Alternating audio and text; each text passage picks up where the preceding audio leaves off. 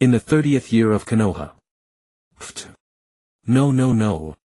Uchiha Chizuki, I think you're going a bit too far. After hearing the young boy's suggestion, the white-haired elder was so stunned that he spat out all the tea in his mouth. He simply could not imagine how such cold words could come out of the cute-looking boy's mouth, a mouth warmed to 37 degrees. The elder could not help shivering as he pondered the logic behind it. Uchiha Setsuna was the current head elder of the Uchiha clan, a famous shinobi of the Warring States period known as Mad Dog Setsuna. He had once killed 12 jonin by himself and captured 6 elites of the Senju clan. At the height of his reputation, his name could stop crying children at night. He was also the leader of the Uchiha clan's radical faction, a fervent follower of former clan head Uchiha Madara and a radical proponent of power. Who said that no one was willing to follow Madara back then? He, Uchiha Setsuna. On that day he waited at the back gate from midnight to noon and then to midnight again, yet not a single shadow appeared. But at this moment, even someone as cold-blooded and ruthless as him could not help feeling a chill run down his back at the boy's words. Why not? Uchiha Chizuki tilted his head, his tied-back ponytail brushing his shoulder. He blinked his clear lively eyes, wearing a puzzled expression. He even felt like yawning or letting out a little milk burp. This. Hit by Chizuki's cute appearance, Uchiha Setsuna was momentarily at a loss for words. At ordinary times he would have been delighted to see his old friend's son in such a state. But now he could only think painfully, why had such a good child grown so crooked? Could it be that the child had overheard what I said before? Was it really bad to let such a young child be exposed to these things? I am such a terrible person. It is my fault. After a long sigh, Uchiha Setsuna took a deep breath to steady himself. He took a light sip of tea and carefully searched for the right words to persuade the boy. Chizuki, this is too inhumane. Uchiha Setsuna spoke softly, trying his best to sound gentle. I don't think that buying a refugee for every clansman from childhood, having the refugees cook delicious food for them every day and giving them meticulous care. As for the refugees, I don't know yet, but as you said, opening their hearts to each other is inevitable. Yes, what's wrong with that? Uchiha Chizuki kept blinking his eyes. Uchiha Setsuna looked at Chizuki like this and could not help clutching his heart, but at this time cutting the refugees into pieces and making them into meat pies, then feeding them to the clansmen and telling them the truth. Using that to stimulate them and awaken their Sharingan. Uchiha Setsuna stared at Chizuki's clear eyes and said earnestly, this is too cruel. Even though the Uchiha clan were all power-seeking fanatics, they would never accept such a proposal. This plan was no longer just evil, it was misanthropic.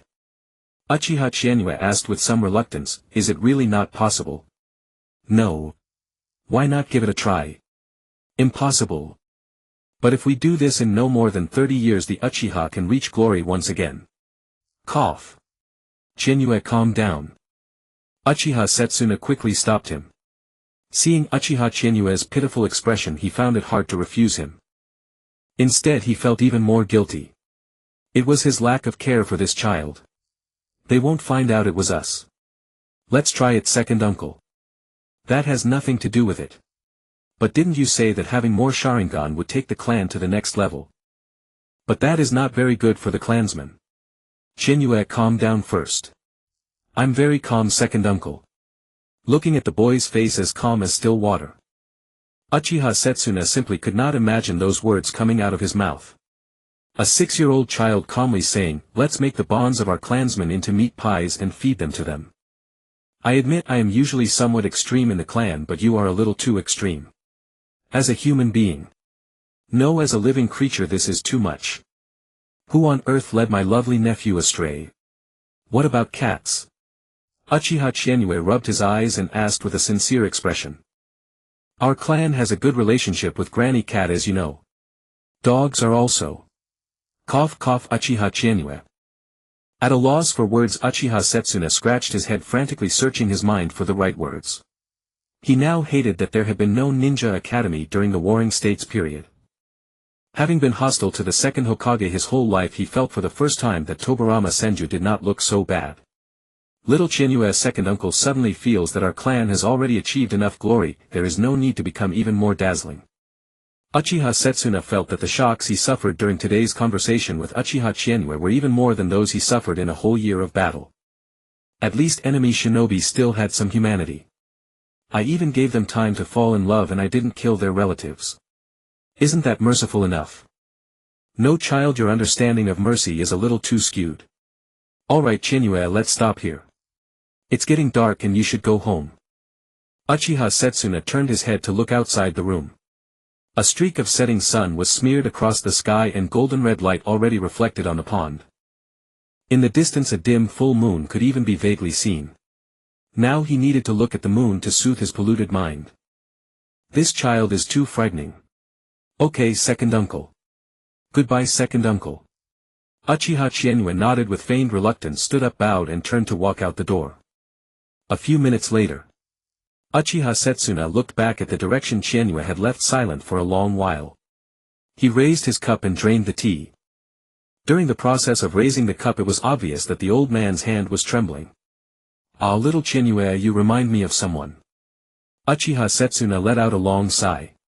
He seemed to see another Uchiha Madara. No, in terms of these thoughts the boy was even more extreme than that man. After dealing with this it should be a long time before anyone comes to talk to me, right? Uchiha Chinyue stretched lazily and a few crisp pops came from his body. I can enjoy some peace and quiet for a while again. He walked slowly home along the road surrounded by visible prosperity, the Uchiha clan's commercial street. There were ninja tool shops selling kunai and shuriken and snack shops selling tricolored dango. Goods overflowed the storefronts. The clan had its own shops, so there was no need to go to the village's main street. People of all kinds crowded the road and the atmosphere was lively. The Uchiha clan was the #1 clan in Konoha today. A truly distinguished family. This is the 6th year, isn't it? It had been 6 years since he was reborn into this world. As a transmigrator, Uchiha Chinyue possessed the necessary qualities of a protagonist, such as quickly adapting to the fact of his transmigration and probing the background of this world. Even though this world was not scientific.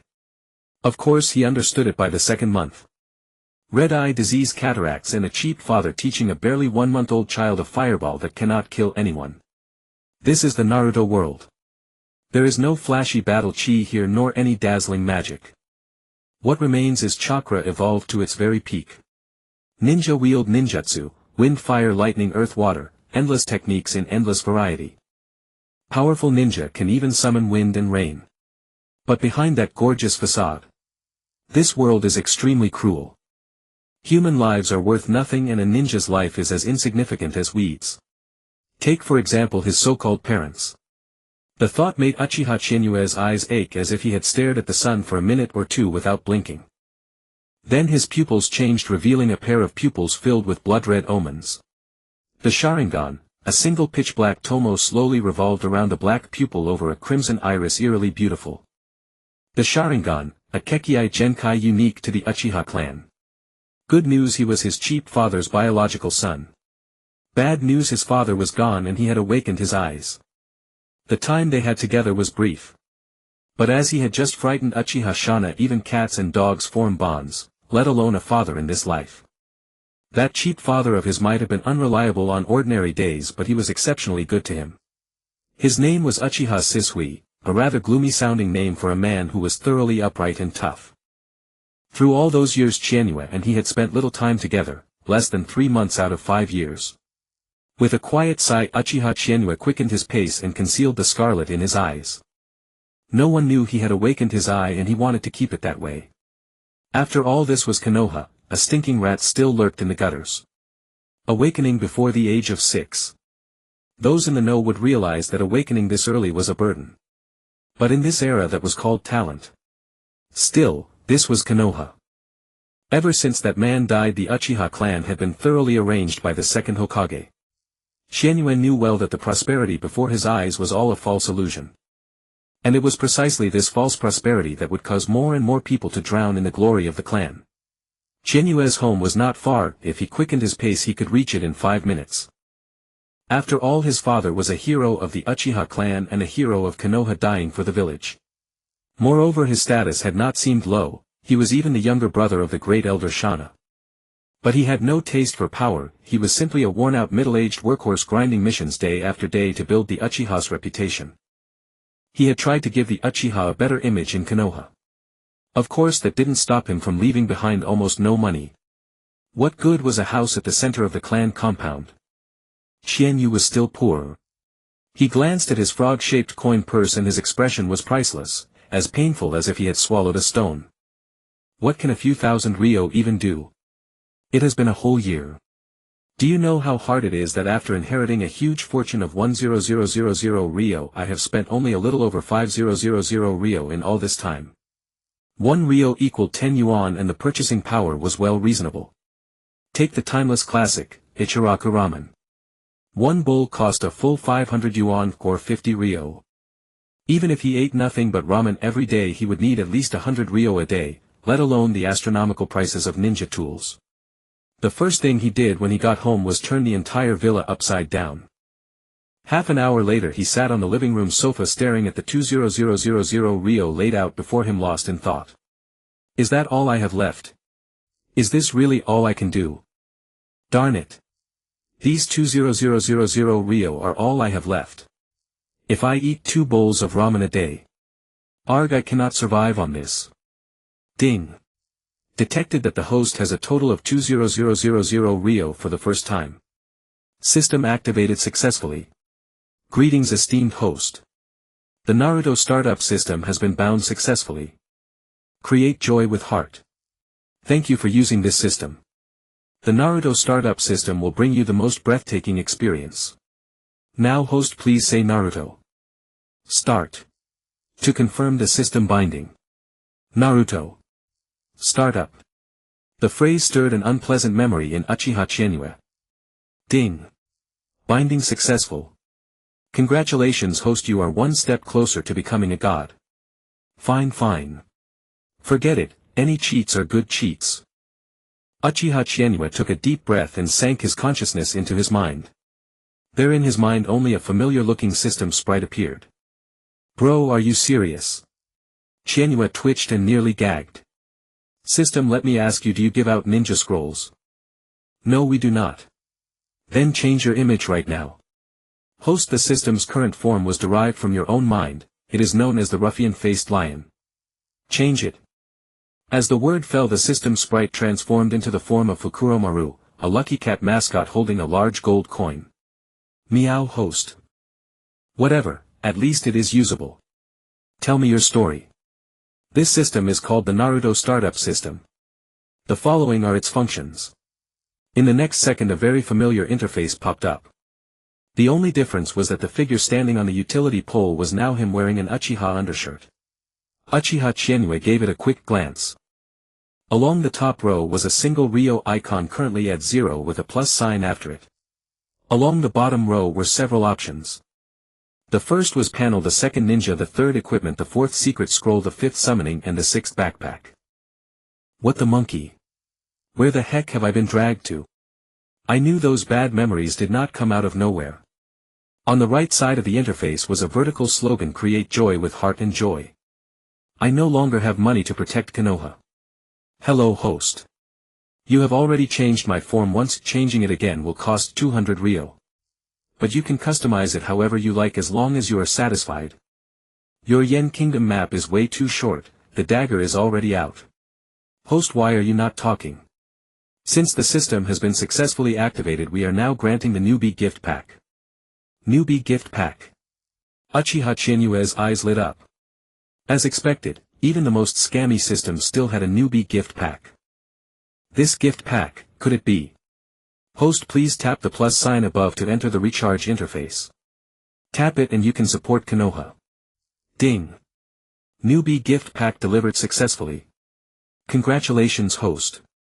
Reward 1 to recharge your first 1000 ryo to unlock a powerful secret scroll. Ding. Congratulations host. Reward 2 the 1000 ryo -30 coupon 1. Ding. Congratulations host. Reward 3 the 1-year pass for viewing the personal panel with a 365-day countdown. Please note the panel pass requires 1000 ryo to purchase. Wait. What the heck? I have to pay for my own personal panel. Who taught you to make your newbie tutorial? Point me to the recharge interface. Use your heart to create joy. No money, no game. System, open my panel. Uchiha Chizuki said inwardly. System yes. System host personal panel annual card remaining time 365 days. Name Uchiha Chienyu. Age 6. Ninjutsu trainee rank 2 350,500. Taijutsu trainee rank 2 100,500. Genjutsu genin rank 1 200 1000. Ninja cards owned none. Summoning beast none. Secret scroll none. Special ninja tools equipment none. Kekkei Genkai Uchiha Clan Single Tomo Sharingan.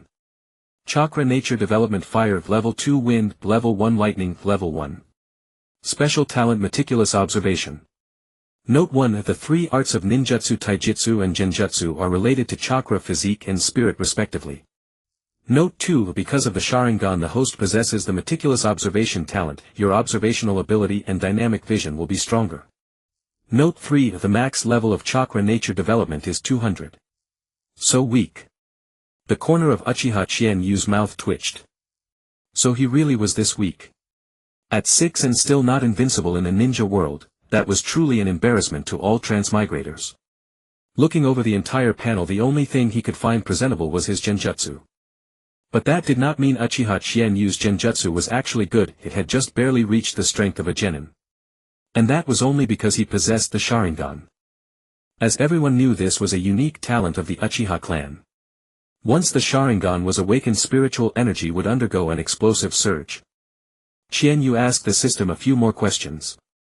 For instance, there were only 3 trainee ranks in total, much like tiers in a game. Only when all 3 disciplines reached genin level could one be considered a proper genin. As for that chakra nature development with a max level of 200. S-rank ninja Uchiha Madara's fire nature development is level 199. Host, what are you waiting for? Get stronger fast. How do I get stronger? Uchiha Chienyu pressed down hard on the silver tails on the table, trying to awaken the system's conscience. The next second the system automatically popped up a top-up interface. 6 tails, 18 tails, 30 tails, 68 tails, 128 tails, 198 tails, 328 tails, 648 tails, 1000 tails. A few more options after them were grayed out: 3000 tails, 10,000 tails, and so on. Immediately afterward a tutorial-like indicator box appeared before him. It showed Uchiha Madara holding an Uchiha war fan and pointing at the top-up option marked 1000 tails. Young one, click here to begin your path to power. The dialog box popped up. Damn it. I'll top up. Would my Lord Madara ever trick me? Silver minus 970. Ding. Congratulations, host. Recharge successful. First recharge silver will be doubled. Ding. Congratulations, host. You have received the first recharge gift pack, which has been stored in the host's backpack. After the top-up, just as after any real impulse purchase, regret flooded into his heart. A ninja's regular income was really too low. Based on a normal ninja's income, a chunin could take on B and C rank missions. Missions of this level paid around 50 to 60,000 taels per trip on average. Even with a normal ninja's ability, the monthly cap was 100,000 taels. Even the highest ranked S-rank missions only paid around 1,000,000 taels. Although compared with the daily expenses of civilians and ordinary people, such income was practically a fairy tale. But don't forget, a single kunai costs over 1,000 taels, and shuriken thrown around as if they were free cost 200 taels each. Not to mention explosive tags, soldier pills. The prices of all kinds of ninja tools were not low. These were all necessities for a ninja. Ding. Host's current silver balance 2000 taels. Congratulations, host. New function unlocked: Konoha Training Grounds. View the function. The next second all the information about the Konoha Training Grounds appeared in his mind. It wasn't providing Uchiha Chienyu with a training ground, but rather a buff that granted a training bonus. For example, the lowest tier double training experience cost 100 taels to activate once. There is nothing the host can think of that the system cannot do. If you like it, I'll do it. Good. As long as the taels were topped up 100-fold, 1,000-fold, or even 10,000-fold, training experience was not impossible. But double was already 100 taels to activate, and triple was a terrifying 500. System. My money was all earned through honest means. Whose honest person's money was this easy to earn? Young one, please spend 1,000 taels as soon as possible to unlock the first recharge gift pack. Lord Madara in the image shifted raised his Uchiha war fan and was incomparably domineering. So I have to spend 1,000 taels as well, huh? Uchiha Chienyu only felt his vision blur. Can someone like me really afford this system? Uchiha Chienyu let out a long breath. After a moment of recovery he clicked open the backpack. Insufficient permission. Please purchase Backpack Access Permission, 500 taels. Backpack Access Permission allows the host to store items on their person and use the items in the backpack at any time according to the host's wishes. Uchiha Chienyu nearly spat out a mouthful of old blood. I have to pay just to open my backpack. Isn't this my backpack? Would you like to unlock it? Unlock. Uchiha Chienyu said through gritted teeth. Ding. Backpack unlocked successfully. The backpack interface now only had a 3x3 grid of 9 slots. Sure enough, following this crappy system's usual nature, unlocking more slots later would probably cost money too. The first of the 9 slots was clearly a glittering golden gift box. Below it was a short line of description. First recharge gift pack. Contains secret scroll Skyslashing Wave Advanced Recruitment Voucher X3. Please spend 5001000 taels to unlock this gift pack. Seeing what was inside, Uchiha Chienyu felt awful. Tell me, how much do I need to top up for the recruitment function? Uchiha Chienyu asked in a hoarse voice. Host, those words are wrong. The recruitment function doesn't require a top-up. What? Since when are you this kind? After spending 500 taels in total, the recruitment function can be unlocked. Pfft. Not only do I have to top up, I have to spend it all. Uchiha Chienyu stood up shakily. Good news, I've transmigrated into the world of Naruto and I have a system. Bad news, this system is about to be the death of me. Let me try the triple training effect first. Uchiha Chienyu rested for quite a while, then finally let out a faint sigh and walked out of the room. His home was still quite large, with a small rockery and close to the river.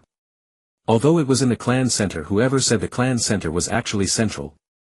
This clan center designation was because the house next to Chienyu's belonged to the current Uchiha clan leader. It might not sound familiar at first, but in truth, in that home lived a 12-year-old youth named Uchiha Fugaku. This one was not yet the future clan leader, at present he was merely the Uchiha clan's genius. It was said he had awakened a single Tomo Sharingan some time ago, and his promotion to Chunin was already as good as settled. He was praised as a genius the Uchiha clan produced only once in 10 years. Training begins. System, I want to undergo a triple boosted experience training session. Ding. Successfully spent 500 taels. Duration of this triple training effect boost 4 hours. To promote sensible time management and a balanced work-rest training mode, each session must not exceed 4 hours. Otherwise it will be regarded as overtraining. Speak plainly. A boosted training session lasts at most 4 hours. Exceeding the time costs extra. Leftover time is neither refunded nor carried over. Scram. You got it.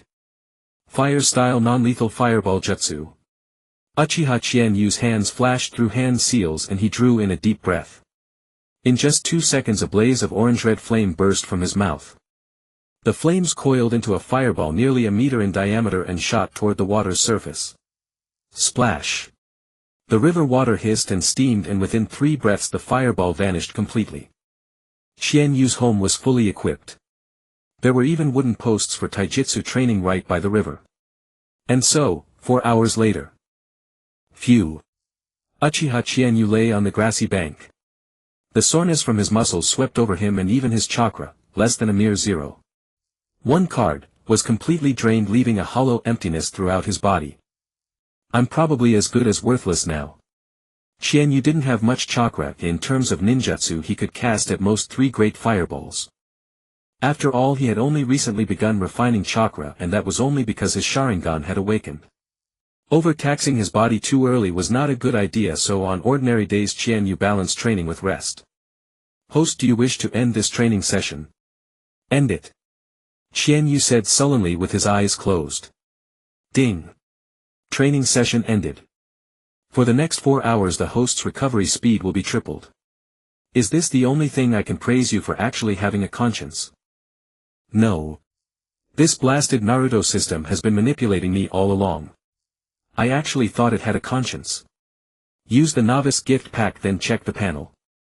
Qianyu mentally murmured a single phrase. Ding. Novice gift pack successfully used. Congratulations, host. You acquired Secret Scroll, Sky Slicing Wave and Premium Recruit Ticket X3. Although he could clearly feel the substantial improvement, the data on paper was still the most satisfying. Host Personal Panel Annual Card Remaining Time 365 Days Name Uchiha Qianyu Age 6 Ninjutsu Trainee Level 2 365,500 Taijutsu Trainee Level 2 121,500 Genjutsu Genin Level 1 200 1000 Own Ninja Cards None Summoning Beast None Secret Scroll Sky Slicing Wave Special Ninja Tools Equipment None Kekiai Genkai Uchiha Clan Single Tomo Sharingan Chakra Nature Development Fire LV 2 Wind LV 1 Lightning LV 1 Special Talent Meticulous Observation Ninjutsu had risen a full 15 points and Taijutsu had risen 21 points. The obvious gains lifted Qianyu's mood considerably. If he trained 4 hours a day, gaining 15 ninjutsu points and 21 taijutsu points each day, then in only 10 days his ninjutsu could advance to trainee level 3, and in 18 days his taijutsu would also reach trainee level 3. The experience bar for every trainee level was 500 points, making it arguably the easiest stage to pass through. Also, as his chakra reserves and physical condition improved, he wouldn't have to train for a while and rest for a while like this time. 4 hours. Qianyu had nearly exhausted himself before an hour had even passed. He stubbornly pushed through alternating practice and rest to scrape together 4 hours. And back to this rank system, setting aside the trainee ranks, the following genin stage was much harder. Level 1 required 1000, level 2 jumped straight to 2000, level 3 straight to 3000. As for the stages after that, he still had no idea how much experience would be needed. And judging by the ranks this system provided, they were simply numerous. Trainee Genin Chunin Elite Chunin Special Jonin Jonin Elite Jonin Anbu Kage Super Kage. This order was not based on the strength of Konoha Ninja, it was the system's rank table. That was a full 10 stages. 10 days, 18 days. It seemed I had a bright future ahead. Qianyu lay on the ground. His body was indeed recovering much faster. After a long sigh he sank into thought. How do I make money? This burns way too much money. 500 Ryo a day, 10 days is 5,000 Ryo and 18 days is a full 9,000 Ryo. He hadn't even spent 9,000 Ryo in the past half year or more. But could he afford not to train? Obviously not. It's now Konoha year 30 and the Second Shinobi World War should break out around year 33. Although the Second War didn't last long, still, Uchiha Qianyu lay on the grass lost in thought. Children entered at 5 and graduated at 9. Konoha's Ninja Academy currently lasted only 4.5 years. His own timeline would just match being thrown into the battlefield right after graduation. TSK. Not only did he have to worry about how to make money but also how to survive the Second War. Though he could probably beg his second uncle to keep him off the battlefield. Forget it, no more worrying. Let's check the secret scrolls first. Young one, congratulations on unlocking the secret scroll feature. The beginner's guide popped up again. The overwhelmingly domineering Lord Madara pointed at the secret scroll feature with his war fan. After tapping in, there was only a single lonely sky-slicing wave secret scroll already equipped automatically. Wind-style sky-slicing wave level 1 upgrade cost. Wind-style fragment X1 fires a trumpet-shaped blast of wind-style air pressure forward, knocking enemies back and away while dealing damage. Consumes the host's chakra when used but requires no hand seals. Note: secret scrolls are different from ninjutsu the host trains. Secret scrolls cannot be trained, they can only be upgraded with style fragments. Different attributes require different fragments. Each secret scroll upgrade increases its power. Maximum level 100. This. Uchiha Qianyu's eyes lit up. If that was the case, this was a treasure. The sky-slicing wave, with that introduction and that icon, Qianyu recognized what it was at a glance. A bullet. A secret scroll so fast it was absurd. It had also been brutally nerfed because its startup speed was too fast. This description was exactly the same. So, how many people could react to a bullet? He wouldn't dare make claims for higher levels, but at the Genitachunin stage Qianyu genuinely couldn't think of anyone who could react to this thing. Although this ninjutsu didn't have much power, its strength lay in being released without hand seals. No hand seals, wasn't that just like a bullet? Before the opponent could even get on guard, a sky-slicing wave had already been fired. That 1,000 ryo was definitely money well spent. The sky, already somewhat dim, had now turned completely dark. It was already past 10 at night. Tomorrow was Monday and he still had to go to the ninja academy in the morning. Dragging his heavy, exhausted body, he limped to bed and lay down. Sleep. One little blanket over his head, completely shut off from the world. The night passed without a word. When he opened his eyes again it was already 6 in the morning. Famished Uchiha Qianyu decided to reward himself by having breakfast today. Yesterday's training had been too exhausting. On normal days he skipped breakfast entirely and simply ate one meal at noon and one in the evening. On the road to the ninja academy there was a breakfast shop. Boss, 6 rice balls and a bowl of miso soup. Whoa, kid, buying that much? The owner saw the Uchiha clan crest and knew in his heart that this was an Uchiha heading to school. Generally speaking, Uchiha clan members wouldn't buy breakfast here. But he was just a breakfast shop owner and enthusiastic service was his virtue. Yeah. A warm, gentle voice reached his ears. Before Qianyu could even answer the owner, he looked over. A handsome blonde boy was walking over. The blonde waved his hand and said with a smile, "Qianyu, are you bringing breakfast for some classmate?" "It's Minato." Uchiha Qianyu grinned. "Yesterday's training was too tiring, I'm eating all 6 myself." Minato Namikaze smiled shyly at the remark and scratched his head. "Chizuru is amazing, she can actually eat 6 rice balls." Uchiha Chizuru blinked. No matter how she looked at Minato, why did his head seem so big? "Minato, have you eaten? What would you like?" "Me? I haven't eaten yet." Minato Namikaze answered truthfully and his stomach let out an obliging growl making him blush. "What do you want to eat? Just say it." Uchiha Chizuru waved her hand grandly and smiled. This isn't right, Chizuru." Minato Namikaze scratched his head awkwardly. "Don't be so formal. Isn't it just that you're buying me a meal?" "Minato Namikaze." Minato's smile stiffened. The shop owner beside them, however, chuckled. "Little ones, what would you like to order?" Minato hesitated. He wanted to say, "Can I refuse?" "Ahem, boss, I'll pay for his food together." "Chizuru, you can treat me next time." Uchiha Chizuru grinned. Daily teasing of Minato 1. "Then I won't hold back, Chizuru." Minato Namikaze said. "I'll treat you next time." "Boss, I'll just have 1 rice ball." "That'll be 2,000 yen." Uchiha Chizuru paid, packed up her rice ball and miso soup and ate as she walked. Minato walked alongside Uchiha Chizuru and murmured softly. "Chizuru, eating while walking can easily make you choke." "It's nothing." Uchiha Chizuru waved her hand carelessly. "This saves a lot of time. I'll be done eating just before we reach school." "You wouldn't want to get caught eating by the teacher during class, would you, Minato?" What Chizuru said made sense. Minato Namikaze thought for a moment, then picked up his rice ball and started eating. "Thank you, Chizuru. At noon today I'll treat you to Ichiraku ramen." "All right." Uchiha Chizuru had been classmates with Minato Namikaze for a year now. Their relationship was fairly good. After all, Chizuru was also a transmigrator and he knew every face in Class A. Who would become someone important in the future was obvious at a glance, wasn't it? Speaking of Minato, he was also an orphan and his circumstances were far worse than Chizuru's. A commoner and an orphan, he was practically stacking every debuff imaginable. Before he knew it, when there were only 200 or 300 meters left to school, he had already devoured a bowl of soup and 6 rice balls. It was ridiculously expensive. 1 rice ball cost 200 yen and a bowl of miso soup cost 600 yen. With just this morning's purchase, the owner's net profit must have been at least 1,000 yen, right? Making that 100 ryo was way too easy. Part-time work? No way. Washing dishes for someone? Never. After all, he was the young master of the Uchiha clan. Washing dishes for others was beneath him. Even if he worked his fingers to the bone all day, he would only earn 100 ryo, nothing compared to the voracious money-devouring system. What kind of wealth was the easiest to amass? War wealth, obviously.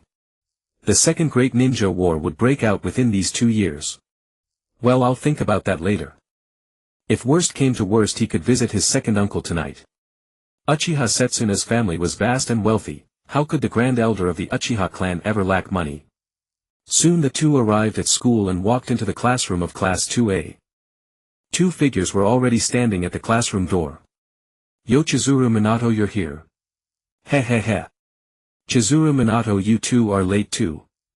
Nara Shikaku greeted Chizuru and Minato with a look of someone who hadn't woken up yet. The chubby Akimichi Choza was munching on potato chips as he greeted them. We're late. Minato was stunned, clearly not expecting to be late. Uchiha Chizuru, however, peered through the glass of the classroom door at Uehara Ejida, who stood at the podium in a Chunin vest scolding students.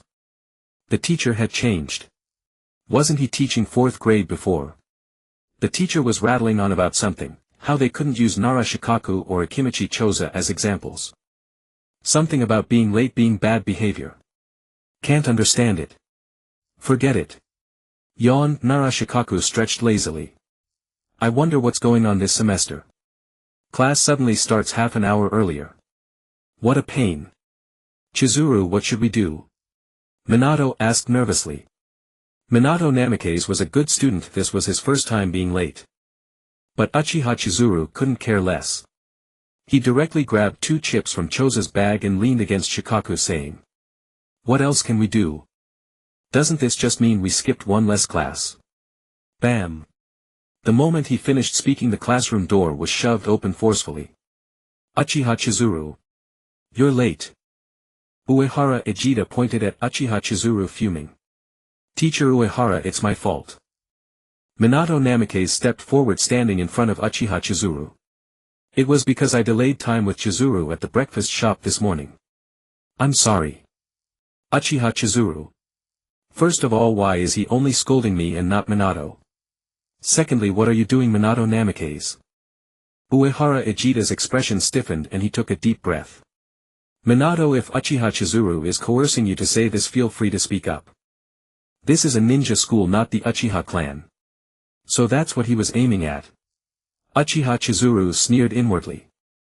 Now he remembered who this teacher was. Uehara Ejida, an outstanding teacher at the ninja school formerly in charge of the 4th-year graduating class.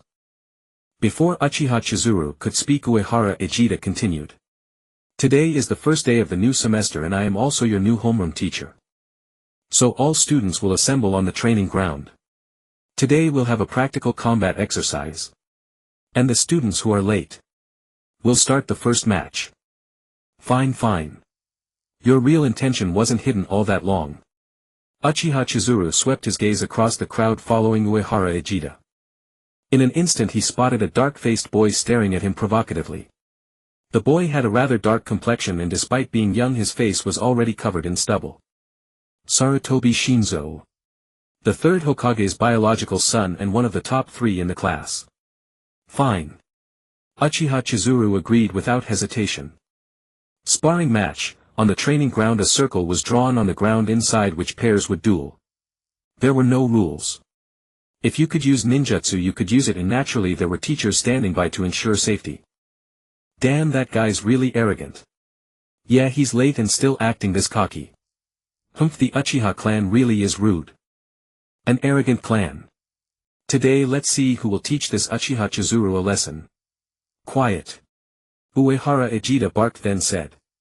The first match will be Uchiha Chizuru against Sarutobi Shinzo. Whoa. Uchiha Chizuru is doomed. It's Class Rep Shinzo. Yeah. Class Rep Shinzo, teach Uchiha Chizuru a lesson. Uchiha Chizuru. He had every reason to suspect this guy was targeting him. But why? Chizuru was puzzled, but then he suddenly caught sight of an unusually bright pair of large eyes looking at him full of expectation. On the playground everyone had already formed a circle. The arena had also been marked out, a large circle 20 meters in diameter. First match, Yuzibo Qianyu vs. Yuan Fei Xian Jiju. Second match, Nai Liang Lu Jiu vs. Xiu Dao Dingzhua. Third match, Bo Feng Shui Men vs. Lu Renjia. Fourth match Yuzhibo Meichin vs. Shanzhong Hai. Fifth match Ri Xiang Ri Zhu vs. A total of 16 matches all clearly arranged.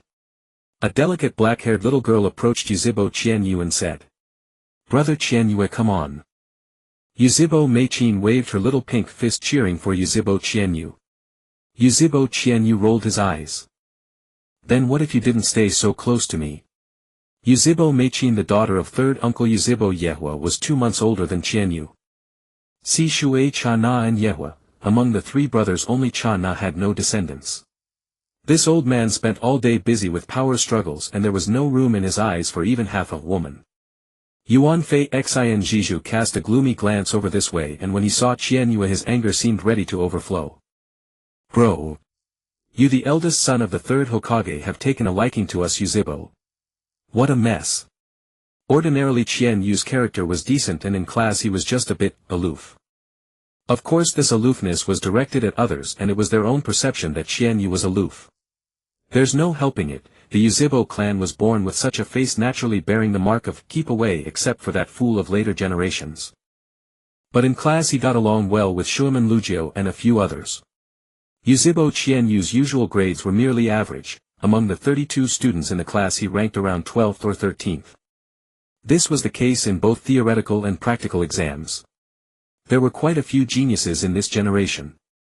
However, in theoretical and cultural subjects Yuzhibo Meichin was undoubtedly the first in the class. "I've been keeping a low profile for too long." Qianyu felt helpless. Keeping a low profile on ordinary days had actually brought trouble. Yuzhibo Qianyu himself was a person who didn't like to show off. Especially in a place full of little brats, showing off was pointless. How boring. Yuan Fei Xin Jiju walked into the circle. He first made a very flashy cool expression at Yuzhibo Meichin. Then he shot a fierce glare at Yuzhibo Qianyu. Under the death glare Yuzhibo Qianyu also walked into the circle. Yuan Fei Xin Jiju himself was quite talented. In practical combat class he could rank in the top 3, he could fight anyone except Ri Xiang Ri Zhu. Since last semester the thing all classmates feared most was being matched against Ri Xiang Ri Zhu, Yuan Fei Xin Jiju, or Ri Xiang Ri Cha. Ri Xiang Ri Zhu of the Ri Xiang clan was a true genius, though he would seem rather mediocre later on. But now he had already awakened the Byakugan and mastered the 8 trigrams 16 palms. Apart from him it was this Yuan Fei Xin Jiju. At this moment inside the competition circle, Yuan Fei Xin Jiju's lips curled up, but seeing that Yuzhibo Meichin was always looking at Yuzhibo Qianyu, he suddenly felt a bit disappointed. But what does it matter? Meichin, you mustn't blame me, you know. I know he's your cousin and I'll go easy on him. He wouldn't miss such a great opportunity to show off. Immediately Yuan Fei Xin Jiju struck a pose of profound mystery and gave Yuzhibo Qianyu a gentle smile. This smile he had imitated from his father for a very long time. Such a smile was the kindest. "Qianyu, I am usually a low-key person. Although you know my status, you must not be constrained by my status. Let me see your true strength. Don't hold back just because my father is the third Hokage. This is our first sparring match, so you can go all out. I will witness your growth." Yuan Fei Xin Jiju continued. "Anyway, with your current strength it's impossible for you to hurt me. Show me your capacity." Why hadn't I noticed before that this class monitor was so good at showing off? Yuzhibo Qianyu was speechless. No wonder he would die early later. "Okay, class monitor, I understand, class monitor. Don't worry, class monitor, I won't hold back." Yuzhibo Qianyu smiled faintly. His attitude shocked Xin Jiju a bit. In the arena Shang Yuan Jing Tian stood between the two, one hand extended in front of them.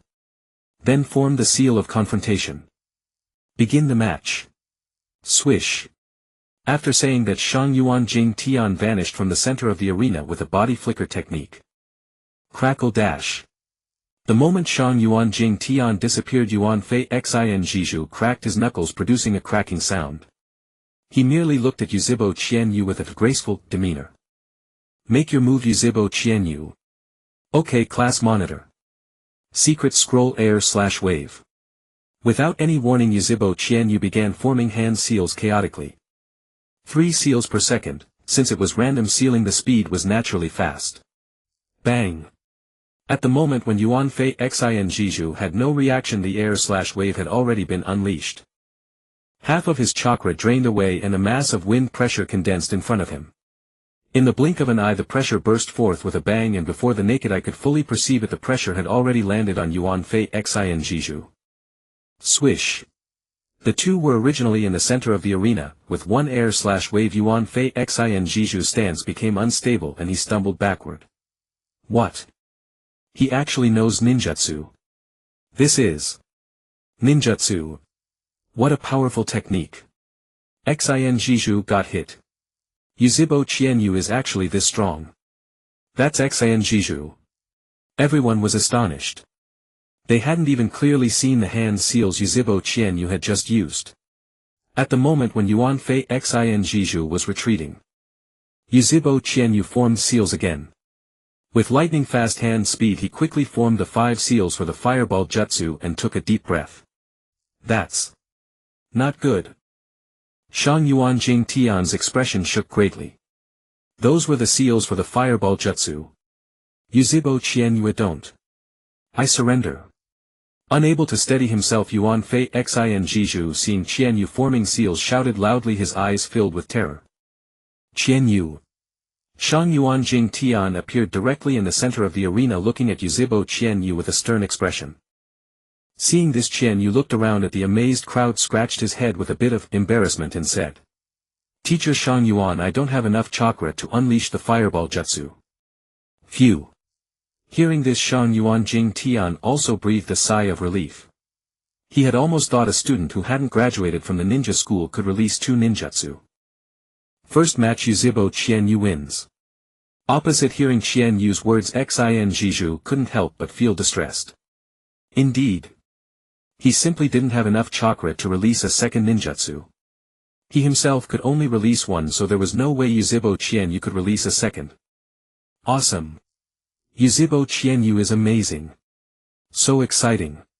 He even used ninjutsu. Is this what a true ninja battle is like? The students surrounding the circle were all shouting excitedly. Little Qianyu, you're so amazing. Uchiha Mikoto said in a sweet babyish voice, her eyes brimming with little stars. Just as so. Uchiha Qianyu waved a hand carelessly. It's all because the class monitor was going easy on me. It was only natural that he could unleash a great fireball. An ordinary genin could manage only 2 or 3 great fireballs. But Qianyu was different. He had long since trained in tree climbing and water walking, so his chakra control was a cut above. Moreover, the great fireball was a jutsu that let the user control the amount of chakra. All he had to do was use a little less chakra, right? As expected of Qianyu. Namikaze Minato sidled over and smiled shyly. I never thought you could use ninjutsu, Qianyu. My second uncle gave it to me. Uchiha Qianyu smiled. In the distance, Hyuga Hayashi shot a deep look at Uchiha Qianyu. Big brother, what are you looking at? Uchiha Qianyu was holding back. Hyuga Hayashi wore the look of someone wise beyond his years. Humph. Hyuga Hizashi gave a cold snort. Big brother, whether he held back or not, you're still the top of the class, and the Hyuga clan is the most distinguished clan in Konoha. Qianyu, you really surprised me. Uehara Ida shook his head with a light chuckle. Since the match is over, formed the seal of reconciliation. Sensei, it's not that I'm impressive. Uchiha Qianyu said with great modesty. It's all because class monitor Shinosuke was going easy on me. As expected of the 3rd Hokage's son, he's really too kind. Sarutobi Shinosuke had originally wanted to come up and reprimand him, but Qianyu had truly shut his mouth. He had wanted to criticize how could Qianyu make hand seals but not actually release the jutsu. That was obviously cheating. I demand a rematch. But obviously those 2 lines had completely shut him up. Unwilling as he was, he had no choice but to form the seal of reconciliation with Uchiha Qianyu. Still, he silently stored away this grudge in his heart. He would settle the score with him later. Very good. Uehara Ida smiled. Those who are done sparring can watch from the side. Next match, Nara Shikaku vs Akimichi Choza. Ah. How troublesome. I forfeit, sensei. Nara Shikaku. Crunch crunch. Akimichi Choza munched on potato chips. Teacher Uehara, I'm no match for Shikaku. I forfeit. Both of you. Get to the back and stand there. Next match Namikaze Minato vs Lu Rinjiao. As Uchiha Chienue left the arena he even called out to Minato, Master Minato. Cut through his middle. Ha. Minato scratched his head in confusion. What does, cut through his middle, mean? Never mind that, just go hurry up. With that Uchiha Chienue returned to his spectator's seat. Uchiha Mikoto sidled up to him again and said softly, little Chienue, you can even beat Shinosuke now. You're amazing. Uchiha Mikoto blinked her dazed adorable eyes. 6-year-old Uchiha Mikoto was at the age of maximum cuteness. Seeing her like this, Uchiha Chienue had to admit that the Uchiha clan's genes really were too good. Long hair, a face with baby fat, innocent and adorable big black eyes, and a voice that was soft and sweet. Oh come on sis. Uchiha Chienue rolled his eyes. Aren't you stronger than me? It's different. Uchiha Mikoto shook her head. I can't beat Sarutobi Shinosuke.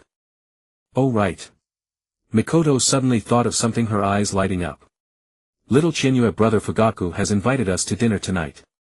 He's asked second uncle Dad and me. Dad told me to bring you along too. Ah. Uchiha Chienue was taken aback for a moment but quickly recovered and nodded. Okay, let's all go together tonight.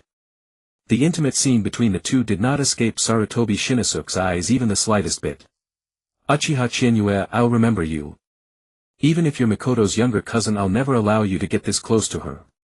I've noted this grudge. The morning practical training class passed quickly. At noon 2 hours were set aside for lunch and a nap. Ichiraku Ramen wasn't far away, so at the very start of the break Uchiha Chienue and Namikaze Minato dashed out of the school. Although most students had packed lunches, those two had no parents, so where would packed lunches come from? Ha! Ha! In front of Ichiraku Ramen Minato panted heavily. Chienue, I was still a little faster this time. Since you're faster you're treating. Uchiha Chienue stretched. Okay Chienue. Minato smiled and walked in first. Tuchi-san, 1 bowl of miso ramen for me and 1 for Chienue. Coming right up. That'll be 1000 Ryo. Thank you Tuchi-san.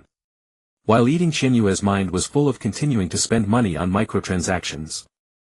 The returns on spending money were simply too great. The secret scroll Sky-Cleaving Wave's full power hadn't been brought out yet. This secret scroll, like a ninjutsu, determined its damage based on the chakra consumed. Of course, every level had its own cap. This jutsu currently had no chance of killing anyone, at most it could blow someone away. But the chakra needed for that was more than Chienue could afford at his current level. That was why during the morning he had used only 1/3 of his chakra. If he had used 2/3 he could probably have blown Shinosuke straight out of the sparring circle. But for now Chienue didn't intend to reveal too much. He had even hidden himself by making hand seals. There was no helping it, if some rat had set its eyes on him that would be bad.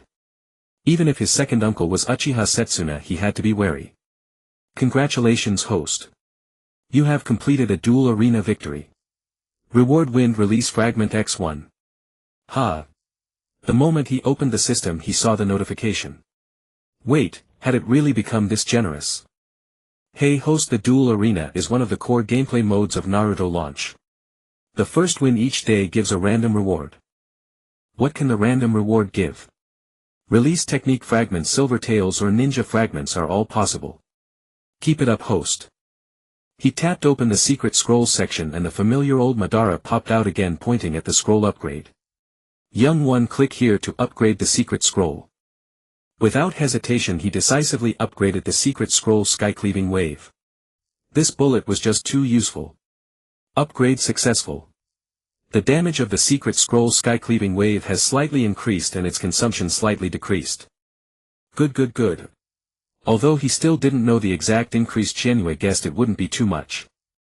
After all, the max level was 100. Secret scroll Sky-Cleaving Wave level 2. Next upgrade required Wind Release Fragment X3 Ding. Gift pack unlocked.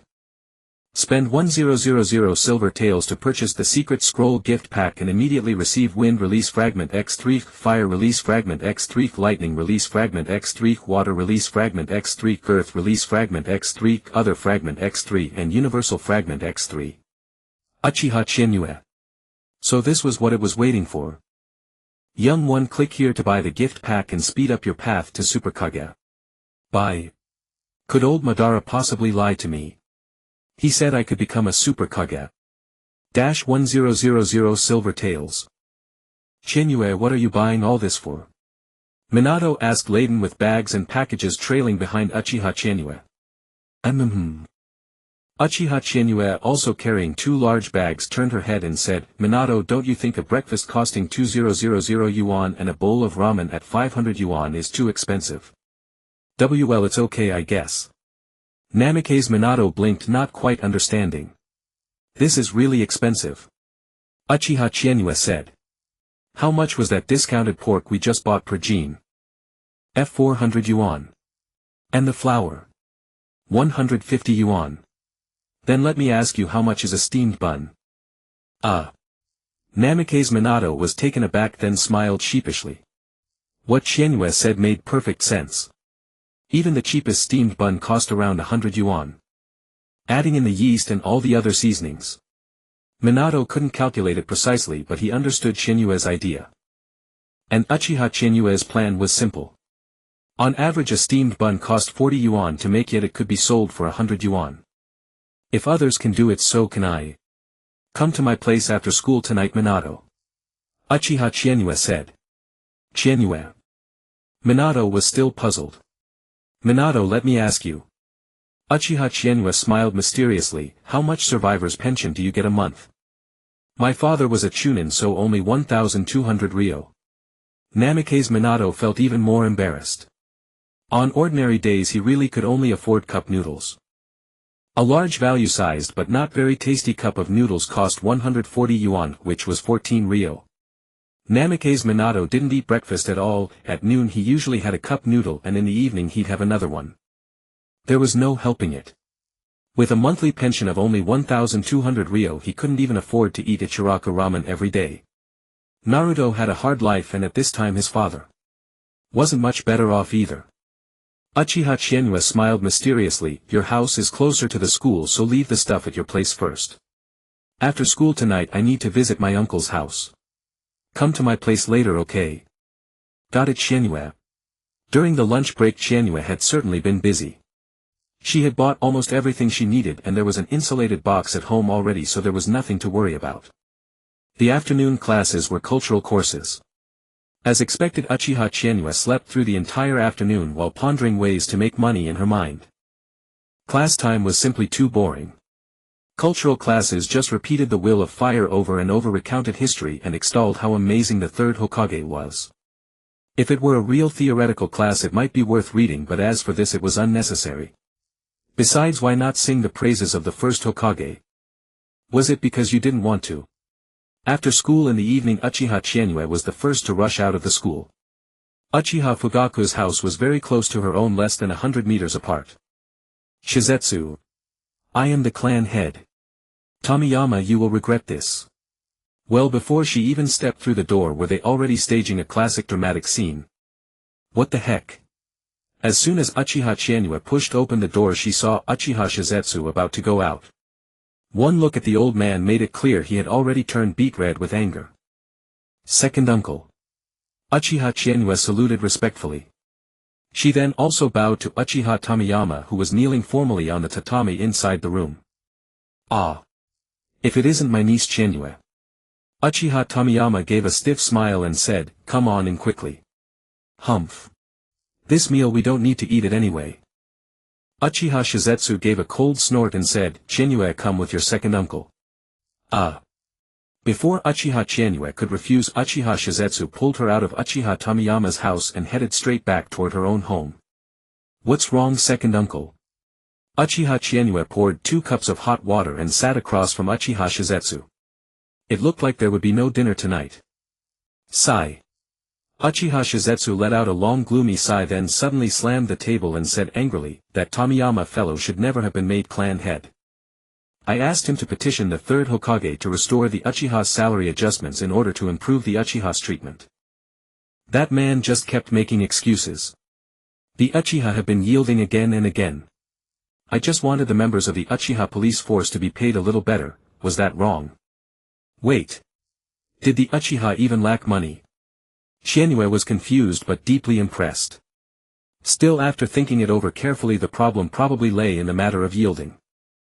The Uchiha clan was vast and wealthy, so of course they weren't short on funds. But the problem was that Konoha's funding was getting slower and smaller, and the third Hokage would only say things like, "The village's situation is tense." As a result, a good portion of the police force members' salaries was actually funded by the clan. Alright, enough about that. Uchiha Shizetsu calmed down a little and squeezed out a smile. "Little Qianyue, you made quite a splash at school today." Uchiha Qianyue said, "Second uncle, would you believe me if I said Sarutobi Shinizuki was going easy on me?" "Impossible." Uchiha Shizetsu snorted coldly, "He's nothing but a good-for-nothing.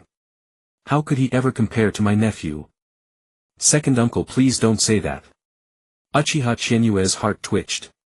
If it weren't for the system, she really wasn't sure she could have instantly defeated Sarutobi Shinizuki. Of course, if she unleashed her full strength, beating Sarutobi Shinizuki was still possible. "So tell me, little Qianyue, what reward do you want?" Uchiha Shizetsu smiled kindly, his old eyes showing no severity at that moment, only deep affection. "Second uncle, could I have some money?" Uchiha Qianyue said a little sheepishly. "How much do you need?" 200,000 ryo. Pfft. Uchiha Shizetsu immediately spat out the hot water he had just drunk. "Qianyue, what do you need so much money for?" "Second uncle, I've been developing a jutsu recently." Uchiha Qianyue said with a serious look. "Oh. Developing a jutsu." Uchiha Shizetsu suddenly became interested and said, "What jutsu? Want to try it out on your second uncle?" "Secret art sky-splitting wave."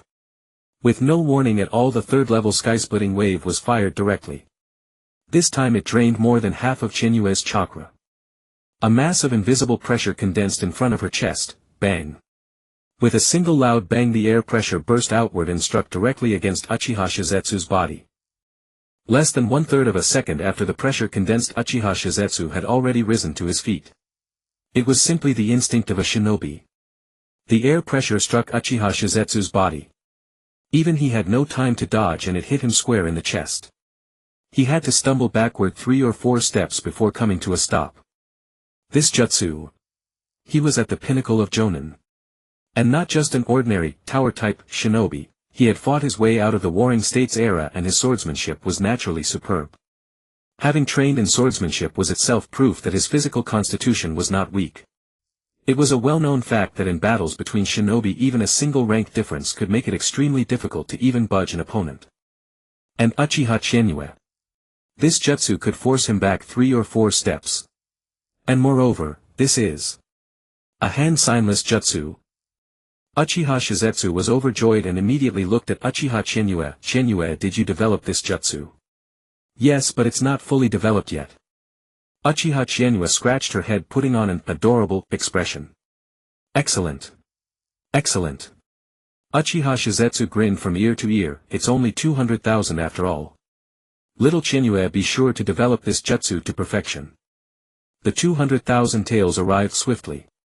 Tonight's dinner gathering was utterly ruined, and likely there wouldn't be another one for a long time. Relations within the Uchiha clan were far from harmonious. Uchiha Setsuna, for instance, belonged to the radical faction. If not for the clan's insufficient strength, he would have long led the Uchiha into rebellion against Konoha. The Uchiha were no longer the clan they had been in the Warring States era. The so-called Mangekyo Sharingan. As of now, among the entire clan there wasn't a single pair. Uchiha Tomiyama, on the other hand, was a dove, and the clan head. He advocated a policy of appeasement and integration into Konoha.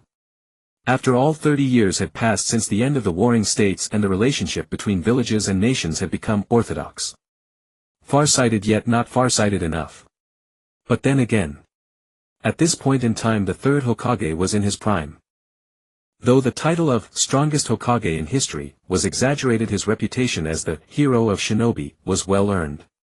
Not to say he could single-handedly suppress the current Uchiha, but if the Uchiha were to rebel it would absolutely bring disaster of clan annihilation. Wow, Chinyue, your house is huge. The little blonde kid laden with bags and bundles walked into Uchiha Chinyue's villa, his eyes sparkling like stars as if he were Granny Lu entering the Grand View Garden. Uchiha Chinyue's residence was indeed impressive, after all it was bought with his father's life savings. The land deeds within the Uchiha clan had no ownership expiration, and there was no rule that the mansion of a fallen hero would be taken back after death. What use is grandeur? Uchiha Chinyue stretched lazily. No matter how grand, it wasn't money. In hand he still had over 218,000 taels, which could indeed sustain them for quite a while. Come Minato, I'll teach you how to make baozi and cook congee. Tomorrow morning we'll go sell breakfast. Indeed. Chinyue. Minato's eyes lit up again. He put down all the bundles he was carrying and said hopefully, I knew you were going to. Ahem, don't get ahead of yourself. I'm just trying it out, starting from this step. Uchiha Chinyue took out the items one by one and began preparations. The little blonde kid stayed by his side lending a hand. The two little kids bustled about just like that. The golden crow had vanished from sight while the jade toad hung high among the clouds. The chirping of cicadas echoed through the summer night. Chinyue, is it okay like this? Hum. Can this really be eaten? Of course. Not only can it be eaten, once you're done I'll pay you. Thanks Chinyue, but I feel. Minato Namikaze looked at the sealed jar in front of him, inside which the duck eggs were thoroughly soaked in black tea and alkaline brine. Minato Namikaze couldn't help swallowing. Was this thing really edible? It felt like wasting duck eggs. I don't really feel that way. Uchiha Chinyue put his hands on his hips and said, if this works out well, we'll have to improve the advanced methods. Alright.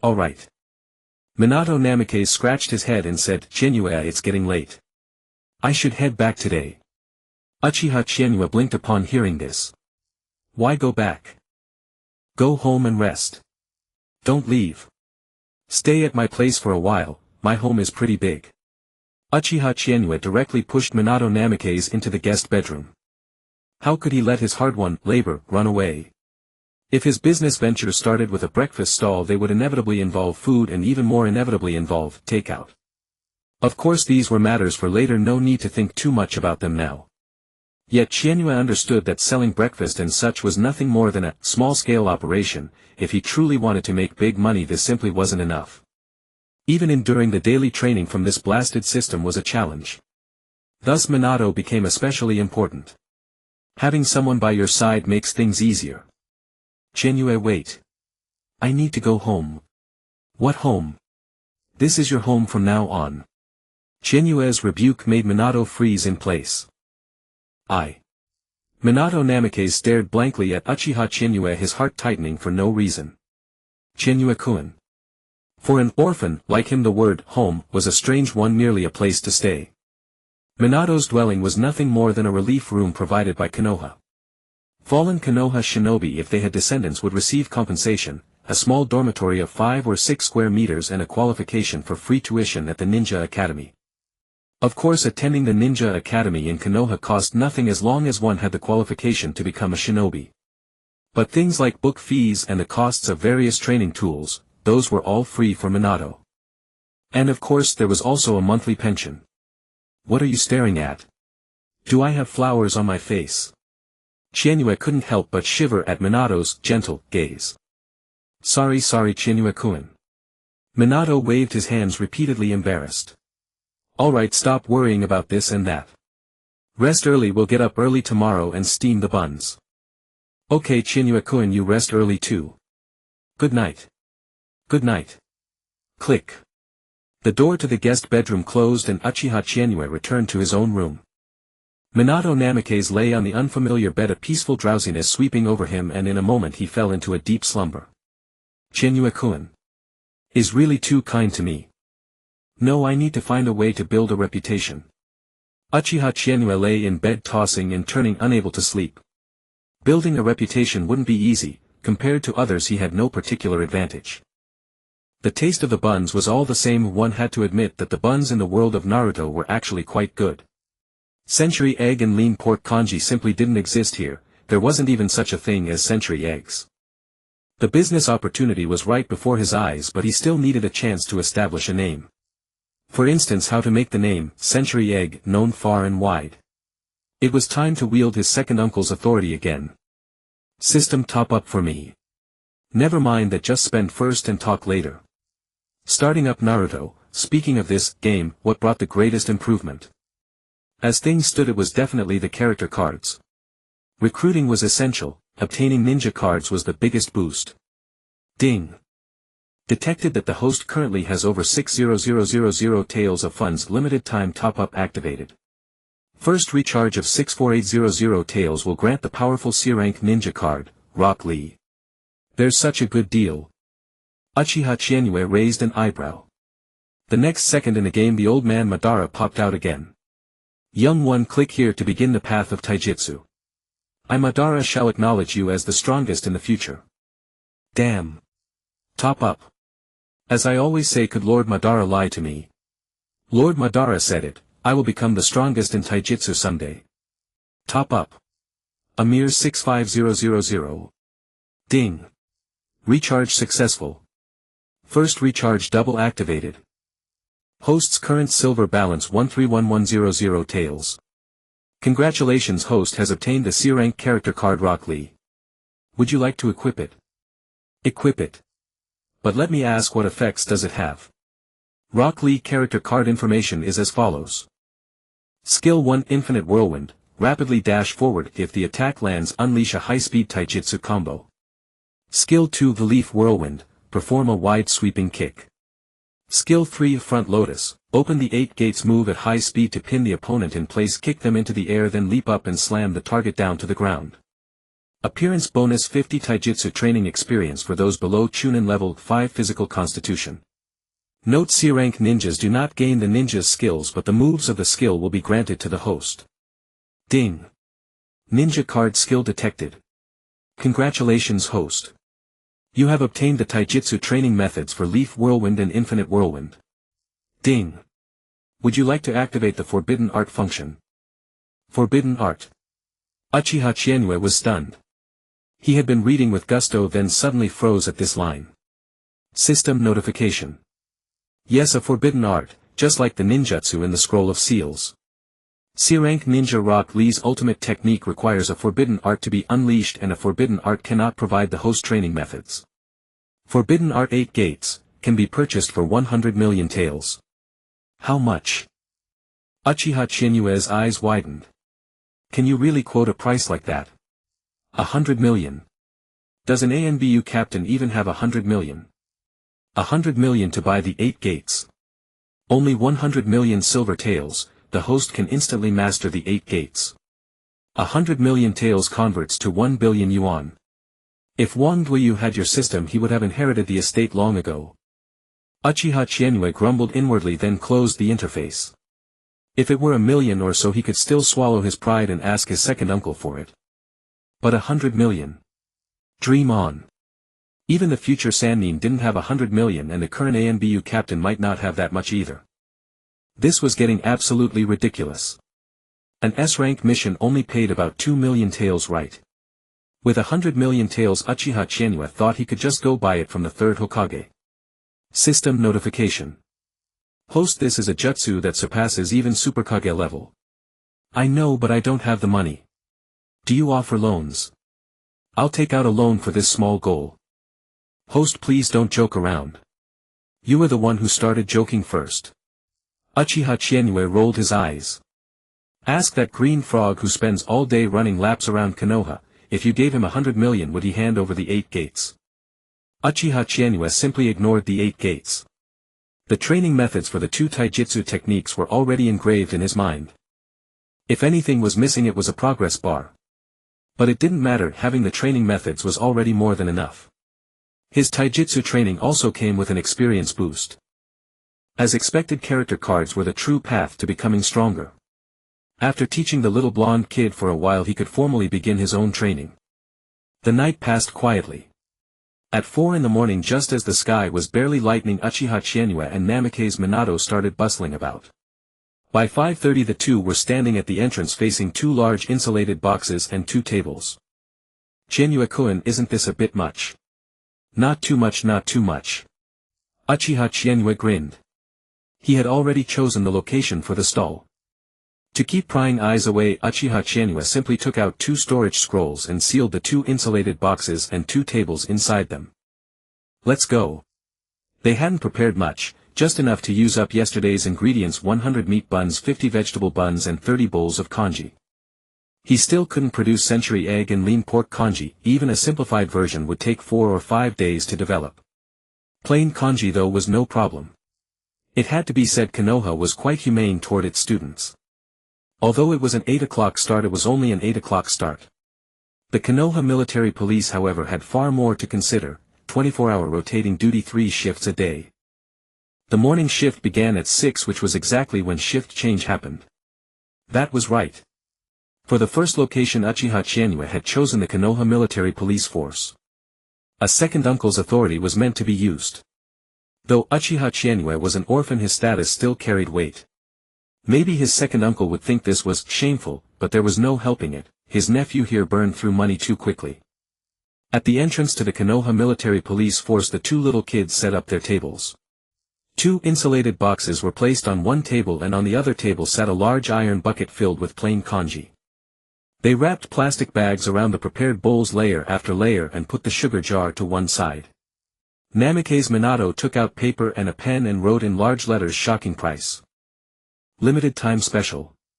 Classic Chien style meat bun 85 yuan. Classic 3 fresh vegetable bun 45 yuan. Plain congee 55 yuan. Chienue-kun, I've finished writing. Namikaze Minato handed the paper over. Okay. Uchiha Chienue took it and stuck it directly to the front of the table. The spot was eye-catching and visible at a glance. Little Chienue. A magnetic middle-aged voice reached his ears. Uchiha Chienue looked toward the sound and saw a stubbled man walking over with some surprise. Brother Ming. Uchiha Chienue greeted him with a smile. What's this? Uchiha Ming walked over, still a little astonished by the 2 kids' stall. Selling breakfast. Uchiha Chienue grinned. This is my classmate and good friend Namikaze Minato. Hello, Brother Ming. Minato, Namikaze said, scratching his head shyly. Ha ha ha. Uchiha Ming chuckled and walked up to the stall. Little Chienue, did you make these buns yourself? That's right. 85 yuan, cheap enough. Give me 2 meat buns, 1 vegetable bun and a bowl of plain congee. Coming right up. Uchiha Chienue took a plastic bag and grabbed 3 buns, 2 meat, 1 vegetable. Namikaze Minato ladled out a bowl of plain congee, then tied the bag shut. Brother Ming, that'll be 260 yuan. Since you're our first customer today, I'll knock 1 tail off. Uchiha Chienue handed the breakfast over. Uchiha Ming took it with a smile and said, Little Chienue, you're really good at business. You flatter me, Brother Ming. We were in a hurry today, and Minato and I don't have much startup capital. If business is good, we'll add more meal boxes tomorrow.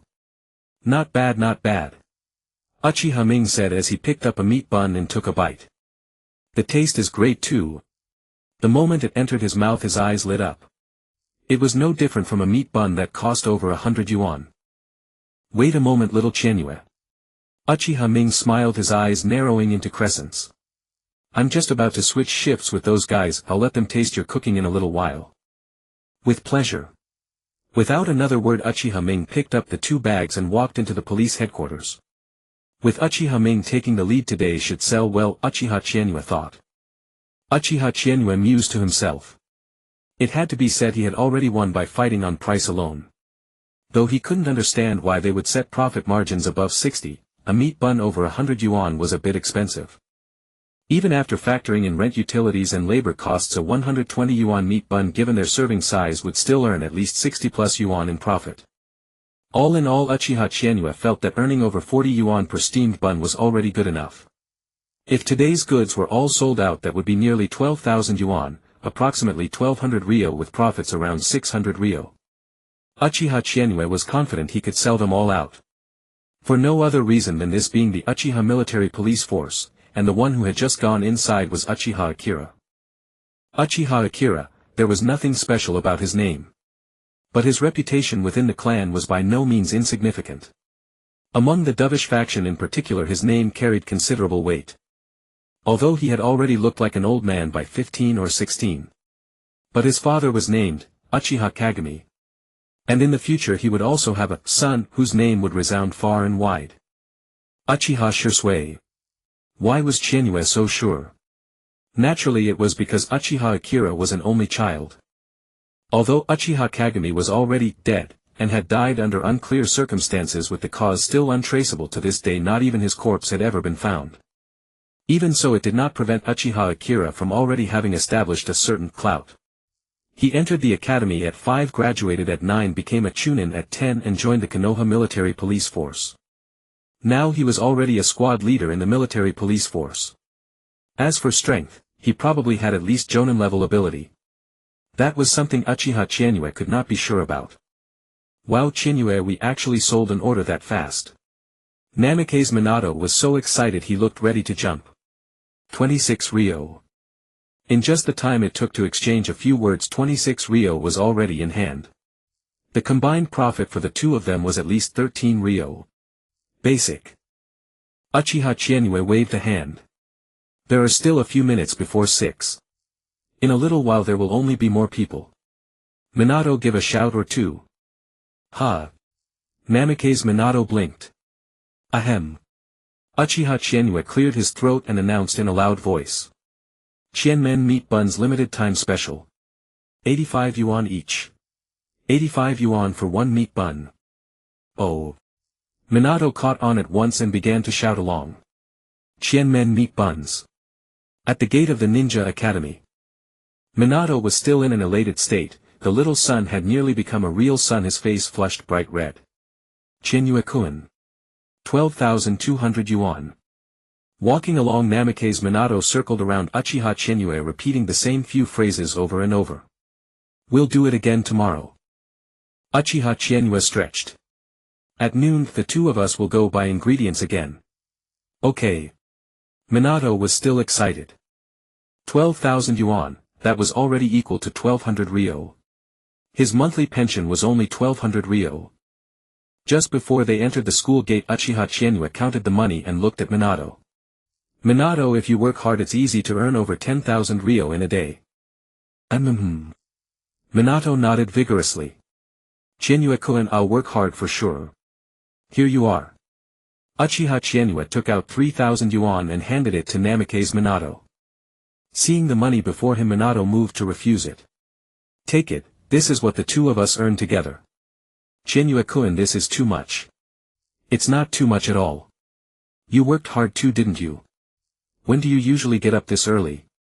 Entering the academy he was not late today, everything was as usual. It was just that the first class was ninja tool throwing, so Uehara Ida led the class to the training ground once again. Sorry little brother Chinyue. Uchiha Mikoto walked beside Chinyue looking a little guilty. Uchiha Chinyue however waved his hand with little concern.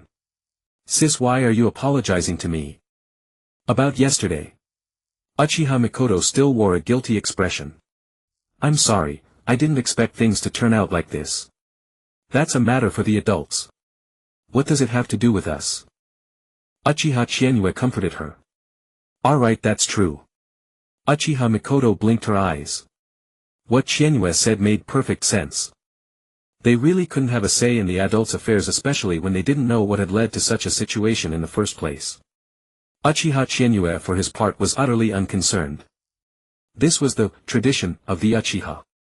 Doves and hawks, perfectly normal. Whoosh. Whoosh. Whoosh. Just then several sounds of things cutting through the air rang out. Then Hyuga Hayashi flung out 3 kunai and every one of them struck the bullseye. Hyuga Hizashi standing beside him said loudly. Shuriken and kunai are way too easy, they're absolutely no challenge for a genius like my big brother. Teacher Uehara, is there any harder training? After all, my big brother isn't like certain people who can't even get full marks in throwing class. As he spoke he shot a glance toward Uchiha Chinyue, a trace of provocation in his eyes. Uchiha Chinyue. Fine fine, so you two are looking for trouble too. He had no idea why this Hyuga Hizashi was coming at him with such provocation, but after a little thought he let it go. That was the Hyuga clan for you. They styled themselves Konoha's #1 great clan, and their Byakugan was said to be invincible under heaven, simply better than your Sharingan. The Hyuga clan's Byakugan could be possessed from birth. As long as they trained a little after birth, whether of the main house or the branch house, they could easily awaken the Byakugan. It offered, for example, a 360-degree view with no blind spots, allowing one to see the opponent's chakra pathways and every acupoint across their entire body. Of course, around the time the Byakugan awakened, the branch house would be branded with a curse mark called the caged bird to prevent the Byakugan, a Kekei Genkai of this kind, from falling into someone else's hands. The caged bird also had a drawback: the Byakugan no longer offered a full 360-degree view, instead there was a single blind spot.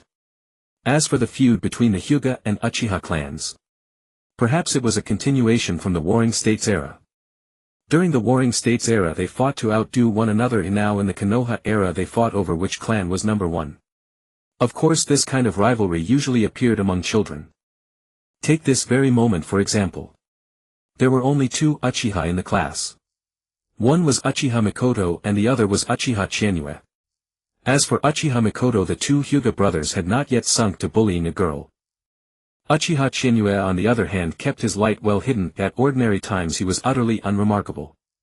In the 2 Hyuga brothers' eyes he was the dead last. But times were no longer what they had been. Yesterday Uchiha Chinyue had stolen the spotlight. He had instantly defeated the 3rd Hokage's son. Granted, part of the reason was that Shinosuke had been too timid, but victory and defeat had already been decided. Last night Hyuga Hizashi had thought about it all night and finally come up with this brilliant idea. Goad Uchiha Chinyue into challenging the 2 brothers. After all, it had always been the weak who challenged the strong. This taunt was thick with hostility. At once the 3 of them became the focus of the entire training ground. Ah, here comes the troublesome one. Nara Shikaku stretched lazily, looking at Uchiha Chinyue. Chinyue-kun. Little brother Chinyue. Namikaze Minato and Uchiha Mikoto looked at Uchiha Chinyue with some concern. Uchiha Chinyue, however, smiled faintly, then put on an exaggerated expression and said, as expected of the Hyuga clan's twin-star genius brothers, they always look down their noses at ordinary students like us. I just realized. I don't have a perfect score in the throwing class either. Is this the Hyuga clan? How dare they look down on us? Yes. We weren't born into clan training either. Wait, Shikaku didn't get a perfect score either. Akimichi Choji's mouth munching on potato chips suddenly stopped. Uchiha Chinyue. Hyuga Hizashi clenched his fists. The wind suddenly shifted. Why? To put it plainly, you just want to challenge me, don't you? Uchiha Chinyue stepped forward a few steps and said, I'll give you the chance to challenge me. Uchiha Chinyue extended 5 fingers. What do you mean? Hyuga Hizashi was stunned. Holding out a palm, could it be that he wanted to hit him? That was exactly what he wanted. Soon he would teach Uchiha Chinyue a lesson. 500 taels once. What? Hyuga Hizashi's Byakugan widened involuntarily upon hearing this. 500 taels was not much for the 2 brothers, it was merely their daily allowance. But I challenge a dead last and I have to give you 500 taels. 500 taels, Uchiha Chinyue said. Give me 500 taels and you can challenge me once. On what grounds? Hyuga Hizashi sneered. You a dead last? Are you desperate for money? On what grounds? Uchiha Chinyue suddenly laughed. Naturally, because you are the genius of the Hyuga clan. If you accidentally injure me, shouldn't there be medical expenses? I'll go easy on you, Hyuga Hizashi said coldly. That won't do. I'm afraid of being challenged by you. I'm just an ordinary student without a perfect score. You're the genius of the Hyuga clan, so I need mental damage compensation. Impossible. Hyuga Hizashi said. Let me give you money. Impossible. Fine. Hyuga Hayashi spoke in a deep voice. Staring intently at Uchiha Chinyue. 500 taels to challenge you. Good. Show me the money first. Uchiha Chinyue reached out with a smile. These 2 were the princes among princes. 500 taels was merely their daily allowance. The Hyuga clan was vast and wealthy, and these 2 happened to be the twins of the main family doted on by all. Such a small amount of money wasn't even enough for a meal for them. You 3. Uehara Ida walked over, first glanced at Uchiha Chinya, then at Hyuga Hisashi, and couldn't help shaking his head. What are you three fooling around here for? The other classmates are all training. You two are not allowed to mess around here. If it were just a simple challenge, Uehara Ida wouldn't have said anything. After all, the Hyuga brothers were both in the top 3 of the class. If combined, they were undeniably first and second. Uchiha Chinya. Sigh. Uehara Ida couldn't help sighing inwardly. His personality was still too arrogant. Although he had defeated Sarutobi Shinizuki yesterday, it was at best a narrow victory. He actually wanted to contend with the first and second in the class. If there hadn't been a bet, he would have agreed. Sorry teacher Uehara, I'll go train now. Uchiha Chinya looked carefree. Better to avoid trouble, although he had gained 500 taels for nothing. He didn't want to steal the spotlight. Hyuga Hisashi's face flushed with anger.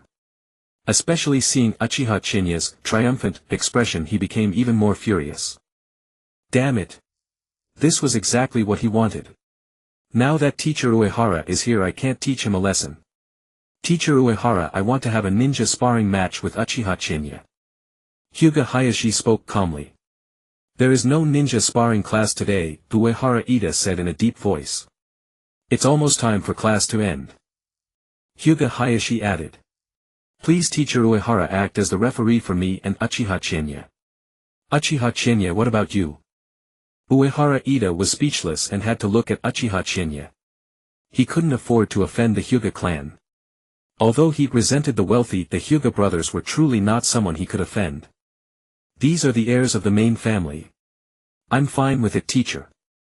Uchiha Chinya shrugged. But Hyuga Hayashi is the genius of the class and I'm just an orphan. What if I get hurt? 1,000 taels.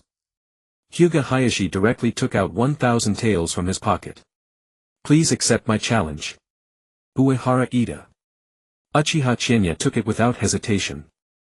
Wasn't this just 2 days' worth of training money in hand? Please teacher Uehara be our referee. Alright. Uehara Ida had no choice but to clear a space. Go for it, Chinya brother. Uchiha Mikoto with her adorable face waved her delicate little fist, cheering for Uchiha Chinya. Namikaze Minato boldly shouted out loud. Go for it, Chinya-kun. In the distance, Sarutobi Shinizuki's heart ached. Damn. Ever since he lost to Uchiha Chinya, the number of lackeys around him had decreased significantly today. Now Uchiha Mikoto was cheering for him too. Another good show to watch. Yeah, the genius of the Hyuga clan and the Uchiha genius who defeated the 3rd Hokage's son yesterday.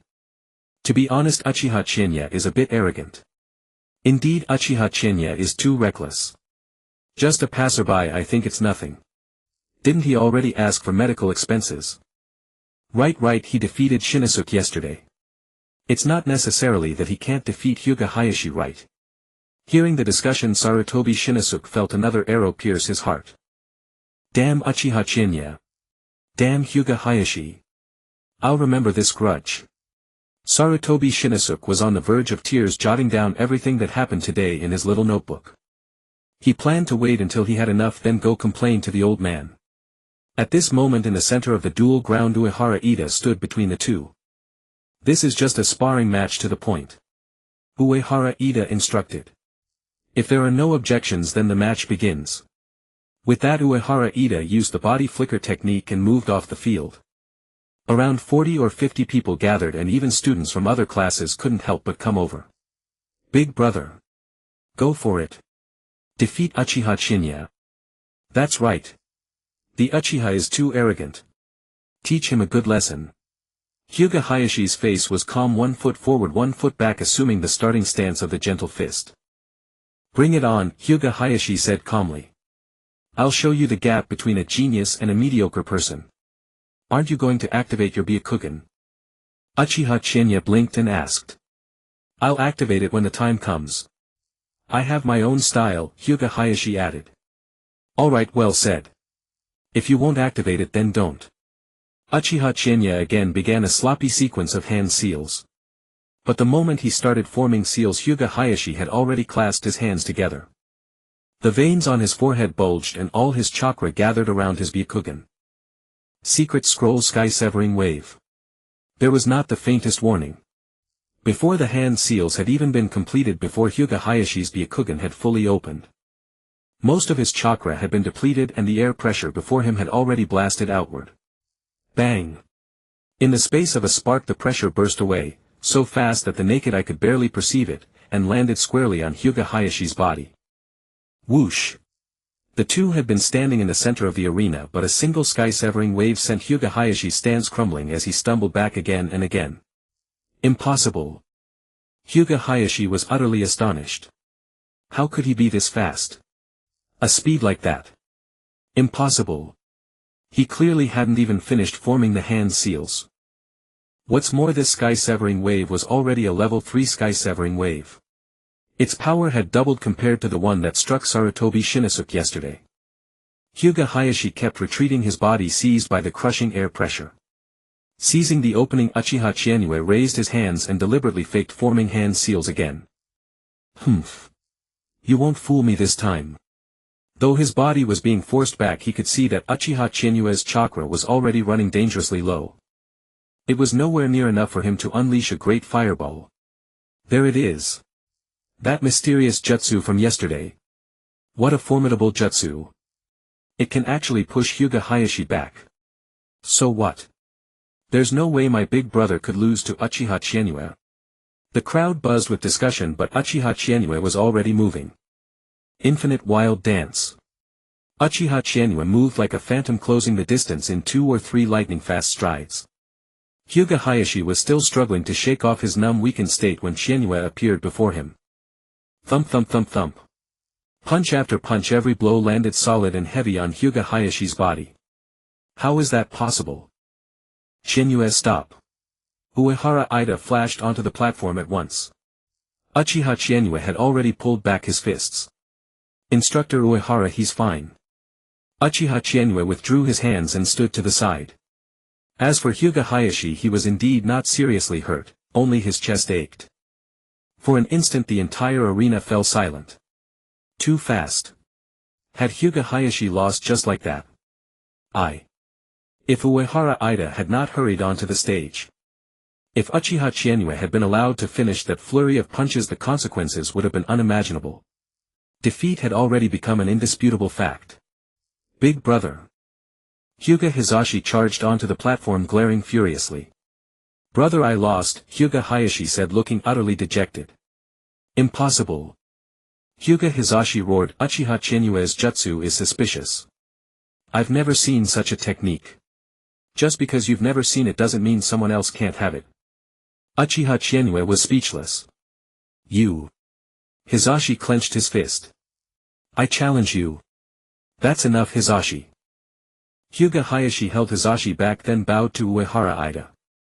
Instructor Uehara, I lost. Very well. Uehara Ida sighed inwardly, then announced, Uchiha Chizuki wins. When he looked at Uchiha Chizuki, the astonishment in his eyes could not be suppressed. Uchiha Chizuki really was quite a big surprise. All right, class is dismissed. Everyone go ahead. The Will of Fire Cultural Studies class will begin shortly. Uehara Ida finished speaking and vanished from the scene. In an instant the whole arena erupted into commotion. Did I see that right? Hyuga Hayashi actually lost. Yeah. Uchiha Chizuki's jutsu was amazing. Looks like we shouldn't cross Uchiha Chizuki from now on. Have some confidence, brother. You couldn't afford to provoke the Uchiha anyway. The surrounding students now looked at Uchiha Chizuki as though they were beholding a genius. There was no trickery involved, just that incredibly fast jutsu. In their eyes the whole process had been simple. Chizuki formed the hand seals, Hyuga Hayashi was blasted backward by air pressure, and then Chizuki threw a wild formless volley of punches. Not only was there no trickery, there wasn't even any skill to it. Chizuki-kun, you're so amazing. Little brother Chizuki, that was incredible. It was just luck. Uchiha Chizuki rubbed his nose, wearing a bashful look. I simply relied on the jutsu my second uncle taught me. Well, second uncle, take the fall from me. For your nephew's safety you wouldn't want me getting targeted by those stinking rats, would you? Humph. Just as I suspected. Hyuga Hisashi sneered, so you're just relying on your second uncle. A dead last is still a dead last. Humph. Uchiha Mikoto stepped forward angrily. Aren't you two relying on your family's gentle fist and Byakugan? You. That's enough, Hisashi. With the air of someone far too mature for his age, Hyuga Hayashi looked at Uchiha Chinyue. I will challenge you again. Hey. I only won by luck this time. What if you figure out my move next time and beat me bloody? Hyuga Hayashi. You're not going to ask for money again, are you? Hyuga Hisashi's eyes widened in disbelief. When I challenge you next time, I'll bring 1,000 ryo. With that, Hyuga Hayashi turned and pulled Hyuga Hisashi away. In the crowd, Sarutobi Shinosuke kept replaying the scene in his mind. Uchiha Chinyue had no real technique at all. No way, I need to ask the old man to teach me a new jutsu. His jutsu is wind release, so I'll learn wind release too. As it turned out, sufficient purity was genuinely useful. Not to mention anything else, with just this one sky-severing wave sweeping through the Ninja Academy undefeated would be no problem. Ask yourselves, how many people could even perceive a jutsu like this one that needed no hand seals and fired in an instant? A powerful shinobi would feel a premonition and judge the incoming danger in advance. Take Uchiha Setsuna for example. If he was on guard, the sky-severing wave would definitely gain no advantage. Whether it could even land was another question. But this was the Ninja Academy. Opening with the secret scroll was just too effective. In the cultural studies class, "Children, the will of fire is the legacy of our Konohagakure." The teacher at the lectern droned on, "Where Konoha's leaves dance, the fire blazes without end. The flame will continue to illuminate the village and let new leaves sprout. You are all inheritors of the will of fire, all of you the future of Konohagakure." The words of Lord Third are still vivid in our minds. Uchiha Chinyue was numb. He had grown truly numb from listening. Every day they talked about the will of fire like a pack of zealots. After all these days, don't you ever get tired of saying it? Back row by the window, a king's domain. Uchiha Chinyue had an excellent seat, Narashikaku and Akimichi Choza in front, Namikaze Minato beside him and Yamanaka Inoichi behind him. A strange laugh reached his ears and Chinyue looked behind him. There was Yamanaka Inoichi clutching his cultural studies textbook and cackling oddly. "Inoichi, what are you reading?" Uchiha Chinyue raised an eyebrow and couldn't help asking. "Huh? I'm not reading a novel." Yamanaka Inoichi was startled by Chinyue's sudden question. "Why are you confessing on your own?" Uchiha Chinyue's mouth twitched and he pressed Inoichi's textbook down in one swift motion. 3 minutes later. Uchiha Chinyue fell silent.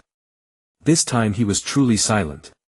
Who would have thought that Yamanaka Inoichi with his honest brows and earnest eyes would be a fan of smut? Moreover, the author was an old acquaintance. It wasn't called Ika Ika Paradise yet, this book was titled The Secret of the Young Woman Next Door.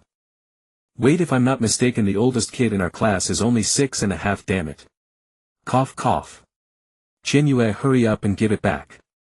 Yamanaka Inoichi's face reddened as he said awkwardly. "TCH, what's so interesting about this?" Uchiha Chinyue tossed Jiraiya's first work back with an indifferent expression. It was full of vulgar scenes, though the descriptions were quite vivid. Clearly this guy hadn't read just a few of them. As for the rest. Plot. There was nothing good to see. It could only fool those smut lovers. "Hey Inoichi, how much for this book?" 300 ryo. Yamanaka Inoichi clutched the book protectively and said awkwardly, "Chinyue, do you like reading it too?" "No, I don't. Thanks." Uchiha Chinyue slapped his forehead, then turned around and never looked back. "A smut book, you're telling me it's worth 300 ryo? No, it was time to liven up this boring academic class." Uchiha Chinyue had discovered a new business opportunity.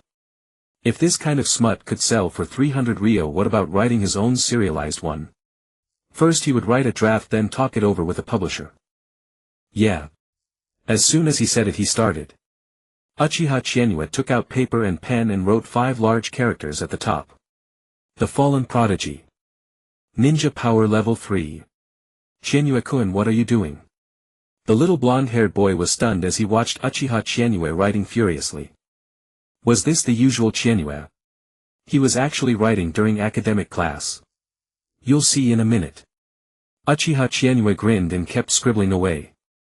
At noon he still went shopping with Namikaze Minato as usual. Uchiha Chienue spent the entire day writing his book.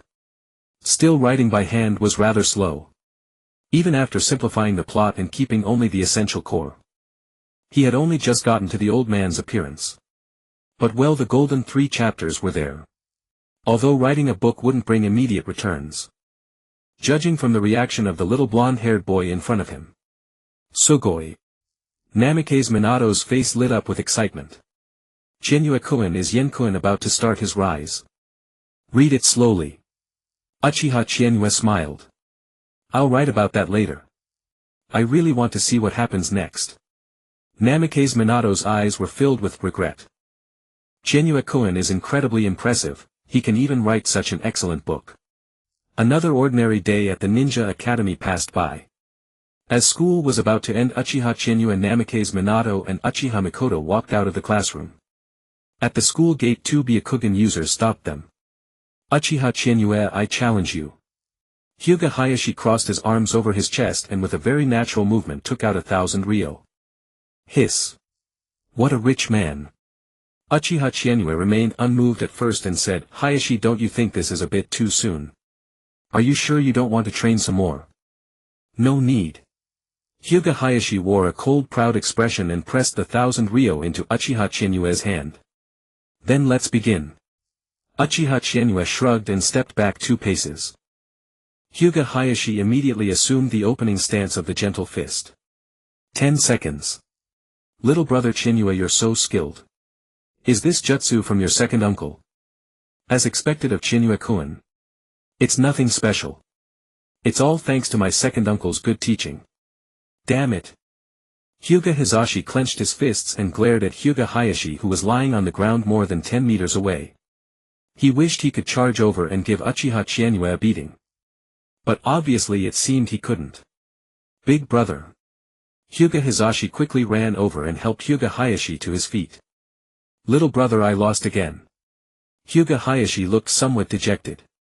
Twice in a row he had fallen to this jutsu. Big brother. It's all because of that Uchiha Chienue, his jutsu is too cheap. Yeah. Hyuga Hayashi nodded, his brows slightly furrowed. Little brother, I find his jutsu a little familiar. It's like wind release, but it's also air pressure. Rather, it seems somewhat like our clan's 8 trigrams vacuum palm. Big brother, you're right. When I go back I'll tell father. I want to learn the 8 trigrams vacuum palm too. Ha. Big brother, didn't father say we were still too young?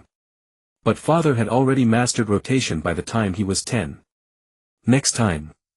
I will definitely defeat Uchiha Chienue. A flame lit up in Hyuga Hayashi's eyes as he stared at Chienue's back filled with fighting spirit. Hyuga Hizashi also clenched his fists. The glory of the Hyuga clan must never be stained by the Uchiha. Uchiha Chienue and Namikaze Minato parted ways with Mikoto in front of the Uchiha compound.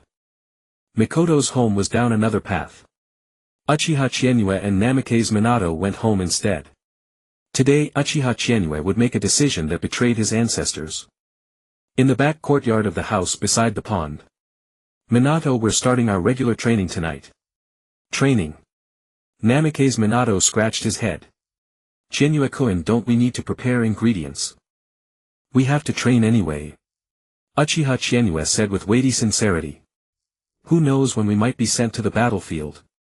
What if we have to go to the front right after graduating from the Ninja Academy? Although we can earn a little money as ninja, strength is the greatest capital.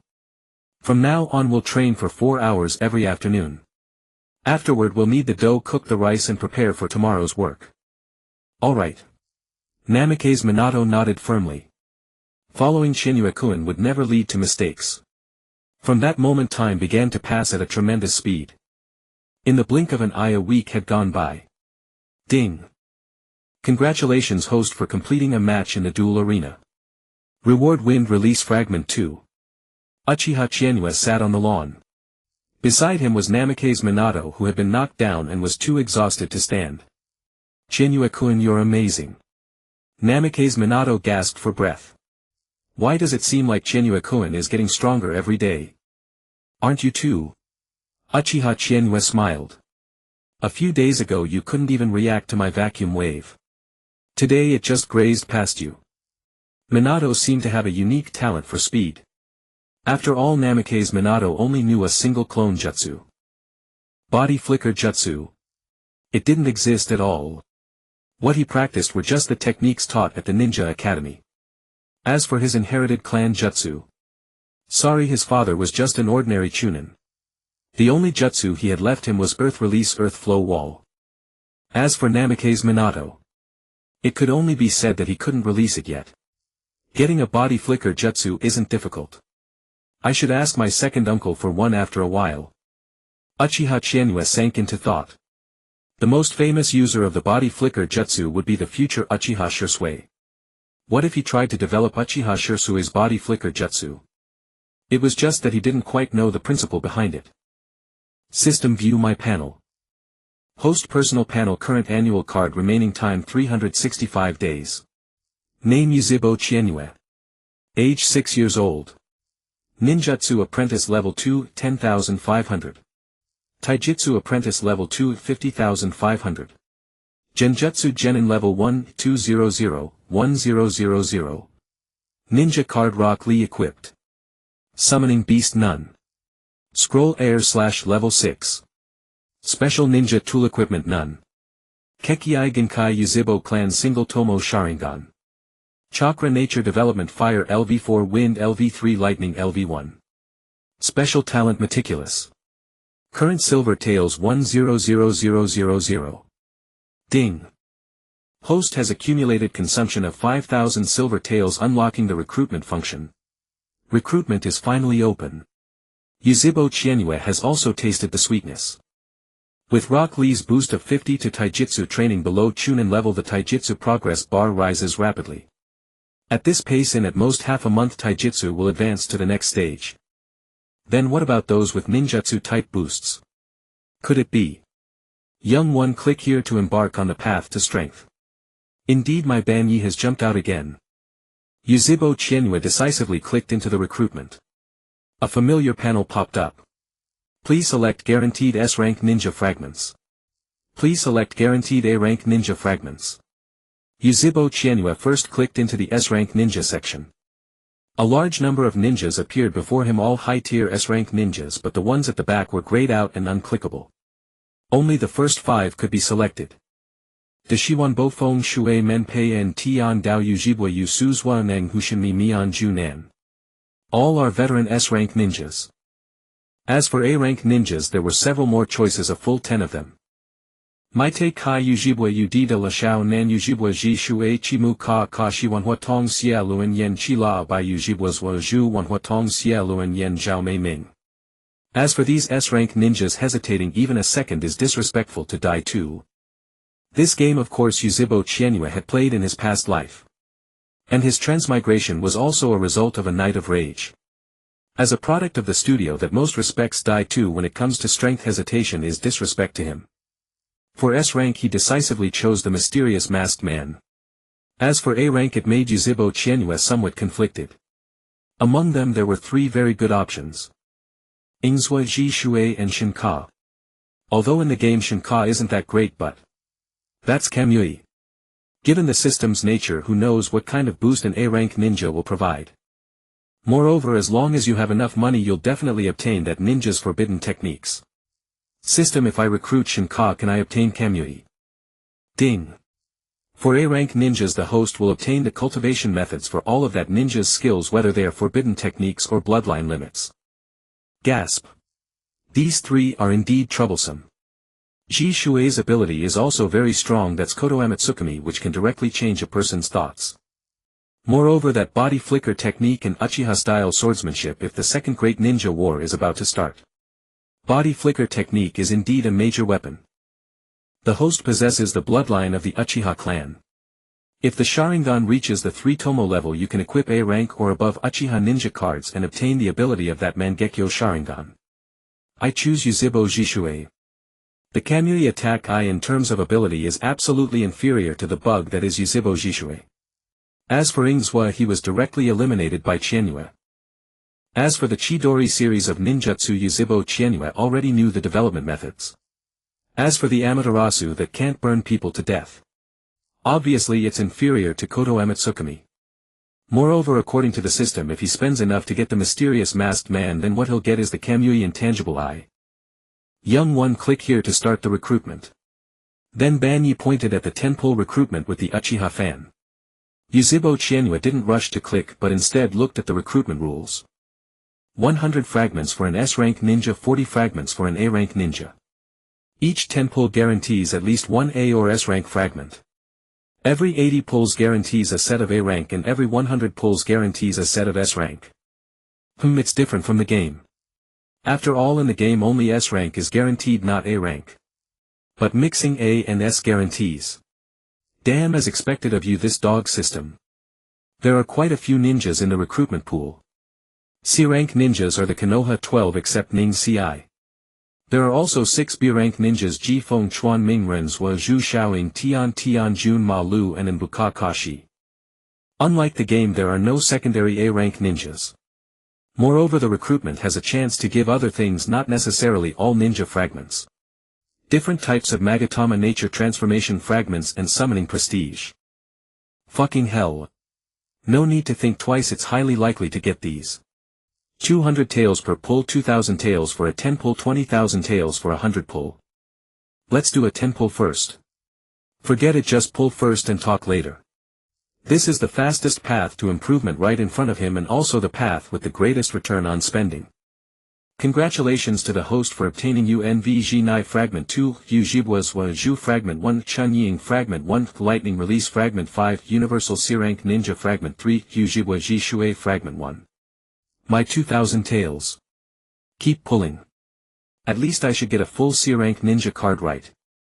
Another 2 consecutive 10 pulls. A full card is impossible, but Yu Jibwa Zhu's fragments reached 3, and Yu Jibwa Ji Shui's fragments reached 2. The masked man also has 1 fragment. 6,000 taels spent but can't assemble half a C-Rank ninja. Continue. Yuzhibo Chienue gritted his teeth. 2 consecutive 10 pulls. Yu Jibwa Ji Shui 240. Shenmi Mian Ju Nan 3100. Yu Jibwa Zhu C 410. It's okay, there's still the family fortune. And with so many scroll fragments dropped, it's not a loss at all. Not a loss. Not a loss at all. 5 10 pulls. Remaining balance only the last 3 7000 taels. Yu Jibwa Ji Shui's fragments reached 7 and the masked man's fragments also reached 12. C-Rank Ninja UNVG Nai 1010. Ding. The host's cumulative pulls have reached 100, obtaining cumulative pull reward Universal C-Rank Ninja Fragment 10. Yuzhibo Chienue clenched his fists. Shit. How many taels will it take to get a guaranteed Ji Shui? 20,000 taels, only 7 fragments. Keep pulling. Yuzhibo Chienue steeled his heart. He directly clicked on 100 pull. The bold will be fed, the timid will starve, it's just 100 pull. Only 20,000 taels, it doesn't hurt. After a moment. Young one, click here to synthesize the ninjas from the fragments you just recruited. C-Rank Ninja Yu Jibwa Zhu available for recruitment. C-Rank Ninja UNVG Nai available for recruitment. C-Rank Ninja Chun Ying available for recruitment. C-Rank Ninja Xian Waming Ren 710. B-Rank Ninja Xian Waming Ren Ji Feng Chuan 1540. B-Rank Ninja Yu Jibwa Zhu Ji Feng Chuan 1040. A-Rank Ninja Yu Jibwa Ji Shui 1540. S-Rank Ninja Shenmi Mian Ju Nan 23,100. Currently holding Universal C-Rank Ninja Fragments 30 can only be used for Ninja Star upgrade. Ah. My mother. I have no money left to protect Muyi. Uchiha Chienue drew a deep breath. After cursing that lousy system 100 times in his heart, he tapped to recruit Uchiha Sasuke. Ding. Recruitment successful. Ninja Uchiha Sasuke. Skill 1 Fire Release Great Fireball, sprays a huge wave of flame forward. Skill 2 The Lion Combo, flash forward at tremendous speed, kick the target into the air, then quickly follow up with a diving attack. Ultimate Skill Chidori, gathers a massive amount of lightning release chakra in the palm and charges forward. Tap for details. Ding. Would the host like to spend 500,000 Rio to unlock this ninja's special skill? Wait, you're not giving me Chidori. Uchiha Chinyue's eyes flew wide. Damn it. The last one made me spend 100 million to unlock the 8 gates and now you're asking for 500000 for Chidori. Ding. This ninja has been upgraded to 3 stars. While gaining a massive boost you can also obtain this ninja's special skill. Fine. Uchiha Chinyue gnashed his teeth. Sure enough, Aburame Shino's secret technique also required 200000 Ryo, while Sakura, having no special skill, didn't need it at all. Would the host like to equip the ninja card Uchiha Sasuke? Equip. Equipped successfully.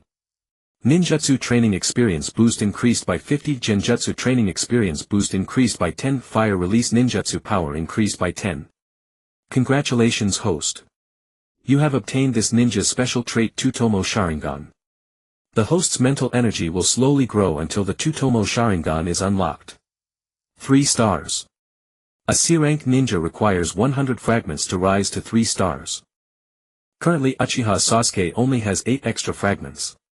Even adding the C-rank universal fragments, it's only 38 fragments in total. I have to pull more.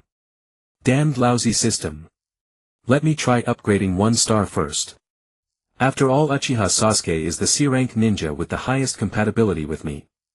Star up successful. Uchiha Sasuke 2 stars. Ninjutsu training experience boost increased to 70. Genjutsu training experience boost increased to 15. Fire release ninjutsu power increased to 20. Hiss. That's quite a boost. Uchiha Chinyue fell into thought. Not only had he obtained the training method for Lion Combo, but Fire Release Great Fireball had also been handed to him, even though he already knew it. The most important thing though was this training experience boost. It was far higher than Rock Lee's. A 6x training experience boost costs 2000 Ryo per use and lasts for 4 hours. The 4x training experience is still a bit slow. I'll try 6x tomorrow. I can take advantage of this Uchiha Sasuke training card. Uchiha Chinyue roughly scanned his status panel. Actually, a 10x experience boost plus this extra 70 would directly consume 10000 Ryo, but it would most likely push the ninjutsu experience bar straight to Genin. System upgrade: the secret scroll vacuum wave. Ding. Upgrade successful. Current secret scroll vacuum wave level 10. A level 10 vacuum wave has more than triple the power of a level 1 vacuum wave, and its chakra consumption has dropped considerably. With Uchiha Chinyue's current chakra reserves, if he expended them all, he could probably blow Hyuga Hayashi unconscious, right? Hyuga Hayashi would probably be a stretch, but Sarutobi Shinosuke should be about right. Looking at his final 60000 Ryo balance, Uchiha Chinyue wanted to cry but had no tears. Still, all in all, it was a rather rich harvest. Lion Combo is definitely a useful taijutsu. Ding. The daily mission system has been activated. Host, please complete the daily missions and you will receive generous rewards. Today's mission: 1000 jumping jacks. Mission reward: taijutsu training experience 20. As the host's strength improves, more daily missions will be unlocked later. Up to 4 per day. Host, keep it up and become a Super Kage powerhouse soon. Fine. Uchiha Chinyue's mouth twitched.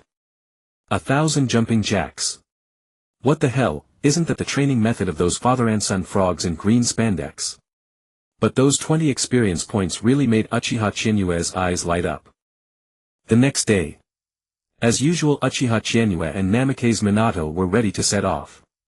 Thanks to their prices, their location, and Uchiha Setsuna's backing, no one drove them away from their stalls, so they earned quite a bit during this period. Their net profit had already reached a staggering 7000 Ryo. That was no small sum. The first day's net profit had been 600 Ryo, and after that the two of them had worked hard every single day. Moreover, Qianmen meat buns had gained some influence. After all, at 85 Ryo and delicious enough, who couldn't love them?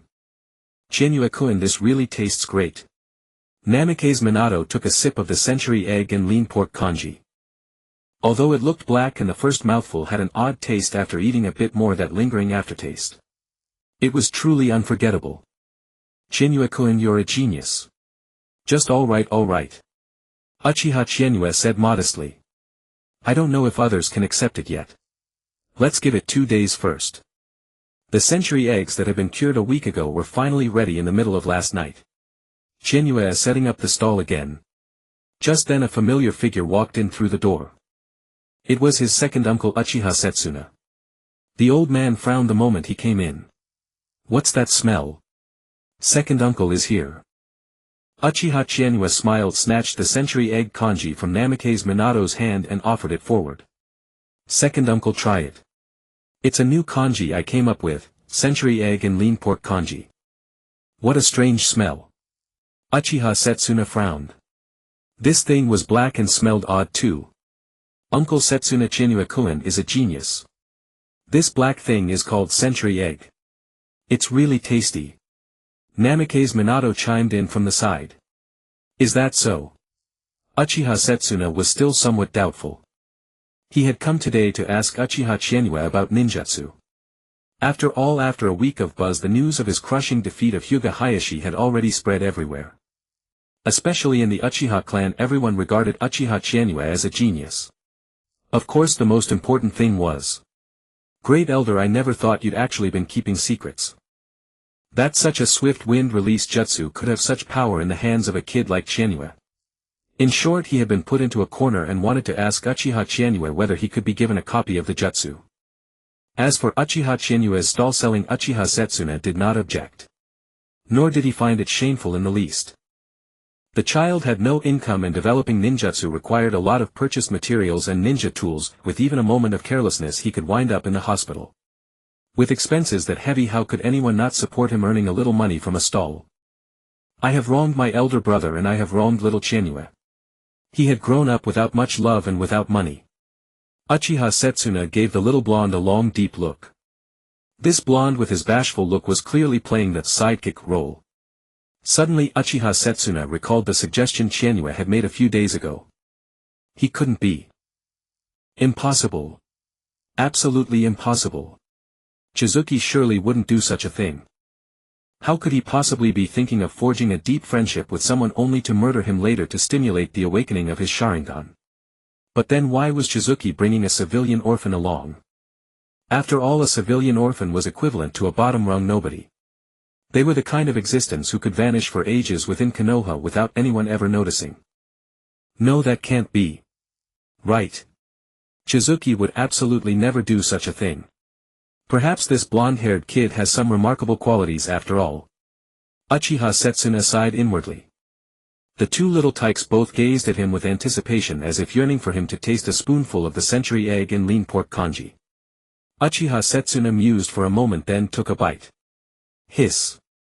That single bite made him involuntarily gasp. The flavor was strange on entry, but the lingering aftertaste was truly a unique delight. Little Chizuki, this is rather good. Uchiha Setsuna voiced his approval, then inconspicuously closed the lid and sealed it within the Thunderlight Blade manifestation summoning technique on his wrist. I'll savor it properly once I'm back. Uncle, take a few more buns. Uchiha Chizuki wrapped up 3 meat buns and handed them over. You're thoughtful. Uchiha Setsuna's face crinkled into a smile like a blooming chrysanthemum. Little Chizuki, I came to ask about your jutsu. How is the development coming along lately? Uchiha Chizuki scratched his head. Uncle, this jutsu is still rather complex. After all, in my vision it's meant to be a seal-less jutsu. So it might still need some more time. A seal-less jutsu. Good. Uchiha Setsuna smiled. If there's anything you lack, just say the word to your uncle. I do need something, uncle, I do. Uchiha Chizuki's eyes lit up. Uncle, I want the scrolls for Shadow Clone and Body Flicker Jutsu. Shadow Clone. Uchiha Setsuna pondered for a moment, then abruptly widened his eyes. In those scarlet depths the bewitchingly beautiful 3-tomo. In an instant a wave of coldness radiated from his body. Both Chizuki and Minato couldn't help but shudder. So this was the mad dog of the warring states, Uchiha Setsuna. So this was the overwhelming pressure of a formidable shinobi. Uchiha Setsuna fixed his gaze on Chizuki. Then he broke into a smile. Good, not bad. Your chakra reserves are already considerable, Chizuki, not at all inferior to an ordinary genin's. I'll bring the scrolls for Shadow Clone and Body Flicker Jutsu to you tonight. Go tend to your stall. Yes, uncle. Thank you, uncle. Uchiha Chizuki wore a delighted expression. He packed the 4 insulated food containers and the table into a storage scroll, then headed toward the Konoha Military Police force with Namikaze Minato. Shadow clone. Uchiha Chizuki acknowledged this as one of the techniques he needed most right now. Besides, it wasn't particularly precious, at least half of Konoha's Chunin knew it. Not to mention the prestigious Uchiha clan, almost every one of them could use it. And the body flicker technique was an even more essential skill for shinobi. These 2 things were exactly what he currently lacked. A shadow clone would attend school in his place and write novels during class. His true body, on the other hand, had far more to consider. He had to train every day and accelerate his rise to power. What's more, with the boon of accelerated physical recovery, he didn't fear the fatigue that the shadow clone would feed back to him. At the gate of the Konoha Military Police force, Uchiha Akira had arrived bright and early. Recently he had grown rather addicted to Chizuki's meat buns. Little Chizuki, you're here. Seeing the 2 arriving, Uchiha Akira's eyes lit up and he strode over. Let me help you, little Chizuki. Watching the 2 of them setting up their goods, Uchiha Akira walked over and picked up the paper listing the prices. Brother Akira, wait. Uchiha Chizuki hurriedly called out. Then he handed a pen to Minato. Standing beside Uchiha Akira, Minato swiftly added a line. Century egg and lean pork congee 150 ryo. Is this a new item? I've never heard of this before.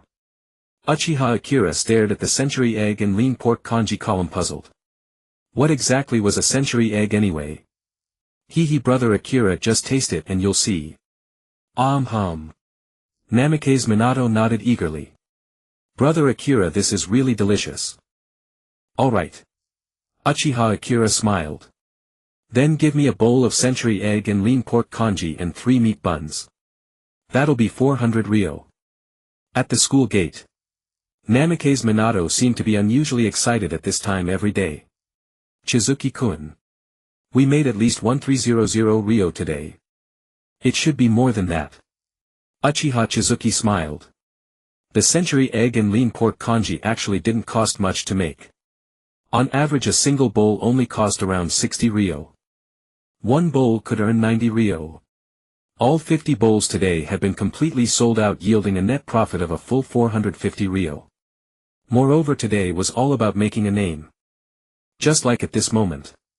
Akira, this congee really is delicious. Indeed, indeed. The Grand Elder's nephew truly knows how to experiment. Right, it may taste a little strange at first, but the aftertaste is boundless. Not bad at all. The most important thing is that it's the only one of its kind in Konoha. I'll go speak to the Grand Elder about this soon. Maybe we can have Chizuki open a proper shop. Our unit has over 100 people, what Chizuki brings each day simply isn't enough now. The discussions taking place inside the Konoha Military Police force, however, were unknown to Uchiha Chizuki. This goddamn garbage system is such a grind and such a money sink.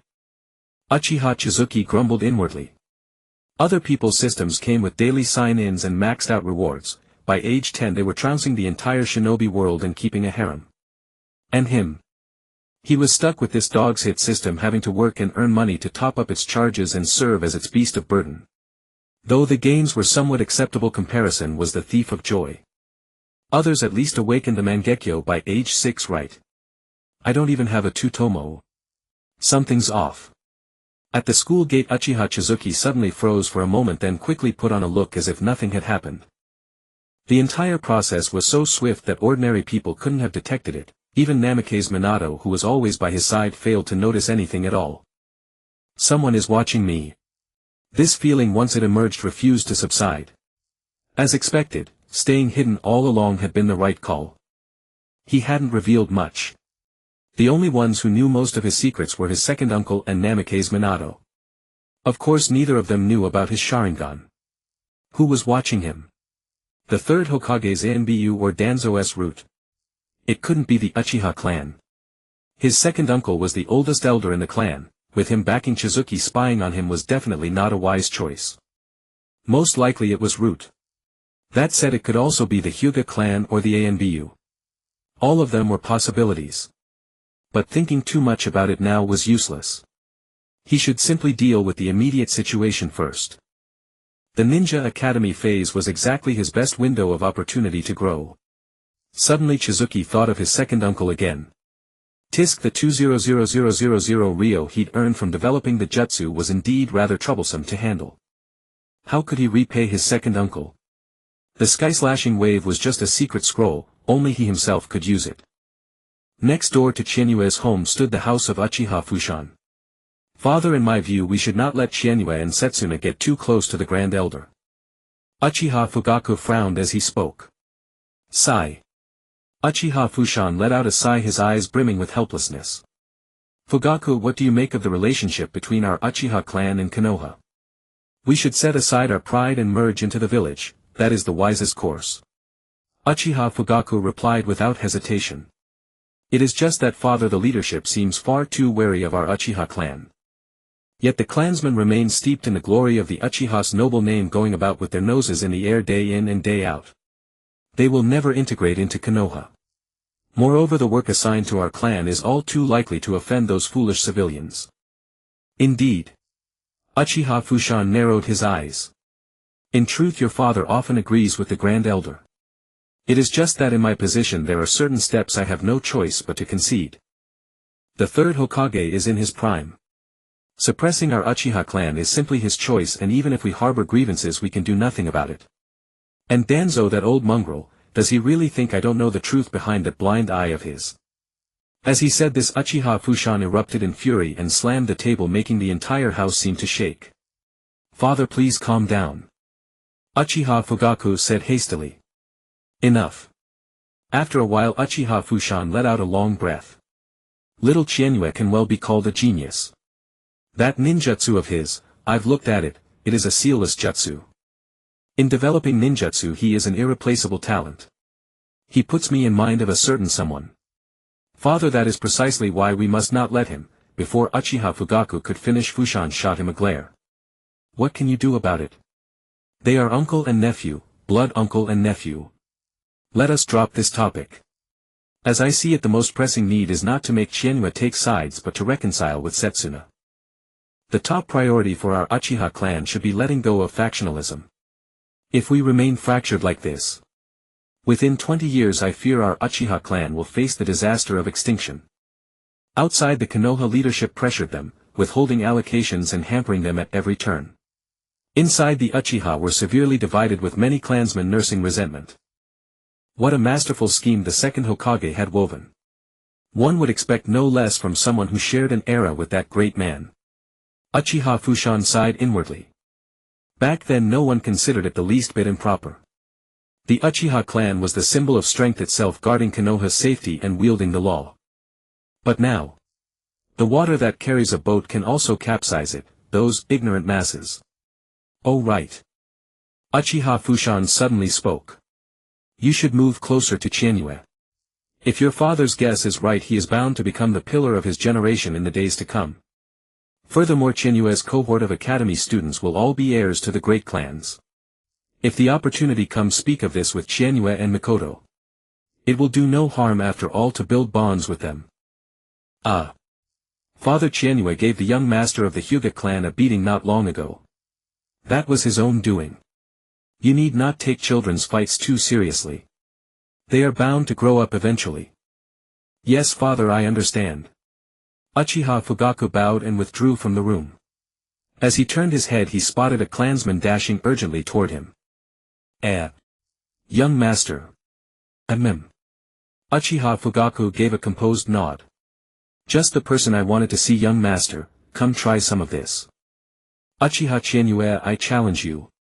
Hyuga Hizashi walked up to Uchiha Qianyue's desk and slammed his hand against the table. Did your elder brother decide not to come? Uchiha Qianyue blinked. Humph. Today I am the one challenging you. Same rules as before. Uchiha Qianyue smiled as he said it. Over the course of that week his earnings from Hyuga Hayashi alone had already reached 5000 Ryo. There was nothing he could do. The boy had a taste for being battered, and Uchiha Qianyue could only oblige with tearful compassion. Naturally, he always held back at just the right point. No matter what moves you throw at me, I am simply this pure.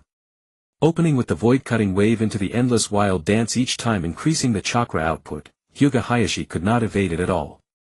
No matter how you show off, you are no match for me, the king of purity. 1,000 ryo then. Hyuga Hizashi ground his teeth, pulled out 1,000 ryo and slapped it down on the table. Uchiha Chienue hummed for 2 beats, then slid 500 ryo back to him. I said 500 means 500. 500 from you, 1,000 from your elder brother.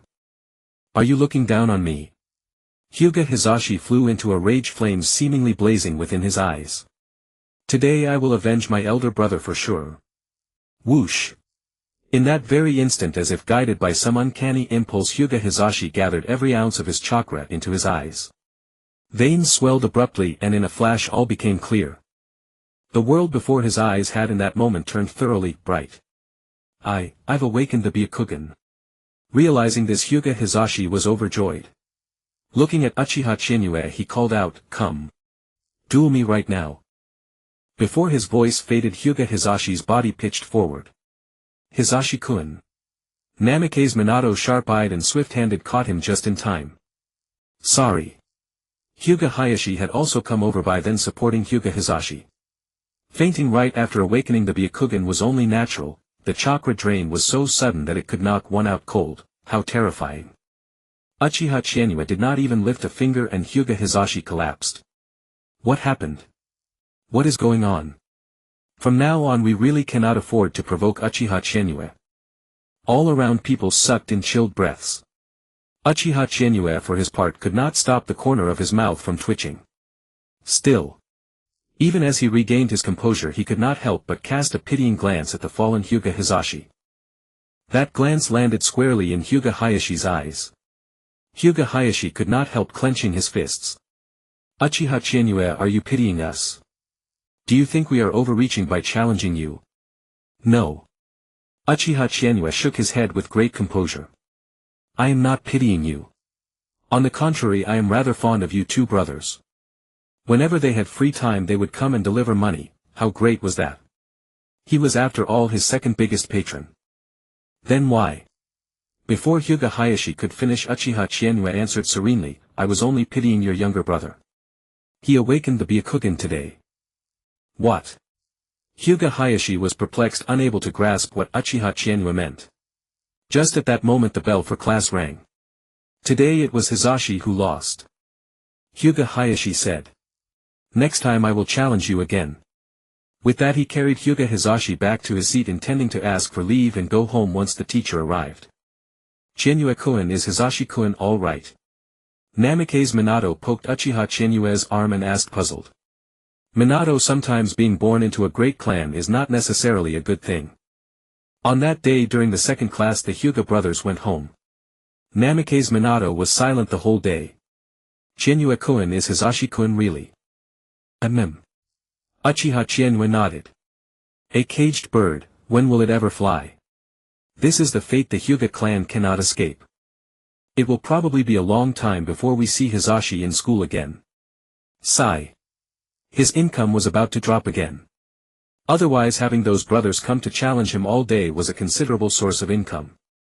Uchiha Chienue addressed them as Hizashi nii and Hayashi nii with complete sincerity.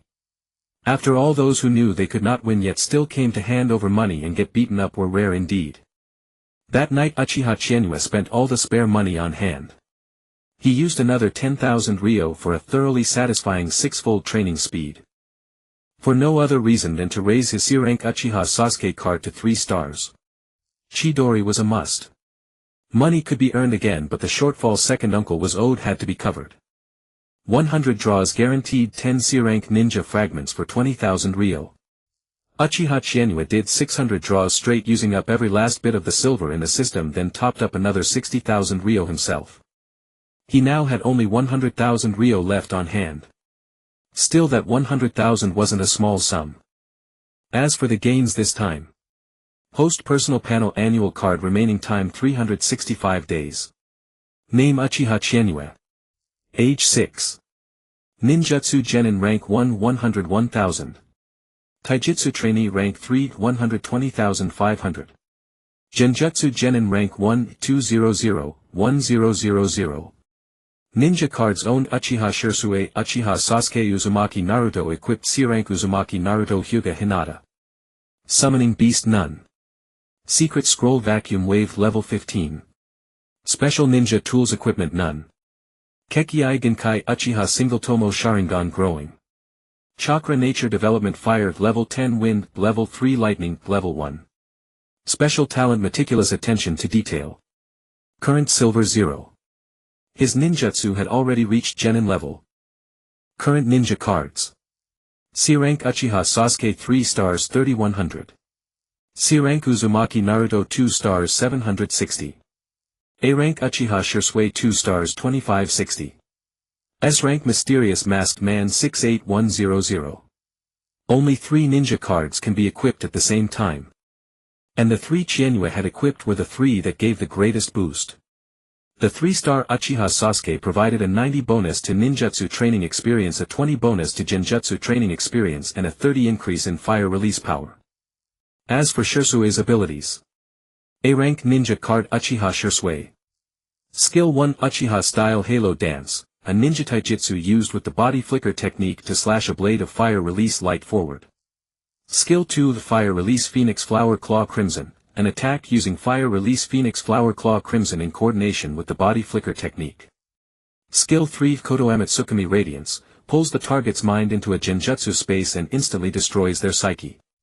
Ninjutsu Training Experience 80 Genjutsu Training Experience 150 Taijutsu Training Experience 100.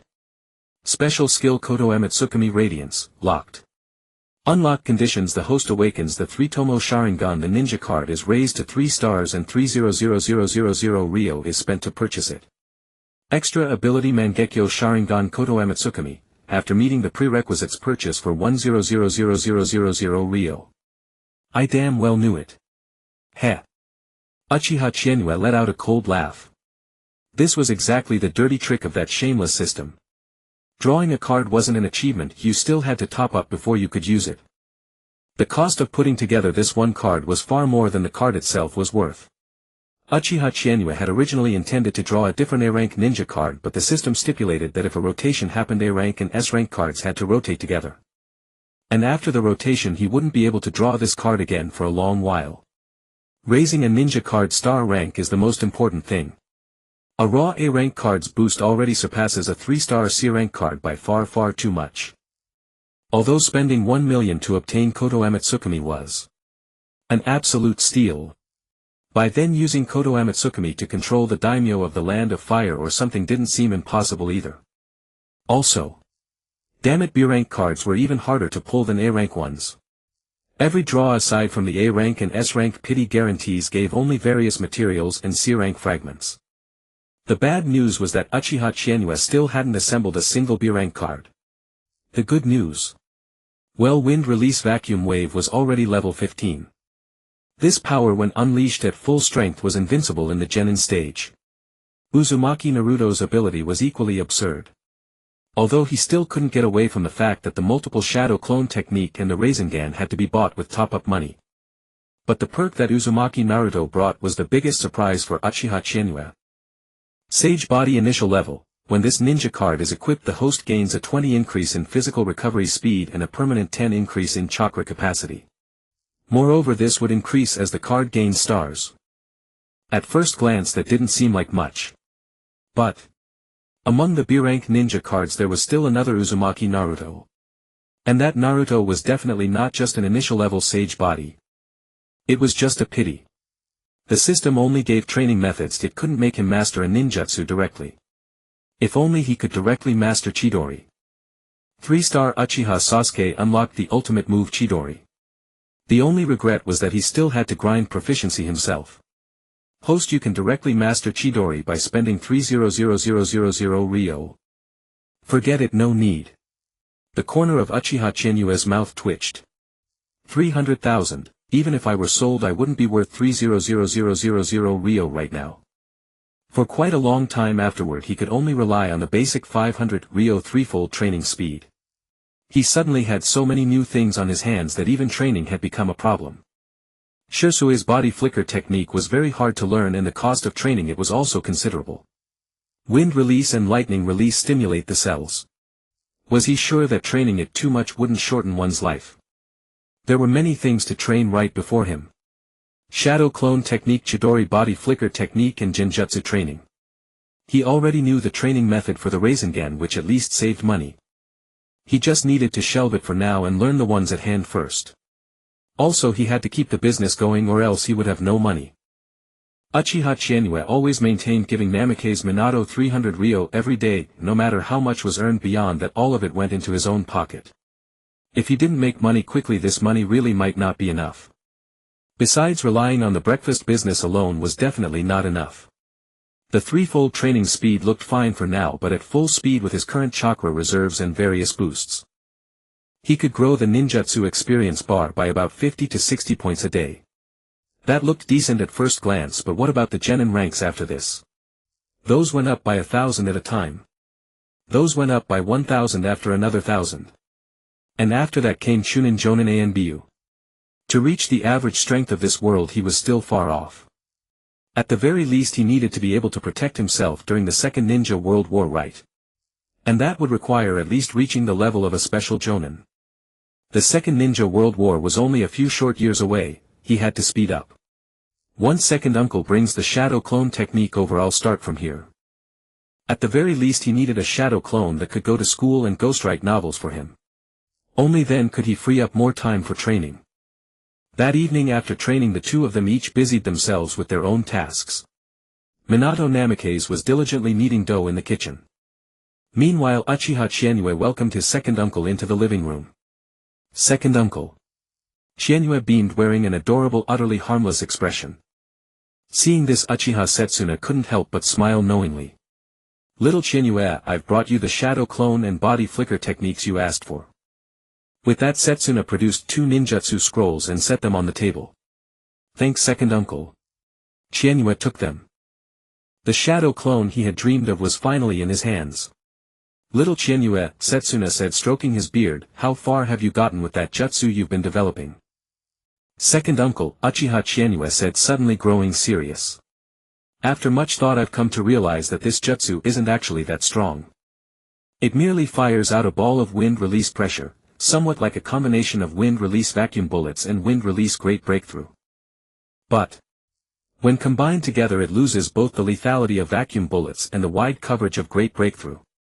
Uchiha Setsuna pondered for a moment. Indeed, that was exactly what Chinue's demonstration had shown. But the strength of this jutsu was that it required no hand seals. A jutsu without hand seals could catch opponents completely off guard.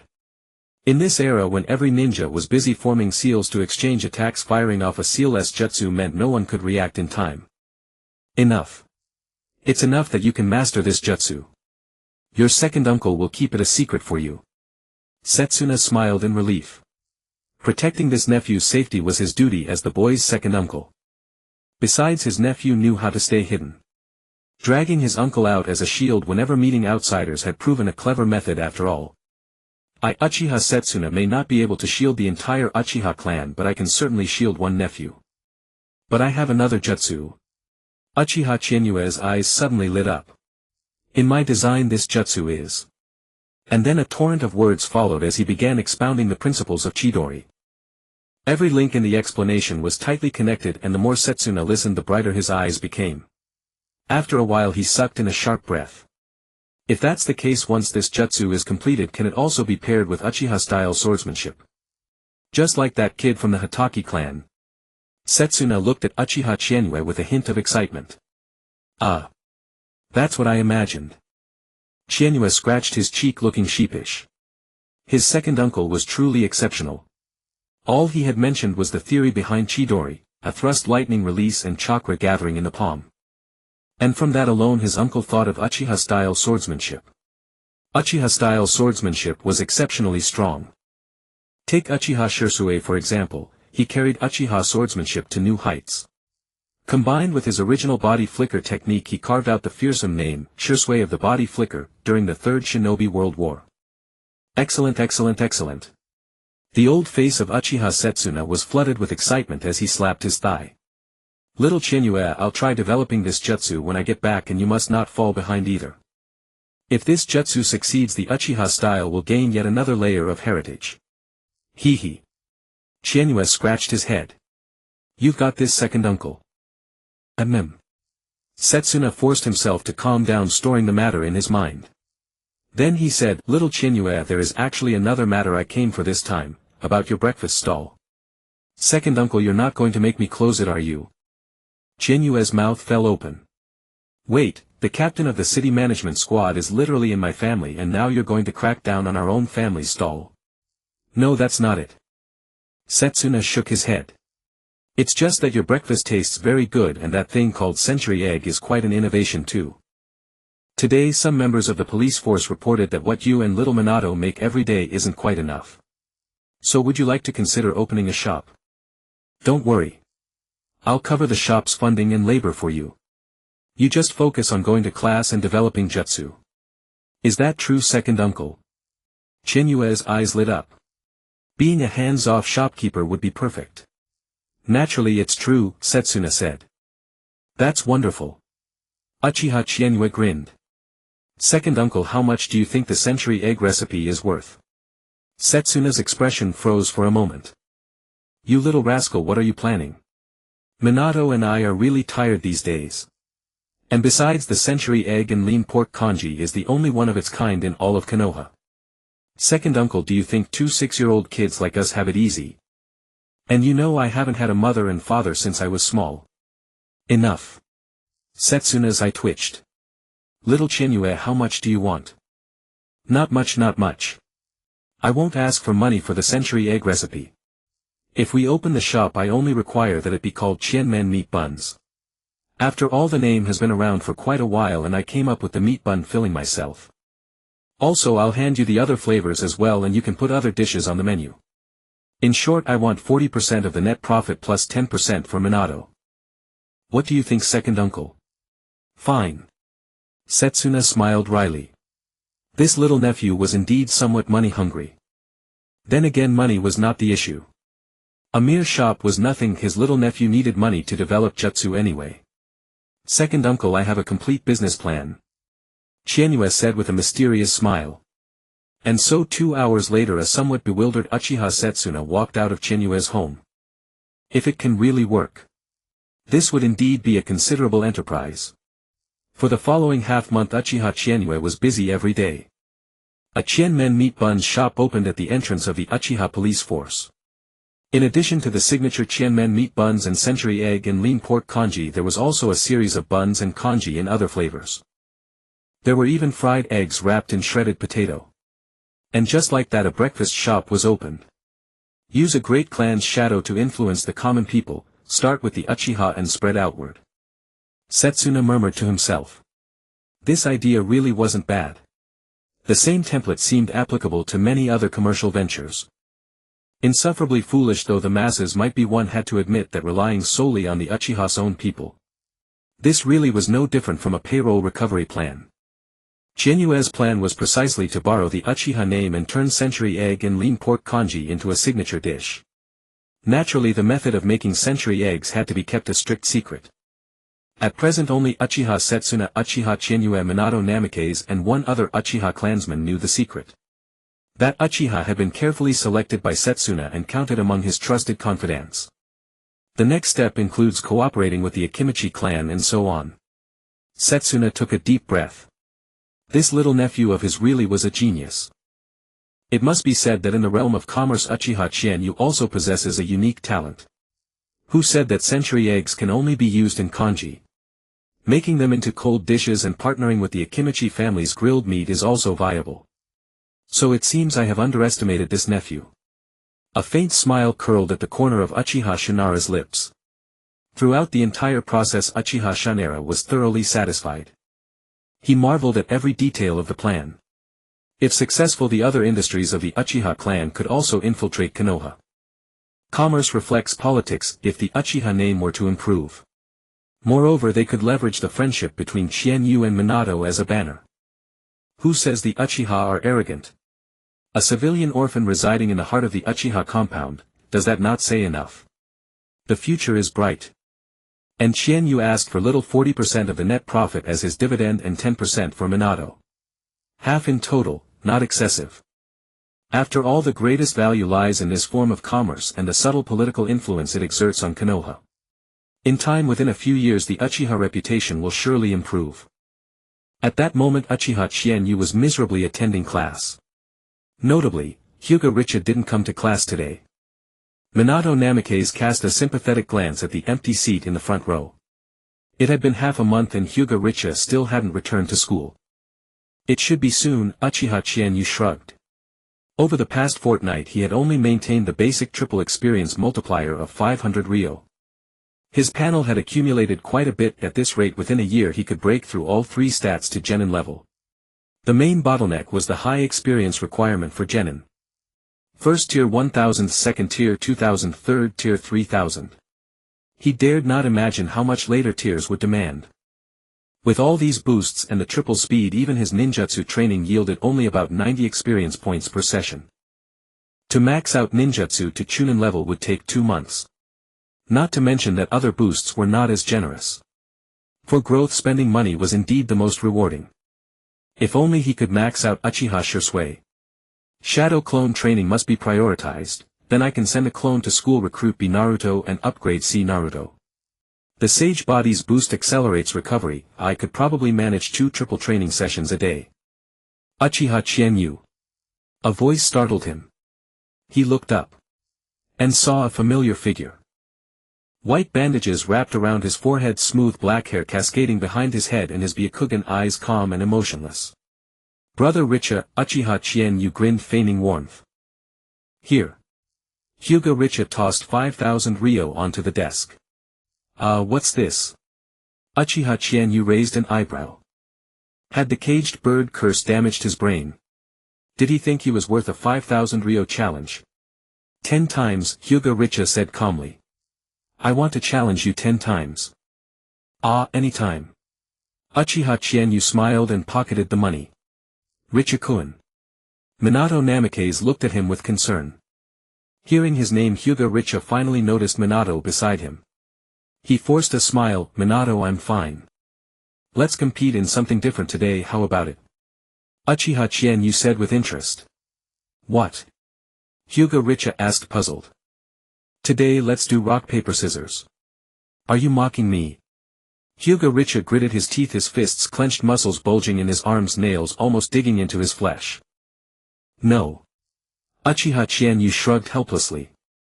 Luck is also part of strength. Hearing this, Hyuga Richa froze, his eyes growing vacant. Luck. It was because of his bad luck. Because he was born just 1 minute later. Hyuga Richa's eyes widened, his Byakugan flickering on and off. That blind spot made him unwilling to activate his Byakugan again. I lose. Hyuga Richa's face twisted as if he was holding something back desperately. Tears seemed to glisten in his eyes. Alright, I'll deduct 1 challenge from your count. But I suggest you take a look at this. Uchiha Chienyu handed him a booklet. It was none other than the novel Chienyu had written, The Legend of the Firmament. What is this? A book I wrote. Of course it's only part of it, I haven't submitted it to a publisher yet. I don't need your charity. Hyuga Richa slapped the manuscript onto the desk and returned to his seat. The caged bird really did damage his brain, Uchiha Chienyu muttered helplessly. The day's lessons at the Ninja Academy were equally uninspiring. But instead of the will of fire, today's indoctrination took a different form. Dreams. Uehara Ida stood at the podium asking the students what their future dreams were. He even had them write their dreams on slips of paper and place them inside their clothes' inner pockets to always remember. Nothing interesting, Uchiha Chienyu only peeked at others' answers. Nara Shikaku wanted to skip school, avoid being a ninja, and have everything handed to him. A fine dream, Chienyu thought, quite spirited. Akimichi Choza simply wrote a menu hoping to have endless feasts of XXXX. Yamanaka Inoichi, the quiet one, wrote that he hoped Jiraiya-sama would release a sequel soon. If his father found out, he'd probably go straight to the third Hokage to impeach Jiraiya, believe it. Uchiha Mikoto's was intriguing, she hoped to have a good friend. Tisk was his own sister, so starved for friends. And of course there were the outrageous ones. A girl in the front row wanted to marry both her brother and her father. And someone wanted to marry his own mother. Uchiha Chianyu's mouth twitched and he glanced at the little blonde next to him. Sure enough, the blonde had written, "I want to become Hokage." But there was an extra line, together with Chianyue-kun. Damn. Why did he cover it? Chianyue-kun. Minato Namikaze snatched the paper and stuffed it into his pocket. Haha, I was just looking, don't get worked up, Uchiha Chianyu quickly said. Damn. He'd been caught. What about Chianyue-kun's dream? Minato Namikaze blinked asking. Mine. Here. Uchiha Chianyu openly spread out his paper. On it were 4 big characters: world peace. What a noble aspiration. Minato Namikaze was astonished. He never imagined Chianyue-kun's dream was so grand. It made his own dream of becoming Hokage seem far too small. That afternoon on the roof of the Chianyu residence, a somewhat mature-looking boy with a Tutomo Sharingan watched the two sparring in the backyard, smiling warmly. So this is Uchiha Chianyu, full of energy. Uchiha Fugaku looked at them, nostalgia in his eyes. Though only 5 years older, Fugaku was naturally mature and burdened with pressure. He was the young clan leader of the Uchiha clan. While other children were still playing in the mud and flinging it at others, he had already begun practicing ninjutsu and studying academic courses. It wasn't for any other reason, he was extremely likely to become the next clan leader. He had to cram all this knowledge into his mind. Friends. He had only 2 friends. Not long ago they had gone out on a C-rank mission. That was a mission whose rank had been falsely reported, which led to his friends' tragic deaths. Uchiha Fugaku had awakened his Sharingan because of this. Both are promising talents. Uchiha Fugaku watched the 2 of them sparring, admiration in his eyes. Although Namikaze Minato was just an orphan of commoner origin, he possessed an extraordinary natural gift for speed. Without using the body flicker technique, he was already comparable to it. As for Uchiha Chinyue, it was even more so. Without using any ninjutsu, relying solely on taijutsu, he was already almost at the level of a genin. And these techniques. They appear soft and slow, yet they are fierce and powerful. Is this some special way of exerting force? That was of course Tai Chi. It was also an essential skill for college students. It was somewhat similar to the Hyuga clan's gentle fist, yet also carried traces of Konoha's strong fist style. Genius. An absolute rare genius. Is he beginning shuriken throwing techniques now? Wait. This shuriken technique. This is the Uchiha style. He even taught it to this civilian orphan. This. Uchiha Fugaku suddenly remembered something. It was a small suggestion from Uchiha Chianyue that his father had once mentioned. Surely. It can't be. The very next second another unexpected event occurred. Uchiha Chianyue was seen sloppily forming hand seals with one hand. It looked as though he had merely made a sword finger gesture, and a mass of air pressure burst out in front of him. That ninjutsu. This kid. Is he still holding back? No, he had to test the true nature of this ninjutsu. Uchiha Fugaku narrowed his eyes. This ninjutsu had already become famous. Uchiha Fugaku intended to probe it. And so. He put on an umbu mask and wore the uniform of Root. Shashushu. In an instant he used the body flicker technique to flash before Uchiha Chianyue. Whoa, what an old dog. Uchiha Chianyue yelped. How dare someone break into my house? Minato, go quickly to find clan leader Fushan next door. Kid. Uchiha Fugaku said in a low, cold voice. Come with me. I'll come with your mom. Uchiha Chianyue's mouth twitched and most of his chakra was consumed in an instant. Secret scroll sky slashing wave. This time he was completely going all out. A level 15 sky slashing wave normally didn't cost much chakra, yet Uchiha Chianyue had directly spent most of his chakra, and what's more, Uchiha Chianyue hadn't formed any hand seals at all. Can you react to a bullet? The air pressure burst outward in an instant, a massive shockwave rushing straight at him. Uchiha Fugaku had yet to move. He hadn't activated his Sharingan because doing so might expose his identity. Thus without foresight there was simply no way he could react to the sky-slashing wave. Boom! In an instant the air pressure slammed solidly into Uchiha Fugaku's body. Taking advantage of that opening, Namikaze Minato rushed out the door and ran toward the neighboring house. Meanwhile Uchiha Fugaku's body was blasted backward by the air pressure, unable to steady himself for a dozen or more steps.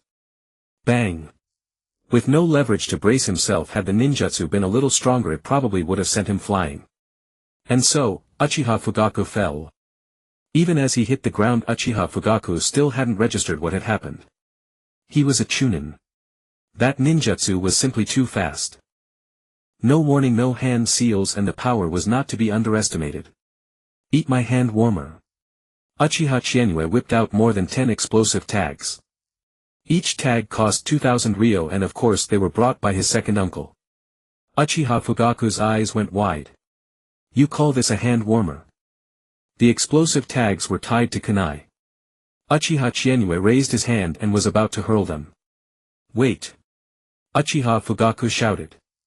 I am Uchiha Fugaku. I was just testing you. Oh, is that so? Uchiha Chienue grinned. Impersonating our young clan leader, huh? Our young clan leader is a genius who has awakened the Tutomo Sharingan. Where's your Sharingan? With that, Uchiha Chienue gave Uchiha Fugaku no chance. He snatched up a wooden training staff and his feet moved like the wind. In an instant his figure shifted and blurred, making Uchiha Fugaku's eyes swim. Body flicker technique. Bang bang bang. One staff blow after another landed on Uchiha Fugaku's body, producing a series of thudding sounds.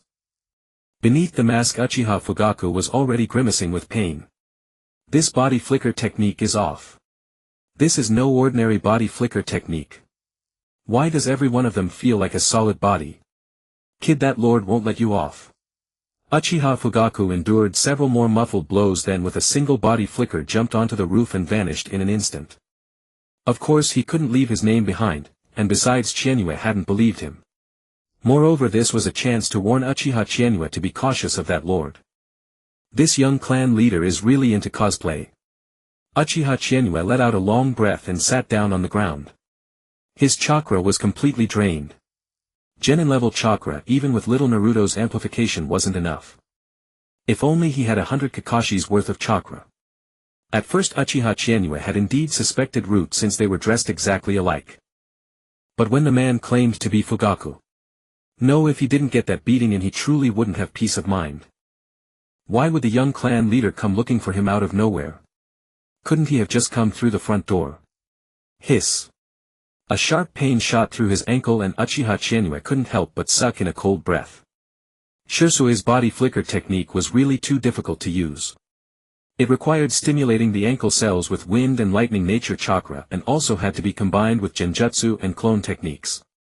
A technique of this difficulty, the person who came up with it must be a genius as well. I still can't fully master it. I can only use wind and lightning chakra to stimulate the cells with a bit of clone technique mixed in. There was still a long road ahead before he could fully master this body flicker technique. Chienue-kun. At that moment a young blonde boy walked in through the gate, followed by an old man. Minato. Clan leader Fushan. Uchiha Chienue hurried forward to greet them, putting on a flustered look. Clan leader Fushan, the Uchiha clan has to strengthen its defenses. Just now that masked mysterious ninja kept talking about a certain lord, I don't know who it is, and he even impersonated our young clan leader. Uchiha Fushan said nothing. Could that mysterious man be that brat? Initially Uchiha Fushan had been quite worried, but after hearing Uchiha Chienue's explanation, he now only wanted to go home and give Uchiha Fugaku a thorough beating. Little Chienue, you must be careful of those who dress like him. Uchiha Fushan took a deep breath. Tell you what, I'll assign a jonin from the clan to protect you. Clan leader Fushan, wouldn't assigning a jonin be too much of a waste? No waste, no waste. Uchiha Tomoyama's expression stiffened. We Uchiha also possess the will of fire. As a new leaf of our clan the flame will continue. Clan leader, that's not how the original words of the will of fire go. Ahem. Uchiha Tomoyama's face grew even stiffer. In short, your safety will be guaranteed. Such an incident will never happen again. Clan leader Tomoyama, my house is right next to yours. Asking a jonin for protection is too troublesome. Better to spend that mission money on my jutsu development. Uchiha Tomoyama. Uchiha Tomoyama's face twitched. After a forced smile he said, fine. If danger arises again, come to me next door immediately. Don't worry, clan leader Tomoyama. I was mainly worried that he might be a spy from another village. He disguised himself as a leaf ninja then as our young clan leader, but I saw through his trick at a glance. Why? Uchiha Tomoyama asked again, puzzled. How could our young clan leader be that weak? He couldn't even dodge my jutsu. Sometimes even Minato can dodge it with pure dumb luck. Heh. Uchiha Tomoyama laughed stiffly, cursing his idiotic son 100 times in his heart. Going to provoke him was bad enough, but he didn't even win. Little Chinyue, continue your training. I won't disturb you. I'll send over the funds for your jutsu development later. Okay. Thank you, clan leader Tomoyama. That night Uchiha Fugaku knelt at the front gate, just kneeling there. Uchiha Tomoyama refused to let him in. Father, hear me out. Explain my ass. Uchiha Tomoyama kicked open the door and said with bitter disappointment, I told you to build a good relationship with him. What exactly did you do? You posed as a member of Danzo's newly founded root and broke into his house. When you couldn't beat him, you even announced your identity. Is that what I told you to do? Father, there's a misunderstanding. Uchiha Fugaku hastily explained. My original intention was just to test Jinyue's jutsu, but it was too fast. Without activating my Sharingan, someone with my strength simply couldn't react. Also, his subsequent body flicker technique was suspicious. Enough. Uchiha Tomoyama looked at Uchiha Fugaku with a gaze like he was an idiot. That kid is a genius at developing jutsu. Today I went to Setsuna's house and saw that old fellow practicing some kind of lightning release. I'd guess this kid suggested it. Why? Father. Uchiha Fugaku asked with a frown. You fool. How did I end up with a son like you? Uchiha Tomoyama kept smacking the back of Uchiha Fugaku's head. I've known that old bastard Setsuna for so many years. When did he ever cultivate lightning release? Besides what he excels in is swordsmanship and the Sharingan. When has he ever used lightning release? If there weren't some sinister mastermind behind him, why would he develop a lightning release jutsu? Then what should I do, father? Uchiha Fugaku sighed. Tomorrow send Uchiha Chinyue a token and let him pick a few jutsu from the clan. Yes, father. Early the next morning Uchiha Fugaku arrived at the door. Today was a rest day. At Chinyue's home. Chinyue, rest assured. The man who impersonated me has been caught. Uchiha Fugaku said with a serious face. Is that so? That's wonderful. Uchiha Chinyue smiled. As expected of the young clan leader. A trash spy like that must be fiercely interrogated. Uchiha Fugaku squeezed a trace of a smile onto his mature face. Forget that. Yesterday my father sent you some funds for developing jutsu. But on second thought, rather than have you painstakingly develop jutsu, you might as well pick a few from the clan. Take this with you and you can go to the side of the shrine to obtain several jutsu for practice. You are a rare genius of our Uchiha. The clan will surely focus on cultivating you in training. Is that so? Uchiha Chinyue blinked. Then thank you very much, young clan leader. But young clan leader, your chin. Uchiha Fugaku's mouth twitched. Isn't that from your beating? I made a mistake in training yesterday. My chakra circulation went wrong and it messed up my face. Ah, really? Then the young clan leader must have worked hard. Please be sure to rest. Yeah. Chinyue, if there's nothing else, I'll be off. Remember to go fetch your jutsu. Uchiha Fugaku could no longer sit still. He felt that this kid was deliberately mocking him. Okay, young clan leader. Got it, young clan leader. Take your time, young clan leader. In the courtyard beside the shrine. Carrying Uchiha Fugaku's token, no one stopped him. He passed through the whole way unimpeded. Walking up to the guard at the last gate, Uchiha Chinyue said directly, I want 5 A-rank jutsu and 10 B-rank jutsu. Kid, the young clan leader already instructed that someone would come. Recorded here are 4 C-rank jutsu suited to you. The guard directly tossed over a scroll.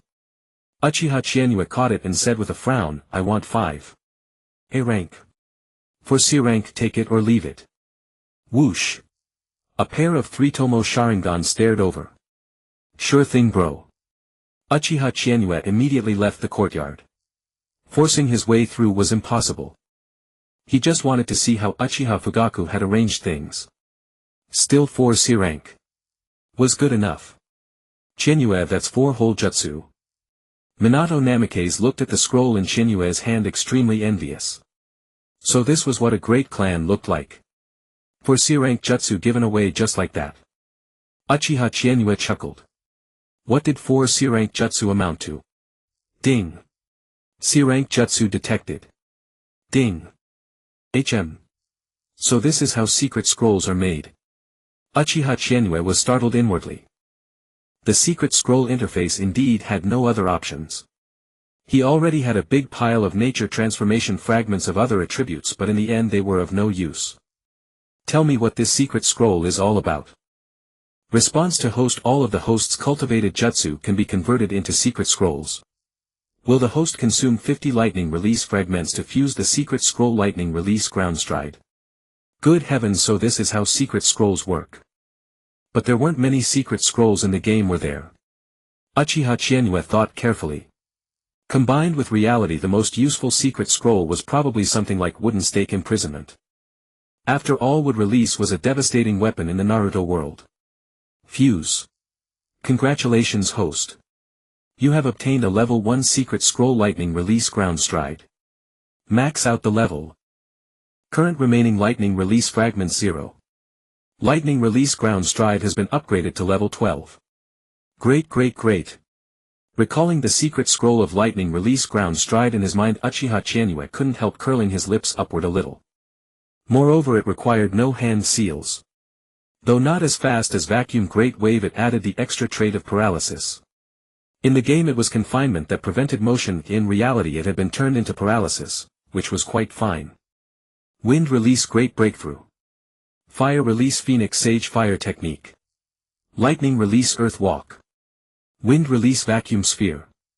Fire release is the Uchiha clan's main ninjutsu. Its signature representatives are Phoenix Sage fire, great fireball, great fire annihilation, and the like. There was also dragon fire technique and such. But for some reason what Fugaku Uchiha had given him was mostly wind release. Minato, take a look at these two as well. Chienue Uchiha handed great breakthrough and vacuum sphere to Minato Namikaze. Hearing this, Minato Namikaze's face filled with shock and his expression turned somewhat panicked. Chienue-kun, this is too precious. What's so precious about it? Chienue Uchiha couldn't understand. He truly couldn't understand. Could techniques like this really be that difficult? Take vacuum sphere for example. A novice needs 12 hand seals, simplified it becomes 5. A master can release it with just 3, Danzo for instance. No need to elaborate on seal speed, with those 12 seals 6 per second is indeed beyond him for now, but 3 per second is no problem. For a jutsu like this you can't call it difficult, you can only call it very simple. As long as your chakra reserves are sufficient, your hand seals are right, and you guide the chakra where it should go, you can fire it off. Most genin can't even learn a C-rank jutsu. Chienue Uchiha truly couldn't figure out what part of it was unlearnable. It was merely a matter of chakra control. He really should worry whether these people had drunk too much Sanmu milk powder. Minato, let's train again. Chienue Uchiha grinned. Ha! Minato froze, and before he could react an electric arc flashed across the ground and a crack split the grass. Lightning release earth walk. In an instant a tingling numbness swept through Minato Namikaze's entire body, leaving him unable to move. Ugh! Minato Namikaze let out a pained groan, but Chienue Uchiha was startled. Man, its startup speed is incredible, no argument there. Looks like I've got the real script. Reborn in the Naruto world, using purity to sweep across the ninja world. So pure. Who can resist using a technique like that? Earth walk plus vacuum wave. Even the young clan head couldn't escape this time. Another jutsu. Fugaku Uchiha, hidden in the shadows, fell into thought. Is a C-rank jutsu really this simple? And besides, why was his earth walk different from the normal earth walk? Can he use it where there's no water? Compared with the standard earth walk, this is the real earth walk. Lightning coming straight out of the ground. No, I have to learn new jutsu too. This Chienue Uchiha is simply a genius. Time passed in the blink of an eye. Today however Chienue Uchiha was at home. For no other reason, his shadow clone had gone to school in his place. Starting today he officially no longer had to listen to the third Hokage's teachings. And he didn't need to worry about the novels either. Chienue Uchiha had dumped all of that work on his shadow clone. The shadow clone only needed to go to school if the main body had far more to think about. Counting the money the clan had sent over, I've got another 300,000 in hand. With that amount Chienue Uchiha planned to save up a little more. If there was one thing he most looked forward to, it was definitely the power of the Sharingan. The sheer absurdity of Konoha Tsukumi goes without saying, and the Mangekyo is the greatest power-up of all. Konoha Tsukumi Radiance, enough to shatter a person's mind in an instant. In terms of lethality it is probably on par with Tsukimi right. Start hoarding. Aside from daily expenses it was all hoarding. In the blink of an eye half a year slipped past. Now it was already the second semester of the second year. Amazing. So cool. A little brat in green clothes clutched a novel titled Flame Emperor, his eyes flashing with excitement. Ha ha ha. Nawaki reading my book again. How is it? A hearty voice rang out and a figure with white spiky hair walked toward the little brat. The two were none other than Nawaki Senju and Jiraiya. Ha. Jiraiya bro. Nawaki Senju turned and looked at Jiraiya. The book you gave me last time was used by my sister to prop up a table leg, where was I supposed to read it? What? Jiraiya turned pale with shock and hastily pulled Nawaki Senju closer, lowering his voice. You didn't rat me out, did you? Rat you out about what? The book I gave you. Oh, you mean that? Jiraiya bro, I didn't say a thing. Good good. But your pen name is on the book. Jiraiya's face was instantly covered in black lines, as if all color had drained away. He stood petrified on the spot. Right, the pen name was on the book. But my sister usually doesn't read books, you know. Right. Light flashed in Jiraiya's eyes again. He didn't want to be beaten up by Tsunade for no reason. But she read this one. Jiraiya. The corner of Jiraiya's mouth twitched. Nawaki, next time say everything at once. Nawaki Senju grinned and held up the Flame Emperor in his hand. Jiraiya bro, don't send me those dirty books anymore. I'm afraid my sister will misunderstand. I'm into this Flame Emperor style now. Flame Emperor. Jiraiya raised an eyebrow. What the hell could compete with my masterpiece? Yeah. Nawaki Senju nodded eagerly. Bien Yochin sensei is a real genius. Jiraiya bro, take a look. Jiraiya frowned, but his interest was piqued. That Nawaki kid usually loved flipping through his books, he was a little pervert himself. But now he had actually abandoned my book. Impossible. Just how vivid was the writing of this guy with the pen name Bien Yuchien? Ha. Jiraiya took the book from Nawaki and read it carefully. Ninja Power 3rd Stage. Such a long wind-up. It seems this book also has battle scenes. The author must be a ninja too. But how could something like this attract that little pervert? Jiraiya read every page seriously. He had initially thought the girl named Mei was the heroine. But judging by the way it looked, a heroine like that, who could possibly like her? And she was so sharp-tongued and vicious with another man at her side. NTR. Did the male lead power up and steal his cousin's girl? He continued reading. Another girl named Sun appeared. So she's the real heroine, huh? Is there really a market for a heroine-centered story? Can this really attract that little pervert? Jiraiya continued reading. To be fair, the writing was quite smooth and the dialogue between characters was good too. It's just that the male lead start was a bit too depressing, right? But that was reasonable. If the protagonist hadn't started out as a total waste, how could he turn things around later? Then. A few minutes later. Amazing. Where was this inexplicable rush of pleasure coming from? 30 years on the East Bank, 30 years on the West Bank. Never underestimate a poor youth. So that's it. Is the male lead finally about to turn his life around? The next day at the My Commercial Street Xianmen Meat Buns. The shop was as bustling as ever. At a table, Zilai, didn't you get enough rest? Dashawan with a pale complexion glanced at Zilai across from him. He saw that this white-haired fellow's eyes were listless with dark circles deeply pronounced. Zilai yawned. Well, I came across a really good book yesterday. I ended up reading it too late and didn't sleep all night. Speaking of this book, Zilai suddenly perked up, his eyes sparkling as he looked at Dashawan. Dashawan, do you want to take a look? It's exceptionally good. It manages to write such an amazing story without any special tropes. And the setting is incredibly novel. I've never imagined such a setting before. Dashyuan smiled, his voice slightly hoarse. I have no interest in these things. As long as you're happy.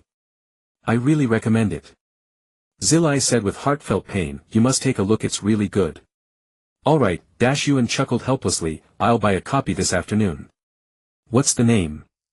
Flame Emperor. It's truly innovative, but that hateful old thief Uchiha only released the first volume. Gentlemen, your breakfast is ready. 6 Qianmen meat buns, 1 dried sausages meat bun, 2 bowls of century egg and lean meat congee, and 1 portion of century egg tofu. That'll be 1,100 yuan. Dashyuan. I'll pay. Dashyuan opened his wallet and took out 1,100 yuan, handing it to a clansman wearing the Uzibo clan uniform. Please take care. On the main street of Mai. This was a rather bustling area of Mai with shops of all kinds. Remember to pay me back. Dashyuan looked at Zilai, his voice steady. Oh, you're still fussing over such a small amount of money. Zilai's face flushed red. Just 55 Rio, it's not like I'm going to run away. Heh, Dashyuan chuckled. Zilai, ever since Qianmen meat buns opened on my commercial street, besides the first time you treated me, have you ever paid since? Just a few breakfasts. Zilai's eyes widened. Dashawan, you're not going to be so petty about this, are you? If it weren't for me, you wouldn't have gotten to eat such delicious food, right? Enough talk, this is the last time. Dashyuan said, in total I've treated you 76 times. The smallest was 60 Rio, the largest was 130 Rio. Altogether that's nearly 10,000 Rio. Even if we take half, you owe me 4,500 Rio. This. That much. Zilai looked embarrassed, scratching his head. Don't worry. I'm a bit strapped for cash lately, but I'll pay you back after I go on a mission. Where did your money go? Dashyuan couldn't understand. Hadn't they just returned to the village after completing a B-rank mission? In less than 3 days, tens of thousands of Rio were already gone. Tsunade came to confront me yesterday, Zilai said, his face drained of color, a dark line on his forehead. That little rascal Xingshu snitched, saying that I gave him my works and that I stole his books. That little brat set me up. Dashyuan couldn't help but laugh. You really are. Don't spout nonsense. Zilai's gaze sharpened. Who would like such a violent woman? Dashyuan smiled without saying a word. I hadn't even said anything about your feelings for Gangzhou. Walking along, Dashyuan took a bite of the meat bun in his hand. It was still that familiar taste. As it entered his mouth, he couldn't help but glance at the shop with the sign bearing Qianmen meat buns. A shop of the Uzibo clan. Who would have thought that the proud Uzibo clan would also consider opening a shop on Mai's commercial street? Dashawan, what are you looking at? Zilai waved his hand in front of his eyes, curious. Nothing, Dashyuan shook his head. I just never expected the Uzibo to open a shop here. And it tastes pretty good too. Ha ha ha ha. Zilai laughed with his hands on his hips. At that time, when I saw the shop assistant wearing Uzibo clothes, I was also shocked. I even advised him not to be reckless, that wearing Uzibo clothes might get him caught by the police force. But it turned out he was a real Uzibo. And then. Even Dashyuan wore a speechless expression at this point. I had to go to the police force to get you out. Humph. Zilai grew angrier as he spoke. I was not causing a disturbance.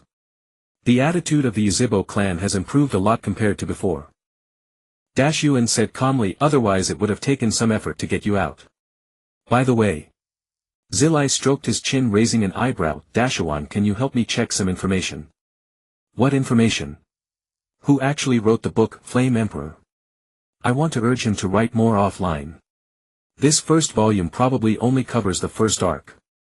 It even ends with a cliffhanger about the 3-year promise, with the protagonist stuck at the foot of the mountain, hasn't even climbed yet.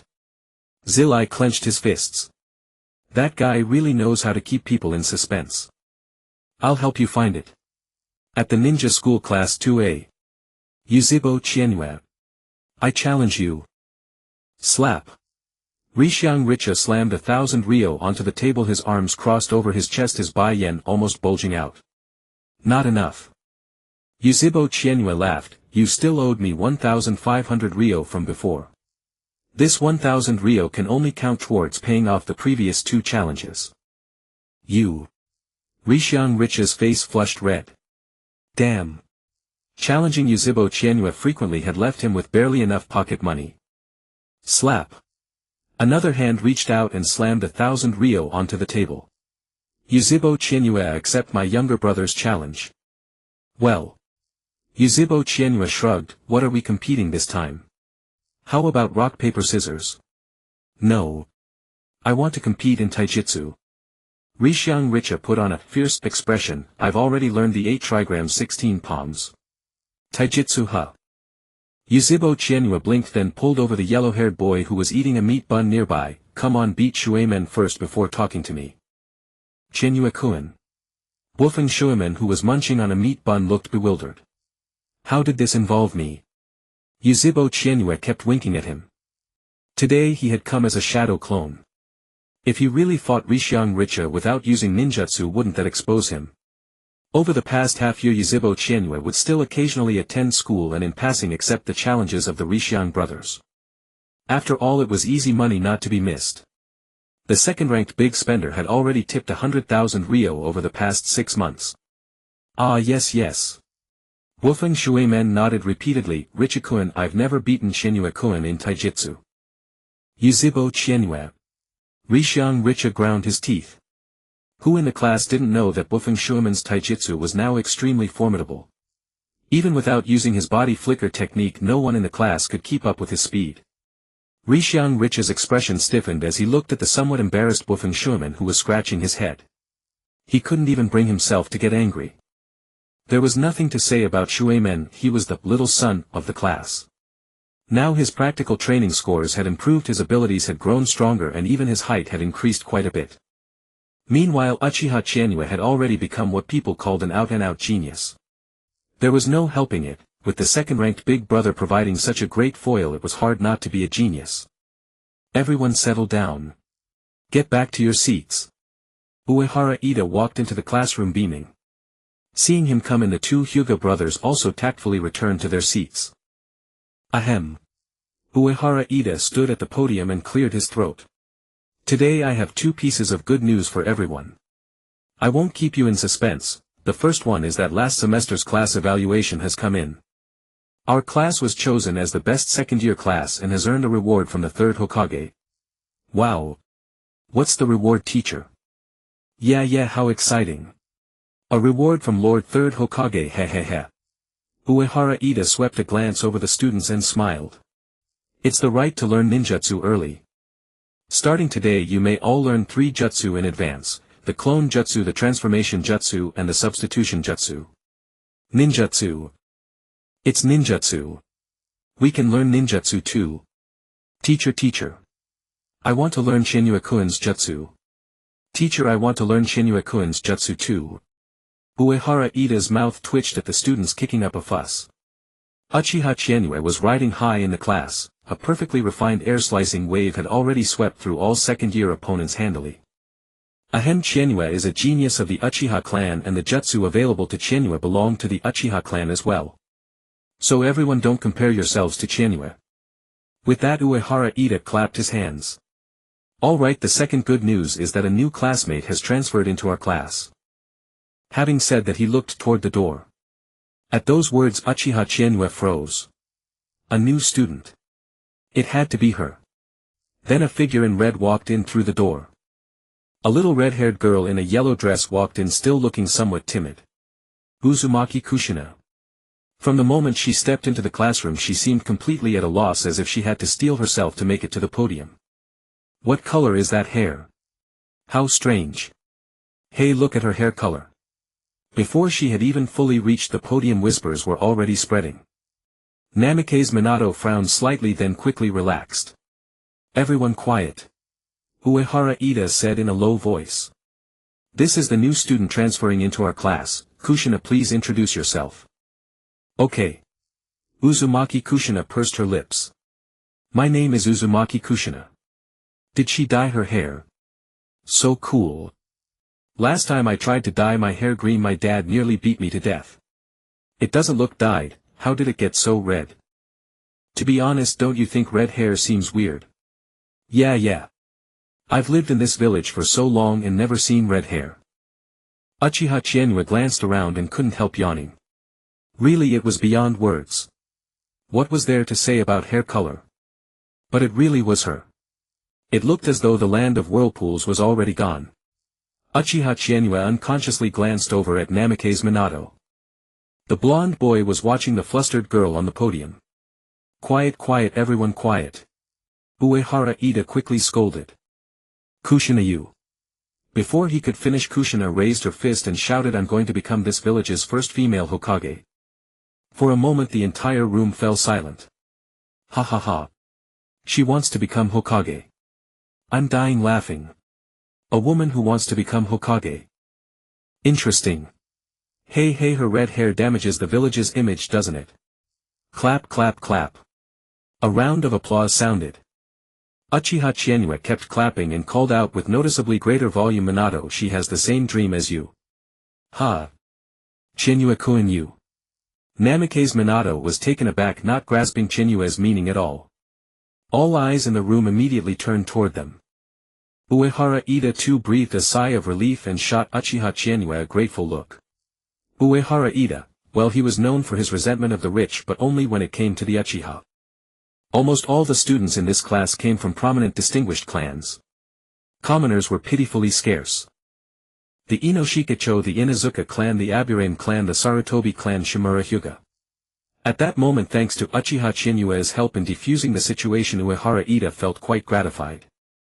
After more than half a year together, although his hostility toward the Uchiha remained, it was clear that Uchiha Chienwa and the younger sibling were no longer a problem. That's right.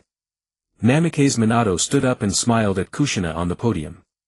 I also want to become this village's Hokage. Let's work hard together.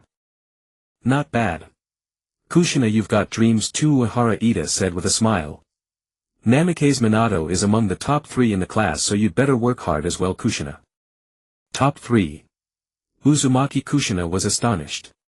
She never expected that the seemingly effeminate-looking blonde boy would actually be in the top 3 of the class. Uehara-sensei, I'll work hard. Good. Uehara Ida swept his gaze over the class. After Namikaze Minato's words, no one dared to make remarks about Uzumaki Kushina anymore. What they feared was not Minato, they were afraid of offending Uchiha Chienwa. Ask anyone who didn't know that those two were closest. Kushina sit beside Uchiha Mikoto. Feel free to ask Mikoto if there's anything you don't understand. Uehara Ida pointed to the empty seat beside Uchiha Mikoto. Uchiha Mikoto's seat happened to be right next to Narashikaku. Okay, sensei. First period is self-study. Uehara Ida pushed up his glasses. I'm going to the 3rd Hokage's office to get the scrolls for the 3 basic jutsu. Everyone remember to stay quiet. With that, Uehara Ida left the classroom. Uchiha Mikoto waved at Uzumaki Kushina. Kushina also summoned her courage and walked over. Don't you guys think she looks like a tomato? Yeah, plump round face, red hair. She really does. I hate tomatoes. Exactly, a tomato still wants to be Hokage. Hey. With a roguish look, Uchiha Chienwa said, what's so bad about tomatoes? Have you ever? Do you even know the true value of tomatoes? Whose whole life is it? Tomorrow Minato can dye his hair red, why don't you make fun of Minato? Chienwa-kun you. Namikaze Minato couldn't help laughing and the corner of his mouth twitched. That's right. Namikaze Minato stood up. We're all classmates and Kushina has a name. Exactly. Uchiha Chienwa immediately chimed in, anyone who bullies Kushina is picking a fight with our Minato-san. If you've got the guts, come and duel Minato. Wow, how hateful. Yeah, but we can't beat the 2 of them anyway. Damn it. In a far corner of the classroom, Sarutobi Shinosuke silently took note of everything. This should have been his moment to play the hero and protect his new classmate. So this is Konoha village. Uzumaki Kushina sat in her seat, her mind full of Minato Namikaze's domineering display just now. She hadn't expected that this sissy was actually quite impressive in this class. Kushina-chan. The black-haired young girl poked Kushina and said with a grin. Don't worry. With Qianyu and Minato around, absolutely no one will dare bully you. Kushina glanced at Minato, who was flipping through a novel, and replied. Mikoto, I actually don't need anyone to protect me. Uchiha Mikoto blinked her big watery eyes. Kushina, you're not from the land of fire, are you? Why you? How did you know?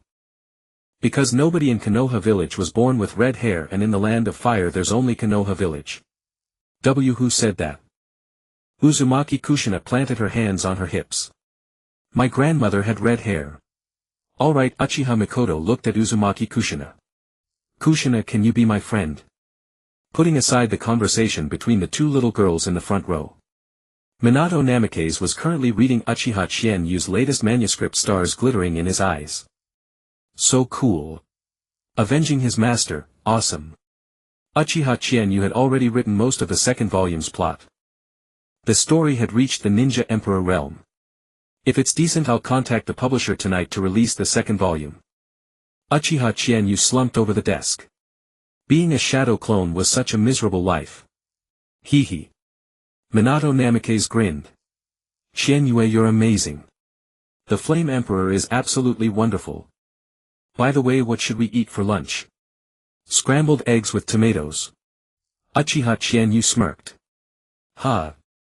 Meanwhile, the real Uchiha Chinyu was at home. System, show me the panel, damn it. Lying on the grass, he began his daily routine. Today's 4-hour morning training was complete. Name Uchiha Chinyu. Age 7. Ninjutsu Chunin rank 1 605,000. Taijutsu Chunin rank 1 120 5000. Genjutsu Chunin rank 1 200 5000. Ninja cards owned: S rank 3-star Mysterious Masked Man, A rank 3-star Uchiha Shirsue, C rank 4-star Uzumaki Naruto equipped, C rank Uzumaki Naruto, C rank Uchiha Sasuke Hyuga Hinata. Summoning Beast None. Secret Scrolls Sky Slashing Wave LV. 27 Lightning Release Ground Stride LV. 22 Summoning Lightning Blade Materialization LV. 2. Special Ninja Tools Equipment None. Kekkei Genkai Uchiha Clan Single Tomo Sharingan Developing. Chakra Nature Development Fire LV. 30 Wind LV. 15 Lightning LV. 50. Special Talents Meticulous Observation Fire Release Mastery. Current Funds 100000 Rio. Note 1: A ninjutsu, taijutsu and genjutsu correspond to chakra, physique and spirit respectively. Note 2: Because of the Sharingan the host possesses the meticulous observation talent, your perception and dynamic vision will be stronger. Note 3: The max level. Uchiha Chinyu couldn't help clicking his tongue. There wasn't the slightest sign of the second tomo unlocking. If the second tomo hadn't even opened, when on earth could he use Koto Amatsukami? And Kamui. The Kamui phasing I was clearly priced at 5 million Rio. This price was ridiculously outrageous. Koto Amatsukami was only 1 million, Kamui was actually 5 times that. Even with money he couldn't top up and unlock Koto Amatsukami. System, I think your restrictions on me are still too harsh. Why can't I equip 20 ninja cards? Uchiha Chinyu looked at his other C-rank ninja cards already at 3 or 4 stars and couldn't help sinking into thought. If he could equip them all, his experience boosts for all 3 categories would be over 1,000. To prevent the host from maliciously exploiting bugs. Hey, I think you're just trying to force me to burn cash. Uchiha Chinyu rolled his eyes. If so many ninja cards could be equipped, there would be no need to star up high-level ninja cards. Besides, with a 1000 experience boost, a direct tenfold, the system's paid training. Uchiha Chinyu simply wouldn't buy it. His growth over the past 6 months was plain for all to see. Uchiha Chinyu had even become somewhat addicted to this feeling. The sensation of getting stronger every day was simply too good. No wonder Wales in his previous life had splurged recklessly in games. His 3 ninja disciplines had all reached the Chunin stage. Although a triple training session was efficient, it was starting to lag behind now. Rank 1 required 5000 EXP, Rank 2 required 7000, and Rank 3 demanded a terrifying 9000. With his current boosts, if he trained all three together, a single triple boost session would only raise each by 50 points at best. At this pace, when would he even reach elite Chunin? It would take forever. If he wanted to grow stronger, the fastest shortcut was spending money. Host. Activate the 10,000-fold training EXP boost and experience 1,000 miles a day. Do I look like I'm worth 100 million? Host, what are you saying? You'll earn 100 million sooner or later. Set daily training to 6-fold, huh? Uchiha Chizuki took a deep breath. That was 10,000 Ryo a day. But with the ninja card boosts it had already reached 9-fold. The path to breaking through to Chunin rank 2 in 100 days could be shortened by half. But the price was quite high. I have 1.6 million Ryo on hand. I originally planned to save up enough to unlock Koto Amatsukami. Uchiha Chizuki was speechless. Who knew that, not to mention the 3-tomo Sharingan, he hadn't even unlocked the second tomo. His spiritual power was clearly increasing, so why was it stuck there? Now with his current progress, Uchiha Chizuki truly no longer had to worry about money. He too had become a whale. Qianmen Meat Buns had opened more than a dozen shops in Konoha, and the daily earnings that reached Chizuki were no small sum. Even at the least he took in 5,000 or 6,000 Ryo a day. That was still only 40% of the net profit. In particular, the branch in Konoha's shopping district alone contributed at least 1,000 Ryo to Chizuki every day. Over the past 6 months the main source of funds remained the novel. The Flame Emperor sold exceptionally well, priced at 400 Ryo, with Uchiha Chizuki profiting 30. It was released through the Uchiha Publishing House. Having one's own family's publishing house was great, even royalties alone yielded a 30 profit. For each copy sold, Chizuki pocketed 120 Ryo. Sales in Konoha village alone had already reached 6,000 copies. Recently they were also discussing expanding beyond the village. If it became a hit all over the world, Uchiha Chizuki was the first one to feed himself such a fantasy. Chizuki. Uncle, I did it. Uncle, I did it. Come quick, come quick. The old voice was filled with joy. Uchiha Setsuna burst through the door, Chidori in hand, and cackled wildly at Uchiha Chizuki. Chizuki was completely deadpan. Someone come take this lousy uncle away. Kai. The 1,000 birds sang in unison, a sound grating to the ear yet incomparably beautiful. Chidori. After just over half a year, countless failures, and 3 months spent in Konoha Hospital, Uchiha Setsuna had finally done it. Uncle is incredible. Swish. Swish. Swish. Uchiha Chizuki formed 5 hand seals, and a mass of lightning light burst forth above his left hand as well. With the same 1,000-bird cry, uncle and nephew faced each other, each holding a Chidori. Uchiha Setsuna's smile froze. Little Chizuki. When did you develop it? Right while you were in the hospital not long ago, uncle. Uchiha Chizuki grinned. This ninjutsu is seriously incredible, you know. If uncle hadn't explained your training experience to me, I couldn't have developed it this quickly. It's still not quite refined yet, and it feels a bit dazzling. Ahem. Uchiha Setsuna coughed twice and said. Little Chizuki, you truly are my nephew. I only gave you a few pointers. Enough, little Chizuki. This ninjutsu isn't suitable for you yet. Without the Sharingan's dynamic eyesight, it's hard for anyone to unleash its true power. As he spoke, Uchiha Setsuna sighed with emotion. This ninjutsu was practically made for the Uchiha clan, a perfect match. If one's dynamic vision wasn't enough under a high-speed charge and the Chidori's influenced this ninjutsu, with the slightest carelessness it could easily backfire. But with the Sharingan it was different. With that kind of killing power, it was absolutely a devastating weapon. Suddenly Uchiha Setsuna's gaze sharpened. Sharingan. Little Chizuki hasn't awakened his Sharingan yet. This ninjutsu is nothing but harm to him. Uncle, why don't you go and kill Minato? Uchiha Chizuki blinked and spoke. Uchiha Setsuna was so startled that his whole body trembled. So little Chizuki was still set on that plan. In that instant Uchiha Setsuna recalled that afternoon. Ahem, Chizuki, aren't you and Minato best friends? Oh yeah. I just wanted to see your stance on the matter. TSK.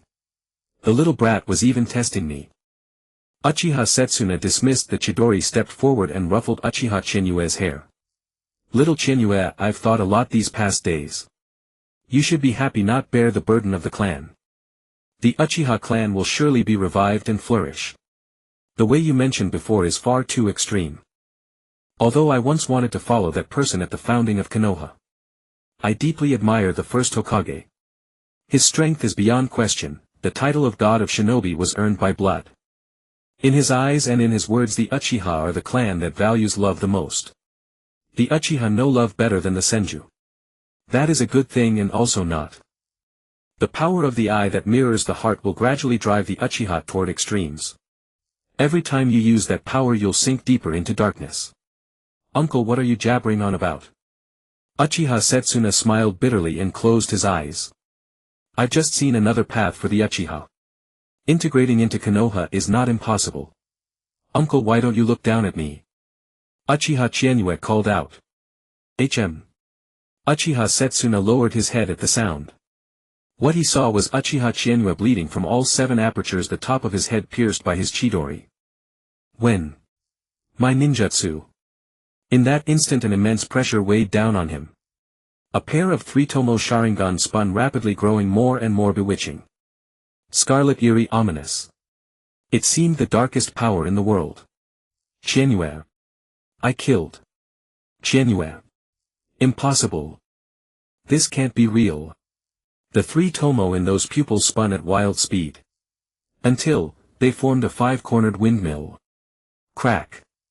It was as if something shattered. Damn, that was hard. Uchiha Qianyue broke out in a cold sweat. It really wasn't easy to get Uncle trapped in a genjutsu. Thankfully Uchiha Setsuna was completely off guard and unknowingly stepped into Uchiha Qianyue's illusion. Genjutsu Sharingan. The most common genjutsu of the Sharingan, it can be activated simply by locking eyes. The single Tomo Sharingan has significant limitations, but the key was that Setsuna had no guard up and had even made physical contact with Uchiha Qianyue. And in just an instant it drained Uchiha Qianyue's chakra dry. A Chunin plus Naruto's permanent 15 boost. Had completely wrung dry. Uchiha Qianyue looked at the old man before him, blood tears streaming from his eyes.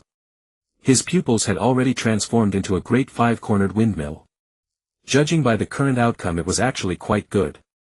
At least it proved that as long as one was off guard and the genjutsu was well constructed, it could trigger the Sharingan's awakening. Qianyue. Uchiha Setsuna let out an explosive roar. Uchiha Qianyue's genjutsu was shattered directly by that immense chakra. Genjutsu directs the flow of chakra, sending it into disarray.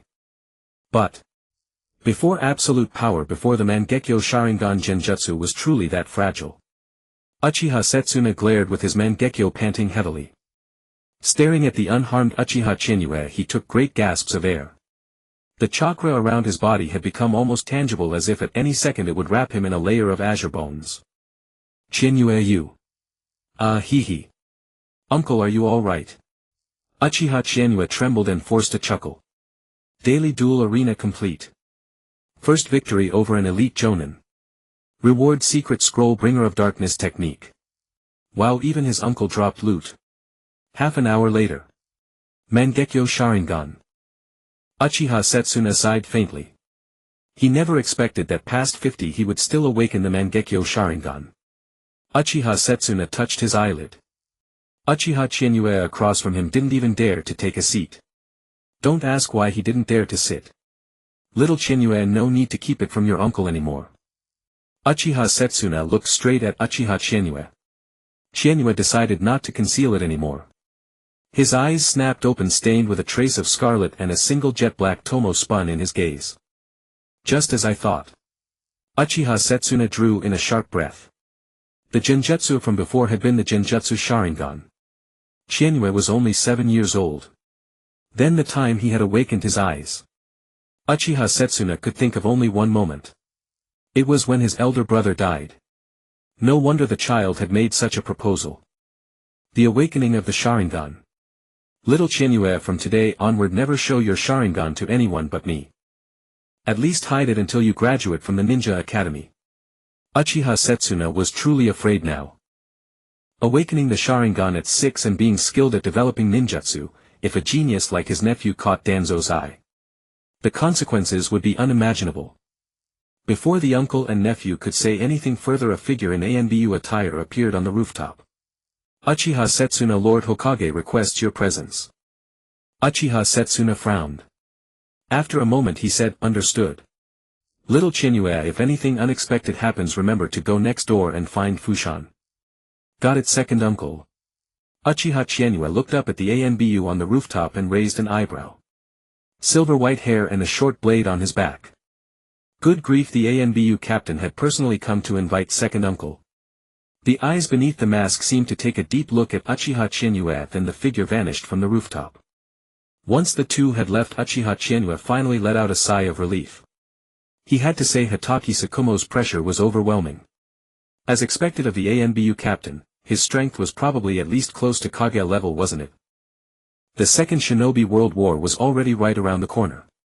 Forget it, no more dwelling on it. He should focus on getting stronger.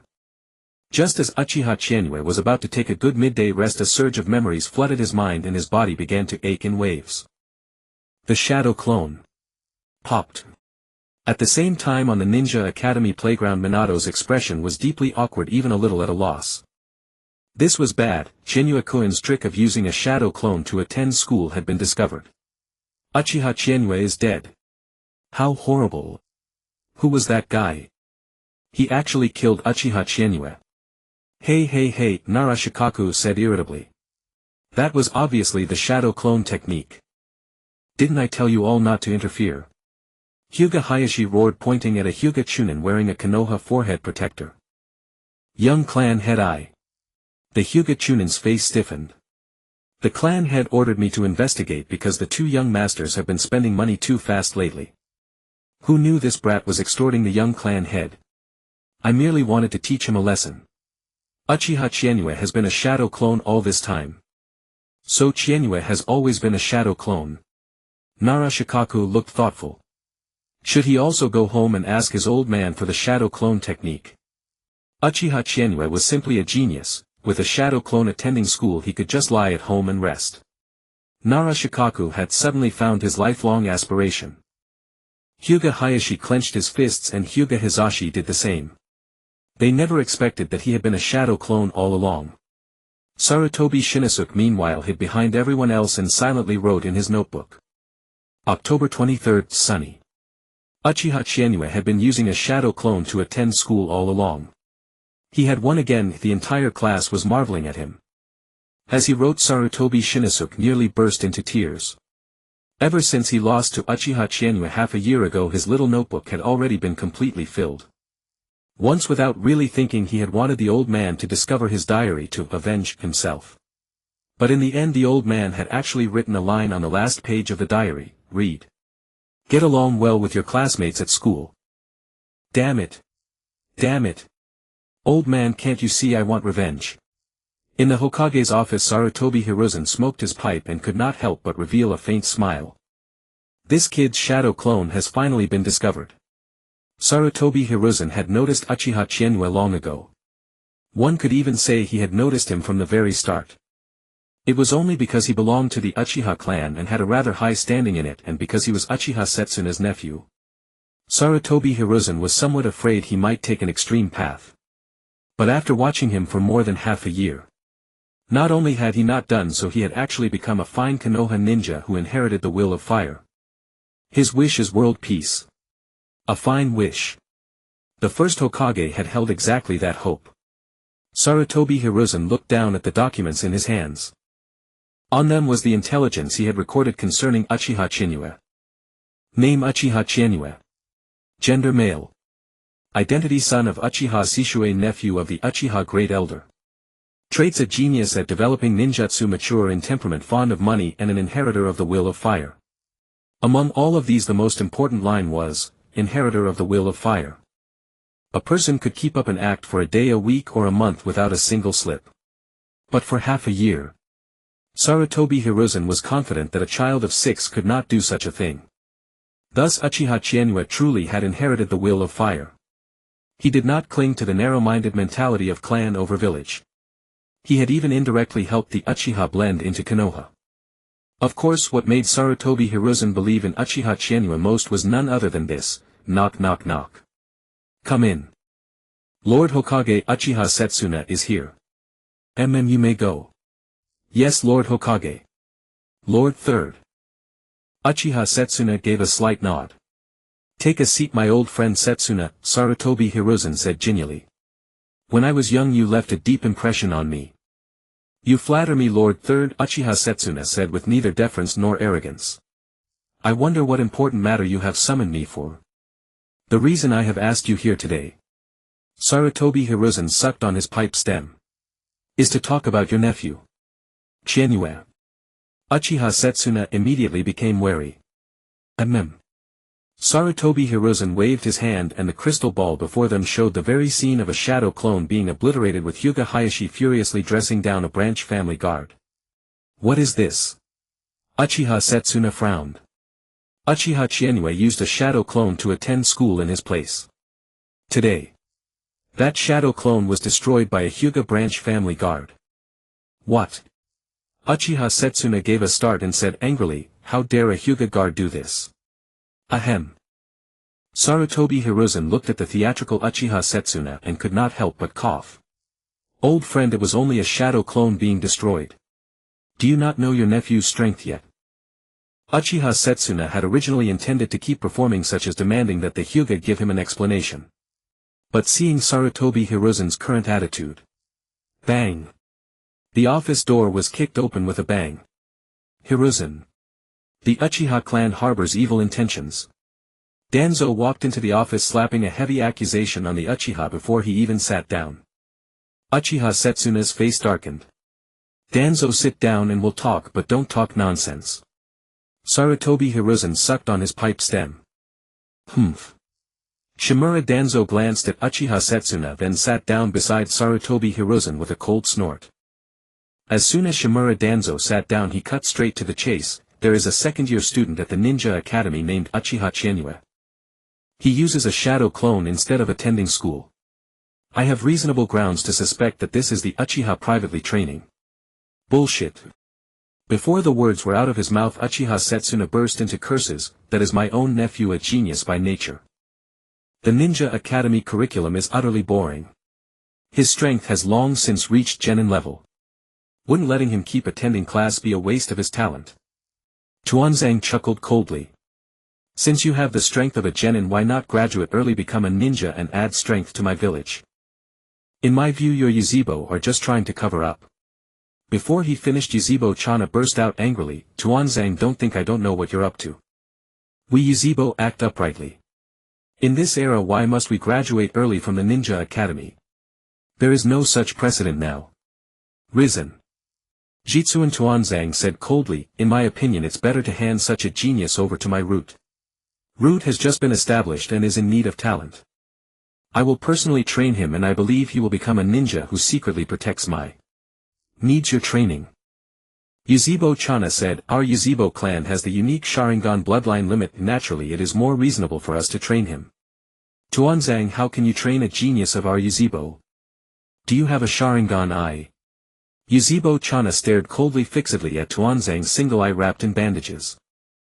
Alright, you two. Yuanfei Risen put down his pipe and said slowly, Tuanzang, I invited Brother Chana here today for the matter of Yuzebo Qianyu. Recently the Land of Rain has been making quite a stir and there seems to be considerable friction between them and the Land of Iron. This man Banzang is ambitious, a fact known to all, and his strength is not to be underestimated. Risen, in that case it's even more reason to hand over a genius like Yuzebo Qianyu to me for training. Train what with you? Yuzebo Chana said, learn assassination techniques from you. Alright Tuanzang. Yuanfei Risen glared at Jitsuan Tuanzang. Yuzebo Qianyu has a cheerful personality and inherits the will of fire. This is evident to everyone. Since the Ninja Academy can no longer foster his growth, it's better to let him graduate early. Third Hokage-sama. Yuzebo Chana frowned. This is not a special time, why does Qianyu need to graduate early?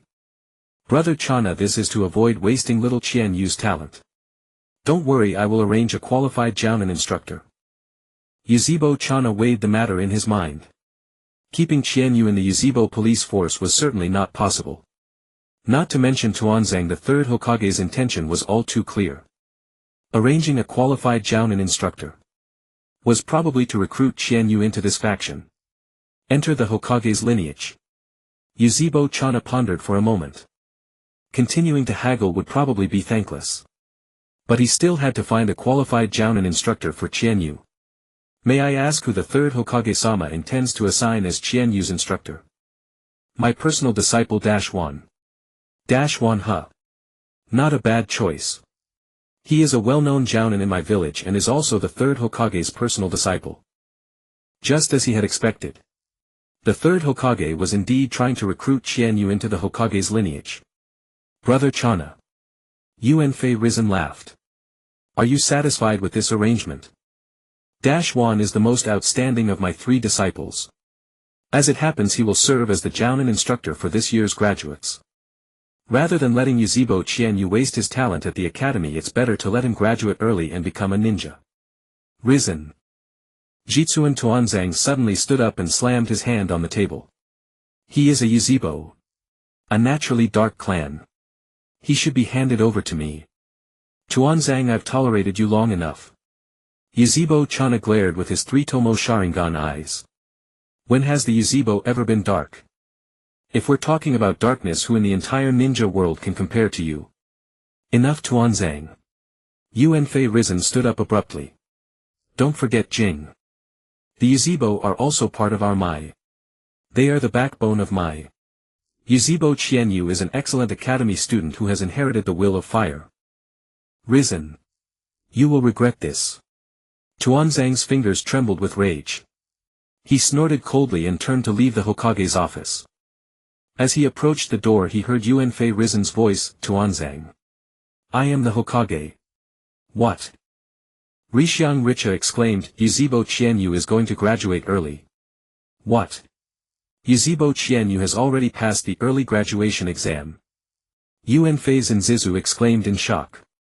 Damn it. Why? Yuzhibo Qianyu is going to take this year's Chunin exam. Rishiang Rizu murmured in a daze.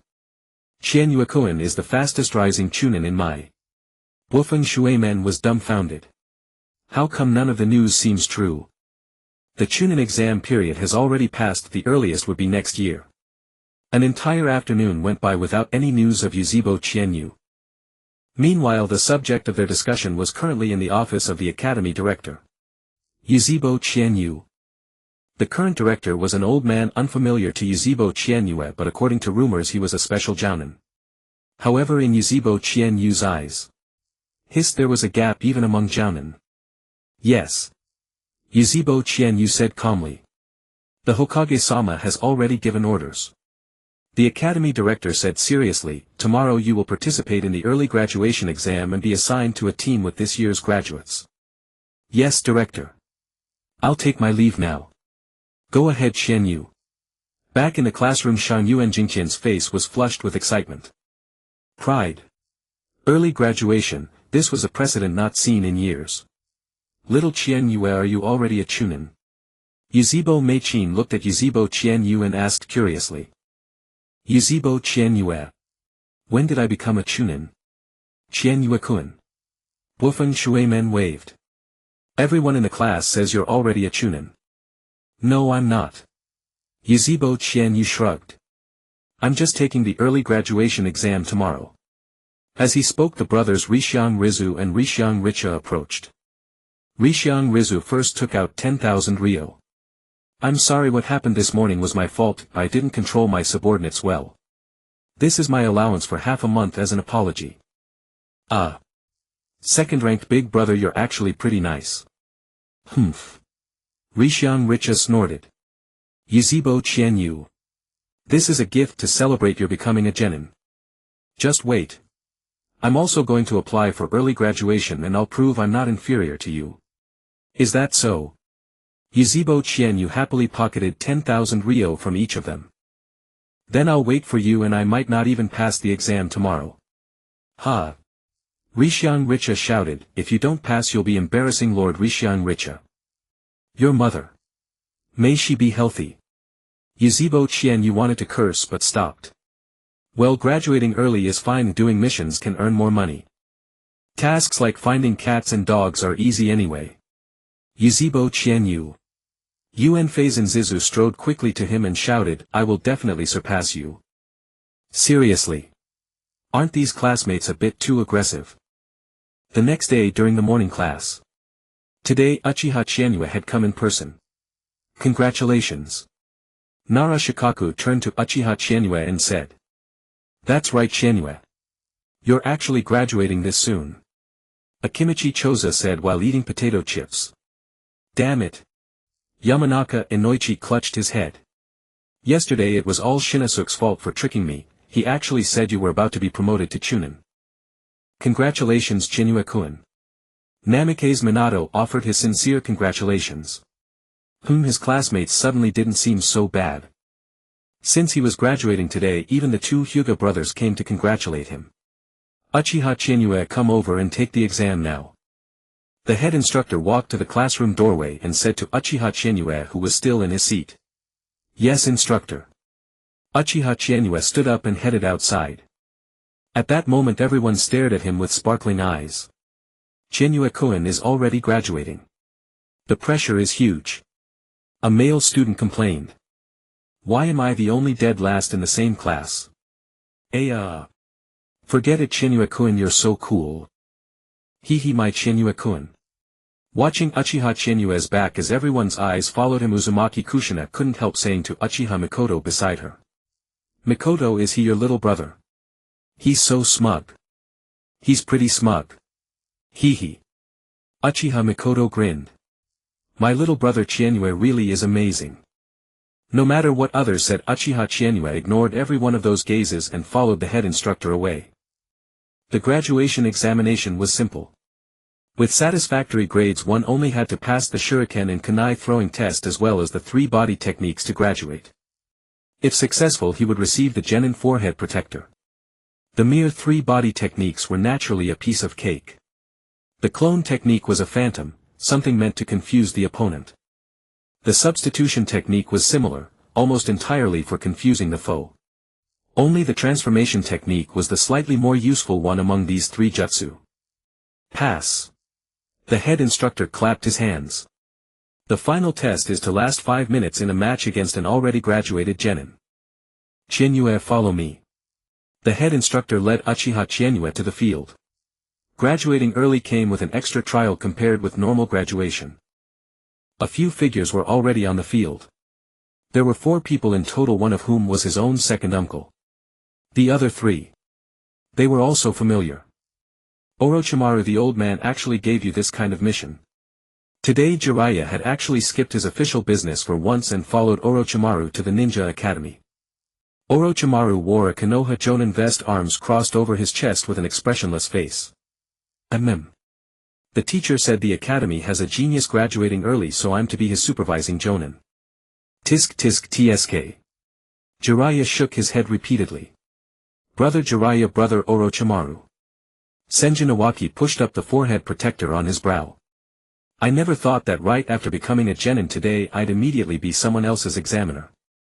Then you'd better be careful. Orochimaru smiled, glancing at the red-eyed man beside him. Your opponent is a genius of the Uchiha clan. Uchiha Setsuna paid no attention and waited quietly. Jiraiya looked at the stern, unsmiling Uchiha Setsuna and couldn't help shivering. This was Mad Dog Setsuna. Just who among the Uchiha clan was this early graduating kid? Greetings Jonin Orochimaru, Jonin Jiraiya and Lord Uchiha Setsuna. The head instructor greeted the 3, then pulled Uchiha Chinyue over. Chinyue, your opponent is the genin Senjin Iwaki. Endure 5 minutes against him and you will pass the examination. Hee, that's right. Senjin Iwaki smiled confidently. Little Uchiha kid, bring it on. With those words Uchiha Setsuna cast him an encouraging glance, then vanished in the instant of a body flicker. The others also vanished with body flickers, concentrating intently on the battle. Orochimaru's interest was thoroughly roused, the corners of his mouth curled up a little more. How far could this Uchiha genius go? Orochimaru had read Uchiha Chinyue's file, he had mastered wind release, lightning release and fire release ninjutsu. At such a young age he had already mastered 3 C-rank jutsu and a special body flicker technique. Up to now he had not displayed his true strength. In his view Niwaki was not bad, he even knew one water release and one earth release jutsu. But he was most likely no match for this Uchiha. Orochimaru's senses were keen. To him Uchiha Chinue's spiritual energy was exceptionally high. Perhaps he had already awakened the Sharingan. At present Orochimaru had no particular obsession with the Sharingan. Form the opposing seals. The match begins. Jiraiya called out loudly. Senju Nawaki and Uchiha Chinue formed the opposing seals. Uchiha Chinue. Come on. Show me your strength. Then. Secret art, lightning release earth crawl. Secret art, vacuum wave. A burst of lightning shot out from beneath the ground, moving so fast that Senju Nawaki had no time to react. A numbing tingling spread through his whole body, and then a mass of air pressure slammed into his chest. Who could resist a move that stupid? Uchiha Chinue simply slapped together a random string of hand seals. Senju Nawaki, who had been all grins a moment ago, collapsed. Was that even 10 seconds? Impossible. Jiraiya stared at the field in disbelief. How could this brat be this strong? He had watched Senju Nawaki grow up. And the kid had already mastered 2 ninjutsu. Bang! With a puff, Senju Nawaki on the field transformed into a wooden log. Uchiha Chinue, take a look behind you. At that moment Senju Nawaki had already appeared behind Uchiha Chinue, hands forming seals. After 6 hand seals in a row, chakra gathered in his throat. Water release water flow technique. This was a C-rank jutsu and could be considered a miniature version of the water release water formation wall. Since the water flow wasn't as extensive as the water formation walls, its rank was only C. Senju Nawaki smiled confidently. Defeating him, Nawaki-sama. What a dream. Whoosh. The jet of water struck Uchiha Chinue precisely and pushed him back more than 10 paces. Senju Nawaki then flung 3 shuriken. Uchiha Chinue twisted out of the way, leaping backward again and again to evade the incoming blades. Seizing that opening, Senju Nawaki rushed forward, ready to engage in hand-to-hand combat. In an instant the two were locked in a fierce punch-for-punch struggle. Every fist and every palm carried full force. Ha ha ha. Uchiha Chinue, you can't possibly beat me. Don't worry, I'll go easy on you.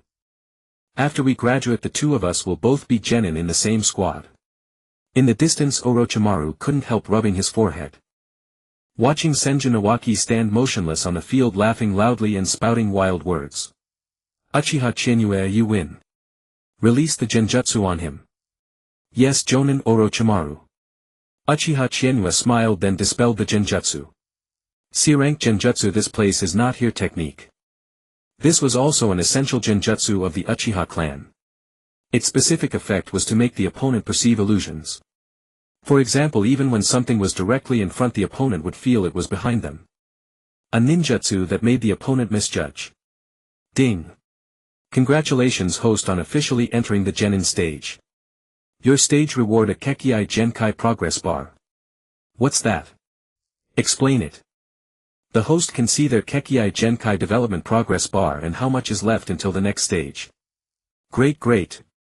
The Sharingan progress bar that had never appeared before has finally arrived. Single Tomo Sharingan 92. Well, the Single Tomo Sharingan had already reached 92 progress, the 2 Tomo Sharingan was not far off. The Kekkei Genkai of the Uchiha clan actually had some intricacies. For example, those who couldn't awaken their eyes couldn't awaken even a Single Tomo Sharingan. But once they awakened the Single Tomo Sharingan, many would reach the 2 Tomo Sharingan. Not everyone could obtain the 3 Tomo Sharingan, but as long as one could awaken the eye, reaching the 2 Tomo Sharingan was only a matter of time. Looking at the system's personal status panel, Uchiha Chinue fell into contemplation. Actually, Senju Nawaki's strength wasn't all that impressive. The only thing worth praising was his chakra reserves. They were quite large. Already about the same as Chinue's own. However, Uchiha Chinue's reserves were piled up from all kinds of enhancements. If one truly compared quantities, most Uchiha Chunin who had awakened the Sharingan definitely didn't have more than Chinue. This was the power of paying real money. But Senju Nawaki's chakra reserves really weren't low. So this was the power of the Senju clan. Even so, that was all it was, large chakra reserves and nothing else. If the geniuses among the genin were all at this level, Uchiha Chienue felt he could crush them from a higher dimension. Why? Did they even understand the damage of a level 30 sky-splitting wave? Besides, Chienue still had a trump card now, the Chidori. If he caught someone off guard, killing even a jonin wouldn't be a problem. Yash! Jiraiya jumped over and clapped Uchiha Chienue on the shoulder. Not bad, kid. You're pretty good. Thank you for the praise, Jiraiya-sama. Uchiha Chienue said calmly. Uchiha Chienue Orochimaru also walked over. From today on you may call me teacher. Of course, merely the bond between an ordinary teacher and student, not a master and disciple. As he spoke, Orochimaru looked at Uchiha Setsuna. Uchiha Setsuna nodded in satisfaction. In the end, Uchiha Setsuna also believed that not completely stepping into the Hokage faction was the right course. Especially since Chienue was still young. No matter how much surface work the third Hokage did, he could not escape the second Hokage's old view of the Uchiha. Uchiha Setsuna vanished in a flash. Uchiha Chienue successfully obtained his genin forehead protector. At the Akimichi family's barbecue restaurant, Jiraiya suggested celebrating Orochimaru's acquisition of another excellent student with barbecue, absolutely not because he wanted to eat. In any case, that was how they came to be there. Ah. Damn it, it was actually a genjutsu. Senjin Iwaki sat on the stool looking thoroughly wronged. How could he have fallen for genjutsu so easily? Ha ha ha ha. Jiraiya burst out laughing. This is what you get for not studying seriously in class. That's all because of you, Jiraiya-san. Nawaki said indignantly. If it weren't for those books you gave me. Stop. Shut up. Jiraiya turned pale with alarm and quickly covered Nawaki's mouth. Nawaki, you can eat whatever you like, but you can't say whatever you like. When did I ever give you any books? Orochimaru gave a gentle smile. Chienue-kun is the food not to your taste. No. Uchiha Chienue shook his head. I was just wondering, don't we have some kind of tradition or something? The bell test. Jiraiya raised an eyebrow. It's pointless, Orochimaru said. Our squad has only the 4 of us. Ha. Uchiha Chienue's mouth twitched. Jiraiya-sama is also on our squad. Orochimaru, what do you mean? Jiraiya's face flushed red. Nothing. Orochimaru said with a somewhat sarcastic tone. It's just that someone keeps hanging around here. He's already a jonin, yet he neither joins the ANBU nor becomes a jonin instructor. Ahem. Jiraiya looked embarrassed. Just you wait, I'll go take on a disciple tomorrow. Oh right. Jiraiya suddenly remembered. Yesterday I looked through the files the old man gave me. You have a good friend you're close with named Minato Namikaze. Yes. Uchiha Chienue nodded. So this was how the gears of fate turned, huh? He's the one. Jiraiya grinned. That kid looks quite good, he can usually last several rounds against you in a fight. And his background is completely clean. Hearing this, Orochimaru looked at Jiraiya as if he were an idiot and said in a low eerie tone, Jiraiya, Minato Namikaze hasn't graduated from the Ninja Academy either. So what? Jiraiya said very defiantly. That kid is talented, he just lacks someone to train him. I, the great white-haired boy Jiraiya-sama. Can't I even take on a disciple? Then that's wonderful. Uchiha Chienue grinned. Jiraiya-sama, please be sure to take Minato as your disciple. Ha ha ha ha. Jiraiya was overjoyed at this flattery. Orochimaru, look, little Chienue has great taste. Hey Jiraiya-san. Can you help me with something later? What is it? Teacher Bien Yochien's second volume of Flame Emperor is about to go on sale. Can you help me order a copy? That soon? Jiraiya's eyes lit up. Flame Emperor had almost become his spiritual sustenance. He had read the first volume over and over again. Every time he savored it, it felt vastly different. These two. Uchiha Chienue was stunned inwardly. So they were actually his fans after all. Bien Yuchien, become rich, was Uchiha Chienue's pen name. It plainly and directly revealed his goal. I really want to improve. That hateful old thief Yuchien. Jiraiya suddenly fumed again. His updates are way too slow. The first volume was released 3 months ago and he only wrote the second after another 3 months. If I ever find out who he is. Jiraiya clenched his fists. Uchiha Chizuki couldn't help but stiffen. How the hell was that my fault? Copying books is exhausting too, you know. Orochimaru glanced at Uchiha Chizuki thoughtfully, then said, Chizuki-kun, you're free after the meal today. Tomorrow we'll go to Training Ground 7. The day after tomorrow we'll take on missions. Understood, Orochimaru-sensei. Uchiha Chizuki nodded in agreement. I can't wait. Nawaki was overjoyed. Starting tomorrow I'm a ninja. I'm definitely going to become Hokage and inherit the will of grandfather and second grandpa. Eat up, brat. Even food can't shut you up. Under the gaze of everyone who turned to look, Jiraiya silently pressed down on Senju Nawaki's head. After the meal, Uchiha Chizuki was grinding through his daily missions. Today's mission was simple: finish 1 lap around Konoha and he would be done, earning 10 points of taijutsu experience. At that moment, as he walked along Konoha streets, he suddenly caught a flash of green. Of course the object itself was literally green, not that kind of green. Looking toward that indescribable green creature, from afar it resembled a giant frog. Ahem, it was Might Dai. He was frog hopping around Konoha's main street, utterly indifferent to the stares of passers-by who looked at him as if he were a fool. Just as Uchiha Chizuki stopped to watch this green-skinned frog, Might Dai straightened up and gave him a thumbs up. Yo, young man. Since you've chosen the path of youth, you can't afford to stop walking. Perfect. At the sight of that face, Uchiha Chizuki fully confirmed his identity. But why did his legs look a bit short? Uncle, you're kind of gross, Uchiha Chizuki said with a twitch at the corner of his mouth. Honestly, that green-skinned outfit was simply impossible to evaluate. Ah. As expected of a youth of the Uchiha clan. Might Dai gave another thumbs up. To have become a ninja at such a young age, truly worthy of the outstanding Uchiha clan. Even your words are so inspiring. Thanks for the encouragement. Today I'll do 20 laps of frog jumps around Konoha. Isn't there a place in Konoha to deal with this kind of lunatic? Yeah. Let's not talk about it. The passers-by nearby gave him a wide berth. Clearly this was not the first time something like this had happened. Thanks for the encouragement. Thanks for the encouragement. Might Dai also returned a smiling face and gave a thumbs up to the people discussing him. This old short-legged guy was quite famous in Konoha. One of the eternal genin. And with this unique training style right on this stretch of Konoha's main street. Uchiha Chizuki didn't know where to even start mocking. If possible, once he fully graduated from the system, he would definitely open a mental hospital and commit Might Dai to it first. Uncle, what are you doing here? Uchiha Chizuki asked. Building a good relationship with this man was indeed a good idea. The inheritor of the 8 gates and currently the only one who had mastered it. As the number 2 taijutsu in the Naruto world and the only taijutsu that could be used without a Kekkei Genkai, its value went without saying. I'm scattering the sweat of my youth. Might Dai laughed with his hands on his hips as if extremely proud of this. After laughing, he hurriedly looked around.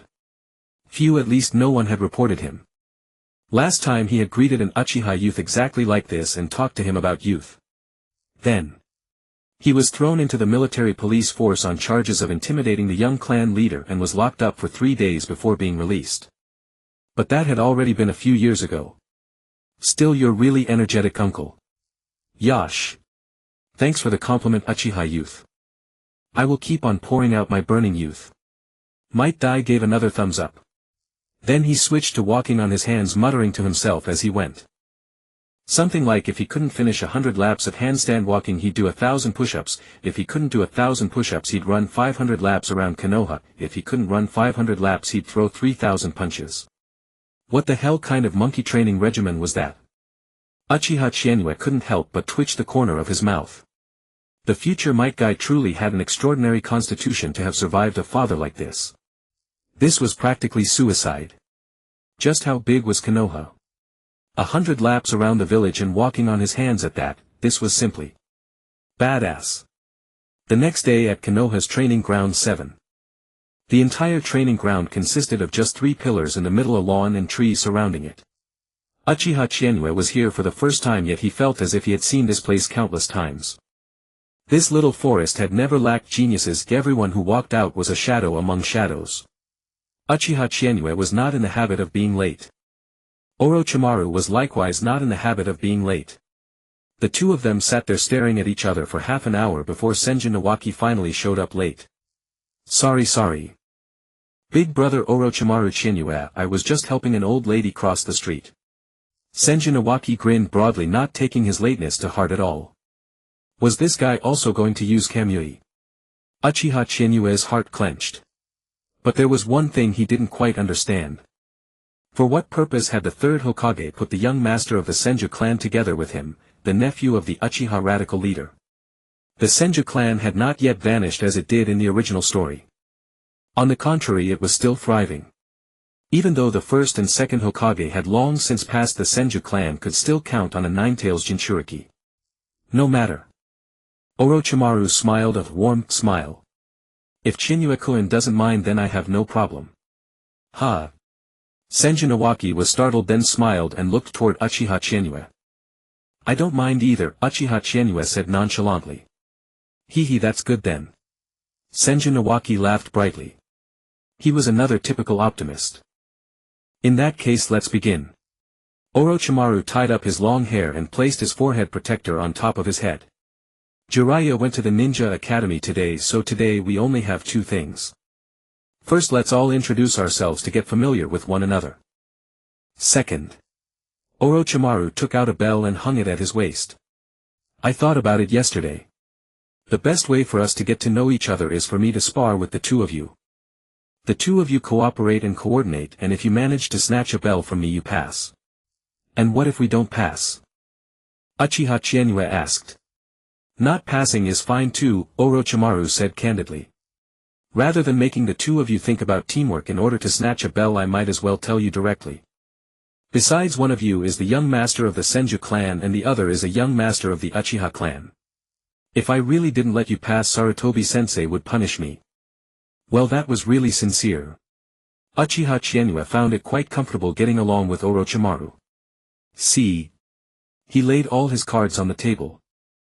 As expected of the future great scientist, he never beat around the bush. Even saying, I'll plant a strawberry on you and take over your body, he said it outright. No wonder he would later become a human trafficker. With that level of sincerity, he was basically unmatched in the ninja world. Do the two of you have any more questions? No. Let's hurry up and start, big brother Orochimaru. All right. Orochimaru smiled. I'll give you 3 minutes to get to know each other. During these 3 minutes I won't listen in. After 3 minutes we'll officially begin. This time is to test your strength and to discern your development direction. So I've imposed quite a few restrictions on myself. I'll only use 3 C-rank ninjutsu, they may be genjutsu or they may be ninjutsu. In this way I'll match a somewhat stronger genin. As for everything else, I'll only defend. If there are no problems, let's begin. With that, Orochimaru put in a pair of earplugs and turned around. Facing -1, the pressure was indeed immense. The demigod Banzang was undoubtedly at Kage level, perhaps even comparable to the third Hokage. And the battle of the three of them against Banzang happened only a few years ago. Even if -1's current strength hasn't reached that level, he is at least an elite among Jonin. On the other hand, look at the Qianshou Xingshu beside him, he is truly someone who doesn't feel pressure. Chienue, I know 2 ninjutsu, one is water release water flow technique, the other is earth release earth wall. The rest are the basic 3 body techniques and the body flicker technique. Right, and the shadow clone technique. Without hesitation, Qianshou Xingshu revealed all his secrets. Why does it feel like the ninja profession seems so bright and sunny when placed on them? I know quite a few ninjutsu, but my chakra reserves are average. In a single battle I can unleash at most 4 jutsu. Yuzhibo Qianyu said after careful consideration. As for what he currently knows, the 3 classic techniques of Yuzhibo Ji Shui body flicker genjutsu Tsichu Fei and fire release series. Then there are 3 scroll techniques: ground run, sky/wave and dark walk. Dark walk is not easy to perform, at least not against Muyi ninja. It can only be used when leaving no survivors. After all, this is a forbidden technique sealed within the scroll of seals. For lightning release there is also the extremely lethal Chidori, but currently his chakra is only enough for 2 uses. If he were to rate his own strength, It would be slightly above the Yuzhibo Zuizhu from the Chunin exams. However, Yuzhibo Qianyu had another cheat. Check the amplification from the equipped ninja cards. S-rank Mysterious Masked Man 3 stars Fire Release Ninjutsu Power increased by 70 Time Space Talent slightly increased Sharingan Chakra Consumption reduced by 20 A-rank Yuzhibo Jishu 3 stars Fire Release Ninjutsu Power increased by 30 Body Flicker Effect increased by 30 Genjutsu Effect increased by 30 C-rank Xuanhua Mingren 4 stars Chakra Capacity permanently increased by 25 Body Recovery Speed increased by 40 Total Cultivation Experience Boost Ninjutsu Training Experience increased by 300 Taijutsu Training Experience increased by 270 Genjutsu Training Experience increased by 200 Fire Release Ninjutsu Power increased by 100 There is no cooldown for switching ninja cards. This was Yuzhibo Qianyu's other cheat. For example, Yuzhibo Qianyu could immediately switch to C-rank Xuanhua Mingren and B-rank Xuanhua Mingren. The combined amplification from the two cards would result in an astonishing chakra capacity of 40 increase.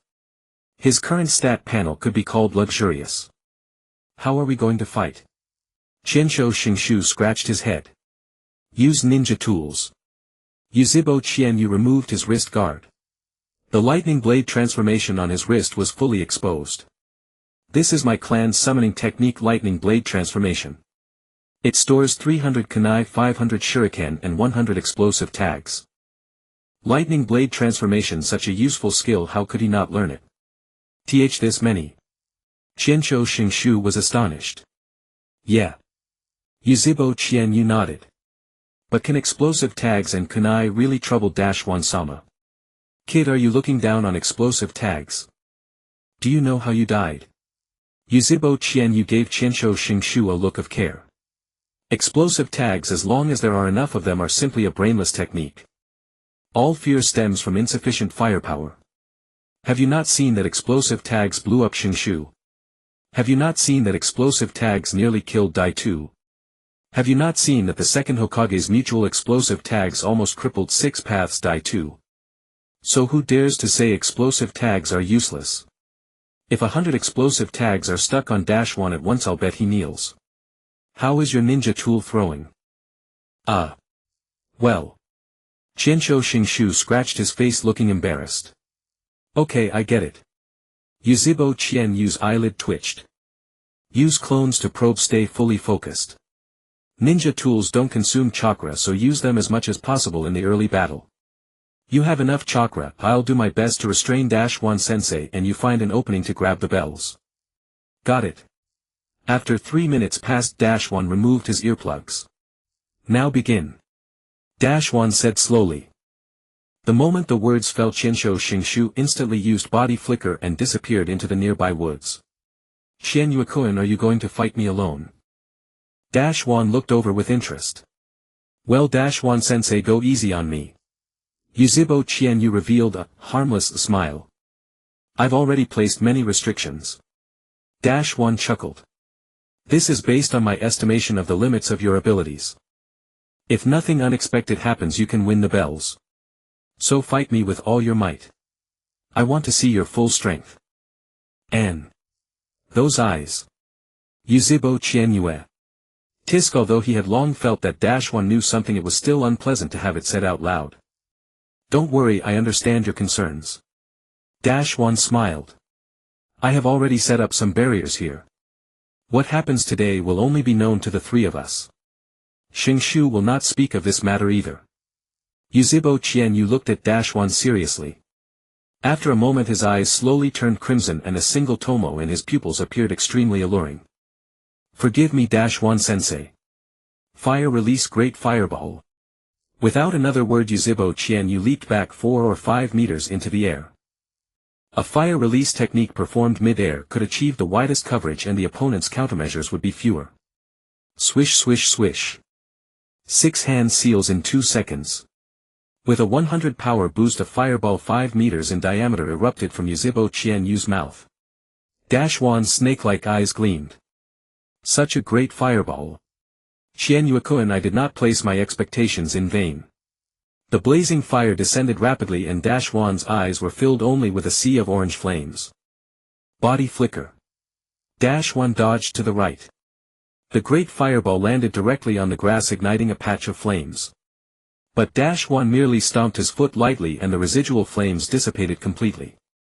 The moment he stomped, whoosh! A sound of piercing air came.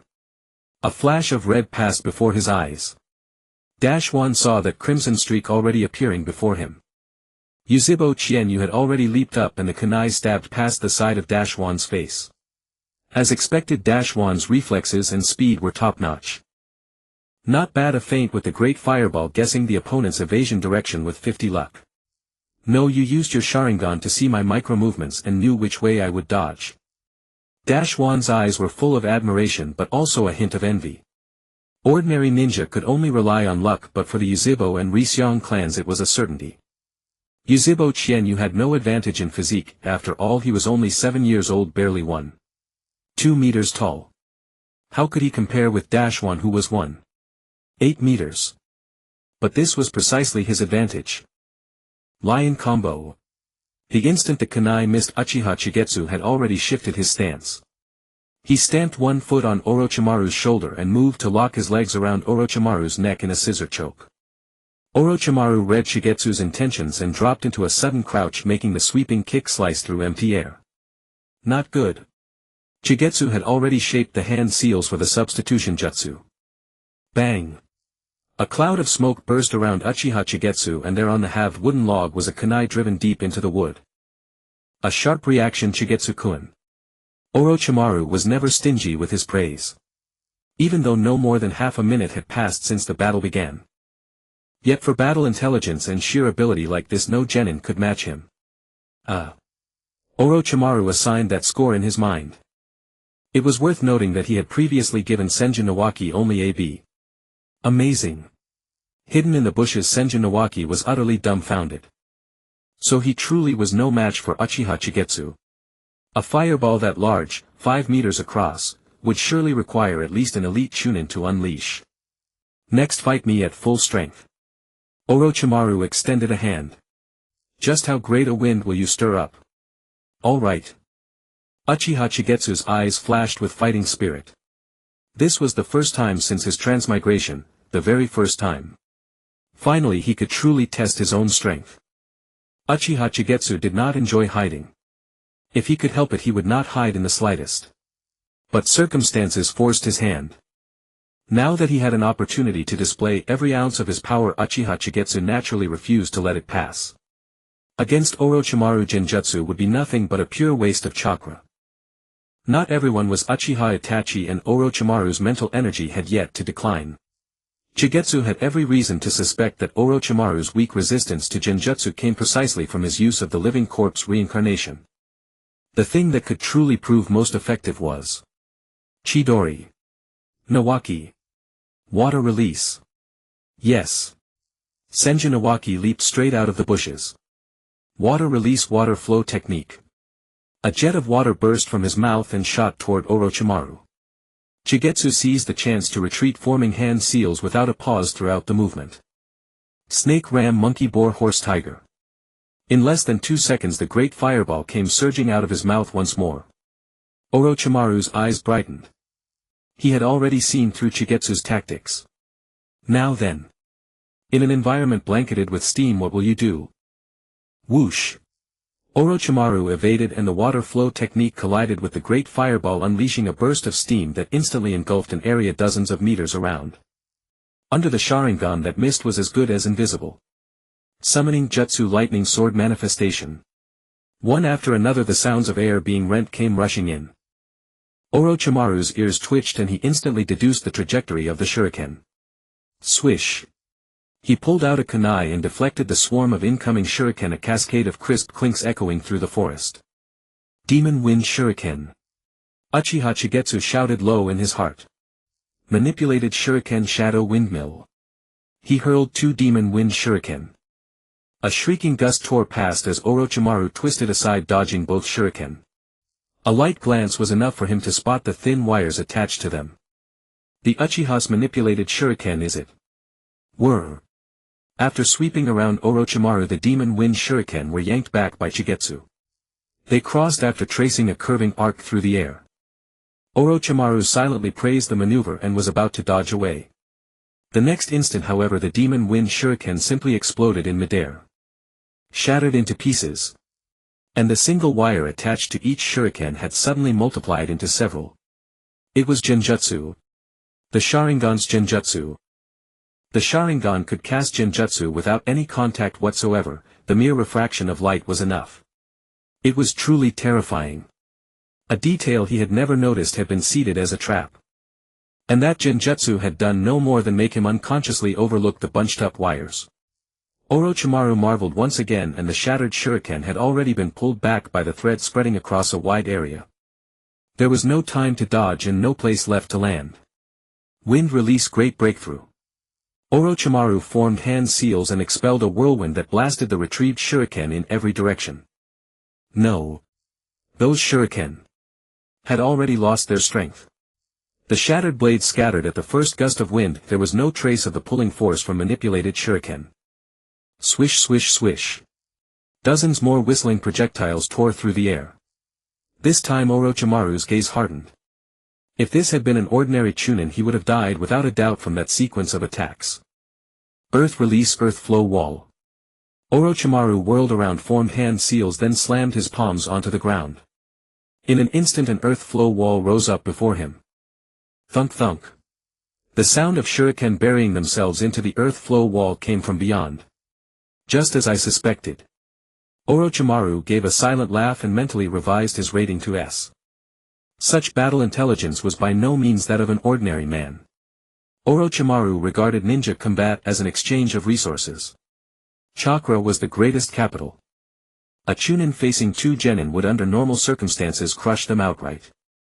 From the resource exchange perspective he should win in both the quantity and quality of ninjutsu. And from the start until now the resources Uchiha Chigetsu had spent amounted to a single great fireball, his teammates' water flow technique and shuriken that required no chakra at all. Such meager expenditure had already forced him to burn 2 of his own jutsu. In a normal duel he had fallen into a grave disadvantage. The Chunin's certain victory was now against the wind. By now the mist behind Orochimaru had already been blown away by the great breakthrough. And after the shuriken and kunai pierced the earth flow wall a crackling hiss began to sound. Exploding tags. Even Orochimaru could not help but twitch at the corner of his mouth. As expected of the Uchiha, their use of ninja tools was far beyond anyone else's. Boom. Explosion after explosion hurled dust and smoke into the air again. Orochimaru retreated but his surroundings were once again consumed by billowing smoke. Determined to deny me visibility no matter what, are you? Not a bad tactic. Swish. Another sound of air being rent came and a kunai pierced through the smoke streaking past the earth flow wall.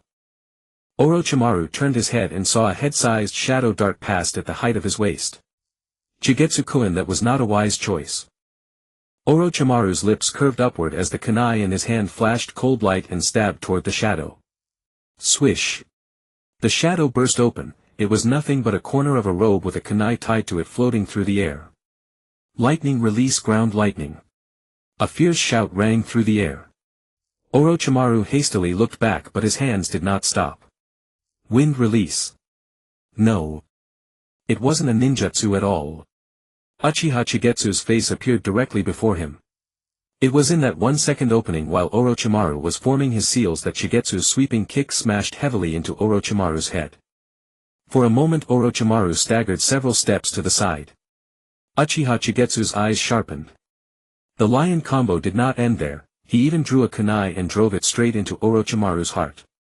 Squelch. Orochimaru's body collapsed into a lump of mud. The moment Uchiha Chigetsu landed, another Orochimaru emerged from the earth. Got you, Chigetsu-kun. It's over. Bang. Uchiha Chinua's body turned into a burst of smoke on the ground. Orochimaru stared in shock. Shadow clone. So. Switch ninja card, mysterious masked man replaced with B-rank Naruto. His chakra volume instantly swelled, recovering from barely 1/3 back to half. Chidori. Chirp. At that moment lightning radiance burst forth. For an instant the world seemed to be muted and all that could be heard was the cry of 1,000 birds. Uchiha Chienue leaped up from the broken remnants of the earth flow wall, the Chidori in his hand blazing with dazzling arcs of electricity. The corners of Orochimaru's mouth curved upward as he looked toward Uchiha Chienue. That smile was deeply gratifying. Name Senju Nawaki. Age 9. Mastered abilities: Earth Flow Wall 3, Body Techniques, Water Flow Technique, Body Flicker Technique. Note: possesses vast chakra reserves already at Chunin level. Assessment: with a good commander he would make a fine squad mate. Overall rating A. Training direction: cultivate water release ninjutsu with his vast chakra reserves, coordinate with Uchiha Chienue. Name Uchiha Chienue. Age 7. Mastered abilities: Fire Release, Body Flicker Technique, Uchiha Style Shuriken Jutsu. Note: 1. The lightning release ninjutsu called Chidori has tremendous destructive power. Note: 2. Possesses vast chakra reserves and has already awakened a single Tomo Sharingan. Note: 3. Extremely high battle IQ, skilled at setting up traps, luring opponents and probing for information. Assessment: a genius among geniuses. His battle IQ alone is enough to handle most situations. He is cautious, seizes opportunities well and has outstanding ninjutsu talent. Overall rating S. Training D.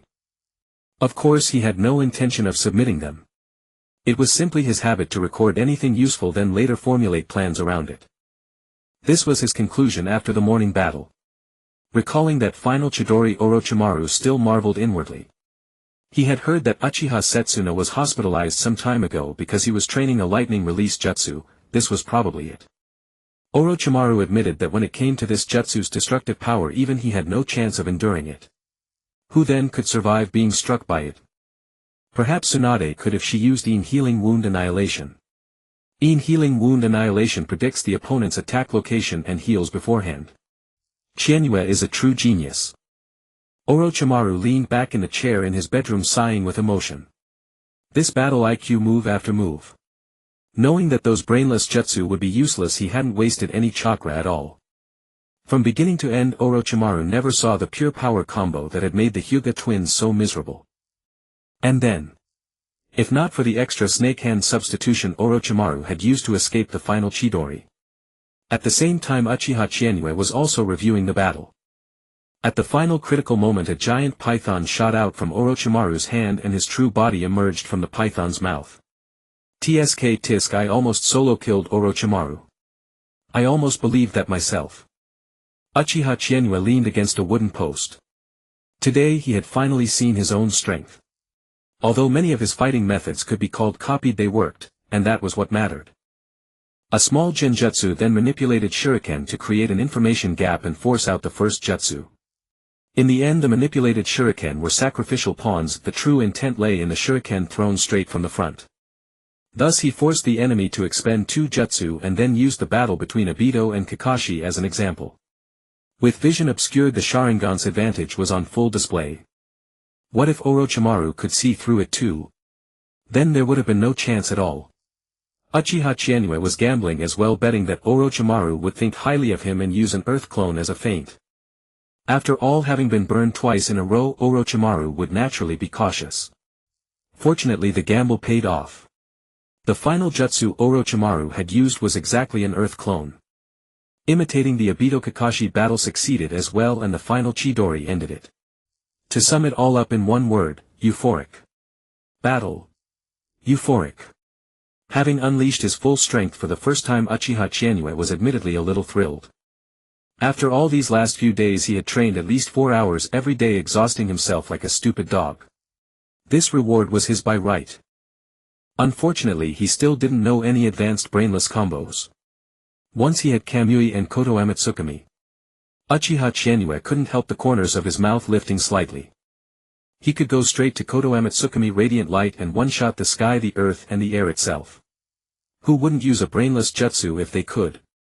If pure power could win, who would bother scheming and scheming? Knock knock knock. The sound of knocking came from the door. Uchiha Chienue hurried back inside and opened the front door. The visitor was none other than his second uncle. In his hand was a box that looked very heavy. That was nothing unusual though. It was just, why did his uncle look so pale? Where did this frailty come from, as if his chakra had been overdrawn? Uncle. Uchiha Chienue welcomed Uchiha Setsuna inside.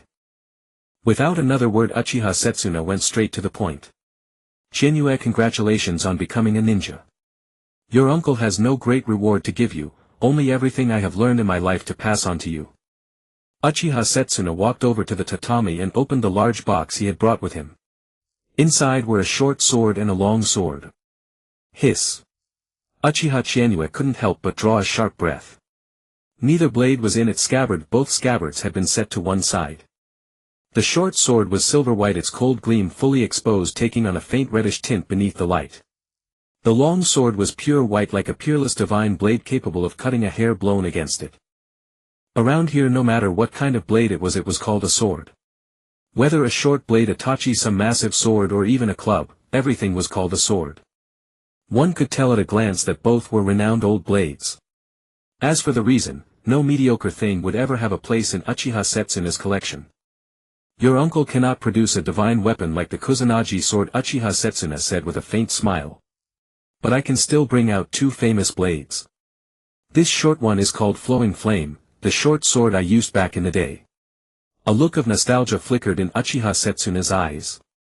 For a fleeting moment he seemed to see the three of them as spirited teenagers following Uchiha Izuna in the battle where they nearly slew the second Hokage. Though they had been one move short and Lord Izuna had died in that battle. Life now was indeed better. No longer did children of 7 or 8 have to begin fighting and killing. Thinking back to those years, he had killed without mercy, and when he looked back he had only been 16. This long sword is called Raikiri, a replica. Uchiha Setsuna continued. Both are forged from chakra-conductive metal.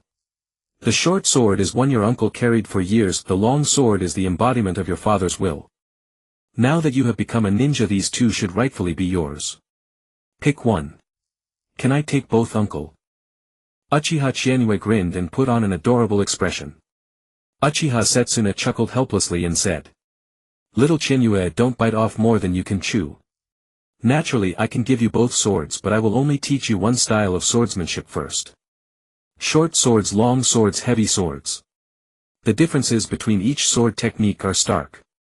The Uchiha clan specialized in the short sword. However, as fate would have it, Uchiha Setsuna was also adept with the long sword.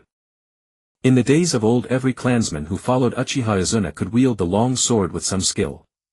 Yet alas, everything happened far too suddenly. That year Uchiha Setsuna was 16. That day the three Uchiha brothers who would rather die than surrender saw their clan leader grasp the hand of Hashirama Senju. At that moment Uchiha Setsuna's heart died. The clan leader suddenly seemed to have lost his wits. If Hashirama Senju took 10 or 8 wounds from himself, he might not even die. Did he truly believe a single kunai could kill him? It was simply his body's automatic recovery. Even if he suppressed it and refused to heal, it would still mend itself. Yet everything had become a fait accompli. The Uchiha as the defeated clan received no punishment, instead they became founding heroes of the village. It was a promising start. But what drove Uchiha Setsuna back into the radical faction was the Senju's blatant favoritism.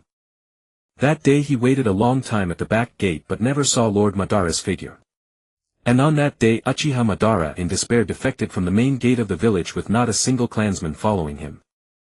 The designated second Hokage, Uchiha Madara, was gone. That damned Tobarama Senju had arranged everything for the Uchiha with meticulous precision. Thus Uchiha Setsuna saw through the essence. He saw through the nature of this nation, this village, this clan. Second uncle. Uchiha Chizuki called out, noticing his uncle lost in thought. Uchiha Setsuna snapped back to reality and offered a smile. Little Chizuki, choose one first.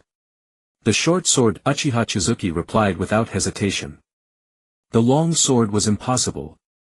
It was far too long, the entire blade stretched to 1 meter 20, nearly as tall as him. The short sword was much better, its total length was less than 70 centimeters and the hilt took up a third of that. Moreover, Uchiha Shursui was a master of the short sword. The Uchiha school of swordsmanship is also known as ninja taijutsu, Uchiha Setsuna said as he sheathed the short sword and strapped it to his back, walking toward the backyard. Uchiha Chizuki followed behind. Chizuki, watch your second uncle carefully with your Sharingan. Even though your single Tomo Sharingan lacks the ability to copy, try to discern my techniques as clearly as possible. Uchiha Setsuna's gaze suddenly turned sharp, a hint of killing intent flashing in his eyes. Uchiha-style sword leap flame. With a hum the short sword slid from its sheath. Fire-natured chakra instantly adhered to it and flames erupted from the blade in his hand. Then with a single motion he launched a series of strikes against the thick wooden post wide enough for 3 men to encircle. Slashes of flame-carved chi struck the post, leaving indelible marks.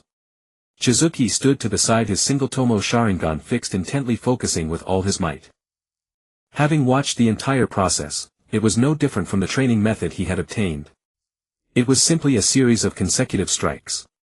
By infusing the blade with wind-natured chakra, suppressing the edge, then attaching fire-natured chakra, wind and fire combined, he could slash out a sword chi. The whole flow was seamless. First, use long-range sword chi to pressure the opponent into evading. If they dodged, a body flicker would close the distance; if they didn't, they would have to brace for the sword chi. Thus the enemy would inevitably dodge. At that moment the body flicker would close in, delivering a direct slash. Then leaping behind the foe he would release an even stronger flame sword chi. How to put it? It fit the Uchiha's combat style well. Once in close quarters the accuracy of the Sharingan's genjutsu would increase. Therefore the most crucial aspect of Uchiha swordsmanship was actually the body flicker. Then the question arose. In this light Uchiha swordsmanship looked rather mediocre. If we talk about true swordsmanship, there were only White Fang Mifune and Killer Bee. White Fan was a genuine swordsman, though he also used lightning-style sword techniques. He mostly relied on conventional swordsmanship. Mifune also seemed to use body flicker. The other sword users merely seemed to treat their blades as an extra weapon. The 7 ninja swordsmen of the mist appeared utterly clumsy, slashing wildly without purpose. The entire set of sword movements was not difficult, especially since Uchiha Chizuki had already trained in Shirsui's body flicker technique. Shirsui's body flicker was based on wind and lightning chakra cells achieving extreme speed. And Uchiha swordsmanship was built on that very foundation. Uchiha Setsuna handed the Ryu-en to Chizuki and then drew another short blade for demonstration. Chizuki activated his Sharingan, and with his foundation imitating the technique was not difficult. Soon, a day passed in a flash, and it was already 4 in the afternoon. Clap clap clap. Uchiha Setsuna applauded with satisfaction. Not bad, not bad. I thought you'd need more practice, little Chizuki. Since that's the case, you can look for Uchiha Akira during the holidays. His swordsmanship is excellent. Your second uncle will be away on a mission for a while. A mission? Uchiha Chizuki was stunned. It had been years since he heard such a thing. After all, his uncle was the great elder of the Uchiha, and he hadn't taken on a mission in a long time. And now suddenly a mission. Indeed, Uchiha Setsuna nodded. That's why I hurried today to bring you these 2 items. But don't worry, this mission will take at most half a year and your second uncle will return. Okay, thanks, second uncle. Uchiha Chizuki grinned. Take care, uncle. Uchiha Setsuna laughed heartily and ruffled Chizuki's head again. Little Chizuki, in all the ninja world aside from Hiruzen Sarutobi, who else could be my match now? Confidence blazed in Uchiha Setsuna's eyes. Already near Kage level, he had now awakened the Mangekyo Sharingan. And its abilities were nothing short of heaven-defying. One eye grants me the possibility of immortality, the other gives me devastating offensive power. And there was the third power. At this moment Uchiha Setsuna was a solid Kage level. Second uncle, you're so awesome. Just average, Setsuna laughed again. Chizuki, remember, the Uchiha style of ninja taijutsu lies in speed and precision. We Uchiha cannot achieve the level of true swordsmanship masters. If you ever have the chance to meet that ANBU captain. Never mind him. Our Uchiha swordsmanship is one of the clan's foundations. So never neglect your training. This was the wisdom of the older generation. Moreover, his nephew was truly a genius. In just one afternoon he had already achieved a solid foundation. Thinking back to the old days, only Lord Azuna had reached this level so quickly. How could his nephew's talent resemble those 2 great figures more and more? In any case, Uchiha Setsuna was already preparing to focus on training Uchiha Chizuki. This was the future hope of the Uchiha. Uchiha Setsuna, who had always considered himself the leader of the radical faction, now saw a completely different path in Uchiha Chienue. This time his mission was connected to the land of rain. Moreover, the ANBU captain accompanying him was Hatake Tsukumo. This would be a good chance to discuss the matter of teaching little Chienue swordsmanship. The Hatake clan had already assimilated into Konoha. In the entire ancestral compound there was only Hatake Tsukumo himself. Uchiha Setsuna was also confident that there were no unresolvable problems, only insufficient benefits. Uchiha Setsuna's nose was very keen. The current situation was like a storm about to break. War might very well come tomorrow. Hanzo, the leader of the Land of Rain, was exceptionally powerful. He called himself the demigod and all parties had acknowledged it. This man's strength was genuinely enough. And his ambition was known to everyone. Under the banner of peace, he wanted to rule the entire shinobi world. Although he had not yet formally gone to war with the Land of Iron, friction between the two nations had already begun. A ninja sent to gather intelligence had to be sufficiently experienced. After all, the target was a demigod. Looking across all of Konoha, the only one who could measure up was Hatake Tsukumo. But if only he went alone and fell into danger. Thus Danzo proposed that Uchiha Setsuna be sent. After all, which old-timer who survived the Warring States period had not seen darkness? Uchiha Setsuna, sent to the battlefield at 7 or 8 years old, was undoubtedly the most suitable candidate. Especially with the Sharingan. And so today came to be. However, the third Hokage had been ready to have a long discussion. Yet Uchiha Setsuna actually agreed. He actually agreed to go on the mission. By the way, second uncle Uchiha Chienue suddenly said, "If you've given me all your swords, what are you going to use?" This felt just like raising a death flag. The more he said, the more it seemed his second uncle would never come back. "Oh, I've already had a brand new sword forged and shipped back from the Land of Iron." Uchiha Setsuna smiled slightly. This sword was crafted after the legendary Tenbiryu sword, forged from chakra-conductive metal, most suited to the Uchiha clan's lightning, wind and fire natures. So there is no need to worry about this old man. Fine, you crafty old fox, so you were holding out on me. This is also thanks to little Chienue.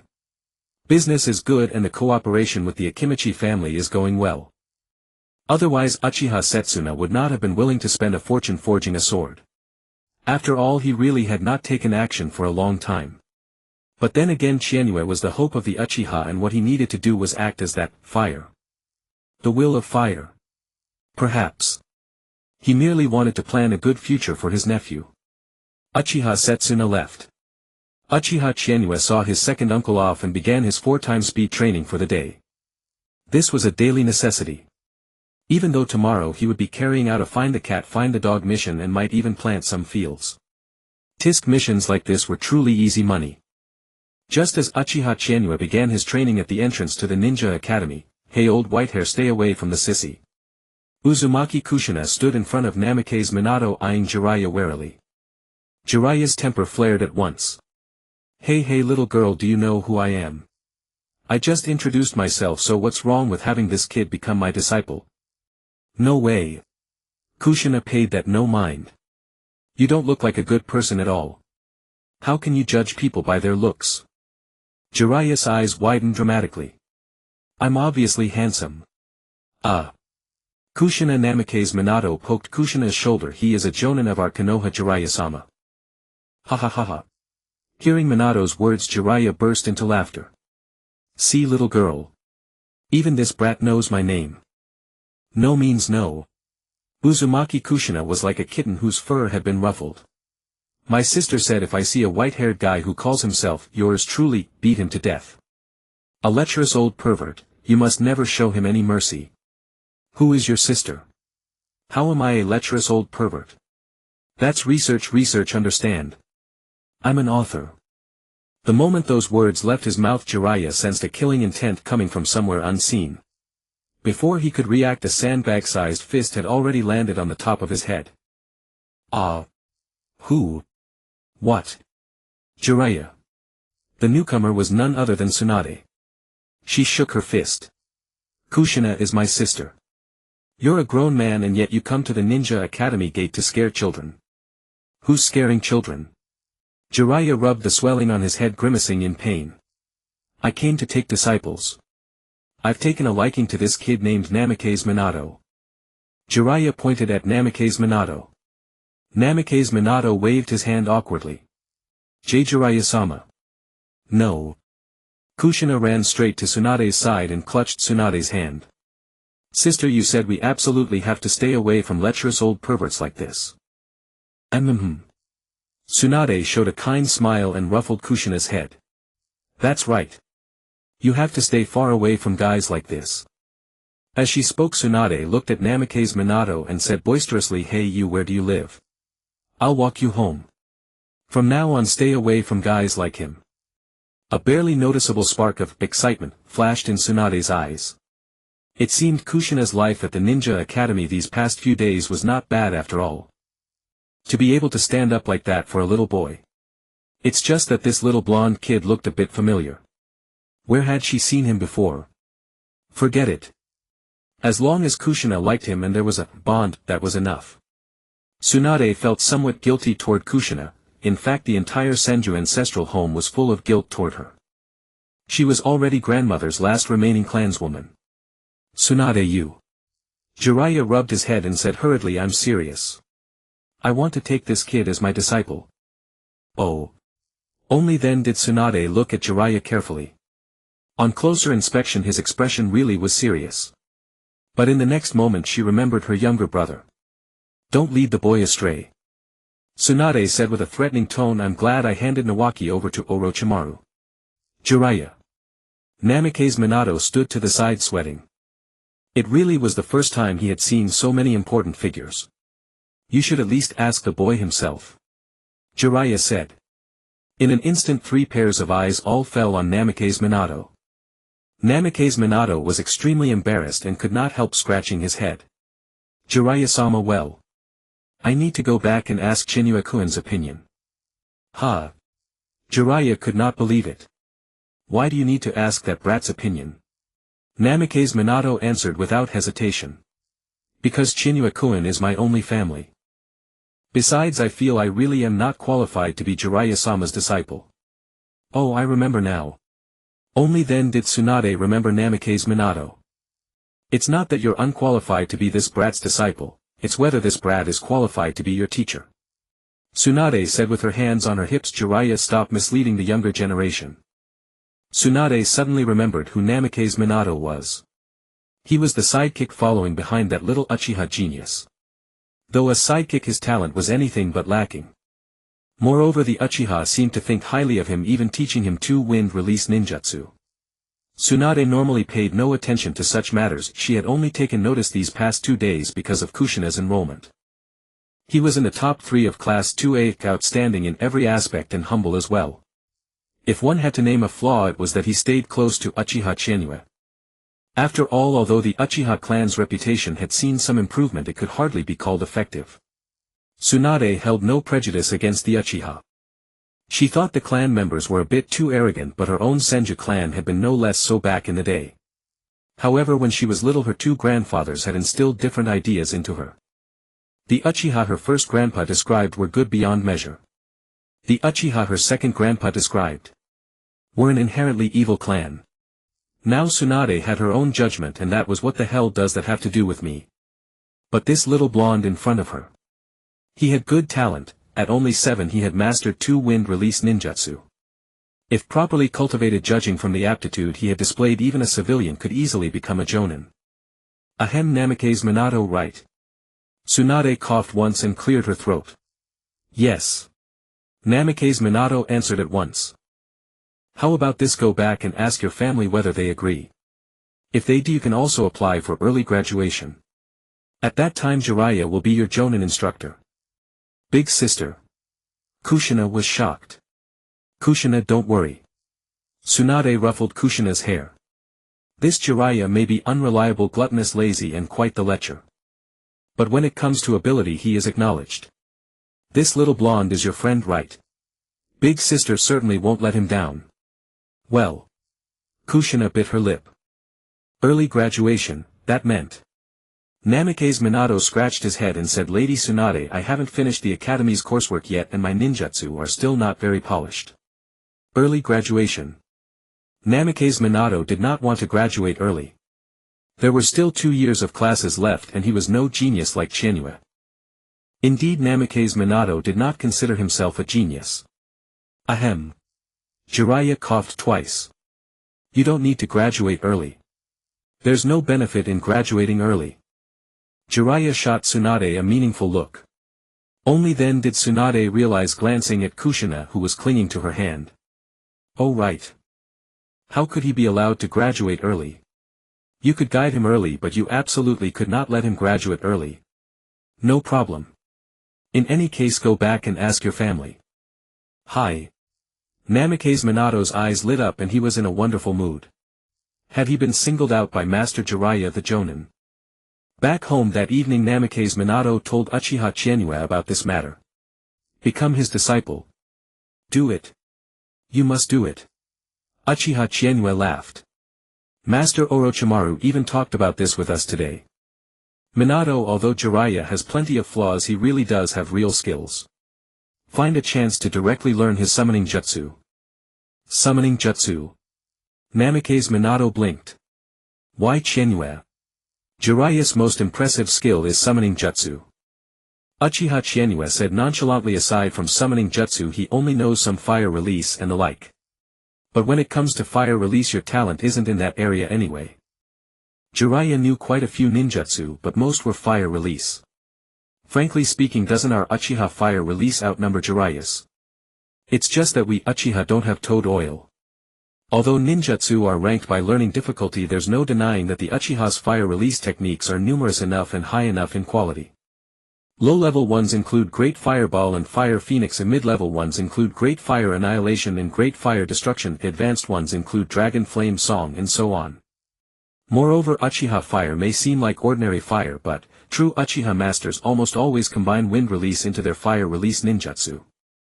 Take for example the future Uchiha Turncoat's Blast Wave Wild Dance, a fire release ninjutsu so fast that one cannot react and of tremendous power. Isn't that also using the principle of wind release to accelerate the fire? In short, when it came to fire release ninjutsu, Uchiha Chienue believed the Uchiha were still the authority. Hearing this, Namikaze Minato smiled warmly and nodded firmly. If I become Master Jiraiya's disciple, will I be able to catch up to Chienue?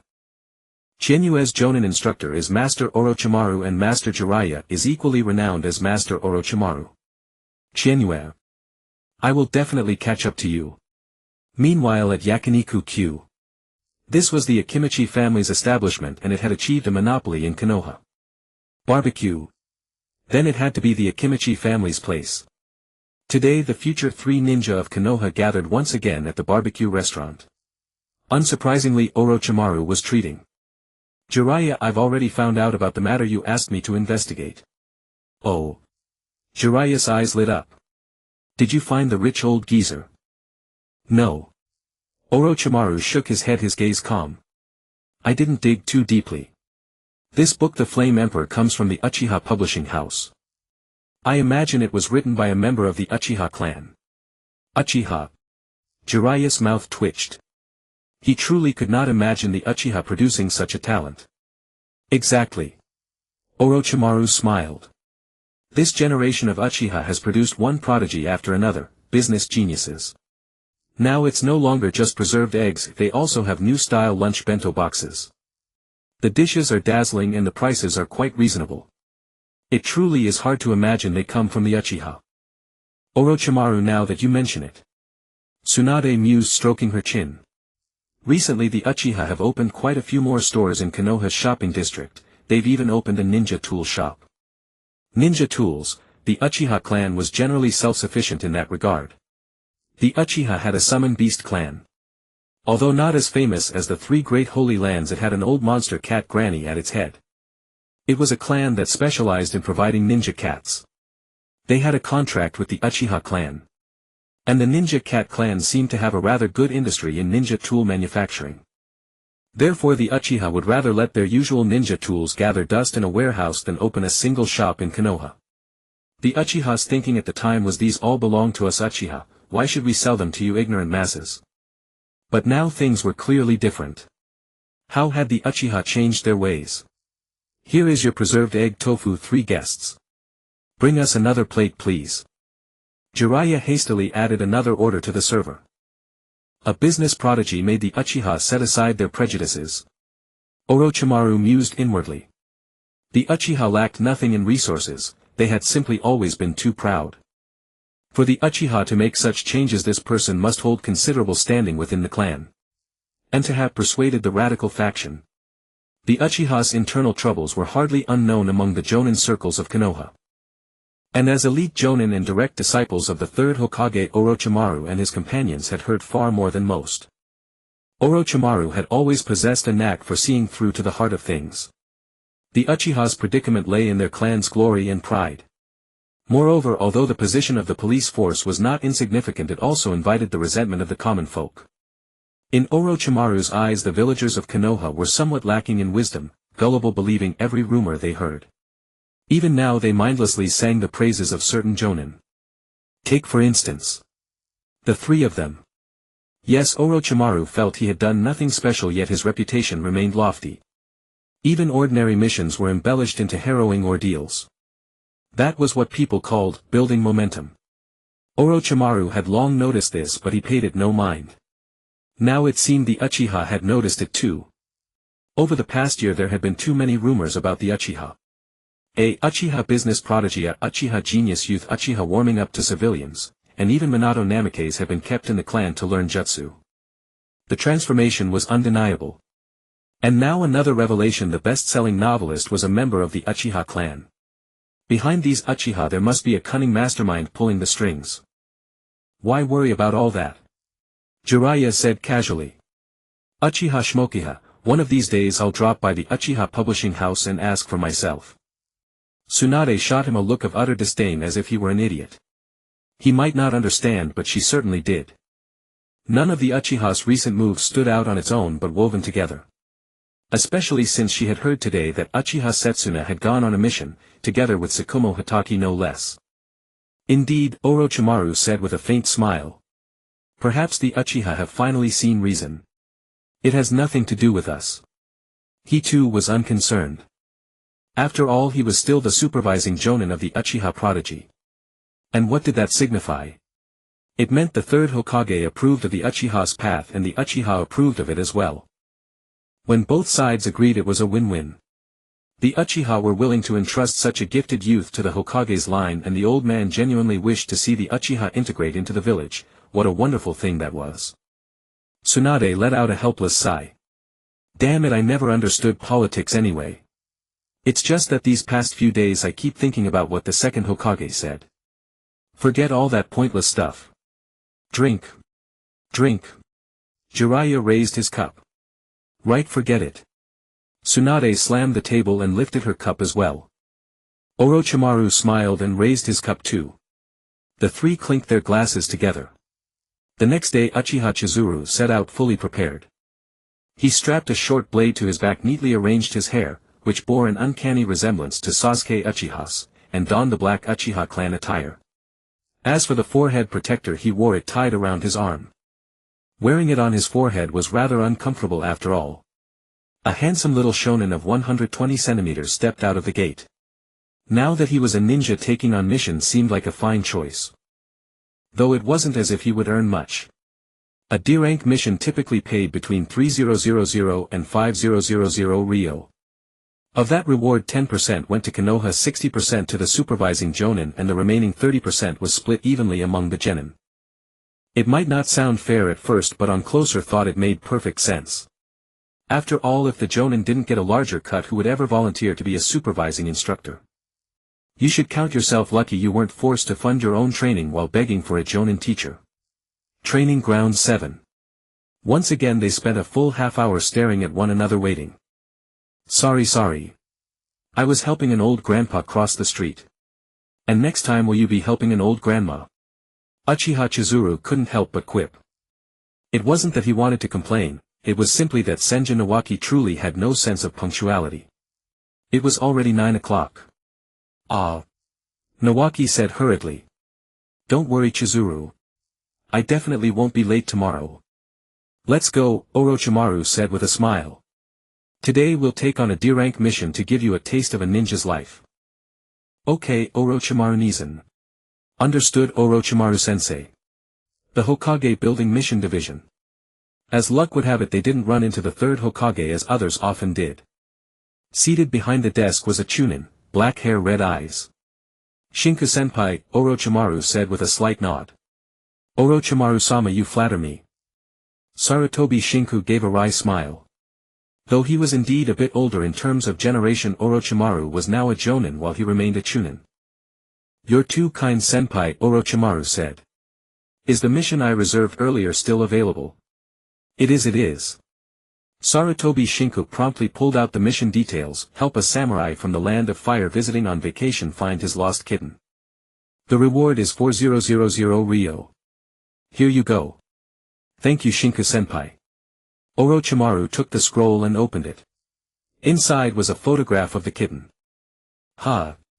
Senju Nawaki's face fell. Orochimaru-nizen, I'm already a ninja now, and this is the kind of mission we do. What else did you expect? Orochimaru said, eyeing Nawaki with interest. All genin start with missions like this. This is one I prepared in advance. Missions this easy and this quick aren't exactly common. Cat finding and dog walking were among the most sought after missions for genin. It was still better than going off to farm, which paid worse and kept you busy all day. And so, under Nawaki's visible reluctance, the cat managed to escape. Uchiha Chizuru couldn't help but press a hand to his forehead. Seriously, kid, just go home, okay? Ahem, Chizuru, that was an accident. Nawaki said with an awkward expression. You know the transformation jutsu, right? Uchiha Chizuru asked. Yeah. Then turn into a cat. You got it. 10 minutes later, on a back street in Konoha, Senju Nawaki transformed into a cat, sat there caterwauling as if in heat. Uchiha Chizuru stood in the distance holding a mirror that cast a dancing patch of light across the ground. It didn't take long. Wow. It actually worked. Nawaki stared at the white cat inside the cage, his face full of delight. I suggest you look up a cat's natural behavior sometime. So how did you know, Chizuru? Oh, our clan's contract beasts are cats. Sugoi. Nawaki carried the cage by its handle. Orochimaru, standing on a utility pole watching the scene, couldn't help but smile. Uchiha Chizuru was truly unlike children his age. On the way back he spotted that familiar patch of green again. Might Dai was leaping swiftly across the rooftops, his expression urgent as if chasing something. Definitely something, not a person. If it were an enemy or something, that short-legged old man would have already opened the 8 gates. Without a moment's hesitation, Uchiha Chienyu leaped onto the roof and followed behind Might Dai.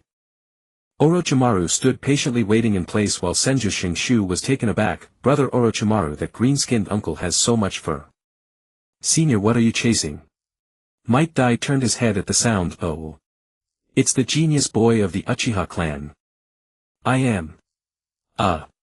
Might Dai's expression turned slightly awkward. I took on a mission to chase a criminal. Right now I'm catching the criminal. A criminal? Heh.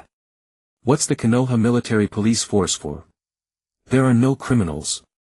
Oh no. Might Dai looked flustered. Young lad, I need to speed up or the criminal will get away. Uchiha Chienyu squinted ahead. He saw a familiar large black cat. A very expensive one indeed. Just another day of the Konoha rich lady's cat running away from home. Senior, that's not how you catch a cat. I'm not catching a cat. Don't talk nonsense, young man. Might Dai's face grew even more embarrassed. But Uchiha Chienyu paid no heed, simply turning his head and calling out to Senju Shingshu. Ha! Senju Shingshu was momentarily stunned and understood. Instantly he transformed into a white cat, meowing loudly. Don't worry, Senior will help you capture the criminal. Uchiha Chienyu said with a speechless expression. And then, the white cat that Senju Shingshu had transformed into leaped onto the roof and began to yowl in heat. This call actually had an effect. The black cat ahead truly stopped, even running toward them. Might Dai. I don't know the transformation technique either. So that's how others catch cats. Uchiha Chienyu looked at the black cat. It had an indescribable lethargy. Probably too much fun with the rich lady. Might Dai looked extremely awkward, but now that the mission target had come he acted swiftly, grabbing the black cat. Meow meow meow. You could tell it was cursing quite profusely. Thank you both so much. Might Dai's face was full of joy as he gave the two a thumbs up. This gesture made Shingshu step back. This green-skinned uncle might have some illness. Uncle, you're so weird. Senju Shingshu couldn't help but complain. Thank you for the compliment. Might Dai even smiled wider. That confirmed the illness. Senior Dai. Orochimaru leaped onto the roof looking at Might Dai and nodding gently. Say what you will. Orochimaru was very polite. No matter who it was, he always addressed them as senior or Kun. Seeing the newcomer, Might Dai looked flustered and quickly bowed. Lord Orochimaru. When Orochimaru and the others were in the ninja academy, Might Dai was a genin. Now Orochimaru was a jonin while he remained a genin. Brother Orochimaru, do you know this weird uncle? Yes. Orochimaru nodded. Senior Might Dai is a veteran ninja of Konoha. Orochimaru honestly couldn't find any other words to describe him. He just couldn't understand why this man had never been promoted. The speed he had just displayed was far beyond that of a genin. Could it be that he couldn't even pass the Chunin exam? Senior Dai, these are my students Senju Shingshu and Uchiha Chienyu. Might Dai was dumbfounded. The eldest son of the Senju clan, the genius boy of the Uchiha clan. Both were renowned figures in Konoha. This is youth. The short-legged old man, not knowing what else to say, shouted his signature slogan, as expected of Lord Orochimaru's students, as expected of our Konoha's geniuses. Looking at them, they didn't seem that old. One looked about 7 or 8, the other about 10 years old. They had become genin so easily and even casually completed a mission that would have taken him a whole day. This kind of cat and dog catching mission was actually quite easy and the pay wasn't bad. It was because the mission assigner at the mission office was Shiri Jinhong, an old classmate of his, so he could get these simple well-paying missions. Senior Dai, in that case let's submit the mission together. Orochimaru suggested. Might Dai was overjoyed. For no other reason, Orochimaru was the first jonin in a long time who hadn't called him crazy. Wasn't that worth being happy about? After submitting the mission, Senju Shingshu, now addicted to catching cats, suggested taking another one. Unfortunately, there were no more cat-catching missions, only rice-planting ones. After all, cats don't just wander off every day. Forget it then. Senju Shingshu expressed no desire to farm. Shingshu, you could steal the rich lady's cat and she'll post a mission, then you can submit it directly. Uchiha Chienyu looked at Shingshu, who wore a regretful expression. Upon hearing this, Senju Shingshu's eyes lit up. Right. A smile spread across his face while Uchiha Chienyu and Orochimaru's expression stiffened. Seriously, this kid's brain. No wonder he got killed by a single explosive tag. D-rank missions shouldn't be difficult for you too. Orochimaru paused for a moment. Do you two need money? Not at all. Senju Shingshu answered without thinking. Uchiha Chienyu just shrugged. He wanted to say yes. But these D-rank missions. After the cut, how much would he actually get? For example, a 4000 Ryo mission would leave him with only 600 Ryo. I'd be better off going back to the Ninja Academy. The two brothers on the leaderboard would give me more than that. If you don't need money, you could have someone else do the missions for you. In other words, the mission reward goes entirely to them, but the completion credit is yours. Uchiha Chienyu was stunned. Wasn't this exactly what he had been doing for the past 6 months? Though he'd only done it a few times, he'd earned over 10,000 Ryo. He never expected someone else to learn from his under-the-table work. Konoha really was a breeding ground for talent. That works. Senju Shingshu opened his mouth in surprise. Yes. Orochimaru smiled. A genin needs to complete 20 D-rank missions and 3 C-rank missions or higher level ones to take the Chunin exam. But genin can't take C-rank or above missions. Since you two don't need money, you might as well spend your time training. Tomorrow I'll arrange the mission matters. Meet me at Training Ground 7 at 10 a.m. Great. Senju Shingshu was naturally eager. For no other reason than the words, Chunin exam. He was a passionate fool. Konoha's third training ground. Hey, can you even do this, white hair? Kushina glared at Jiraiya in irritation. Jiraiya for his part looked a little embarrassed. A moment ago he had summoned Gamabunta, who wasn't that huge yet. And then he was smacked twice by Bunta like a stray dog on the roadside. Ahem, it was all an accident. Jiraiya put his hands on his hips and forced a tough front. Mount Myaboku is one of the 3 great sacred lands, and the 2 sages are very busy. It looks like they have no time today. Minato, I'll teach you something else first. With that Jiraiya put away the summoning scroll. Then gathering chakra beneath his feet he walked up a tree. When he reached the top of the tree he jumped down. Impressive, right? The great Jiraiya can walk on trees. Want to learn? Looking as if he were teasing a child, Jiraiya gave Minato Namikaze a lecherous grin. Minato Namikaze scratched his head, then just like Jiraiya walked up a tree. Under Jiraiya's stunned gaze Minato made no mistake at all, the entire process light and smooth. Master Jiraiya Senjutsu already taught me this. Ahem. Jiraiya coughed twice. Not bad. Looks like you've got a solid foundation, kid. With that Jiraiya jumped onto the water and walked on it as if it were flat ground. Minato Namikaze followed and did the same. Master Jiraiya Senjutsu taught me this too. Ha. You two sure know a lot. Master Jiraiya Senjutsu said that if I didn't learn this well I shouldn't be a ninja. Then how long did it take you two to learn it? I learned it in half an hour. Minato Namikaze said with a look of regret. Not as well as Senjutsu, he took only 10 minutes. What? Jiraiya looked at Minato Namikaze in astonishment. Wait, you two climbed trees and walked on water in that short a time. Then did I spend days learning it like a dog? Really, Lord Jiraiya? Minato Namikaze hurriedly explained. Senjutsu also said that if I couldn't master this within a day I'd be better off not being a ninja at all. Uchiha Senjutsu. Jiraiya gritted his teeth and squeezed out a smile. Seems your foundation is pretty good. Mastering these two proves your chakra control is solid, so you can start training in ninjutsu. With that Jiraiya formed hand seals. A mass of air pressure gathered in front of his mouth, and when he spat it out in a burst a great wind swept toward the nearby forest.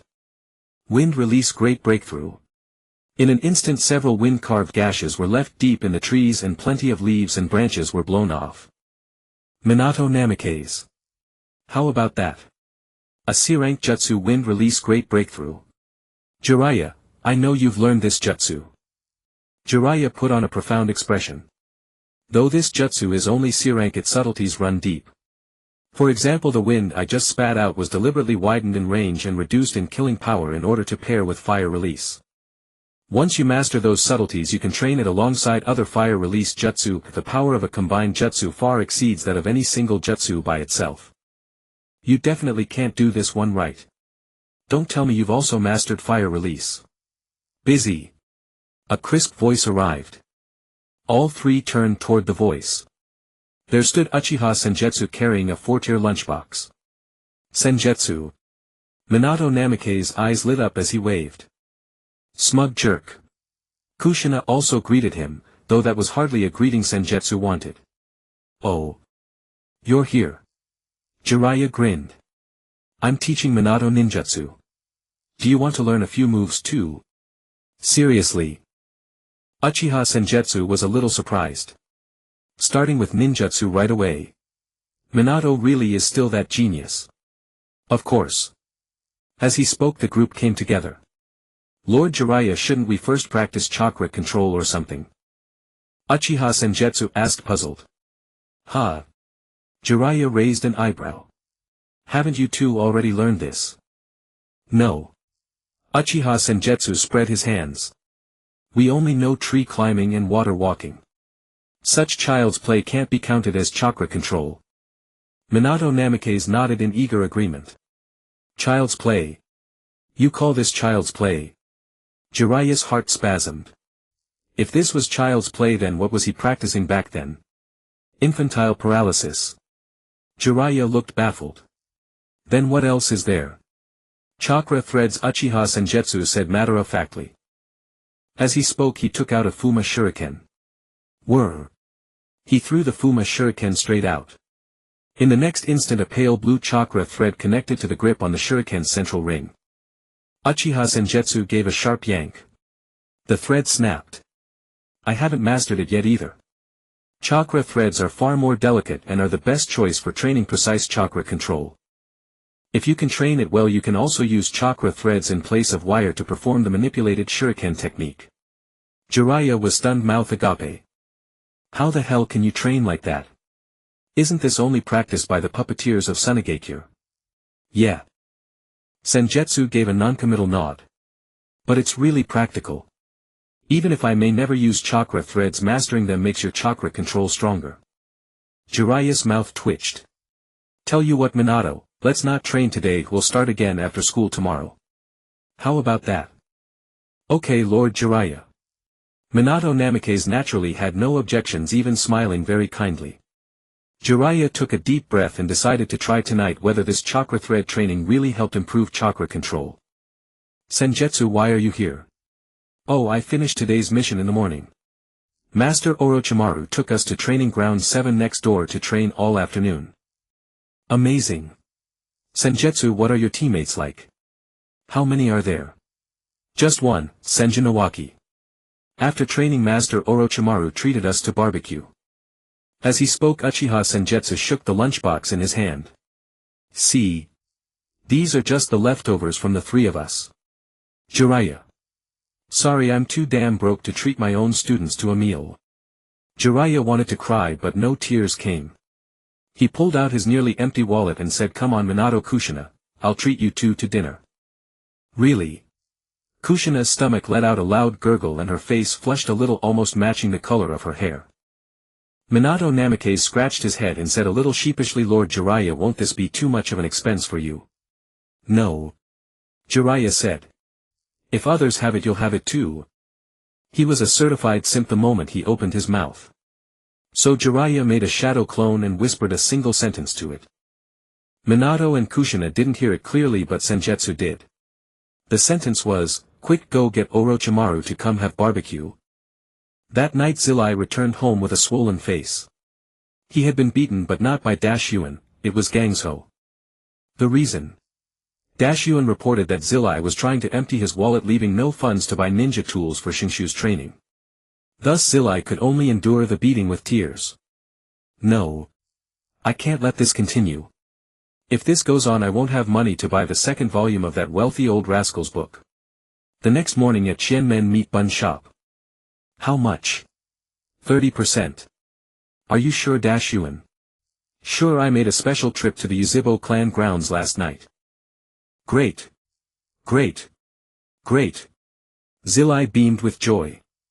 30% royalties. Truly this was a writer's paradise.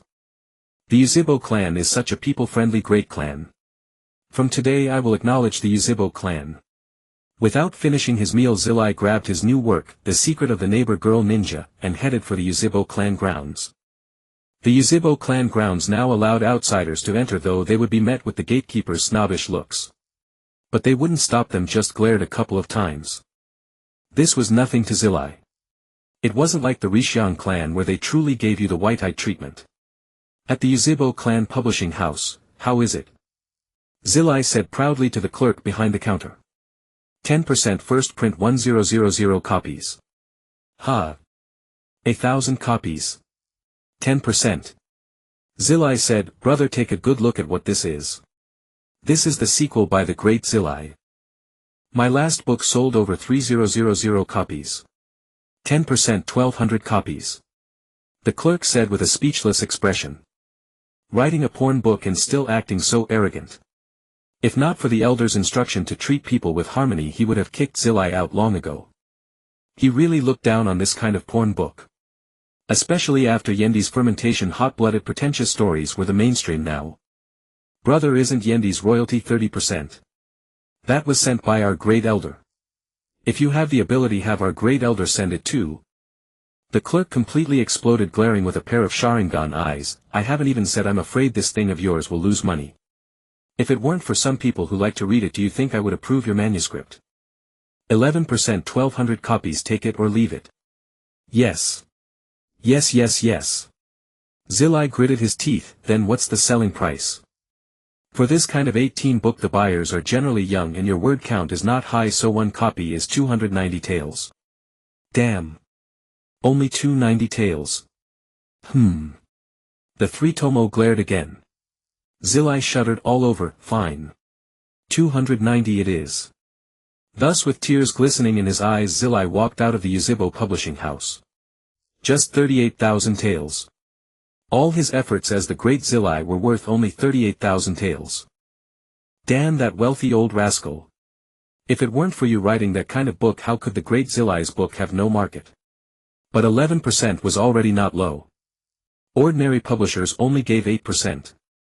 For his kind of porn book they only gave 8%, treating him like a fool.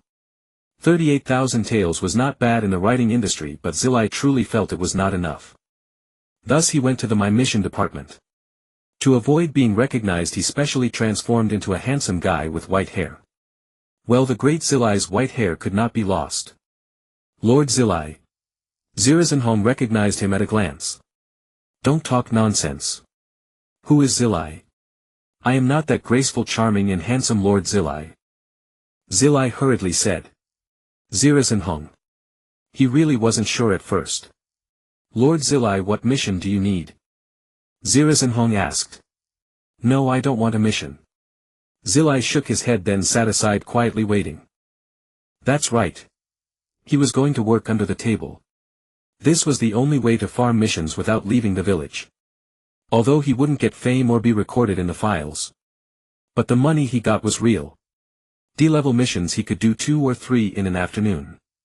Zirazenholm wanted to drive Zillai out, but forget it. As long as this lord was happy. Before long Dashuan arrived. Zillai was stunned. Dashuan. Why was he here? 3 D-level missions. Without looking in that direction Dashuan walked straight to Zirazenholm and said. Alright Lord Dashuan, here you go. These are 3 missions I carefully selected. Thanks. Dashuan nodded and took the 3 mission scrolls. Just as he stepped out of the mission department Zillai gritted his teeth and approached directly. Brother, need help with missions. Dashuan turned around. In that instant both were stunned. Zillai, you. Cough. I'm not Zillai. Zillai quickly said, Lord Dashuan, do you need mission farming? Alright. Dashuan chuckled, handing over the 3 mission scrolls. Since it's you, I don't need proof of achievement. During this time I need to farm 20 D-level missions and 3 C-level missions. If you do these 3 well, I'll look for you later. Okay Lord Dashuan, rest assured. With that Zillai vanished in a flash. Dashuan stood still, staring blankly at Zillai's retreating figure. Was he so short of money? That night, with 50,000 taels in his pocket, Zillai showed a satisfied smile. Well, he could treat Shuemen and Juxinai, those 2 kids, to a good meal.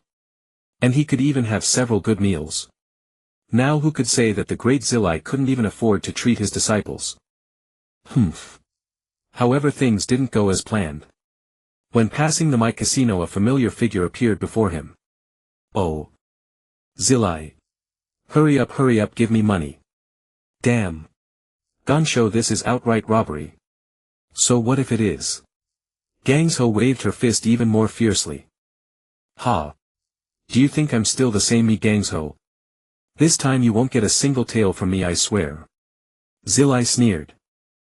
Half an hour later, Zillai, bruised and battered, curled up on his small bed with 5,000 taels. Don't ask, because he couldn't afford to go to the hospital.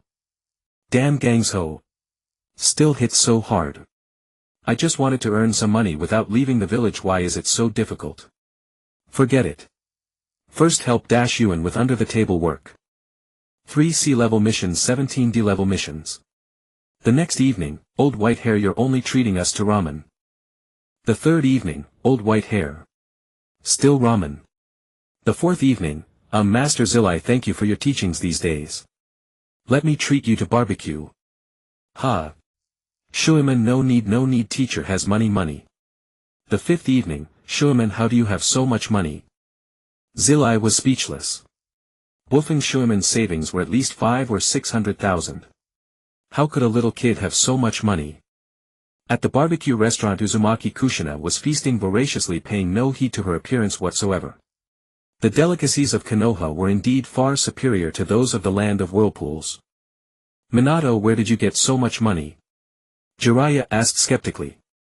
A kid suddenly pulling out 500,000 or 600,000 Rio. Seriously.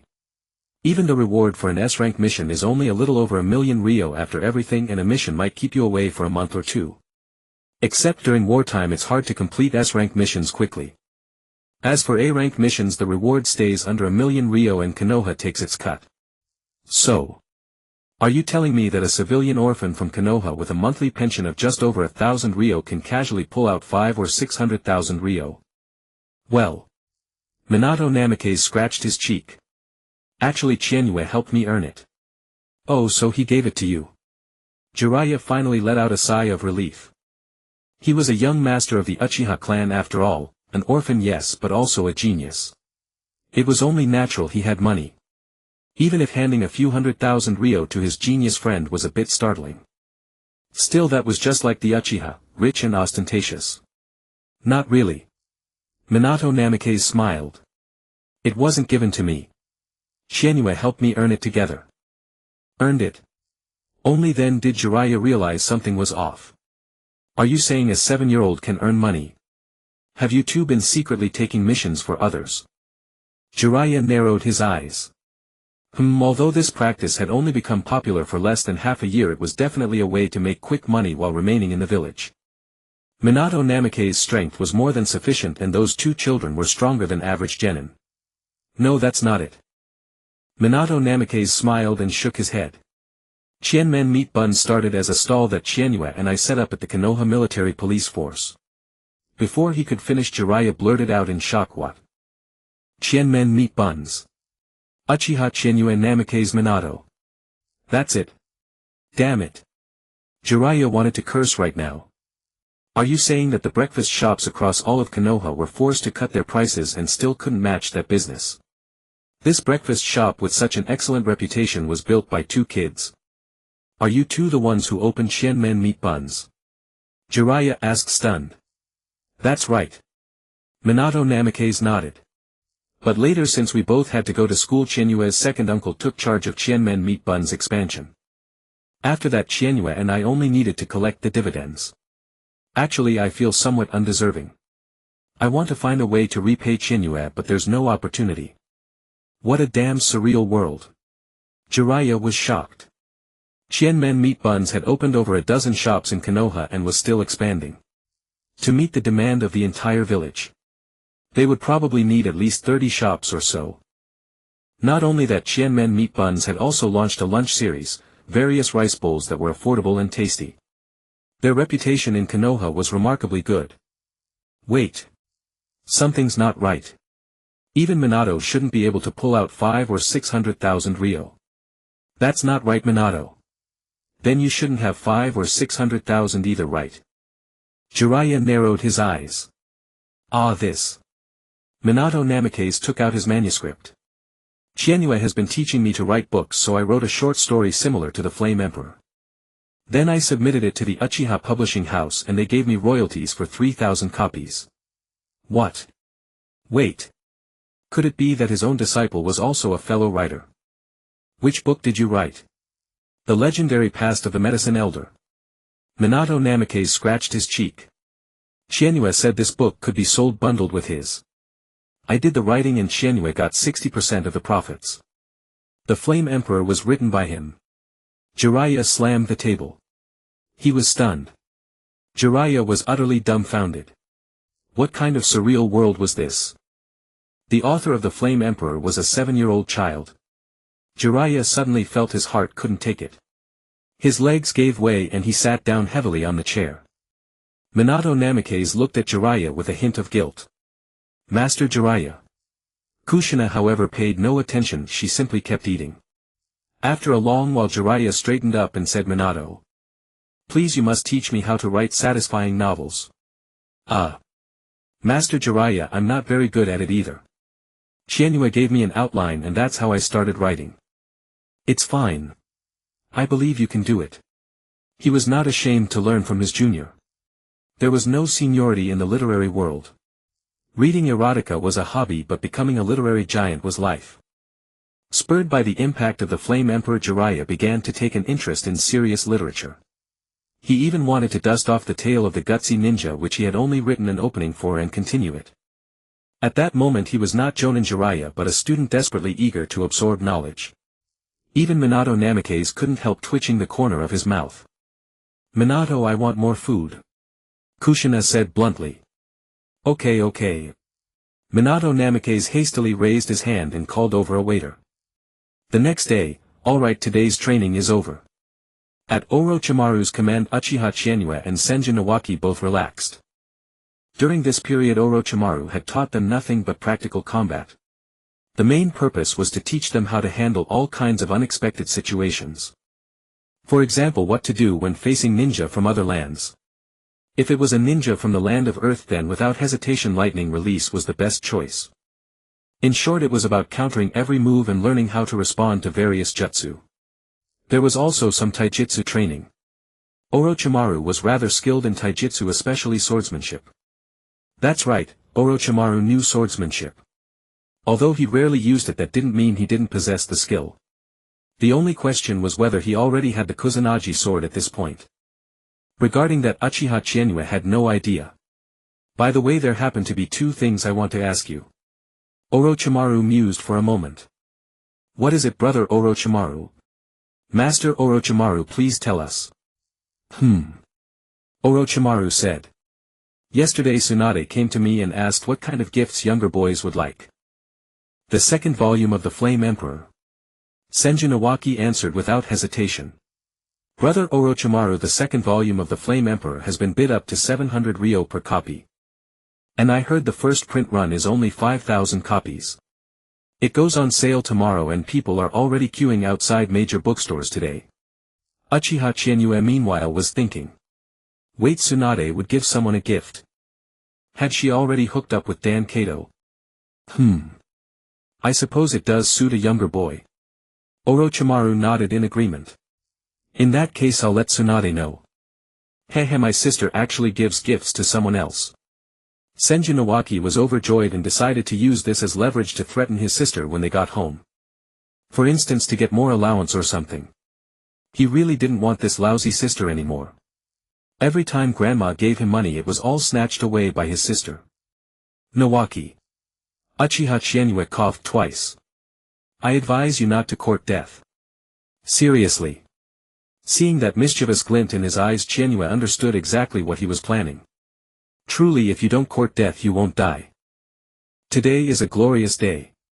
No other reason, royalties just hit my account. The second volume of Flame Emperor, priced at 600 taels, sold 5,000 copies at a 30% royalty rate. 900,000 taels in all. Suddenly this cash feels ridiculously easy to earn. In any case, yet another sudden fortune. And so Uchiha Chizuki made a decision that defied his ancestors. Top up. Today I'm maxing it out no matter what. System, check my status panel. Status panel. Name Uchiha Chizuki. Age 7. Ninjutsu Chunin Tier 1 450, 5000. Taijutsu Chunin Tier 1 650, 5000. Genjutsu Chunin Tier 1 600, 5000. Ninja cards owned: S rank 3-star Mysterious Masked Man, A rank 3-star Uchiha Shirsue, C rank 4-star Uzumaki Naruto equipped, C rank Uzumaki Naruto, C rank Uchiha Sasuke Hyuga Hinata. Summoning Beast None. Secret Scrolls Void Slashing Wave LV. 27 Lightning Release Earth Crawl LV. 22 Summoning Technique Lightning Blade Manifestation LV. 2 Darkness Technique LV. 12. Special Ninja Tools Equipment None. Kekkei Genkai Uchiha Clan Single Tomo Sharingan 95. Chakra Nature Development Fire LV. 35 Wind LV. 15 Lightning LV. 50. Special Talents Meticulous Observation Fire Release Mastery. Current Tails 80000. Note 1: the ninjutsu, taijutsu and genjutsu are related to chakra, physique and spirit respectively.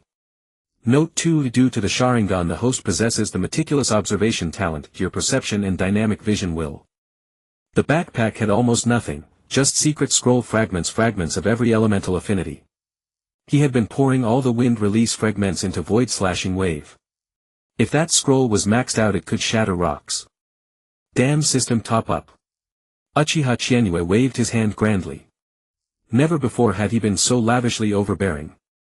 The recharge options popped up in front of him. Now he could even top up 100,000 taels at a time. Top up 500,000. Uchiha Chizuki recharged 500,000 taels on the spot. Today was the day he'd pull out a 4-star A-rank ninja. 500,000 might not be enough. But it didn't matter, holding more than 2 million taels he refused to believe he couldn't whale a 4-star to max. 80 pulls guarantee in A rank, 100 pulls guarantee in S rank. Each 10 pull randomly gives A rank or S rank fragments. One 10 pull cost 20,000 taels. Uchiha Chizuki was prepared for the worst, relying entirely on pity. According to the 10 pull pity's half-half probability, every 100 pulls would yield 10 S rank fragments and 9 A rank fragments. That meant 200,000 taels for all of it.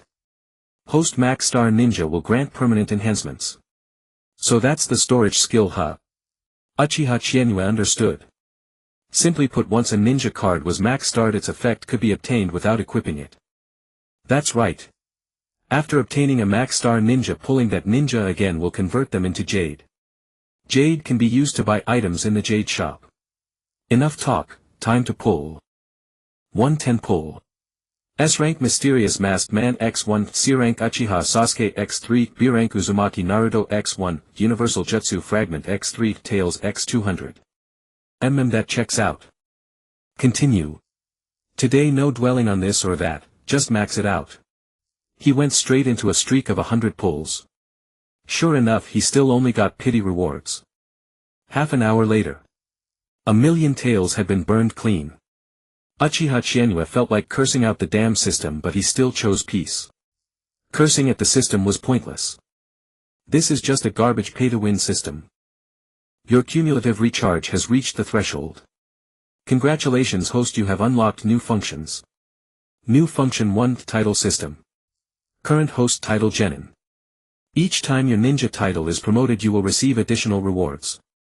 New function 2, A rank special offer. Limited time check-in event for A rank ninja Uchiha Itachi is now open. The event will run for 6 months. After completing all tasks the host will receive A rank ninja Uchiha Itachi Akatsuki. Holy crap. Finally an event he could grind. Uchiha Chizuki's eyes lit up. He'd always relied on top-ups after all, daily missions gave very little and weren't hard to complete.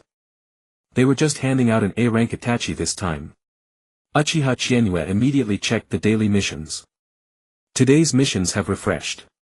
Mission 1, put eye drops in both eyes 3 times a day, morning, noon, and night each once. Mission 2, recharge 5000 taels. Mission 3, complete the daily duel arena. Mission 4, purchase 1 item from the privilege shop. God damn it. I knew this system of yours would never let me rest easy. A daily mission requiring recharge of 5000 taels, oh thank you so very much. Uchiha Chizuki suddenly realized that his money wasn't actually much at all. 2 million taels. It was just an illusion that made him think he was rich. How much money could possibly withstand this system's burn rate? Function 3, Privilege Shop. Items available for purchase refresh once a day. Today's available items are as follows. Universal C rank Ninja Fragments X20, price 10000 taels. 20 Universal Fragments Huh. 10,000 taels, done. That was the only item on sale, and for the sake of A rank Itachi he couldn't not buy it. Purchase successful. Keep it up host. Reaching the Chunin title will unlock a new function, the Ninja Record. Current Ninja Record Ninja Pain Tendo Super. Well I'll be damned, it's Super Bro himself. But reaching Chunin would have to wait until next year at the earliest. It just so happened that this session's Chunin exam fell a few days before his early graduation. The exam only happened twice a year, so he could only wait. Upgrade stars. Uchiha Chizuki opened the ninja interface. The entire screen was covered with red notification dots. All C-rank ninja had already been recruited. In fact he already had 2 5-star C-rank ninja, Uchiha Sasuke and Uzumaki Naruto. All enhancements from those 2 ninja have been obtained. Uzumaki Naruto chakra amount permanently increased by 30, chakra recovery speed permanently increased by 30. Uchiha Sasuke Ninjutsu Training EXP 100, Genjutsu Training EXP 20, Fire Release Jutsu Power 20. Continue upgrading stars. Equip B rank Uzumaki Naruto, A rank Uchiha Shirsue and S rank Mysterious Masked Man. Star up successful. Equip successful. B rank Uzumaki Naruto 3-star chakra amount permanently increased by 25, chakra recovery speed permanently increased by 30. A rank Uchiha Chizuki 4-star ninjutsu training exp 130, genjutsu training exp 200, taijutsu training exp 150. Sorry Tiger Pelt. I really wanted to whale you to max stars. Uchiha Chienue wanted to cry but no tears would come. He was out of money again. 1 million truly wasn't enough to even fill the gaps between this damn system's teeth. S-rank Mysterious Masked Man 3 stars ninjutsu training experience 200, taijutsu training experience 130, genjutsu training experience 30. The Masked Man hadn't even reached 4 stars. Current host total training bonus ninjutsu training experience 430, taijutsu training experience 280, genjutsu training experience 250. Beyond the training bonuses there were also combat bonuses to consider. Chizuki granted 40 to fire release, 40 to genjutsu and 40 to body flicker. The Masked Man remained the same as always since he hadn't been star upgraded after all. The fully starred C-rank Sasuke on the other hand did provide 20 to fire release. Then there was the newly equipped B-rank Naruto. B-rank Uzumaki Naruto 3 stars combat bonus wind release jutsu power 30, shadow clone technique duration 50. Adding them all together.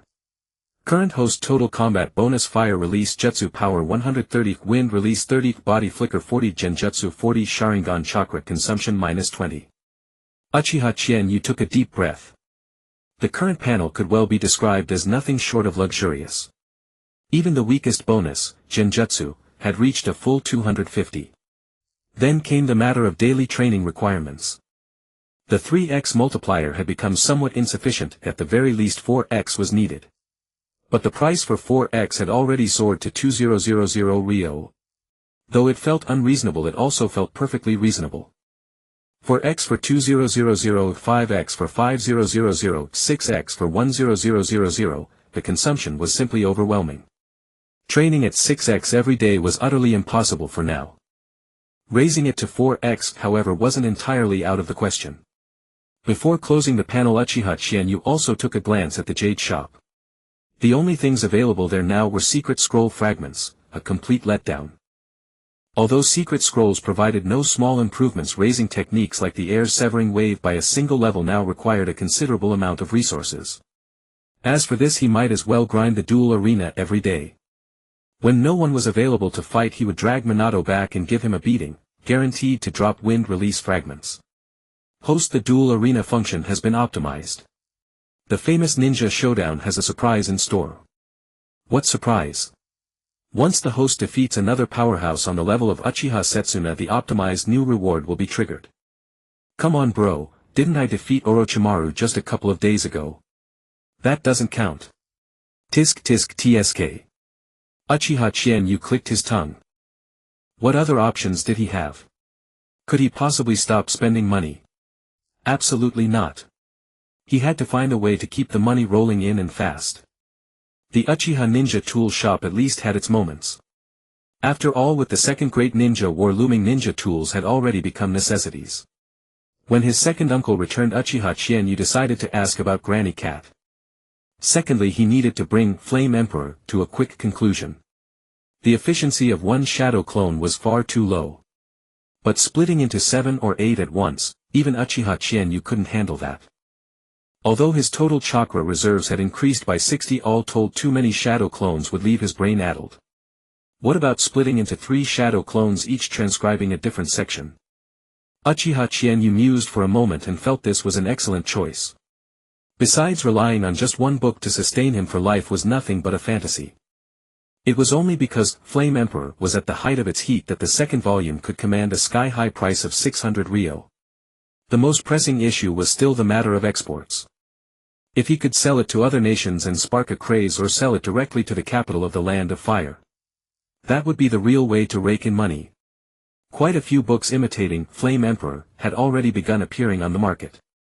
So he had to finish this book before it was too late. There was no denying that imitation was human nature. Even plagiarism. But without a doubt, little bro, you've copied the wrong person by copying Flame Emperor. Did they really think his red eyes were just a joke? After an afternoon of training, Uchiha Chienue took another look at the progress bar. Today he had only practiced ninjutsu. The progress bar had climbed from 4505000 to 6505000. The daily increase wasn't fixed, it grew in tandem with one's own strength. For instance, Uchiha Chinyu's current chakra reserves already allowed him to unleash a dozen or so great fireballs consecutively. As the fire release development level rose and as one's chakra control improved, the chakra consumed by jutsus would also decrease. Still, if I train only ninjutsu at present, I can earn at least 200 points a day. Uchiha Chinyu pondered briefly and ran a simple calculation. 2010 days, in 22 days he would step into Chunin Stage 2. Though the progress bar still labeled him a Chunin, Uchiha Chinyu couldn't shake a certain sensation. That a real Chunin didn't amount to much either. A Chunin of the Uchiha clan could already be considered elite, right? At most they could toss out a few fire release techniques and knew some shuriken throwing, shadow clone transformation jutsu and stuff like that. There was really no substance to it. The progress bar he had given himself was forged entirely according to his own development. Or rather, it was about what level of ninjutsu, taijutsu and genjutsu a true Chunin ought to have. Damn, he felt like he was actually growing a brain. When could he just fast forward straight to the Rinnegan and while at it throw in a clap your hands and summon whatever you want trick? With strength like his he would be nothing short of cannon fodder in the Second Great Ninja War. Simply calculating the war's timeline, it was at most a year and a half to 2 years away. Developing at his current level at the very best. Special Jonin. Likely only a single field would even reach the Special Jonin threshold. This progress bar was still too atrocious. 10 stages, why don't you just exhaust me to death? Uchiha Chinyu drew up a plan. Since Orochimaru would be leading them in training throughout the morning, he might as well activate the 3x training experience during those hours. The afternoon after meals was free leisure time and Orochimaru had his own affairs to handle. Though he didn't know what those affairs were, Chinyu guessed they were most likely related to scientific research and such. The afternoon then was reserved for ninjutsu specialization. Ninjutsu was without a doubt the most rewarding area of improvement. In terms of killing power, level 50 lightning release combined with the current panel. If he landed a Chidori with some underhanded trick, even a Jonin would have to kneel. Of course, Uchiha Chinyu also believed taijutsu was paramount. The body flicker jutsu for one was genuinely tethered to one's physical condition. He had only a year and a half to 2 years left. By then even the Ninja Academy students would all have to graduate ahead of schedule and join the battlefield. Just as the plan was being finalized, the Land of Rain. A week later, after sneaking and hiding every step of the way, 2 men in long black cloaks walked out of the Land of Fire and entered the territory of the Land of Rain. Moreover, they headed straight for the heart of the Land of Rain. The Land of Rain was beset by year-round downpours, its climate clammy and gloomy, an utterly stark contrast to the Land of Fire. Senior Setsuna, our mission this time is to obtain political and military intelligence on the Land of Rain. Hatake Sakumo wore a hood, the silver hair beneath it impossible to discern. The mission is highly perilous and I don't have any good plan either. Even as he said it, Hatake Sakumo felt somewhat resigned. If the mission hadn't been entrusted to him and Uchiha Setsuna, he genuinely wondered if the third Hokage had taken leave of his senses. Spying on political and military intelligence. How was that any different from sneaking into the Hokage's office to steal the scroll of seals? One careless slip and they'd be staring straight at the demigod. The matters of the Rain country were, as one might say, common knowledge. Hanzo, driven by ambition, spoke of peace while engaging in acts of aggression. However, Uchiha Setsuna could understand. Between nations, mutual aggression was the norm. He didn't know whether Hanzo sought peace, all he knew was that this wretched Rain country was indeed terrifyingly poor with harsh conditions. It doesn't matter. Uchiha Setsuna removed his hood, revealing a hint of crimson beneath his jet-black hair. Under these Sharingan eyes no information could be withheld from interrogation.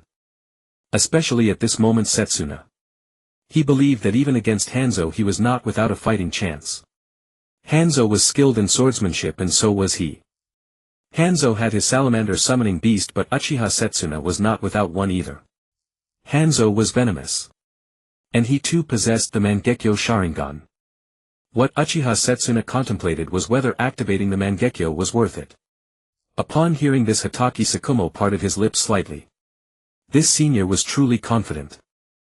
Nevertheless, as a veteran ninja who had earned a fearsome reputation in the previous era, Hatake Sakumo held him in high regard. Young man of the Hatake clan, how old are you this year? Senior, I was born in the 5th year of Konoha and I am 25. Oh. 25, very young. Uchiha Setsuna pondered in his mind. How is the Hatake clan faring these days? Thinking back, I once met your father, a true samurai. The Hatake clan was renowned for their swordsmanship, and Hatake Sakumo's father was a samurai who had returned from the land of iron. The Hatake clan. Hatake Sakumo fell silent, his gaze dimming. There was nothing much to say about the Hatake clan, it had declined to the point of no return. One could even say the Hatake clan no longer existed. It had been completely assimilated into Konoha, and the ancestral home now housed only him, Hatake Sakumo. Young man, Uchiha Setsuna said in a measured tone. You are 24 now, serving by the Hokage's side, fully immersed in the darkness. Is this truly what you desire? You are in the prime of your youth. I may be out of line to say this, but you should step out of the darkness from time to time. Do not let the Hatake swordsmanship, which even the Hokage holds in high regard, fall into oblivion. Senior Setsuna, you. Hatake Sakumo frowned slightly. Should I take this as your advice to me to cease serving the Hokage? Heh. Uchiha Setsuna remained calm and composed. How you interpret it is up to you. I simply don't wish to see a young man become a political sacrifice. Don't you truly understand this mission? Uchiha Setsuna clasped his hands behind his back, put on his hood and slowly walked into the curtain of rain. Hatake Sakumo stood frozen for a moment, then quickly followed. Surely Uchiha Setsuna hadn't spoken to him about this for the sake of power, had he? Hatake Sakumo's mind was in turmoil. What did this mission have to do with all this?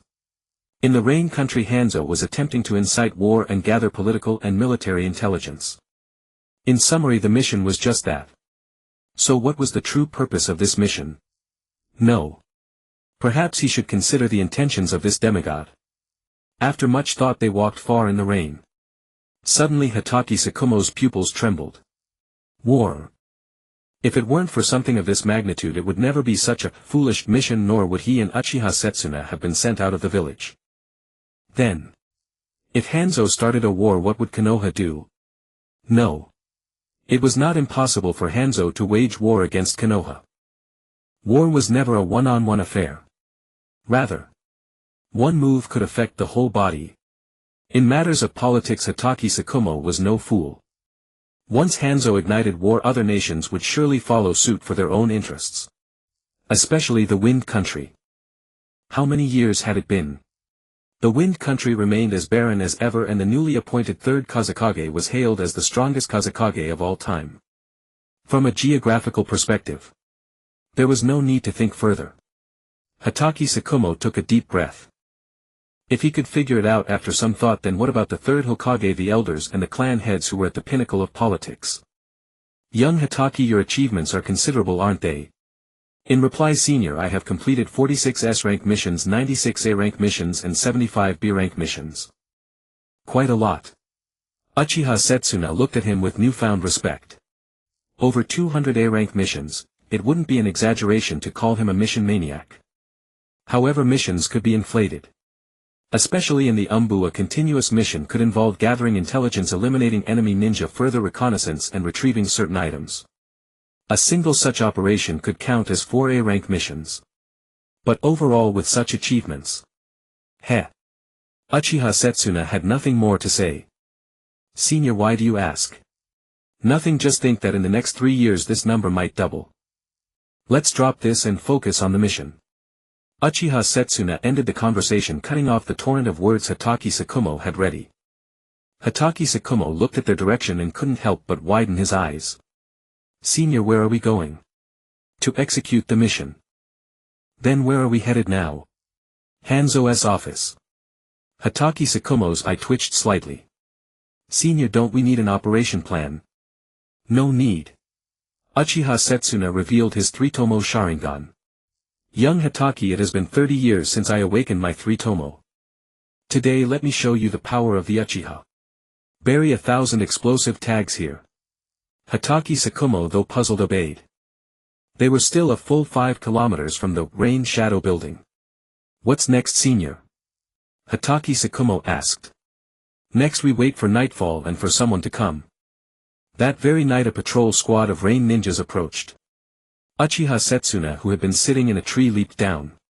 In an instant a faint crimson flicker flashed in his eyes. The 3 rain ninjas collapsed unconscious. This. Hatake Sakumo clenched his fists involuntarily. Sharingan. That was too unfair. Uchiha Setsuna didn't stop. He pried open the leader's eyes and glared again. They've been implanted with a curse seal. Confidential information cannot be extracted. But I've already learned their shift change time. Now we just need to wait. Wait. Senior, who are we waiting for? Hatake Sakumo asked, not understanding. It was his first time on a mission with a big shot from the Uchiha clan. For spies from other nations to show up. Uchiha Setsuna leaned against a tree. We won't need to show ourselves at all, minimizing the risk of discovery. During this time we'll stir up some trouble on the borders between the land of iron and the rain country, and between the wind country and the rain country. You and I will each take one area, then meet back here and bury more explosive tags. Senior. Hatake Sakumo frowned deeply. How is this different from provoking war? Heh. Uchiha Setsuna chuckled, looking at Hatake Sakumo with the expression of one regarding a naive child. War is merely a matter of time. That being the case, leave the wind country to me and the land of iron to you. The land of iron and the land of rain had already gone to war long ago. It simply had not been brought out into the open. The defenses on the land of fire's side were weak. Clearly a portion of its forces had already been redeployed. Does the land of rain have many shinobi? Not really. Konoha has well over 10,000 shinobi, while the land of rain has at most only a few thousand. Young Hatake, you can't imagine the true wonders of the Sharingan. Uchiha Setsuna's lips curled slightly upward. If you don't believe me, wait a while and see. Sakumo Hatake nodded, half believing and half doubting. He still could not fully understand Uchiha Setsuna's actions. Even though he was reluctant, he planned to do what Uchiha Setsuna had said. He went to see the border between the land of rain and the land of iron. In the blink of an eye a month passed. When he returned to the rendezvous point, Sakumo Hatake's eyes were slightly dazed. Because everything was almost exactly as Uchiha Setsuna had said. The land of iron and the land of rain had already been rife with extreme tension. Even large numbers of iron spies had slipped into the land of rain, and the land of rain was not to be outdone. You're back. Sakumo Hatake nodded. During that time he had not even done much. He had only killed a few rain country shinobi. What you excel at is not much different from a samurai's, Uchiha Setsuna said slowly. All the evidence points to the land of iron. Hanzo won't be able to sit still. Senior, does that make us the culprits of this war? Sakumo Hatake asked with a wry smile. Uchiha Setsuna looked at Sakumo Hatake. Had this kid really spent that long in the ANBU? Without another word, Uchiha Setsuna threw out a summoning scroll.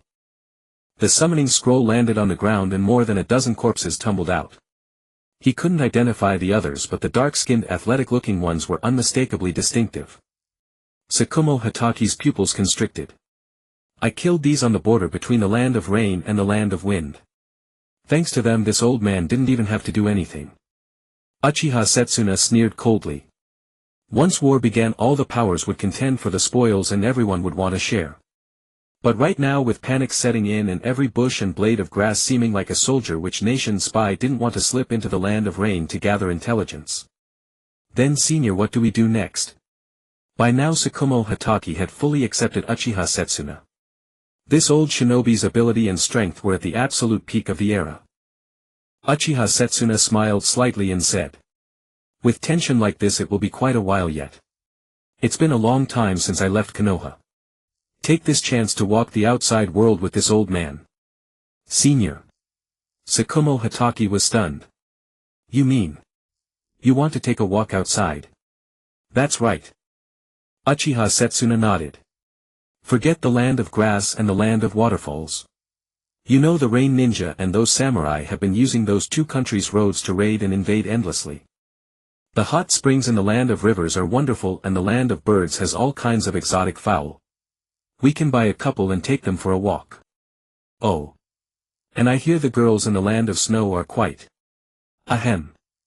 The land of whirlpools is a little tense, but it's still worth a visit. The shinobi world is vast, young Hataki. This old man truly advises you to see more of it. All right. Tsukumo Hataki was speechless. Although he would rather finish the mission quickly and return to Konoha. It was obvious. There was no such chance. If this mission were to be completed by relying on himself alone, it would have been completely unplanned. The only intelligence available was that Hanzo was an autocrat. He did not even keep written records or scrolls for anything. Every order was given by word of mouth. That man truly was highly wary. Then let's start with the land of rivers. Don't worry about the mission. Aren't these spies themselves a kind of intelligence? Put these down in the mission report first. As for the rest, we still have to wait for an opportunity. Uchiha Setsuna had already walked briskly away as he spoke. Complete the mission. Indeed, the mission had to be completed. But he could not go out and throw his life away. And besides, the drunkard's heart was not in the cup. In this way he could not only complete the mission without exposing Konoha, but also accomplish another thing. That's right. Old second uncle took Tsukumo Hataki out on a sightseeing trip. That day Tsukumo Hataki wrote part of the mission report. He omitted some of the people the two of them had killed and simply added that spies from every nation were gathered there. He also wrote up such matters as Hanzo's orders being passed only by word of mouth. In short, this mission would take time. Asking me to steal the Land of Rain's defense maps would be easier than this. The Rich Old Thief's third volume is already on pre-sale. Jiraiya gave an exclamation. Though he already knew the Flame Emperor was written by Uchiha Chizuki, he still couldn't help calling him the Rich Old Thief. What was genius wasn't the Flame Emperor, it was the rich old thief who had written the Flame Emperor at the age of 6. Ha! At an age when other children could barely recognize characters, he had already published a book. Though he found it utterly absurd, Jiraiya had already made peace with it. It was just that this time. How can the third volume be this fast? He was still savoring the second volume, and now the third volume was already on pre-sale. Orochimaru said calmly. I hear the pre-sale print run is 10,000 copies at 500 ryo per copy. 500 ryo, the price had gone down a bit. Compared with the second volume's first edition, which had been driven up to 1,000 ryo and was still hard to find, this was truly cheap. Hehe, Orochimaru, didn't you say you didn't like reading it? Jiraiya's eyes darted as he grinned. I haven't read it, Orochimaru said calmly. It's just that Nawaki reads it every day after training over and over again. Ah. Jiraiya picked up his cup with some emotion. I never imagined that in the blink of an eye we'd all be people who take disciples. The three of them had all turned 20 this year. After several rounds of drinks they had reached the stage of sighing over life and reminiscing about the past. Just as Jiraiya was about to properly revisit his own past, Tsunade walked into the tavern. This time she had even changed into a Konoha Jonin flak jacket. That was a rare sight. Hurry, let's go to the Hokage Tower. The old man has something for us. What's so urgent? Another mission. Jiraiya was taken aback, and all the words of life reflection in his belly were stuck in his throat. I don't know, just hurry up and go. Jiraiya and Orochimaru exchanged a glance, then quickly followed her. Meanwhile, Yakiniku Q was also holding a class gathering. Uchiha Chizuki couldn't quite understand why there would be a class gathering like this. Well, second graders organizing a class gathering. The organizer was a Hokage's kid, Sarutobi Shinosuke. Of course the class gathering hadn't invited Uchiha Chizuki. Minato had simply told him about it. Chizuki, are you really not going? What would I go for? Uchiha Chizuki spread his hands. That Hokage kid didn't invite me at all. It was already the end of November and Konoha had very humanely granted a winter break. And thus this class gathering came to be. I don't understand, but I respect it. With that little idea in Sarutobi Shinosuke's head, Uchiha Chizuki could see through what he wanted to do even with his own ass. It was simply that he had already graduated and Hyuga Hizashi had fallen behind, so he could now re-establish his authority in the class. But to be blunt, it was still too childish. Uchiha Chizuki remarked that Uchiha Turncoat was better suited to be Sarutobi Hirozen's son. At 4 he had the mind of the third Hokage, didn't he? If Chizuki-kun isn't going, then I won't go either. Namikaze Minato pursed his lips. No. Minato, I've already graduated. Uchiha Chizuki's mouth twitched. He couldn't help remarking that showing off at a class gathering was something he really had no interest in. Then. Fine. Namikaze Minato looked a little disappointed. He suddenly felt that if he wasn't going with Chizuki-kun it wouldn't be much fun anymore. You have to go, Minato. Uchiha Chizuki patted Namikaze Minato on the shoulder and said earnestly, this meal is probably going to make that Kage's son bleed a fortune. After seeing Namikaze Minato off, Uchiha Chizuki sat on the lawn and suddenly found himself thinking about Uchiha Setsuna. Credit where it's due, that old second uncle was quite good to his own people. He paid the salaries of the Konoha Military Police force out of his own pocket. As for where the money came from, well, you didn't ask. In any case, with second uncle away from Konoha for over a month, especially stuck on the front lines, it would be a lie to say he wasn't worried. The second shinobi war was drawing closer every day. I need to quickly become strong enough to survive the second war. Meanwhile, at the Hokage's office, hey old man, why did you call us here? Tsunade kicked open the office door and Sarutobi Hiruzen's hand holding his pipe trembled. Ahem, Tsunade, do remember to knock next time. This is after all my office. Yeah, I know. Tsunade plopped herself down in her seat with Orochimaru and Jiraiya standing behind her. Only then did the three notice that 3 elders were already seated across from Tsunade. Humph, charging in so loudly, what a disgrace. Shimura Danzo gave a cold snort. Tsunade immediately glared over. Among the Sannin, Danzo really did not leave a good impression. That's enough, Danzo. Sarutobi Hiruzen's gaze turned cold.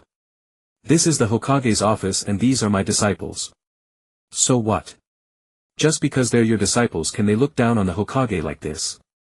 Shimura Danzo was like a mad dog biting at any gap. Heh. Tsunade grinned. Go tell that to my grandmother. You.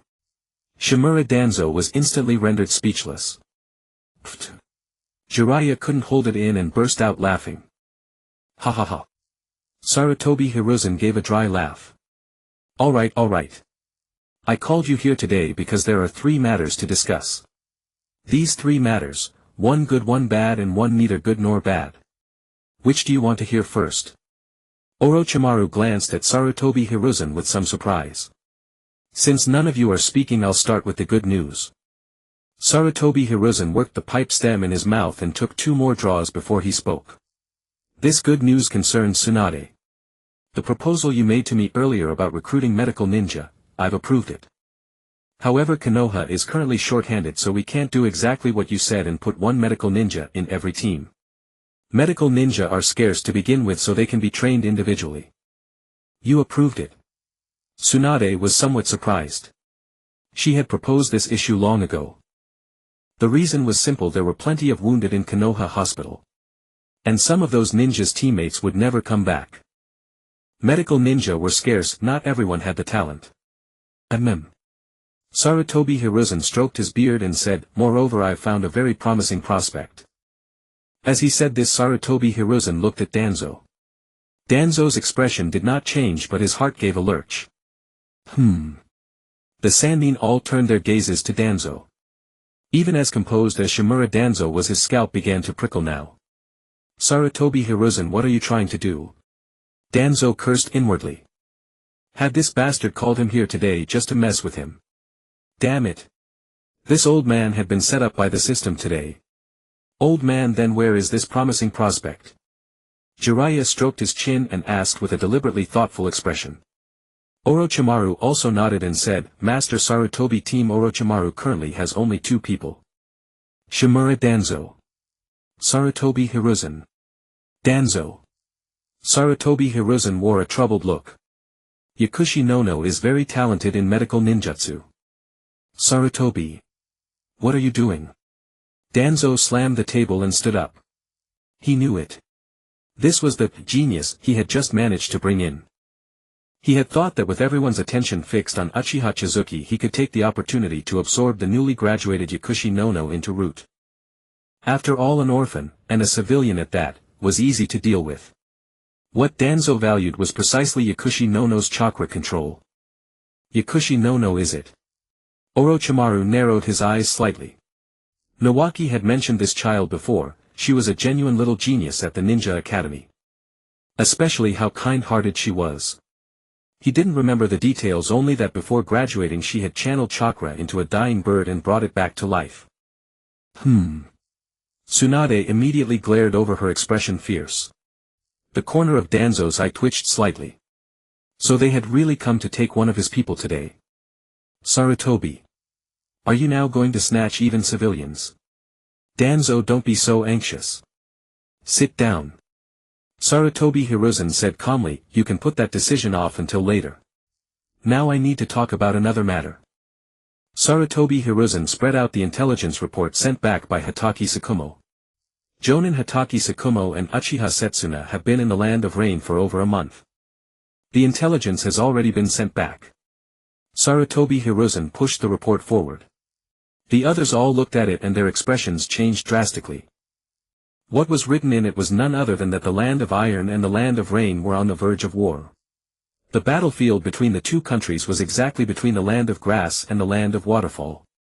Once again the great powers were seeking passage through small nations. The demigod's reputation was just too great. The Land of Rain and the Land of Iron. Aren't the Land of Grass and the Land of Waterfall between them? Jiraiya asked in confusion. Heh. Orochimaru laughed hoarsely. Jiraiya Tsukumo-senpai's report already said that the Land of Grass and the Land of Waterfall have shown signs of defecting to the Land of Rain. Whether they defect or not, this war is probably unavoidable. Correct. Sarutobi Hiruzen placed his hands together in front of him. Hanzo is ambitious. He has already raised the issue of unfair benefit distribution several times. Using that as a pretext, he even demanded money from the Land of Wind. Has he lost his mind? Mitokado Hamura finally found a chance to interrupt. Does he actually intend to challenge the great powers? Do you think he lacks the ability? Sarutobi Hiruzen's gaze suddenly turned icy. Demigod. Was this title casually given? Hanzo himself was immensely powerful, and what made him most fearsome was his poison. Incurable. Moreover, with the summoning beast salamander poison-type jutsu like this was simply too. In short, it was a biological weapon, a shinobi's ultimate killing implement. The entire room fell silent. The Land of Rain instigating war seemed to be a foregone conclusion. At that moment Jiraiya raised his own question. Old man, haven't Senior Tsukumo and the others returned yet? They have another mission. Hiruzen Sarutobi said calmly, this matter could be trivial or serious, but Hanzo is highly ambitious, so I suspect he will ignite the second great ninja war. Orochimaru nodded in agreement. Once the great ninja war broke out, Konoha could never escape its reach. The reason was simple, the most prosperous place in the entire shinobi world was the Land of Fire. War was merely a respectable word for plunder. Caught in the vortex of politics, one must plan ahead. Danzo let out a cold snort and did not refute. On this point everyone in the office surprisingly reached a consensus. This is not good news. Hiruzen Sarutobi clicked his pipe, that is why I approved Tsunade's plan. If this man ignites the second great ninja war, then medical ninjutsu will be the best means to counter his poison. With that, Hiruzen Sarutobi's gaze turned to Danzo. This time even Mitokado Hamura and Uchiha Koharu turned their eyes toward him. That one Yakushi no cannot solve anything. I will take her as my disciple. Tsunade's voice was forceful, not just her, I will select a group of promising individuals to be trained as medical ninja. Tsunade is right. Uchiha Koharu said, Danzo, don't be so stubborn. Indeed. Mitokado Hamura also nodded, handing that child to Tsunade is the best choice. You. Danzo's heart was bleeding. You have no idea how hard it was for me to find a talented seedling. I only took her away yesterday, I haven't even had time to place the curse mark, and now you want to take her from me. Since everyone agrees, then Yakushi no goes to Tsunade. Hiruzen Sarutobi was overjoyed. This was undoubtedly good news. Although Hiruzen Sarutobi had intentionally indulged Danzo by establishing the route so that Konoha could handle certain matters in the shadows. Meanwhile he himself maintained the full front of a Hokage. But This kind of matter was no joke. A 9-year-old without any training had managed to nurse a dying bird back to health. She was a rare talent. This generation of Konoha has worthy successors. Hiruzen Sarutobi felt deeply gratified. There was Senjin Iwaki whose strength rivaled that of an ordinary chunin. His only flaw was being a bit too careless. Then there was Uchiha Chizuki whom Orochimaru rated as a genius at developing ninjutsu. It would have been better if he weren't an Uchiha. But being an Uchiha also had its advantages. This child inherited the will of fire and his personal conduct could influence half of the Uchiha clan. For instance, even Uchiha Setsuna had gone out on missions. One might not trust the loyalty of the Uchiha, but one must never doubt their abilities. A mad dog of the Warring States period like Uchiha Setsuna, his methods were even more ruthless than Danzo's. Apart from these two great geniuses, there was also Minato Namikaze who after training with Jiraiya for a month could already match most genin. And there were the heirs of the great clans, the twin stars of the Hyuga and the Inoshikacho trio. Now a new star had emerged, Yakushi no. Although most of them were still at the Ninja Academy, Hiruzen Sarutobi believed that once they grew up Konoha would enter an unprecedented golden age. These children were the future of Konoha. Seeing Hiruzen Sarutobi somewhat lost in thought, as if envisioning a bright future, Tsunade couldn't help asking, "Old man, what about that last matter?" As for the last matter, Hiruzen Sarutobi suddenly fell silent. His gaze then shifted to Tsunade. Seeing this, Orochimaru's heart jolted. Could it be? Let's not talk about that for now. Hiruzen Sarutobi forced a smile. I've been observing the Ninja Academy lately. Kushina, that little Uchiha girl, and Minato Namikaze are all quite close. At those words everyone understood Hiruzen Sarutobi's meaning. Tsunade clenched her fists and demanded, "Old man, has grandmother contacted you?" After a long pause Hiruzen Sarutobi finally answered, How much time is left?" Tsunade gritted her teeth. "At best half a year, at worst 1 year. We should prepare now." With that Tsunade stormed out of the room without looking back. Jiraiya scratched his head while Orochimaru said slowly, "Jiraiya, go buy 2 bottles of sake." "Fine." Jiraiya did not argue this time, leaping straight out the window and making for the tavern. "If there are no other matters, let's call it a day." Hiruzen Sarutobi coughed twice. "Master, you should smoke less." At that moment however Danzo sneered, "Hiruzen Orochimaru, Uchiha Chizuki has made great progress recently." "Indeed." Hiruzen Sarutobi nodded. "Young Chizuki's strength is undeniable. Orochimaru, take him on more missions and aim to have him promoted at the Chunin exams next spring." "Yes, master." Orochimaru nodded in agreement. "I've heard." Danzo narrowed his eyes, "That child has been practicing swordsmanship recently. Coincidentally, I happen to have a Win-style swordsmanship scroll." "Oh." Hiruzen Sarutobi's eyes lit up. "I didn't expect you to be so considerate of these juniors, Danzo. Since you're willing, just give it to Orochimaru." "Is that what I was trying to say?" "Hiruzen, I'm the only one who knows this swordsmanship, so why not let him train at root for a while? Danzo, a ninja must learn to adapt. Since you know it, can't you make a jutsu scroll?" "No, only my personal instruction." "Lord Danzo." Orochimaru smiled slightly. "I'm planning to leave the village soon and I happen to be seeking a sword suited to my own techniques. Since you intend it for Chizuki, why not hand it over to me?" "Correct." Hiruzen Sarutobi nodded in full approval. Orochimaru's swordsmanship is nothing to scoff at, and he is also skilled in wind release. I still believe my personal guidance. Before he could finish, Hiruzen Sarutobi interrupted, "Danzo, such trivial matters don't require your concern. With that time you should focus on the great war that could break out at any moment. You after all are a pillar of Konoha." Hiruzen Sarutobi said with heartfelt sincerity, his expression as if he truly admired Danzo. "Hiruzen, you." "Danzo." Hiruzen Sarutobi's gaze suddenly turned cold. "He is Uchiha Setsuna's nephew. If you dare lay a hand on him. Have you forgotten that man from back then? He's not Madara Uchiha." Shimura Danzo roared. "What if he's already awakened his eyes?" Sarutobi Hiruzen's voice rose a notch. "The Uchiha clan hasn't produced a Mangekyo Sharingan in a long time. And Uchiha Setsuna is the only one in that clan who hasn't made a move for years. You say he's now agreed to leave the village for a mission. What does that mean?" Naturally it means he intends to blend into Konoha. That doesn't need saying. He's the great elder of the radical faction. Hiruzen, you. What do you think changed his mind? Sarutobi Hiruzen looked at Danzo as if he were an idiot. Get out. Don't mention this again. Uchiha Chienue is an outstanding shinobi who carries on the will of fire. Uchiha Setsuna is an elite jonin of Konoha, one of the Leaf's top combat forces. Once war breaks out, the combat power the village can field, besides his three disciples Hatake Sakumo and Danzo, is only the main house of the Hyuga and this Uchiha. Even in terms of pure strength, those three disciples of his might not really be a match for that old man. You must not give the Uchiha any important post. Then what about Kagami?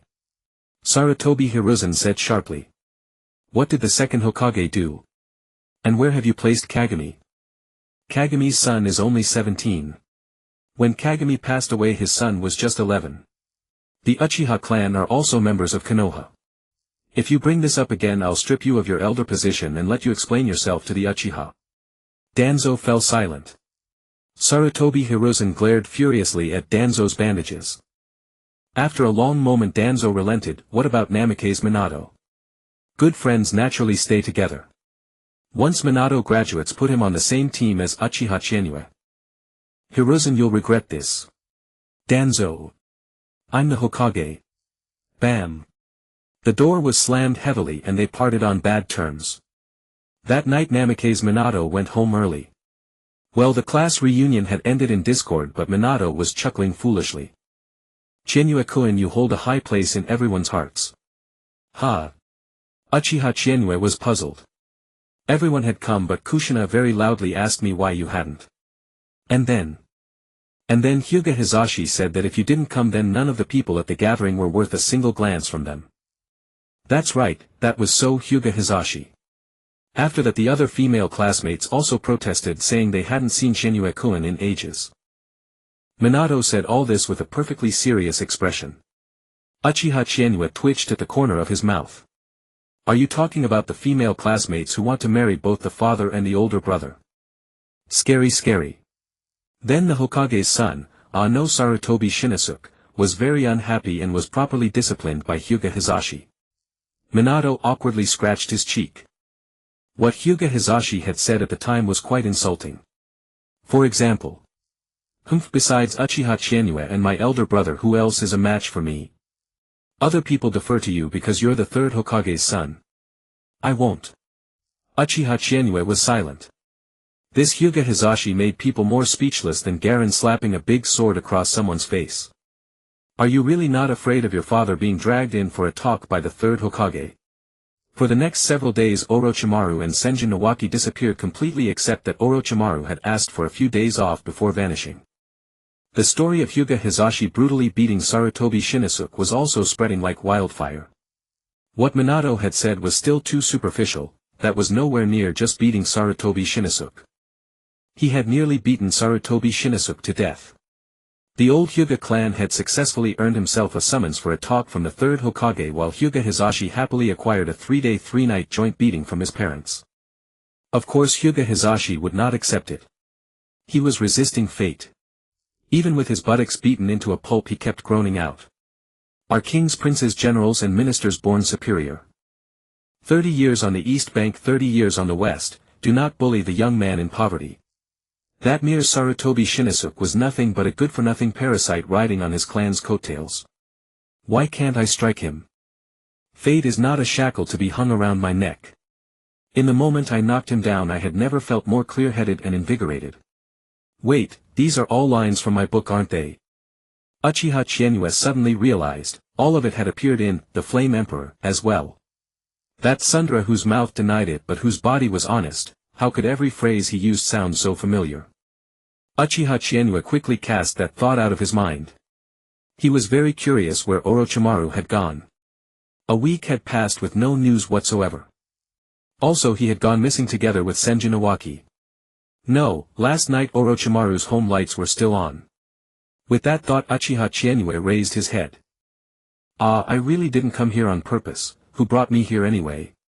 Since it turned out to be Orochimaru's house he had no choice but to knock and ask. Uchiha Chienue thought for a long time. When it came to making money, perhaps Orochimaru was the right place to start. The man was a research genius. Knock knock knock. Uchiha Chienue knocked on Orochimaru's front door. The lights were on, but only after a long while was the door opened. Orochimaru opened the door, revealing a pale face. A wave of alcohol fumes invaded Chienue's nose, making him choke and cough several times. "It's Chienue-kun." Orochimaru's voice was hoarse as he welcomed Chienue inside. Orochimaru's home was very tidy, the kind of clean, neat and odorless place. It was just that now there was a somewhat noticeable smell of alcohol.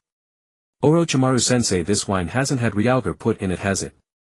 At that Orochimaru's mouth twitched and he sobered up a little. "These last few days Tsunade has dragged Jiraiya and me to drink constantly. As a friend. You couldn't very well refuse." Orochimaru nodded and then led Chienue to the living room. "Chienue-kun, is there something you came to see me about?" "Nothing much." Uchiha Chienue scratched his head. "I was just wondering about you, Orochimaru-sensei. You haven't shown up for days." Tsunade had been taking them both out drinking, and Uchiha Chienue already had a good sense of what was going on. What could make Tsunade so upset was definitely not Nawaki dying. He was alive and well. It couldn't be a failed romance either. Dan Kato was probably still lying low somewhere in the Umbu. That left only one possibility. Uzumaki Mito, the Ninetales Jinchuriki. Chienue-kun is thoughtful. Orochimaru smiled. "Gather at Training Ground 7 at 9 tomorrow morning. I'll introduce you to a new teammate and we'll take on a B-rank mission together." "A B-rank mission?" Uchiha Chienue's eyes lit up. Orochimaru nodded. "Chienue-kun's strength is plain to see, and Nawaki is no slouch either. With a new teammate joining, we should be fine to take on a convoy escort mission." Good, skipping straight from C-rank to a B-rank mission. Uchiha Chienue had originally planned to grind out a couple of bandit eradication missions. As everyone knows, the money you painstakingly earn is never as fast as taking it by force. Uchiha Chienue had already planned to use a small Koto Amatsukami to control some wealthy individual and have them hand over everything. To put it bluntly, this is the easiest way to make money. By the way, Chienue-kun, Orochimaru suddenly remembered, even his intoxication dissipating somewhat. He pulled Uchiha Chienue and hurriedly led him into the basement of the house. Uchiha Chienue's heart clenched. Could Orochimaru be about to make a move on him? That shouldn't be the case. The basement was filled with all kinds of experimental equipment that Uchiha Chienue couldn't understand. "Chienue-kun, this is what Lord Third asked me to do." Orochimaru led Uchiha Chienue to a test bench. Uchiha Chienue couldn't understand any of it. But it didn't look like a biological experiment. Instead, the objects stored inside resembled something like a liquid crystal television. "No. This is my improved television screen." Orochimaru's eyes gleamed with a certain light. "And this electric lamp can illuminate for a long time, even for 100 years. It's not impossible." A lamp that lasts 100 years, aren't you losing money, old man?" Then Orochimaru suddenly changed his tone, "But Chienue-kun, a lamp can shine for 100 years, yet humans are so fragile.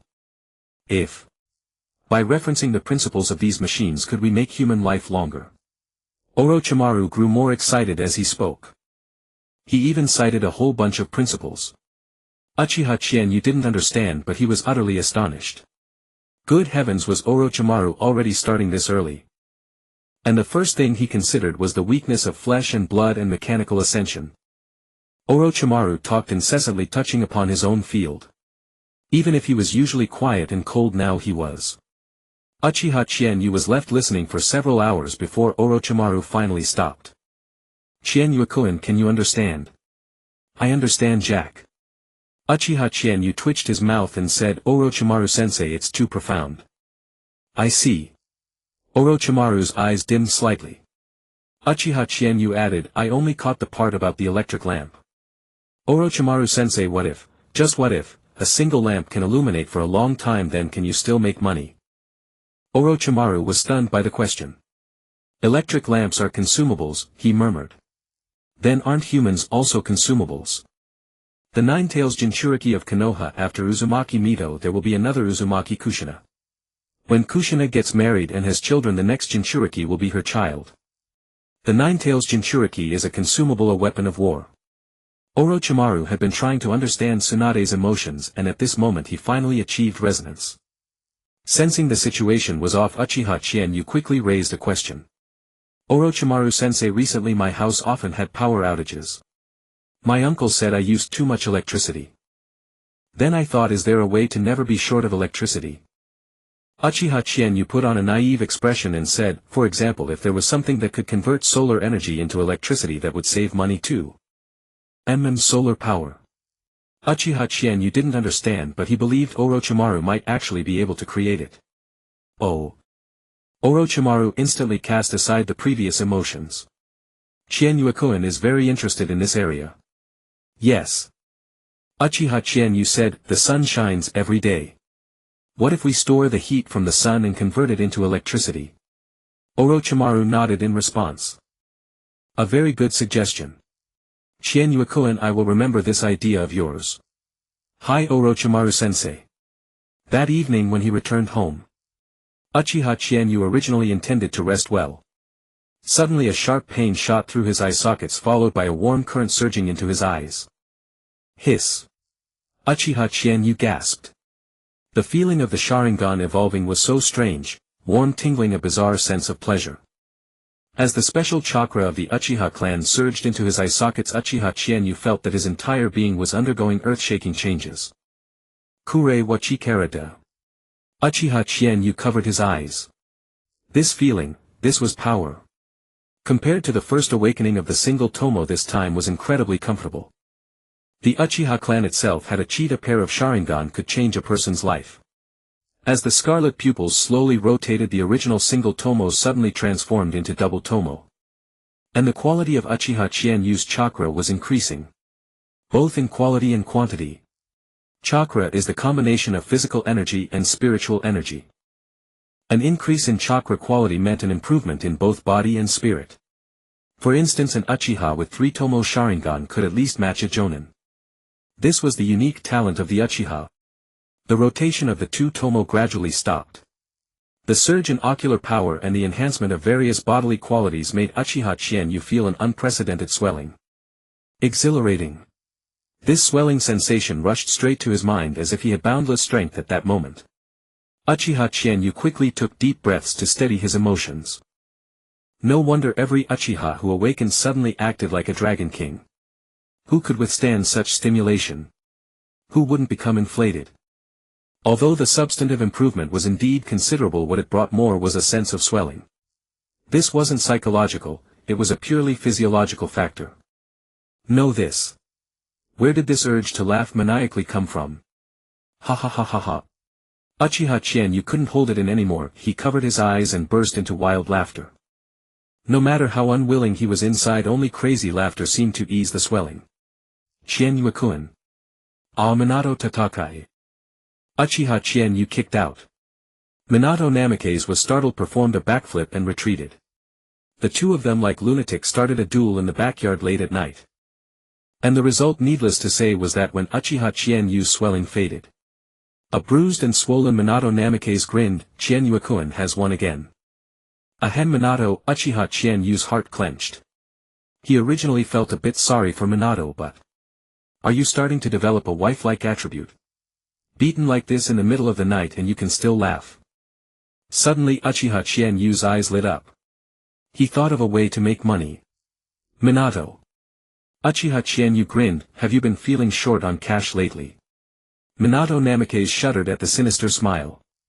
Chienyu-kun, I still have enough to spend. Uchiha Chienyu directly flashed his 2 Tomo. Chienyu-kun. I'm very short on money. Minato Namikaze immediately changed his tune. I see, Minato, then I have to think of a way. Early the next morning, just as the sky was beginning to lighten, Uchiha Chienyu left the house. B-rank missions generally paid between 200,000 Ryo and 500,000 Ryo. After Konoha took its cut, the rest was split equally among the team. Because at B-rank, no genin could take such a mission. Might the way that old Shortlegs had done missions his whole life without once completing even half a B-rank mission. The early bird catches the worm, but only sometimes. Just as he stepped out of the Uchiha compound, Uchiha Chienue felt an inexplicable gaze upon him. Someone was secretly following him again. This time Uchiha Chienue did not head toward the center of Konoha, instead he went to the first training ground. It was very open there. "You lot come out," Uchiha Chienue said calmly. The Tutomo Sharingan brought more than just an increase in chakra quality, it also brought ocular power. And that incidentally included a sensory effect. Sure enough, the moment his voice fell, several ninja in black long coats and ANBU masks appeared. "Uchiha Chienue, Lord Danzo requests your presence." "Are you sure?" Uchiha Chienue wanted to laugh. Danzo still dared to summon him now. Back in the academy days, what he had feared was that a few ninja might suddenly appear and his second uncle would have no time to do anything. But now, with just a few chunin and one special jonin in front of him, Uchiha Chienue was genuinely eager to try his hand. "Please come with us." The root ninja pressed on and moved forward to take Uchiha Chienue away. Uchiha Chienue said unhurriedly, "I think your Lord Danzo must have hit his head on a stroke of luck and scrambled his brains. Don't you dare slander Lord Danzo. Brat. Asking you to come with us is doing you a favor. That's right. Come with us and nothing will happen. If not. And if not, what will you do?" "Humph." Uchiha Chienue looked at them with some pity.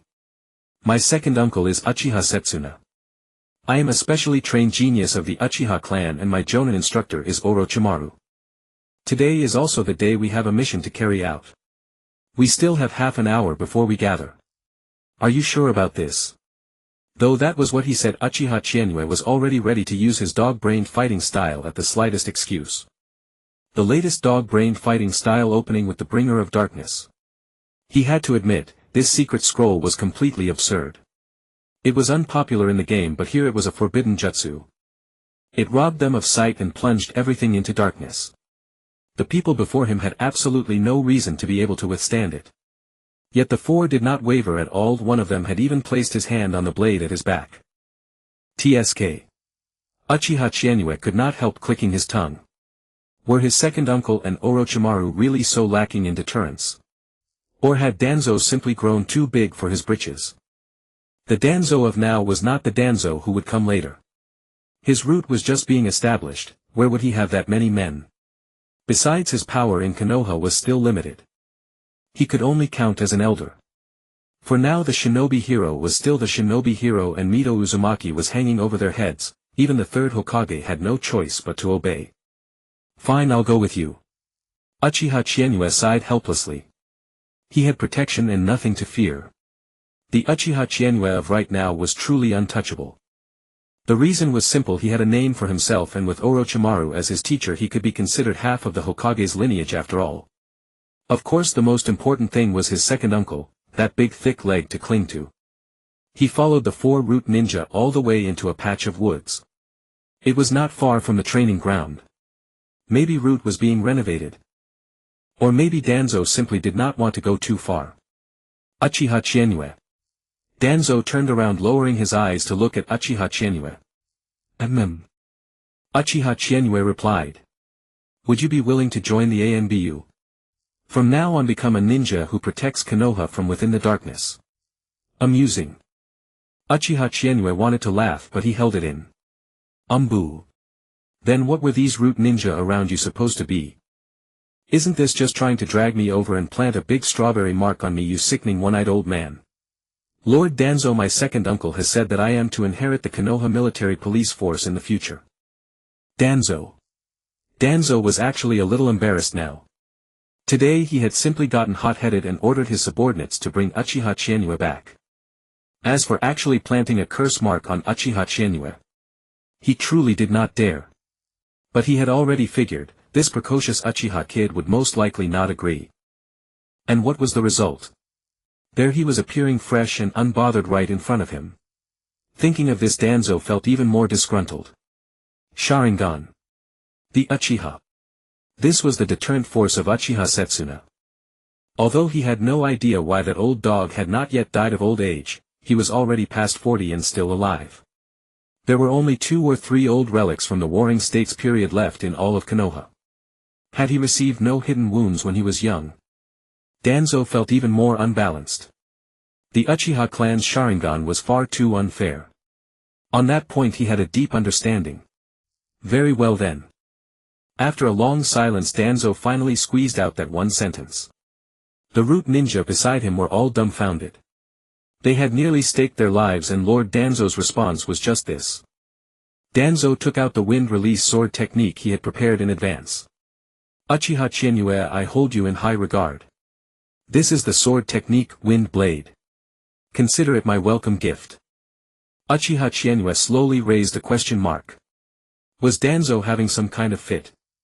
As the famous scapegoat shadow, a man who stopped at no evil, forcing people into corners was supposed to be his style. This time Uchiha Chinyue genuinely prepared for a straight-up clash. If Danzo wanted to play hardball he would simply make the commotion even bigger and give the scapegoat shadow a nice surprise. Take it. Where the leaves of Konoha dance the fire burns on without end. Nice one.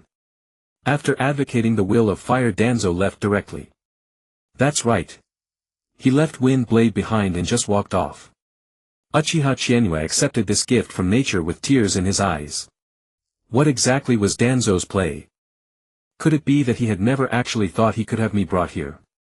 Or was his second uncle's deterrent power really that great? Was his old second uncle also one of those ruthless terrors who made people pale at the mere mention of his name? In any case Uchiha Chinyue could tell now. This Danzo was afraid. This Wind Blade was a pretty good thing too. In the canon storyline this was the technique Danzo used when he clashed blade to blade with Sasuke. Watching Danzo's retreating back Uchiha Chinyue could not help feeling that he looked a bit like a dog. He always was one. Uchiha Chinyue simply did not know how much embarrassment Danzo had swallowed recently. If he had he would have laughed for at least half an hour. Putting away the scroll Uchiha Chinyue headed for the 7th training ground. Meanwhile after leaving Danzo headed for the Uchiha compound. Scram. The two Uchiha gate guards immediately glowered. 3 Tomo bared. I am Shimura Danzo. Having just swallowed a bitter loss at Uchiha Chinyue's hands Danzo was now angry as well. The more he stepped back the more the anger burned. How had those useless scum managed to bring Uchiha Chinyue over? I don't care what kind of Zong you are, the Uchiha compound is off limits to idle people. Then how did he get in? Danzo's eyes widened as he watched Jiraiya swagger inside. Ha! Is that any of your business? Scram. I am the Hokage's aide. Another Uchiha Jonin guard also bared 3 Tomo. It's exactly the Hokage's aide we're stopping. Scram. Just you wait. I'll tell Hiruzen exactly what happened. Arriving at training ground 7 it was only 6 in the morning, unusually early. Yet 4 figures were already standing inside the Konoha training ground. 3 of them were familiar figures, Orochimaru Tsunade and Senju Nawaki. Beside them stood a golden-haired girl in glasses, her skin fair and her manner delicate and frail. She looked a little familiar but he could not place her at once. Chinyue. Senju Nawaki waved in his direction, pride gleaming in his eyes. I wasn't late today, you were the one who was late. I ran into Lord Danzo on the way so it took me a little longer. Without a second thought Uchiha Chinyue promptly sold Danzo out. You ran into Danzo? Tsunade frowned slightly. Chinyue, this is Tsunade, Orochimaru introduced. After all it was truly their first meeting. Ah, Lady Tsunade. Uchiha Chinyue put on a startled expression and bowed. Enough, cut that out. Tsunade did not care, her eyes full of curiosity. You ran into Danzo. He didn't do anything to you, did he? No, he didn't. Uchiha Chinyue blinked innocently. Lord Danzo is such a good person. As soon as I told him my second uncle was Uchiha Setsuna and my teacher was Orochimaru, he even gave me a present. As he spoke Uchiha Chinyue took out the Wind Blade scroll. Orochimaru glanced at it with interest. Wasn't this the very jutsu he had insisted on personally teaching back in the Hokage's office? Pfft. Tsunade burst out laughing. You little brat, you certainly know how to borrow a tiger's might. Since your second uncle is Uchiha Setsuna you should know who Danzo is, right? Of course I do. He's a great man. Uchiha Chinyue smiled innocently. Tsunade's eyes narrowed with mirth. This kid was positively scheming. Ahem. Orochimaru cleared his throat. From today onward Team Orochimaru is officially formed. We may only spend half a year together before you are promoted to Chunin, but it still deserves a celebration. She is Yakushi no currently something like Tsunade's half-student. No this is Uchiha Chizuki, he has been making quite a name for himself recently. So it was her. Only then did Uchiha Chizuki remember. She had not appeared often but she was genuinely capable. Although she herself was ordinary, she had indirectly raised a powerhouse of beyond Kage level. Without her could you even have played all the way to Brother Qinglong? That existence who plunged Yakushi Kabuto into darkness and despair. Indeed, going by age he would have been about this old. Hello Chizuki. Yakushi no seemed a little timid. Before Uchiha Chizuki could speak, Senjin Iwaki sidled over. No you don't have to be so stiff. Chizuki is a good guy, unlike the other Uchiha. Hello, I'm Uchiha Chizuki. Uchiha Chizuki smiled and returned the greeting. Orochimaru spoke up. And so Team Orochimaru is officially formed. Today's mission is to escort Tsunade to the daimyo's estate of the Land of Fire. No wait. Uchiha Chizuki's mouth twitched. Orochimaru, did you manage not to laugh when you said that mission? We're supposed to escort her. As if reading Uchiha Chizuki's expression, Orochimaru explained, actually it's mainly to take you out of the village for some air. Nawaki has been nagging to leave the village. Uchiha Chizuki had imagined many things but never that the mission would be escorting Tsunade to the daimyo's estate of the Land of Fire. To be fair, wasn't this basically going back to her parents' home? After all, the title princess of Konoha came from the first Hokage's descendants intermarrying with the Land of Fire's daimyo family. What's the matter, brat? Got a problem with escorting me? Hee Lady Tsunade, what are you saying? With your strength aren't we all just dead weight? Heh, sorry, I recently caught a strange illness. I get dizzy whenever I see ninja or samurai from other countries. So you'll have to take care of my safety. Don't worry sis. I've already mastered second grandpa's jutsu. Senjin Iwaki looked proud. Let's set off. Orochimaru said, his eyes carrying a smile.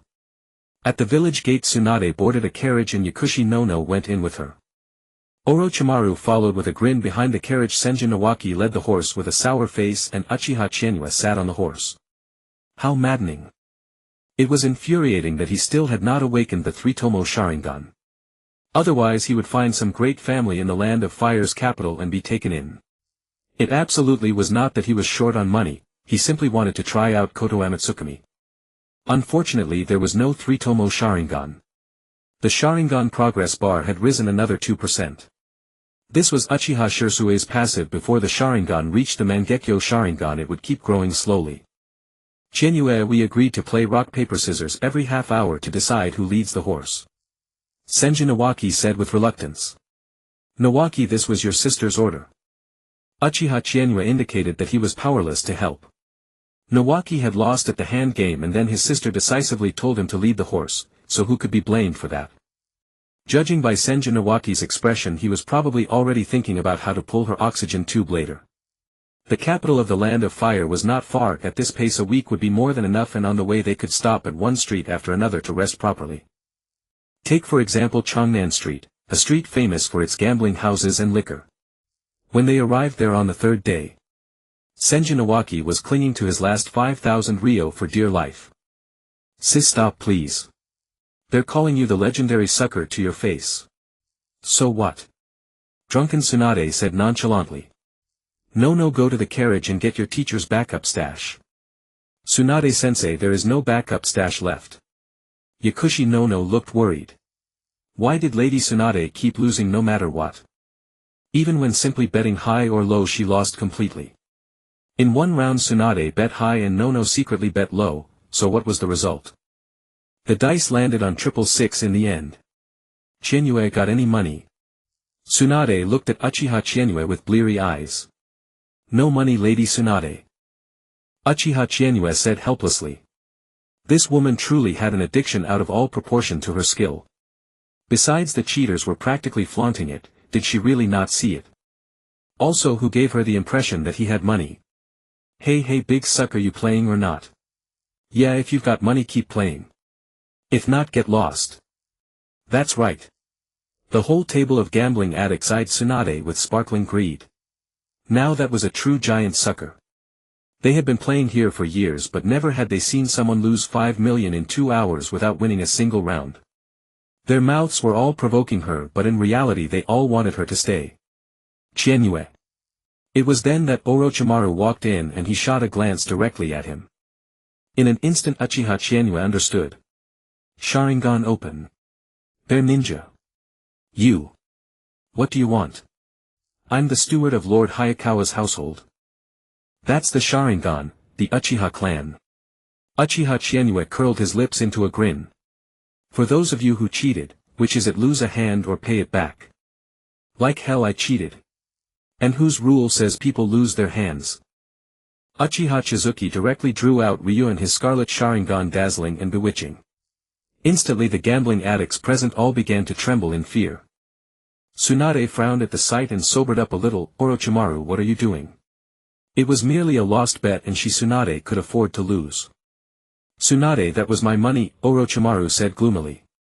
That was his research funding. Then consider it a debt I owe you. There's no need for this. Tsunade's expression turned slightly awkward. Tsunade. Orochimaru's tone was deep, you lose 9 out of 10 bets but you don't lose every single one. Tisk tisk tsk. Uchiha Chizuki clicked his tongue, cheating when you're gambling with the legendary sucker. How boring is that? Kid, let me tell you. I am the steward of Lord Hayakawa's household. That's right, I am the young master of the Nara clan. Oh. Then do you all know who this big fat sucker is? Uchiha Chizuki gave a cold laugh. Honestly, when it came to flaunting status, how could he lose? Tsunade dispelled her transformation jutsu, stood up with her hands on her hips and said, who cheated? Step forward yourself. Damn it. Seeing that face, everyone's composure shattered. This, being a ninja doing business, nothing was faster than this. Uchiha Chizuki looked at the boxes on the carriage and inwardly complained. Seeing it was Tsunade, one by one those who called themselves nobles of the land of fire all paid up. No matter how precious you are, no matter how noble your family is, can you be more noble than her? Sister, isn't this basically robbery? Asked Senju Nawaki. Robbery my ass. Tsunade put her hands on her hips and cursed, so those bastards were cheating against me. No wonder I kept losing. I always thought my gambling luck was pretty good. Yakushi no followed behind, feeling relieved inside. As an orphan from a commoner family, she had never seen this much money in her entire life. At least it wasn't lost, otherwise she would have really felt heartbroken. Uchiha Chizuki glanced at Yakushi no who had actually believed that blatant lie. Tisk, that kind of talk only fools kids. Leaving Changnan Street, they continued toward the capital of the Land of Fire. On the road, Senju Nawaki rode a horse while Yakushi no and Tsunade stayed in the carriage. Meanwhile, Uchiha Chizuki and Orochimaru remained hidden in the shadows. Chizuki-kun, have you noticed? Orochimaru turned his head and looked at Uchiha Chizuki. Noticed what? Uchiha Chizuki blinked. Orochimaru was momentarily speechless, then said, with your Sharingan you should be able to detect the people lurking nearby. Don't scare me, Orochimaru-sensei. Uchiha Chizuki wore a look of fear. Chizuki-kun. Orochimaru crossed his arms, his expression clearly saying, I see right through your act. Just then a small white snake slithered up Orochimaru's pant leg onto his arm and leaned close to his ear. Well. Uchiha Chizuki was a bit surprised yet found it perfectly reasonable. Only with such vigilance could one be the true Orochimaru. Orochimaru's expression shifted slightly. Their numbers are quite large. Chizuki-kun, this mission is probably no longer B-rank. B-rank missions meant the possibility of battle against enemy ninja. C-rank missions generally involved ordinary people without chakra, such as eliminating bandits. B-rank missions however required being prepared to face enemies of Chunin level or above. As for why this mission was ranked B, naturally because the person being escorted was Tsunade. Hiring escorts was purely for appearances and also to take Senju Nawaki outside the village. And Tsunade's road back to the capital was destined not to be peaceful. The reason lay in the internal affairs of the Land of Fire. As for the specifics, no one knew, since they were all Konoha ninja and usually stayed in Konoha. What was really going on with those nobles in the capital? No one knew. They'll probably wait until dark to make their move. Orochimaru suddenly said in a sinister tone, mostly samurai, mostly likely hired mercenaries. Chizuki-kun, perhaps this will be a real battle. Uchiha Chizuki said nothing and simply strapped Ryuan onto his back. Seeing this, Orochimaru revealed a satisfied smile. With their squad strength, most situations could be handled. Especially since Uchiha Chizuki could still catch enemies off guard. Over the past month or so, Orochimaru's assessment of Uchiha Chizuki had risen to elite chunin. In certain specific areas he could even display jonin-level strength. Also, Orochimaru had noticed a peculiarity. Despite Uchiha Chizuki's young age, his chakra reserves were astonishingly large. This amount could already rival Senju Nawaki, who came from the Senju clan. Though not as absurd as the Kushina he had seen not long ago, it was still absolutely ridiculous. A few days earlier Orochimaru had met Uzumaki Kushina once. The feeling that child gave him was enormous chakra reserves worthy of coming from that clan. At only 7 years old the chakra within her already rivaled his own. That night they traveled into a dense forest. Uchiha Chizuki and Orochimaru each perched in a tree on either side of the carriage. Senju Nawaki was highly alert. On the carriage Tsunade was sound asleep, pressing down on Yakushi no until she could hardly breathe. Rustle rustle, the evening wind stirred the forest with a soft murmur. Uchiha Chizuki activated his Sharingan and observed the surroundings. Quite a few people had already moved in their direction. Among them several had very light footsteps and carried tanto blades. Hey, where are that Jonin and that little kid? No idea. They've probably already noticed us. Damn boss, maybe we shouldn't take this job. Yeah, that kid is from Konoha's Uchiha clan, he's got the Sharingan. And that Jonin, if I'm not mistaken, is the disciple of the third Hokage. But we've come this far. Don't forget that man's 10 million ryo. With that money we won't have to wander ever again. The samurai whispered among themselves.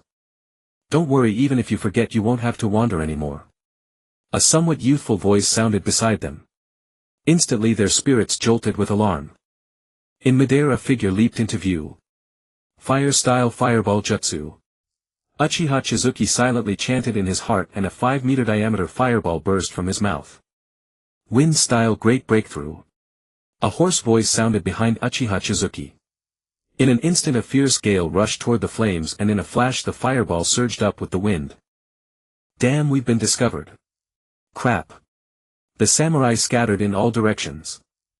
However, the blaze had already illuminated half the forest. Amplified by Orochimaru's wind style, the fire borrowed the wind's force and swelled into a massive wave over 20 meters wide, sweeping outward. No good. There are snakes over here. Damn it. That's Orochimaru's jutsu. So many snakes. Huge snakes. Retreat. Fall back now. No. Let's fight them to the death. Uchiha Chizuki stared at them, the crimson in his eyes flickering as he searched for his target. This squad had 7 people in total, and Uchiha Chizuki directly locked onto one of the women among them. That was the breakthrough. It had nothing to do with gender, it was obvious from their running posture and the way they gripped their swords. Body flicker technique. The instant he locked onto his target, Uchiha Chienua vanished from where he stood. When he reappeared he was already behind the woman. Uchiha-style leaping blade flame. Shing. In a flash of sword light the female samurai sensed something was wrong and whipped her blade from its sheath to block. However, reinforced by wind-released chakra, Chienua's slash struck her sword and sheared through it like a knife through vegetables. Hum. The blade hummed briefly, then snapped in an instant. A jet of blood sprayed out, splattering half of Chienua's face. A sudden warmth touched his cheek. The female samurai before him died with hatred in her heart, her falling body accompanied by a venomous glare. Uchiha Chienua paid her no mind. He had already entered a state of absolute focus. After all, these were the people who had come to take their lives. Body flicker technique was activated once more. Having instantly slain one samurai, Uchiha Chienua moved again. This time he flashed directly between 2 samurai. Genjutsu Bringer of Darkness technique. Without the slightest warning both samurai were plunged into darkness, unable to see a thing. One man, one blade, Uchiha Chienua moved with crisp, flawless precision. These samurai were at best only at the chunin level. In this world samurai still held a rather respectable status. Take Hanzo for instance, he himself is a samurai. These two had already been rattled by the compound ninjutsu. Now with Orochimaru's poison snakes chasing and biting at them and the Bringer of Darkness technique blocking their vision, they were truly finished. Damn it! That kid has already killed 3 people. How is that possible? Look at his eyes. It's that Uchiha brat. Damn it! Just as I thought, this clan is born evil. At such a young age he's already so bloodthirsty. A question mark popped up over Uchiha Chinyue's head. What did that mean? Was the one who said look at his eyes actually a mole planted by Orochimaru? But since all 3 had already turned to look at him, Uchiha Chinyue naturally wasn't going to show them any mercy. Genjutsu not here technique. Although Uchiha Chinyue's genjutsu was only Chunin level on paper, the boost from his ninja card more than made up for it. Besides, his eyes were Sharingan and right now they were locked in direct eye contact. Brat! You dared to kill my wife. I'll kill you. With a furious roar, the first man to make eye contact with Uchiha Chinyue cut down his own companion. Chinyue-kun. Orochimaru, holding the head of the leader of the samurai group, flickered over to survey the scene. If it came to instant kills, samurai might indeed be superior to shinobi. After all, every one of them was a master of the blade. But Uchiha Chinyue could do it too. On top of that, his was the wind release chakra with the strongest cutting power. Orochimaru watched the samurai over there with a faint sense of astonishment. Not for any other reason, because of the genjutsu.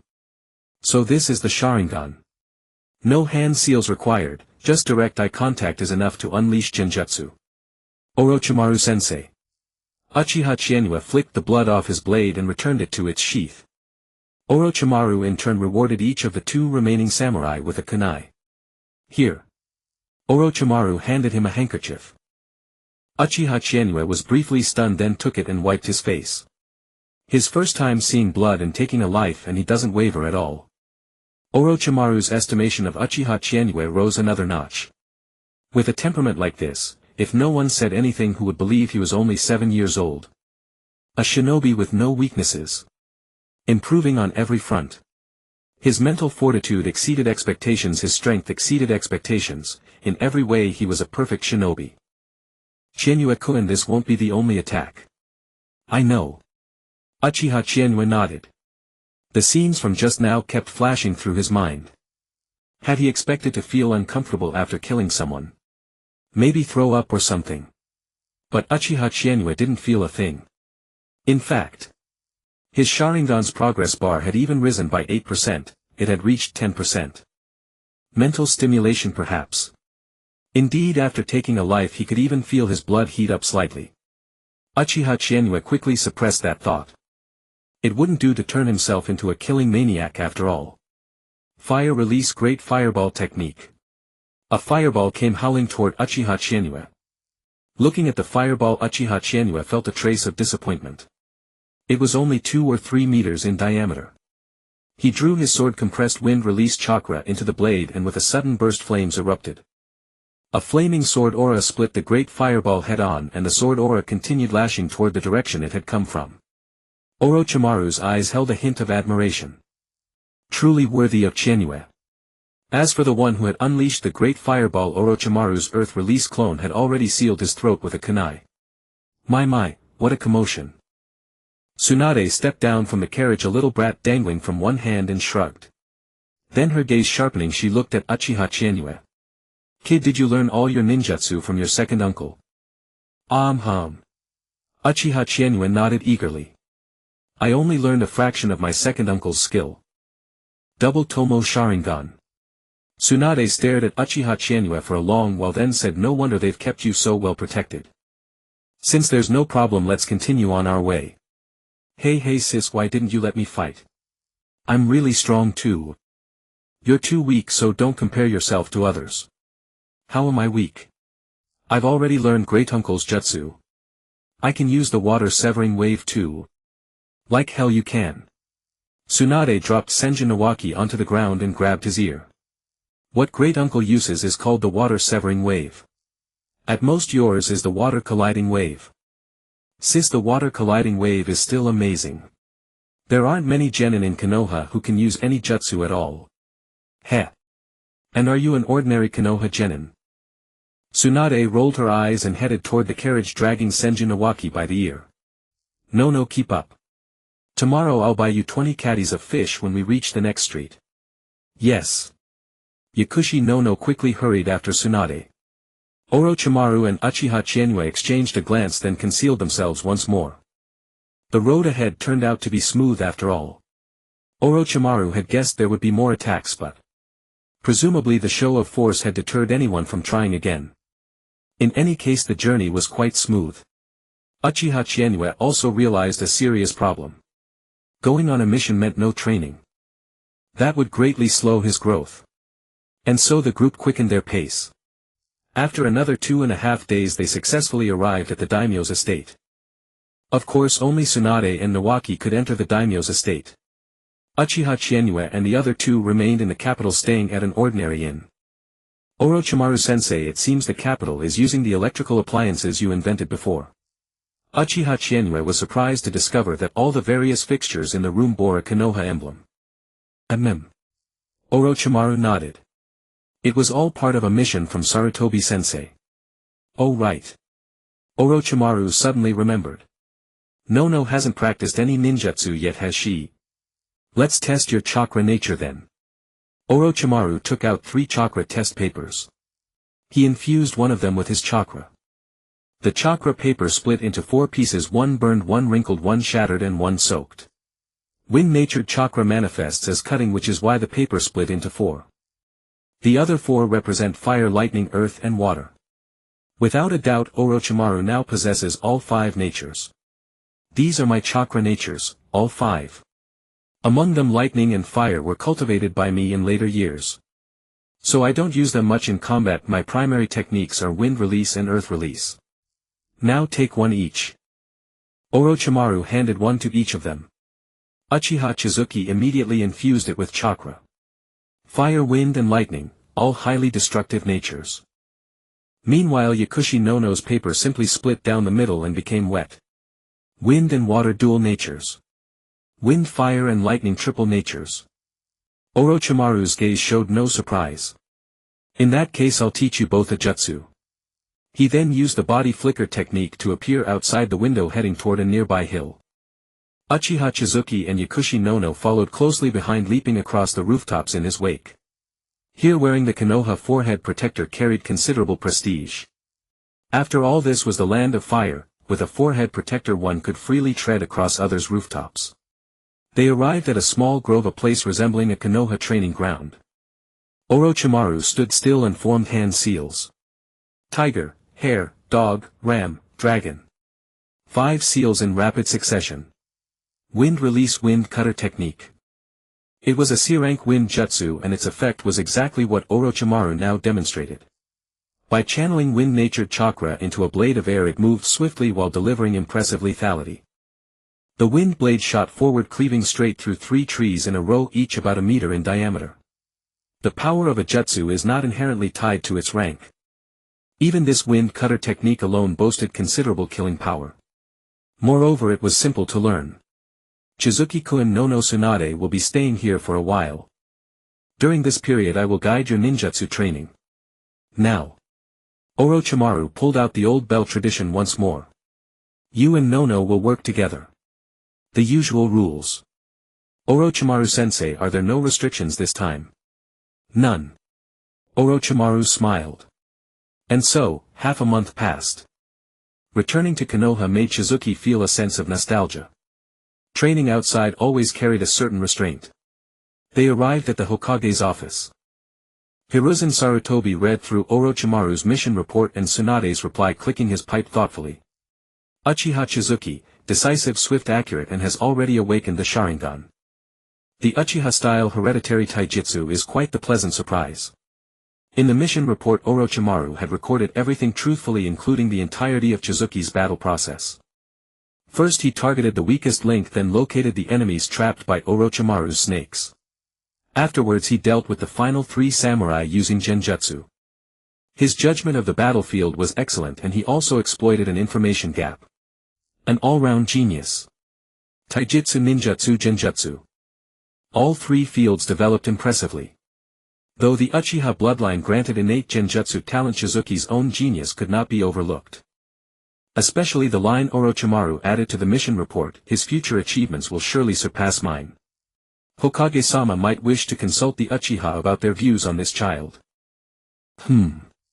Future achievements surpassing his own. Hiruzen knew his disciple's caliber all too well. A candidate for Kage level whose true strength far exceeded that of a Jonin. Hiruzen Sarutobi gave a satisfied smile. Regardless, this was a Konoha shinobi who carried the will of fire. Closing the mission report, he turned his attention to the letter Tsunade had brought back. It was the daimyo's reply. Its contents were singular: ensure the Ninetales Jinchuriki's succession went smoothly and guarantee the vessel's health and obedience. There was no warmth to it, only the explicit assertion of the Ninetales' importance as a weapon. Hiruzen sighed deeply. The daimyo remained the same as ever. However, there was good news as well. Due to the matter of the Ninetales Jinchuriki, the daimyo had actually allocated 3 billion ryo. The reason was simple: the daimyo was no fool, he could see the signs of war on the horizon. 3 billion ryo effectively serving as war funds. After all, Konoha had over 10,000 registered shinobi, including more than 1,000 jonin. War was immensely costly, and some missions could only be issued by Konoha itself. In fact, most A-rank and S-rank missions were already self-issued by the village. Hiruzen's smile could not be contained. Konoha's recent income had been considerable, and its reserves were more than sufficient. For instance, the legacy of the Uzumaki clan had also been inherited by Konoha. Of course, this had been Mito Uzumaki's own decision. She had left Kushina ample wealth enough to last several lifetimes. Mochika. Hiruzen Sarutobi spoke in a measured tone. Yes. A woman dressed in ANBU attire appeared before him. Notify the division heads and the elders to convene a meeting. Understood. Life was about to settle into calm once more. Uchiha Chizuki made his way directly to Uchiha Akira's residence. The reason was simple: before leaving, his uncle had said he could seek Uchiha Akira to learn swordsmanship. The Uchiha possessed no shortage of sword styles, broadly divided into wind sword and fire sword. Eventually, of course, they all merged wind and fire together. Uchiha Akira's swordsmanship was exceptionally profound. He was hailed as a genius of Uchiha swordsmanship. Uchiha Akira's residence stood at the edge of the Uchiha district. Before Chizuki even reached the gate, he heard a stern rebuke. The Uchiha style demands speed, speed and more speed. Too slow, too slow. Move faster. Why is your body flicker technique so poor? Good heavens. Chizuki froze for a moment. Was the training really this harsh? As soon as he pushed open the gate, he saw Uchiha Fugaku, flushed with frustration, swinging a short blade relentlessly at Uchiha Akira. My oh my. The young clan heir's swordsmanship was truly terrible. Slap. Uchiha Akira flicked his short blade upward, sending Fugaku's sword flying out of his hand. Young master, you have no talent for the sword. Akira's tone was languid. Ah. Fugaku calmed down, staring blankly at the disarmed blade for a moment, then said, fine. Then I'll simply not learn swordsmanship. Akira and I, a young master.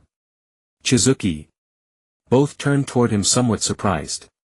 Uchiha Akira strode over quickly. Chizuki, you've grown quite a bit. Uchiha Fugaku also smiled.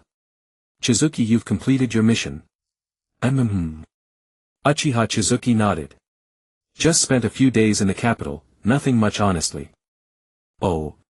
The land of fire's capital, I've heard the hot springs there are excellent. Not bad, not bad. Chizuki smiled. Akira and I came to learn swordsmanship from you. Uncle said that while he's away I can come to you. No problem. Young Master Chizuki, stay for a meal, we'll head to the training ground this afternoon. A peaceful stretch of days began. Uchiha Chizuki returned to his daily routine of grinding progress bars. This carried on until April of the following year. 2 months later he would turn 8. Chizuki-kun Nawaki no, I've already submitted the application forms for your 3 Chunin exam entries. Orochimaru held 3 documents, a smile on his face. One was under 8, the other 2 were 10. Their promotion to Chunin was already a foregone conclusion. Konoha's Chunin exams had always been fairly easy as long as they weren't the joint multi-village kind meant for flexing one's strength. The earlier rounds were skipped entirely and it went straight to one-on-one solo matches. Every opponent in these matches was a Chunin. If you won you were immediately promoted to Chunin and awarded a green flak jacket. Big brother Orochimaru, don't worry. Senju Nawaki thumped his chest and vowed, it's just a Chunin promotion. I'm also going to break Konoha's record for the fastest Jonin promotion. Nawaki-kun records aren't so easy. Yakushi no gave a gentle smile. The fastest Genin promotion in Konoha is Chizuki-kun's, he became a Genin at 7. The Chunin record is Orochimaru-sensei promoted at 10. The Jonin record is Hataki Sakumo-sama, he made Jonin at 14. Orochimaru acknowledged. Sakumo-senpai's swordsmanship is remarkable. A few years ago I sparred with him. Among the Jonin. I doubt anyone in our village could defeat him. Heh. Senju Nawaki smiled confidently and pointed at the forehead protector on his head. I'm not just going to be the fastest promoted Jonin, I'm going to become the Hokage. One day I'll stand in that position and earn everyone's recognition. Go for it, bro. Uchiha Chizuki patted Senju Nawaki on the shoulder. He was tempted to quote a famous line from the ninja card he had just obtained, but after a moment he decided against it. However, Uchiha Chizuki suddenly had a question. Senju Nawaki was definitely a genius. Even if not quite a genius, he truly wasn't weak. He had, for example, actually managed to learn the second Hokage's water-severing wave. Moreover, his physical fitness and chakra reserves were already well beyond Chunin level. Yet a man like this had died in the Second Shinobi World War. Dying was understandable after all, the Shinobi world produced exceptional talents one after another. But dying to an explosive tag. What did Hanzo personally come and set off a detonating flame formation? Naturally, Uchiha Chizuki refused to believe there was nothing fishy behind it. Perhaps it was because he was a senju. Unable to find anyone to pin the blame on, he temporarily tossed the blame pot onto the head of the blame Kage. For the time being he assumed someone was coveting Hashirama Senju's bloodline. It's good to have a dream. Orochimaru smiled, then added, Chizuki-kun, remember to come to my house next weekend evening. As he said that, the corners of Orochimaru's mouth were already rising uncontrollably. Uchiha Chizuki blinked and agreed to it. Chunin exam venue. There were 64 genin in total. The first few matches were nothing to mention, every opponent surrendered. During the drawing of lots, one genin after another was praying not to be matched against Uchiha Chizuki. Whoever drew him was guaranteed to have no chance of promotion this time. Uchiha Chizuki even noticed a familiar figure. Might Dai. To be promoted from genin to Chunin, one had to be recommended by a jonin. As for Might Dai, after so many years without anyone recommending him, that was one of the reasons he had never been promoted. But this year was different. If he could, he really wanted to latch tightly onto Uchiha Chizuki's thigh and weep bitterly. Finally someone had discovered his talent and allowed him to take the Chunin exam. Wow, that old guy is so creepy. What thick hair and bushy eyebrows. No way, he's at least 30. Why is he even here? How did he advance? Ah. I remember him. He's the nutcase who runs around the village every day. Oh, it's him, I've seen him doing frog jumps. How so? Is he strong? No, he just really looks like a frog. The voices around him could never affect Might Dai. He simply stuck out his thumb toward the crowd and shouted thanks for the compliment. He really isn't right in the head, is he? People like him shouldn't be allowed to become Chunin. Exactly. He's a disgrace to ninja. Uchiha Chizuki couldn't help furrowing his brow. The one who had recommended Might Dai was none other than Uchiha Akira. As a Tokubetsu Jonin, Uchiha Akira did have the authority to make a recommendation. As for why Uchiha Akira made the recommendation, it was because he didn't want Might Dai to be buried like this. Akira-san really is gentle. Just like his famously gentle father, his son didn't seem bad either. The two of them had a spar, and after it ended, Might Dai, a real man, knelt straight down in front of Chizuki and Akira. They say a man's knees hold gold, and the old shorty had just successfully cashed in his gold. This is youth. Thanks for all the encouragement. Might Dai was completely unbothered. Since everyone approves of my youth so much today, I'm definitely going to walk 20 laps around Konoha on my hands. And if I can't do that, I'll throw 10,000 punches. If I can't do 10,000 punches, I'll do 2,000 push-ups. Here he goes again. Uchiha Chizuki couldn't help slapping his forehead. Really, the old shorty was unmatched. There were still 16 people present, and for all the remaining candidates, regardless of victory or defeat, there was a chance of being promoted to Chunin. Fortunately, the three-man team was still intact. Yakushi Nono had already mastered the chakra scalpel, and in medical ninjutsu she was indeed a rare talent. Uchiha Chizuki looked around the room and truly didn't see a single familiar face. The only one he recognized was Sarutobi Hiruzen sitting up on the elevated platform. No famous figures was a good thing. It made this Chunin exam essentially no challenge at all.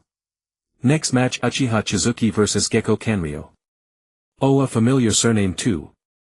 Uchiha Chizuki looked over and saw a young man of 17 or 18 with a sickly dark circled face and a long blade slung across his back. No sooner had Gekko Kanryo stepped onto the stage than he broke into a fit of coughing.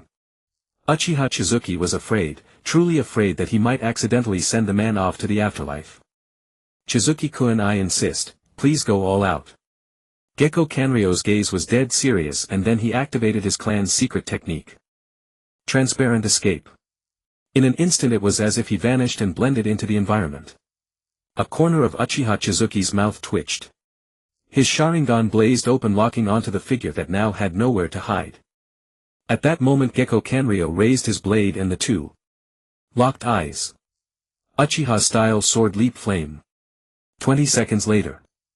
Forgive me, I couldn't let Chizuki-sama enjoy himself to the fullest. Gekko Kanryo lay on a stretcher still holding his blade up. Good thing those were the words he chose. For a second Chizuki had been afraid he would shout something like, I'll never lose again. I'm going to become the world's greatest sword-wielding ninja. Ding. Today's duel arena quest has been completed. Reward Wind Release Fragment 3. System panel got it. Host's personal panel is as follows. Name Uchiha Chienue. Age 7. Ninjutsu Special Jonin Rank 1 3200150000. Taijutsu Chunin Rank 3 6509000. Genjutsu Elite Chunin Rank 2 600100000. Ninja Cards Owned S Rank 4 Star Mysterious Masked Man A Rank 2 Star Itachi Uchiha B Rank 4 Star Naruto Uzumaki Equipped C Rank Naruto Uzumaki C Rank Sasuke Uchiha Hinata Hyuga. Summoning Beast None. Secret Scrolls Air/Wave LV. 35 Lightning Release Earthwalk LV. 30 Summoning Technique Lightning Blade Manifestation LV. 2 Darkness Technique LV. 18. Special Ninja Tool Equipment Flowing Flame. Kekkei Genkai Uchiha Clan Dual Tomo Sharingan 40. Chakra Nature Development Fire LV. 70 Wind LV. 31 Lightning LV. 60. Special Talents Keen Observation Fire Release Mastery Genjutsu Master. Current Ryo 0. C Rank Sasuke Uchiha 5 Star. C Rank Naruto Uzumaki 5 Star. Shursui Uchiha 5 Star. C Rank Hinata Hyuga 5 Star. Mysterious Masked Man 4 Star 109200. Itachi Uchiha 2 Star 060. The current status panel. Though there still wasn't a 5-star S-rank card. Still all the C-rank ninja had reached max stars, and together they provided no small boost. However, not every C-rank ninja gave as much as Sasuke. Sakura's 5-star for instance granted an increase in chakra control. Hinata's 5-star enhanced sensory ability, Shikamaru's raised Yin release chakra, Choji's Yang release chakra, and Ino's boosted mental energy. And the boost magnitudes weren't big. They were all 20%. Among the C-rank ninja cards only Sasuke gave a 100-point ninjutsu experience boost and Rock Lee a 100-point taijutsu boost, the rest could only be called inadequate. But well, Shursui had already maxed out. What Itachi Uchiha gave was truly substantial. A-rank ninja Itachi Uchiha Akatsuki. Skills Amaterasu Clone Great Explosion Tsukimi. Equipping this ninja card grants 150 ninjutsu training experience, 200 genjutsu training experience, but reduces taijutsu training experience and physical constitution by 30. Fire release ninjutsu power 20, genjutsu power 50, Sharingan consumption -10. Yes, that's right, Uchiha Chizuki had never seen a ninja card with a debuff. Forgive my ignorance, but gaining such a wealth of genjutsu and ninjutsu by sacrificing physical constitution and taijutsu training. Truly that was absurdly overpowered. If only it did not lower physical constitution, that would be even better. This reduction was a real 30% cut.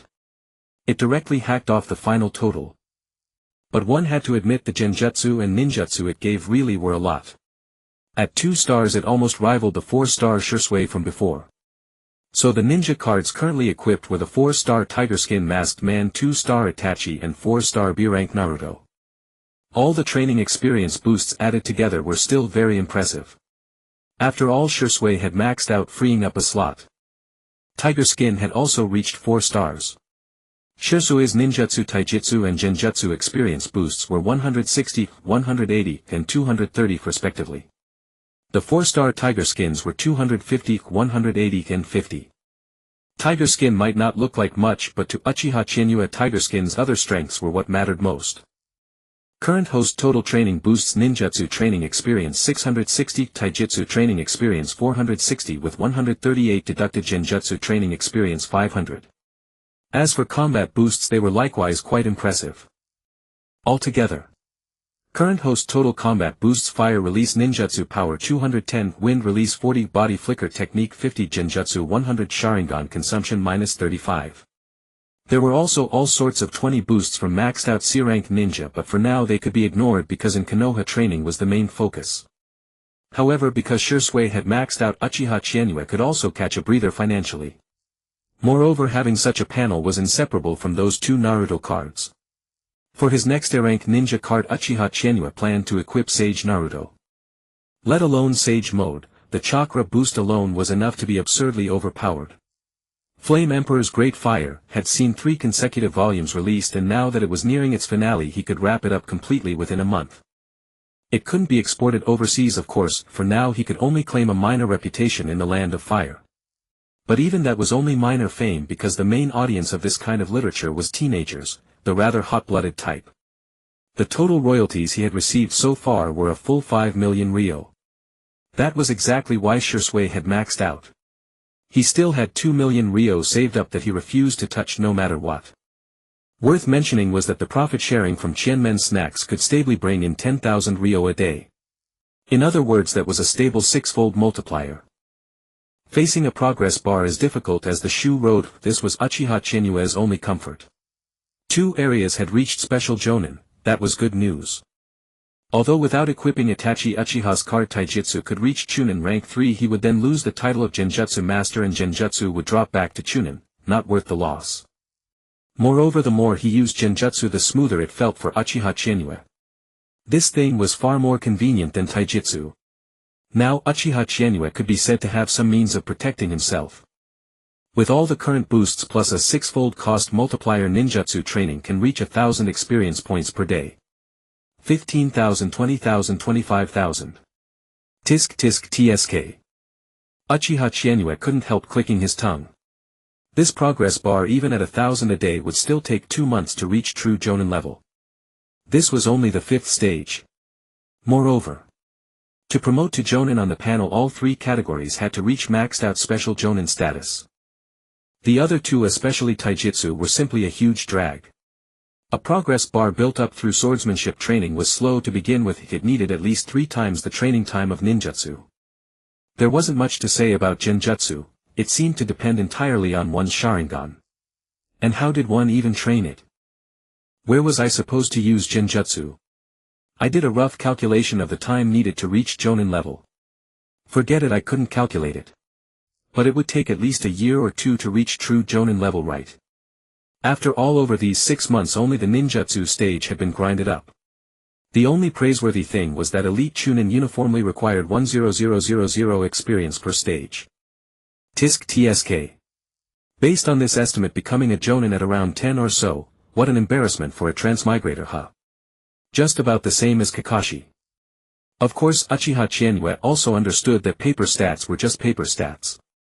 When it truly came to combat, the cards in his hands were outrageously luxurious. Closing his status panel, Uchiha Chizuki returned to the spectator stands. The next match was Might Due. That kick nearly killed the opponent outright. Senjin Iwaki was also a monstrous talent, perhaps because he had cultivated the water-severing wave. Even though the technique looked almost the same as the water shockwave in his hands, the sheer scale of his chakra reserves was enough to overwhelm everything. Yakushi no was no slouch either. Her wind-release vacuum sphere and wind cutter were extremely polished, and she could even heal herself a few times. Orochimaru's team was basically a pack of villains. Everyone present looked at their drawn opponents and felt their hearts die. Wherever the leaves dance, the fire burns ever brighter. This is our will of fire, the firelight will continue to illuminate the village. After the Chunin exams ended, a crowd of ninja stood below and listened to half an hour of will of fire propaganda. Most of them wore fanatical expressions, especially Senjin Iwaki, who looked like he wanted to charge onto the platform, kick Hiruzen Sarutobi off and take over the speech himself. Indeed, pyramid schemes should be nurtured from childhood, start them while they're still kids. In total 11 people were promoted to Chunin. After the speech they successfully obtained the reward of Hiruzen Sarutobi's green flak jackets. Might Due was so moved that he wept loudly, hugging Hiruzen Sarutobi's leg and refusing to let go. Thank you, Lord Hokage, for letting me become a Chunin. I also want to thank Chizuki-kun and thank the wise lord. I will continue to burn my youth. Hiruzen Sarutobi stood there, his scalp tingling. Due, you should be thanking yourself more. Let go now. Hi. Might Due instantly let go, ran over to hug Uchiha Chizuki's leg and kept weeping. Uchiha Chizuki. Chizuki-kun wa Chizuki-kun, thank you. Chizuki-kun. Might Due was crying so hard he could barely speak. Finally, 16 years after graduating from the Ninja Academy, he had been promoted to Chunin. The person handing out the flak jackets behind Hiruzen Sarutobi was someone he knew. A handsome young man with black hair and crimson eyes, none other than Yuhi Shinku, who had previously been handing out missions at the mission division. Yuhi Shinku stopped in front of Uchiha Chizuki and said solemnly. Uchiha Chizuki, from today onward you are a Chunin of Konoha. Thank you, Yuhi-senpai.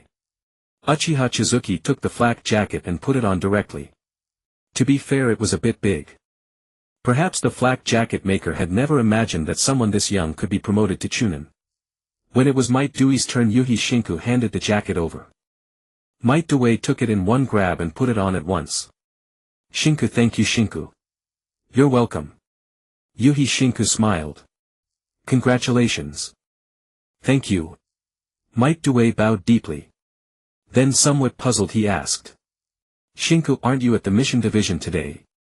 Oh, that. Yuhi Shinku smiled. I was promoted to Jonin a while back. Might Due was genuinely happy for him. This is youth. Yuhi Shinku handed out flak jackets one after another while Hiruzen Sarutobi praised the new Chunin one after another. Uchiha Chizuki was last. For some reason he had kept himself for the finale. Chizuki, congratulations. Hiruzen Sarutobi smiled warmly and placed his hand on Uchiha Chizuki's shoulder. From today onward you are a Chunin of Konoha and you have broken the record for the fastest promotion to Chunin. Thank you, Lord Hokage. Uchiha Chizuki wore an expression of great excitement. Hearing this, Hiruzen Sarutobi smiled even more, like an old chrysanthemum in bloom. So. Wait a minute. Hiruzen Sarutobi was only around 40, by ordinary standards he should have been nothing more than a greasy middle-aged uncle. And yet he had already become linked with the word benevolent. Who knew what that little brown-haired kid beside him was thinking, shouting every day that he wanted to become Hokage. Daily unpaid overtime was bad enough, working all year without a single day off was practically fatal. The work schedule was nearly 247,365. Look at future Hokage Kakashi. After he became Hokage his already frail body became even frailier. And then look at Databao, after he became Hokage he looked drained every day and could even run out of chakra. Even several thousand units of chakra weren't enough, this Hokage is a pure chakra squeezing machine. Becoming Hokage could exhaust a person into a beast of burden. Lord Hokage, you absolutely must be careful to rest. Uchiha Chizuki wore an emotional expression. Well, thank you, little Chizuki. This old man can get off work early today. After the Chunin exams ended, Orochimaru treated the three of them to dinner and they each went home. Chizuki-kun. As soon as he got home Minato Namikaze rushed over. No. It was one thing for him to come over, but why was he carrying a bowl of malatang? Chizuki-kun, try it. Minato, I already had lunch. Ah. Minato Namikaze set the malatang aside and said. Congratulations on your promotion to Chunin, Chizuki-kun. As he spoke Minato Namikaze looked somewhat forlorn. I wonder when I'll be able to graduate. You can also apply for early graduation. Uchiha Chizuki raised an eyebrow. With Minato Namikaze's current strength it was more than enough. Hee. Minato Namikaze scratched his head, his face slightly reddening. Chizuki-kun, Enough, don't say it. Uchiha Chizuki slapped his forehead. Hold on Minato, you're only frickin' 7. No, Minato is already 8. But you're still only frickin' 8. Women would only slow down my sword drawing speed. At the very least I need a sweet soft older sister. Honestly, little girls. How could they compare to an older sister? Have you prepared the thing I asked you to prepare? Uchiha Chizuki suddenly remembered and let out a sly laugh. Chizuki-kun. Minato Namikaze couldn't help touching his nose. Is this really okay? It's absolutely fine. But wouldn't this count as deceiving others? No. Don't worry. Uchiha Chizuki grinned. Do your best, Miss Namikaze Nami. No, Minato. Once the final volume of the Flame Emperor is released it'll be your turn to shine. Uchiha Chizuki patted Minato Namikaze on the shoulder, then headed toward the backyard. After arriving he leaned against a wooden post and opened the system at the first opportunity. There was also a message notification inside. Ding. Congratulations host on being promoted to Chunin. Reward obtained. Insight I. Insight I allows you to view anyone's status panel data. Ding. New function unlocked.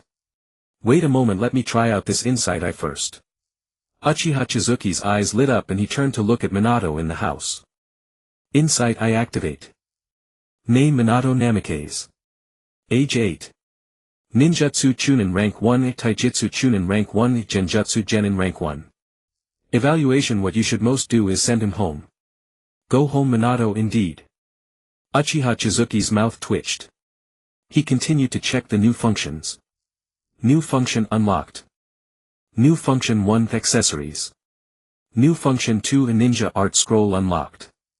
New function 3 unlock new materials, daily missions and dual arena missions drop upgrade materials. New drop material added secret art dust. New function unlocked. Ninja record, Pain Tendo Super. Only 250000 tails to activate the basic ninja record. Every time the ninja record is upgraded by 2 levels you will receive 1 Pain Tendo Super fragment. The maximum level is 200. Extra levels will give special exchange coins. Each season of the ninja record lasts forever. After reaching the maximum level host can switch the ninja record shinobi. Uchiha Chienyu opened the ninja record and took a look. The basic ninja record costs 250000 tails while the premium ninja record costs 1980000 tails. Leveling up requires completing quests and activity. Every week 4 quests randomly refresh, completing them grants 2 levels worth of experience. As for activity, complete daily quests, accumulating 2 days grants 1 level with a weekly cap of 3 levels. Of course you could also spend silver tails to directly complete quests and activity tasks or buy levels outright. It was a familiar old routine. The only difference was that every level now had an extra direct pay-to-win option. As expected of you. Uchiha Chienyu gnashed his teeth. Let me ask, what's the difference between 250000 tails and 1980000 tails? It's not time limited anyway.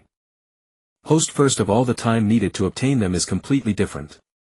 Second, the basic ninja record only rewards shinobi fragments if a premium ninja record is different. The premium ninja record gives extra material rewards, accessories and secret scrolls. Damn it. Uchiha Chienyu's mouth twitched. I only have 2 million tails left in my hand. This system is practically a money-devouring beast. What's the deal with accessories? Ding. New Chunin promotion feature, accessories. Equipping accessories grants extra amplification abilities. Accessories are divided into earrings, necklaces, bracelets, rings, badges and belts. Each type of accessory amplifies in vastly different ways and also has special bonus effects. For example, Legendary Sky Earrings Level 1 All Ninjutsu Power 100. Legendary Sky Necklace Level 1 Genjutsu Power 100. Legendary Sky Bracelet Level 1 Taijutsu Power 100. Legendary Sky Ring Level 1 Total Chakra 100. All accessories can be enhanced. At the apprentice stage the Legendary Nightmare accessory set can be worn. Following this rule at the Super Kage stage the Legendary Sky accessory set can be worn. Host's current overall rank Elite Chunin. Only when both items reach this stage can it be counted as this stage. Equipable accessories Legendary Blessing accessory set. Uchiha Chizuki opened the accessory interface for a look and his vision immediately went black. Come, tell your daddy what do you need to enhance accessories. Mystic Dust and Silver Tails. Say it again, damn it. Uchiha Chizuki gnashed his teeth. Silver Tails. Are you not even pretending anymore? Host, rest assured, none of the neighboring systems have such treatment. Only I truly invest in nurturing Host. Host cultivated by you must be a business genius. It looks like I'm the only one truly investing. Uchiha Chizuki's vision darkened again and again. Yes, upgrading a Blessing Series accessory from level 1 to level 2 costs 1000 Mystic Dust 10000 Tails. Well, 10000 Tails isn't much, but if you're in a hurry you need to buy Mystic Dust. On top of that they've already directly opened the top-up channel 10000 Tails 1000 Mystic Dust. Why the hell don't you just go rob someone? Reading the description the later parts didn't even bother to pretend anymore. Host. Accessories don't need grinding. After Host's rank is promoted you can directly promote accessories. Then let me ask you, what does promotion require? It's Silver Tails. As expected of you. Pay to win happiness, no money. Then screw you. Uchiha Chizuki had originally thought the ninja card was already the most money-burning thing. But now a ninja record had popped up starting at 2 million tails and demanding grinding. And it was the kind you couldn't grind to full stars no matter what. Then accessories jumped out next. This thing is simply a bottomless pit. Are there going to be ninja tools in the future too? Host, you've already learned to snatch the answer. Once promoted to Jonin the ninja tool function will be unlocked. The amplification provided by the ninja tool function is something Host can't even imagine. Screw you. Uchiha Chizuki took a deep breath, calming his emotions. Then he opened the ninja record interface. Activating the premium ninja record will raise it to level 40 and grant the following rewards. Secret Scroll Spacetime Ninjutsu. Accessories 1 full set of the Legendary Blessing series. Materials 400 all-purpose scroll fragments, 100 all-purpose fragments every 10 levels, 6000 Mystic Dust 1500 Mystic Dust every 10 levels. Shinobi Fragments 20 Pain Tendo Super Fragments. I'm topping up. Uchiha Chizuki gritted his teeth and directly wiped out the money in his hands. Forget it. This thing is giving far too much. Especially Spacetime Ninjutsu. Ding. Recharge of 1980000 tails successful. Premium ninja record purchased. Rewards obtained. Uchiha Chizuki decisively entered the secret scroll interface. What he was most looking forward to was without a doubt Spacetime Ninjutsu. Secret Scroll Spacetime Ninjutsu. Consumes chakra to perform a spacetime leap forward. Every time it levels up the leap range increases by 1 meter. The reason Xianyu had always loved secret scrolls so much was that secret scrolls had no cooldown. Unlike in the game, there was no cooldown here. With this effect, Spacetime Ninjutsu could already be used like the Flying Thunder God. Tell me, if I'm holding Chidori in my hand and flash directly onto your face for a point-blank Chidori kill, who could withstand that? And when it comes to escaping, this is also a rare and excellent method.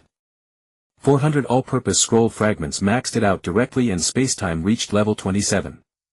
To push it to level 30 would require 500 in total. Still, level 27 was enough for now. A 27-meter spacetime leap was practically a cheat in this ninja world. Very few knew spacetime techniques. The moment he got spacetime, Uchiha Chizuki couldn't wait to use it. With a flicker he was already 27 meters away. This consumption. Uchiha Chienyu tested it.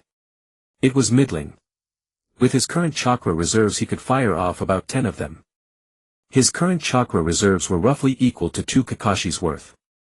This level of chakra wasn't the kind that would give out after 1 Chidori, he could use about 6 Chidori and 20 or 30 great fireballs. Of course the 2 Naruto card boosts were still the strongest and the chakra control was excellent. Awesome.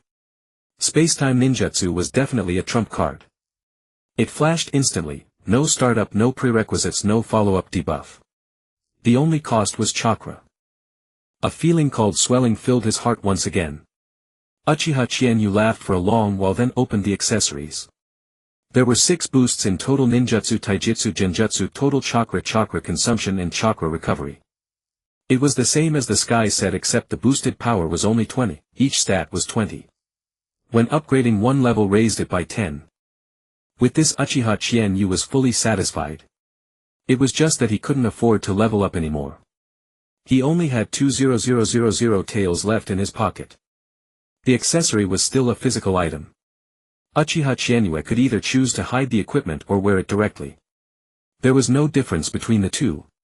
However, when he considered the appearance of the blessing set, forget it, he would just keep it in his bag. It was time to earn money again. Uchiha Chienyu took a deep breath. He had thought he could live comfortably for a while. And that million had been set aside to activate Koto Ematsukami. But then, what a mess, he only had the final 20,000 left in hand now. Meanwhile in the land of rain. Senior, are we? Hatake Sakumo was dumbfounded. Uchiha Setsuna's crimson left eye flashed with a 5-pointed pinwheel pattern and 2 streams of bloody tears flowed down around his eye. Lying on the ground were 3 rain shinobi who had not yet completely lost their life force. It's over. All the information about the land of rain is already in my mind. Uchiha Setsuna said coldly. The sinister chakra radiating from him made even Hatake Sakumo shudder. What terrifying chakra! These eyes are no ordinary Sharingan. Are they the legendary eyes of that clan? The eyes that according to legend only that one person had possessed.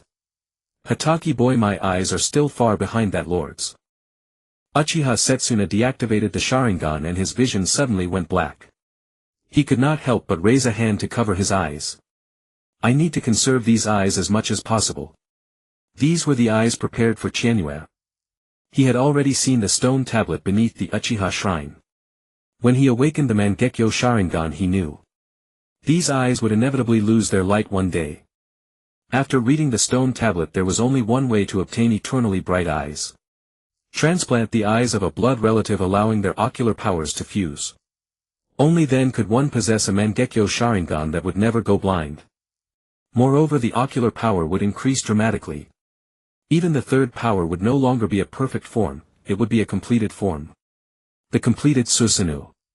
Only one person had ever wielded it, Uchiha Madara.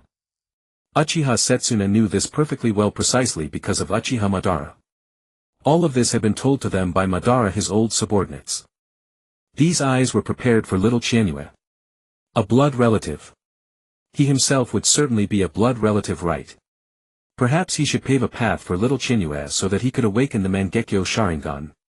Forget it, little Chienyu was still too young with only a single Tomo Sharingan. Wait. Uchiha Setsuna suddenly remembered what Uchiha Chienyu was capable of. Maybe he could give little Chienyu some stimulation. But a simple genjutsu, knowing his temperament, would never convince him. Hatake boy, I would like to ask you a favor. How about it? Uchiha Setsuna's lips curled upward as he looked at Hatake Sakumo. What instructions does senior have? Hatake Sakumo was filled with respect. He had been following this senior for the better part of a year and had indeed learned a great deal. No hurry, no hurry. We'll talk about it slowly on the way back. First prepare the mission report, I'll dictate and you write. Yes. On the way back the more Hatake Sakumo thought the more alarmed he became.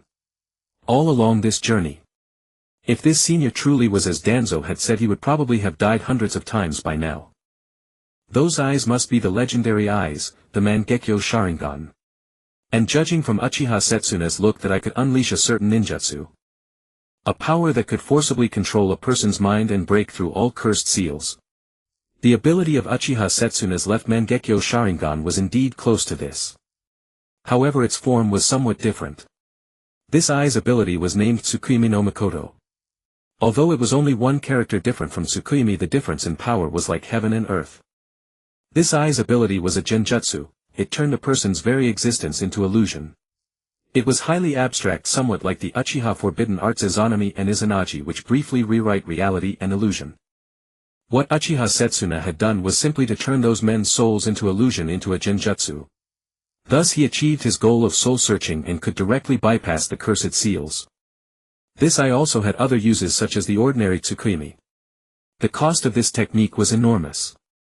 Uchiha Setsuna estimated that in his entire life he would be able to unleash Tsukuyomi no Mikoto only 5 or 6 times. Tsukuyomi had no cooldown, but Tsukuyomi no Mikoto did. A single use had a cooldown as long as 2.5 years. It was a divine skill that could directly reverse illusion and reality. It could even be used in place of Izanagi. The price is no ordinary price. If he also used Tsukuyomi along the way, he would probably not be able to use Tsukuyomi no Mikoto 4 times in his entire lifetime. He had already used it once. If he did not use Tsukuyomi, he estimated he could still use it 5 more times. After that, this eye would go completely blind. Susanoo and Tsukuyomi would both accelerate the expenditure of ocular power and hasten blindness. Using it here once was the result of Uchiha Setsuna's deliberation. It was worth it. On the surface he was risking his life for Konoha, in truth he was displaying his loyalty. Everything was for little Chienue. Hataki boy, I think you already understand about my eyes. Hataki Sakumo parted his lips, slightly hesitating. The Mangekyo Sharingan. This old man now seeks only one thing, the future of my Uchiha clan. Uchiha Setsuna looked inscrutable. And he will also be Konoha's future.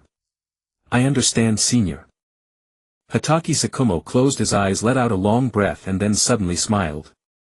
Senior, since you think so highly of your nephew, I would very much like to meet him. Ha ha ha ha ha.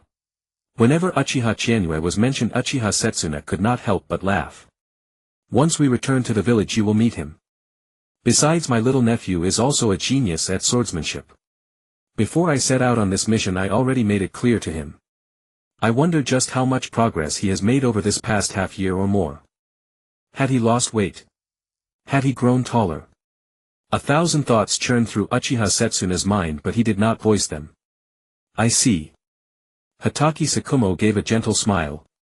Senior, if you hold him in such high regard, and if your nephew truly has talent in swordsmanship, then perhaps the Hataki clan's sword arts. Then that will be up to you. Uchiha Setsuna grinned and patted Hataki Sakumo on the shoulder. The two of them then set off on the road back to Konoha. Half a year of ease was rare, and Hataki Sakumo treasured this time. These were days he had never experienced before. It rarely snowed in Konoha, but this time they had gone to the land of snow. In total they had passed through 6 or 7 countries, experiencing the local customs of each. It could indeed be called a precious memory. Compared with the days spent hiding in the Umbu, Hataki Sakumo preferred this time far more. He wanted to restore the Hataki clan and ensure it had a successor. Even becoming Hokage might not be enough. A bold idea sprouted in his heart. Perhaps he should leave the Umbu. Becoming a Jonin instructor wouldn't be bad either. Hataki Sakumo was not short of money, at least enough for 3 generations of his family to live on without worry. Yes, when he returned he would apply to become a Jonin instructor. A week later at Training Ground No. 7 in Konoha. It was midday and the training session for Orochimaru's team had already concluded. Normally once genin were promoted to chunin their cell would be disbanded. However, the 3rd Hokage had personally exercised his privilege. Geniuses were rare in Konoha, so how could 3 of them be left to train aimlessly like headless flies? Thus Orochimaru's squad was officially formed. A special tactical unit composed of 1 Jonin and 3 Chunin. While such squads were mostly seen in the ANBU or during wartime. But still the same saying held true: Orochimaru was the 3rd Hokage's most cherished disciple without exception. Uchiha Senjutsu had noticed this as well. Hiruzen Sarutobi's affection for Orochimaru bordered on indulgence. He was even grooming him to be the next Hokage. Orochimaru and Uchiha Senjutsu meanwhile enjoyed a good personal relationship. Orochimaru did not treat Uchiha Senjutsu as a mere child but rather as a listener, a friend with whom he shared common interests. After all, very few people could listen to him talk about science and immortality the way Uchiha Senjutsu did. Even Tsunade and Jiraiya could not understand him. Big brother Orochimaru. Senju Nawaki collapsed onto the ground exhausted, but his tone was full of complaint. Are we just going to train every single day? When are we going to get a mission? Nawaki, have you ever heard the saying, stay low until you're invincible then make your debut? Uchiha Senjutsu remarked from the side. This had almost become a daily routine. Senju Nawaki was always anxious to leave the village to do missions and raise his reputation so that all of Konoha would know how remarkable he Senju Nawaki was. Nawaki-kun seems eager, Yakushi Nono said with a gentle smile as she brought out the rice balls she had prepared. There were 12 in total, one for each of them as their midday meal. Ah! Rice balls. No, your rice balls are amazing. Compared to yours, what my sister makes is barely edible garbage. Senju Nawaki's face lit up with delight as he scrambled to grab a rice ball. My dear little brother, looks like you haven't had enough beatings, Uchiha Senjutsu said, unable to suppress a twitch at the corner of his mouth. Senju Nawaki would not die if he didn't seek death, but he simply loved courting disaster. Does Tsunade ever cook for you? Orochimaru chuckled, his hoarse voice tinged with mockery. Yakushi Nono always smiled with great gentleness. Uchiha Senjutsu felt that her smile was a little forced, well, perhaps just a little. Though difficult to detect, one could still perceive a hint of loneliness in her eyes. Could a 10-year-old child also have loneliness in their eyes? Nawaki-kun, Tsunade-sensei is very skilled, so please don't speak ill of her. Hi, Senju Nawaki mumbled through a mouthful of food. There are some matters I need to attend to today, Orochimaru spoke up. So the afternoon is free and we won't gather for training tomorrow either. Uchiha Senjutsu blinked, somewhat curious, and asked, Orochimaru-sensei, has something happened? Orochimaru nodded. I'm not sure Senjutsu-kun can understand, but in short there are two matters. First, Kyomogakure has sent a delegation to Konoha to sign a peace treaty and they will arrive in the village shortly. Second, Sakumo-san will be returning to the village today. As he spoke, Orochimaru paused slightly and smiled. Senjutsu-kun, your second uncle should be home as well. Is that so? Uchiha Senjutsu gave a calm smile. Yet inwardly he was not entirely at peace. After more than half a year his good-for-nothing second uncle was finally coming back. He had thought that old man might have kicked the bucket out there, what with all the death flags he had raised before leaving. But since they were returning. It was now spring of year 31 of Konoha, and the Second Great Ninja War would break out within a year. Moreover, many events would occur that year. Uchiha Senjutsu organized his thoughts. First there was the kidnapping of Kushina and Minato-san holding the girl under the moonlight. Next came the outbreak of the Second Great War with the official declaration of hostilities. Then the following year the White Fang would carve out his fearsome reputation, slaying the parents of that red-haired boy who loved making little figurines, earning the grudging hatred of Tsunade. This would even lead to the Third Great Ninja War. After that, during the fierce fighting of the Second War, the Sannin rose to fame. The generation of Kakashi and his peers was born, and that old white-haired pervert Jiraiya stayed behind in the land of rain to look after 3 little orphans. Of course there was also the death of Senju Nawaki in between. So the question was, did Danzo do absolutely nothing during this war? By the end of the Second War his root organization had already grown fully fledged. Uchiha Senjutsu prided himself on being someone who thought 3 steps ahead. Matters of the future had to be considered well in advance. After all, this was a world that devoured people without spitting out their bones. The Uchiha clan's ninja tools were currently only moderately profitable, but once the war began, war profits would soon come flowing in. He would discuss it properly with his second uncle once he returned. Uchiha Senjutsu's mood inexplicably brightened. Now that his uncle was coming back, it was only fitting that he fork over some gold for his most beloved nephew, right? That very afternoon Sakumo Hatake entered the village in secret. But nothing escaped Uchiha Senjutsu's watchful eyes. Tisk, he was probably heading to the Hokage's office. Uchiha Senjutsu simply went home. Minato wasn't around today as he had gone to class. Senjutsu trained as usual at home, and after training he leaned against a wooden post to rest for a while. Until, is Uchiha Senjutsu home? I'm here. Uchiha Senjutsu opened the door and the visitor was none other than Sakumo Hatake. Why are you at my house? Uchiha Senjutsu wanted to ask that very question. Tsukumo Hataki's face was expressionless but his fist was clenched tightly. Are you Tsukumo-senpai? Uchiha Senjutsu asked. Tsukumo Hataki nodded. I've come to give you something. As soon as those words were spoken a sense of foreboding welled up in Uchiha Senjutsu's heart. His blood seemed to boil, his heart pounded uncontrollably and his eyelids twitched several times. An inexplicable emotion spread from the depths of his heart and rushed straight to his mind. This. A flicker of reluctance passed through Tsukumo Hataki's eyes. And that flicker was not lost on Uchiha Senjutsu. This is Setsuna-senpai's sword. Tsukumo Hataki closed his eyes and drew out the blade, one that had recently been forged and still looked brand new. Uchiha Senjutsu felt his entire body stiffen. His breathing grew faint. Second uncle you. Suddenly Uchiha Senjutsu's breathing became rapid. He forced a smile and took the sword. Is my second uncle giving this to me? I told you that old fool would eventually hand over his treasures. Tsukumo-senpai, where is he? Tsukumo Hataki remained silent, his gaze dropping downward. Uchiha Senjutsu grinned. Well, since my uncle hasn't returned and has sent me this sword, I'll have to train hard with it. You haven't finished your mission in the Land of Rain yet. We encountered the demigod. Is that so? Uchiha Senjutsu still wore a smile. I'm a bit eager to get back to training, so I won't keep you, Tsukumo-senpai. Please remember to pass a message to my uncle, tell him to bring me some local specialties from the Land of Rain when he gets back. With that, Uchiha Senjutsu slammed the door shut with a bang. The instant the door shut, the icy sinister chakra could no longer be contained and burst forth without restraint. The Sharingan's progress bar kept soaring, yet Uchiha Chigetsu had not the slightest thought for it. Second uncle is dead. As he gripped the sword in his hand, Uchiha Chigetsu's fingers trembled faintly. This blade is far too new. You didn't even get to draw your sword before Hanzo took you out. Scarlet eyes surfaced, tears glistening as the tomo spun without end. Uchiha Chigetsu walked to the table, then stopped before the tatami mat.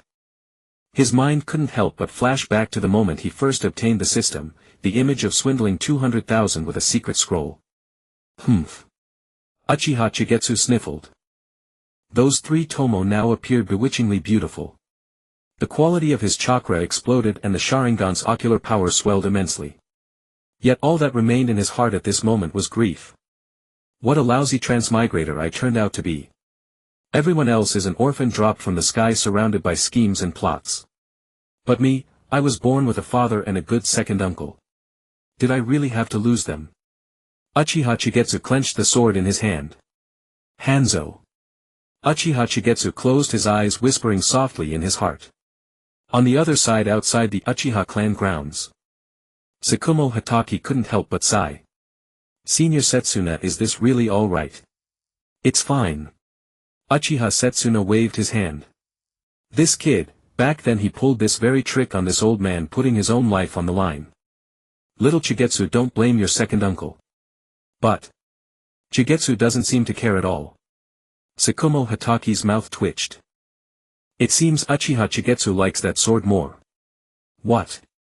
Uchiha Setsuna exclaimed. Impossible. Absolutely impossible. At the very least he should have awakened a two-tomo Sharingan. No, he didn't even open his Sharingan. How is that possible?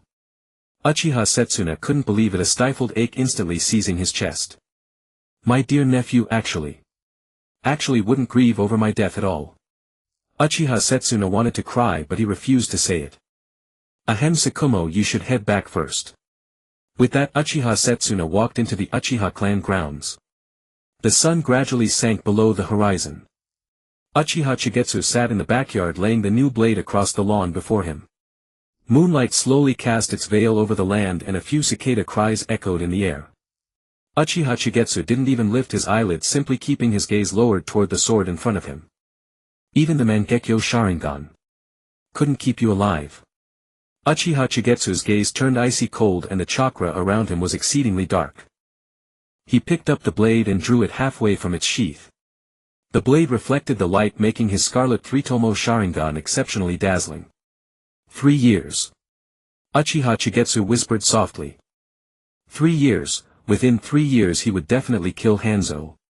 Under the moonlight Uchiha Setsuna stood on the roof beam watching in silence. Through the reflection he caught sight of those bewitching eyes. Free Tomo. This was the blow I struck Chigetsu too much. A wave of guilt surged within Uchiha Setsuna and a flicker of heartache flashed through his heart.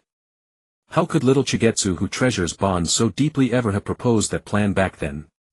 Chigetsu, your second uncle has wronged you, but awakening your Sharingan is a good thing after all. You've grown taller and you haven't grown thin. Your second uncle misses you very much. Hanzo, I will surely take your life. Snap. He returned the blade to its sheath.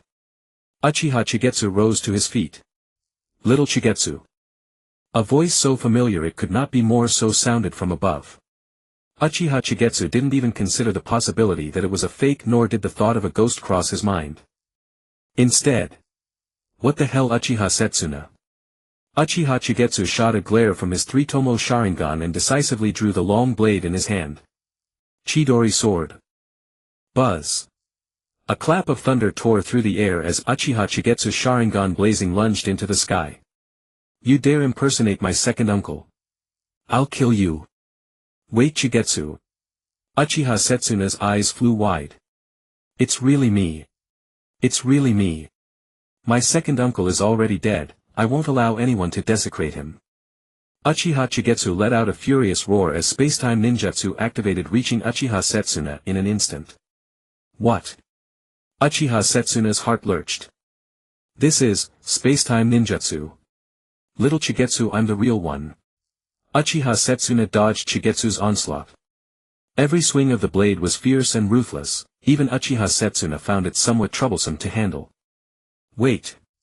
Stop cutting at your second uncle.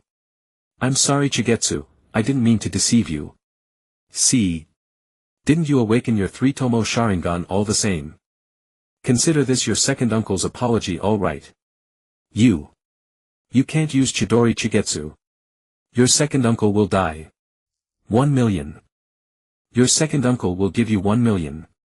Stop. Stop right now. Your second uncle will give you 2 million.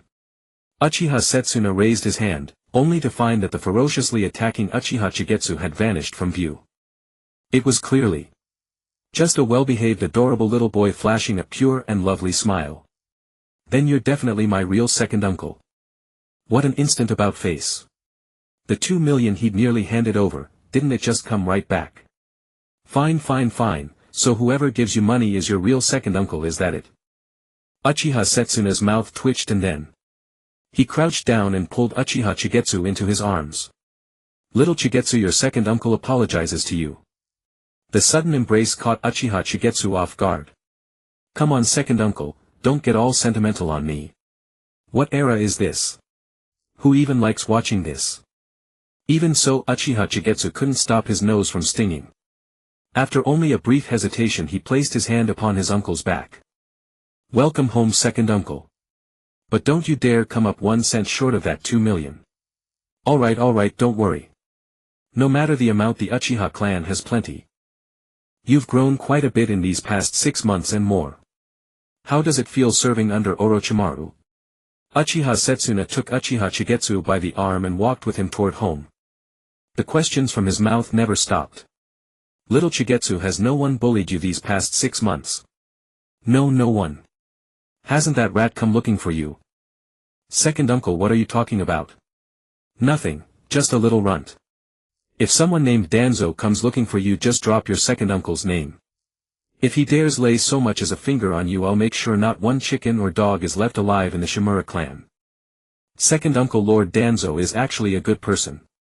The moment I said you were my second uncle, he even taught me an A-rank jutsu.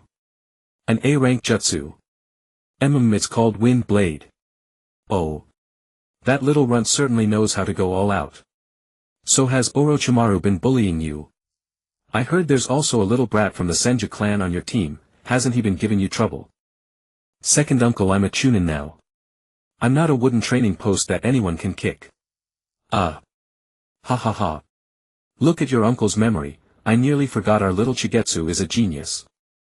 Under the moonlight the shadows of the uncle and nephew stretched longer and longer. And at this moment a white-haired man stood on a utility pole in the Uchiha district.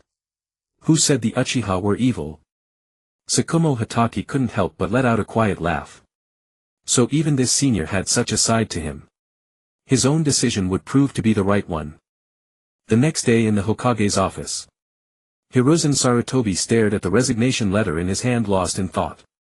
It was none other than Tsukumo Hatake's resignation. Of course it was not entirely a resignation. The second page was an application to become a jonin instructor and take charge of the newly graduated genin. What had gotten into Tsukumo Hatake? Hiruzen could not help but think more deeply. The treatment of a team-leading jonin was a world apart from the ANBU. An application to become a team-leading jonin. Hiruzen took a heavy drag from his pipe. This was not good news. But in a way it also was. What made it not good was that Tsukumo Hatake's abilities were irreplaceable. The true worth of an ANBU captain was that his strength had to be enough to trade blows with a Kage.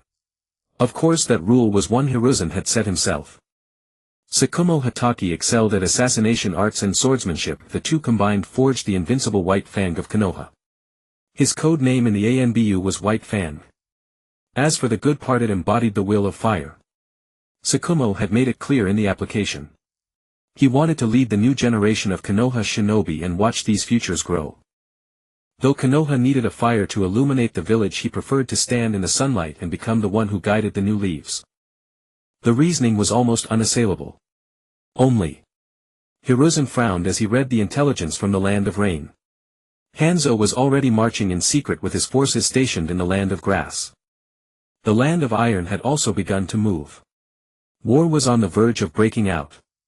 Moreover, Suna shinobi had already begun harassing Konoha along the border. Clearly they wanted to drag Konoha into the quagmire. Resource plunder needed no excuse. As for that newly appointed Kazekage, Hiruzen no longer wished to say anything. The land of earth and the land of lightning were eyeing them covetously. A so-called peace treaty. More likely its real purpose was to enter Konoha openly and scout it out. If Konoha showed even the slightest weakness, those reckless brutes of the land of lightning would definitely be the first to charge. Hiruzen had not a shred of fondness for that nation. They were nothing but meddlesome bandits. We must display Konoha's mettle so the land of earth and the land of lightning won't act rashly. After long deliberation, Hiruzen finally made his decision. Konoha could not afford to be besieged by many nations. Even if he personally took the field, it would not be enough. Of course the core issue was that Hiruzen understood Konoha's standing all too well. Once war began, if Konoha showed the slightest sign of decline, the great nations would inevitably unite against it. There was no helping it, Konoha was too rich. A good location, abundant wealth, and especially fertile land, which other nation did not envy it. Hiruzen took a deep drag from his pipe, then wrote out a document. Mohwa. Yes. Ask the head of the Nara clan. No, the heads of the Uchiha and Hyuga clans to come to the Hokage's office. Yes, Lord Hokage. Hiruzen smacked the pipe mouthpiece, his mind churning. How could he demonstrate that Konoha still had a strong hand? The answer was undoubtedly to hold a joint multinational Chunin exam. But there was no time now. That left only. Wait, if it's the Uchiha clan, summon Uchiha Setsuna. Yes, Lord Hokage. Hiruzen took a deep breath. He hoped this would be useful. For instance, to intimidate Kyumogakure. Meanwhile, at Uchiha Qianyu's home. Little Qianyue, your second uncle is here to bring you money. A very hearty voice rang out. At these words, Qianyu felt even dearer to him than if he had seen his own father. Who said this second uncle wasn't close? This second uncle was extremely close. He had originally reserved 2 million for Koto Amatsukami later, but ended up spending it on the ninja scroll. Now his second uncle had finally resolved his pressing need. As long as he managed to get Koto Amatsukami, he would have one more ultimate trump card. Qianyu went out to greet him. The first thing he did was snatch the money pouch from Uchiha Setsuna's hand. Ah, second uncle, you said you were coming. What?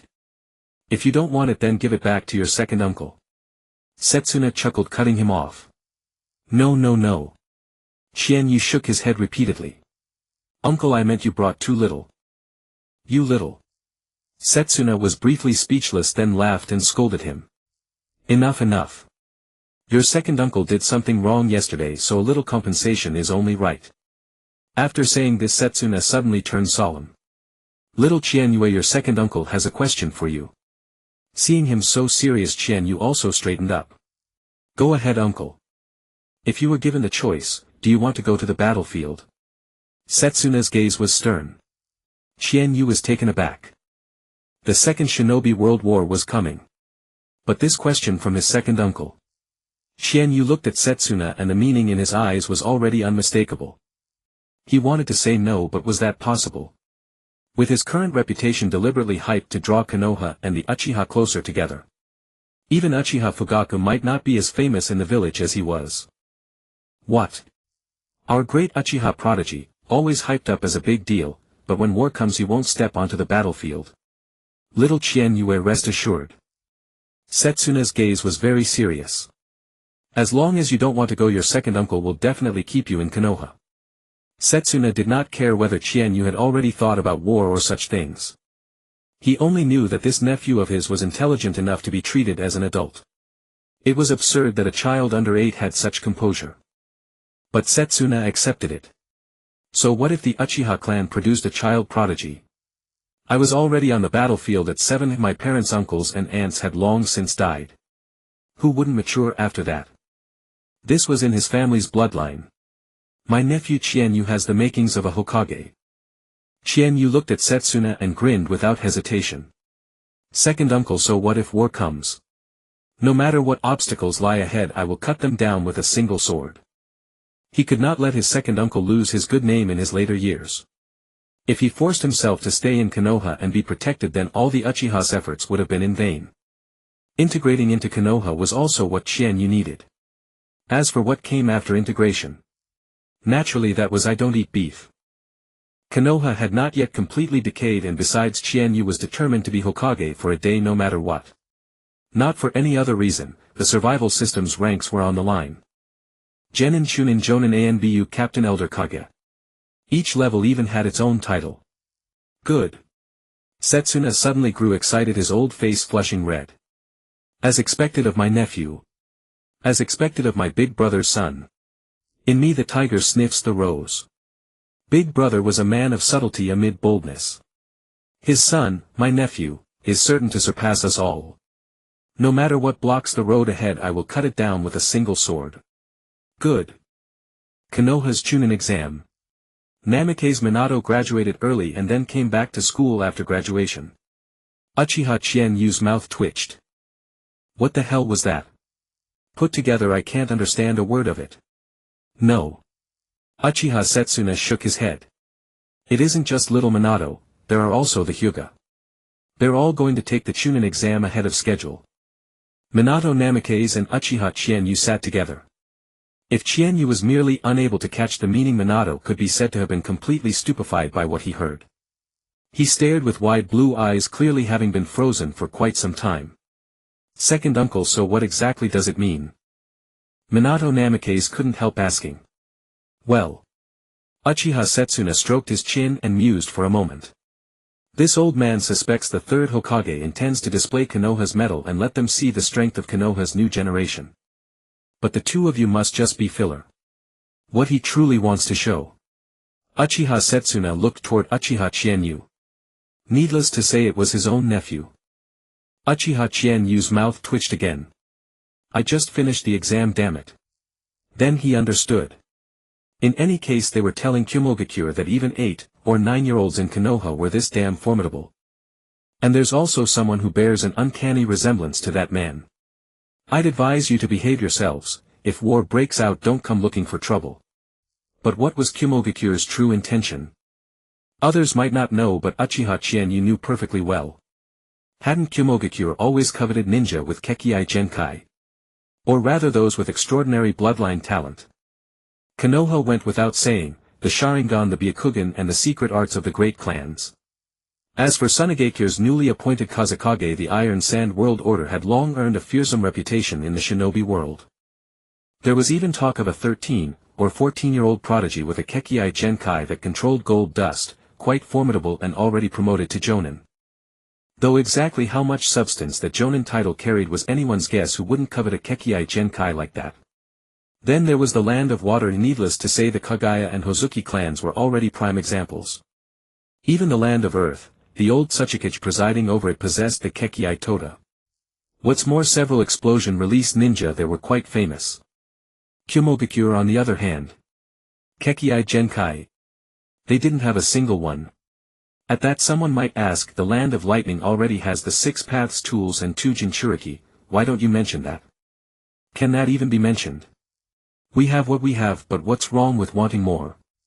Uchiha Chienyu held no fondness whatsoever for Kyomogakure. In fact, he felt a certain repugnance toward it. Forcible seizure and barefaced robbery were a frequent occurrence, and their greed was insatiable. As for Orochimaru nearly doing Barubi to death, all I can say is a fine job indeed. The third Raikage fighting 10,000 alone was mighty impressive, but it still changed nothing about the fact that they were bandits. Though from each side's own position there was nothing wrong with it. But since I have sided with Konoha, then it's a problem. To put it bluntly, a bunch of the best-selling commodities from the last century of my previous life. I see. Uchiha Chienyu nodded, then picked up a hair tie from beside him and tied his hair back.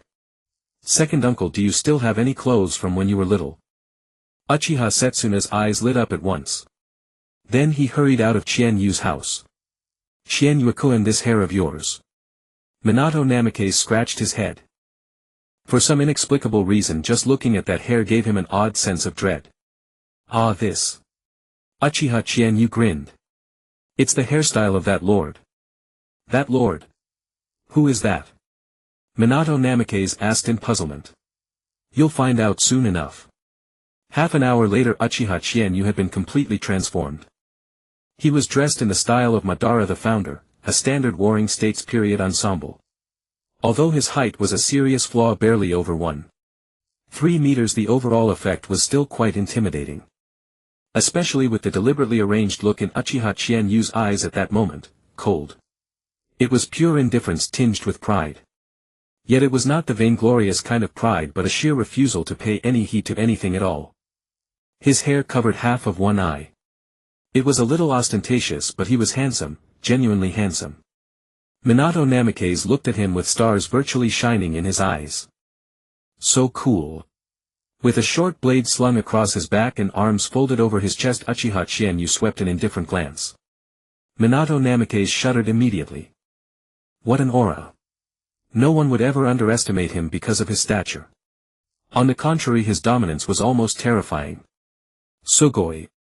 Uchiha Setsuna clapped and cheered without pause. You have to admit, this is really something.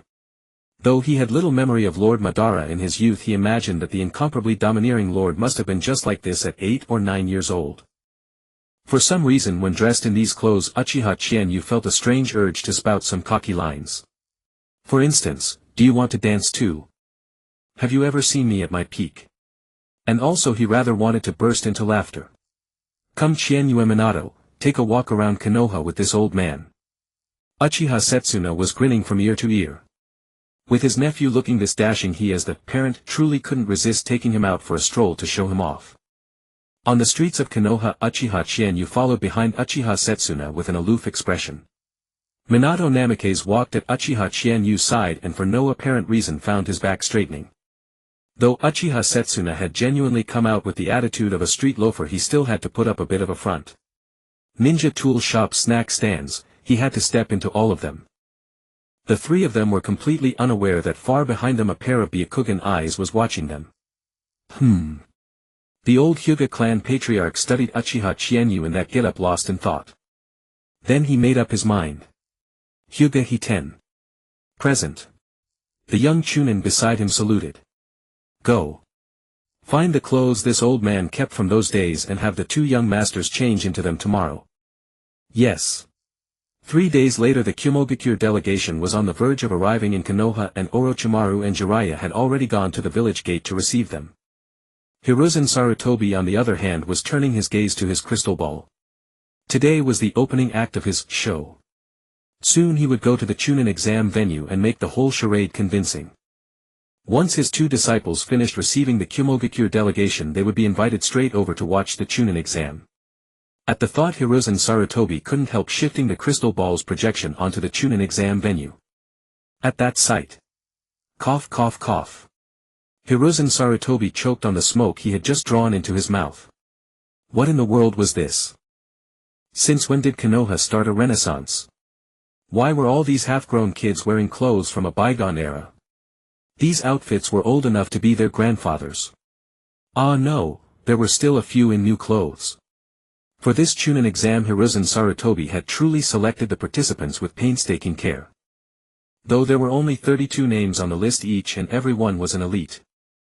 There was even Might Die among them. The third Hokage had assigned him the persona of a self-deprecating old genin. He would display astonishing strength, then say he had failed the Chunin exam for over a decade, that every year there were stronger opponents, and so on. Sarutobi Hiruzen rubbed his eyes, then took out the list and compared it with the people in the arena. Uchiha Chizuki Minato Namikaze Hyuga Hayashi Nara Shikaku Senju Nawaki Might Die Uegwang Hanlin Yuhi Chienhong Yamanaka Kyuchi Yakushi no. There were many names on it, but Sarutobi Hiruzen had not counted his own son among them. There was no helping it, he was simply too weak. He could not compare with those geniuses. Of the Inoshikacho heirs, only Nara Shikaku had been included.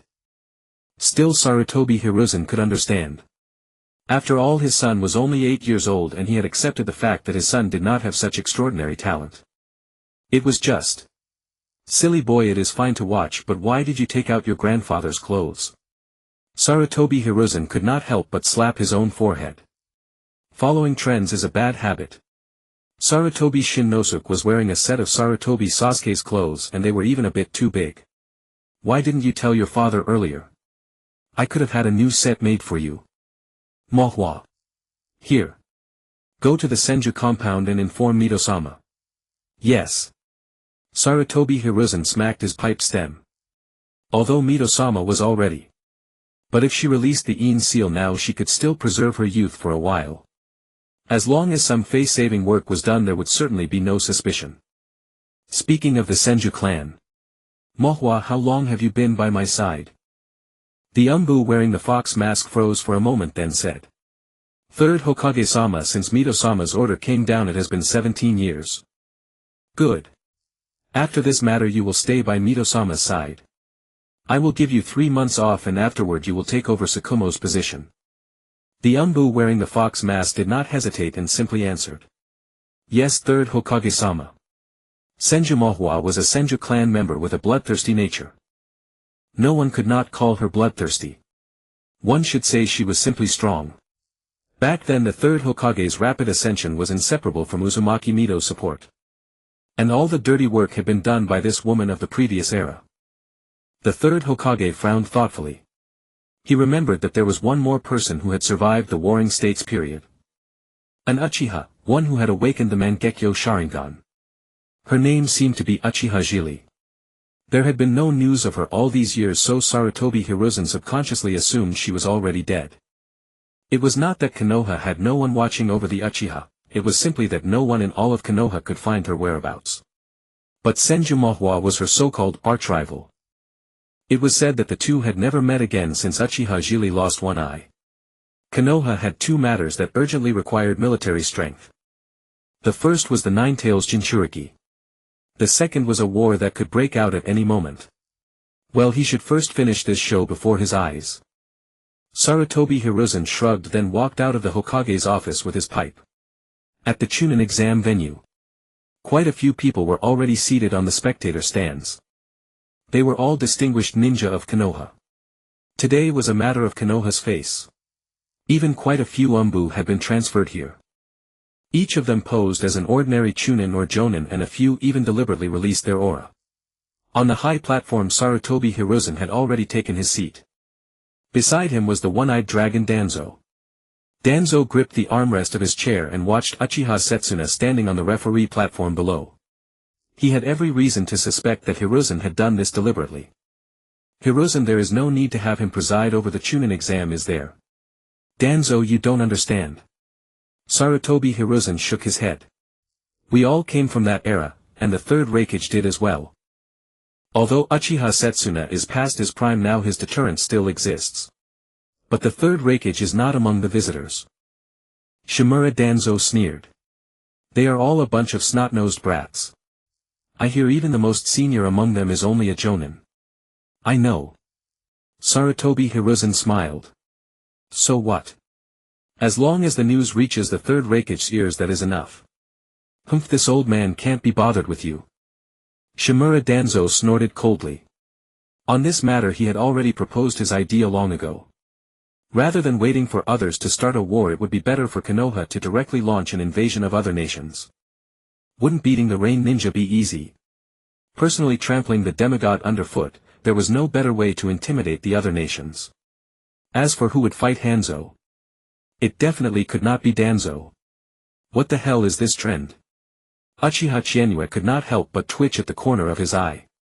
It was one thing for someone to cosplay Uchiha Madara, but why was there also a Hyuga Tianren over there? Uchiha Chienue had seen a portrait of Hyuga Tianren. At that time his second uncle had even held up the portrait and cursed him roundly. After all, in the Warring States period his second uncle had seen him before. Never mind whether he had nearly died, having seen him counted as having seen him. Chienue-kun Hayashi-kun has improved a great deal.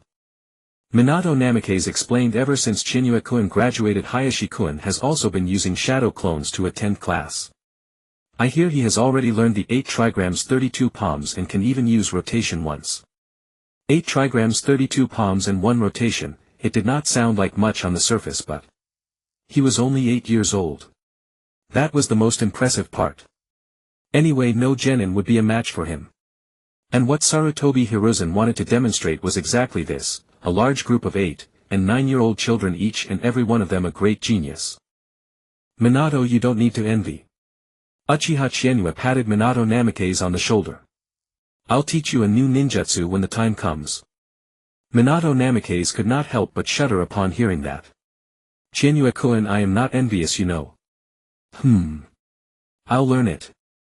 Minato Namikaze scratched his head. Since it is a ninjutsu that Chienue-kun is teaching me, I have no choice but to learn it. That's more like it. Uchiha Chienue grinned. This time he really was not trying to trick Minato Namikaze. Because what Uchiha Chienue was going to bring out was the Rasengan. That's right, it was the very ninjutsu that originally came from Minato Namikaze's hands. The principle behind this ninjutsu was very simple, it was just that Minato Namikaze's chakra reserves had not been sufficient back then. Uchiha Chienue himself had also focused on the Chidori. There was no helping it, after all the Chidori's cell-stimulating effect was just too useful and he had been training the body flicker technique at the time.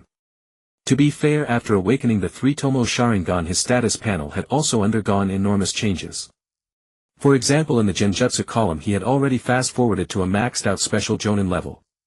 This was the talent of the Uchiha clan. His chakra reserve soared, his physical condition soared, and all 3 entries on the panel were advancing rapidly. Even with a debuff his taijutsu had directly advanced to the first rank of special Jonin. Uchiha Chien, you could now be considered a genuine special Jonin, and a remarkably formidable one at that. He possessed too many extraordinary abilities which gave him an inflated sense of invincibility. It was just this Sharingan. Special skill Btianshin Radiance requires pupil power to use. Once activated, the skill has a cooldown of 15 years. One eye had Btianshin while the other was the type that Tuanzong used to control Sanchuan. Both eyes could unleash Btianshin Radiance. The 1 million power Btianshin was tempting, but the cost was enormous. With a 15-year cooldown it could only be used once in a lifetime. The reason was not the cooldown but the consumption of pupil power for Btianshin. At the mere Mangekyo level, using it once would result in blindness. System, didn't you promise to give me the Mangekyo? Why is it just a skill? Uchiha Chien, you couldn't help complaining even now. He had originally thought that enduring until the 3-tomo Sharingan would be his reward, but it turned out to be just a skill. He hadn't truly awakened the Mangekyo Sharingan and hadn't gained the enhancements that came with it. Bad news, no Mangekyo enhancement. Good news, at least Btianshin Radiance had no major restrictions, only consuming chakra and pupil power. Host can purchase the permanent version with silver tails. Moreover, the host should awaken their own Sharingan, using someone else's is not good.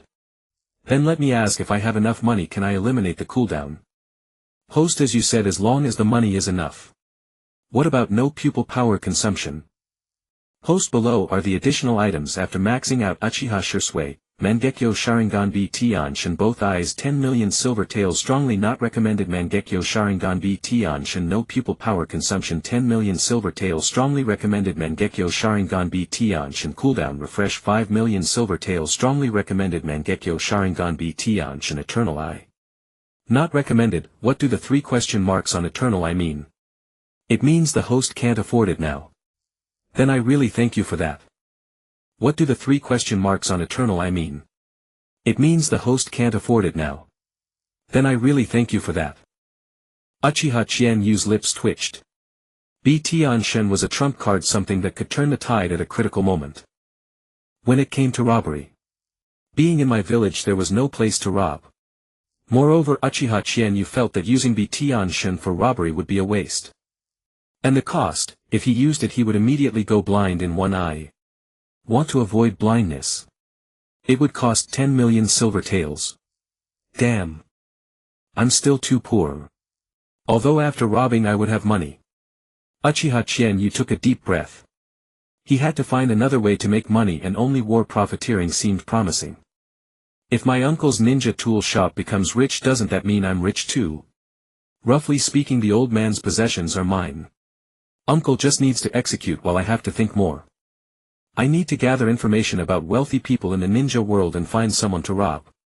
Actually there was one person in Uchiha Chianyu's memory. In the story the wealthy merchant Ka Duo in the Boji country had a fortune of 5 billion silver taels. If that were true it would be enough to max out the system right. But it seemed silver taels were still valuable now.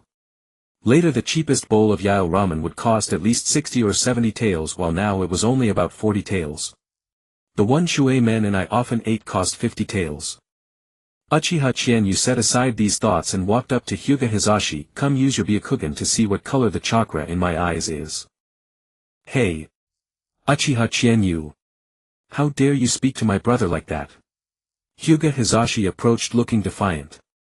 Ha! Uchiha Chianyu was taken aback and said, I just wanted your brother to take a look. You can do it too.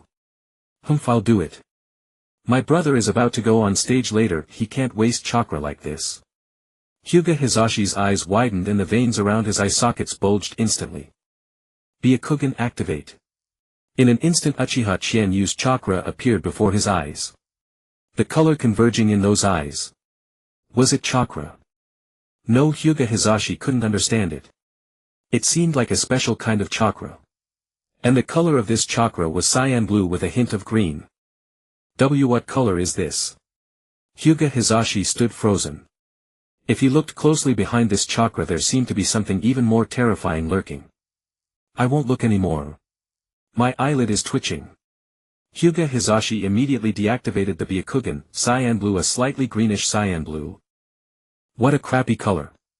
Uchiha Chianyu was speechless. The color of the Uchiha's pupil power roughly indicated what color his Gundam would be later. Cyan blue with a hint of green. What a hideous color. Can I still reset the attribute now? Host, the cyan blue is your own. Oh, that's good. Uchiha Chianyu breathed a sigh of relief. At least it wasn't that ugly mix of blue and green. So the greenish tint was from Uchiha Chizuki. Then his feeling wasn't an illusion. Lately Uchiha Chianyu had been having a persistent feeling that his Sharingan's genjutsu seemed abnormally powerful. He had a kind of genjutsu that could lead people's thoughts into a trap. It didn't have a name yet and he hadn't even used it, but Uchiha Chianyu genuinely felt this illusion. Chianyu-kun. Hyuga Hizashi suddenly spoke seriously, perhaps I will cross paths with you again. Hi. Uchiha Chianyu shrugged, I look forward to our duel. Kids are meant to be encouraged. Hyuga Hizashi nodded firmly, maybe I'm not your match now, but I will eventually catch up to you and prove that the Hyuga clan is not inferior to anyone. Then you must be living in a dream. With all the cheats I have, if you can catch up I might as well give them to you. Suddenly Uchiha Chianyu thought of something and couldn't help but smirk. Brother Hizashi, you might want to seek advice from that person over there. He's the true master hiding his strength. Following Uchiha Chianyu's finger, Hyuga Hizashi saw a green-skinned frog. No, it was Mated-Eye warming up for the match with continuous frog jumps. Hyuga Hizashi was silent for a moment before replying, I will. If he recommended him he must have skill. Hey Uchiha Chinyue, are you messing with us? Hyuga Hizashi clenched his fists, glaring at the green frog with some irritation. You want my brother to seek advice from that kind of uncle? Well, believe it or not. Uchiha Chinyue turned and walked away. Soon after, several figures hurriedly ascended the platform. Looking up, he saw a few dark-skinned men along with Shi Wan and Zi Laiyi. The leader of this Yunin village delegation was a man with half white hair and half green hair. Bu Liubi. Yuan Fei Rizhan was stunned, his eyes filled with shock. What did this mean? The Yunin village delegation included the Eight-Tails Jinchuriki. No intelligence. Welcome, welcome. Yuan Fei Rizhan, an old fox, quickly stood up and gestured with a welcoming hand toward the nearby seat. Thank you, Hokage-sama. Bu Liubi nodded slightly and then sat down. Sarutobi Hiruzen was quite surprised. He couldn't help but wonder if the third Raikage had a screw loose, or perhaps something else entirely. Was he not afraid that they would forcibly detain the Eight-Tails Jinchuriki? As for Sarutobi Hiruzen's concern that the Eight-Tails Jinchuriki might cause havoc in Konoha, he had no such worry at all. With Uzumaki Mito stationed there, Konoha's current reserves abundant, and his own presence, the Eight-Tails posed no threat. Yet, the third Raikage indeed had that very intention. Kumogakure had deployed their supreme intellect, devising an utterly brilliant and cunning strategy. That was the deterrent of the Eight-Tails. In Kumogakure's own words, Uzumaki Mito was old, a woman of 50 or 60 who had survived from the Warring States period. If she were to fight, she would only make a fool of herself. Did they think their Eight-Tails Jinchuriki would fear them? Nevertheless, they still took a precaution. If Uzumaki Mito turned out to be capable, they would fall back to a secondary plan. To capture a shinobi with a Kekkai Genkai. Whether it was the Sharingan Byakugan or Senju bloodline, it didn't matter, just take it. Once they left the land of fire, even if Sarutobi Hiruzen had 10 Uzumaki Mito, he would never catch up. If they still couldn't escape, then die. Die right in Konoha. Then use the Eight-Tails Jinchuriki as a deterrent to regain the upper hand in negotiations. Force Sarutobi Hiruzen to make concessions. Who would expect a gang of bandits to come up with a good plan? If all else failed, the Eight-Tails Jinchuriki's status would ensure his safe departure from Konoha. Why? Sarutobi Hiruzen, you wouldn't want to see the Eight-Tails run rampant in Konoha, would you? The power at the top was well known and everyone shared a common understanding. That was, aside from the Nine-Tails, the Eight-Tails was the strongest. And indeed that was the truth. This is. Blue Bee froze the moment he sat down. That silhouette of the Uchiha clan. Why did it look so much like the one his brother had seen every day? Wait. What was this ancient attire doing in modern-day Konoha? Though shinobi were judged by strength when it came to Uchiha Madara, even a hint of resemblance could make others tremble. After staring blankly for a few moments, Blue Bee confirmed that the person had nothing to do with Uchiha Madara. Perhaps just a member of the Uchiha clan. I didn't expect the illustrious Bee of Kumogakure. Sarutobi Hiruzen initially wanted to say, Eight-Tails Jinchuriki, but reconsidered. Lord Hokage flatters me. Blue Bee remained composed. Not because of the third Hokage, but because he saw a beautiful woman. A beautiful woman with red hair tied into 2 buns and a diamond-shaped mark on her forehead. Beside her stood a little girl with red hair. Was she Konoha's Nine-Tails Jinchuriki? Damn, hadn't they said she was near death? Why did she look about the same age as him? Sarutobi Hiruzen couldn't help but smile. This was exactly what he wanted. Who wouldn't pause at the sight of Uzumaki Mito in such a state? Lady Mito was already over 50 years old. Envoys of Kumogakure, Sarutobi Hiruzen said with a smile, that is Lady Uzumaki Mito, the wife of Konoha's first Hokage. The little girl beside her is also of the Uzumaki bloodline, named Uzumaki Kushina. You have arrived on a fortunate day, my friends. It is Konoha's semi-annual Chunin exam. I took the liberty of inviting you all to watch. With that, Sarutobi Hiruzen put on a reluctant expression. You know, young shinobi are often the future of the village. This is also the will of fire of Konoha. Sarutobi Hiruzen did not belabor the will of fire with long-winded rhetoric this time. He had said enough. He hoped the envoy would take the hint. And Blue Bee evidently did. The Nine-Tails Jinchuriki stood there, the third Hokage sat here. All the carefully prepared words he had earlier had to be swallowed back. Damn it. His brother's original plan was merely to see if Uzumaki Mito would die of old age and whether there was a chance to seize the Uzumaki bloodline. Everyone in the shinobi world knew that the Uzumaki clan was the most adept at sealing techniques and excelled as Jinchuriki. If they could capture an Uzumaki, they would bring her to Kumogakure and have her bear many children. Then Kumogakure would no longer have to worry about Jinchuriki. Thank you for the explanation, Lord Hokage. Blue Bee forced a smile. The young shinobi of Konoha are vibrant and full of promise. However, Lord Hokage, calling me envoy is too formal. Please just call me B. Ha ha ha ha, very well, very well. But I hope you won't mind, B. The third Hokage's old face crinkled into a smile like a chrysanthemum. I originally intended to have them study at the academy for 2 more years, but they couldn't wait, feeling it was a waste of their talents.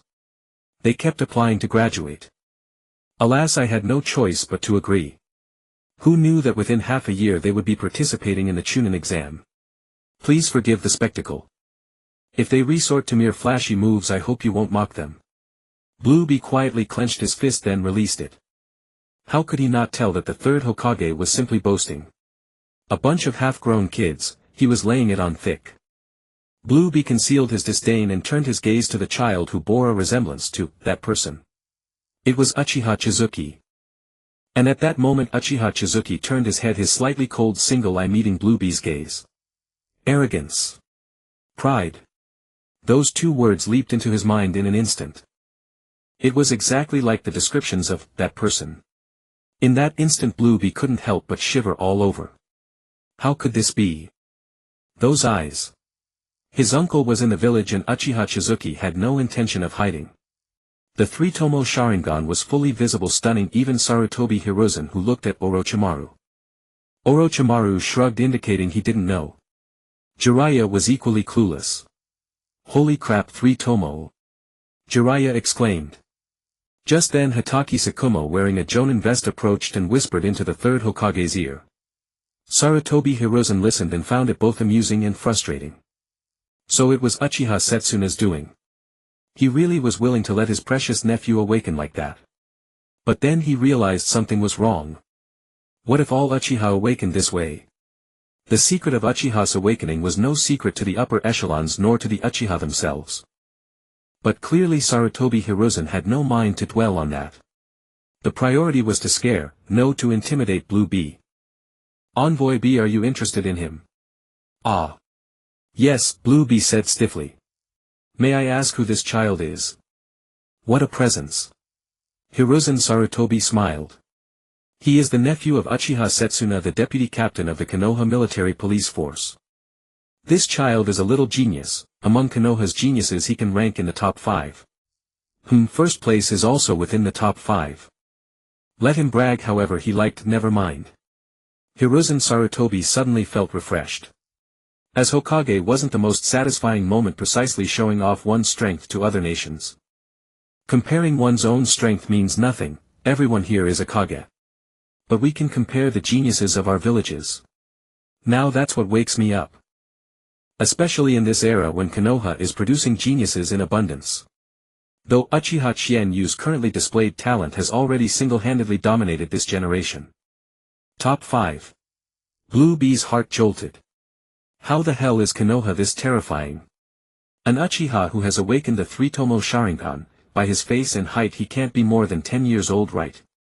You call this top 5? At that moment Uchiha Chinyu glanced at Blue Bee on the stage, then withdrew his gaze. Kumogakure actually sent out a Jinchuriki. Seriously, Uchiha Chinyu suddenly felt like laughing. I mean, are you truly not afraid that the Jinchuriki won't make it back? Konoha has the Uchiha. What if someone has a pair of Mangekyo? Wouldn't you all be screwed? When Madara captured the Nine-Tails, one of the 9-tailed beasts, who didn't know he used the Sharingan. With a single glare from those eyes, what tailed beast wouldn't be humiliated into becoming Uchiha Madara's mount? Chinyuakun, what are you looking at? The little blonde came over asking somewhat eagerly. Why was this little blonde suddenly so excited? Uchiha Chinyu was taken aback, then looked at the little redhead across the stage. Sai Minato, what can I even say about you? Nothing. Uchiha Chinyu grinned. I was just thinking that Black Ghost up there has quite a lot of chakra. Black Ghost. Minato Namikaze froze at the term. Yeah, black ghost. Uchiha Chienyu said. Well, Kumogakure is notorious for looting things, like ghosts and their dark skin to boot. Ahahaha. Minato Namikaze laughed. Even though it really ought to be an intimidating epithet, for some reason I suddenly feel that black ghost and farm fit together perfectly. Uchiha Chinyu's eyes lit up at Minato's words.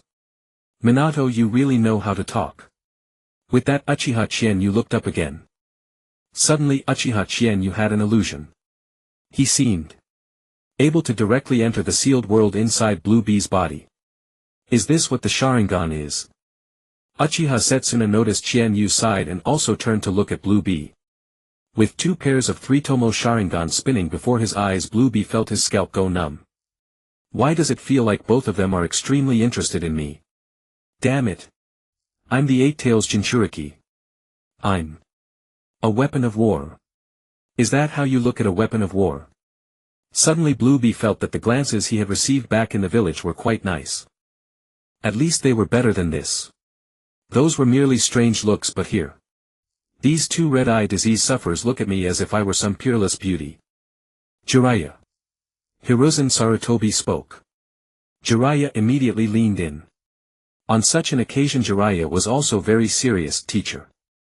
It's been years since he last called him that. Hiruzen Sarutobi nodded. Tell Uchiha Setsuna that the drawing of lots can begin. Yes. Jiraiya used the body flicker technique to appear beside Uchiha Setsuna. Senior Setsuna, you may begin. Good. Uchiha Setsuna nodded, then took out a scroll and gave it a light tap. A large drawing box appeared. Konoha still used the manual method for drawing lots now. Of course this was a rehearsal. Everyone, you may begin drawing lots. After a while everyone had drawn their lots. First match, Minato Namikaze vs. Hayashi Hyuga. Sissy. Go for it. Defeat that cataract eyes. Kushina shouted from the stands at the top of her voice. Minato Namikaze scratched his head, looked at Hayashi Hyuga and said, Sorry Hayashi-kun. It doesn't matter. Hayashi Hyuga shrugged. I'm used to it. She usually calls Chienyu stinky red-eye disease, as well. Uchiha Chienyu, who had been laughing, suddenly couldn't laugh anymore. Little brother Chienyu. Just then 3 figures arrived at the arena. Uchiha Mikoto, Uchiha Fugaku, and an unfamiliar Uchiha girl. The big loli came over and leaned close. Little brother Chienyu, I haven't seen you in so long. Yeah. Uchiha Chienyu nodded. And I wonder what you've been so busy with all day, sis. Ha. Aren't you the one who's busy? The big loli blinked in utter confusion. Father says little brother Chienyu is very busy, so he told me not to disturb you. Did third uncle really say that? The corner of Uchiha Chienyu's mouth twitched. Uchiha Mikoto nodded her little head rapidly. Father said not to disturb little brother Chienyu so you can focus on training. That old man is quite a character. Uchiha Chienyu didn't have many memories of this third uncle. The only impression was he was quite honest, even somewhat self-deprecating, an oddball among the Uchiha. From what second uncle meant, it had something to do with Uchiha Mikoto's mother. Third aunt passed away early. Ever since she was gone, third uncle had never recovered. Oh right, this third aunt was also an outsider, not of the Uchiha clan. Well, I'm not busy today. Uchiha Fugaku walked over with another girl, ruffled Uchiha Mikoto's head, then said, Chienyu, this is Uchiha Jiwu. Hello Chienyu-kun. She looked 13 or 14 with a fairly standard Uchiha face, radiant and delicate. Hello sister-in-law. Uchiha Chienyu grinned. Although he didn't know why, seeing the 2 holding hands. Uchiha Chienyu decided not to say anything more, just wished the old dead fish eyes happiness, and that was that. Uchiha Chienyu had no intention of altering the plot nor of letting it develop on its own. He had only one thought. And that was, none of my damn business. Let the plot do whatever it wants.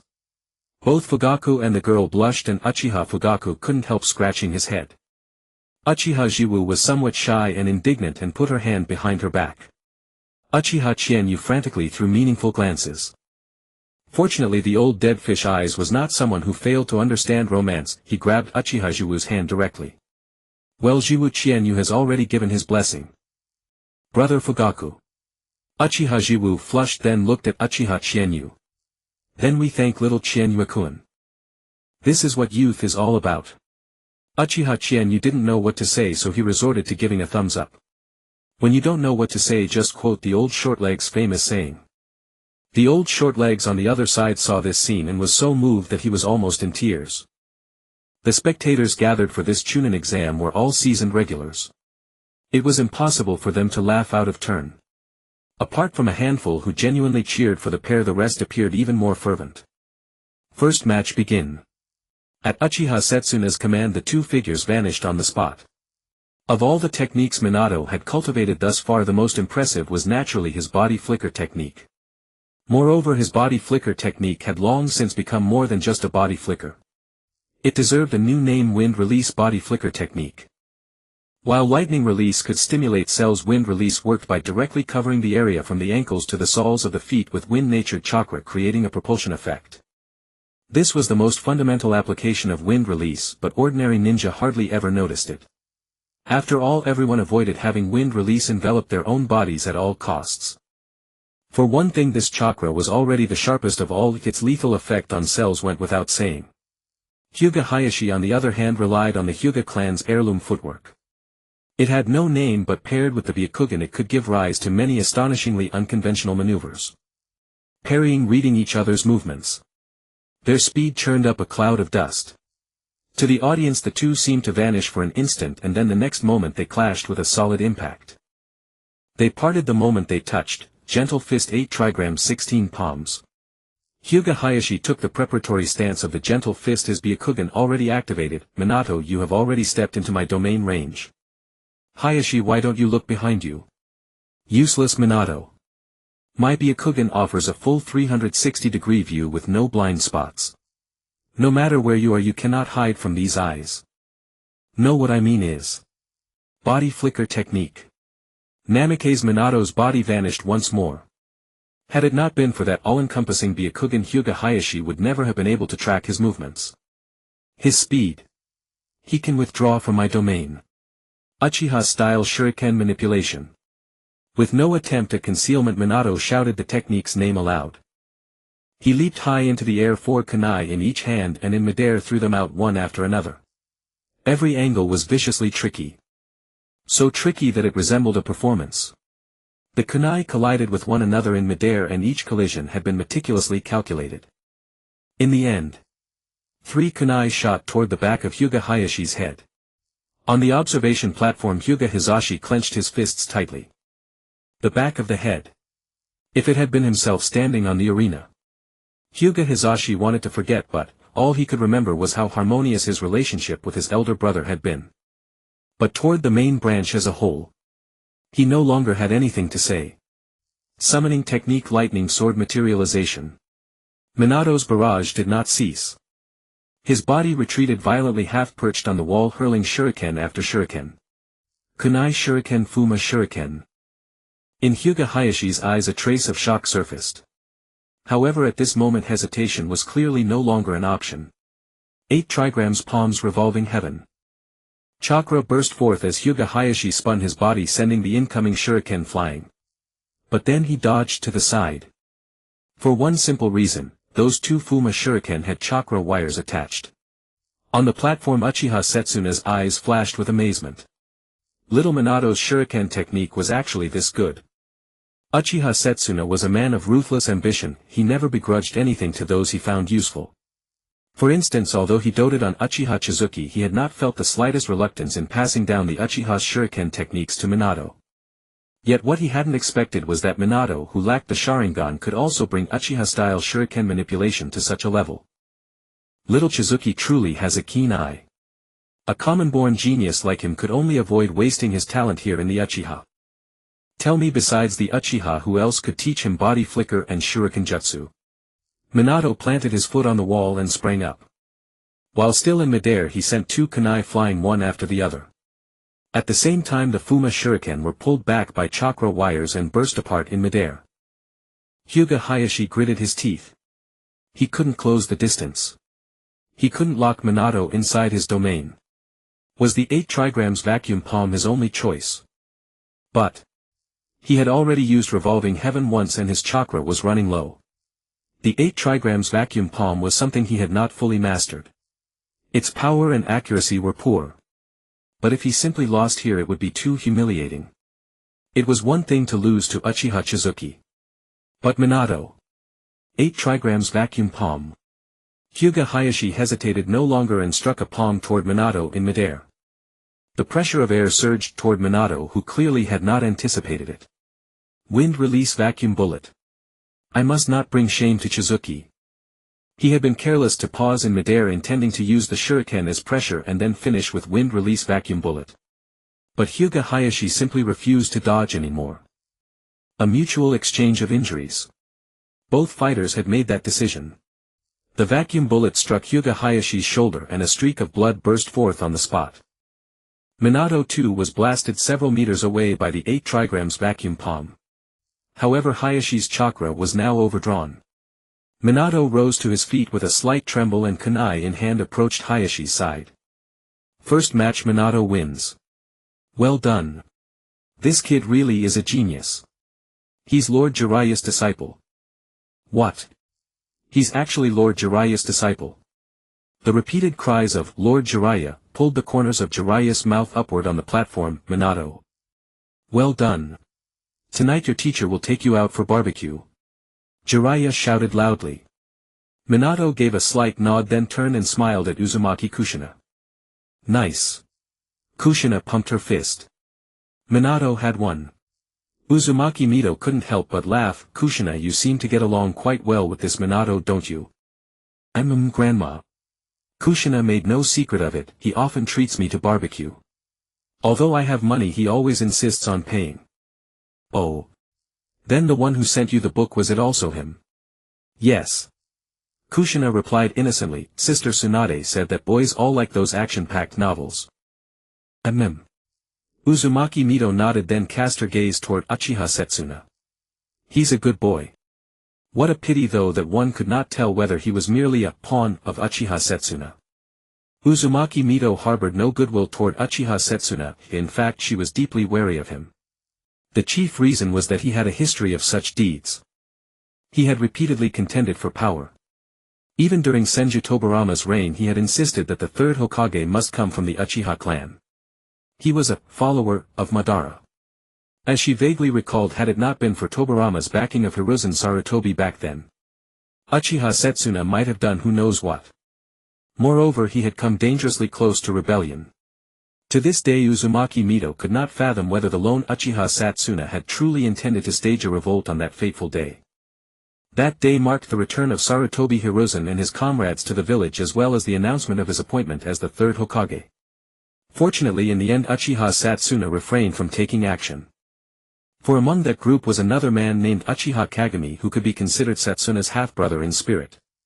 Yet Kagami had never experienced the Warring States period. By the time he was a few years old Konoha had already been established. Uzumaki Mito remained suspicious of Uchiha Setsuna. With his past record, even though he was now aged, precautions were still necessary. She planned to summon Uchiha Setsuna today. Mohwa. Yes. After today's matches notify Uchiha Setsuna to come to the Senju clan compound. Yes. Senju Mohwa remained silent, merely complying. Uchiha Setsuna stood on the platform announcing in a loud voice second match Might Die vs Yuhi Kurinai.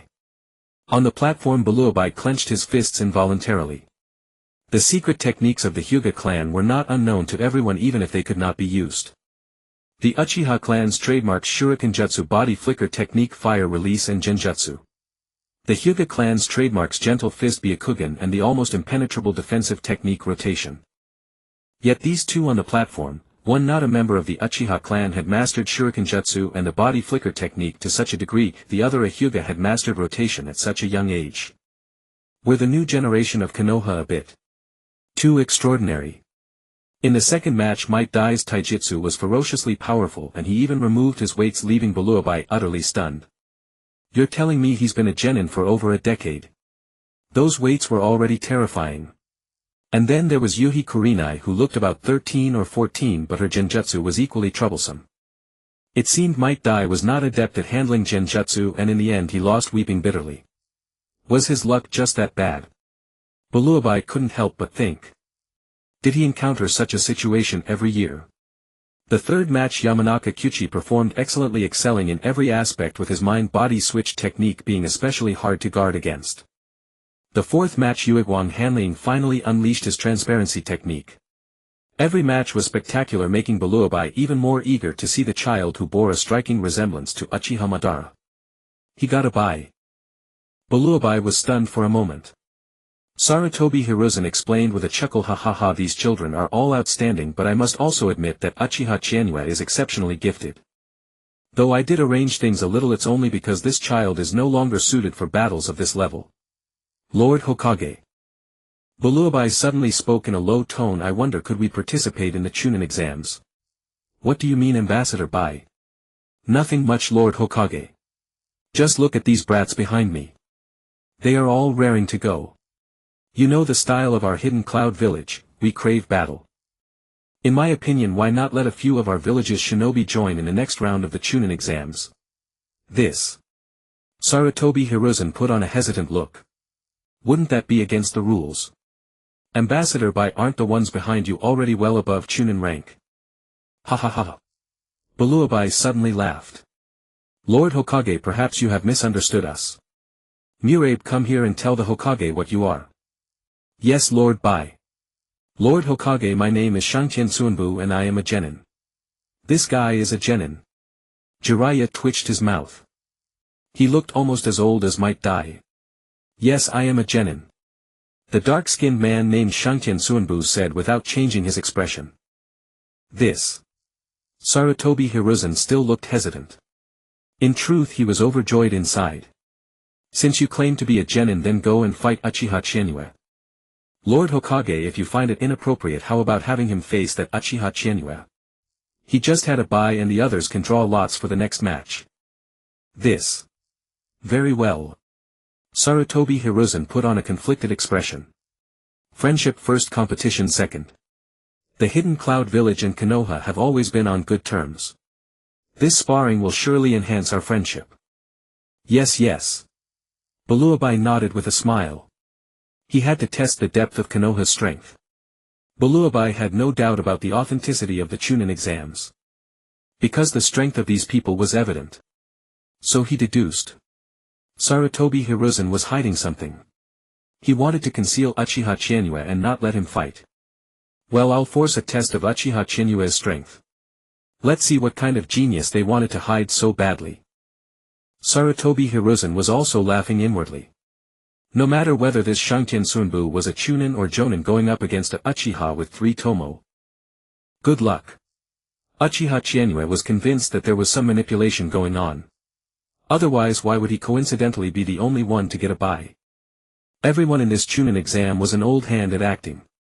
The first day's exams ended and the next round was 2 days later. It was all just a performance. The real concern was their plan to kidnap Kushina. The only reason Uchiha Chizuki could think of for the Cloud Ninja to come to the village was this. "Little Chizuki, come with your uncle." That afternoon at the Senju ancestral land, "Uncle, are we in the wrong place?" Uchiha Chizuki twitched the corner of his eye. "It's fine for me to come, but how dare you, old man, come here? Is this really a place you should be?" Uchiha Chizuki could barely contain himself. Although his second uncle appeared gentle, in truth this old man had once planned to rebel. And he was a very stubborn one at that. "And now you're standing right at the entrance of the Senju clan. We're not in the wrong place." Uchiha Satsuna sneered coldly. "Uzumaki Mito is nearing her end, little Chizuki. This is politics, they want to know my stance. Can you blurt out something like that?" A whoosh rang out as a figure leaped down from a tree near the ancestral residence wielding a long blade and wearing an ANBU mask. Uchiha Satsuna. "What? Didn't you invite me here? Mohwa, let them in." A slightly aged voice sounded. Uchiha Chizuki followed the voice and saw an old woman with eggplant-colored hair standing at the gate. Was this the same Uzumaki Mito from noon? Humph. Senju Mohwa sheathed her blade and vanished in a body flicker technique. Uchiha Satsuna led Uchiha Chienue into the Senju clan compound. I suddenly feel like running. Uchiha Chienue's eye twitched. Greetings Lady Mito. Uchiha Satsuna raised his hand in salute and Uchiha Chienue quickly followed suit. Uzumaki Mito was visibly startled, a flicker of surprise in her eyes. Clearly she had not expected Uchiha Satsuna to offer her such a greeting. No need for formalities. She then led the way inside. To be fair, the Senju clan's estate felt rather desolate. Unlike the Uchiha clan, which prospered with a thriving population, the Senju clan as a whole had no one left at all. However, Uchiha Chienue could understand. Under normal circumstances the Senju clan had seemingly long since merged into Konoha. The vast Senju estate now had merely a few people dwelling within it. And the matriarch of the Senju clan, Uzumaki Mito, was also about to depart this world. Once she was gone, the Senju clan would possess only Senju Nawaki as its last remaining male heir. In the courtyard on either side of a stone table, Uchiha Satsuna took his seat while Uzumaki Mito brought along a boy and a girl. All were old acquaintances, Senju Nawaki and Uzumaki Kushina. Ha! Chienue. Senju Nawaki instantly pulled his hand from Uzumaki Mito's grasp and came trotting over. Why are you at my house, Chienue? Senju Nawaki was absolutely delighted. I came here with my second uncle. Uchiha Chienue pointed at Uchiha Satsuna seated nearby. Uchiha Satsuna tilted his head and flashed what he believed to be an exceptionally amiable smile. The moment Senju Nawaki saw it, his entire body gave a shudder. What a terrifying uncle. Uchiha Satsuna, don't frighten the child. Uzumaki Mito spoke, then took Kushina by the hand and sat down across from him. Uzumaki Kushina was still waving and greeting Uchiha Chienue. What business does Lady Mito have with me? Uchiha Satsuna had no love for idle chit-chat, so he came straight to the point. I hold no liking for beating around the bush either, Uzumaki Mito said without mincing words. My time is nigh. I summoned you here only to ask your opinion of Konoha. Heh. Uchiha Satsuna laughed softly and said, what opinion could I have? I am old too. Nearing 50, my sole remaining wish is to carve out a good path for my nephew. I know exactly why you asked me here. Are you afraid that I will harm Konoha? As Uchiha Satsuna spoke, his eyes abruptly turned a vivid scarlet. 3 tomos swirled in his pupils, transforming into that 5-pointed windmill. The Mangekyo Sharingan. Uzumaki Mito's heart skipped a beat. Inwardly she thought, just as I suspected. The next second the two of them had already appeared inside the space where the Ninetales was sealed. Holy crap, second uncle, you're dropping your ultimate right in her face. Uchiha Chienue was dumbfounded. Old man, you can't possibly be thinking of actually releasing the Ninetales, can you? Uchiha Chienue's mind began rapidly flashing through the plot of Naruto. Manga, anime, official novels. Everything he had once seen was filtered through his mind. In the end he crystallized it into a single sentence. His second uncle, judging by the original storyline, had probably already died by this point in the timeline. After all, in the later story the name Uchiha Satsuna had disappeared entirely. He had likely died without ever unlocking the Mangekyo. Grandma. Grandma. Uzumaki Kushina and Senju Nawaki looked at Uzumaki Mito with great anxiety. Ahem, Lady Mito should be fine. Uchiha Chienue coughed twice, his expression slightly embarrassed. Had it finally become his turn to be embarrassed? Chienue, what did your second uncle do? Senju Nawaki shouted in a loud voice. This is an ability of the Sharingan. I suspect there's something he doesn't want kids like us to hear. Please, you mustn't be planning to release the Ninetales. Even with such thoughts, Uchiha Chienue had already begun contemplating how feasible an Uchiha coup would be. Second uncle's Mangekyo Sharingan, barring unforeseen circumstances, was fully capable of controlling the Ninetales. But Uzumaki Mito was no pushover either. Were she to resist with everything she had, there was a real chance she'd trade her life for second uncle's. Second uncle probably wouldn't die, though Izanagi was certainly within his grasp. An Uchiha Jonin against a Konoha Jonin. And his own Kotoeme Tsukumi could seize control of one opponent. Hiss. Looking at it this way, the coup did have some plausibility. If Kotoeme Tsukumi could control the third Hokage, just how great would the odds of success become? Inside the Ninetales sealing space, do you not fear that I will take control of the Ninetales? Uchiha Setsuna stared at Uzumaki Mito with that pair of Mangekyo eyes. Yet Uzumaki Mito remained unmoved, merely shaking her head. The instant you revealed your Mangekyo, I already understood your intent. You've been hiding it, biding your time for a bargaining chip, isn't that right? It's plain to see that you think deeply of your nephew. Because of him you were able to change so much. Oh. Uchiha Setsuna let out a cold laugh. And what if I were waiting precisely for now to take command of the Ninetales? You two brats, do you have even a modicum of respect for this old man? The Ninetales bellowed in fury from within its cage. Uchiha Setsuna simply glared at it. Ninetales. You have the Mangekyo, you're a real badass. The Ninetales shrank back a little. A beast should simply know its place as a beast, Uchiha Setsuna said coldly. Otherwise this old man would not mind twisting you into a summoning beast. Brat. Who do you think you are? The Ninetales seethed with rage, it backed away step by step yet still thundered. Remember this old man's name, Uchiha Setsuna. Do you believe yourself to be Madara Uchiha? Before the words died the Ninetales suddenly fell quiet and the pattern of 3 tomo began to bloom in both its eyes. Beast, stay on your side and behave. Uchiha Setsuna withdrew his gaze and turned to Uzumaki Mito. Do you think I lack the capability? But you will not do it. Uzumaki Mito released a silent sigh of relief. Perhaps you feel that we are not familiar with each other, but Hashirama often mentioned the rest of you.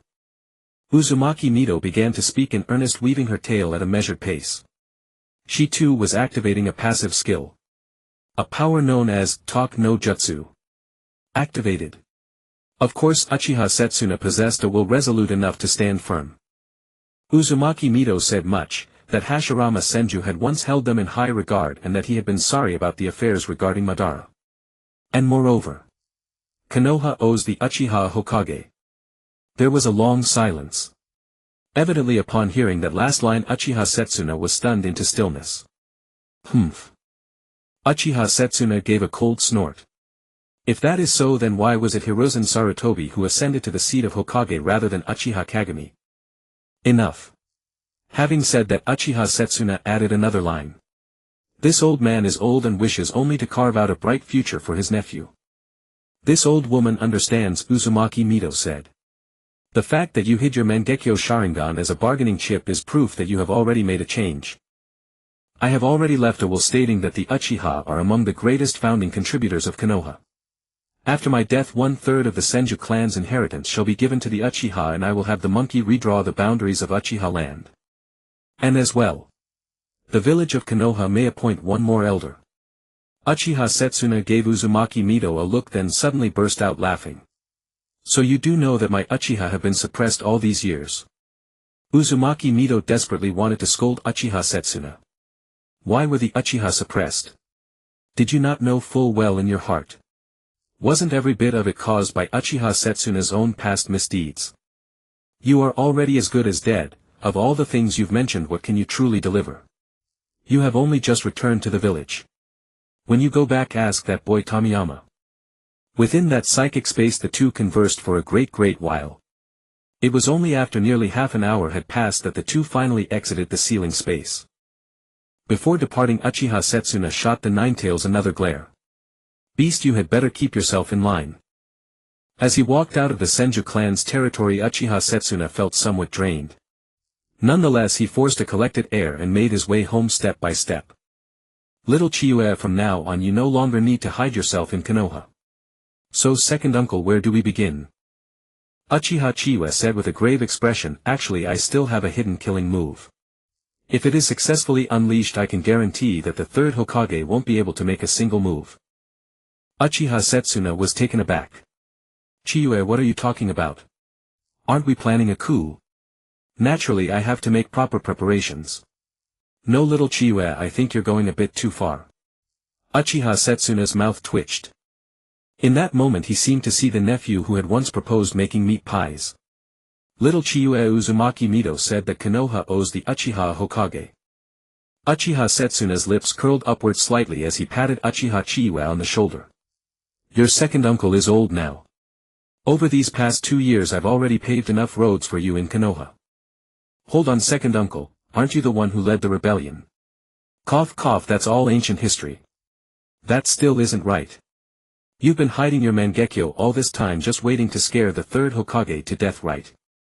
The Mangekyo Sharingan is not invincible. Little Chiyue, your second uncle, is truly old. Uchiha Setsuna felt a bit embarrassed. Him fight the third Hokage? With a body like his, now even managing to open Susanoo to the Karasu Tengu state was a question. Fine, Uchiha Chiyue said with a trace of regret. He had originally thought his second uncle was really about to stage a rebellion. Forget that. Uchiha Setsuna suddenly smiled. Today your second uncle will teach you another trump card, this old man's true trump card. Uchiha Setsuna took out 2 scrolls, the kind that looked extremely precious at a glance. Izanagi. Izanami. Uchiha Setsuna said, Izanami originated from Uchiha Chiri, but she has already passed away. As for Izanagi, it is the heritage of our Uchiha clan. Remember, both of these are forbidden arts. The price is light. Without the slightest surprise, Uchiha Setsuna had brought out the Uchiha clan's greatest hidden asset. The next morning Uchiha Chiyue still hadn't fully recovered his senses. His uncle, the number 1 hawk, seemed changed. The uncle and nephew had talked a great deal last night. Uchiha Setsuna had already made it clear that he only had to wait 2 days for news. Meanwhile, Sarutobi Hiruzen, seated in the Hokage's office, found himself caught in a dilemma. Improve the Uchiha's treatment. Show kindness to the Uchiha. And then let Uchiha Tamiyama join the Hokage's Council of Elders with 10 ANBU squads assigned to him. Let the Uchiha into Konoha's core circle of power. Has Lady Uzumaki Mido lost her mind? Sarutobi Hiruzen admitted that the Uchiha had indeed become much better, even Uchiha Setsuna had started to draw closer to Konoha. But isn't this a step too far? Handing power directly to the Uchiha. Damn it, are you sure I won't be threatened? Are you sure you haven't been coerced by the Uchiha? Sarutobi Hiruzen decided that after seeing off the Kyomogakure delegation he would go and discuss it properly. At the Chunin exam venue. Today Uchiha Chiyue was once again saved for the finale. The Chunin exam would only have 2 matches since this was not some promotion tournament. It was just an exam. Beside the match platform, several Kyomogakure ninja gathered together. Blue B gave a meaningful look and one dark-skinned ninja whispered, Lord B, we've already located the residences of all the bloodline limit clans in Konoha. Shut up. Blue B said coldly, we'll talk about that when we return. Today let's first test the strength of that brat Sarutobi Hiruzen has been hiding. Yes, Lord B. Envoy B, you've given this old man quite a weight. Sarutobi Hiruzen looked over. Ha, my apologies, Lord Hokage. The customs and scenery of Konoha are so captivating that it's hard to leave, please forgive my lateness. No matter. Sarutobi Hiruzen said, there's only the final match left today. Once it's over I will be awarding them their Chunin certificates. Yes. Blue B nodded, then looked toward Ueda Murabe. Murabe, go. Yes, Lord B. Uchiha Setsuna glanced over, then announced in a loud voice, the final match, Uchiha Chiyue vs Ueda Murabe of Kyomogakure. The moment those words were spoken the entire venue erupted in uproar. Why is someone from Kyomogakure here? What's going on? Isn't this our Chunin exam? Ueda Murabe ignored it all and jumped straight into the center of the arena. What the hell? Is this the Chunin exam? Yeah. Is he even older than that green-skinned frog from yesterday? Lord Hokage. I protest. One dissatisfied voice after another rose from the spectator stands. Ahem. Sarutobi Hiruzen rose to his feet and said, everyone, the shinobi of Kyomogakure are simple and honest. Watching our Chunin exam got their blood boiling. Thus this envoy requested of this old man the chance to fulfill the wish he has carried for years, finally earning promotion to Chunin, and to exchange techniques with our Konoha shinobi. This match will only test skill and it will stop at first contact. As expected of Kyomogakure. Exactly. A poor and remote place breeds troublemakers. A muscle-brained black brute. Granny, they're going too far. Uzumaki Kushina frowned. That uncle is clearly over 30, how could he possibly be a genin? Senjin Iwaki also voiced his agreement but then turned his head and laughed, he whatever he is, it's obvious he has no idea how strong Chiyue is. It had to be said, they were indeed a pack of seasoned actors. At that moment Uchiha Chiwa leapt down from the high platform and landed on the ground. "Brat, let me see what you've got." Ueda Murabe sneered. Uchiha Chiwa simply activated his Sharingan, casting a cold glance over. "Trash. You think that will anger me? You strike first." Uchiha Chiwa said directly as if he hadn't heard a word. "Humph, brat." Ueda Murabe swung his fist, creating a burst of sonic booms in the air. "Remember this, I am Lord Ice Instructor." This eye was presumably the fourth eye. But since he wouldn't strike first, then he would not get to strike at all. Body flicker technique. Whoosh. In an instant 6 or 7 Uchiha Chiyus appeared on the field surrounding Ueda Murabe. The red gleam of the Sharingan flickered continuously. Ueda Murabe let out a cold sneer. A clone technique to encircle him. Did he really think he could fool him with that?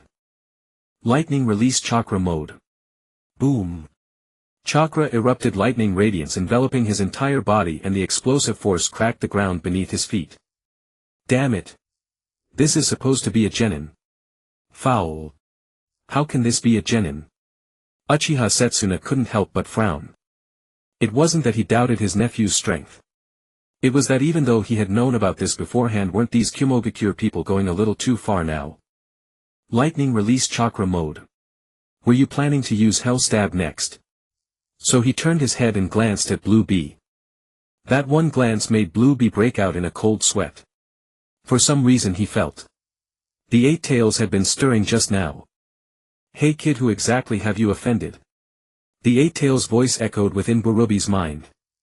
There seemed to be in that voice a trace of fear. "I'm in Konohagakure. That guy is still alive." "Which guy?" Burubi froze. Could the Eight Tails make such a terrified sound? No way. The Eight Tails could actually talk. "Humph, let me give you some advice. If you don't want to die, leave Konoha at once. Of course it's better if you don't, since after I die I'll come back to life anyway." "What? You come back to life after dying? Ignorant little brat. Do as you please. If you stay you'll simply give me my freedom. Explain it to me clearly, what is going on?" Burubi, uneasy, kept speaking to the Eight Tails in his heart. However, he got no response at all. At that moment Sarutobi Hiruzen's expression turned slightly grave. He was just about to speak up and stop the match when he saw Uchiha Setsuna look over. The meaning in that gaze was unmistakable. There was no need to stop it. "Go Senjutsu." Namikaze Minato was the first to raise a fist and cheer. Uchiha Mikoto followed suit, and the whole group cheered Uchiha Senjutsu on. "Kid, is there any point in using a jutsu like that?" Ueda Murabe gave a sinister grin. Indeed, he couldn't tell real body from clones, but he could just destroy them all. Uchiha Senjutsu said nothing, he simply used the body flicker technique to charge forward. Fire release great fireball technique. A fireball 2 meters in diameter burst from his mouth. At that moment the two were only 7 or 8 meters apart. "Idiot." Ueda Murabe sneered. "Using a jutsu at a time like this makes it obvious which one is the real body, doesn't it?" Ueda Murabe charged over instantly. With the lightning release chakra mode boosting him, the great fireball was no stronger than paper. In the blink of an eye he had reached Uchiha Senjutsu and lunged as if to grab him with both arms. Uchiha style Gale Sword. Uchiha Senjutsu spun on his heel and his speed skyrocketed. A faint red light bloomed in his 3-tomo Sharingan. Then the short blade in his hand slashed out fiercely. Wind release. Ueda Murabe frowned, not expecting Uchiha Senjutsu to react so quickly. He didn't dare bet on whether a sword carrying wind release chakra could break his defense. So he raised his hand to block. Yet the blade only cut a small nick in the chakra coating his body. "Ha!" Ueda Murabe laughed. He had thought it would be far more powerful. In the next moment he pressed 4 fingers together. Even without a thrust to back it up, the 4-finger Nukite was not to be underestimated. The 4-finger Nukite landed solidly on Uchiha Senjutsu's body. But no blood sprayed out, it was as if he hadn't struck any physical form at all. Poof! It's a shadow clone. A sudden chorus of 1,000 birds filled the entire arena. Lightning release. Ueda Murabe spun around to see Uchiha Senjutsu already charging at him with Chidori. "You dare compare lightning release with us? Ueda Murade threw a punch driving power from his legs. In an instant, his fist collided with the Chidori and the two people's chakra exploded, blasting the surrounding 10-odd meters of ground into rubble. Uchiha Senjutsu's three-tomo Sharingan flashed red once more, and then with a poof he turned into white smoke. Another shadow clone. Secret scroll bringer of darkness technique. Just as Ueda Murade was searching for Uchiha Senjutsu, the Genjutsu of darkness activated. Instantly his vision vanished. Uchiha-style sword-leaping flame. Seizing this chance, Uchiha Senjutsu swung the short blade in his hand. The edge, compressed with wind-released chakra, buzzed and trembled. Then with a flick of his wrist he sent a whirlwind sweeping out from the blade. Fire release, great fire dragon technique. A dragon-shaped flame dove into the whirlwind and Uchiha Senjutsu's Sharingan flashed red again. The fire tornado rose from the ground and instantly engulfed the entire arena. What? Ueda Murade was greatly shocked and hastily leapt up to dodge.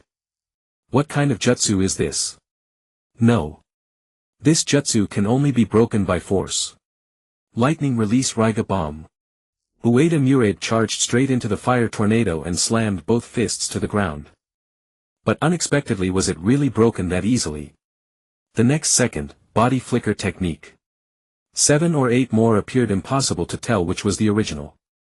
Great fireball technique. The same great fireball came sweeping in again. Ueda Murade hesitated for a moment, then threw a punch. It scattered the great fireball without question, and he had already closed in on Uchiha Senjutsu. Gale sword shadow clones Chidori. And that fire tornado from before. After 3 consecutive times, how could his chakra be this abundant? Ueda Murade gritted his teeth. Damn it! Why hasn't anyone come to stop this? His chakra was already running low. Wait. Why did this entire sequence feel so familiar?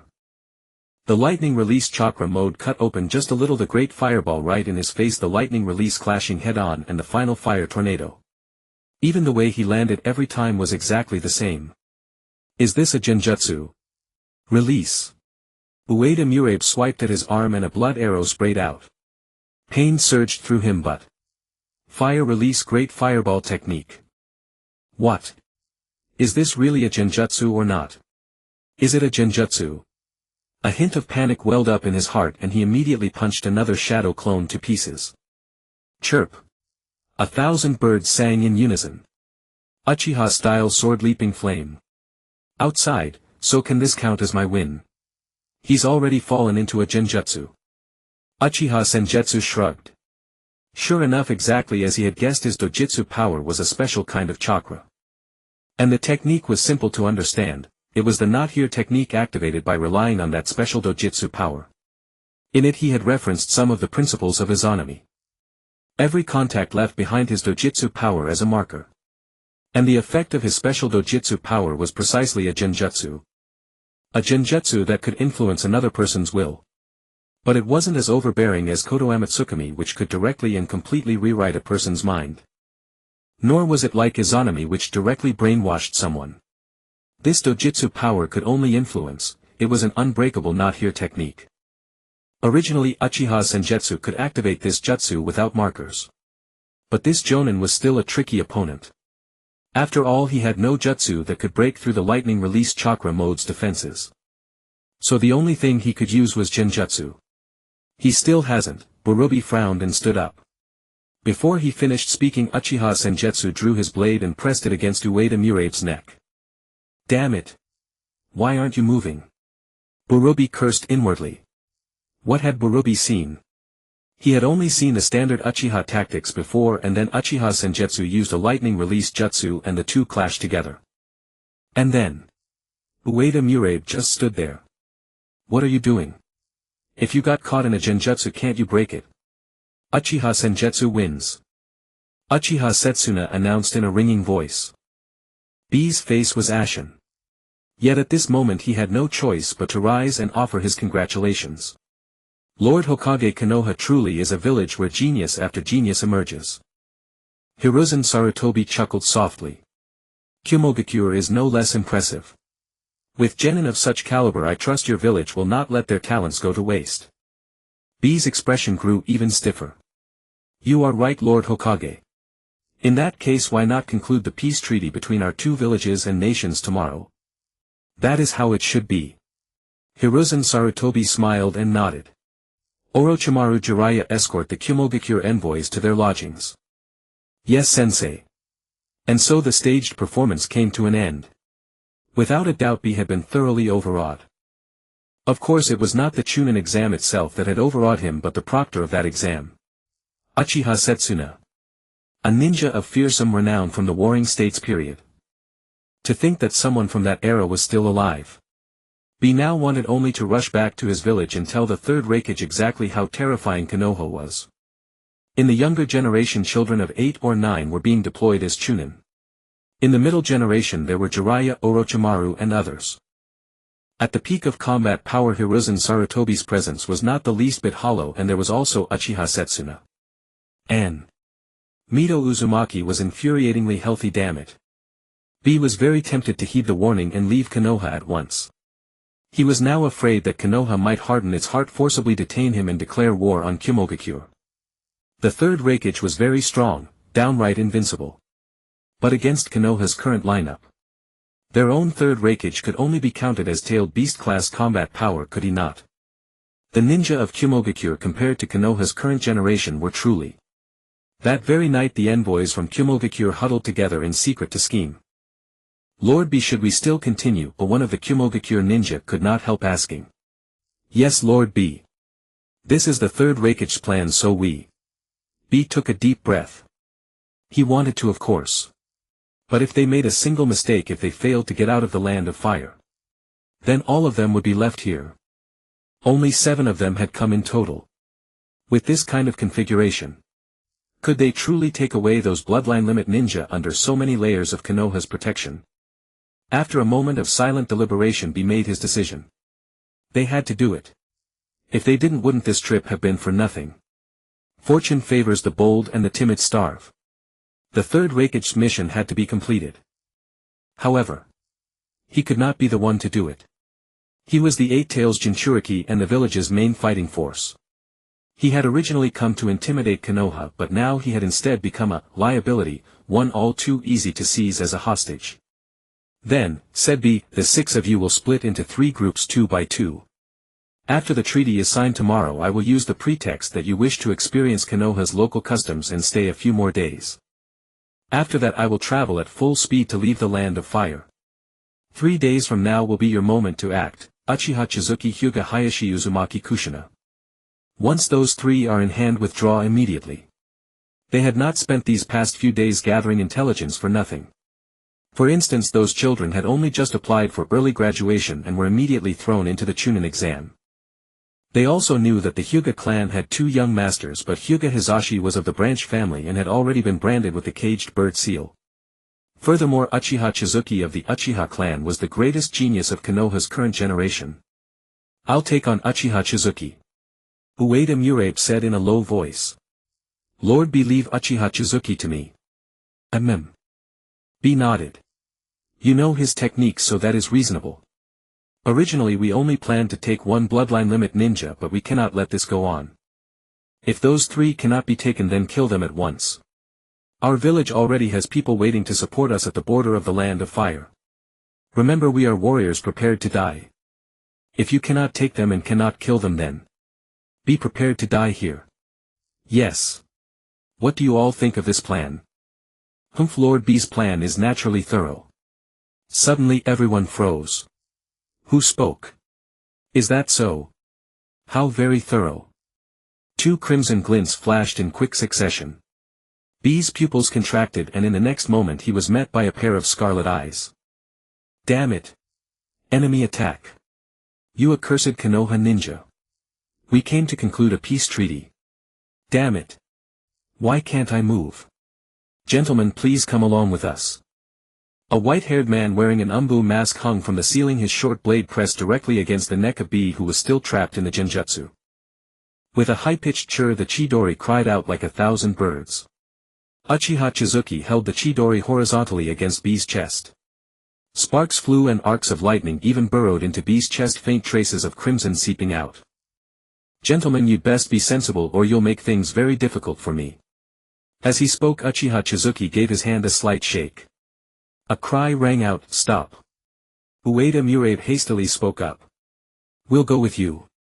Don't harm Lord B." Moments later the Kumogakure ninja were bound hand and foot and even gagged. "Chizuki, thanks to you."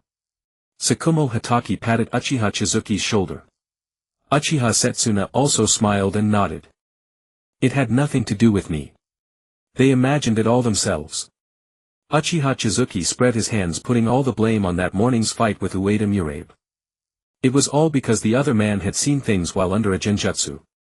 Since Kumogakure was making trouble like this, it was only natural that Konoha could not simply stand by. No matter who they wanted to abduct, could they really wait until the enemy made a move before arresting them? The Konoha of today is not the Konoha of the future. Konoha is in its prime now. How could we let you push us around? And you must have been blind to dare try to snatch me. We couldn't indulge that. And so tonight's lightning operation came into being. Forget the consequences, arrest them first and sort out the rest later. As for the Eight-Tails Jinchuriki going berserk in Konoha, with Tsukumo Hatake keeping watch before he could even rampage, he was already carried off with a single slash. In the dead of night 20 or 30 people gathered in the Hokage building. Led by Hiruzen Sarutobi, the clan heads of the major families, the Council of Elders. Even Mito Uzumaki had sent Tsunade. Because this matter carried enormous weight. At that moment in the Hokage's office, Hiruzen Sarutobi looked at the Kumogakure ninja who had been forced to kneel on the floor, and he could not help but feel puzzled. Who on earth gave you the audacity to try to abduct Konoha ninja? And when you did act, you went straight for the heirs of Konoha's three greatest clans. Uchiha Chizuki, Hyuga Hayashi, Uzumaki Kushina. Why was Senju Nawaki not on the list? Did you think the Senju heir unworthy? Lord Hokage, this matter absolutely cannot be settled so easily. The elderly Hyuga clan head had already flared his Byakugan as if he wished he could unleash a set of 128 palm strikes on them right then and there. Who gave them the nerve to try to abduct his precious grandson? I second that motion. The Uchiha clan will not tolerate this. Uchiha Tomiyama stepped forward. Though he hadn't activated his Sharingan, his fury was plain to see. Damn it, kidnapping Uchiha members is one thing, but why didn't they target Fugaku? Ah, never mind. In any case, anyone who tries to take an Uchiha ninja will face Uchiha Tomiyama's relentless wrath.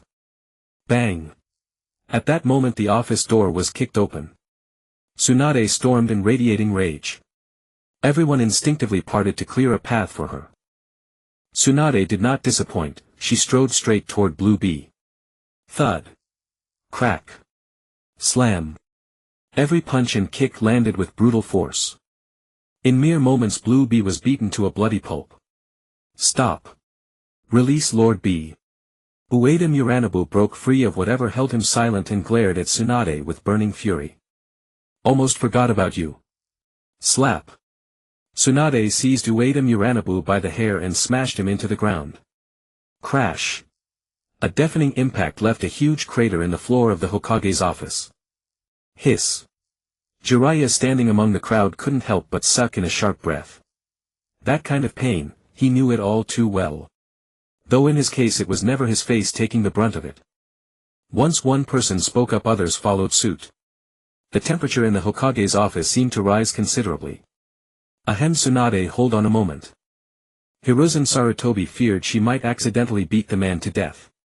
Besides, this Eight-Tails Jinchuriki had clearly had his mind shattered by genjutsu. He looked completely lifeless. This genjutsu was most likely the handiwork of Uchiha Setsuna. Tomiyama, can you undo his genjutsu? Hiruzen Sarutobi asked. I'm sorry, Lord Hokage, Uchiha Tomiyama said calmly. This is the Elder's jutsu. I don't know how to undo it either. Besides, judging by his condition, the genjutsu has likely already collapsed on its own. His spirit, however, has suffered severe damage. Hiruzen Sarutobi clicked his pipe and looked at the Kumogakure ninja. Then is there anyone among you with the authority to speak? Humph. Ueda Muranabu, blood streaming from his nose, kneeled upright. I am the future Rakich's teacher. Very well. Then let it be war. The moment those words left Hiruzen Sarutobi's mouth, the entire room fell silent. Everyone stared at him, bewilderment in their eyes. No, it was closer to sheer shock. Could those words really have come from Hiruzen Sarutobi? Danzo for no apparent reason felt a trace of gratification well up in his eyes. Hiruzen. You can finally understand me. What? You want to go to war with our Kumogakure village? After a long silence Ueda Muranabu stared at Hiruzen Sarutobi in disbelief. Impossible. Indeed. I shall issue a declaration of war without delay. Hiruzen Sarutobi said calmly, when two armies clash emissaries are not slain. You may carry my declaration back to Kumogakure village. The Kumogakure shinobi Blue Bee the Eight-Tails Jinchuriki used the pretext of signing a peace treaty to come to Konoha and commit wrongdoing. He was captured alive by the captain of our ANBU. Although Konoha cherishes peace, this act shall not be forgiven lightly. Excellent. Shimura Danzo began to applaud. This is the Hokage our Konoha deserves. Today I will slay the lot of you myself as the declaration of war. With that Danzo produced a kunai. W8. Wait. Ueda Muranabu panicked and hurriedly said, Lord Hokage. We can still explain. No matter what our plan was, we never succeeded. Can failure count as an excuse? The Nara clan had said, if Konoha were to act like your village and get caught red-handed, would you not demand an astronomical compensation from us? Yes, yes, yes. We can pay compensation. Ueda Muranabu hastily said. Humph. Do you even know who it was that you tried to abduct? Hamura Mitokado let out a cold snort. That was the next Nine-Tails Jinchuriki of Konoha, the final bloodline of the Uzumaki clan. Old man, no one asked you to speak. Tsunade slammed her palm on the table and shot a glare at Hamura Mitokado. The matter is settled. Hiruzen Sarutobi narrowed his eyes, then said, Orochimaru locked them all up in the prison, except the Eight-Tails Jinchuriki. Yes, sensei. Orochimaru ran his tongue over his lips. Kumogakure village. The people of that village were naturally stout and powerful, born with a greater aptitude for taijutsu than ordinary folk.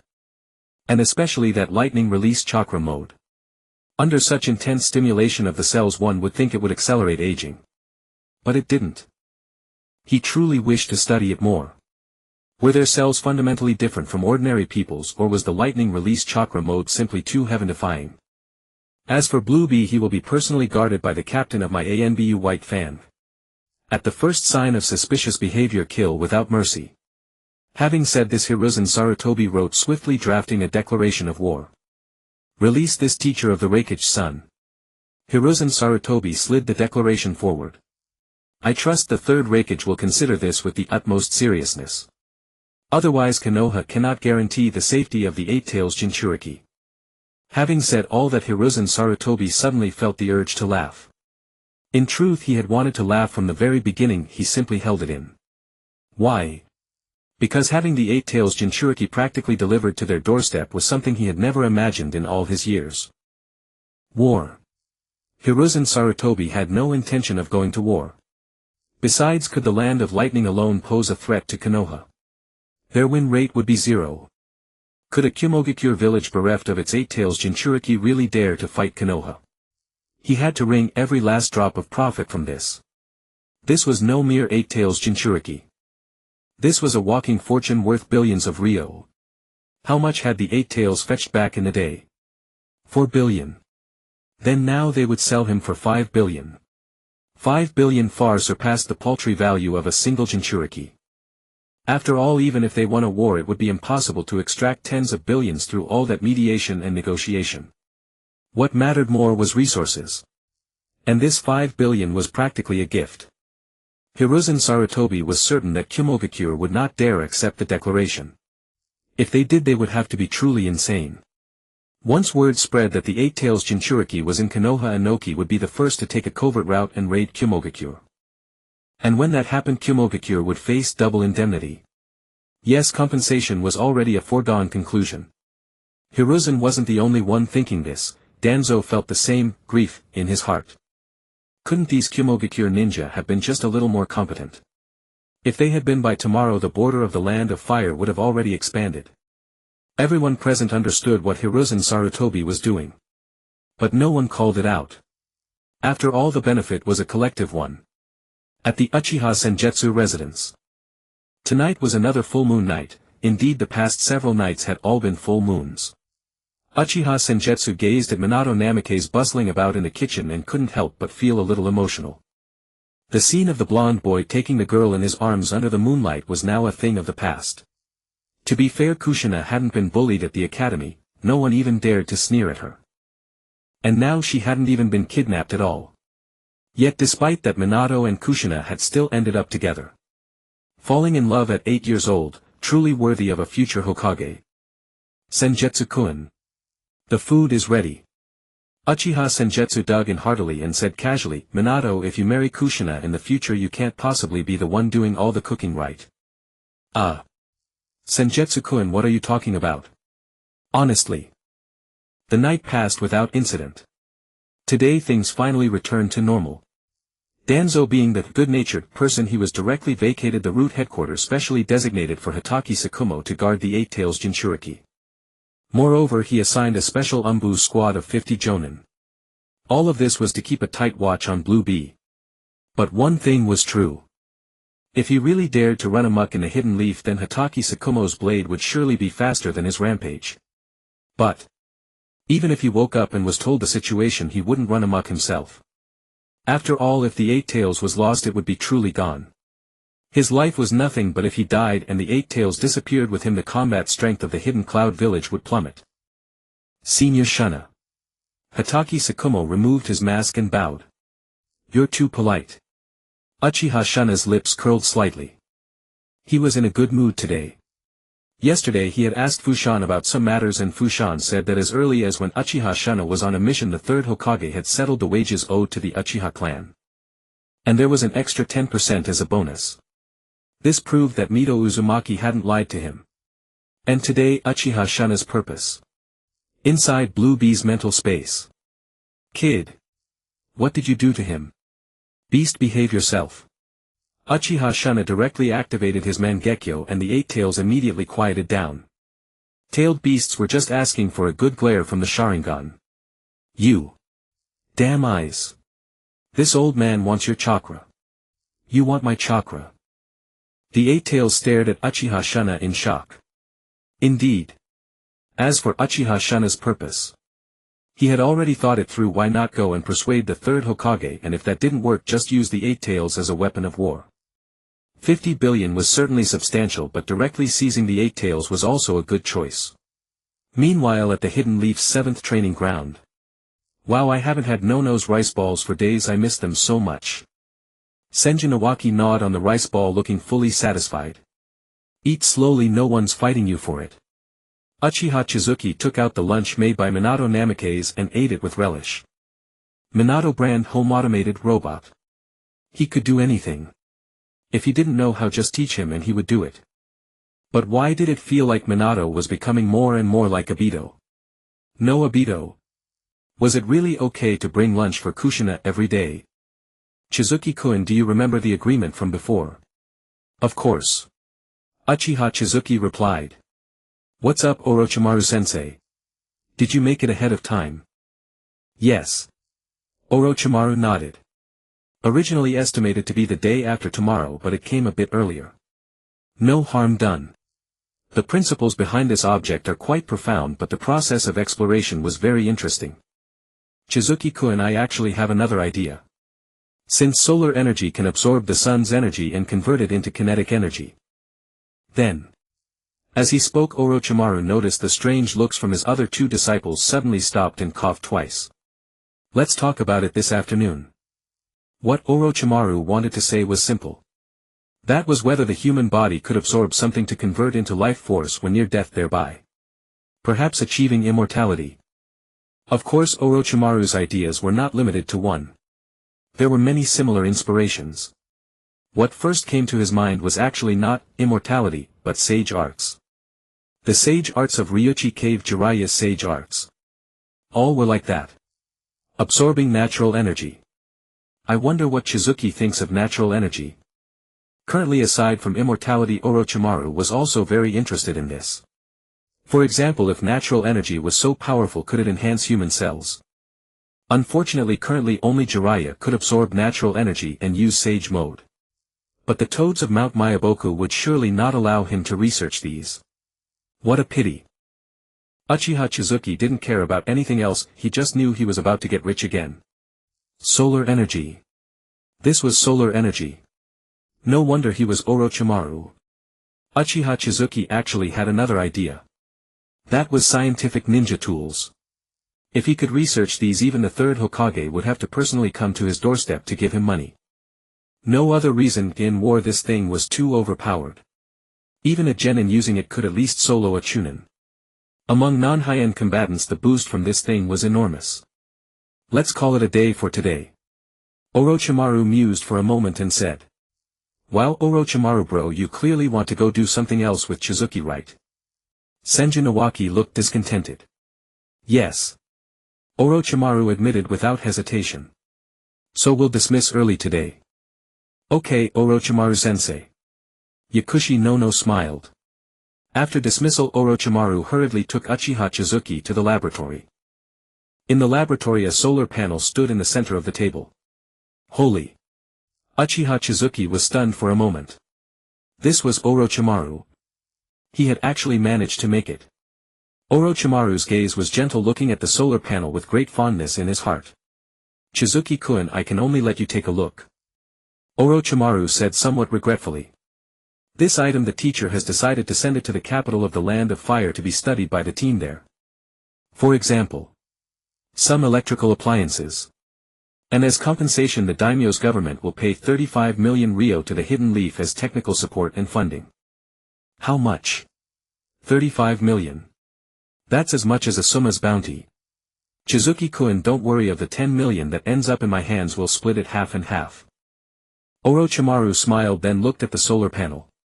But I want to ask Chizuki-kun, what does it feel like to see something from your imagination appear before your eyes? Feeling. Uchiha Chizuki pondered for a moment. He had already transmigrated, what else could he feel? Was there anything more fantasy become reality than this? Compared to the solar panel, the Orochimaru standing before him gave Uchiha Chizuki a stronger sense of fantasy become reality. A very strange feeling. But Uchiha Chizuki still pretended. I originally thought this kind of thing would only exist in fantasy. Unexpectedly. Nothing exists only in fantasy. Orochimaru's gaze suddenly became somewhat fervent. Chizuki-kun, I want to take you somewhere. Ha!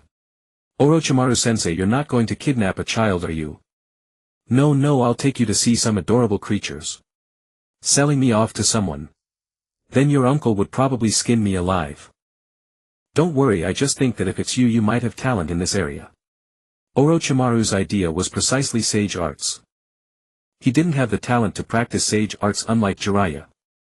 Thus even with the contract of Ryuchi Cave he still couldn't practice sage arts.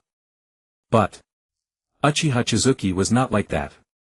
And natural energy was the next step for Orochimaru to explore. Uchiha Chizuki's expression turned somewhat strange. If he knew Orochimaru's thoughts he would probably be shocked to death. You're not going for body snatching anymore but starting to cultivate immortality. Orochimaru had dabbled in sage mode before. However, that could only be called a pseudo-sage mode. He relied on the cursed seals derived from Yugo who possessed an innate sage body. Uchiha Chienua pondered for a moment. Practicing senjutsu. That was indeed tempting. If one set aside the fact that he would gradually become more snake-like, then Kabuto's abilities in the later part of the story were a near-perfect sage mode, one that was permanently maintained. There were also the White Rage technique and inorganic reincarnation. If the darkness technique plus the White Rage technique, what kind of effect would that produce? Chienua-kun, this is the summoning contract for the snakes of Ryuchi Cave. Orochimaru spat a scroll out of his mouth. Uchiha Chienua couldn't help but take 2 steps back. All that saliva. Sorry. Orochimaru looked at Uchiha Chienua apologetically. Next time I'll use a different method. With that he unrolled the scroll. Although the outside was covered in saliva, fortunately the inside was not. Press your handprint here. From now on Chienua-kun will be able to summon the snakes of Ryuchi Cave. All right. Without hesitation Uchiha Chienua slashed his palm with a kunai and pressed it onto the scroll. Instantly a strange sensation made him want to form hand seals. Chienua-kun, why not change the venue? Okay, Orochimaru said. The two then arrived at the Konoha training grounds, this time at training ground No. 1, which was more spacious. Uchiha Chienue bit his finger and his hands flew through hand seals. Boar dog bird monkey ram, in just over a second the 5 seals were completed and he slammed his palm onto the ground. Summoning technique. Bang! A huge cloud of smoke dispersed. A purple giant snake dozens of meters long appeared before them. Orochimaru's eyes widened in utter shock. This is Manda. This. Orochimaru whipped his head toward Uchiha Chienue. To his surprise, Uchiha Chienue stood as if nothing had happened. Hasn't his chakra been drained? This is Manda after all.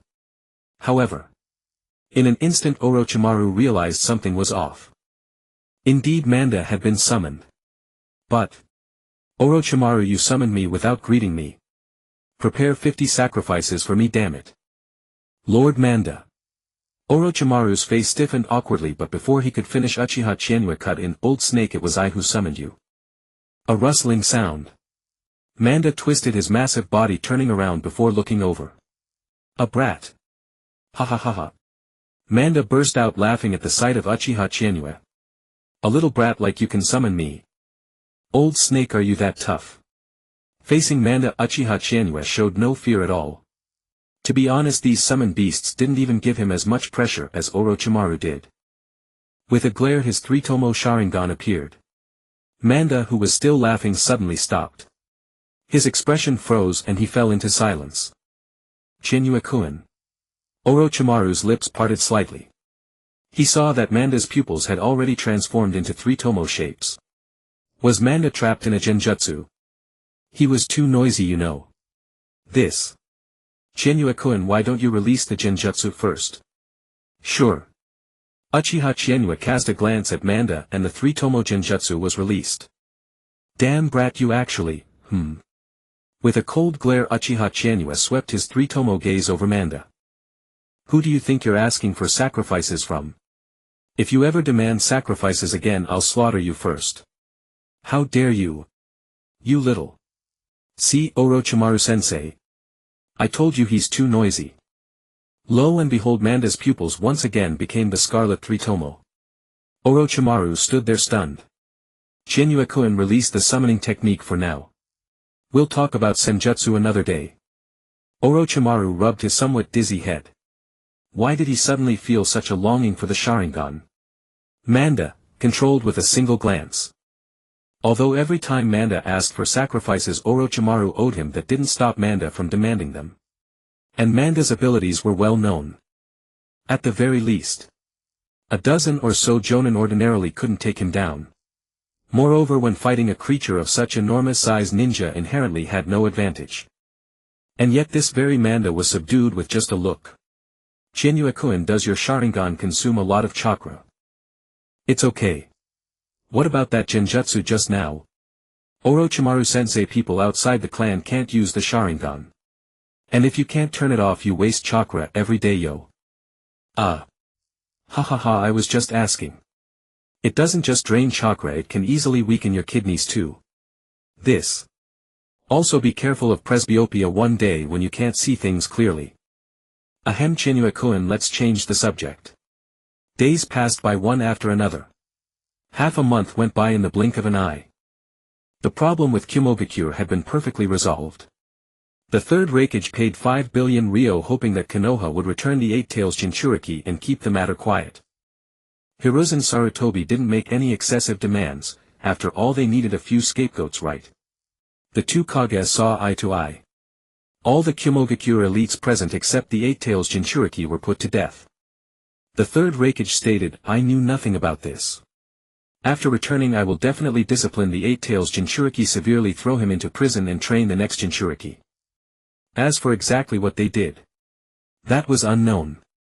Still, it was good news for Konoha and also good news for Uchiha Chienue. And so, Uchiha Chienue happily held the 10 million bounty.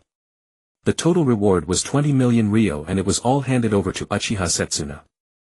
Old second uncle divided it up, 10 million for Tsukumo Hatake and 10 million for Uchiha Chienue. As for being dissatisfied with the amount, He was a bit, but it was acceptable. After all, a single S-rank mission only paid a little over 1 million. Damn system, come recharge for me. Uchiha Chienue waved his hand grandly. He had never been so bold. With 12 million Rio in cash today, he was going to wail on the masked man until he was fully maxed out. Dear host, please select the top-up tier you wish to recharge. Whoosh! A brand new interface popped up before his eyes. It was none other than the domineering Madara Uchiha pointing his war fan at the 6480000 Rio tier. Young one, click here to become stronger. Fine. My Madara has stopped pretending altogether. Recharging equals becoming stronger, right? Recharge. Lord Madara wouldn't cheat me. Max it out. He directly recharged 6480000 Rio. But there was no so-called first recharge double bonus anymore. Instead, a red envelope was given. Fortune red envelope. Upon opening, you will receive a random amount from 5000 to 1000000 Rio. Without another word, he opened the red envelope. Congratulations. You received 220000 Rio. Good. Looking at the 6700000 balance in his inventory, Uchiha Chinue's mouth nearly split open with joy. So this is what it feels like to be a big spender. Cumulative recharge exceeded 1000000 Rio. Reward obtained Shikaku the One-Tails Chakra. In the game, isn't Shikaku given as the first recharge bonus? Host AWWBWG, what? Damn. Recalled. Host only, we are the real investment. Some systems don't even have cumulative recharge. Please select the method for receiving One-Tail Chakra. 1. Jinchuriki method, seal the One-Tail Chakra in your body 200000 Rio. 2. Special Chakra mode method, do you want to become a dazzling little golden man? 500000 Rio. 3. Perfect integration, the One-Tail Chakra perfectly fuses within the host's body and the host's chakra gains the One-Tail's traits 1000000 Rio. Is One-Tail Chakra mode also a little golden man? It's a mini black figure. What does perfect integration mean? If I use a jutsu, will it come with magnet release? Please note, host, the One-Tail Shikaku's ability is not magnet release. If the host perfectly fuses with One-Tail Shikaku's chakra, the host's chakra will gain the following effects. Wind release, mastery, sealing mastery. Oh boy. Just a million. Swipe it. Holy crap. The instant the million Rio vanished, Uchiha Chienue felt the changes taking place inside his body. If his original chakra volume had been 2 Kakashi, then his current chakra volume was at least a shocking several hundred Kakashi. Am I invincible? Striking while the iron was hot, Uchiha Chienue decisively clicked recruit and started wailing on the tiger skin banner. The Kamui, he was determined to get it. So half an hour later. I'm burned out. Host, hold on a little longer. I'm seriously burned out. Uchiha Chienue looked at the 3 million Rio in cash he had left while the 3-tomo Sharingan progress bar climbed swiftly. He wasn't just burned out, he was red with rage, so angry he was about to awaken the Mangekyo. Of course the Mangekyo did not awaken, it merely stayed at 35 on the progress bar. One red-hot rage meltdown bought a mere 5% progress. Damn it. Why do I always hit pity? And why does the pity always stray to Shursui? Uchiha Chienue ground his teeth in fury. Host, calm down. Calm down. How do you expect me to calm down? Young man, click here to enter the Jade Shop. Before him, old man Madara popped out again, only this time the war fan in his hand pointed straight at the Jade Shop. Uchiha Chienue took a deep breath, steadied himself a bit and clicked in. The masked man did appear, but in the end another whole set popped out, leaving 4 extra shards. And Uchiha Shursui had already been completely converted into Jade. Extra C rank ninja shards will convert into 1 Jade B rank into 2 Jade A rank into 4 and S rank into 8. And now the Jade count had reached 3,270. Jade Shop refreshed. At that moment 8 panels popped up before him. The 4 on top were ninja shards, while the ones below were secret art dust and various jutsu shards. S-rank ninja mysterious masked man, 25 Jade shard. S-rank ninja Uchiha Itachi Susanoo, 25 Jade shard. A-rank ninja Uchiha Itachi Akatsuki, 15 Jade Shard. A rank ninja Uchiha Sasuke Mangekyo Sharingan, 15 Jade Shard. A rank ninja shards in the ninja pool will refresh randomly every day. Every ninja shard also had a purchase limit, at most 10 shards per day. Some 3,000 jade. That was probably enough to buy 210 A rank shards. Uchiha Chizuki suddenly had a bold idea. In the jade shop he would max out Akatsuki Itachi. Host the ninja pool can be refreshed now. Let me see who's in it. Uchiha Chizuki rubbed his hands together, having already forgotten the earlier unpleasantness. New premium recruit S-rank ninja Tobarama Senju 4th Raikage Hashirama Senju. Big Pillar. Host, are you sure? Big Pillar, hurry up. Host, once you select it'll be like the first time. If you switch you won't be able to recruit again. Stop dawdling. Lock it in. Even half a second of hesitation would be disrespect to Big Pillar. With such a jewel before him, Uchiha Chizuki already found the A-rank premium recruit uninteresting. New premium recruit A-rank ninja Sakura Haruno 100 healings Orochimaru Akatsuki Gaara 4th great ninja wore Kabuto Yakushi half-snake cloak. Ha! Uchiha Chizuki hesitated. Let me ask, does this half-snake Kabuto have sage mode? He does, host. He does. This system's ninja cards drawing from both reality and fiction will do their utmost to become a major stepping stone on the host's path to power. Speak plainly. Host, if you spend enough, never mind sage mode, I can even make you a true immortal. The corner of Uchiha Chizuki's mouth twitched. Big Pillar would release. This was definitely the thing he lacked most and needed most right now. Want to become a powerhouse. In the real world, absorbing his cells was already a mandatory choice. Sage arts would release and a sage body, all of them were within him. That made this A-rank ninja quite a difficult choice. What if he gathered all three? Among the three sage modes, were there any differences? Or similarities? Uchiha Chizuki thought for a long time, then finally decided to gather all three and see. For the A-rank I choose Naruto Uzumaki Sage Mode. Ding. Does the host wish to lock in? Lock in. Locked in successfully. This time the C and B rank ninja pools will not rotate. The current A rank is Naruto Uzumaki Sage Mode and the S rank is Hashirama Senju. The sage arts of the Ryuchi Cave could be learned on his own. After all, he had already signed the contract. This way it counted as having gathered all three sage modes. Uchiha Chizuki drew a deep breath, then opened his personal panel. Name Uchiha Chizuki. Age 7. Ninjutsu Special Jonin Stage 3-250-002-5000. Taijutsu Special Jonin Stage 2-190-002-0000. Genjutsu Special Jonin Stage 3-250-002-5000. Own Ninja Cards S Rank 5-star Mysterious Masked Man A Rank 2-star Uchiha Itachi B Rank 5-star Naruto Uzumaki Equipped C Rank Naruto Uzumaki C Rank Uchiha Sasuke Hinata Hyuga. Summoning Beast Snake of the Ryuchi Cave. Secret Scrolls Air Cutting Wave LV. 35 Lightning Release Ground Crawl LV. 30 Summoning Lightning Blade LV. 2 Bringer of Darkness LV. 21 Spacetime Ninjutsu LV. 34. Special Ninja Tool Equipment Flowing Flame. Accessory Prayer Set LV. 2. Kekiai Genkai Uchiha Clan 3 Tomo Sharingan 35. Chakra Nature Development Fire LV. 70 Wind LV. 170 Lightning LV. 60.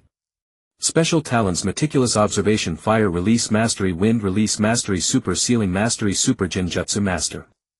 Note 5, obtained Max Star A Rank Ninja Card Uchiha Shursui and 2-star Uchiha Itachi. Uchiha Chizuki drew a sharp breath. This panel of his. It really did look a bit invincible. After suddenly splurging in a big way, a problem appeared. The ninja cards in his possession could already serve as warehouse skills. But, apart from Akatsuki Itachi, every equipable ninja card had already reached max stars. Moreover, he had just wailed for the Masked Man and there was no money left to buy the Phasing Eye. Junk system. The Masked Man's ultimate move summons the Ninetales. Why won't you let me summon it? Host, you have to consider reality. Although you lost the ability to summon the Ninetales, you did gain the Phasing Eye. You're right. Uchiha Chienue immediately stopped wasting words. Summon the nine tails. Sorry, no real connection there. It was the phasing eye that truly deserved his loyalty. 5 minutes of invincible phasing. The only pity was that he didn't have 5 million right now.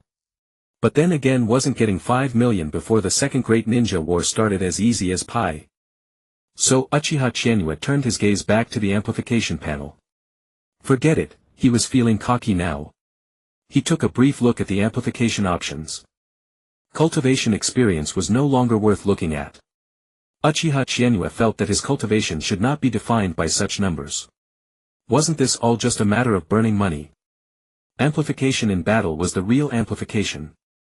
Current host total battle amplification fire release ninjutsu power increased by 260, wind release by 40, body flicker technique by 50, genjutsu by 100, Sharingan consumption reduced by 40.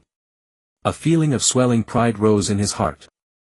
So Uchiha Chienue went straight to old second uncle. Second uncle. Give me 10 A rank fire release ninjutsu. Little Chienue, don't mess around. I'm not joking. I'll cast a jutsu and scare you to death. These are great fire annihilation and great fire destruction. Take them and play around with them. You got it. He had gotten 2 more B rank fire release ninjutsu. Honestly, Uchiha Chienue really wanted to try it. Just how many water release jonin would it take to put out his great fire annihilation? A 260 amplification, this was no joke. Fire release great fire annihilation. Uchiha Chienue formed hand seals. As the last seal landed, the chakra gathered in his throat erupted violently. Over the pond an ocean of crimson orange swept forward. Spanning over 100 meters from side to side, it formed a wall of fire 3 or 4 meters high that pressed onward. A sizzling crackle rose from the pond. A single great fire annihilation instantly evaporated a large portion of it. It feels. I don't need to form this many seals. Uchiha Chienue frowned slightly. This was not the first time he had felt this way. Hand seals were just one way to channel chakra. In the end, what mattered was chakra control. In simple terms, if one's chakra control was excellent, hand seals were completely unnecessary. Take Orochimaru for example. To cast a C-rank wind release ninjutsu he only needed 2 seals. The wind cutter technique back then was only a demonstration for them. In reality it didn't need that many seals at all. At most 2 seals, or even a clap of the hands could release it. Uchiha Chienue mused for a moment. Forming only the last 2 seals of the fireball jutsu, he deliberately controlled the chakra so that it still traveled along the fireball's route to his throat. Whoosh! A fireball 6 meters in diameter instantly vaporized another large stretch of the lake. In that instant Uchiha Chienue felt as if he had discovered a new continent. One-handed hand seals with the feet, even hand seals with the Sharingan. When using chakra, what really counted was chakra control. This allowed Uchiha Chienue to draw a conclusion: forming the seal of opposition with a single hand was already more than enough to control the chakra flow of every C-rank ninjutsu. The power is roughly over 70% of the original. Discovering this, Uchiha Chienue couldn't help but draw a sharp breath. Terrifying indeed. Am I seriously this goddamn talented? Uchiha Chienue shared this matter with Namikaze Minato. And as expected, Namikaze Minato was no exception. One-handed hand seals. Even his most common wind release great breakthrough could be fired off with a single seal. Although the power was somewhat reduced, it was really truly fast. Battles between ninja were decided in an instant. This wasn't yet the era of gods fighting, not Gundam's tailed beasts or truth-seeking orbs. Right now it was still the era of ninjutsu beam clashes. Then the faster one's ninjutsu, the more natural the advantage. Minato later go by 2 jins worth of water balloons and 2 boxes of baseballs. Okay, Chienue-kun. Minato smiled warmly. Ever since the little blonde had moved into the Uchiha compound, his life had become so much better than before. At least Uchiha Chienue had clearly noticed. Namikaze Minato had gained weight. The former Minato had been the type with skinny arms and legs and not even very tall. Over the past year or so he had instead grown a lot sturdier. Uchiha Chienue reviewed the plan in his head. Quite a few events on his list had already been crossed off. Orochimaru's solar energy venture would give him a cut, and that money would be just enough to unlock the phasing eye. After that he would go train in sage arts at Ryuchi Cave, no matter what he had to test whether he had what it took. An wailing. At this moment Uchiha Chizuki seemed to see quest notifications flashing before his eyes. His cheat wasn't in the utterly heaven-defying league, but it wasn't weak either. Moreover, he had to be involved in every step of it. Simply wailing couldn't make him stronger, he also had to grind. Grind daily quests to upgrade secret scrolls, grind ninja chronicle missions, grind training progress. I'm at least a bit of a little genius, aren't I? Uchiha Chizuki couldn't help rubbing his nose and for no reason wanted to sigh that it was only luck. Unfortunately there was simply no one around to let him show off. The next day Uchiha Chizuki left early. The usual assembly point was Konoha's third training ground. Nawaki no Chizuki. Orochimaru's tone was somewhat heavy. From today onward, Team Orochimaru is disbanded. What? Orochimaru-sensei.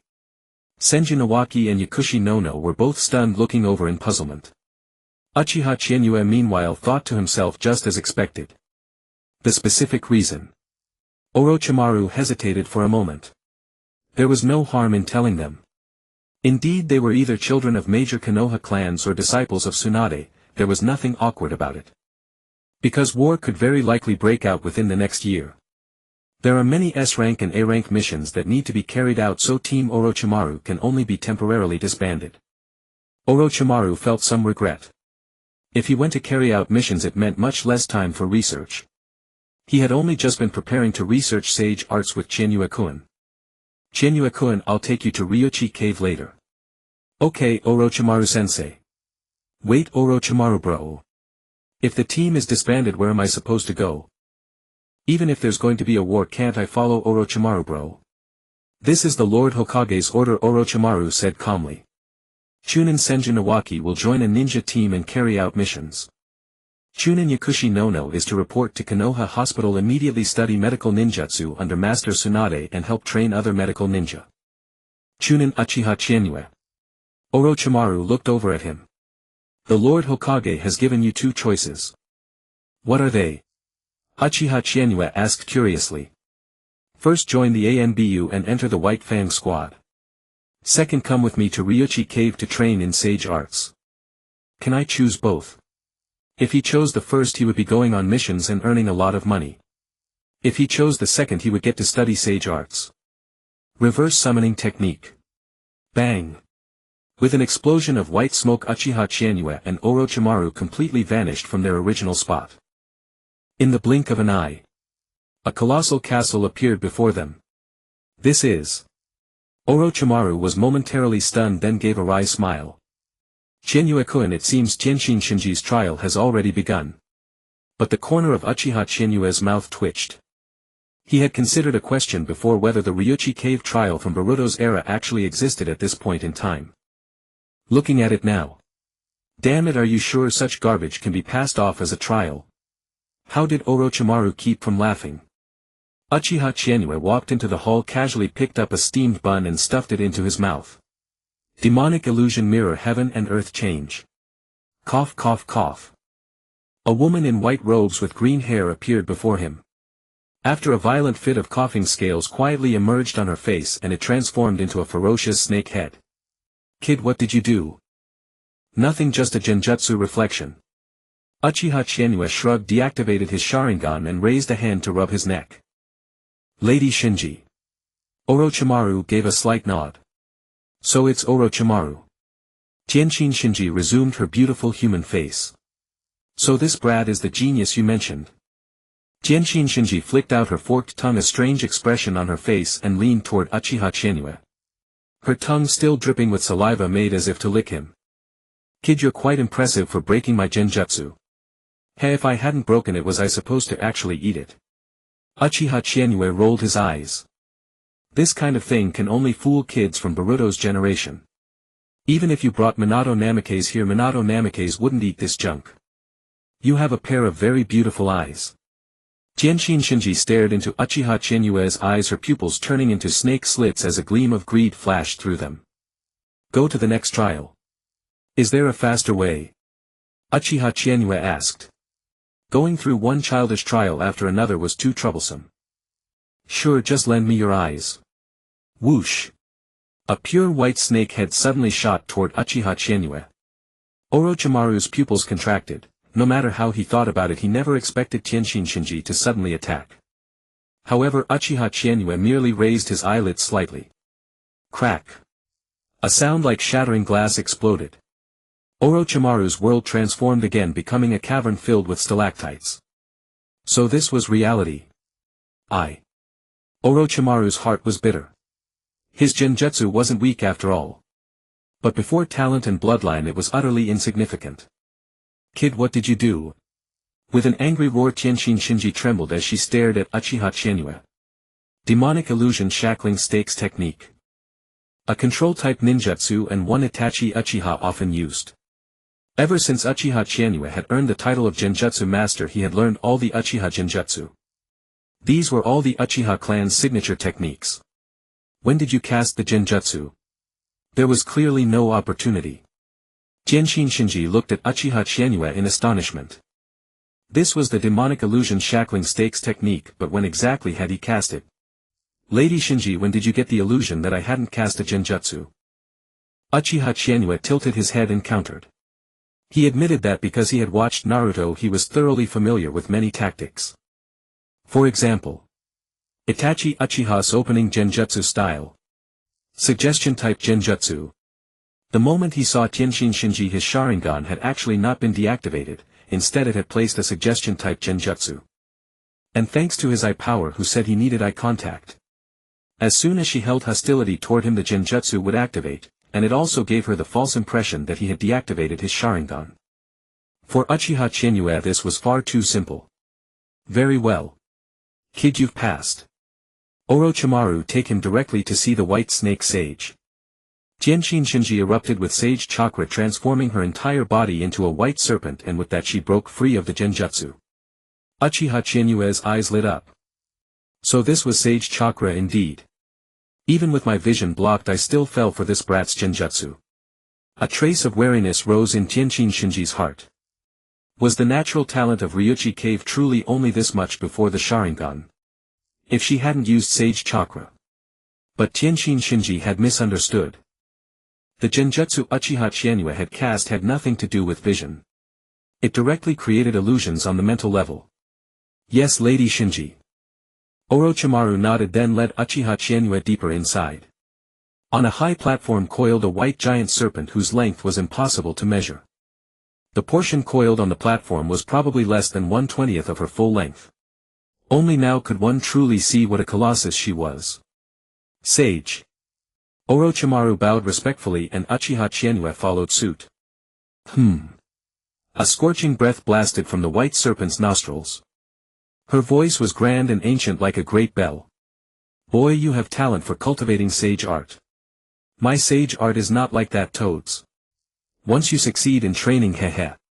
The White Snake Sage's tone was filled with disdain. Compared to Mount Myaboku, the White Snake Sage's sage art indeed appeared superior. Sage, when can I begin training? Uchiha Chizuki looked up and asked. Your training will be guided by Orochimaru and Manda. With that, the White Snake Sage opened her mouth and spat out a purple-black bead. The bead instantly shrank to the size of a thumb and was stuffed directly into Uchiha Chizuki's mouth. This is this old woman's inner core. While inside you, it will help you sense natural energy more quickly. Let those two tell you the rest. Although Orochimaru couldn't cultivate sage art, he was still very clear about the whole process. Inside a karst cave, Manda glared viciously at Uchiha Chizuki. Uchiha Chizuki, however, paid him no attention and instead carefully sensed the changes inside his body. The inner core was absorbing natural energy at all times, and at this moment all that natural energy had to pass through Uchiha Chizuki's body. No wonder he could sense natural energy so much better.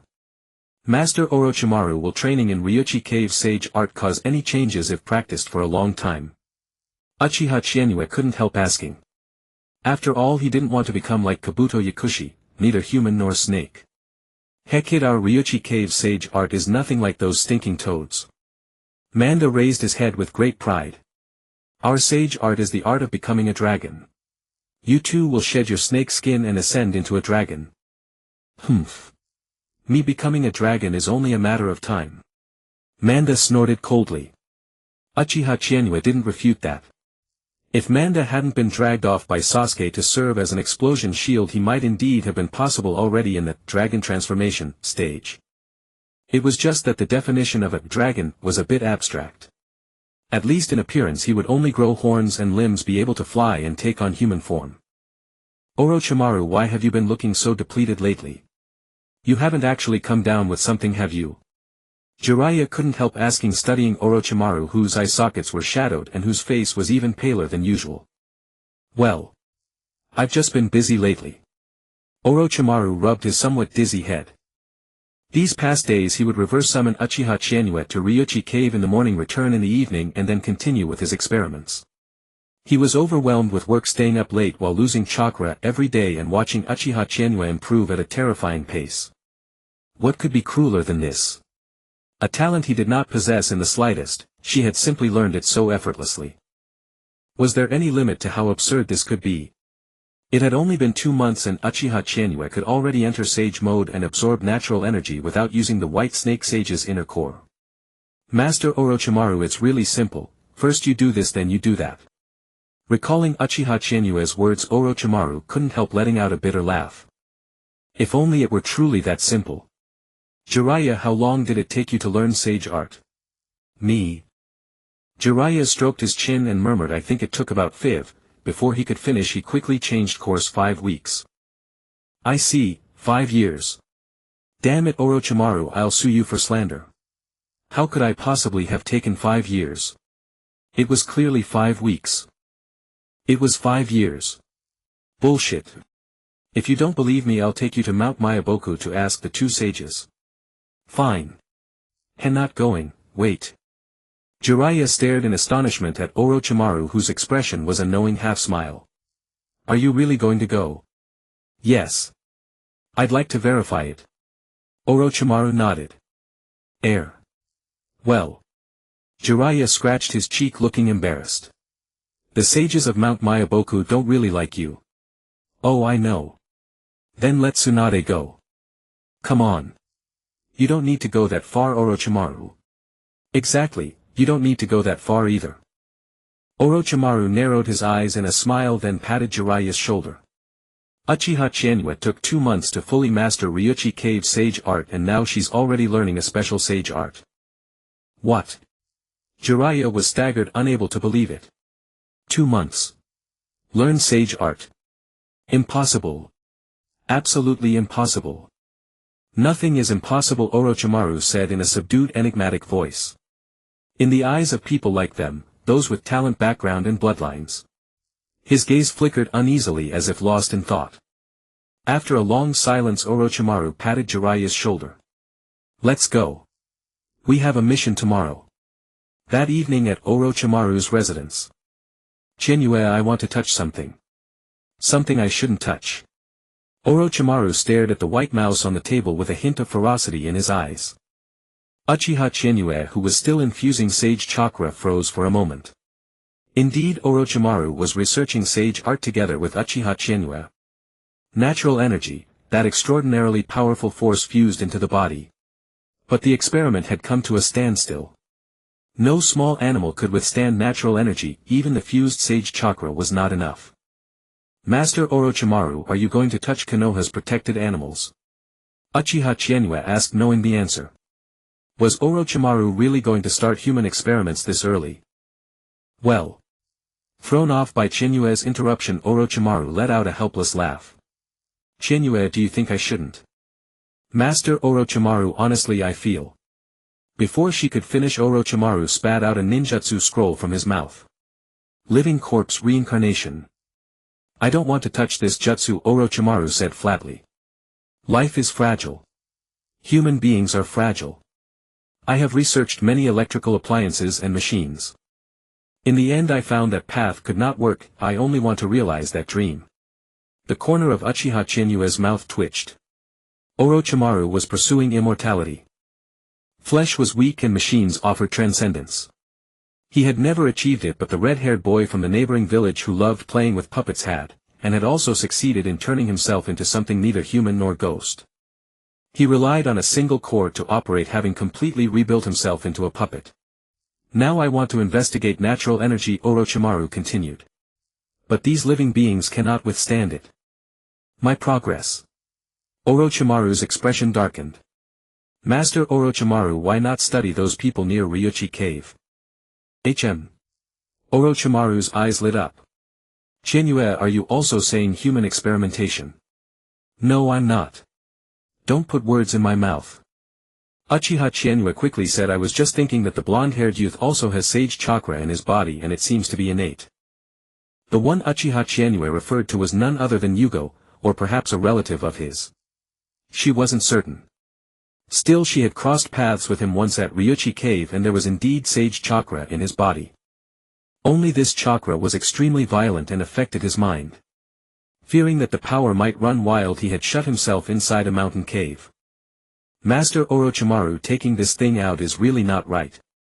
Suppressing her disgust, Uchiha Qianyue pushed the saliva-covered living corpse reincarnation scroll back toward him. Orochimaru's gaze froze. Qianyue, do you know what this jutsu is? Yes. Uchiha Qianyue shrugged. It's written right there, living corpse reincarnation. No, I mean, do you know what this jutsu is used for? Yes. My second uncle looked at it more than 10 years ago. Is that so? Orochimaru did not press the matter further and put the scroll away. Qianyue, what do you think our research direction should be? Master Orochimaru, the prerequisite for all this is that you need to learn sage art. Uchiha Qianyue spread her hands. Right. Orochimaru's eyes lit up. Qianyue, just inject sage chakra into me directly. There was a trace of frenzy in Orochimaru's eyes. He was full of excitement. Uchiha Qianyue couldn't help taking 2 steps back. I think you're being a little too insane. The sage art of Ryuchi Cave was even more violent. How violent exactly? It was entirely a matter of talent. When absorbing natural energy, one careless slip could easily cause petrification. Orochimaru had probably taken the snake bead before too, but it was obvious that he had no talent. Let's wait until we get to Ryuchi Cave to try it. Uchiha Qianyue couldn't help saying. That's true. Orochimaru nodded. After all, if they caused a problem on their own, they would truly be done for. At Ryuchi Cave at least there would be some guarantee of safety. The study of sage art would have to be put aside for now, since everyone had to go on a mission tomorrow. The next morning. On the Hokage Rock of Konoha. One white-haired and one black-haired person, both dressed in ANBU attire, had already been waiting for a long time. Qianyue, you're here. Tsukumo Hatake turned around and looked at Uchiha Qianyue, who was approaching in ANBU clothing, and spoke. White Fang, Red Flower, Qianyu. These were the 3 members of the White Fang's Umbu squad. Since Uchiha Qianyu had joined, this was only his second mission. There was nothing to say about the first one. White Fang carried the entire team, finishing an A-rank mission in less than 2 days. But this second one was an S-rank mission. There was no need to say who White Fang was, but Red Flower was rather unexpected. Senju Mahua. Who would have guessed that her code name would be something as bizarre as Red Flower? Uchiha Qianyu hadn't given himself a code name either. Such formalities were unnecessary. Once his Sharingan lit up, everyone knew who he was. After all, he was the only Uchiha in the Hokage's direct Umbu. Uncle Hatake. Uchiha Qianyu gave a slight nod, wearing a mask. Hatake Tsukumo nodded. Normally code names should be used in the Umbu. But there's no need to worry about that for us. As soon as he finished speaking, Senju Mahua took out the mission's intelligence scroll. We've both already read it. Uchiha Qianyu took it and opened it. Assassinate the leader of the Land of Grass. What the hell? That was the only sentence on the entire mission scroll. Assassinating the leader of the Land of Grass. Uchiha Qianyu didn't have to think twice to know who had come up with this mission. He could even picture in his mind a grand drama titled You Regret My Shadow. But since this mission had come through, it meant Sarutobi Hiruzen had compromised, and the matter was beneficial to Konoha. The Land of Grass and the Land of Waterfalls lay between the Land of Iron and the Land of Rain. Those 2 countries, whose strength was second only to the great nations, were fighting a war with the Land of Grass and the Land of Waterfalls caught in the middle. Don't assume that because the Land of Waterfalls had a Jinchuriki it was strong. What level was the Seven Tails after all? Besides, it was common knowledge that the Seven-Tails Jinchuriki had been locked away because he was too prone to going berserk. Thus the land of grass and the land of waterfalls found themselves in an awkward position. They had always acted as fence-sitters. Today they would let the land of rain pass, tomorrow they would let the land of iron sneak through. In short, it was precisely because of this that this mission existed, to throw the situation into even greater chaos, even directly provoking a war between the land of iron and the land of rain. If you two don't actually start fighting, how can we get a share of the spoils? Don't think Konoha loves peace. Konoha simply didn't want to put itself in a position where it would be surrounded and attacked. The land of rain had produced a demigod who wouldn't be wary.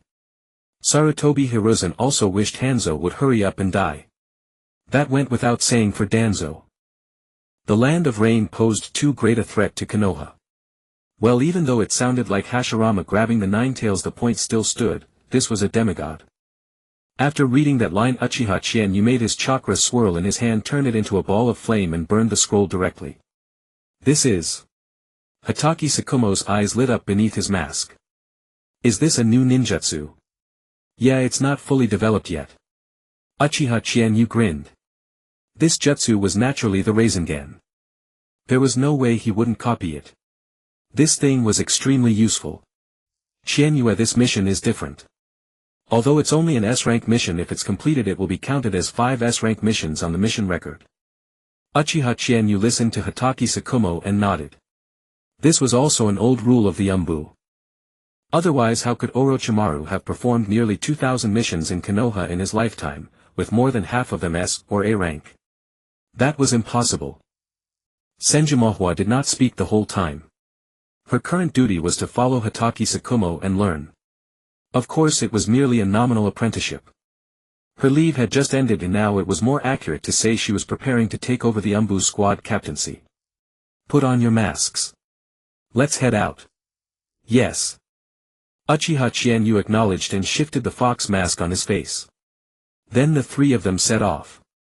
Meanwhile, in the Hokage's office, Sarutobi Hiruzen rubbed his forehead, feeling as though he had aged quite a bit recently. Konoha's recent news had truly been half good half bad. The good news was that they had received 5 billion from the Hidden Cloud Village. Such a massive amount of funds would allow Konoha to continue strengthening its power in all aspects. For example, he had just approved a proposal to expand Konoha. But there was of course bad news as well. Sarutobi Hiruzen looked up at the elderly woman in her twilight years before him and could not help but feel sorrow. Lady Mito. Monkey. Uzumaki Mito's hoarse voice echoed in the quiet office.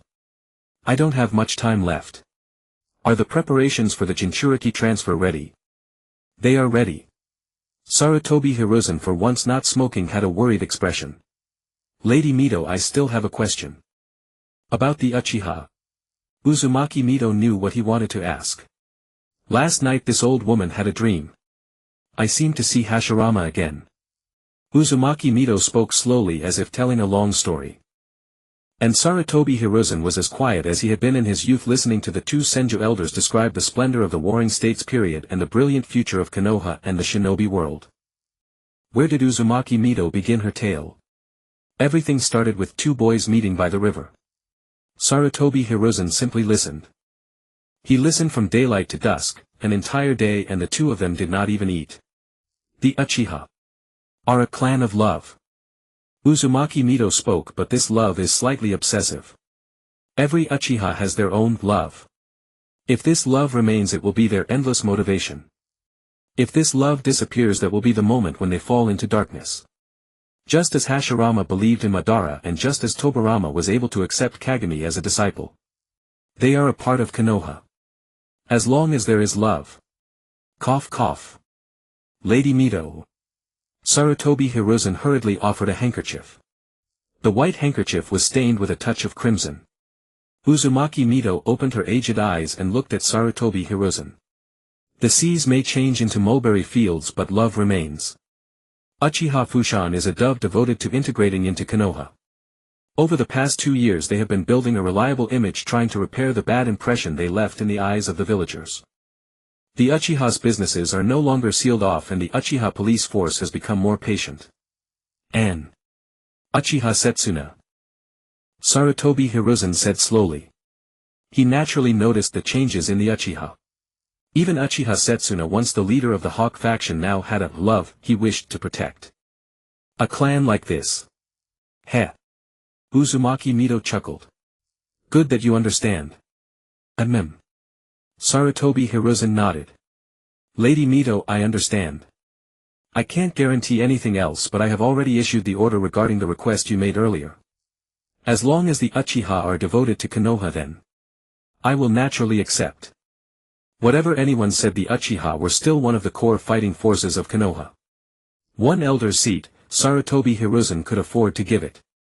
Although this would draw dissatisfaction from other clans, especially the Hyuga.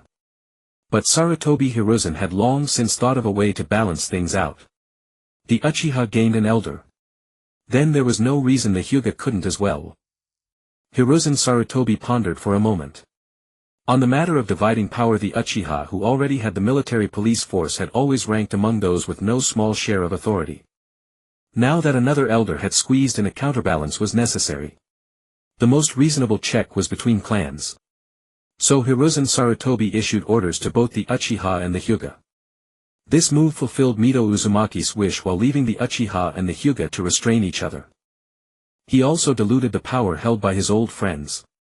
Incidentally, he gave the Hyuga a little more authority at the border. Although this had originally been their responsibility, there was always room to improve their treatment. After all, he now had plenty of money in hand, so these were minor problems. As for the reason, it would naturally be a wartime increase in benefits. Giving them money was impossible, he would simply hand over supplies. For instance, shuriken kunai and explosive tags. This way the Hyuga would not complain after the war with remarks like, "How could you cut back our benefits?" and so on. In the game of power, Hiruzen Sarutobi had thoroughly mastered every trick. The two talked for a long while longer. What followed was pure reminiscence. In the moonlight through the office window, 2 lines of old tears could be clearly seen trailing down Hiruzen Sarutobi's face. The last afterglow of the Warring States era had come to an end. Oh, I almost forgot Setsuna Uchiha. Well, no matter. Still, he was the one closest to Hiruzen Sarutobi, the one who had swept away every obstacle in his path to the Hokage seat. It was impossible for Hiruzen Sarutobi not to grieve. Eagle. Yes, Lord Hokage. Your subordinate is here. Secretly passed the order to Danzo Tsunade Jiraiya Orochimaru, the Uchiha Grand Elder, the Hyuga clan head, and the Inoshikacho clan heads. Hiruzen Sarutobi recited a long string of names. Finally he said. Remember, only they themselves may know. 7 days from now proceed to the place marked and begin preparing the matter of the Ninetails Jinchuriki. Yes, Lord Hokage. The moon that night was especially full. After parting with Minato, Kushina returned home. Mito Uzumaki led Kushina into the room and told her many stories. Kushina listened, smiling and laughing. What Mito Uzumaki shared were amusing stories from their childhood. Of course, the conversation eventually came back to love. Kushina Uzumaki sensed that something was wrong and her mood sank. Mito Uzumaki stroked her head and said kindly. Kushina, Grandma is going to find Grandpa Hashirama now. I don't want to be apart from Grandma. Kushina finally broke down and burst into loud tears. There, don't cry. Mito Uzumaki held her close, her deeply lined face filled with nothing but doting affection. Kushina, won't you tell Grandma about that little blonde boy? A little blonde boy. Kushina Uzumaki instantly flushed. Grandma, I'll make him change his hair color tomorrow. No need. Grandma had so many stories with Grandpa Hashirama when she was young. Little Kushina, why not tell Grandma a few too? Even though Mito Uzumaki knew everything, after all so many Umbu had been following Kushina, she still wanted to hear Kushina say it in her own words. Grandma. Tsunade burst in frantically, her eyes full of urgency. The moment she pushed the door open, she threw herself into Mito Uzumaki's arms. Now Tsunade. You're not a child anymore, you can't be so rash. Grandma. Tsunade sobbed, teardrops as big as beans falling as freely as if they cost nothing. Alright, you two little ones, come listen to Grandma's story together. That night all the major Konoha higher-ups received word. The transfer of the Ninetails Jinchuriki was imminent. One by one everyone wore grave expressions. Setsuna Uchiha included. But Setsuna Uchiha's was different. Where has that kid Chizuki stashed all his money? Setsuna Uchiha was utterly perplexed. That kid. The money that had passed through his hands back and forth must have been at least 10 million by now. How could he not see even a trace of it? Uncle, what are you looking for? Minato Namikaze asked curiously. Ah, Minato. Setsuna Uchiha hastily coughed twice. I was just taking a look. Little Chizuki has been getting a bit too close to Orochimaru lately, he's even learned sage art. Yeah. Minato Namikaze nodded excitedly. Chizuki-kun is amazing. That thing called sage art chakra is incredible. Yes. Setsuna Uchiha went along and changed the subject. Has Jiraiya taught you? Huh. Minato was taken aback, scratching his head. Does Lord Jiraiya know sage art too? Yes. Setsuna Uchiha smiled and nodded. Little Minato, if you trust me, next time you see him, have him teach you the summoning jutsu. This. Wouldn't that be a bit inappropriate, uncle? Minato felt a little conflicted. Shouldn't a disciple learn whatever the teacher taught? Humph. Setsuna Uchiha snorted coldly. That white-haired little pervert, what does he know about teaching? If you want to learn anything from him, you have to teach yourself. Listen to me, just have him teach you the summoning jutsu. Okay, uncle. Minato grinned sheepishly and scratched his head. Setsuna Uchiha grunted in acknowledgement. By the way, go see Akira Uchiha within the next week.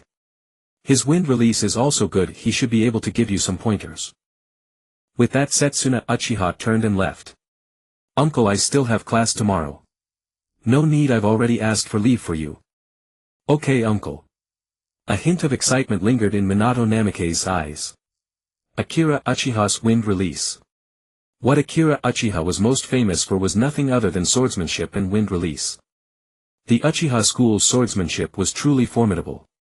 Chizuki-kun had learned swordsmanship from him before. In the blink of an eye, 7 days later.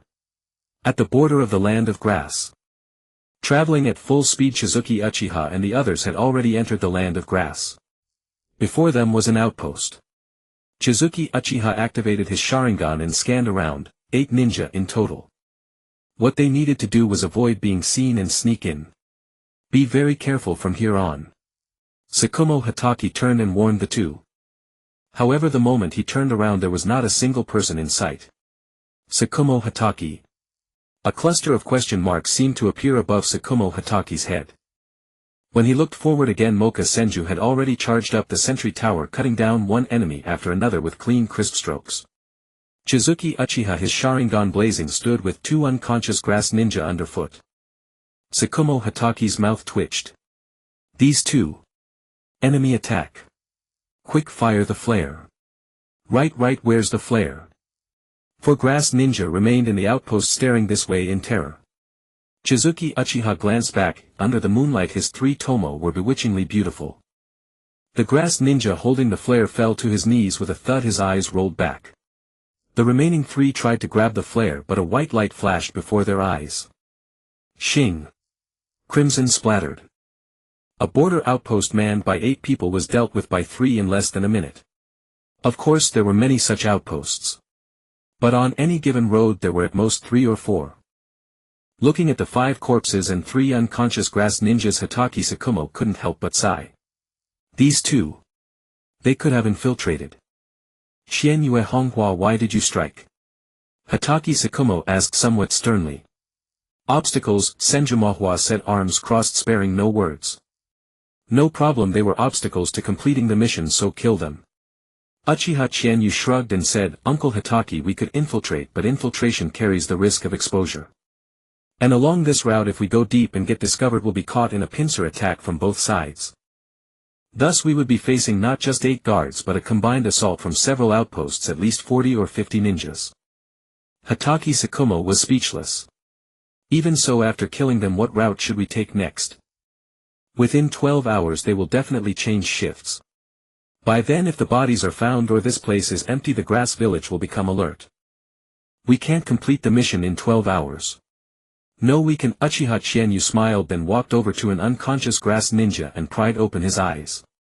With a glare of his Sharingan he immediately learned a great deal of information.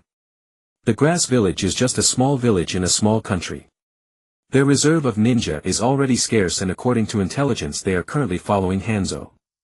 And, Uchiha Chienyu set down the grass ninja and said, the leader of the grass village is not in the village either but on the battlefield. Within 12 hours and I already know the exact location of the grass village leader, we can absolutely complete the mission. A mission to assassinate the leader of a ninja village in 12 hours. In the past Hatake Sakumo would have deemed this a pipe dream. Whether interrogating for intelligence or executing the mission both required a great deal of time. But, looking at Uchiha Chienyu's crimson eyes, Hatake Sakumo had to admit it. If the Umbu had an Uchiha interrogating for intelligence indeed became too easy. Uncle Hatake, none of them have cursed seals in their heads. Uchiha Chienyu had already grasped the situation about 70 to 80%. The 8 ninja here were all jonin of the grass country. But in terms of skill they were at most on par with some of the more experienced chunin of Konoha. They couldn't even be considered special jonin. Moreover, the entire grass country had only a little over 2,000 ninja, most of whom were genin. Completely unskilled. That was Uchiha Chienyu's assessment. Hatake Sakumo was speechless. Cursed seals. Indeed, last time it was because of the cursed seal that Uchiha Setsuna had to exert a bit more effort even revealing those eyes. But these grass ninja before him. Let's clean up. As the words fell before Uchiha Chienyu could make a move, Senju Mohua had already taken the lives of the 3 unconscious ones with a single slash.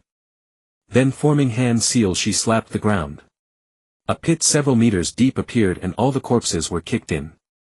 Uchiha Chienyu blinked, then took out a bottle of poison and poured it in. This poison was given by Uchiha Setsuna, apparently captured during a previous mission with Hatake Sakumo. As for its origin, probably the wind country. After pouring it all in, Uchiha Chienyu took out another bottle and sprayed a bit around the area. Well, he could have just summoned Manda to spray poison, but this worked too. Meanwhile, Senju Mohua silently filled the pit.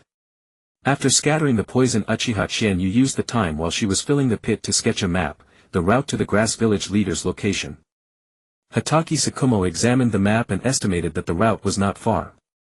At full speed it would take only 3 to 4 hours to reach the place. The Sharingan really is handy. Hatake Sakumo thought to himself again. The Sharingan is simply too useful. And this kid Uchiha Chienyu. One must say he is indeed his uncle's nephew. The two of them have exactly the same style. The first thought after killing enemy ninja is to frame someone else. Moreover, under the corrosive effects of the poison those corpses would become unrecognizable within 12 hours. If dug up, the wounds would be impossible to identify. Truly terrifying. Hatake Sakumo shook his head and looked at the two. Let's go. Under the cover of night they set off again, traveling at full speed. Uncle Hatake, most of the grass country's forces are assembled over there, about 500 ninja. They are following Hanzo's orders, engaging in battle with the ninja of the Iron Country. Uchiha Chienyu recounted in detail, laying out all the intelligence he had obtained. Uchiha Chienyu had a premonition that once they completed this mission, the second great ninja war would likely break out. The previous leader of the grass country was killed by Hanzo and this new leader was also installed by him. TSK. Hanzo really has the nerve to criticize other great nations. Isn't he also relying on his strength to bully various small countries? The Rain Village is one of the strongest countries outside the 5 great nations, but the Grass Country and the Waterfall Country. TSK. At the border between the Grass Country and the Waterfall Country, traveling at full speed, the 3 arrived in less than 4 hours. Now deep in the dense forest. Uchiha Chienyu stopped, standing steadily on a branch. Hatake Sakumo and Senju Mohua also halted. Then Senju Mohua jumped down from the trunk and gently touched the ground. Uchiha Chienyu looked over, somewhat surprised. Is this a sensing technique similar to the second Hokage's? Hanzo is not here. There are 475 ninja in the camp ahead. The one with the strongest chakra is about equal to me. After a short while Senju Mohua spoke to the two. The grass village leader is that weak. Uchiha Chienyu muttered to himself. Chakra equivalent to Senju Mohua. Well, perhaps it's because he himself now has an abundance of chakra with special effects. With the boost from the One-Tail's chakra Uchiha Chienyu felt that his chakra would never run out. Sharingan. He could keep it active for 24 hours without issue, and the jutsu he released all had a sealing effect. Have you ever seen a great fireball that can seal chakra? Too many people. White Fang furrowed his brow. With such a large number, a direct assault was certainly impossible, and infiltration wouldn't be easy either. Uncle Hataki, what if we kill them all? Uchiha Chianyu's question made White Fang shiver. Chianyue, what are you saying? Uchiha Chianyu gave an awkward smile. Well, there's a summoning beast I haven't used yet. No. Hataki Sakumo frowned. Your summoning beast is the same as Orochimaru's.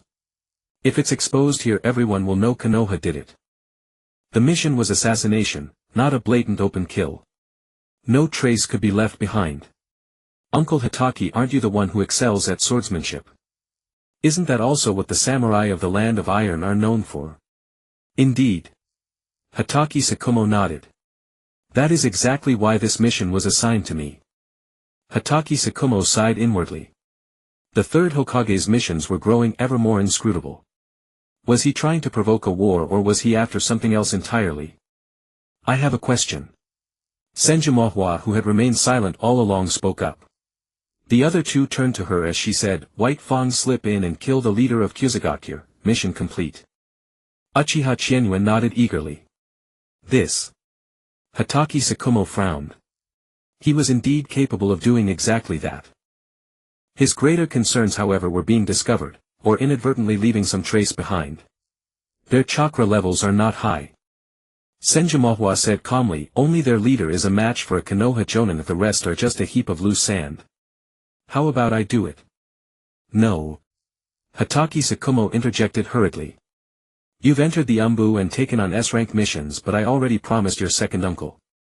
Uncle Hataki, they don't have any chance of hurting me. Uchiha Chienyu spread his hands.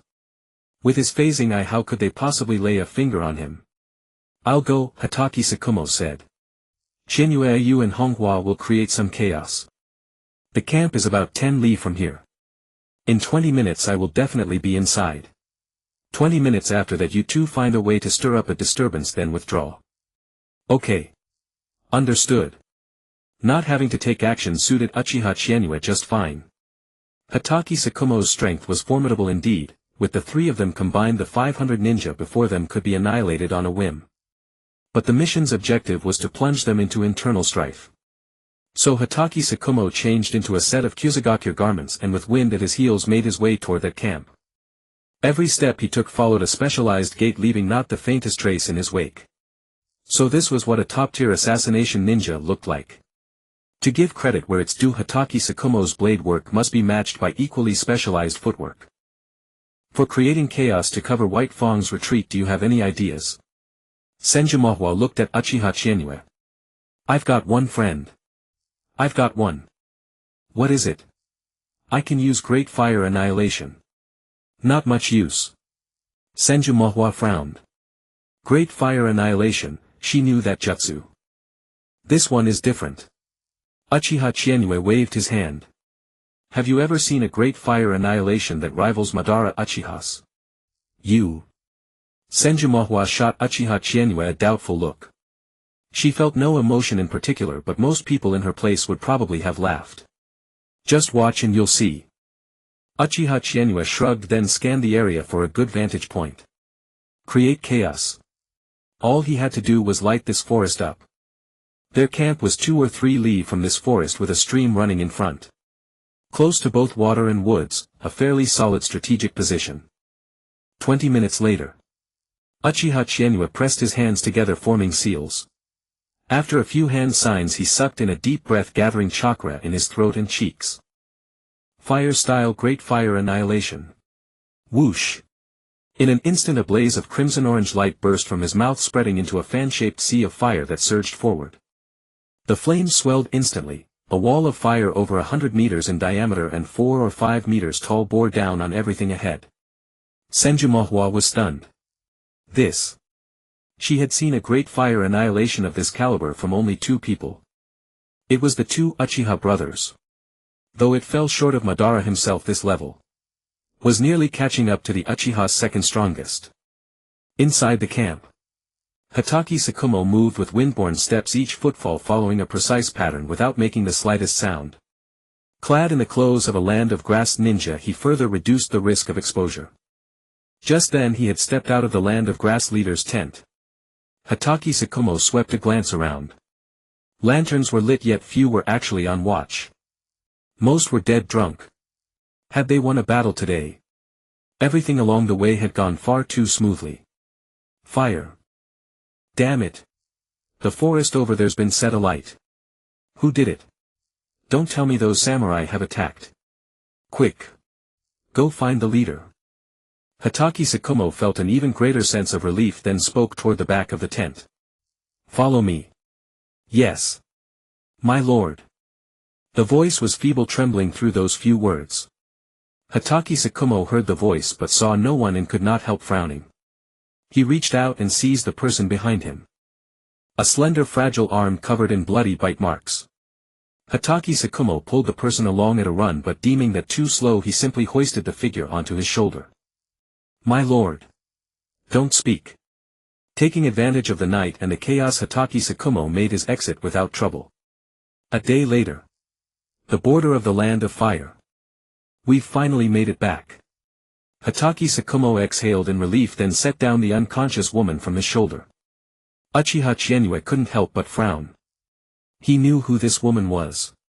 She is of the Uzumaki clan. Senju Mahua stared at the woman, who seemed as though she might die at any moment, and could not help frowning. Whether the Uzumaki clan had people or not was no concern of hers. She only knew that had this woman been discovered sooner, there would have been no need to prepare transferring the Nine Tails into Kushina. As for fears that this woman would not be as easy to manage as Kushina, she had none whatsoever. Compared to that, Kushina was the bigger worry. She was so young that if any problem arose, the tailed beast could easily rampage. Well, this place isn't close to the land of whirlpools. She was probably captured by Kyuzugaku while on the run. Hatake Sakumo studied the woman and took out a soldier pill from his ninja tool pouch.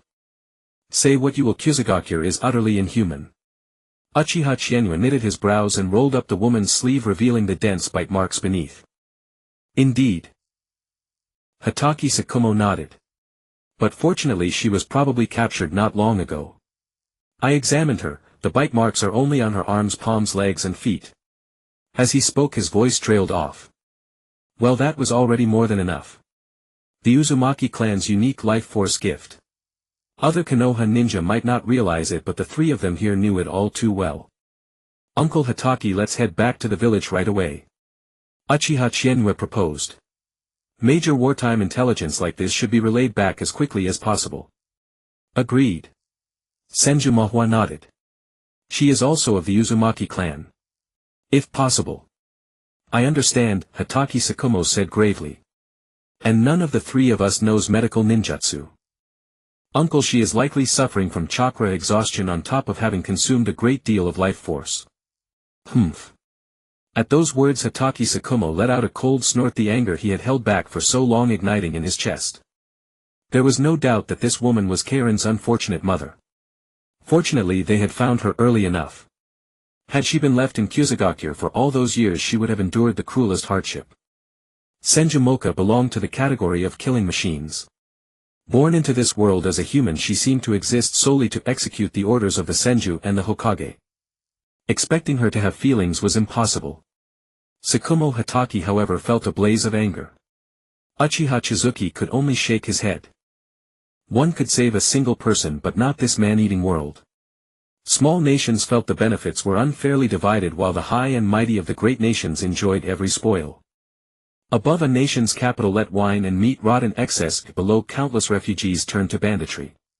Ahem, better not to dwell on such things. Uchiha Chizuki suppressed the thought. This was a dangerous line of thinking. And Karen's mother was merely one of 10,000 such tragic epitomes.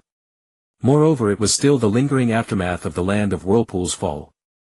If war truly broke out, Uchiha Chizuki felt that Yahiko and Nagato's lot was hardly the worst.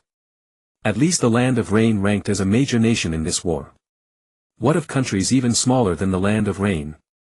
Orochimaru had been right all along. Sending refugees and war orphans on their way was a mercy. Let's go. Senju Moka carried the red-haired woman on her back. Uchiha Chizuki and Tsukumo Hatake hurried on ahead to clear the path. The three of them raced at full speed toward Konoha. Minato Namikaze, come with your second uncle for a while. Uchiha Setsuna arrived at Uchiha Chizuki's home and called out before he had even stepped inside. Minato Namikaze, who had been kneading dough inside, rushed out without a second word. Flour was still dusted across his face. Second uncle, I'm here. Minato Namikaze took off his apron. Uchiha Setsuna smiled and nodded, tossing him a bottle of water. We'll talk as we walk. Use this water to wash your hands and face. Okay, second uncle. Minato Namikaze said with a warm smile, unscrewing the cap. The two walked down Uchiha Street, left the clan grounds and headed toward the other end of the village. Minato, the reason I called you over is that there's something rather important. Uchiha Setsuna's expression turned somewhat awkward. What is it, second uncle? First come along with your second uncle. Aren't you eager to meet that red-haired girl? She has time now. The two walked one behind the other toward the Senju clan compound. Uchiha Setsuna sighed inwardly. The transference of the Ninetales Jinchuriki was already complete. But Kushina had locked herself alone inside her room. The old third Hokage was completely out of options, so all he could do was summon Minato Namikaze. Mito Uzumaki's passing has been far too hard on her. Hiruzen Sarutobi clicked his pipe, worry etched into his face. Yet it was still a relief. As long as she was in Konoha, no mishap would befall the Ninetales. Before Mito Uzumaki passed away, she had reinforced the village's protective barrier. It was simply Kushina's state of mind that weighed on Hiruzen Sarutobi's heart. Humph, Hiruzen, you're far too soft-hearted. Danzo snorted coldly. In my view, Kushina should be handed over to me. Within 3 years I guarantee she will become a proper weapon of war. Danzo. Hiruzen Sarutobi, already nursing a mountain of worries with no outlet, slammed the table and rose. Would you dare say those words before Lady Mito's grave? Hiruzen. Are you simply going to let the Ninetales Jinchuriki do as she pleases? Danzo slammed the table as well. She has locked herself in a room for 3 days, eating nothing, drinking nothing, crying without end. A Ninetales Jinchuriki should not be allowed to have feelings at all. I have several methods to guarantee the loyalty of the Ninetales Jinchuriki. Enough. Hiruzen Sarutobi's eyes blazed with fury. Do not speak of this again. I will make a personal trip shortly. Lord Hokage. At that moment the office door opened and an umbu entered. Hiruzen Sarutobi glanced over, then said, what is it? The Ninetales Jinchuriki has come out. She is currently having a meal with Minato Namikaze and Lady Tsunade. Oh. Good. A smile like an old chrysanthemum bloomed on Hiruzen Sarutobi's face. Yes, this was the Konoha he knew. What could not be solved by bonds? Humph. Danzo snorted coldly. Hiruzen, don't rejoice too soon. A Ninetales Jinchuriki with emotions is an unstable factor. I will say nothing of Tsunade. But don't forget whose side that blonde-haired boy belongs to. The Uchiha. Hiruzen Sarutobi smiled. That needn't worry you. I have already promoted the Uchiha and Hyuga clan heads to elders. What? Danzo was greatly startled. How do I know nothing of this? Oh, you were too busy en route, so I did not call you. Hiruzen, I think you have grown senile. This Hokage seat, I had no choice in the matter. Hiruzen Sarutobi put on a troubled expression. The Uchiha's reputation has not been poor lately, and this was also Lady Mito's final wish. Mito Uzumaki is already dead and you still use her to pressure me. Danzo's gaze turned cold. Danzo, such words are hardly conducive to unity. Hiruzen Sarutobi walked over to Danzo and patted his shoulder. The Senju clan is the founding pillar of Konoha. And are we not both disciples of Tobirama-sensei? Fine. Danzo laughed in bitter fury. Hiruzen, you had me establish route and now you put on such an act. Are you toying with me? How could that be? Hiruzen Sarutobi's gaze also settled. There are some things that must naturally be left to you. It is just that some people are not for you to lay hands on. I understand the situation in Konoha better than you do. Danzo. I know your route has not developed easily. Just recently a few gifted young members of the Hyuga branch family have joined the Umbu. Before he could finish, Danzo understood. Moreover, the Aburame clan has also produced several fine jonin recently. Humph. Danzo gave another cold snort, then turned toward the door. Danzo, the men are already waiting for you at route. Hiruzen Sarutobi called after Danzo's retreating back. For once Danzo did not slam the door on his way out. Route, as Hiruzen Sarutobi envisioned it, was meant first of all to handle dirty work. Secondly, its members were to serve as spies. These people were plainly better suited to being tempered by Danzo. The Hokage himself had to remain clean and aboveboard. Not long after Danzo left, Sakumo Hatake and the others soon arrived at the Hokage's office. Sakumo Mocha Chizuki. Hiruzen Sarutobi's face lit up at the sight of them. Konoha's White Fang had never once failed any mission. Lord Hokage, we did not disgrace our task. Sakumo Hatake bowed with the other two following suit. Please sit. You have worked hard. Hiruzen Sarutobi gestured. Uchiha Chizuki studied him for a moment, and the only thought that surfaced was that this old geezer seemed to have aged again. In the Hokage's office there was basically nothing left for Chien Yu and Senjumohua to handle. So the two of them left the office early. As for Keirin's mother, she had already been sent to Konoha Hospital for treatment. Only after sending her there did the three of them come to the Hokage's office. The first thing Uchiha Chien Yu did after leaving the office was head home. But Minato wasn't there. Second uncle, where's Minato? Uchiha Chien Yu's hands were itching. Away from the village he couldn't do his daily quests in the dueling arena at all. So the moment he returned he couldn't wait to find Namikaze's Minato for a fair spar. Absolutely fair. That kid is at the snack shop, right? Uchiha Setsuna hummed thoughtfully, then smiled. Little Chien Yu, Minato and the Ninetales. Uzumaki Kushina are quite close. What Ninetales? What do you mean Ninetales? Uchiha Chien Yu was astonished. Good grief, in the few days we were out of the village they've already moved the Ninetales to a new home. Doesn't that mean Uzumaki Mito is already dead? Ah. Uchiha Setsuna put on a sorrowful look, but the corners of his mouth couldn't stop curling upward. Second uncle, what are you grinning about? Cough. Chien Yu, this old man is very sad. But second uncle, the corners of your mouth can't be held down anymore. Your second uncle really is very sad. Ah. Uchiha Chien Yu suddenly felt his second uncle also resembled an old chrysanthemum. The grief in his eyes wasn't fake, and the upturned corners of his mouth truly couldn't be stopped. Uzumaki Mito is dead.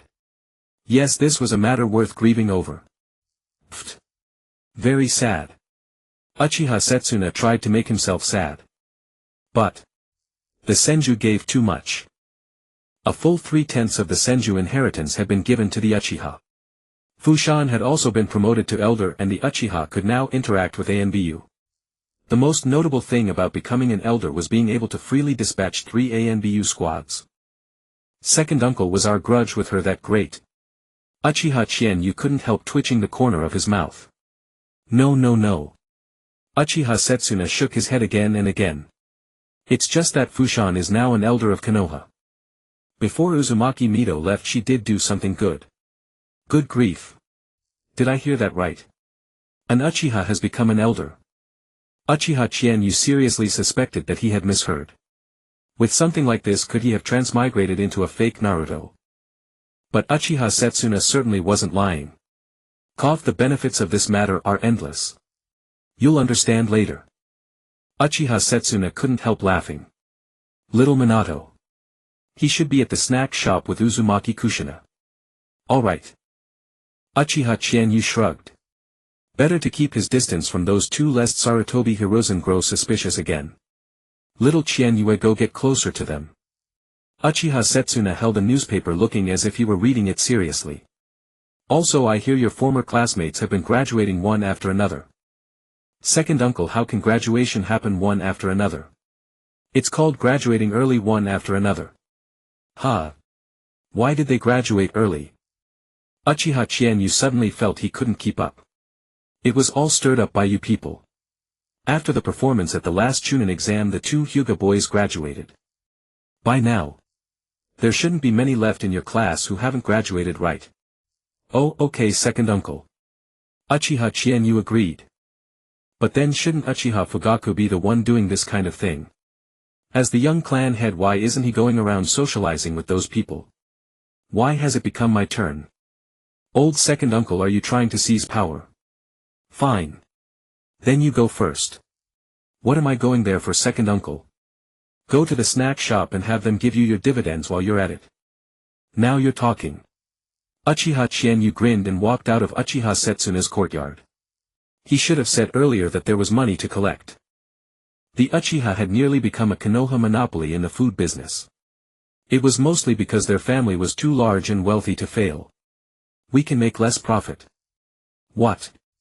You can't survive in the same line of business. Then I'll just buy you out. Just swap the sign and put up the Qianmen signboard. And then there were Uchiha Chienyu's various snacks and homestyle dishes. Although many Konoha people didn't know that homestyle dishes were not at all dishes a home could normally make, they simply couldn't understand what they were. But they were just too delicious to resist. Thus the Qianmen signboard became quite famous. All combined, the daily revenue they brought in was considerable. Of course, these later ventures were only just starting to pay dividends. This time collecting dividends would be Qianyu's first. He didn't have a large share, still 40% of the net profit, while Namikaze Minato's dividends had been changed to 5%.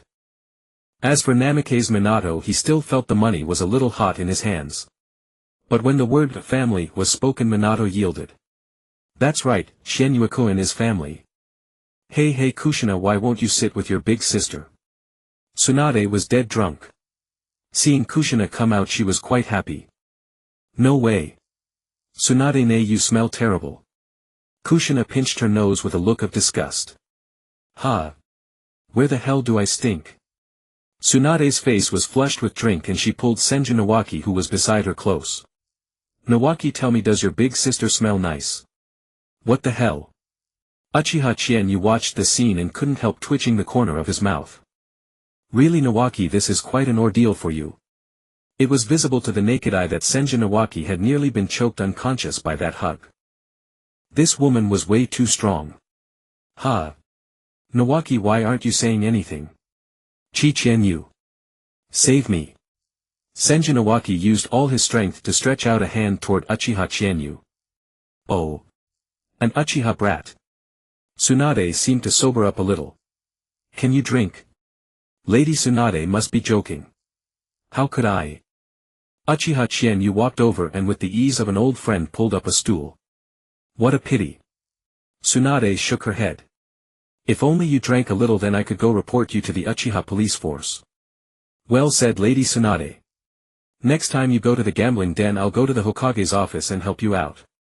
Can your Sharingan see that? Tsunade suddenly turned serious and looked at Uchiha Chienyu. Senju Nawaki had escaped disaster. Uchiha Chienyu. You should be asking whether I'd get beaten up and thrown out if I went to watch. Chienyu, you're my lifesaver. Senju Nawaki burst into loud sobs. He really didn't want this damn sister of his anymore. Nawaki, you're worse than Minato. He's not your little brother. My sister is full of moves, even big brother Jiraiya couldn't withstand that one just now. If you're bad, just practice more. Uchiha Chienyu flashed a grin. Namikaze Minato stood nearby with an awkward expression. He wanted to laugh but held it in. Chienyu-kun, you're back. Namikaze Minato spoke. Uchiha Chienyu flashed a grin. This mission wasn't hard at all. What? Chienyu, you went on a mission? Yeah, 5 S-rank missions. What? S-rank missions? Senju Nawaki was immediately shocked. Cisco asked the Hokage to get me 10 S-rank missions. Scram. Tsunade shot him a glare. Okay, sis. The first dividend from the small eatery came to a full 1,000,000 ryo. Still, that was the combined profit of 3 months. The days that followed settled into a state that felt eerie. Of course, it wasn't Uchiha Chiwe who was eerie, it was Konoha itself. The death of the leader of the Land of Grass did not stir up much of a fuss. Instead, the matter was suppressed with remarkable ease. The land of grass had been almost completely infiltrated by Hanzo, who casually propped up another leader in its place. 3 months later, the land of rain formally declared war on the land of iron. The timing of the Second Shinobi World War had been moved up a little. The pretext for the war was extremely simple, so simple that in this world there was no need to claim the moral high ground at all. Hanzo's reason for starting a war was nothing more than dissatisfaction with the established distribution of interests. How could he possibly declare war on only the land of iron? Among the surrounding great nations he would naturally choose an easy target to bully. And so, everyone Hanzo has started a war declaring war on both the land of iron and the land of wind. He proclaimed that the distribution of benefits was not to his liking, since they held the larger share he would simply take it by force. Remarkably direct. Hiruzen Sarutobi sat in the Hokage's office facing the elders of every branch of Konoha and the village's elite jonin. To his left sat the 5 elders of Konoha: Danzo Koharu, Yudatane Hamura, Mitokado Uchiha Tomiyama, and the Hyuga clan head Hyuga Tenyo. To his right, headed by Tsukumo Hatake, were the trio of Orochimaru Jiraiya and Tsunade, as well as the Inoshikacho clan heads.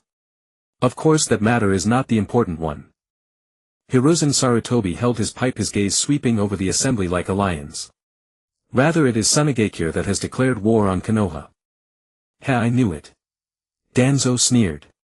The third Kazekage of the Land of Wind has just taken office and is hailed as the strongest Kazekage in history. The Nara clan head rose to his feet. These are the dossiers on that third Kazekage. This is all the intelligence our scouts could gather. He has only just assumed office, and it is precisely now that he needs achievements to secure his seat. The Land of Wind is geographically disadvantaged and the country is not wealthy. Tsunade is even worse off. The Nara clan head handed a copy to each person and continued: his reason for starting a war is equally simple. He wants Konoha to lend Tsunade 10 billion ryo to develop the village. If not, he will go to war. Damn that third Kazekage, how dare he? 10 billion just at a word, why doesn't he go rob someone? Lord Hokage, I volunteer to take 3,000 jonin to the front. Dude, where are you going to find 3,000 jonin? Instantly discussion erupted on all sides. Every Konoha shinobi wished they could rush to the border that very moment and fight to their heart's content. Seeing that morale wasn't bad, Hiruzen Sarutobi was delighted at heart. Wasn't war also something he had hoped for?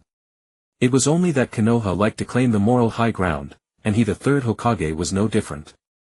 Since the Land of Wind had overreached in challenging them, what sense was there in refusing to take territory in reparations? There would be no small number of casualties. But that was necessary. I am truly gratified that you all have such resolve. Hiruzen Sarutobi struck while the iron was hot. He produced the will of fire directly. That move had never failed him. The Sannin did not refute. They were all fighting for Konoha, and they were not the ones who had started the war.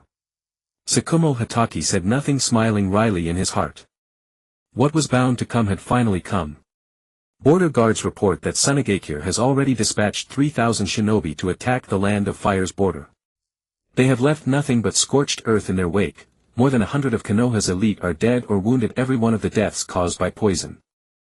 Hiruzen Sarutobi said harshly. Tsukumo Hatake, Tsunade. The two of you will lead 300 jonin, 800 chunin, 2,000 genin, and a number of medical shinobi to the border between the Land of Fire and the Land of Wind. Yes.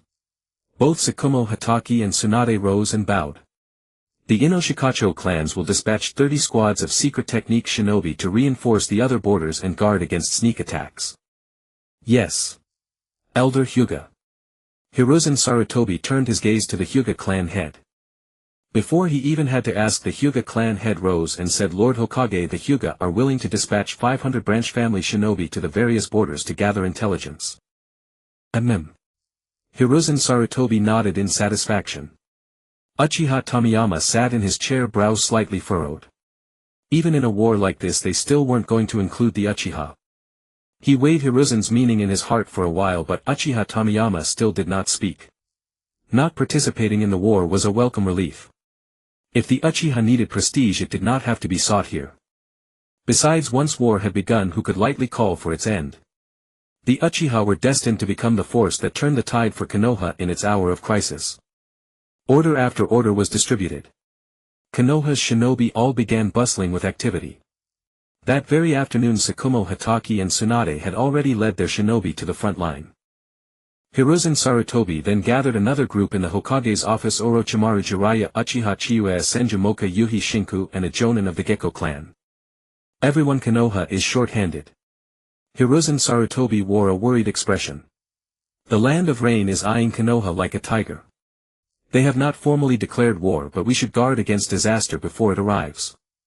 Reinforcing the border defenses and maintaining Konoha's normal functions will require many shinobi. Therefore this batch of fresh graduates. Hey old man.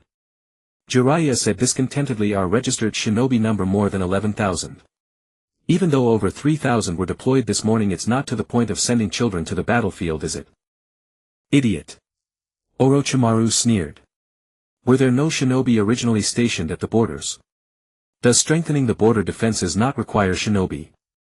Even Konoha's usual missions alone require at least 3,000 to 4,000 shinobi to keep things running. What Orochimaru says is right. Hiruzen Sarutobi nodded. As he said, Konoha currently has no more than 2,000 shinobi at its disposal. If the land of rain were to declare war at this very moment. Therefore I need you all to serve as jonin team leaders and accelerate the training of this batch of graduating shinobi. And also carry out certain special missions. At that moment Uchiha Chizuki raised a hand. Chizuki. Hiruzen Sarutobi looked over. What is it? Lord Hokage, I'm a chunin. Oh, then you're not one anymore. Hiruzen Sarutobi smiled, took a document and stamped it. Little Chizuki, from this moment on you are the youngest jonin in Konoha. Fine, so this is how you play it, huh? Uchiha Chizuki's mouth twitched. Ding. Congratulations host on your promotion to jonin. Reward obtained secret scroll of choice X1. Ha. Uncle Hokage. Chizuki is already a jonin, so what about me? Senju Nawaki pointed at himself excitedly. Air. Hiruzen Sarutobi coughed awkwardly. Nawaki, you're a member of Orochimaru's team. Ha. Shouldn't I be promoted to jonin as well? No. You're a member of Orochimaru's team. At the entrance of Konoha Ninja Academy. This year's graduates were all old acquaintances. Owing to wartime reassignments, many ninja squads had been broken up. Chizuki Uchiha stood at the entrance, Orochimaru and the others did the same. Gazing at one student after another taking the genin graduation exam. Chizuki Uchiha swept his eyes over them. He was already head and shoulders above his peers. Although only 9 years old, at over 1.5 meters, he could be said to stand head and shoulders above this crowd of peers. These kids. Jiraiya scanned the crowd and asked with some confusion, where's Minato? Lord Jiraiya, Minato graduated long ago. Chizuki Uchiha turned to Jiraiya. Ha. Minato already graduated. Jiraiya stared back at him astonished. How could he not know that? That's right, Minato graduated half a year ago. You're quite the teacher, aren't you? Chizuki Uchiha said, the corner of his eye twitching. Ahem, that little brat didn't even tell me. Jiraiya looked embarrassed. You simply never cared in the first place. Chizuki Uchiha was speechless. Minato had told Jiraiya long ago, but clearly Jiraiya had never taken it to heart, spending his days immersed in his novel. Well. I never imagined Chizuki would soon be standing shoulder to shoulder with us. Orochimaru looked at the list in his hand and smiled. Nawaki Senju Shinosuke Sarutobi Shirlong Aburame. The old man's little brat, ha ha ha ha. Jiraiya burst out laughing and shot Orochimaru a look that said, better you than me. Orochimaru however only smiled knowingly and paid it no mind. Who after all was the one who truly needed good luck? Shinosuke Sarutobi was delighted. Recently he had been in exceptionally high spirits. It was simple, he had outlasted every genius and now he was the class's #1 genius. Not only a genius, he was also the class monitor of Class A. This had restored his confidence. Mikoto. Shinosuke Sarutobi swept back his hair with flamboyant flair. Don't worry. I've already spoken with those 2 examiners, you're absolutely guaranteed to graduate. Mikoto Uchiha. Thanks. I feel offended. She took a deep breath, then walked around Shinosuke Sarutobi and headed toward the exam site. Ha. Hey. Shinosuke Sarutobi hurried after her. Mikoto, I'm serious. I've already smoothed things over, you don't even need to take the exam. Oh Hokage's princeling, I can pass the exam on my own. Mikoto Uchiha stamped her foot and jogged toward the exam site. Hey! Mikoto! Wait for me. Shinosuke Sarutobi looked as if he might cry. He had only wanted to show off his authority. At the exam location, Chizuki Uchiha and several others had already been waiting for some time. All their former classmates had gathered there as well, Hayashi Hyuga, Minato Namikaze and the rest. Shinosuke Sarutobi followed Mikoto Uchiha all the way there. He looked up, what the hell? Why were they back? Yo, isn't this the Hokage's princeling? Hisashi Hyuga sneered, why haven't you graduated yet? Hisashi Hyuga, you bastard. You want to fight? Hey, I'm just telling the truth. Hisashi Hyuga spread his hands. Almost forgot, today is the princeling's exam day. Humph. I won't stoop to your level. Shinosuke Sarutobi took out the little notebook he had not opened in ages and silently wrote it down. That bastard Hisashi Hyuga mocked me and made me lose track of Mikoto. I'll remember this grudge. Clone technique. Transformation technique. Substitution technique. Yash. Kushina Uzumaki passes the exam. Minato. As soon as she passed, Kushina Uzumaki ran straight over to Minato Namikaze. Minato scratched his head. Congratulations, Kushina. Piece of cake. Kushina Uzumaki lifted her chin, looking immensely proud. Chizuki Uchiha meanwhile waved at Mikoto Uchiha. Chizuki. Big sis, do well on the exam and afterward you're treating me to a meal. All right, little brother. Mikoto Uchiha nodded firmly. Shinosuke Sarutobi wailed inwardly and added another entry to his little notebook. Damn that Chizuki Uchiha, how shameless could he be? He actually made Mikoto treat him to a meal. Why does it feel like Big Sis has grown up a bit and isn't as cute as before? Chizuki Uchiha had that fleeting illusion. Although the now more grown-up girl was still adorable, she somehow felt just a little too grown-up. Yash. Mikoto Uchiha passes. Mikoto Uchiha came bouncing over. Little brother, I passed the exam. I'm a ninja now, I can go on missions with you. The girl blinked her big eyes, her face full of expectation. That's right. Chizuki Uchiha took out his roster. The three-man squad under his command was Hisashi Hyuga, Mikoto Uchiha and one vacancy. That vacancy was a rotating post. In Hiruzen Sarutobi's view, it needed to be filled by a chunin. Time waits for no one now, the Jonin instructor route was certainly not viable. Therefore the Jonin instructor class was converted into a regular ninja squad. Meaning it required the standard squad configuration. And this position would be a chunin. Just like the Minato squad in the original story, Minato Namikaze as Jonin, Kakashi as chunin and 2 genin. That was also the most standard squad composition. A slightly more elite setup was 3 chunin and 1 jonin. As for the most elite squad, it must have been Chizuki's former ANBU squad. He had only been there for a few months, mind you.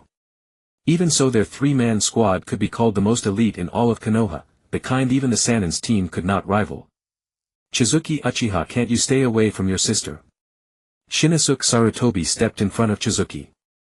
Chizuki Uchiha rolled his eyes and looked at Shinosuke Sarutobi as if he were an imbecile. Listen, old class monitor, why don't you stop embarrassing Lord Third? Mikoto is a member of my squad. Member of what squad? Oh, a member of Squad Chizuki. Chizuki Uchiha directly slapped down the document stamped by the Hokage. What? You're already a jonin. Yeah, your old man approved it. Damn it. Shinosuke bit his lip and all his frustration erupted into tears in that moment. Just you wait. I'll definitely come back. With that, Shinosuke Sarutobi ran all the way home. This. Chizuki, will he be alright? Little brother, that was amazing. Mikoto Uchiha beamed, clapping her hands. That annoying pest had finally left.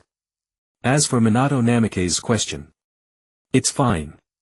With a bit more training he might grow a brain someday. Chizuki Uchiha said carelessly. Minato, Kushina and Hayashi Hyuga, come with me. Jiraiya was beaming with joy. Orochimaru however let out a faint sigh. That child ran away before even taking the exam. Nara Shikaku Akimichi Choza Yamanaka Inoichi, come with me. The Jonin from the Moonlight clan greeted them. The Ino-Shikacho trio who had skipped class trudged over with reluctant expressions. Didn't expect it to be you, old man, Nara Shikaku said, somewhat speechless. Ha ha ha, laughed the Jonin from the Moonlight clan. I was drinking with your old man just yesterday and today I become your Jonin sensei. Uchiha Mikoto Hyuga Hayashi, come with me. Never thought you'd end up as my Jonin sensei. Hyuga Hayashi felt unwilling but said nothing more. He was simply outmatched. Listen to you, Uchiha Chiharu said with a grin. I've already signed you up for the Chunin exams. You think I can become a Chunin? Hyuga Hayashi asked in surprise. No, I want you to get kicked around a bit and learn some humility. You bastard. Uchiha Mikoto followed behind, laughing merrily. Training ground no.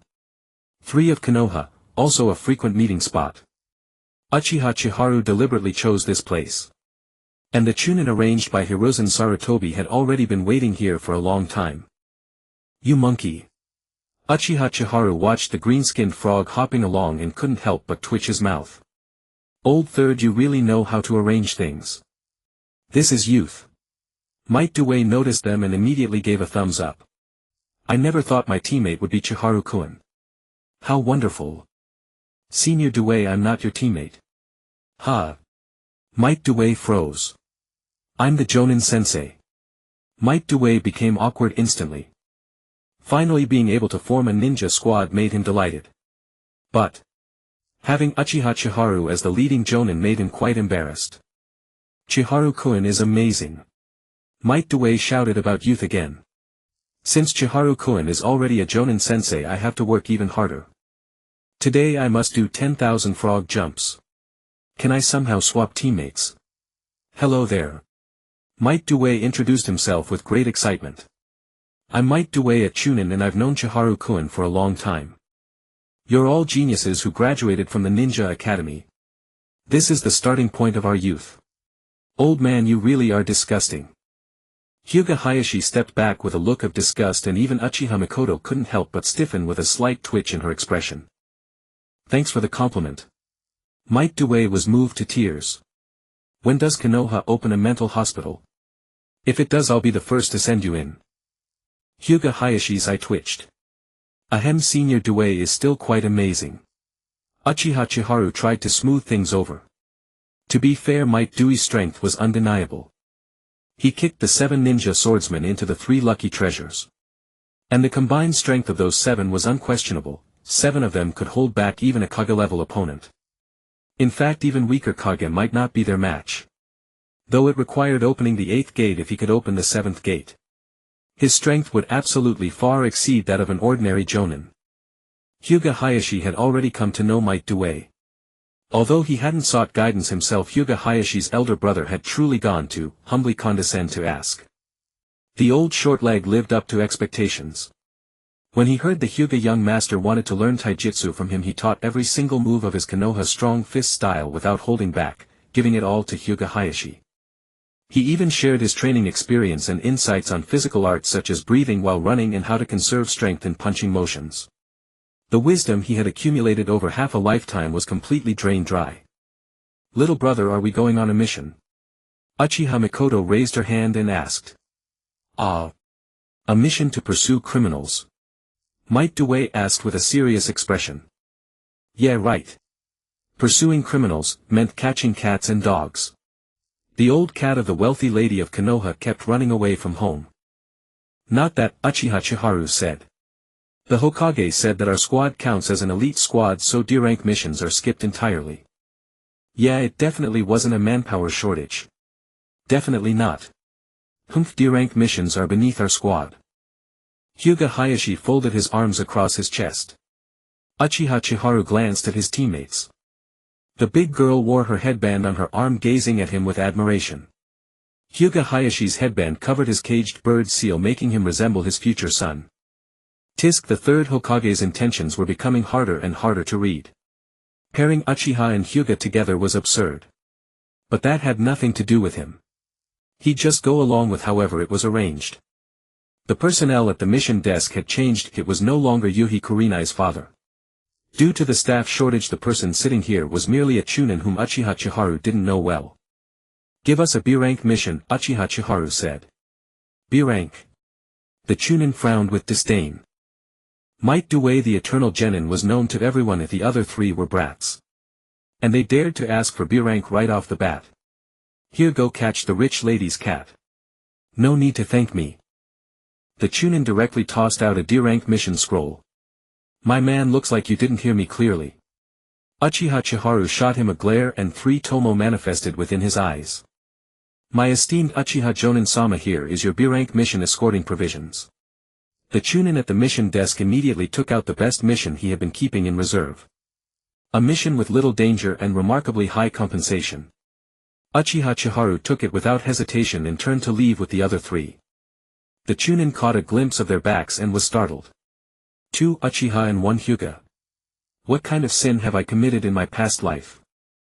That Uchiha youth looking around 10-something years old was surely the once-in-a-century Uchiha genius. Uchiha Chiharu took the mission scroll and led the 3 away. "So cool, Chiharu ni." Uchiha Mikoto's eyes sparkled with little stars. "Humph, you're just playing the fool to catch the unwary," Hyuga Hayashi muttered discontentedly from the side. "Oh, hardly. He looks down on people," Uchiha Chiharu said with a shrug, then unrolled the mission scroll. B-rank mission, escort 2 carts of provisions to the front line of the Wind Country. Naturally, stable drivers didn't need to be ninja. The ninja's role was mainly to escort and protect. Before long the 4 arrived at the gates of Konoha, where 2 straw-hatted drivers walked over. "Greetings, honored ninja." The 2 drivers bowed. "No need for formality," Uchiha Chiharu said casually, then looked at the horse-drawn cart ahead. "Brother, where's your horse?" Uchiha Chiharu pointed at a cart with no horse and asked. "Honored ninja, I don't have a horse." "If you don't have a horse, how are you supposed to deliver the provisions?" "Honored ninja, I have a horse," said the other driver. "Great, very spirited." Uchiha Chiharu twitched his mouth. "Senior Due, how about you be his horse? I mean, how about you pull a cart?" "Yosh." Mike Due grinned. "No problem, Chiharu-kun. This is youth. Even on a mission I don't have to skip training." With that, Mike Due unwound the bandages on his hands, wrapped them around the 2 sides of the horseless cart and ran off pulling it. Nothing could catch him, he was gone like the wind. Escorting provisions was always an official mission. These missions were personally issued by the 3rd Hokage. The provisions belonged to Konoha. The wagons and wagoners were hired. Of course, it was fine if a shinobi wanted to serve as his own wagoner. It had to be said these were wartime missions. A mere escort of 2 wagon loads of provisions paid a full 250,000 ryo. Averaged out, those 2 carts of provisions were quite valuable. Uchiha Chizuki checked them over. Inside was nothing but tightly packed rice. If those 2 carts were made into rice balls, they would probably feed 3,000 people for 2 or 3 days. The front line's food standards were not all that impressive. There were 2 wagons. Might Dai pulled one by himself while Uchiha Mikoto and Hyuga Hizashi sat on top of the wagons. The wagoner who no longer had a horse to drive was sent back by Uchiha Chizuki. No other reason, he was simply deadweight. At this time Chizuki was moving through the shadows near the wagons. Wagons could not match a shinobi's running speed. From here to the front line, relying entirely on wagons would take 5 or 6 days. Rations and supplies must move first. That saying did not apply here. The main shinobi force, for example, had probably already neared the front. Because the Land of Wind had launched a surprise attack, Konoha's border had already been breached and Sunagakure shinobi had already crossed into the Land of Fire. So this mission was not without danger. It was just that the shinobi main force had already gone ahead, so the journey should have been peaceful for the time being. In the blink of an eye 4 days passed. Uchiha Chizuki stayed on guard the entire time. Are B-rank missions really this boring? Hyuga Hizashi lay on top of the wagon, thoroughly bored. At least it's safe. On another wagon top, Uchiha Mikoto knelt in Seiza and smiled. Might Dai said nothing, just huffing and puffing as he pulled the wagon. For his stamina this was nothing at all. It really feels a bit off without Senju Matsuka around, Uchiha Chizuki silently complained. Senju Matsuka's sensory abilities were extremely strong. That was why missions with the White Fang squad were always so comfortable. She could sense almost everything within a radius of several kilometers, truly powerful. Although she was still far behind that second Hokage, it was more than enough for ordinary missions. Her sensing even surpassed Hyuga Hisashi's Byakugan. Hisashi, use your Byakugan to scan more carefully. The shinobi of the Land of Wind entered the Land of Fire 6 days ago. Got it, got it. Hyuga Hisashi sat up and glared wide-eyed. Byakugan. Instantly everything except the blind spots came into view. 8 o'clock, someone's there. Hisashi bellowed at the top of his lungs. The next second Uchiha Chizuki slapped him on the head. What the hell are you shouting for? Damn. Uchiha Chizuki. Why did you hit me?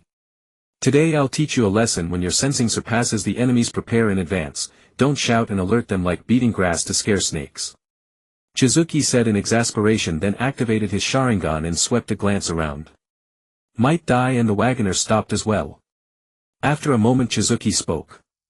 Let's stop here for today. Light a fire and rest. At 8 o'clock there were 12 shinobi all dressed in Sunigakure attire. These infiltrators had not even thought to change into different clothes. Uchiha Chizuki swept another glance at them. They had not noticed him yet, but those men looked like they were at the end of their strength. No other explanation, every one of them had a sallow face and unsteady steps as if they had not eaten for days. Konoha's vanguard should have met the first wave of Suna shinobi by now. The two armies should have made camp.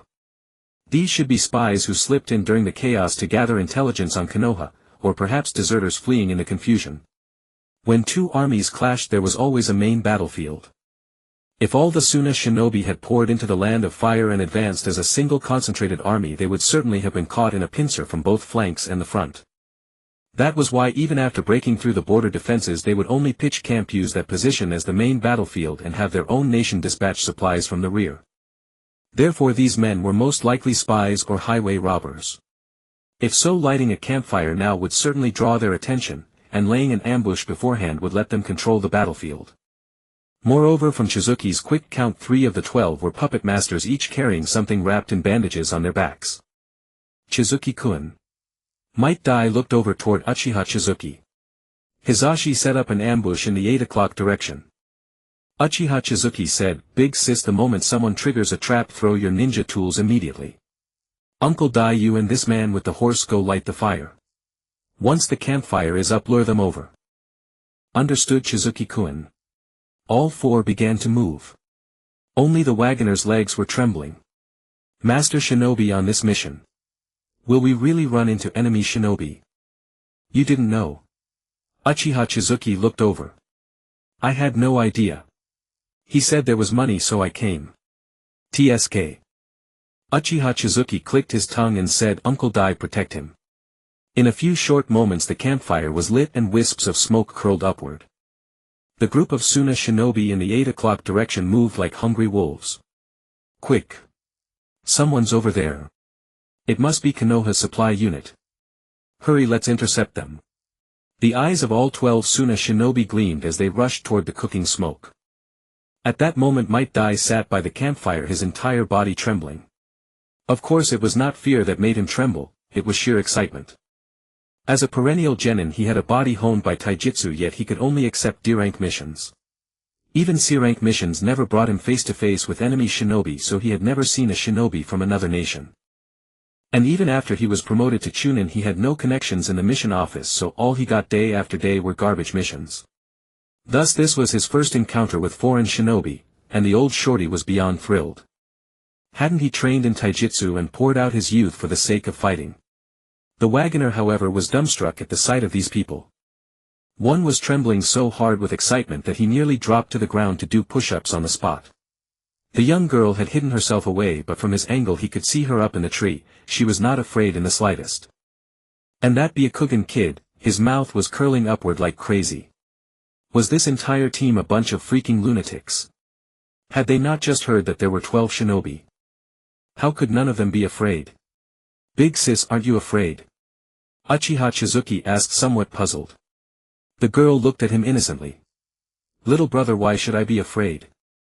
They have 5 jonin on the other side, you know. Not afraid, not afraid. Uchiha Mikoto's eyes curved with a smile.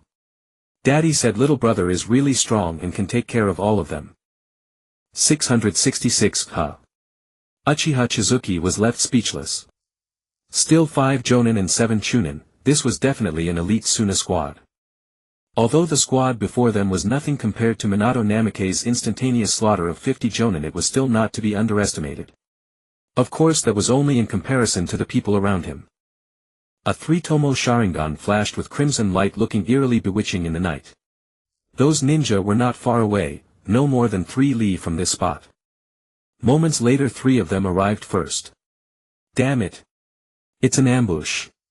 Shit. This stuff might be poisoned. It was only a crude ambush. Hyuga Hisashi had just flung a large handful of rivets. There was no poison, but stepping on them hurt like hell. Swish swish swish. Several piercing whistles cut through the air. Detecting position by sound was a basic shinobi skill. In an instant the 3 ninja had found Uchiha Mikoto's trail. Up in the tree. It's a brat. Boom. With a tremendous roar the explosive tags attached behind 2 thrown kunai detonated. Of the 3 only 1 chunin failed to react in time, the other 2 jonin both fled via the body flicker technique. A surprise ambush, Uchiha Mikoto took down 1 chunin single-handedly. Who said explosive tags can't kill? These tags were far too useful. 2 tags killing a chunin was no problem at all. Meanwhile the 2 fleeing chunin fired off a signal flare. Instantly the remaining Suna ninja all converged on this spot. 3 puppeteer ninja were ready and 2 crow puppets shot toward Uchiha Mikoto. The best way to deal with those puppets was swordsmanship. And that was precisely what Uchiha Chizuki excelled at. Shing! With a flash of the blade the 2 charging puppets shattered into pieces and clattered to the ground. Hisashi, protect my big sister. Uncle Dai charged them. Got it, Chizuki. Might Dai heard the order and immediately opened the 3rd gate. Konoha strong whirlwind. Damn it. You green-skinned frog. Uchiha Chizuki slashed apart 2 puppets while Might Dai came barreling in like lightning. 1 kick to the head, the force was so immense that the Suna ninja's head was smashed to pieces like a puppet's. The instant he finished 1 puppeteer, Might Dai rushed at the next. A puppeteer without puppets, what combat strength was that? That needed no further explanation. In fewer than 10 exchanges Might Dai opened the 4th gate and finished the other puppeteer on the spot. This. Terrifying. The coachman in the distance was dumbfounded. These guys. It hadn't even been a minute, had it? They'd just taken out 3 ninja. Charge. Kill that green-skinned frog first. Wind release wind cutter technique. Wind release wind blade. Wind release great breakthrough. Whoosh. The forest within 100 meters was utterly destroyed by the violent gales. The 2 sides faced off on the spot. You brats, hand over your provisions at once and I'll give you a quick death. The lead jonin shouted. 9 left. Uchiha Chizuki weighed their numbers in his mind. 9 people, 3 jonin and 6 chunin. Against wind release users fire release was overwhelmingly dominant. Uchiha Chizuki pressed his hands together and formed the horse hand seal. Fire release great fire annihilation. In an instant a wall of orange-red flames surged forward like a tidal wave. It was a full 100 meters across, on par with Madara Uchiha. This. What kind of jutsu is this? A feeling called despair bloomed in the hearts of the Suna ninja. Even the 3 jonin were drenched in cold sweat. How could this jutsu be this terrifying? Was this fire release? Take cover. Damn it. Who the hell is this? Wind really? Uchiha Chizuki formed the rat hand seal and the fire feeding on the wind instantly swelled again. This wind release had no name, Uchiha Chizuki used it specifically to complement great fire annihilation. In an instant the 100-meter wall of fire expanded once more, forcing the evading ninja to flee even farther. The jonin were fast enough, but what about these chunin? Water release water formation wall. One of the chunin sprayed out a column of water. But against a fire release of such overwhelming might that water formation wall was utterly insignificant. Hurry and report to Lady Chio. Retreat. Retreat. Of the original 9 only the 3 jonin who had escaped the range of great fire annihilation remained. Do you think you still have a chance? The jonin who had climbed the trees were astonished and spun around. There they saw 7 or 8 Uchiha Chizukis already closing in, moving so fast that only afterimages remained. Chizuki had long since mastered Shirsue's body flicker technique. Chidori sword. A low hum. The cry of 1,000 birds seemed to explode through the forest. In an instant lightning flickered and electric arcs scattered everywhere. All 3 jonin were cut down by one sword stroke. Amazing. Uchiha Mikoto's eyes were full of little stars. Just as father said. How is this possible? Hyuga Hisashi was stunned. Was Uchiha Chizuki a monster? How was he this amazing now? It was clear. It was clear that before. Damn it. How am I supposed to catch up now? Those enemies just now, it was entirely fair to say Chizuki could have handled them alone even without the others. Of course they just didn't know how much skill was involved. Among everything just now the most technically impressive part was the transition from fire release to wind release. Switching between jutsu without any gap, he formed the composite technique. That was the 3rd Hokage's signature move. Our Konoha ninja are so damn amazing. The coachman was stunned speechless. What do you mean, you're Konoha ninja? Uchiha Chizuki body flickered to the coachman's side and shot him a glare with his Sharingan. The coachman shuddered. Seal. Chizuki struck the coachman with his palm. Magnet release chakra spread through the coachman's entire body, instantly locking him in place. Chizuki. Little brother. The 3 of them quickly crowded around. Well, this man is a spy from some other nation, I just don't know which one yet. How could I? Uchiha Chizuki, his Sharingan blazing, was just about to probe the spy's mind when 2 Senbons suddenly flew in from the distance. Swish. The man died instantly. Leave him to me. A ninja in an ANBU uniform flashed before them. With quick eyes and swift hands, Chizuki forced the coachman's mouth open. Just as he thought. And if I say no? Chizuki stared at the ANBU.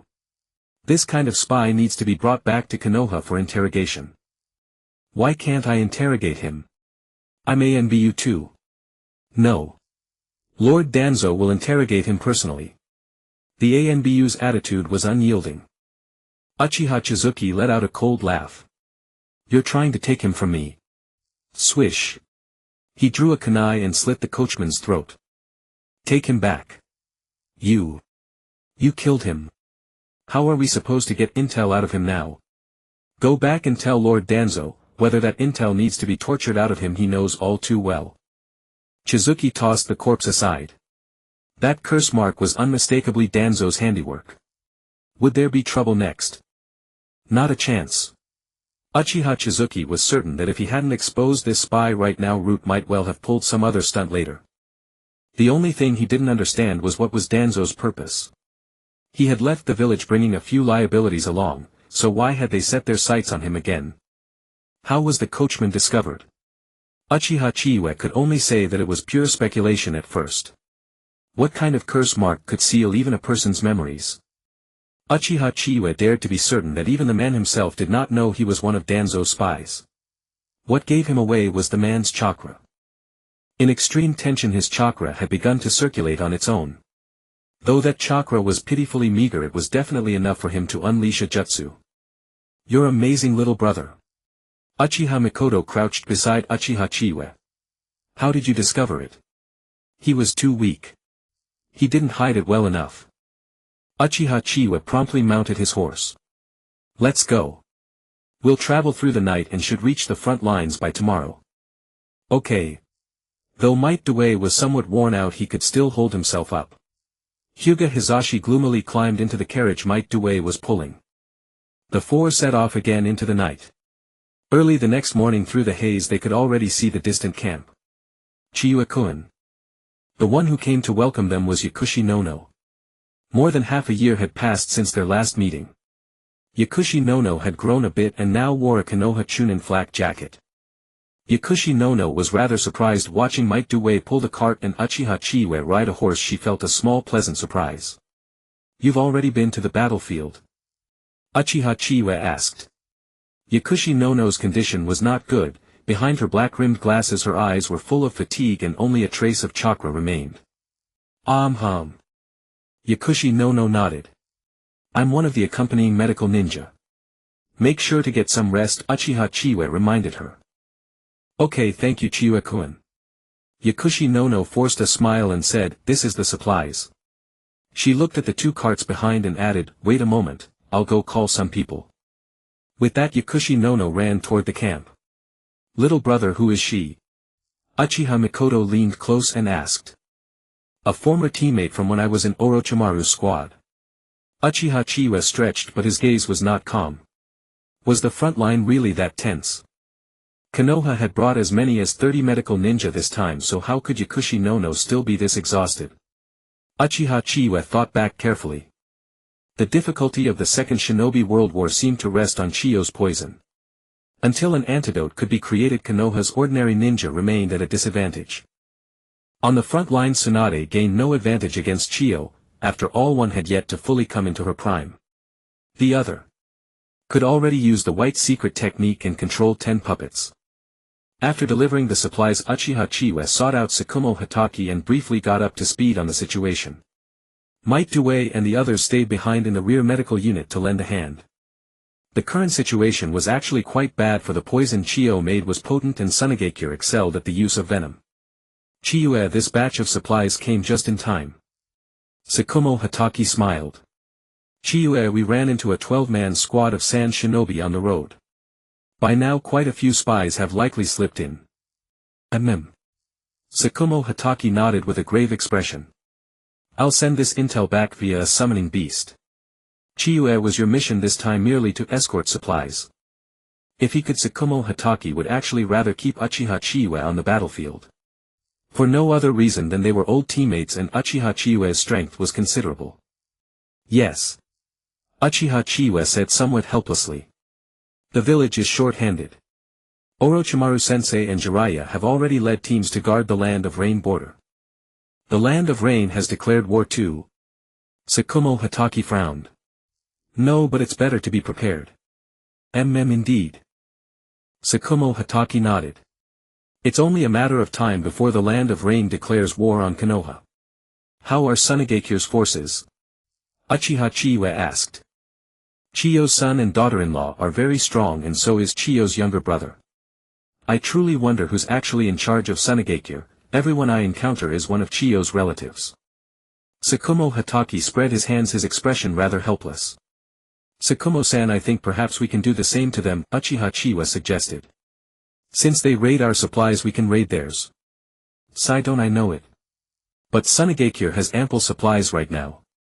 Even if we cut off their subsequent supply lines, it would be futile.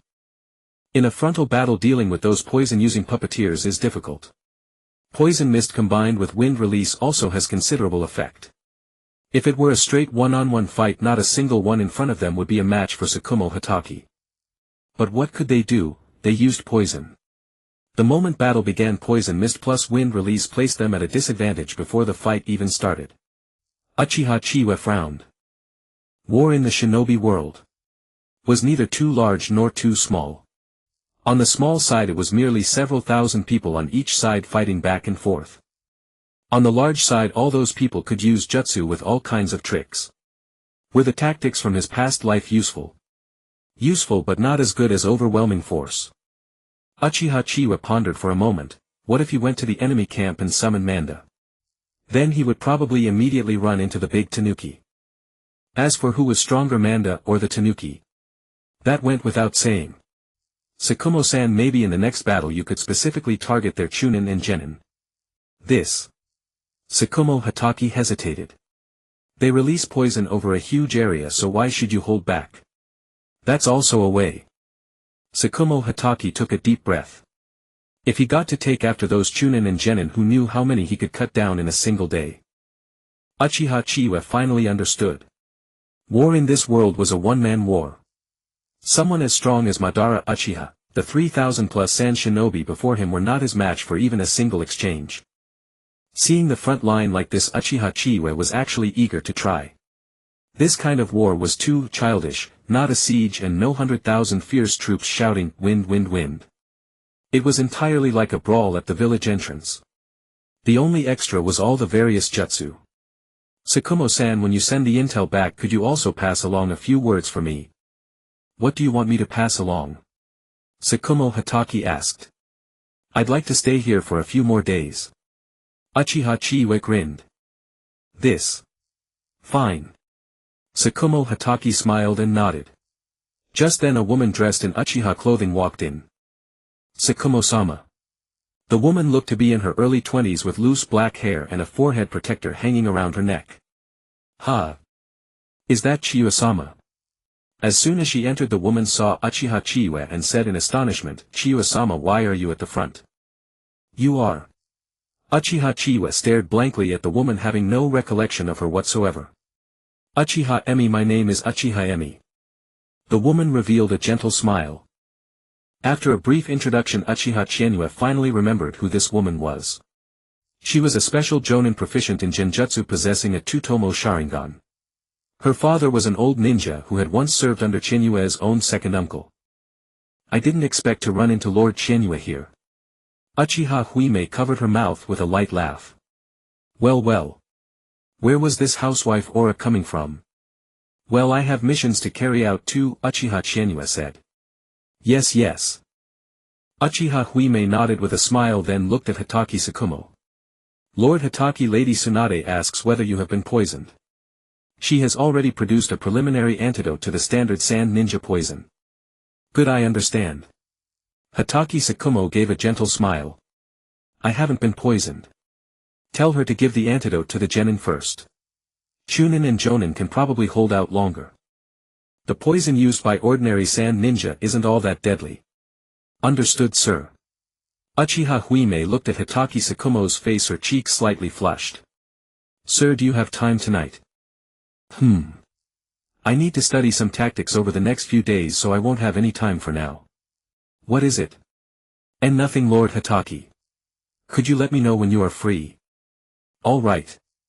Hatake Sakumo lowered his head and seriously studied the intelligence reports. Afterward, Uchiha Huime walked out of the tent, casting a look back every few steps. A question mark slowly surfaced above Uchiha Chizuki's head. What the hell? Was this old man Hatake Sakumo really that charming? She was one of our Uchiha, damn it. Uchiha Chizuki. Hatake Sakumo's scalp prickled under Uchiha Chizuki's stare. What's wrong? Nothing. Then you'd better tell her when you have time, Uchiha Chizuki said at a loss for words. Well. I probably won't have any free time soon. Hatake Sakumo shook his head with a wry smile. Chizuki, since you're staying here for a few days, you might as well help me go through these. I've already declared we won't engage the enemy outside the camp. If they try a raid, squads will be on defense. There should be no battle until the antidote is developed. That's exactly what they must be thinking. Uchiha Chizuki stared at Hatake Sakumo. Before we develop the antidote, they will certainly keep harassing and attacking.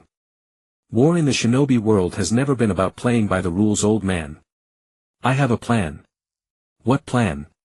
Hatake Sakumo looked at Uchiha Chizuki seriously. Make them hurt. Uchiha Chizuki meant that nothing could buy more time than making them hurt. Absolute suppression through overwhelming force. For example, a surprise raid on the sand camp. I'll summon Manda in the air and drop him straight down. Wouldn't that blow them sky high? Strategy. The shinobi world never gives strategy a chance to work. Nothing is more terrifying than crushing the enemy with superior hard power.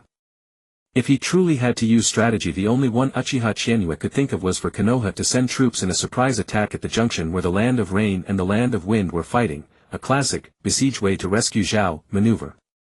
Put pressure on the Land of Wind. But was it needed? No. Strength was what mattered most. Namikaze Minato made a name for himself in a single battle by instantly killing 50 jonin. During the Second Great Ninja War, Hatake Sakumo single-handedly killed 2 master puppeteers and routed their puppet corps, becoming famous in one battle. Then. This. Hatake Sakumo was taken aback for a moment. Perhaps we could use the same tactics we used against the Land of Grass back then.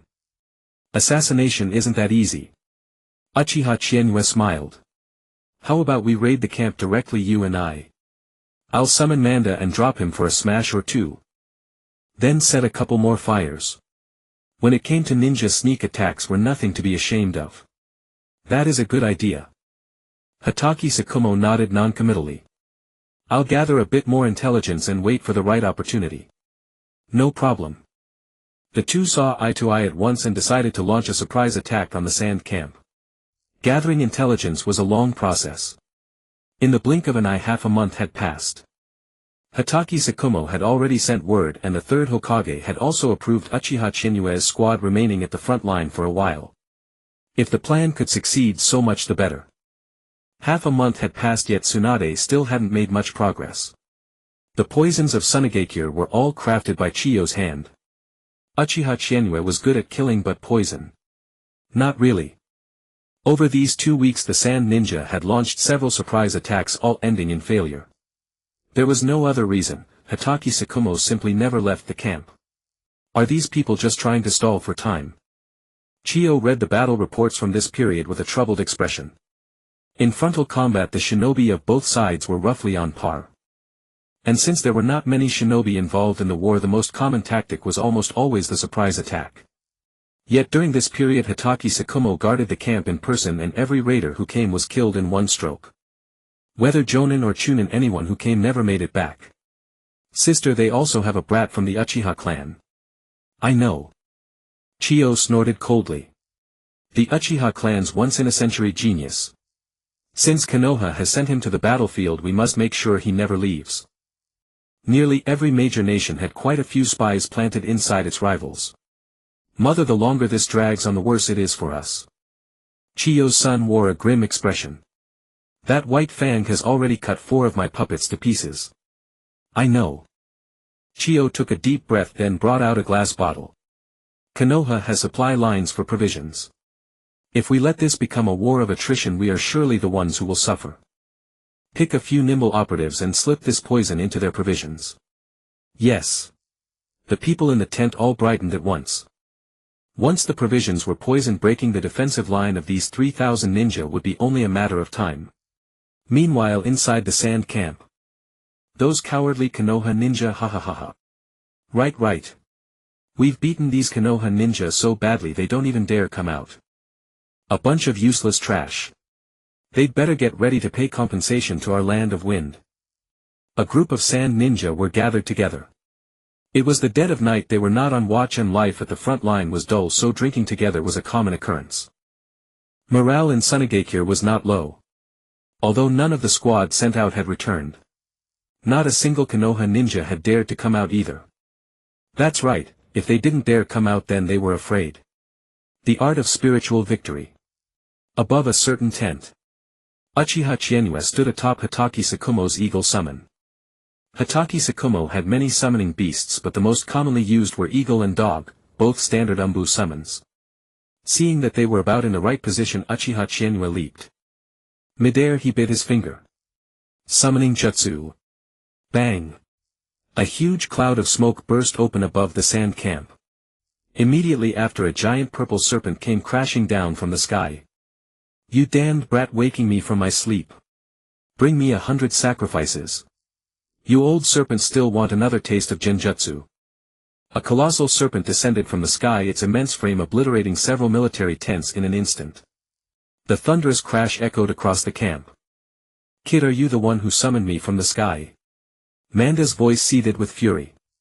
Did he genuinely believe being slammed into the ground caused him no pain? Hurry up, we're leaving. Uchiha Chiyuki stood atop Manda's head, a ring of violet eyeshadow framing her eyes. Sage mode. The enhancement Sage Chakra provided over ordinary ninjutsu was immense. Take a standard fire release for instance, it produced only a fleeting burst of explosive damage incapable of sustaining a continuous blaze. But infused with Sage Chakra, everything changed. Not only was the power amplified, but the flames could burn ceaselessly, devouring all in their path. Enemy attack. Lady Chiyo, we're under attack. What kind of monster is this? Brother. My brother is still inside the camp. Manda's descent had already shattered several command tents, and the sudden chaos threw the Suna camp into utter pandemonium. Hiss. Manda flicked out its tongue, abruptly swallowing an entire tent whole before speaking in human tongue. Kid, I am most pleased today. The next second Manda's colossal body began coiling and moving with astonishing speed. Wind release wind cutter technique. Wind release great sickle weasel. Eliminate that giant serpent now. It's a Konoha shinobi summoning beast. A barrage of wind release jutsu streaked toward Manda. Its vast bulk made it an unmistakable target. But, for atop it stood another presence. Sage Art Fire release great fire annihilation. Uchiha Chizuki formed the ram seal, unleashing a towering inferno that surged toward the incoming techniques. Like a colossal wave, the fire release devoured the oncoming wind release jutsu, their feeble gales utterly extinguished without a trace. No. Somebody save me. I don't want to die. This is a monster. Amidst the screams of agony, wails of hatred, and the crackling blaze, several silhouettes finally arrived on the scene. Retreat. Uchiha Chizuki spotted the newcomers and bolted without hesitation. Poisoned. She had no desire to be poisoned. Without a sage body, she would rather avoid such a fate. Besides, this surprise attack had been an overwhelming success. Fire release inherently countered wind release. The Sunigakure forces would have their hands full dealing with the lingering sage art flames. That damned brat. Chase her down now. Ebizo glared furiously at the carnage wrought upon the sand shinobi. Chio flicked her wrist and 10 white puppets materialized around her. Brother, tend to the wounded and extinguish the fires. I'll handle that brat myself. Yes. Chio vanished in an instant, hurtling after Uchiha Chizuki. In the blink of an eye, Manda dissipated and Chizuki melted into the darkness. The campfire's glow against the dense forest created a stark contrast of light and shadow. Brat, don't you dare run. Chio pursued relentlessly, her eyes burning with fury. A rough estimate suggested that at least 100 sand shinobi had fallen. To raid a camp of over 2,000, slaughter hundreds, and then let this brat escape. Old hag, why don't you check what's behind you? Damn brat. Shing. A flash of steel, a white puppet shattered into fragments. Chio recoiled in shock, leaping upward and twisting to look behind. Uchiha Chizuki had already spun around, her Chidori blade flashing from its sheath to slice another puppet to pieces. Konoha's white fang. By a creak, the three stood locked in a standoff. Chio's heart clenched as she realized 2 enemies had flanked her, one before and one behind. The white fang of Konoha, and this prodigy of the Uchiha clan. Is this where this old woman meets her end? Uchiha Chizuki twirled her Chidori blade while Tsukumo Hatake unsheathed his shortsword in silent synchronization. Both kept their gazes pinned on Chio. Hand over the antidote and we'll let you return. Tsukumo spoke first. All of it, the antidotes to every poison you possess. Humph. This old woman has no habit of brewing antidotes. Chio sneered. When blades cross, what is there to fear in fighting you both? In the next instant 8 puppets lunged forth, charging straight at Uchiha Chizuki. What exactly is this old hag staring at? Uchiha Chizuki and Tsukumo Hatake stood before Chio, who was ensnared in a genjutsu. No idea, Tsukumo said, the corner of his mouth lifting slightly. Still, Chizuki, you've earned great merit. This is a high-value prisoner. I didn't expect the old hag to actually charge out after me. Uchiha Chizuki grinned. He'd simply hit her with his own little Izanami. Just as the two prepared to leave, a sudden disturbance broke the stillness. Both reacted instantly, vanishing with body flicker to dodge. The next moment a hammer forged from iron sand 36 feet tall came smashing down. The third Kazekage. Uchiha Chizuki looked up to see the deep blue-haired third Kazekage hovering midair, his iron sand wings unfurled behind him. Leave Chio behind, Konoha shinobi, and I may yet spare your lives. The third Kazekage looked down upon them with cool superiority, as if they were beneath his notice. Keep dreaming. Uchiha Chizuki showed no fear. Why don't you ask me to chuck another 200 explosive tags at you? Chizuki, stay calm. Tsukumo's expression grew grim. The third Kazekage, reputed as the strongest Kazekage in history, wielding the magnet release Kekei Genkai to command iron sand. Judging by his looks, he was at most around 30 in his prime, hardly older than Tsukumo himself. Heh. The third Kazekage let out a cold laugh. The two of you raided my sand camp with nothing but paltry tricks. I'll tell you plainly, I've already dispatched a squad escorting Bunpuku toward the Konoha camp. If you know what's good for you, release Chio and I shall permit them to return. You're every bit as cunning as they come. Uchiha Chizuki thought, silently grinding his teeth. This bastard, was he really the one killed by a boy who loved collecting figurines? How are we to trust you? Tsukumo asked, utterly composed, even pressing his short sword firmly against Chiyo's neck. That's right, we need to see the one-tailed Jinchuriki right before our eyes before any release. Uchiha Chizuki added after a beat, also Uncle Tsukumo and I went through plenty of trouble to capture her, she's your entire frontline's commanding officer after all. Brat, are you trying to bargain with me? The third Kazekage laughed coldly. No. I'm simply stating a fact. Uchiha Chizuki fixed his gaze on the third Kazekage. Even if the one-tail Shikaku runs rampant at our camp, Lady Tsunade is still stationed there. And with the slug around, Konoha's casualties would be minimal. But if you kill Chiyo now, I believe we'd still hold the advantage in the end. As he spoke, Uchiha Chizuki pressed his blade against Chiyo's back. Old man, tell me, if we Konoha shinobi lose a few lives to take out your only commander, do you have anyone else fit to lead? You. The third Kazekage glared, seething with rage. Brat, if Chiyo dies, I swear every Konoha ninja on this front line will die with her. First, the one-tailed Jinchuriki is to retreat this instant. Second. Give me 5 billion. At those words, Hatake Tsukumo's eyes widened as he stared at Uchiha Senjutsu in disbelief. Had he heard correctly? How much did Senjutsu want? 5 billion. 5 billion yuan. 5 billion yuan. Impossible. The third Kazekage's face darkened. No, I want 5 billion taels. Uchiha Senjutsu stared with his three tomo eyes, weighing in his mind whether firing off Koto Amatsukami right now was appropriate. It seemed Tsunagakure had always been poor and their daimyo was a bottom-tier loser who refused to allocate funds. 5 billion taels. The third Kazekage's face grew even darker. Then just kill her. If we go down, we go down together. Cough cough. 5 billion yuan isn't necessarily impossible either.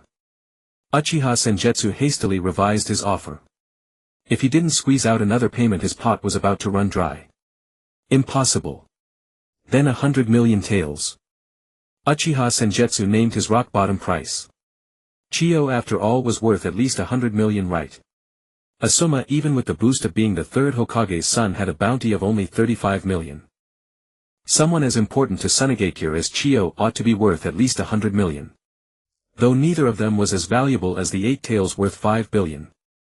The 8 taels was simply too valuable. Uchiha Senjutsu started to entertain the idea of sneaking into the land of lightning to snatch the 8 taels out. He wouldn't ask for another 5 billion, but there was no way 3 billion was a problem, right? The third Kazekage stood there deliberating. 100 million taels was after all within the acceptable range. Wait, why was he thinking about giving this brat money? But Chiyo had to be saved.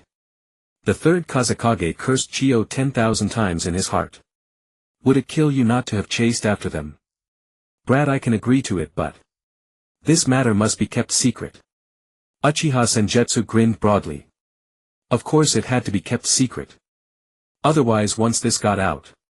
Hatake Tsukumo.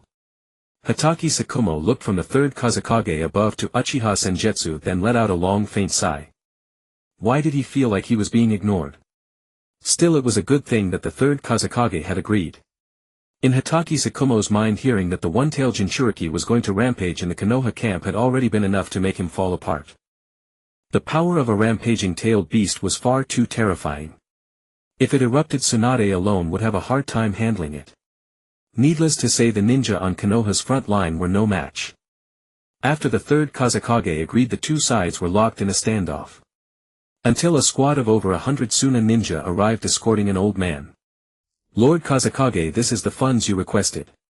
A dark-skinned one-eyed jonin knelt on one knee before the third Kazekage and presented a scroll. Without a second thought, the third Kazekage hurled it toward Uchiha Senjutsu. Uchiha Senjutsu checked it over, then put it away. Release her, the third Kazekage said coldly.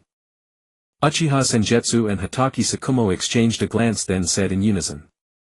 Once we reach the Konoha camp, we'll naturally let her go. Brat. You're going back on your word. Whoosh. In an instant, two enormous masses of iron sand gathered in the sky within 100 meters. The 100-odd Suna ninja all prepared for battle at the same time. Lord Kazekage, we're right in the middle of your encirclement now. Uchiha Senjutsu said. Our lives need to be protected too, don't they? You. The third Kazekage gritted his teeth. You take Bunpoku and withdraw. Lord Kazekage. We won't retreat, Lord Kazekage. These two are utterly detestable. That's right. Lord Kazekage, lead us and we'll cut these two down right here. Scram! The third Kazekage roared. Is Chiyo's life not a life? All of you get back to camp and stay there. But. Scram! As you command. The Suna ninja wished they could devour the two of them alive. But now that the third Kazekage had given the order, they did not dare disobey. Once all the Suna forces had withdrawn, Uchiha Senjutsu and Hatake Sakumo dumped Chiyo and ran off without looking back. Senjutsu, what genjutsu did you put on Chiyo? Hatake Sakumo asked, somewhat worried. It wasn't anything else that worried him, he was afraid Uchiha Senjutsu had pulled some kind of fatal genjutsu. The Uchiha's genjutsu were endless in variety, so it wasn't impossible. If Chiyo died on the way back or at some later point, Sunagakure might very well charge at any cost. If that happened, the gain would not make up for the loss. Especially when Konoha couldn't dispatch all its top combat power. For instance, the Ninetails Jinchuriki was only 9 years old. He couldn't possibly go to the battlefield. Well, it's not a lethal genjutsu. If things go well, she'll lie down for half a month, if they don't half a year. What genjutsu? Koto Amatsukami light, of course. Anyone who had something like this and could resist using it was no less than a god. The first genjutsu had been a lesser Izanami, but after the third Kazekage appeared it had turned into the light of Koto Amatsukami. With Chiyo's mental strength it probably wouldn't take particularly long. But at the very least she would be down for a month or two. At that moment Uchiha Senjutsu was holding 100 million taels and felt more emboldened. Without enough money in hand, Uchiha Senjutsu did not dare use Koto Amatsukami rashly. But now it was different. Once he got back, he would have second uncle in prison gather a list of rich people. For only 15 million he could launch Koto Amatsukami once with no pain and no cooldown. In a daze Uchiha Senjutsu felt a blur spread through his left eye again. Damn system, you son of a bitch. Host, you can recharge to restore your eye power. Go go go, stop stalling. Ding. Recharge successful, 500000 taels consumed. Successfully restored enough eye power for one use of Koto Amatsukami light. 500,000 per use, damn, that was expensive. Uchiha Senjutsu felt a sharp pang in his pocket. Soon, however, a cool icy feeling spread from his left eye. Clearly his eye power had been restored. Back at the Konoha camp, Uchiha Senjutsu was in high spirits and led his squad back toward Konoha. He had already been outside for over 20 days, so he hurried back to Konoha to have second uncle gather a list of the wealthy. As for using Koto Amatsukami on particular rich people, Uchiha Senjutsu felt no guilt whatsoever. He was just a little boy who liked playing Naruto, so what had he done wrong? On the way, Mato Dai was still pulling one carriage while the other carriage was now being pulled by Hyuga Hizashi. Uchiha Senjutsu and Uchiha Mikoto on the other hand sat in the carriage. Come, damn system, top me up. The most generous round yet had arrived. Host, please select a recharge amount. Skip it. Just max out Hashirama Sage Naruto Ninja Scroll and exchange everything in the Jade shop for me. The Jade stones from before were already mostly spent. After maxing out Hashirama this time, he figured another big pile of Jade stones would be left over. Start pulling. Uchiha Senjutsu tapped straight into the recruitment screen. The little blonde and Hashirama, he was determined to get both.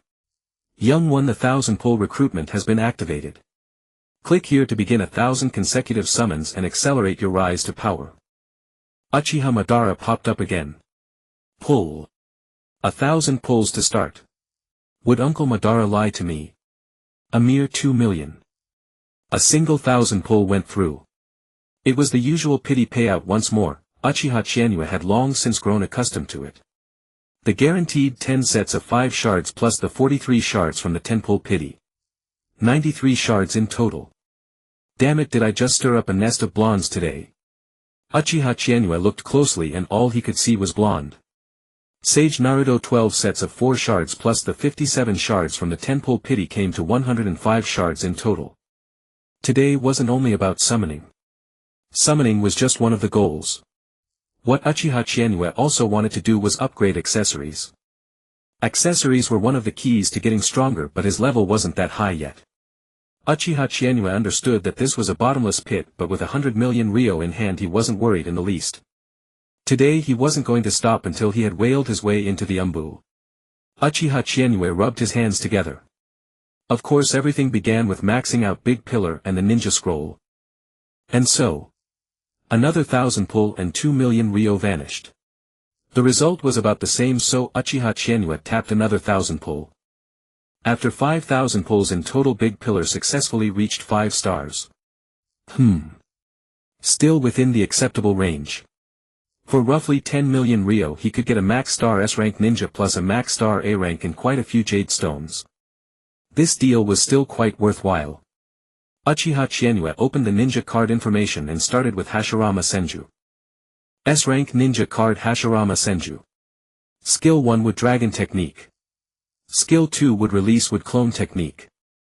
Skill 3 Sage Art Would Release True Several thousand hands, requires a supreme sage body to unleash or can be temporarily unleashed by spending ryo. Special Skill Would Release Deep Forest Emergence. Sage Art Would Release Divine Gates. Your Secret Scroll Would Release Wood Stakes Technique will be converted into Sage Art Would Release Divine Gates. This ninja has already advanced to 5 stars. As a special ninja he cannot provide training experience bonuses. This ninja does not provide combat bonuses but grants the following special mechanics. Special Mechanic 1 The initial Sage Body Price 5000000 ryo. Special Mechanic 2 Perfect Chakra Control. Clap your hands and whatever you need comes, price 0. Special Mechanic 3 Sage Art Price 5000000 ryo. Well, no combat bonus, no training experience bonus. Still within the acceptable range. System: Don't I already have the initial Sage Body? Host: Your Sage Body is a trait bonus from the ninja card, not a real Sage Body. The Sage Body provided by this ninja is a true Sage Body. Is there actually a real and a fake version of this thing? Host: Take a good look at the ninja description. Uchiha Chizuki's eye twitched because it was written plainly on C rank Naruto and B rank Naruto. Although the trait was called Sage Body, what it provided was a percentage increase in chakra capacity. TSK. Buy. Without another word, it was only 5 million ryo. He had already whaled out 10 million, how could he still be short of 5 million? Uchiha Chizuki also bought the Sage Art at the same time. He just didn't know how this Sage Art was different from Ryuchi Cave. Ding. 10 million ryo consumed. Purchase successful. The next second a wave of warmth surged through his body. It swept over his entire body, flowing through his limbs, bones and internal organs. Finally the warmth gathered where his chakra gathered. This. In an instant Uchiha Chizuki felt as if he were filled with power. So this is power. I can feel the strength. Equipping Itachi Uchiha came with a kidney deficiency debuff, but not equipping him would lower his genjutsu. At this moment the effect of that debuff was already negligible. Initial Sage Body slightly improves perception, increases some chakra capacity and slightly improves constitution. Consuming 1000000 ryo allows an upgrade. 10 million. Uchiha Chizuki gritted his teeth. Top up. This Sage Body's benefits were real. The next second. It was that power-filled feeling again. Intermediate Sage Body improves perception, greatly increases chakra capacity, moderately improves constitution and self-healing ability, increases natural energy affinity and chakra nature transformation. The intermediate Sage Body was vastly stronger than the initial one. The most obvious change was that Uchiha Chizuki could clearly feel that his chakra seemed inexhaustible. Even if it could run out, at least he had several hundred Kakashis worth now, right? This invincible feeling. The intermediate Sage Body's self-healing ability didn't just heal wounds, it also healed ocular power. Just like Obito Uchiha in the original story, who could use his Kamui eye for extended periods without going blind because of this self-healing ability. And this Sage Body of his was definitely stronger than Obito's patchwork of Hashirama's cells. This was a genuine Sage Body. The intermediate Sage Body was already enough to shock Uchiha Chizuki. For example, if he cut himself right now, the healing power would be especially terrifying. Uchiha Chienue inwardly sucked in a cold breath and quickly checked the upgrade information. To upgrade to the advanced sage body you must consume 100,000,000 Ryo. What the monkey? Uchiha Chienue's eye twitched. 100 million. 100 million for the advanced sage body. What level of sage body does Hashirama Senju have? Is it the supreme level? Exactly. Once you upgrade to the supreme sage body you will become a distinguished superkage level powerhouse. Well said. Don't say it next time. Uchiha Chienue took a deep breath then looked at his other card. Naruto Uzumaki Sage Mode. Sage Naruto, this was the card to focus on. What he wanted was his Sage Mode. A-rank ninja card Naruto Uzumaki Sage Mode. Skill 1 Spiral Twin Rasengan. Skill 2 Frog Kata. Skill 3 Sage Mode Activate Sage Art Wind Release Rasen Shuriken. This ninja has already reached 5 stars. Wind Release Training Experience 100 Natural Energy Affinity 10. Special Mechanic 1 The Sage Body Chakra Capacity Permanently 50. Special Mechanic 2 The Sage Mode Toad absorbs natural energy and converts it into Toad Sage Senjutsu Chakra Price 300,000 Ryo. 3 million Ryo. Still within the acceptable range. Having already spent 30 million Ryo, Uchiha Chienue looked at these numbers with complete composure. He only needed to keep 15 million Ryo. 100 million really wasn't that much after all. Uchiha Chienue sighed inwardly. I originally thought that once I got Big Pillar I would be invincible. It seems there's still a long road ahead. Bad news, there isn't enough money. Good news, it's time to start robbing people. No. I have to rob a couple of rich ones. Uchiha Chienue took a deep breath then turned his gaze to the free choice secret scroll. The Jonin promotion reward. No need to think twice.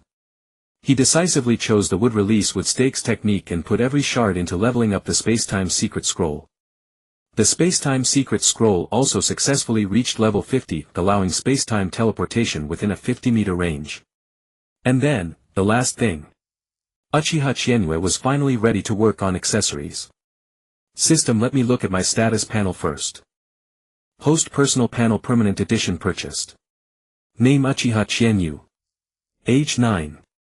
Ninjutsu Elite Jonin Rank 1 100, 010, 0000. Taijutsu Jonin Rank 3 190, 005, 0000. Genjutsu Elite Jonin NA. Own Ninja Cards S Rank 5 star Mysterious Masked Man A Rank 2 star Uchiha Itachi B Rank 5 star Uzumaki Naruto Equipped S Rank 5 star Senju Hashirama A Rank 5 star Uzumaki Naruto Sage Mode A Rank 5 star Uchiha Shursui. Summoning Beast Snake of Ryuchi Cave. Secret Scrolls Vacuum Wave LV. 40 Lightning Release Ground Surge LV. 30 Summoning Technique Lightning Blade Manifestation LV. 2 Bringer of Darkness Technique LV.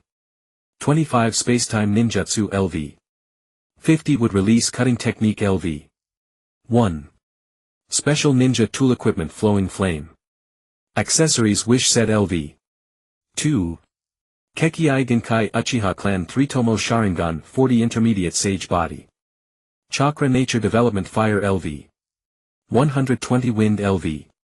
170 Lightning LV. 60 Wood LV. 1. Special Talents Meticulous Perception Fire Release Mast. Finally it had come to this after all. 1. 98 million Ryo for the discounted experience points. Uchiha Chienue didn't even blink before recharging. As I said, I've already spent tens of millions, what's another 4 million? The Ninja Pass provided a fair amount of mystic dust and universal secret scroll fragments. However, what drew Uchiha Chienue's attention the most was still Tendo Super. Brother Super. Recruit. A rousing cutscene began. Currently equipped Ninja Cards Tendo Pain Super, 3-star Uchiha Itachi Akatsuki, 2-star Senju Hashirama, 5-star. Ninja Card Tendo Pain Super. Skill 1 Universal Pull. Skill 2 Almighty Push. Skill 3 Super Almighty Push. All 3 skills require a special Kekiai Genkai, the Rinnegan. The system detected that the host does not possess the Rinnegan. A special offer is now available. You may consume Silver Rio to unleash all 3 skills. God damn it. Uchiha Chinyu's mouth twitched. I fucking knew it. Can I just buy this pair of Rinnegan? Yes host you can. It only costs 10 billion. Then you can obtain Madara Uchiha's Rinnegan. TCH forget it. 10 billion, it sounded acceptable at first but in the end he would still be installing a pair of Madara Uchiha's eyes. He already had the Sharingan and Sage body now. How could the Rinnegan still be out of reach? Worst case he could buy a pair of Eternal Mangekyo Sharingan in the system, max out his Sage body with recharges, and the Rinnegan would be his for the taking. Wait. Doesn't that mean this ninja pass of mine was just a piece of junk I bought? Host you can't say that.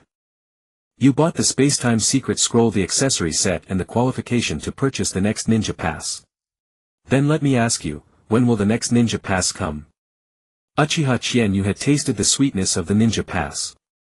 There was no need to chase 5 stars for the ninja cards inside, getting the 2-star base form was more than enough. Secret scrolls and accessories provided real boosts as well. Please stay tuned host. Uchiha Chinyu stopped worrying about it and shifted his gaze directly to the accessories section. Ever since obtaining the accessories he had never enhanced or advanced them. After all, this was a huge pit, a pit that had to be filled with money. Currently equipped accessories: Wish Set LV. 2.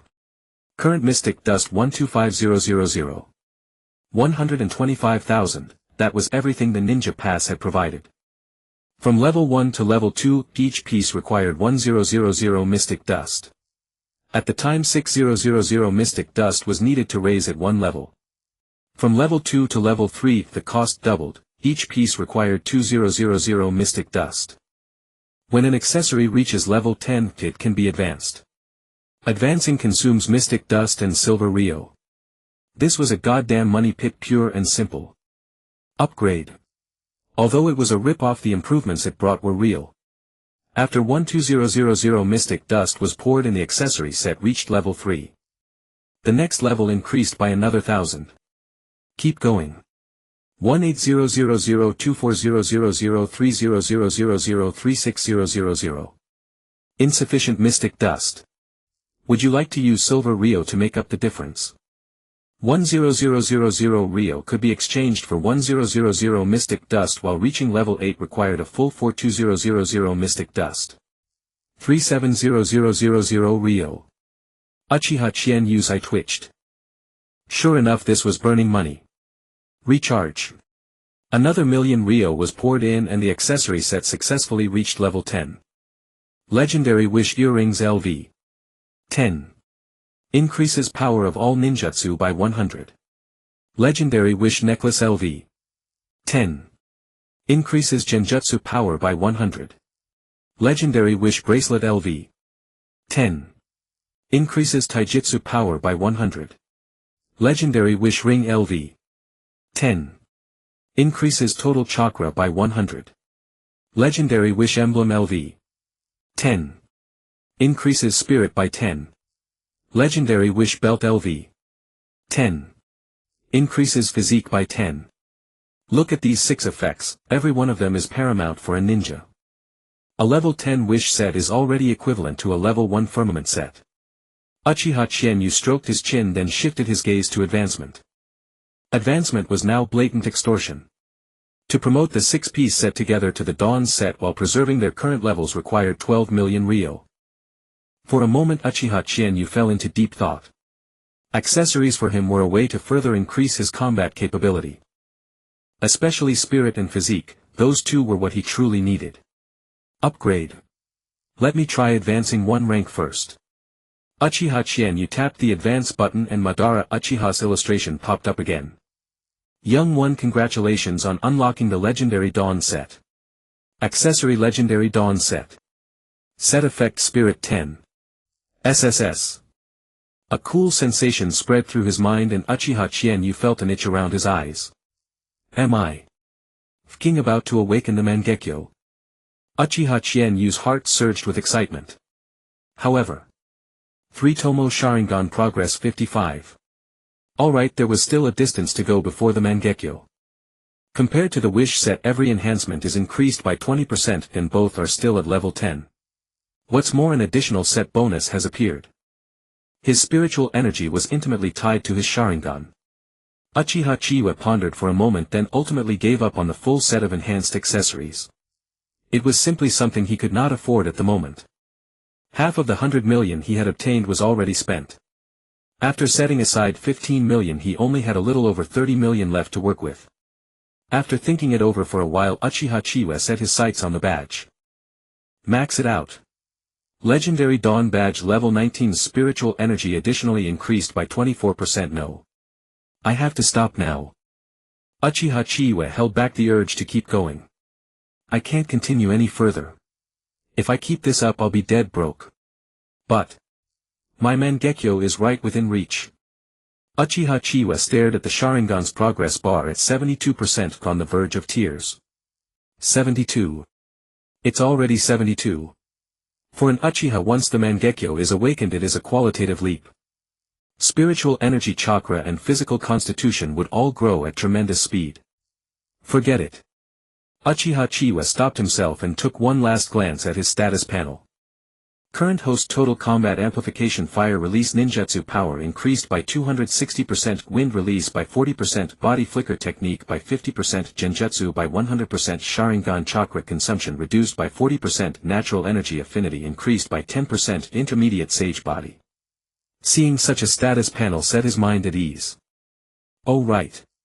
He seemed to have an insight eye. Uchiha Chiwa glanced at his own palm. Name Uchiha Chiwa, age 9, ninjutsu umbu taijutsu umbu genjutsu umbu. Evaluation, you call this 9 years old? Uchiha Chiwa frowned. The evaluation had already reached umbu level, so why did the panel still say elite jonin? Are you messing with me, you damned system? Host, you must be a host who refuses to be defined. Yeah sure, refuses to be defined. Uchiha Chiwa's eye twitched. The journey back was uneventful. Traveling by horse-drawn carriage, it took 5 days in total to return from the border to Konohagakure. We're finally back. Hyuga Hayashi gazed at the gates of Konoha, barely able to stop himself from rushing straight in. The feeling of leaving the village had indeed been unpleasant. The half-month or so at the front lines had tormented him endlessly. After all, he had been a young master of the Hyuga clan. Even though he was now a member of the branch family, he was still a young master at heart. The high-intensity missions were far from comfortable for him. On the road back, supply caravans bound for the front line stretched on without end. Now that he had returned to Konohagakure, all he saw before him was peace and tranquility. Uchiha Chiwa, the Hokage requests your presence. The moment they stepped through the village gates, a shinobi clad in umbu attire leaped out. Very well. Uchiha Chiwa nodded with a smile. Uncle Dai, would you take my sister and Hayashi to turn in the mission report? Leave it to me, Chiwa-kun. Might Dai agreed without the slightest hesitation and took Uchiha Chiwa's mission report. At the Hokage's office, Uchiha Chiwa knocked, then pushed the door open and walked in. The office was as quiet as ever, with only Hiruzen Sarutobi gazing into a crystal ball. Reflected in the crystal ball was the main gate of Konoha. What is this old man looking at? What's so interesting about that gate? He must have just switched the view over. Chiwa. Hiruzen Sarutobi coughed twice. How did you find this mission? It went fairly well. And compared with the umbu? Lord Hokage, surely you know what kind of level our little team is at. Uchiha Chiwa spread his hands. Compared with the days when he had been teamed up with Senju Mahua and Hataki Sakumo in the umbu, this team of his was an absolute joke. Ha ha ha, that is only to be expected. Hiruzen Sarutobi smiled most kindly. Sakumo's summoned beast arrived a few days before you. You and Sakumo both made vital contributions, this time slowing down the Land of Wind's advance. Hiruzen Sarutobi rose to his feet and walked over to Uchiha Chiwa. Ah, I am ashamed. If only I had listened to Tsunade's advice and organized a medical nin squad earlier. Things might not have come to such a pass. Hiruzen Sarutobi looked at the battle reports from the front lines, his worry deepening with each passing day. Only when Hataki Sakumo's report arrived 3 days ago did he begin to feel some relief. Chiyo of Sunagakure was truly a formidable figure. The poisons crafted by her hand were indeed a thorny problem. Lord Hokage honors me too greatly. I believe Lady Tsunade will soon be able to develop an antidote. Let us hope so. Hiruzen Sarutobi smiled, then turned his gaze to Uchiha Chiwe. Chiwe, I may have to ask you to take on many more missions within Konoha from now on. It was nearly half an hour before Uchiha Chiwe finally left the Hokage's office. All in all, there had been nothing substantial, just the usual talk about being the future of Konoha and so on. He had long since grown tired of that same old script. If you're going to say all that, you might as well just hand me 2 million ryo. After leaving the Hokage's building, Uchiha Chiwe headed back home. On the way he spotted two familiar figures. I feel like it's kicking me. What should I do? It hurts. Well, I should probably go back and ask my second uncle. How can you do that? My grandma said your second uncle is way too fierce and he even likes eating kids. Ha. No, that can't be right. How could my second uncle eat people? I don't know. Grandma said he's a mad dog. Uchiha Chiwe. Staring at the tomato and eggs duo up ahead, he could not help but twitch at the corner of his mouth. Is it really okay to talk about my dear second uncle like that? I'll admit my dear second uncle is indeed a bit intimidating. Of course that was in the past. Looking at my dear second uncle now, appearance aside, who would ever think he's a mad dog? No mad dog, Shura. Kushina, just wait for me. I'll go back and learn sealing arts. Really? I'll definitely master the sealing art you gave me. When I do, I'll help you seal the nine tails. Alright. Uchiha Chiwe force-fed a mouthful of puppy chow could not help but twitch at the corner of his eye. Goddamn Minato-san, you really are something else.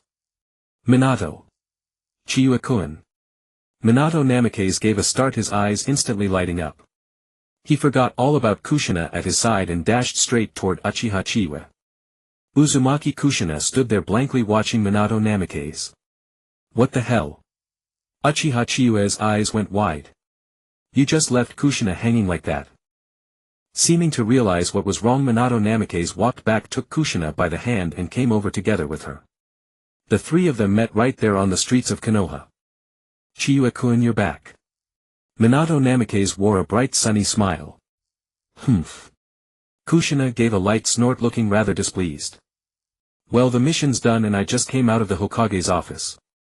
Uchiha Chiwe smiled. Were you two on a date? A D-date? As if. Kushina could not tell whether her face or her hair was redder and stammered, who would go on a date with a sissy? TSK. If you're not dating, then why did you hand over the Uzumaki family's heirloom to Minato Namikaze? Uchiha Chienyu smiled without a word, yet as she looked at Minato Namikaze there was a hint of approval in her eyes. What did they mean by saying he married into the Uzumaki clan? It was simply giving the Uzumaki princess a home. They had only known each other for a year at most, and Kushina had already revealed all her Uzumaki sealing techniques. Tisk tisk tsk. Were gentlemen really that sought after? Xianyue, Kushina, why don't we have a meal together? Minato Namikaze proposed with a smile. You're treating. No problem. During the meal, Minato Namikaze revealed the truth. Kushina's seal was actually not very stable. For instance, the Nine Tails would drag her into the consciousness space to intimidate her every night when she slept. Now it could even leak a bit of its power, disrupting Kushina's chakra control. During this era, the Nine Tails Jinchuriki still needed the entire Hidden Leaf's barrier to suppress it rather than relying on an improved sealing technique. Even Hiruzen Sarutobi was troubled by this dilemma. Although he knew sealing arts, he could only use them in practice. To truly suppress a tailed beast, one would need the Uzumaki clan's own bloodline to awaken. But clearly 9-year-old Kushina Uzumaki had yet to awaken, she merely possessed a ton of chakra. In the original story, Naruto also seemed to have this issue. How was it resolved? Uchiha Chienyu thought carefully. In the original story, Minato Namikaze's sealing technique had long surpassed the one used during Kushina's time. Naruto's seal was first reinforced only after Jiraiya returned to the village. In other words, simply reinforcing the seal would be enough. Wasn't that walking right into his crosshairs? Uchiha Chienyu cracked a grin. He had never used one-tail chakra before. He first swept his gaze around, and without anyone noticing, a trace of crimson flashed in his eyes. With his current perception, Uchiha Chienyu knew exactly how many pairs of eyes were watching nearby. Using his Sharingan to peep at the Nine-Tails Jinchuriki was something that absolutely could not be discovered. Even less could the Leaf Village know that the Sharingan could suppress tailed beasts. In short, he still had to hide it. This is simple, I can help you solve it. After disrupting the perception of the dozen or so Umbu nearby, Uchiha Chienyu smiled. Then, inside Kushina's consciousness space. Drip. Drip. Drip. The sound of water echoed through the empty space. Minato Namikaze was visibly stunned by the dim space before him. Hiss. Suddenly a chilling sensation swept over him and Minato Namikaze felt a coldness creep through his entire body. It was as if some terrifying existence was staring at him. Stop staring, would you? You scared him. Roar. 3 little brats. The gloomy space was instantly illuminated. In the dim yellowish light, Minato Namikaze finally saw the colossal cage before him. A ceiling tag rested on the cage and beyond it was pitch-black darkness along with a pair of enormous eyes suspended in midair. How many years has it been since you last brushed your teeth? Your breath stinks. Uchiha Chienyu looked up, the crimson three-tomo Sharingan in his eyes causing the Nine-Tails to shiver. Not long ago it had been tormented to the brink of madness by Uchiha Setsuna's Mangekyo Sharingan. Damn it! Damn it! The Uchiha again. How dare they let your clan come into contact with this brat? The Nine-Tails bared its fangs, its eyes filled with venom and hatred. Hey Big Fox, no need to get so worked up. Uchiha Chienyu shrugged and put on a smiling face. We're bound to see each other often, so why hold such hostility toward me? You. What did you call me? The Nine-Tails couldn't help but tremble at Uchiha Chienyu's smile. It was shaking with rage. Big Fox. Uchiha Chienyu chuckled. What else? Should I call you Kurama? You. The Nine-Tails widened its eyes and extended a claw reaching out from the cage. Damned brat. How do you know my name? What is this aura of yours? Your body. Uchiha Chienyu leaped, landing atop the cage, and in 2 or 3 steps appeared before the seal. This is. Are you the Jinchuriki of that stinky tanuki? No, that's wrong. The Nine-Tails felt something was off but couldn't pinpoint what. It was clearly One-Tail chakra, yet it lacked the One-Tail's presence. If it truly were the One-Tail, it would have already jumped out and started a fierce shouting match. Brat. Who exactly are you? The Nine-Tails roared, its eyes nearly erupting with flames. My name is Uchiha Chienyu. I'm asking who you are. Just Uchiha Chienyu. Why do I sense a familiar aura in you? The Nine-Tails glared furiously. Oh, maybe because I also have the Sharingan. Uchiha Chienyu smiled. The seal's effect was working quite well. Merely by injecting chakra it could strengthen the seal. Sharingan. Humph.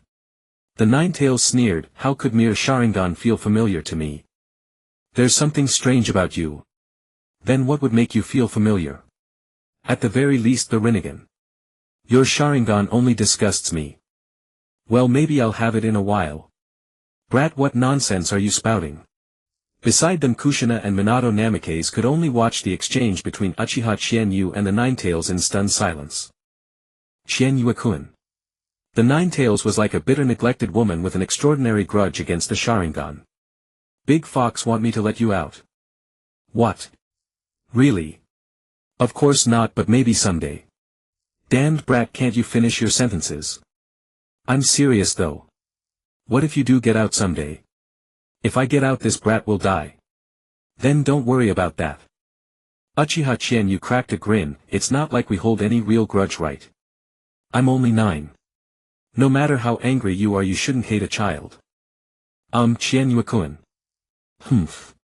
The Nine-Tails snorted coldly. Hashirama Senju and Madara Uchiha humiliated me. Mito Uzumaki bullied me, and a few days ago there was another Uchiha who suppressed me. And now another Uchiha brat comes to fool me. How about this? I'll help you break the seal, but you live in peace with her. Uchiha Chienyu suggested. Impossible. Breaking the seal is fine, but the moment I'm free I'll kill her. If you kill her you'll die too. I can live even after dying. Chienyu-kun. Minato Namikaze scratched his head, finally managing to interject. But before he could finish, Uchiha Chienyu added, then how about you stop causing trouble every day? Why can't we just get along? This child is also the last remaining member of the Uzumaki clan. Good riddance to the Uzumaki clan. Hey, at least they're descendants of the Sage of Six Paths, right? Brat you. The Ninetales glared fiercely, locking its eyes onto Uchiha Chienyu. Uchiha Chienyu remained undaunted. His three tomo met the Ninetales' gaze squarely. Brat. What exactly do you know? Who are you? Ninetales bared its fangs, eyes turning crimson, its chakra growing increasingly turbulent. Uchiha Chienyu, said Uchiha Chienyu. How about this, let's make a deal. For instance, you coexist peacefully with her. No. You'd better explain yourself to me. Ninetales remained unmoved, glaring at Uchiha Chienyu. Uchiha Chienyu pondered for a moment, then said, "You're making this very difficult for me." Uchiha Chienyu clapped his hands together and instantly a blue-green face pattern emerged on his face. It bore some resemblance to Hashirama Senju's. Then, a red torii gate descended from the sky, pressing directly onto Ninetales' head. The Myojinmen. Upon the red torii gate there were also black magnet release patterns. Brat. You. Ninetales struggled on the ground. This is wood release. Are you the child of Hashirama Senju and Madara Uchiha? Child of your dam. Uchiha Chienyue's eyes twitched, the face pattern vanishing. If you can't coexist peacefully, then I'll have to reinforce the seal. The Myojinmen's suppression of tailed beasts was incredibly effective. Damn it. Damn it. Ninetales struggled incessantly, but the Myojinmen was a true bane to tailed beasts, further enhanced by magnet release, making it nearly impossible to break free. Chienyu is the big fox, all right. Kushina Uzumaki couldn't help but swallow, staring in disbelief at the suppressed Ninetales. To be honest, the two of them were frightened. A large torii gate suddenly falling from the sky. You care about him quite a bit, Uchiha Chienyu said in surprise. Kushina's eyes dimmed slightly. My grandmother told me that tailed beasts are actually pitiful too. Damn brat. I don't need your sympathy. Ninetales roared, stirring up gusts of wind, but the sound couldn't escape the cage. Minato Namikaze stood by, gently patting Kushina's head. Kushina, I believe you two will surely coexist peacefully. Uchiha Chienyu thought for a moment and looked at Ninetales. Actually, there's not that much hatred between you two, is there? My offer still stands. I'll release the seal and you coexist peacefully without affecting her training or her state of mind. You're dreaming. Cunning, evil Uchiha clan. Ninetales continued cursing. But this time Kushina turned to Uchiha Chienyu. Can your seal actually hold this big fox in check? Well, I suppose it's a bit more effective than yours. Uchiha Chienyu shrugged. As soon as he spoke, the outer cage seal was opened by Kushina. Hey. Big fox. Your name is Kurama, right? I'm Kushina Uzumaki. Brat you. Kurama snapped. Don't you dare call me by that name. Kurama, Kurama, Kurama. Kushina shouted 3 times in a row. Since you live inside me, you have to be my friend. Seeing this, Uchiha Chienyu voluntarily withdrew from the seal space. Best leave the talk no jutsu to those who were good at it. As for the seal, the Myojinmen's suppression was something Kurama could never break free from. Even though it only bound the head, it was enough. Tell me a joke, Kurama, your power is too great. In reality, Kurama was already thoroughly suppressed by the Sharingan and would release. After a while, both Minato and Kushina exited the seal space. With the Myojinmen suppression, Kushina's chakra flow was considerably smoother. I'm truly grateful, Chienyu-kun. Minato's face radiated warmth. Uchiha Chienyu smiled. It's nothing. Just remember not to reveal this to anyone. Then, suddenly recalling something, Uchiha Chienyu asked, by the way, what about that Uzumaki survivor I brought back with Uncle Hitaki half a year ago?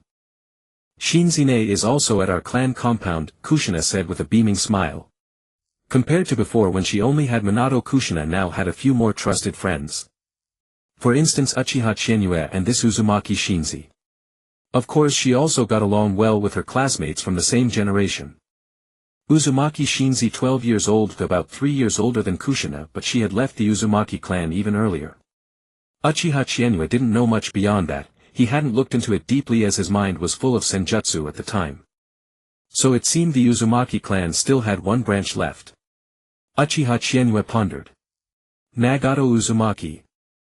Nagato and his mother should still be alive, but finding them would be difficult, and doing so would cause more problems. For instance, Madara Uchiha. He was still alive and well. Tisk Hashirama had gone to the Pure Land with guilt only to find Madara wasn't there. After dinner it was the familiar routine of thrashing Minato, netting wind release fragments 3. At that moment Minato lay on the grass utterly exhausted. Hasn't Jiraiya taken you on any missions? Uchiha Chienue asked, puzzled. Yes, he has. Minato nodded. Jiraiya-sensei took us on 7 or 8 D-rank missions, but there aren't many low-level missions in Konoha lately. The day before yesterday Jiraiya-sensei said he had to go on a special mission with Lord Orochimaru, so we got a break. Uchiha Chienue nodded. Not bad, at least Jiraiya had some conscience. That white-haired pervert. He even said he'd bring back special research materials from other countries for Minato when he returns. How annoying. Kushina pouted. Kushina, Jiraiya-sensei is writing legitimate books now, Minato said, scratching his head. A leopard can't change its spots. Anyway, Minato, don't ever follow his example. Classic Jiraiya. Look at that reputation. Even a 9-year-old girl knew of his infamy. Little Chienue. A familiar voice called out. Uchiha Chienue looked toward the source. An old weathered face had already appeared before him. You're back and you didn't tell your uncle. Uncle you. Uchiha Chienue gazed at Uchiha Satsuma in surprise. How did you get here? What about the ANBU watching Kushina? Ha ha ha ha. Seeming to read Uchiha Chienue's mind, Uchiha Satsuma laughed heartily. Don't worry, your uncle has special permission from the third Hokage. Well, I'll be damned. My uncle has become a safe element. This must be a joke, right? Of course, what Uchiha Chienue didn't know was that his uncle had played a crucial role in the safe transfer of the Nine Tails. After that incident, the third Hokage had indeed loosened restrictions on the Uchiha. Kid, you didn't even tell your uncle you were back. If Mikoto hadn't informed me, I wouldn't have known. Hee uncle, I just ran into them right after leaving the Hokage's office and we had a meal together. Well, you kids should stay away from this area for a while, it's too deserted here. After the endless nagging of Uchiha Setsuna, everyone finally returned to their own homes. That night at Uchiha Chizuki's residence. Uncle, can you do me a favor? You little rascal, what do you need your uncle for this time? Nothing much, I just wanted to ask if you know any rich folks or something. Ha. Uchiha Setsuna was clearly taken aback. Why are you asking about that? What, running out of money? Yeah. Uchiha Chizuki said helplessly, Uncle, you know, ever since I met the snake immortal of Ryuchi Cave, I've had more and more places to spend money. You have no idea, those shameless snakes. Uchiha Chizuki without a second thought firmly pinned the blame on Ryuchi Cave. Anyway, his uncle couldn't go to Ryuchi Cave himself, so he might as well claim the money went to honor the snake immortal. Uchiha Setsuna pondered for a moment upon hearing this. It seemed that Orochimaru was also perpetually short of funds. Why would those snake immortals of Ryuchi Cave want so many worldly possessions? Could they possibly transform into humans and come out? Chizuki, I suppose the Uchiha clan can still afford this. Uncle, just tell me who's rich. I'll go borrow some from them. Cough cough, no need for that, Chizuki. How much do you need? Your uncle will give it to you. Really, uncle? Of course. Our Uchiha clan has vast estates and enterprises. Though it's family property, your uncle still holds some authority. I want 2 billion. The Tegata clan, the Kira clan, and the Akaishi clan of the Land of Fire. Uchiha Setsuna's face changed in an instant. These are the 3 wealthiest samurai families within the Land of Fire. Thanks a bunch, uncle. Uchiha Chizuki grinned widely. Samurai, huh? Samurai would do nicely. Uchiha Setsuna said, however, Chizuki, the strength of these families should not be underestimated. Though the land is engulfed in war and chaos, they still firmly grasp their powerful samurai forces. That statement held profound truth. It was like how dynasties changed but noble houses remained. These old powers within the capital were all masters of wealth, influence, and armed might. It seemed he needed to plan carefully. He would first take a couple of missions heading to the capital of the Land of Fire. Uchiha Chizuki mused silently. Meanwhile in Amigakure, humid weather and gloomy skies were always the norm here. On a desolate wasteland, Hanzo stood atop Ibus gazing at Orochimaru and Jiraiya with their arms around each other's shoulders, a murderous glint flashing in his eyes. But he truly dared not kill them. They were the two direct disciples of the third Hokage. You two brats have considerable skill. This old man acknowledges you. Kill us or spare us, do as you please. Jiraiya gritted his teeth. This old man will not kill you. You are ninja of talent. Hanzo said coldly, did Konoha send you here to meddle in this old man's dispute with the land of iron and the land of wind? Hanzo had never been a man who would be dragged along by war. On the contrary, he was a warlord. Ultimately the root cause of his waging war lay with the great nations. The land of earth, the land of wind, the land of fire. At the very center of these three nations lay his land of rain. The ninja world appeared calm on the surface, but behind the scenes which nation wasn't covertly spying on the others for intelligence? Even if there were no wars of national annihilation, who didn't want to seize more interests? Whether it was territory or anything else, the party that suffered losses would ultimately harbor resentment. Thus the mutual espionage and the back-and-forth tug-of-war had been accumulated over a long period. And these were what Hanzo could not tolerate. What do you all take my land of rain for? A roadside inn. What's more, some even recklessly broke into houses and murdered people. Such incidents had long since become commonplace, and the ninja of the great nations didn't even take them seriously. Therefore Hanzo made up his mind to reshape the order of the ninja world. Since that was the case, he would have to strike first.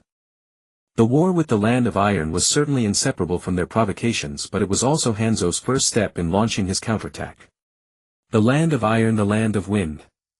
A small nation declaring war on both a major and a minor nation simultaneously, such boldness was not something an ordinary person could possess. Even since you refuse to speak, then please relay a message to your third Hokage. Standing atop Ibus' head, Hanzo declared, the land of rain formally declares war on Konoha. The great nations have unjustly divided their spoils and committed countless evils. The world has suffered under you for far too long. Now I, Hanzo, swear to break this order. From this day forth the war begins. With that, Hanzo dismissed his summoning beast, leaving the two of you of his back. I hope I shall still see you two during the war. Hanzo was well aware in his heart. The war had already begun, and his true adversaries would never merely be the land of iron and the land of wind. The land of earth was an old schemer, and so was the land of fire. They want me to taste a little sweetness, yet not let me live too comfortably. They want to see me defeat the surrounding small nations, yet not allow me to truly annex them. A cold glint flashed through Hanzo's eyes. They had sat in those positions for far too long. If they wanted to see this old man jump out, then he would jump out. Meanwhile elsewhere, Setsuna, what is your view on this? Uchiha Tomiyama asked, looking at Uchiha Setsuna across from him. What do I think? Uchiha Setsuna sneered, this old man also lived through that era. The current situation is clear and obvious enough. That is precisely why I wanted to ask you. Uchiha Tomiyama said with a grave expression. But we stand to gain nothing from all this. Uchiha Setsuna grew serious as well. Ever since I carried out missions in the land of rain, I have known that war was inevitable. The three great nations never left much room for the land of rain to survive. Its geographical position alone left it no path to survival. All these years of mutual probing have already pushed everyone to the brink of a nervous breakdown. Hanzo, with his wild ambitions and unwillingness to be a mere pawn, is bound to make his move. If this old man were to judge. Uchiha Setsuna's gaze turned cold. Within 3 months the land of iron will suffer defeat and form an alliance with the land of rain. Then the land of wind will intensify its efforts, shifting its focus toward the land of rain. The land of rain will inevitably declare war on Konoha at that point, because it will have no choice. Why? Because of the land of earth. Ha!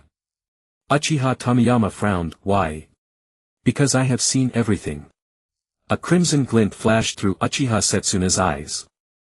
The land of lightning, having suffered losses against Konoha, has long ceased its constant friction with the land of earth. With the land of earth now free, it just so happens that the land of wind is acting as the vanguard. The third Kazekage is nothing but a little brat who needs political achievements to steady his seat. Declaring war on Konoha would be either idiocy or madness.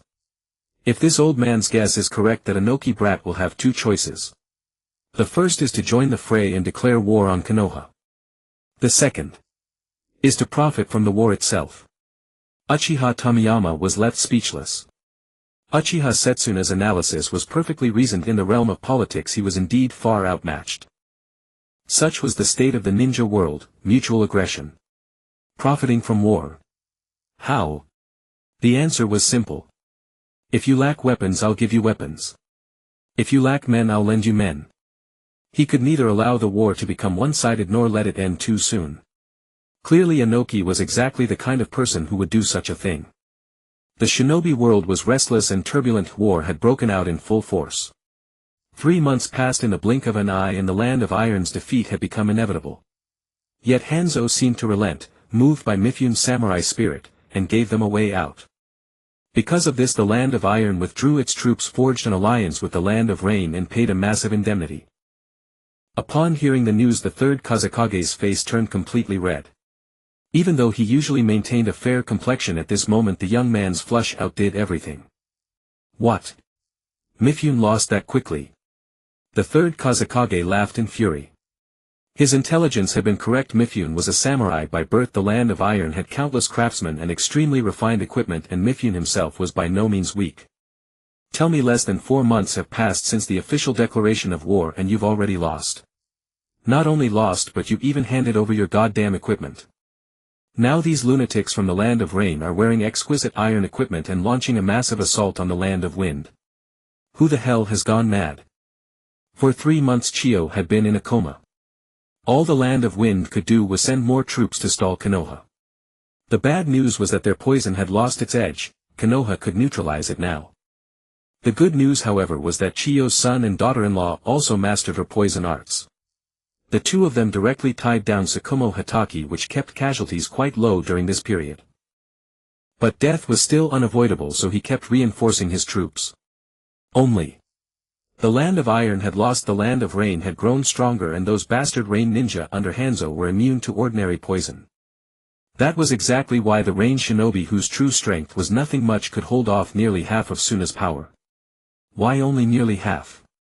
Naturally, because most of Suna's power was tied up against Konoha. Has Chiyo still not woken up? No, Lord Kazekage. Damn those Konoha brats, damn the Uchiha. The third Kazekage started cursing again. Just then another figure burst in. Lord Kazekage. Someone sent an intelligence report. Bring it here. Yes. The third Kazekage opened the scroll. He was stunned by the signature, then read the contents, and his sneers grew colder and colder. Where is the one who sent this report? Still outside. Let him in. Yes, my lord. Just as the Land of Wind was about to hold this epic meeting, Uchiha Chienue was walking along the streets of the Land of Fire's capital. This place seemed untouched by the war, still looking every bit as prosperous. So this is the Land of Fire's capital. Might Dewey was thrilled. It was his first time here.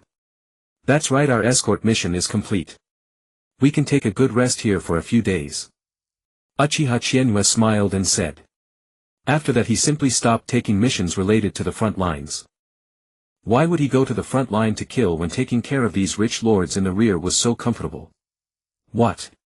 The rich lords looked down on ninja and even made things difficult for them. Say that again. While looking at my 3-tomo Sharingan. These rich lords were all extremely wealthy and had pleasant tongues. Chienue adored them. Because those lords were so rich that they insisted on 2 ninja squads for a mission that was only B rank. There was no helping it. Under such a strong demand, Chienue could only take everyone on an all-expenses-paid trip while pocketing, no collecting mission fees. Chienue alone took 80% of the fees from 2 missions. If you asked why. Naturally it was because he was the only jonin leading 4 genin and 1 chunin. If he didn't take the biggest share, who would? Chienue, haven't we bought enough? The little blonde kid was still used to playing the role of carrying all the bags. He was hung all over with sacks full of hot pot ingredients. Enough, Minato. If you can't carry them, just give them to Uncle Dai. Right. Might Dewey dashed over despite being loaded down himself. Minato. Leave everything to me. No need Uncle Dai, Minato Namikaze said with an awkward smile. Seeing that Might Due was carrying even more than he couldn't say anything else. Hyuga Hizashi finally couldn't take it anymore and jumped out. Hey Uchiha Chinyue, why is it that you and your sister don't carry anything at all? Who said that? We did carry things too. Chinyue pointed at the flower vase in Mikoto's hand and shook the short blade in his own sea. Aren't we holding them? You. Hizashi's veins bulged. I really want to give you a sound beating. Oh come on. Chinyue smiled nonchalantly. Look at your big brother, he doesn't even care. Hyuga Hayashi had been silent all along, but now he spoke. Hizashi, treat this as training. His brother. Hizashi looked at his big brother in disbelief. He suspected that his brother had been brainwashed by Might Due. How could this be called training? Wasn't this simply treating them as a bunch of coolies? Uchiha Mikoto narrowed her eyes in a smile. Little brother, let's carry some too. I'll handle it. You don't need to. Chinyue let out a helpless sigh. This was all helping them train. Why was his elder sister so kind? I'll help too. Mikoto also reached out and took a bag from each of them. The bags contained all kinds of odds and ends. If I'd known I would have brought 2 ninjutsu scrolls this time, Hizashi snorted. Chinyue's expression stiffened. Hiss, he did have ninjutsu scrolls with him. But he really felt uncomfortable if he didn't put others to work. All his belongings were in his system backpack and the ninjutsu scrolls had been lying unused. Hizashi, this is training. The mature beyond his years Hyuga Hayashi said just that. Hizashi felt that his older brother must have gone insane. When the hell did Konoha Hospital get a psychiatric department? He was determined to get his brother sent in to see if his brain was really broken. Could training with Might Due have messed him up this badly? Hayashi is right, this is youth. Minato Namikaze could only force an awkward smile. Watching this scene, Chinyue couldn't help feeling like he was looking after a bunch of kids. Might Due was clearly quite old, yet he could still get along with these kids under 10. It was really a challenge for him. No, to him it was probably a reward. But Chinyue still had a doubt. How exactly did Might Due, who spent every day like this, ever manage to have a son? Chinyue simply couldn't figure it out. That night after a hot pot feast, late into the night when everyone had fallen asleep, Chinyue climbed out through the inn's window. Time to move. This time the target was the Gintian family. The Gintian family was a samurai clan whose generations had all been samurai. Why choose his house? The reason was simple: it was the wealthiest of the 3 and the head of the family was also the Land of Fire's foremost anti-ninja figure. What was funny was that his family opposed ninja, believing that Konoha ninja were all parasites who needed funding from the Land of Fire every day. All the Gintian family's property scattered together came to roughly more than 600 million. Of course, property was property and cash was cash. His family's cash on hand might not be much, but using Kodo Amatsukami once would definitely be worth it. The Gintian family kept 500 samurai. Actually, they could not be fully called samurai.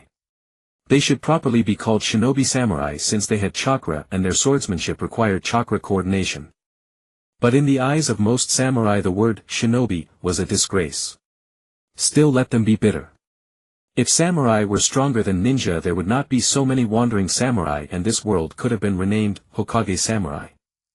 Back to the Gintian family, the head Gintian Dalong wielded no small influence in the Land of Fire.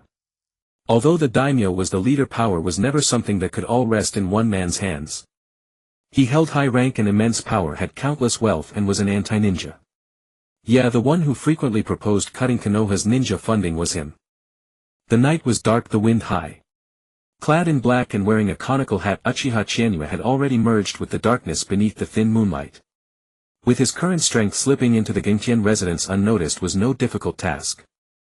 On the Gintian estate, the samurai patrols did not affect Uchiha Chinyue in the slightest. In only a few breaths he had made a perfect infiltration. Damn, he really knows how to enjoy life. His crimson Sharingan swept over the room and Uchiha Chinyue could not help cursing. A vicious, corrupt society. One woman in each arm and another underfoot, how disgraceful. Since the weather in the Land of Fire had not yet turned fully cold, Gintian Dalong's window was open. It could be said that he entered the room without any trouble at all. Uchiha Chienue glanced at Gentian Dalong sleeping like a dead pig and kicked the woman lying on him aside. In the process he also used a little genjutsu to ensure she would sleep soundly. He did the same to the women on either side. Finally Uchiha Chienue pried open Gentian Dalong's eyelid. "Wh." Gentian Dalong cried out and jolted awake. But through the forced open eye he saw a blood-red eye with a four-pointed pinwheel. This was, before his thoughts could even move, he had already fallen to Koto Amatsukami. Koto Amatsukami, the perfect alteration of a person's will. For instance, the order Uchiha Chienue gave now was to forever submit and obey him. Hiss. The instant the order was given, 2 trails of blood tears streamed down from his right eye as a stabbing pain struck it as if the eyeball were being gouged out while alive. Agony swept over him and pain deep as bone flooded his entire body. Damn. As expected of a Koto Amatsukami that could only be used once. Uchiha Chienue trembled all over. In that instant it was as if he had been in pain for thousands of years. But soon Uchiha Chienue's 15 million vanished without a trace. His right eye gradually regained its clarity and the pain in his body slowly lessened until it disappeared. The whole process took only a few breaths. Going blind really is unbearable and it hurts like hell. Uchiha Chienue complained, inwardly wondering if that later second pillar had been driven mad by his 3 days of sight. Host, your pupil power is at the 3 tomo level, it requires a price.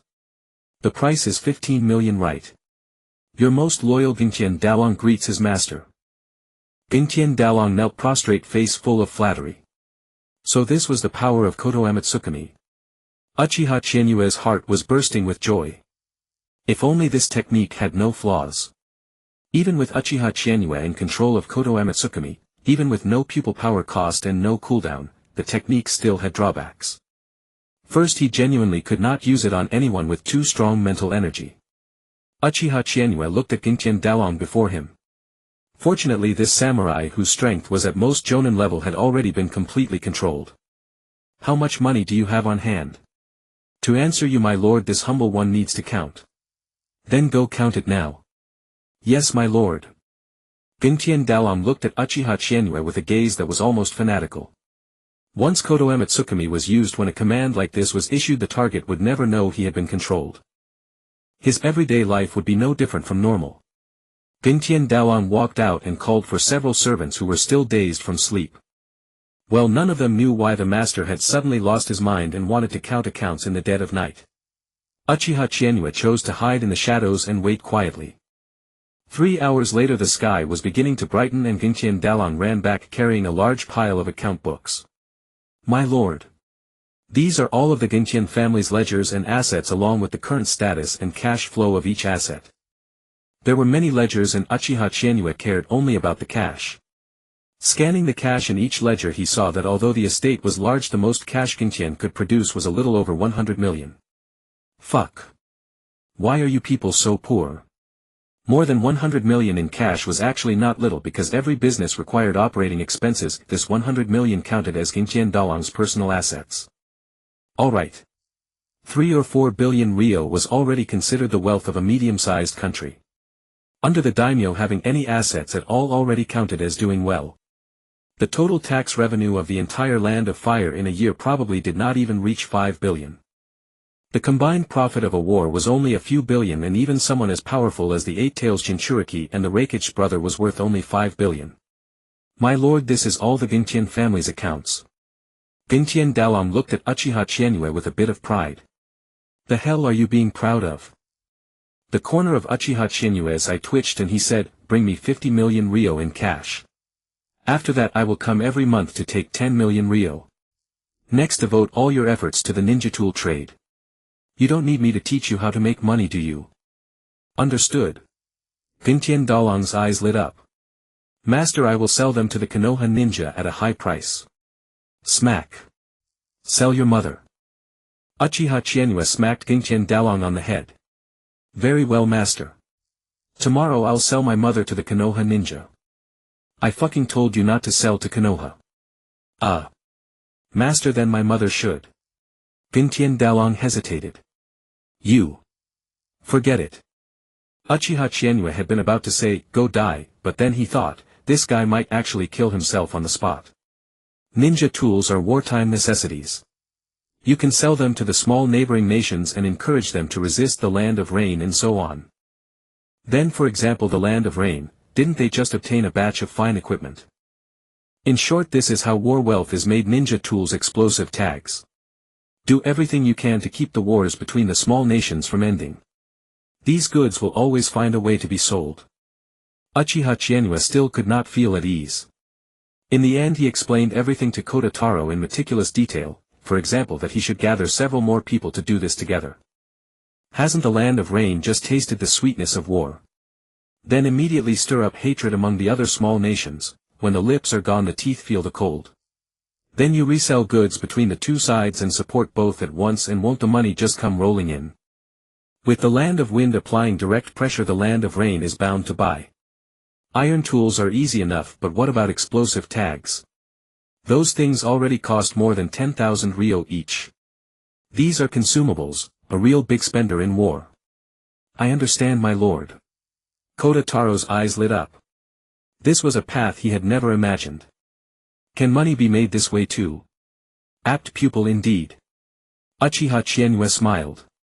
When you join forces with the other families, if any household is unwilling, just send word to me. With that Uchiha Chizuki summoned 2 little white snakes. It was almost dawn. Leaving the 2 little white snakes behind and taking the 50 million, Uchiha Chizuki departed. The advanced sage body required 100 million, so 50 million alone was certainly not enough. The Akaishi and Kira houses still remained. Uchiha Chizuki had no intention of letting the great samurai families of the Land of Fire's capital go. Over the following 2 days Uchiha Chizuki did the same thing again, and both the Akaishi and Kira houses were just like the Kota house. If one spoke of gains, Chizuki actually felt that the 3 families were more satisfying than the 100 million plus cash in his hand. Advanced sage body. Done in an instant. On the way back to Konoha, Uchiha Chizuki decisively upgraded to the advanced sage body. Compared with the intermediate sage body, it brought a much more direct sensation. For example, Chizuki-kun, you are actually a few months younger than me, so why have you grown so tall? Namikaze Minato now had to tilt his head back to look at Uchiha Chizuki. You call this being 9? What kind of normal 9-year-old grows to 1.6 meters? Minato, people are all different. Uchiha Chizuki grinned. The sage body did not merely strengthen him, it also promoted physical development. It was a pity that the supreme sage body actually cost 3 billion. But on reflection, 3 billion to be comparable to Senju Hashirama was still an excellent bargain. The advanced sage body could not unleash true several thousand hands, what it brought instead was greater chakra reserves and a stronger constitution. Although he might still be inferior to Senju Hashirama, Uchiha Chizuki privately believed his current constitution was already roughly equal to Byakugo Tsunade. Damn it, I no longer have money to protect Konoha. Little brother. Isn't that one of your snakes? Uchiha Mikoto called out to Uchiha Chizuki in the carriage. Hearing this, Uchiha Chizuki pulled aside the curtain and looked outside.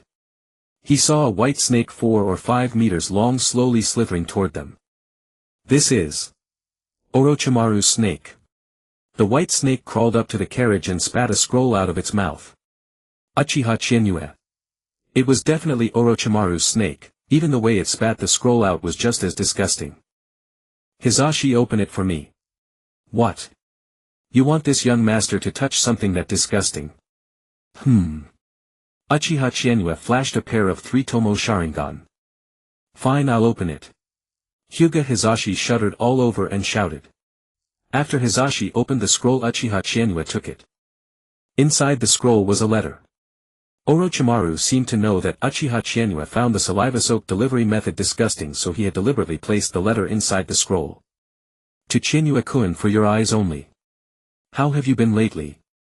To make a long story short, the front lines in the Land of Rain are tense, and the Land of Rain has already become a 3-way melee. So I have asked the sensei to transfer you to the Land of Rain front. I am sorry I did not let you know in advance, but it is far too chaotic here, and this was the only way. That was all there was to it. Uchiha Chizuki finished it in a single glance. There was more writing inside the envelope. Uchiha Chizuki raised an eyebrow. What was Orochimaru up to now? He opened the envelope and skimmed the contents. This had nothing to do with the war, it was his private affair. Danzo had come to him. And he had raised a reason he simply could not refuse. He wanted to discuss the matter face to face. Uchiha Chienue could not help frowning. Why was that old dog Danzo still making trouble? A reason Orochimaru could not refuse. Uchiha Chienue racked his brain but could only think of one thing, Hashirama's cells. What the hell? The corner of Uchiha Chienue's eye twitched. He knew the plot and he knew those two would later study Hashirama's cells. But wasn't this a little too soon? Uzumaki Mito had just been buried. How long ago was that? Tsunade and Senju Nawaki were still alive and they were already digging up the ancestral grave. Uchiha Chienue took a deep breath and weighed the matter carefully. He decided to wait until he reached the front lines to talk about it. So after hurrying back to Konoha, Uchiha Chienue obtained the Hokage's transfer order and headed for the border of the Land of Rain. Konoha camp at the border between the Land of Rain and the Land of Fire. That Hanzo is such a nuisance. Jiraiya cursed indignantly, that poison is too vicious. Once it is released it lingers for 3 days without fading. We cannot charge in and we cannot get out. Orochimaru watched Jiraiya pace back and forth inside the tent saying nothing. This battlefield was too chaotic over here. Unlike the head-on clash between Konoha and Tsunagakure. The Land of Rain side was chaotically beyond measure. Tsunagakure Konoha local range shinobi and spies from every nation were running rampant everywhere. Hanzo of the Salamander was releasing poison between the two armies. That's right, a poisonous barrier had directly split the battlefield. Then the hidden range shinobi kept harassing all around the camp. Left with no choice, Orochimaru chose to take the initiative and sent spies to infiltrate the Land of Rain. Hence he now had all this intelligence. The Land of Rain had already fallen into total chaos inside its own borders.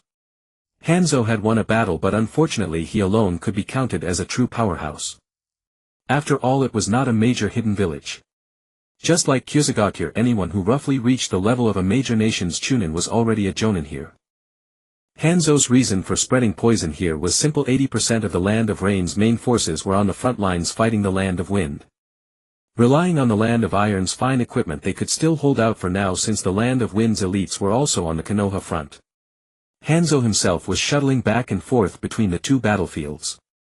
In order to stabilize the situation, Hanzo had even opened the gates. The spies and shinobi armies of every nation were all inside the Land of Rain, churning into one big mess.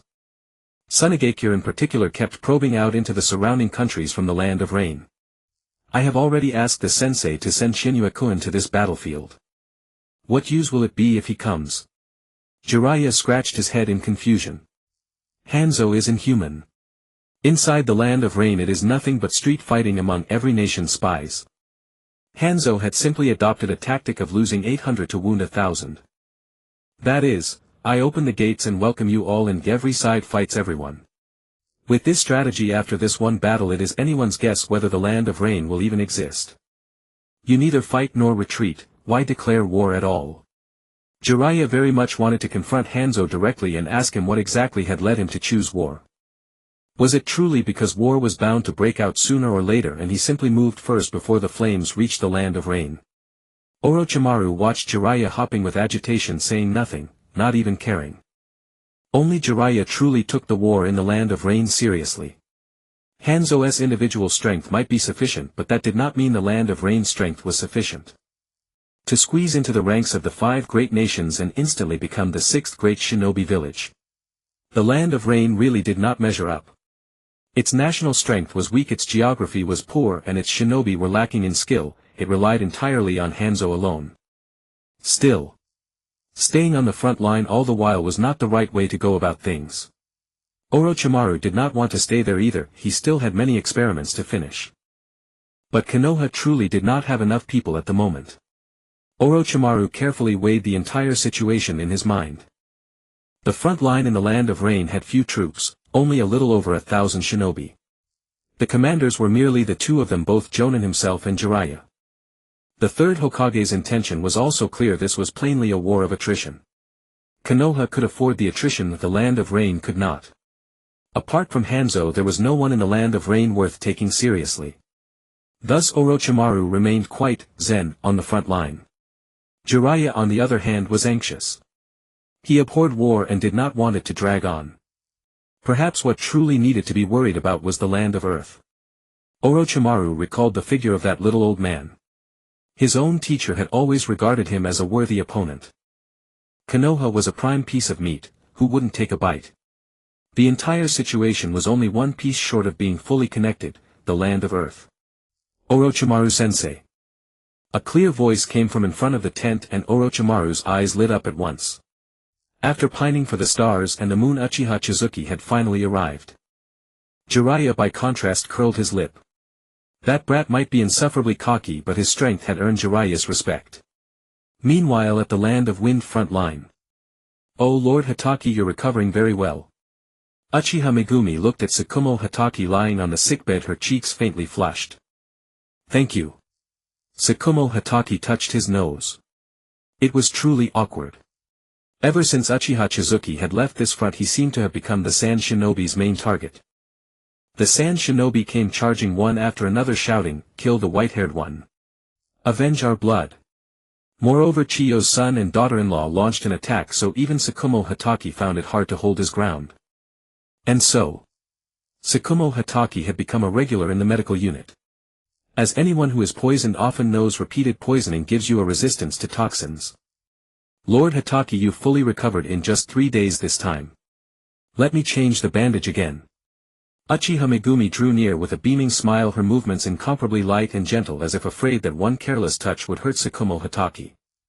Tsukumo Hatake sat on the sickbed, letting Uchiha Megumi's slender fingers wander around his upper body. Wait. Megumi Jonin, stop touching now, can you change the bandage? Oh sorry Lord Hatake. It's just that your wound is over here. Don't worry Lord Hatake, I won't hurt you. No, I'm not afraid you'll hurt me. Tsukumo looked speechlessly at the woman before him and suppressed the urge to push her away. Hatake-senpai. A somewhat boisterous voice called out. Tsunade pushed open the tent flap and walked in, happening to witness the scene.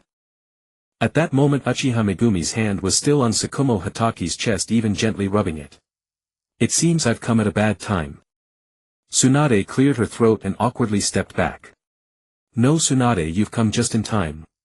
Tsukumo Hatake quickly called out to her. Hatake-senpai, I advise you to be a good person. Tsunade silently withdrew from the tent and sat down in front of it. Inside, Tsukumo Hatake looked helplessly at the woman before him. Alas, the woman's cheeks were faintly flushed and her evasive gaze carried a hint of alluring charm. What on earth were you blushing about? Tsukumo Hatake, who had roamed the world for half his life, suddenly felt his reputation was no longer secure. Tsukumo Hatake sighed inwardly, then took the gauze. I'm recovering well enough, let me do it myself. Very well Lord Hatake. With lingering reluctance Uchiha Megumi slipped in one more gentle touch as she handed over the gauze. Then, giving a perfect demonstration of what an Uchiha Jonin's body flicker technique meant, she vanished in an instant. Tsukumo Hatake's lips parted slightly as he watched the vanished Uchiha Megumi and chuckled helplessly. A moment later, after changing his bandages and putting on clean clothes, he walked out. Tsunade, is something the matter? Snapped from her thoughts, Tsunade quickly said. I've developed the antidote. As the words fell, Tsukumo Hatake finally looked seriously at Tsunade. At this moment her face was full of exhaustion. Dark circles, somewhat withered hair and a wan complexion. It was plain to see what Tsunade had gone through these past few months. However, the poison Chiyo used back then has not yet been completely resolved. Tsunade added with frustration. For now I've only developed an antidote for the poison of her son and daughter-in-law. Their skill is just a notch below Chiyo's. Tsukumo Hatake bowed to Tsunade with great seriousness. As someone on the front line, he knew exactly how important this antidote was. Without it, the methods they could use were time-consuming and labor-intensive, and casualties would be all too likely. Take Chiyo's poison for instance, even Tsunade had been unable to suppress it at first. Even her level of medical ninjutsu was not enough to treat it.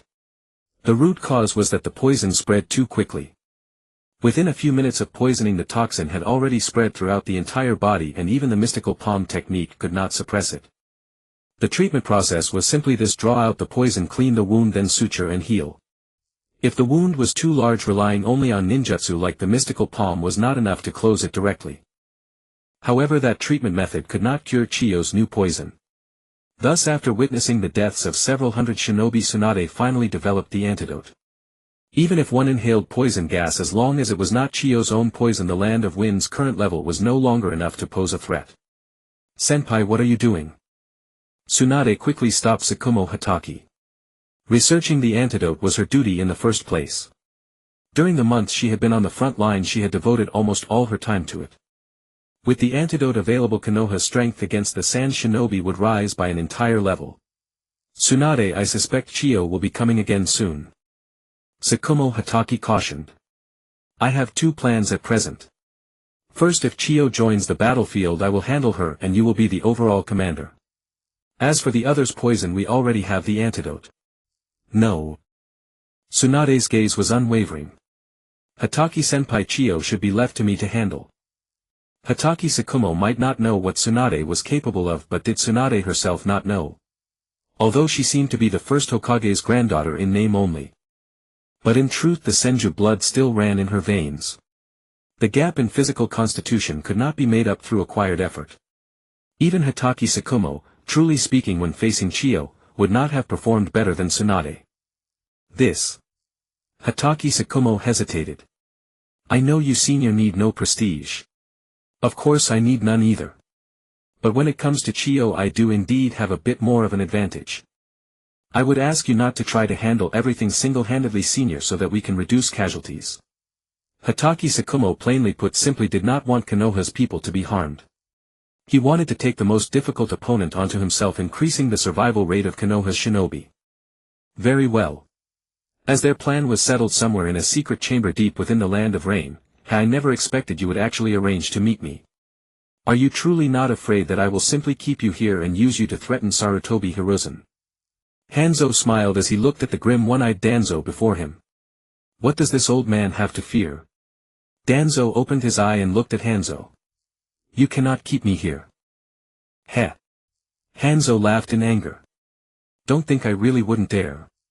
You didn't even dare to touch that man's disciple, let alone me. Danzo sneered.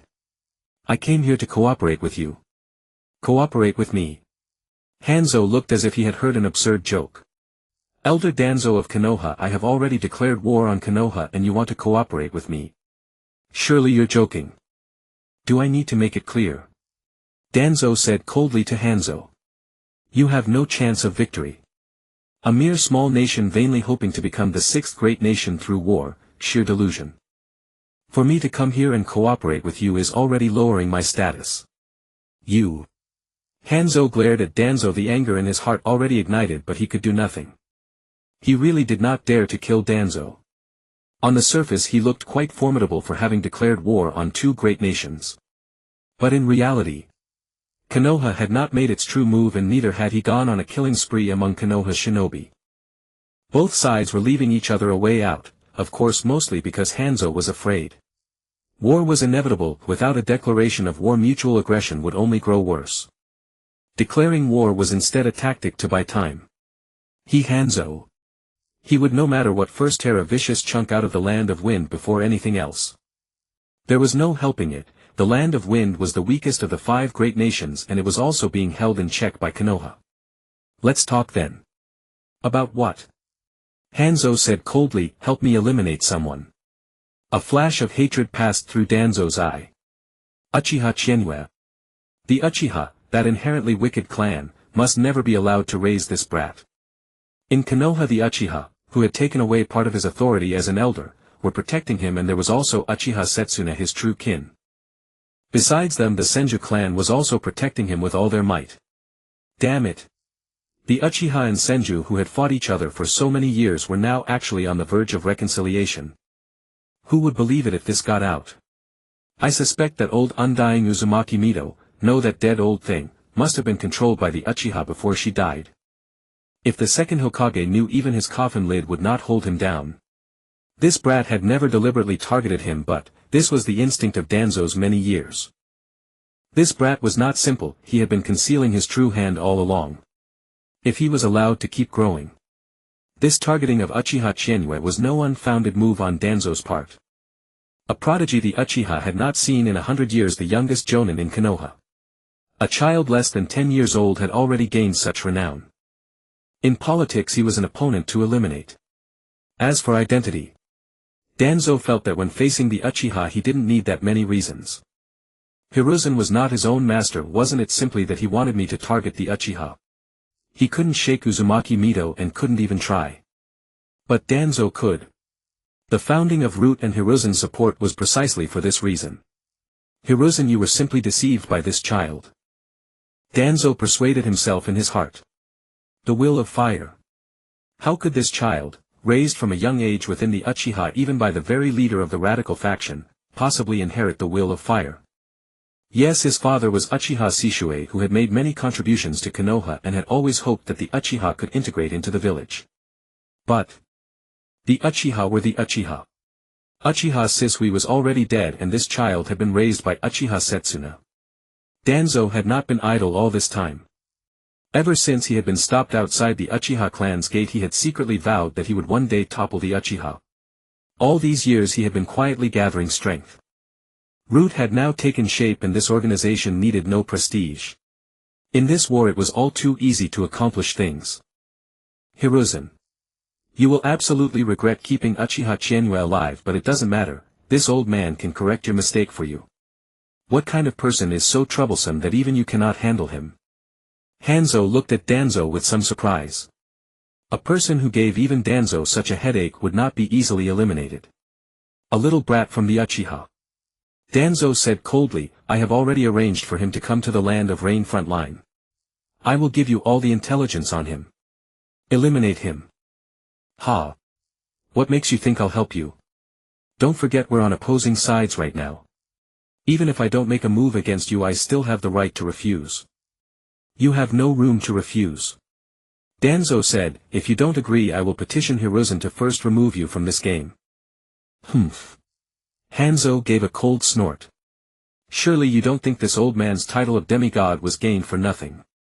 You are indeed not bad. Danzo said in a low voice, but Konoha has over 10,000 shinobi. Do you think Konoha is your one-man show, Danzo? I may not be able to mobilize over 10,000 shinobi, but it is very easy to remove you from the game. Hearing this Hanzo fell silent. The Land of Rain, to put it bluntly, was held up only by his own desperate efforts. Even if he won against the Land of Iron. In the eyes of the great nations it meant nothing. Give me the intelligence. The demigod is indeed a wise man. Humph. Hanzo gave another cold snort. Even so your bargaining chips are not enough. If my Land of Rain is gone, what else do you think I would care about? Naturally. A sinister smile curled at the corner of Danzo's mouth. If this brat dies I can promise you that the Land of Rain can peacefully reconcile with Konoha. I hope you will keep your word. Hanzo stood up and headed out of the secret chamber. Jilong, give the demigod all the intelligence. Yes, Danzo-sama. Aburame Jilong handed the intelligence scroll on Uchiha Chienue to Hanzo. Hanzo took it and swept away. Only after Hanzo had completely left did Danzo let out a cold laugh. Did that mere Hanzo really think he could get through this war unscathed? Danzo-sama allying with him, will he truly follow orders? He could only do this and it was his only path. Danzo sneered, do you know why he declared war on Konoha? Please enlighten me, my lord. Because he fears Konoha and he dreads the war being fought within the Land of Rain. But my lord, the Land of Rain is already in utter chaos. But at least Konoha on the front lines no longer has to be on guard at every moment. My lord, do we truly have to agree to what he promised? Even if we agree, so what? What if we don't? A pawn must have a pawn's awareness and keep himself in the correct position. Danzo rose to his feet and walked out of the secret chamber. Hanzo, who had just returned to his office, opened the intelligence report from Danzo. Name Uchiha Chienue. Age 9. Abilities 3 Tomo Sharingan, proficient in Genjutsu Nintaijutsu and Fire, Wind and Lightning release techniques. It even detailed Uchiha Chienue's various techniques and their effects. For example, his uncanny body flicker technique, every body was real yet every body was a fake. Such as the Chidori Blade series of techniques, mastery of the sage art of Ryuchi Cave and the apparent need for time to gather Senjutsu chakra. Every ability was documented with perfect clarity. Of course Danzo knew that what Uchiha Chienue had shown was perhaps not all, but no matter how strong he got, could he really be a match for Hanzo? Hanzo read the beginning of the report and laughed in sheer disbelief. A 9-year-old child. Worth such treatment from Danzo. Yet the deeper he read, the deeper his brow furrowed. Wasn't this too many abilities? Put together, didn't they already surpass most jonin? Staring at this data, Hanzo felt a sinking sense of uncertainty. How the hell is this a 9-year-old? No wonder Danzo wanted him eliminated. Someone come. Lord Hanzo. Investigate Uchiha Chinue's connections in Konoha. Yes, Lord Hanzo. Half a day later, Hanzo obtained even more information on Uchiha Chinue, exactly as he had wished. Uchiha Setsuna's nephew. That name rang a bell for Hanzo. Back in the Warring States era, he was a man who had followed Uchiha Madara. He was close to commoners and showed a tendency to be the boss among his generation. This fire release. Wait. Hanzo suddenly recalled the fire that had broken out in the land of grass long ago, as well as Chiyo of Sunagakure falling into a coma. It was him. These two matters had drawn Hanzo's full attention. So that's how it is, so that's how it is. No wonder Danzo was so determined to eliminate him.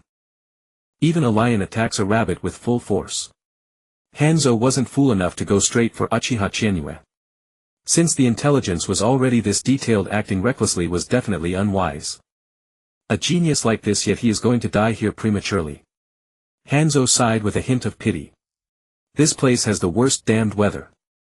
Uchiha Chienue spat. Rain every single day truly was unbearable. After spending so many years in this place, could Hanzo have developed rheumatism in his old age? My Chienue-kun really is capable. Orochimaru sidled over with a hoarse voice. Looking down, Chienue saw the corpses of 4 rain ninja. Is it like this every day on the front line? Uchiha Chienue asked in return. He had been here for a week now, and almost every day ninja of every stripe launched surprise attacks on the camp. But the effect of these surprise attacks was utterly negligible. There were only a few people each time, easier to infiltrate, yes, but a handful of people had no real combat power at all. I've grown accustomed to it. With a rather eerie smile, Orochimaru produced something like several posters from his hand. What are these? Uchiha Chienue looked over somewhat astonished. What the hell? This is Naruto, right? Aren't these wanted posters? Our bounties at the black market. Orochimaru flipped through the wanted posters one by one. Orochimaru. The most talented disciple of Konoha's 3rd Hokage. Bounty 50 million ryo. Hiss. Uchiha Chienue drew in a sharp breath. Looking at Orochimaru, a daring idea suddenly sprouted in his mind. No wonder Kakuzu loved doing this. Suddenly stared at by such a fervent gaze, Orochimaru couldn't help taking 2 steps back. Ahem, Chienue-kun, this is yours. Mine. I've got a bounty too. Uchiha Chienue even felt a little smug. He took his own wanted poster. Uchiha Chienue. The genius youth of Konoha's Uchiha clan. Bounty 100 million ryo. Damn. I'm worth 100 million. Uchiha Chienue suddenly had the urge to carry his own head to the black market and collect the reward. Master Orochimaru, how do I go about collecting a bounty at the black market? You. Orochimaru took several more steps back. He suddenly understood why Uchiha Chienue had been so fervent just now. Bastard. You want to claim my bounty at the black market, and you still have the nerve to ask me how to get there. Chienue-kun, I think you should be kind. Uchiha Chienue. Ahem. Orochimaru coughed twice. Chienue-kun, shouldn't the real focus be on who put up the bounty? Right, who put up the bounty? Your bounty, I heard, was first posted by a big shot. And then a while ago someone raised the stake. Your bounty went from 50 million to 100 million, and some of your information began circulating in the black market. Damn. These people shared my info with everyone. No, they sold it. Orochimaru shook his head. I asked around. Your information costs 500,000 ryo a copy. Damn it. Uchiha Chienue was so angry his teeth ached. That money should have been his. No. He absolutely had to make a trip to the black market. Wait. Uchiha Chienue suddenly realized what the problem was. What did his own information actually look like? Orochimaru seemed to read Uchiha Chienue's mind and took out a scroll. This is your information. Uchiha Chienue stared at Orochimaru and the two faced each other with wide eyes. Don't misunderstand Chienue-kun. I didn't spend any money. I borrowed it from someone. Well, I almost thought you had a lot of money, master. If this information could be bought. Fools with money come quickly. Uchiha Chienue took the scroll and opened it. At first glance his brow furrowed. How the hell is this so detailed? All nations had spies among one another, so it was normal for intelligence to be known. But wasn't his own record a little too detailed? Date of birth, techniques, abilities, even how many missions he had completed. Did the third Hokage sell me out, or did my second uncle sell me out? This was absolutely not information that enemy ninja could have dug up. In other words, someone in Konoha had leaked his information to the outside. Maybe this bounty was even set by that person. At this point there was no need to keep guessing. Danzo. Apart from him, Uchiha Chienue could think of no one else. Hiruzen Sarutobi was at most 20% suspect. But the probability that Danzo had done this. 98% it was him. As Chienue kept looking, he suddenly let out a sinister smile. So that's how you want to play, huh? Uchiha Chienue thought for only a moment, and he had already imagined an entire chain of events. First, why had he come to the front lines of the Land of Rain? The answer was Orochimaru's request. And why had Orochimaru made this request? There were two reasons, and he already knew them. First, the war was pressing, the Land of Rain was mired in chaos, and obtaining more intelligence demanded someone with sufficient strength. The one Orochimaru had in mind was him. Of course, Hiruzen Sarutobi had given his approval. He absolutely could not allow the Uchiha to come to the front lines. How could such a reputation-grinding opportunity ever be handed to the Uchiha? Exactly. In Hiruzen Sarutobi's eyes, the Land of Rain front was definitely a place to grind out military merit and reputation. How could such a chance be given to the Uchiha? He had verbally agreed to meet Uzumaki, but the Uchiha still needed to be counterbalanced. The second reason was that Orochimaru had produced Hashirama's cells. If it were only Hashirama's cells, Orochimaru would not have been so surprised. After all, what he pursued was immortality, and Hashirama Senju had not been a long-lived man. The real issue was the vitality of Hashirama's cells. Danzo had said that Hashirama Senju's corpse had hardly decomposed at all. He had been dead for 20-odd years and the body had barely rotted. Just a little research on Hashirama's cells revealed their astonishing vitality. Others could only say, the first Hokage was a monster. But in Orochimaru's eyes this was no different from a road to immortality. The Land of Rain front was not where Orochimaru wanted him to go, it was where Danzo wanted him to go.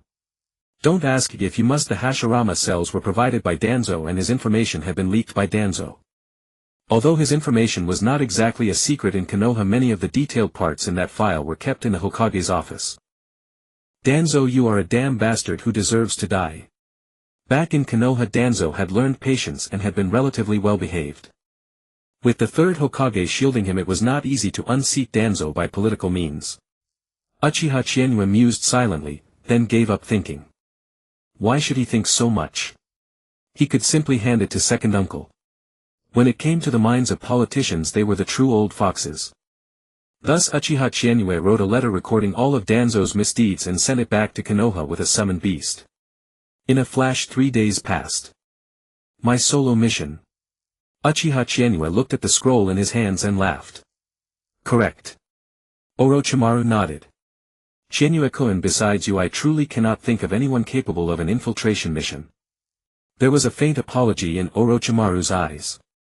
To have Uchiha Chienue carry out such a dangerous mission alone, he really was. It's okay, it's okay. Uchiha Chienue waved a hand unconcerned. A solo mission was the best kind of mission. Some of the things about him were better left unseen. Take his wood release for instance. That really could not be exposed. Only 3 people knew about it, and even Minato and Kushina might not recognize Myojinman. Thus a solo mission was actually a good thing. It was just. Uchiha Chienue felt somewhat annoyed. Had Orochimaru been used as a pawn, or had he had a hand in it from the start? If it was the latter, then that would truly be chilling. Rest assured, Chinue-kun. Jiraiya will come to back you up. Your mission is only to ascertain exactly which country's ninja are within the Land of Rain. What Sarutobi-sensei lacks most right now is intelligence. He needs to know the Land of Earth's intentions. This was in line with Hiruzen Sarutobi's thinking. The worst-case scenario was actually 4 of the great nations joining the war. The one excluded was the Land of Water. That nation had been mired in civil war. Its internal troubles were more than enough to keep it occupied, let alone join a war. The Land of Lightning had indeed been hurt before, but it was not certain that it would remember the lesson. The Land of Earth remained hidden in the shadows, watching greedily. Uchiha Chienue saw through it. Knowing which countries were there was the pretense, making him bring back genuine intelligence was the truth. With a swish, Uchiha Chienue put on his black long coat, wrapping his entire body in the robe. The wind sighs and the E river runs cold. What came after that line? I am definitely coming back. Chienue-kun. Orochimaru tossed the map of the Land of Rain over. This is the map. Thank you, Orochimaru-sensei. Uchiha Chienue smiled. If I get any intelligence, I will send it back with a summoned beast at once. Take care. Orochimaru-san, that really does not sound like something you would say. Orochimaru put on a look of regret. If it is Chienue-kun, I am willing to change. Uchiha Chienue. I really shouldn't have teased you. That expression of Orochimaru's was exactly how he would later look at Sasuke. EW. Feeling a sudden chill, Uchiha Chienue slipped away and hurried off. In the Land of Rain, the weather here was always poor, cold, damp, the kind of place that was sure to give you rheumatism. At least in the 10+ days Uchiha Chienue had spent there, the rain had never stopped. He easily circumvented Hanzo's poison mist. Even with his advanced sage body, Uchiha Chienue did not dare test it recklessly without knowing exactly how powerful the poison was. After all, the original story stated plainly that even Hanzo himself was no match for his own poison, if not for the 5-minute gap. In any case, Uchiha Chienue chose to be cautious. There will probably be people lying in wait to kill me, right? Just how strong was Hanzo? As soon as he entered the Land of Rain, Uchiha Chienue looked for his opening. With his powerful sensory perception, evading the eyes and ears of the hidden rain village was simple. It took a full half a day before Uchiha Chienue truly infiltrated the Land of Rain. There seemed to be quite a few important people here. I just wonder when Lord Madara gave Nagato his eyes. Judging from the original timeline, it should have been around this time. Because in less than 2 years the Second Shinobi World War would end. By then Jiraiya would have met the 3 orphans and Nagato's Rinnegan would have already awakened. Oh right, useless system, when will the gacha pool finally have something new? Uchiha Chienue felt that the current gacha pool was a bit of a ripoff.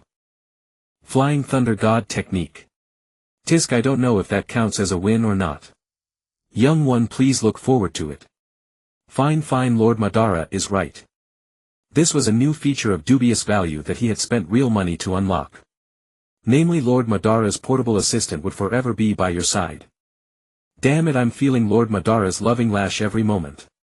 In the system I treat Lord Madara with great respect. In real life, the moment I see Lord Madara, I'll be the first to press down on his coffin lid. Hey! Walking down the street of the Land of Rain, Uchiha Chienue called to a random vendor. The fruit vendor looked at him. The instant their eyes met, the vendor saw a pair of bewitching eyes. In that instant the vendor shut his eyes at once. So in this Land of Rain even common porters and peddlers were spies. He closed his eyes at once. Clearly he knew exactly what the Sharingan was.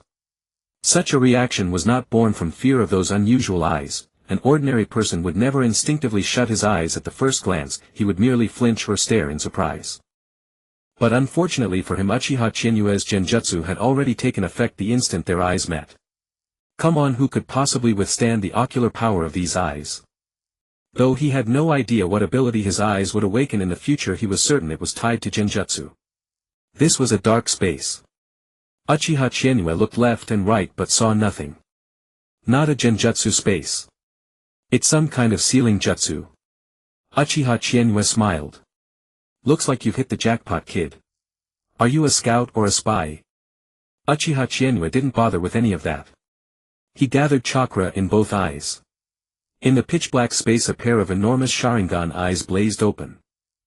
All was scarlet. The three tomo spun relentlessly and a blood-red moon seemed to burn through the darkness. Searching a person's brain this way does indeed cause irreversible damage. But what did that have to do with me? A moment later the street vendor collapsed into the chair behind him. Uchiha Chienua picked up 2 oranges from the stall, dropped a few 10 coins and sauntered away. A spy from Sunagakure, and a goddamn high-level double agent at that. Anoki's hand-picked best actor sent straight into the land of wind. 3 years then another 3. He even helped a new Kazekage rise to power, earning himself the merit of supporting the new ruler, and in one turn he became the 3rd Kazekage's designated best actor. Life is nothing if not surreal. It seems scripts like Kabuto Yakushi's have become a dime a dozen. And after lurking in this place for so long, the intelligence this guy had gathered was pathetically thin. Uchiha Chienua hadn't found any useful information at all. TSK. Incompetent. A peerless best actor, yet after reaching the land of rain he hadn't even managed to worm his way to Hanzo's side. The most useful information was that a family with crimson hair had moved here. Who it was went without saying. So does Nagato already have the Rinnegan by now? Uchiha Chienua felt an itch of curiosity. Save the ninja world. Not interested. But dragging Uchiha Madara out into the open was something he would very much like to do. At the very least Lord Madara should kneel and kowtow to second uncle as an apology. Just thinking about how second uncle had once followed Uchiha Madara so devotedly only for that man to discard him as easily as tossing trash away. If not for second uncle's capable methods he would probably have been purged within the clan. TSK. If you ask me, this Uchiha Madara has the makings of a fallen god. As Uchiha Chienua walked he found himself at Nagato's doorstep without realizing it. It was a shabby little hut. The living standards of the people of the land of rain truly were poor.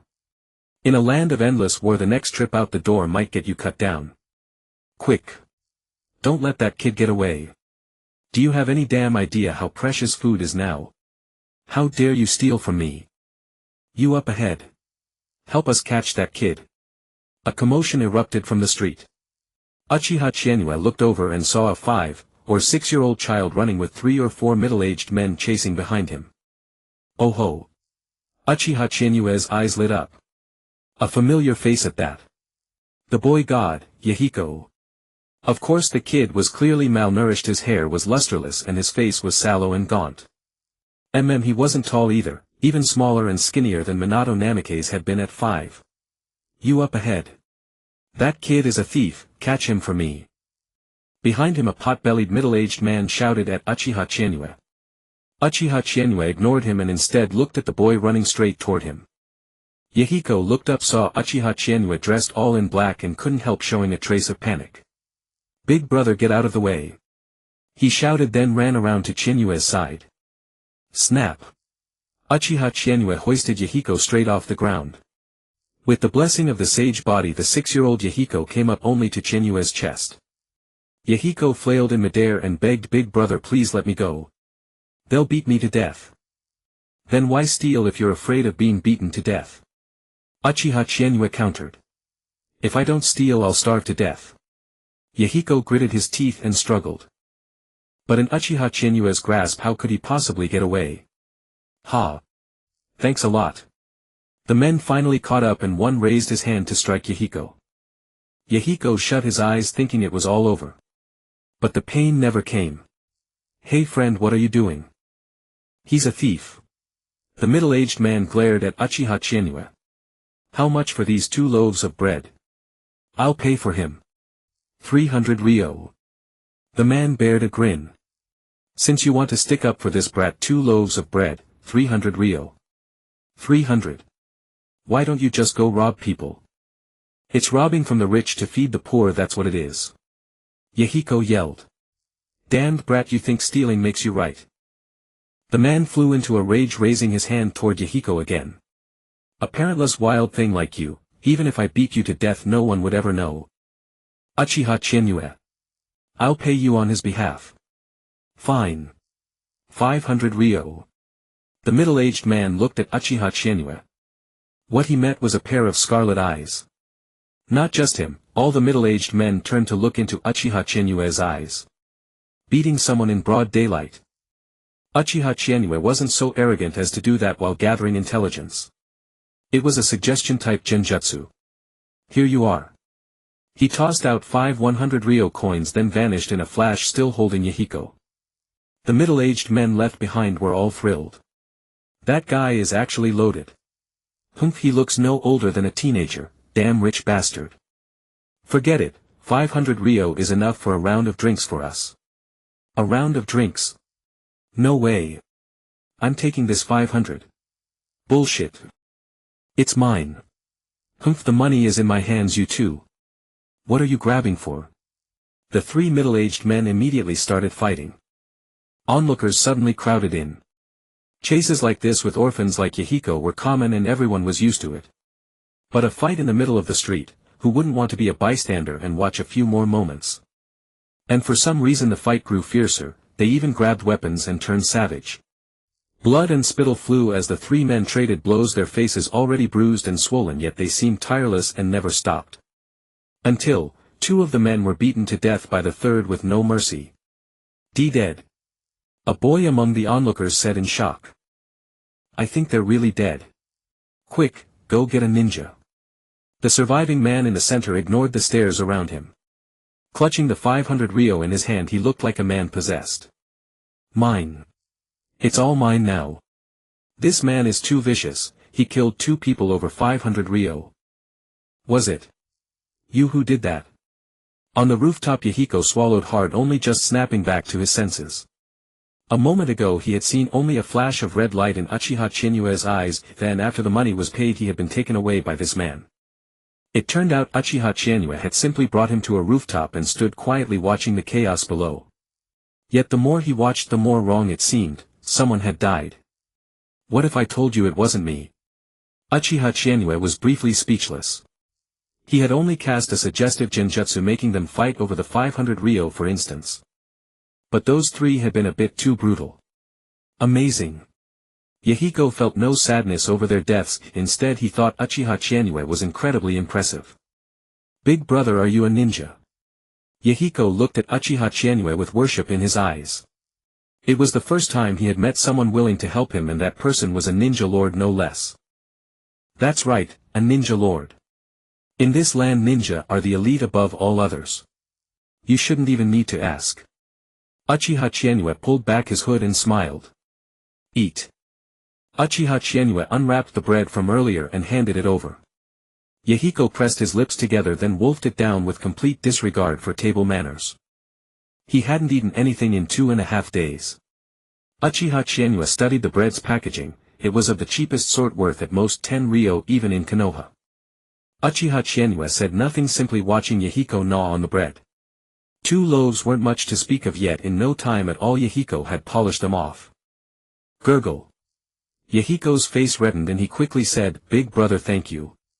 I'll definitely repay you someday. Repay me? Uchiha Chinue blinked. By going back to stealing from others. Yahiko faltered, his eyes dimming.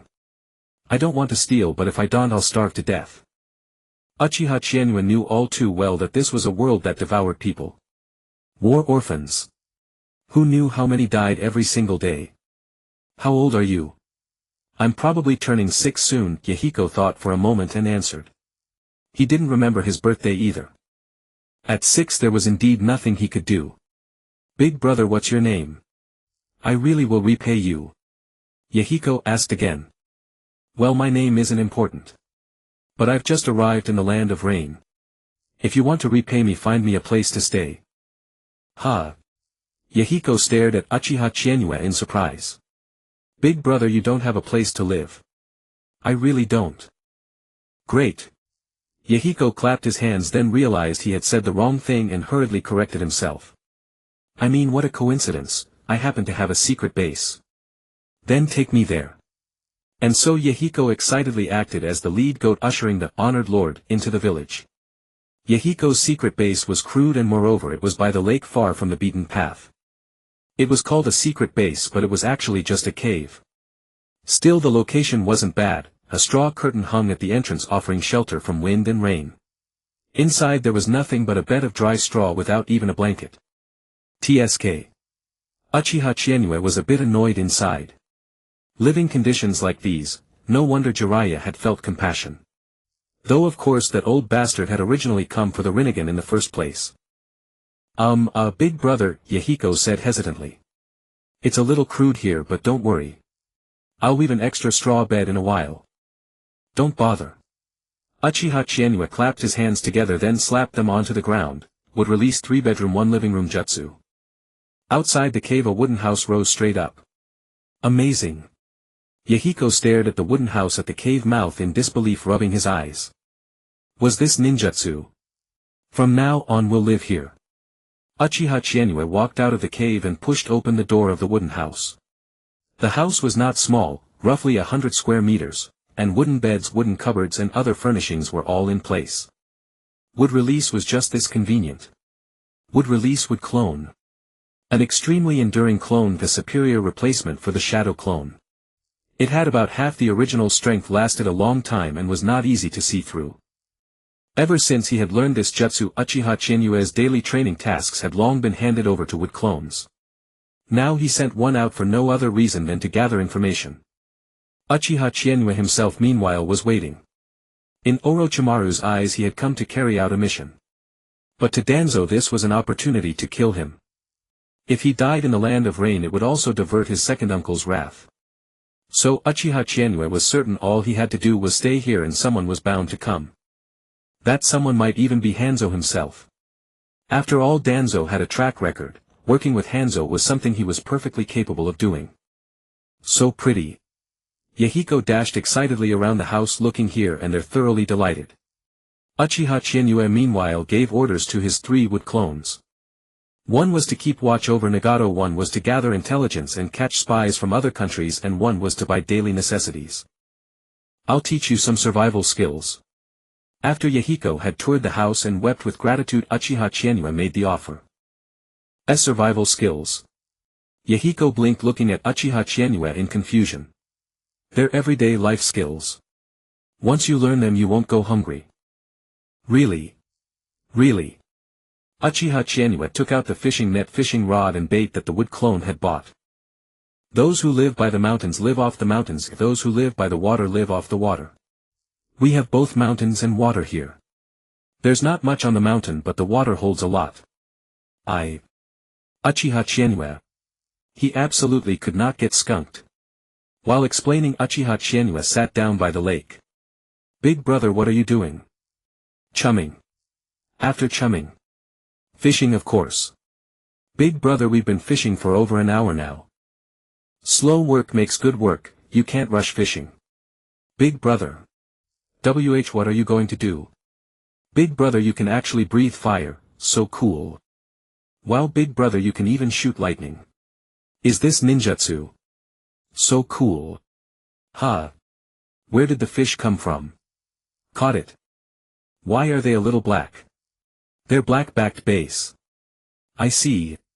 Big brother, you're amazing. Can I try? Go ahead. Uchiha Chienue gave a cold laugh. He had fished for over an hour without catching even half a fish. It must be that the fish in the land of rain were being unreasonable. If you'd come out sooner would I have needed to use Chidori. What a big fish. Uchiha Chienue's thoughts were suddenly interrupted and he saw that the hook Yahiko had cast had somehow got a bite. And for reasons unknown Yahiko reeled it in. What the hell? Uchiha Chienue was utterly stunned. How is this right? Is this right? For an entire week Uchiha Chienue had settled down here. His wood clones gathered intelligence while he himself searched for traces of Uchiha Madara. However, Uchiha Madara's hiding place was probably close to the route between the land of water and the land of fire, so he probably wouldn't be found in the land of rain. By all rights there ought to be something keeping an eye on Nagato. Uchiha Chienue was somewhat puzzled as well. Uchiha Madara was certain to be monitoring Nagato. By now Nagato already had the Rinnegan. Nagato's Rinnegan was hidden away, just looking no different from ordinary eyes at the moment, but in truth it had already been implanted into him long ago. Those eyes would fully awaken one day, so there absolutely should be a white Zetsu watching Nagato now. Yet up to this moment Uchiha Chinyue had found not a single trace. Was Lord Madara really this trusting? Was he not afraid that someone with ulterior motives might discover the Rinnegan and simply gouge it out? For instance, someone with ulterior motives like me. Uchiha Chinyue sat by the lake brooding quietly for a while. Just then a figure quietly appeared within his sensor range. The next instant. 1, 2, 3. 50 people. A full 50 people stepped into his detection range. And among them was a figure Uchiha Chinyue had long known by reputation. The demigod Hanzo. So he really had come for him. Unhurried Uchiha Chinyue stirred his mind, and the wood clone that was still gathering intelligence in the land of rain began to gather natural energy. How cautious, he actually brought 50 people. Uchiha Chinyue sneered inwardly. Uchiha Chinyue. Hanzo body flickered behind Uchiha Chinyue and said coldly, since you've come to my land of rain you might as well stay here forever. Lord Demigod, I'm actually a little curious. Uchiha Chinyue rose to his feet and turned to face Hanzo. What exactly did Danzo offer you to personally come out and ambush me? Humph. Hanzo sneered. You know quite a lot. Since you know you still dared to infiltrate the land of rain, is this a Konoha mission? Konoha truly has become darker and darker. Hanzo was not the sort of man to be provoked by sarcasm. Well, the one who issued the mission knows nothing about this. It's only my own guess. Uchiha Chinyue turned around and shrugged. I never expected the Lord Demigod to be willing to serve as Danzo's dog and come to kill a mere child of 9 like me. You're no mere child. The shinobi behind Hanzo came forward one after another surrounding Uchiha Chinyue. If we let you live you will certainly become a threat in the future. This old man has seen countless geniuses and you are the strongest of them all. To die by this old man's hands is already more than you deserve. Tisk tisk tsk. The Lord Demigod is also a master of shooting his mouth off.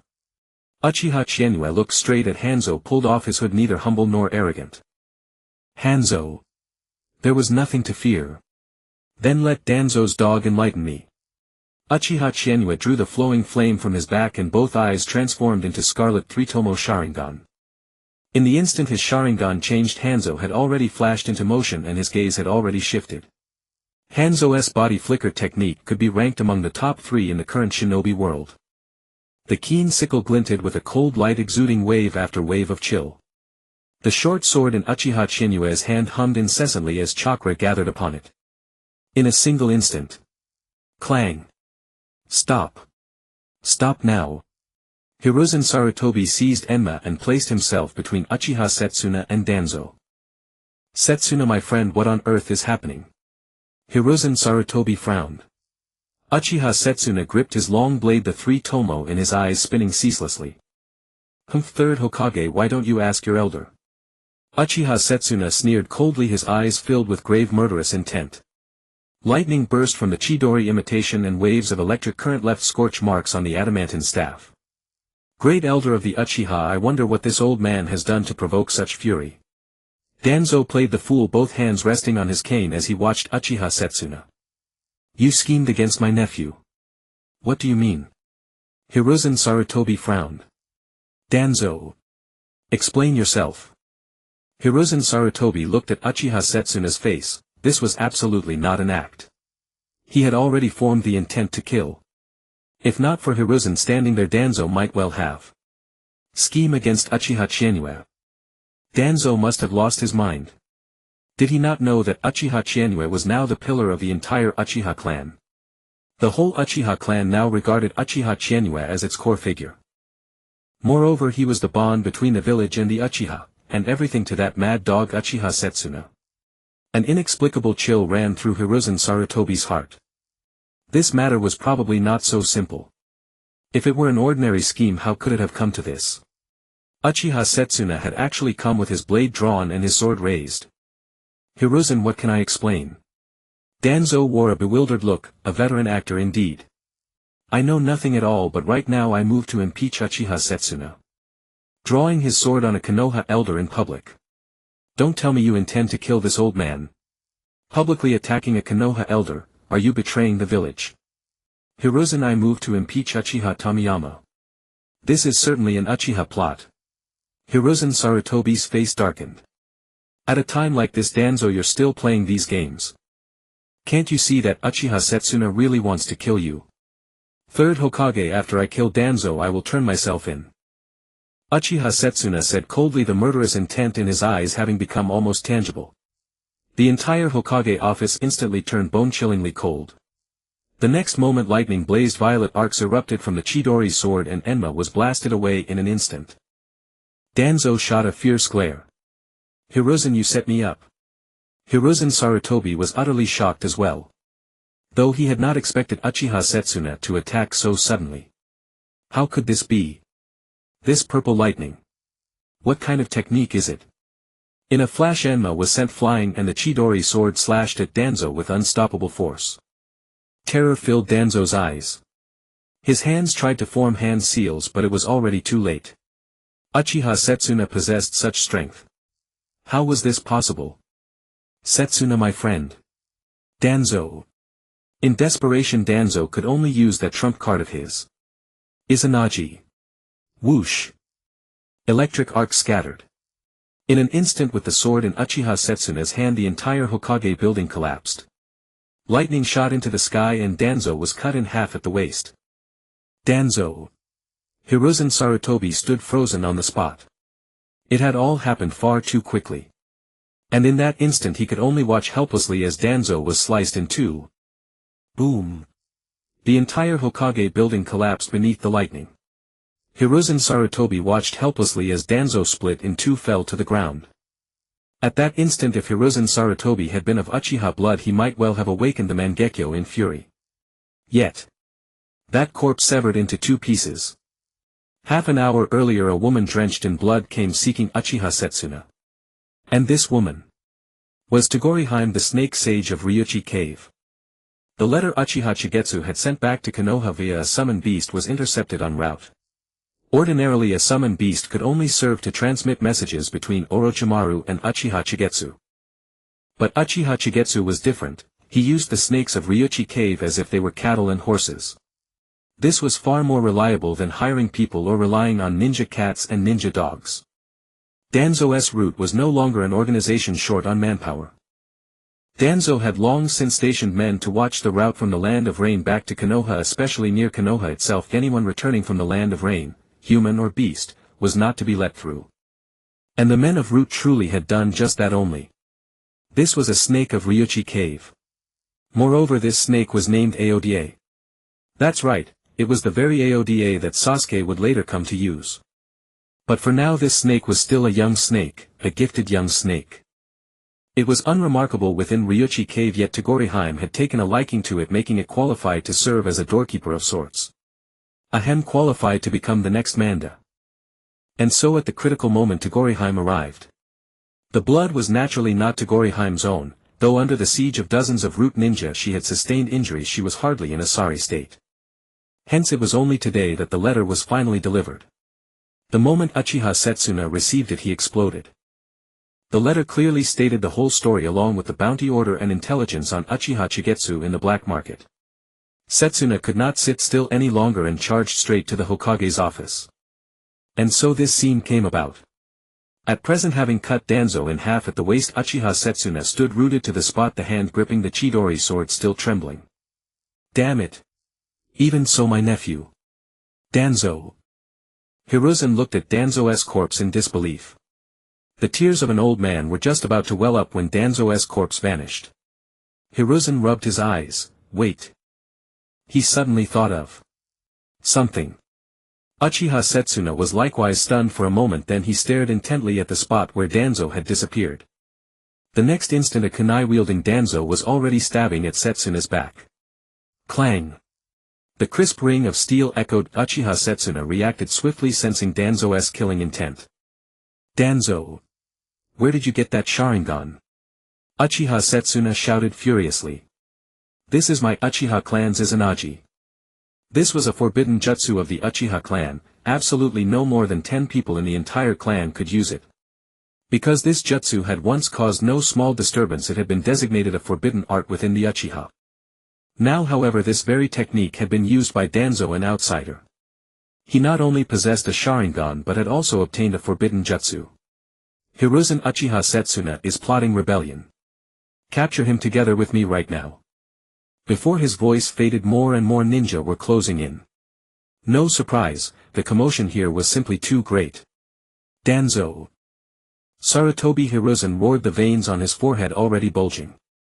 At this moment he was breathing like an enraged beast, as if he would lash out in the next second. I'm telling you. Explain yourself. Lord Hokage. Protect the Lord Hokage.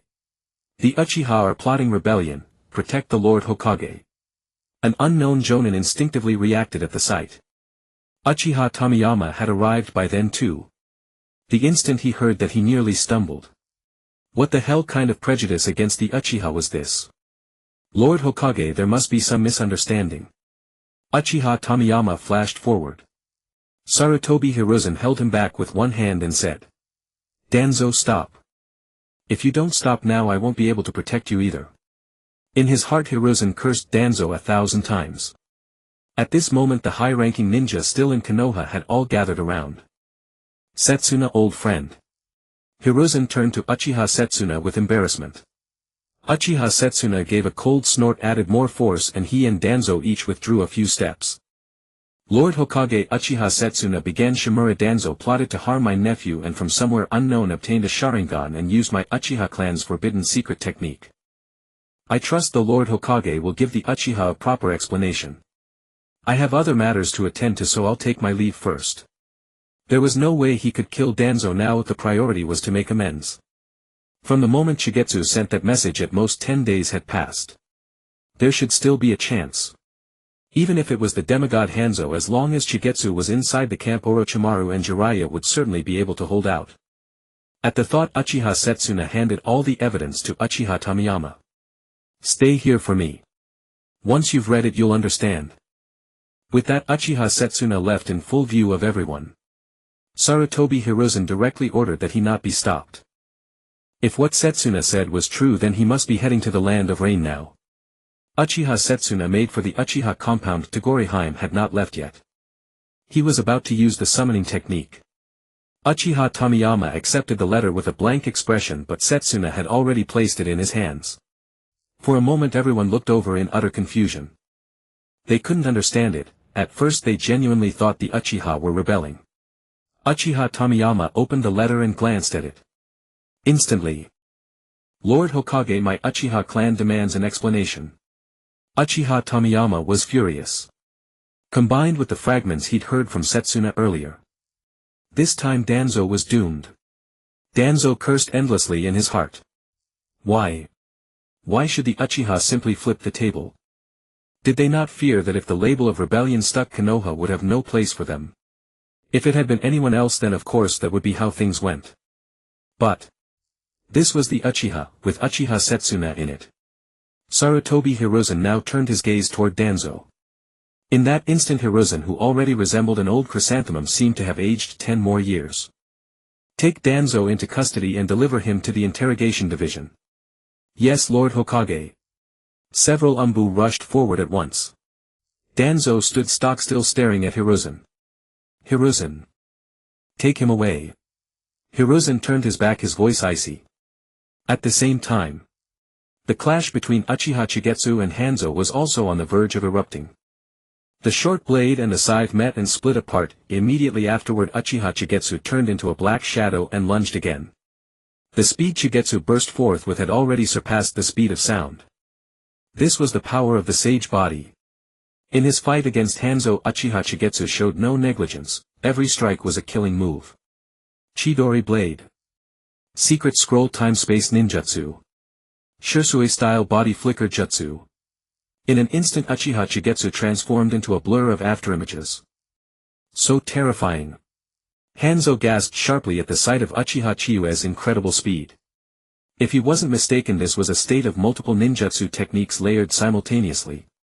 Lightning release chakra stimulated cellular activation, enabling an extraordinarily swift thrusting speed.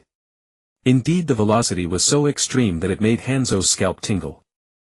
In a hundredth of a second or even faster she had closed a distance of at least 50 meters. This couldn't be a space-time jutsu, could it? Hanzo immediately braced himself, his attention sharpened to a razor's edge.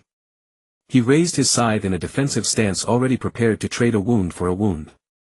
If his blade could so much as graze Uchiha Chizuki, the salamander's potent venom would take effect. Victory in the battle would thereby be decided.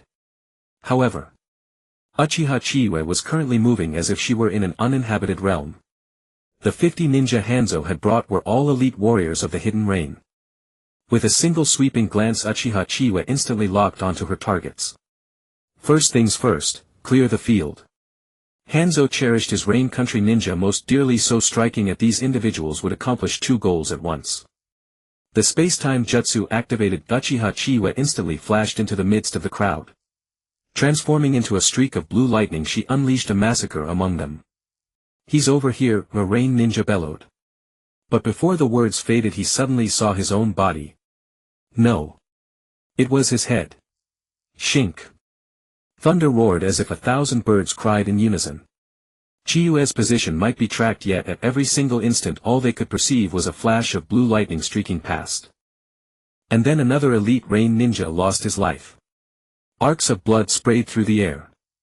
Within merely a breath or two, more than a dozen Rain ninja had already fallen, their blood splashing across the ground. Damn it! Hanzo's eyes split wide with fury. Uchiha Chizuki, what audacity! Hanzo moved with instant body flicker speed. Although his poison was his greatest strength, that did not mean his other skills were lacking. He was also a samurai, indeed the greatest samurai of the age. Moreover, few in this era could rival his battle experience. Hanzo charged into the center of the crowd while Uchiha Chizuki, her Sharingan active, possessed tremendous dynamic vision. One could even say the entire battlefield lay within her field of view. Spacetime Jutsu. Uchiha Chizuki continued to weave through the battle using spacetime techniques. Every single movement claimed the life of another Rain ninja. The elites of the Hidden Rain were in this very moment no more valuable than heads of cabbage. There was no helping it, before truly powerful shinobi these ordinary ninja were nothing but cabbages. For one, they couldn't locate Uchiha Chizuki's position, and for another, they had no time to react. Ninja were high offense low defense creatures of flesh and blood. Taking their lives with the Chidori blade was no different from slaughtering chickens. Stop. Hanzo's heart burned with desperation. This Uchiha Chizuki was indeed as treacherous as the intelligence reports claimed. She always found the situation most advantageous to herself. Stay calm. Stay calm. Hanzo urged himself inwardly, beginning to analyze Uchiha Chizuki's abilities. Damn that Danzo. Where in the intelligence reports was anything that could rival spacetime jutsu? No. Hanzo suddenly jolted awake, his gaze snapping toward Chizuki's latest landing point. A flash of blue lightning, another Rain ninja collapsed. Protect Lord Hanzo. This person is a demon. I have to flee. Lord Hanzo. Voice after voice rang out, deafening in their desperation. The shock Uchiha Chizuki had inflicted upon them had already cost many of them their will to fight. Everyone. Fall back toward me immediately. This brat's ability is spacetime jutsu, and it has a distance limit. Hanzo shouted at the top of his lungs. The instant the words left his mouth, the lightning was already hurtling toward his throat. Clang. Scythe clashed against short blade, and Uchiha Chizuki immediately felt a surge of pressure. Hanzo's physique was remarkably formidable as well. However, this was the Chidori blade after all. In the instant the Chidori blade touched Hanzo's venom-coated scythe, lightning paralyzed his body within a thousandth of a second. In that fleeting moment, Uchiha Chizuki twisted her wrist, dropped her waist, and pressed the attack, her short blade sliding along the scythe's handle and slashing toward Hanzo's hand. Hanzo's scythe, carried by its own momentum, swung downward. In that instant 1,000 birds cried in unison. Uchiha Chizuki poured in more strength and sent the scythe flying clean out of his grasp. Clang! The scythe struck the ground, and the chain attached to it was severed midair by Uchiha Chizuki. But at that very moment Hanzo broke free from the paralysis. Sheets of exploding tags rose up from beneath the earth, coiling around Chizuki's ankle. Exploding flame formation. Hanzo had left this trap prepared all along. Uchiha Chizuki's eyes flickered with alarm, yet with spacetime jutsu at her disposal she remained confident, vanishing repeatedly through space to escape. This bastard, using exploding flame formation at such close range. Uchiha Chizuki gritted her teeth. Wasn't he afraid of blowing himself up too? At the very instant the exploding tags detonated, Hanzo had already flashed away as well, and then he pressed his palm to the ground, summoning jutsu. Accompanied by a colossal plume of smoke, even Chizuki standing behind Hanzo was forced to retreat repeatedly. When the smoke dispersed, an exceedingly hideous monster appeared at Hanzo's feet, the salamander. A salamander that was not only grotesque in appearance but also bore a massive venom sac. Chizuki. Somewhere in the rain country. Uchiha Setsuna and Orochimaru raced onward at full speed. Seeing that enormous smoke plume and the salamander, Setsuna's heart sank by half. Damn it. Danzo, you deserve death. You actually allied with Hanzo. It's the salamander. Orochimaru's snake-like pupils couldn't help but contract sharply. Salamander. Uchiha Setsuna's eyes burned with murderous intent. There were still over 10 li between them and that place. Chizuki, you had better hold on. Uchiha Setsuna wasn't certain whether he could match Hanzo in combat, perhaps even using the third power he might not be able to withstand that poison. And yet, his little nephew was right there before him. He would never allow Uchiha Chizuki to come to the slightest harm. If anything happened to little Chizuki, he would give everything he had to slaughter the entire rain country as her burial offering. He might not be certain of killing Hanzo, but as for killing these others, by gambling his old life, that he could still manage. At this moment Uchiha Chizuki's Sharingan suddenly grew somewhat dazed. The sensation was akin to what Obito Uchiha had felt upon learning that Kakashi and Rin were surrounded. Fragments of images kept flickering across her vision. It seemed to be second uncle. Uchiha Chizuki was puzzled, but that was the first thought that surfaced in her mind. The question was whether to invite her second uncle over for grilled fish. Grilled what fish? Why, the salamander, of course. Uchiha Chizuki bared a grin, bit her finger and slammed her palm onto the ground. Summoning jutsu. Manda. Oi Orochimaru, this time I want 200 sacrifices. Stop babbling about sacrifices, it's me, Uchiha Chizuki said. Damn it. What the hell? Why is it you again, you little brat? Manda's voice was a mix of shock and fury. Today's different, you get to eat your fill. Uchiha Chizuki turned her gaze toward the rain ninja clustered in the distance. How much you can eat depends on your own ability. That. A salamander. Manda immediately noticed the salamander less than a few hundred meters away. Well, which of you is more poisonous? I'm a serpent that will become a dragon. Oh, so do you have poison? Yes. Then who's more poisonous? You little. Believe it or not, I'll eat you. I think I really do need to control you. You. Manda seethed with rage. But Uchiha Chizuki's words made complete sense. So your poison is weaker than the salamander's? Bullshit.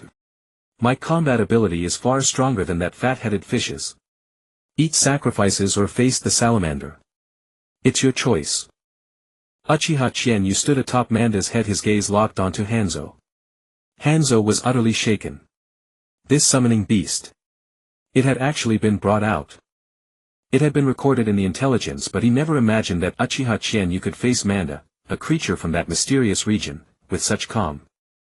He had heard that in the past Orochimaru practically treated this creature like a father when summoning it. Kid, I'll deal with that fat-headed fish for you. Manda immediately made his choice. Eating sacrifices was important, of course. But he was a serpent of honor. If Uchiha Chizuki faced this full-power Hanzo alone, he might very well die. You do have a conscience after all. Chizuki grinned. In the next moment purple markings appeared on his face, and deep within his Sharingan there was even a hint of serpentine pupils. Unfortunately, this was not the best place to use Ryuchi Cave's sage arts. Otherwise Chizuki would have made Hanzo taste the white rage technique no matter what. Sage mode activate. His clone had been building it up for a long time, and now Sage mode unfolded. Fire release, Great Fire Annihilation. Uchiha Chizuki completed the full sequence of hand seals, mobilizing his chakra to the greatest possible extent. Sage chakra gathered in his throat as the final hand seal fell. In that instant, the world seemed to press pause and every sound sank into silence. Between heaven and earth it seemed as though only this vast crimson-orange ocean remained. This technique did more than change the color of heaven and earth, even Hanzo's clouded old eyes flew wide open. This power, reflected in his pupils, was a towering wave of flame that evaporated the surrounding rain and came crashing down upon him with savage force. Under such power Hanzo felt something called insignificance. Fine beads of sweat broke out on his forehead. In that instant sweat poured down like rain. Is it rain? No, the rain had already been seared away by the heat. It's sweat. Facing an opponent like this, even I get tense. This was fire release pushed to its ultimate sublimation. In that instant Hanzo made his decision. Avoid the spear's edge.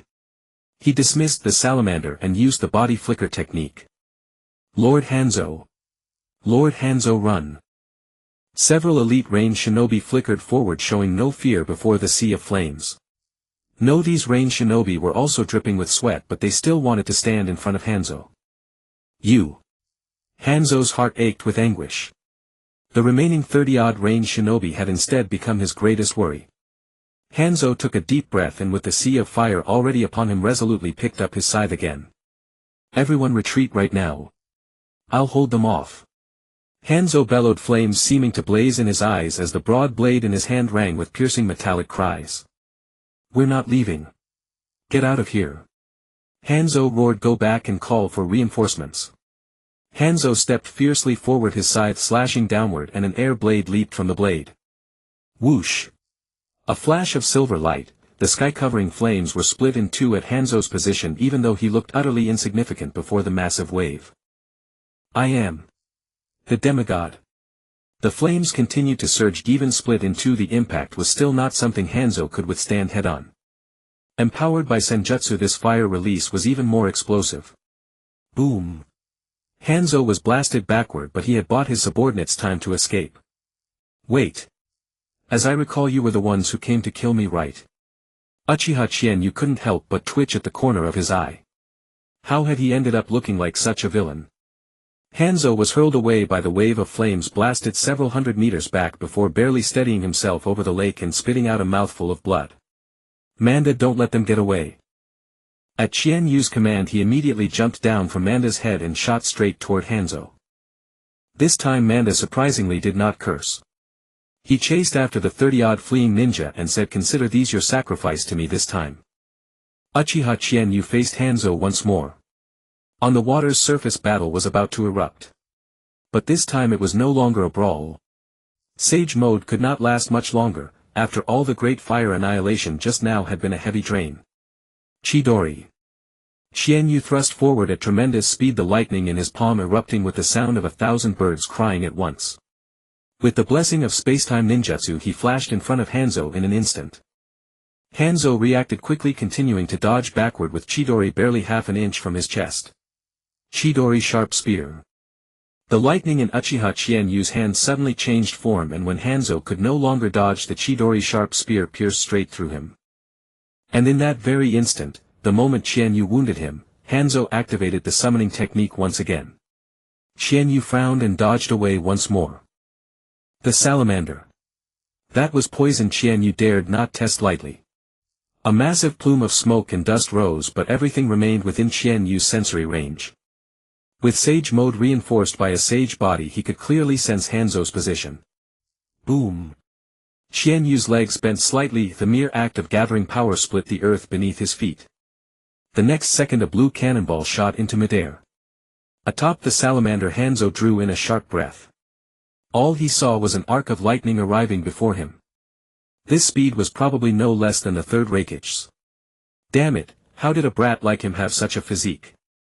Had he been training since he was in the womb? Hanzo was completely on guard, knowing full well that one careless slip would mean trading life for life. If it was truly a mortal enemy of the Rain Village, then that would have been acceptable. If he could take the third Hokage with him, he would be more than willing.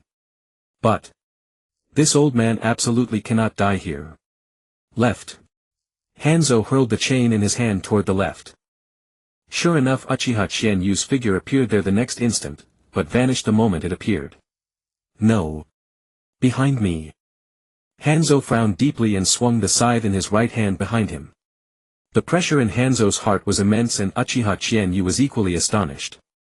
He was using space-time jumps. How could Hanzo still find his position? This guy was cheating.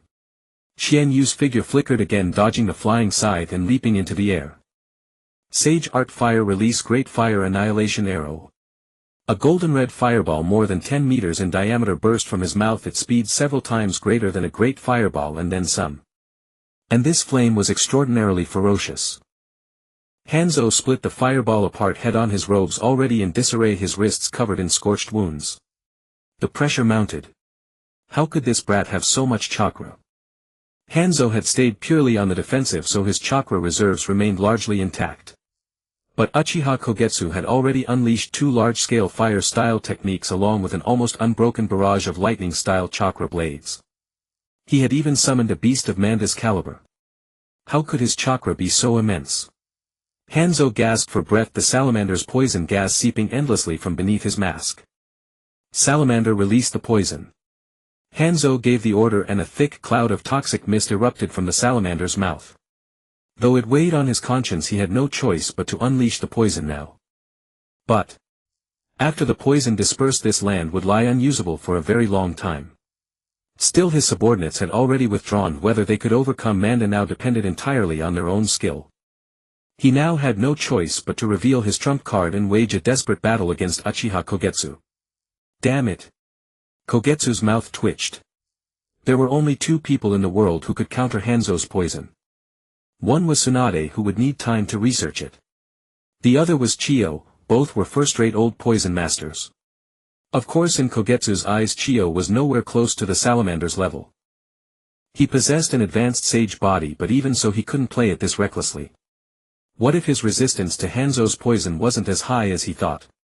Kogetsu had no choice but to leap into the air and unleash another Sage Art Great Fireball. He still had plenty of chakra, but his Sage Art chakra was already running thin. Amaterasu. A stream of blood tears flowed from his left eye, searing pain sweeping through his body, just as when he had released Koto Amatsukami back then. Amaterasu descended along with the Great Fireball. Hanzo thought to repeat his old trick, but the black flames had already coiled around the hand clutching his scythe. Host, do you wish to restore your eye power? Restore it, quit your damn stalling. Uchiha Kogetsu truly didn't want to use his Mangekyo abilities. Burning money was one thing, but the worst part was the agony it inflicted on his body. Ugh. Ah. At that moment Amaterasu's flames consumed him, pain crashing over him like a tide, even he couldn't help but cry out. Hanzo's gaze sharpened. Seizing the scythe with his other hand, he chopped straight at his own arm. He had reasoned that these flames would never die out. Uchiha Kogetsu. This old man acknowledges your talent and strength. Hanzo stood atop the salamander's head, cold sweat streaming endlessly, yet his expression remained utterly calm. To think you could oppose me like this, had I not resorted to this final poison, victory and defeat would still hang in the balance. In the name of the demigod, I bestow upon you the title of Konoha's Azure Flame. In return, this old man will reveal the full truth of this matter and withdraw our forces from the Land of Rain front. In this battle the Land of Rain is defeated. No.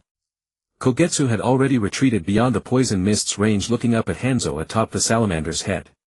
Why the hell do you old geezer love giving people nicknames so much? What was this? A rule-based horror story from the Land of Rain's demigod.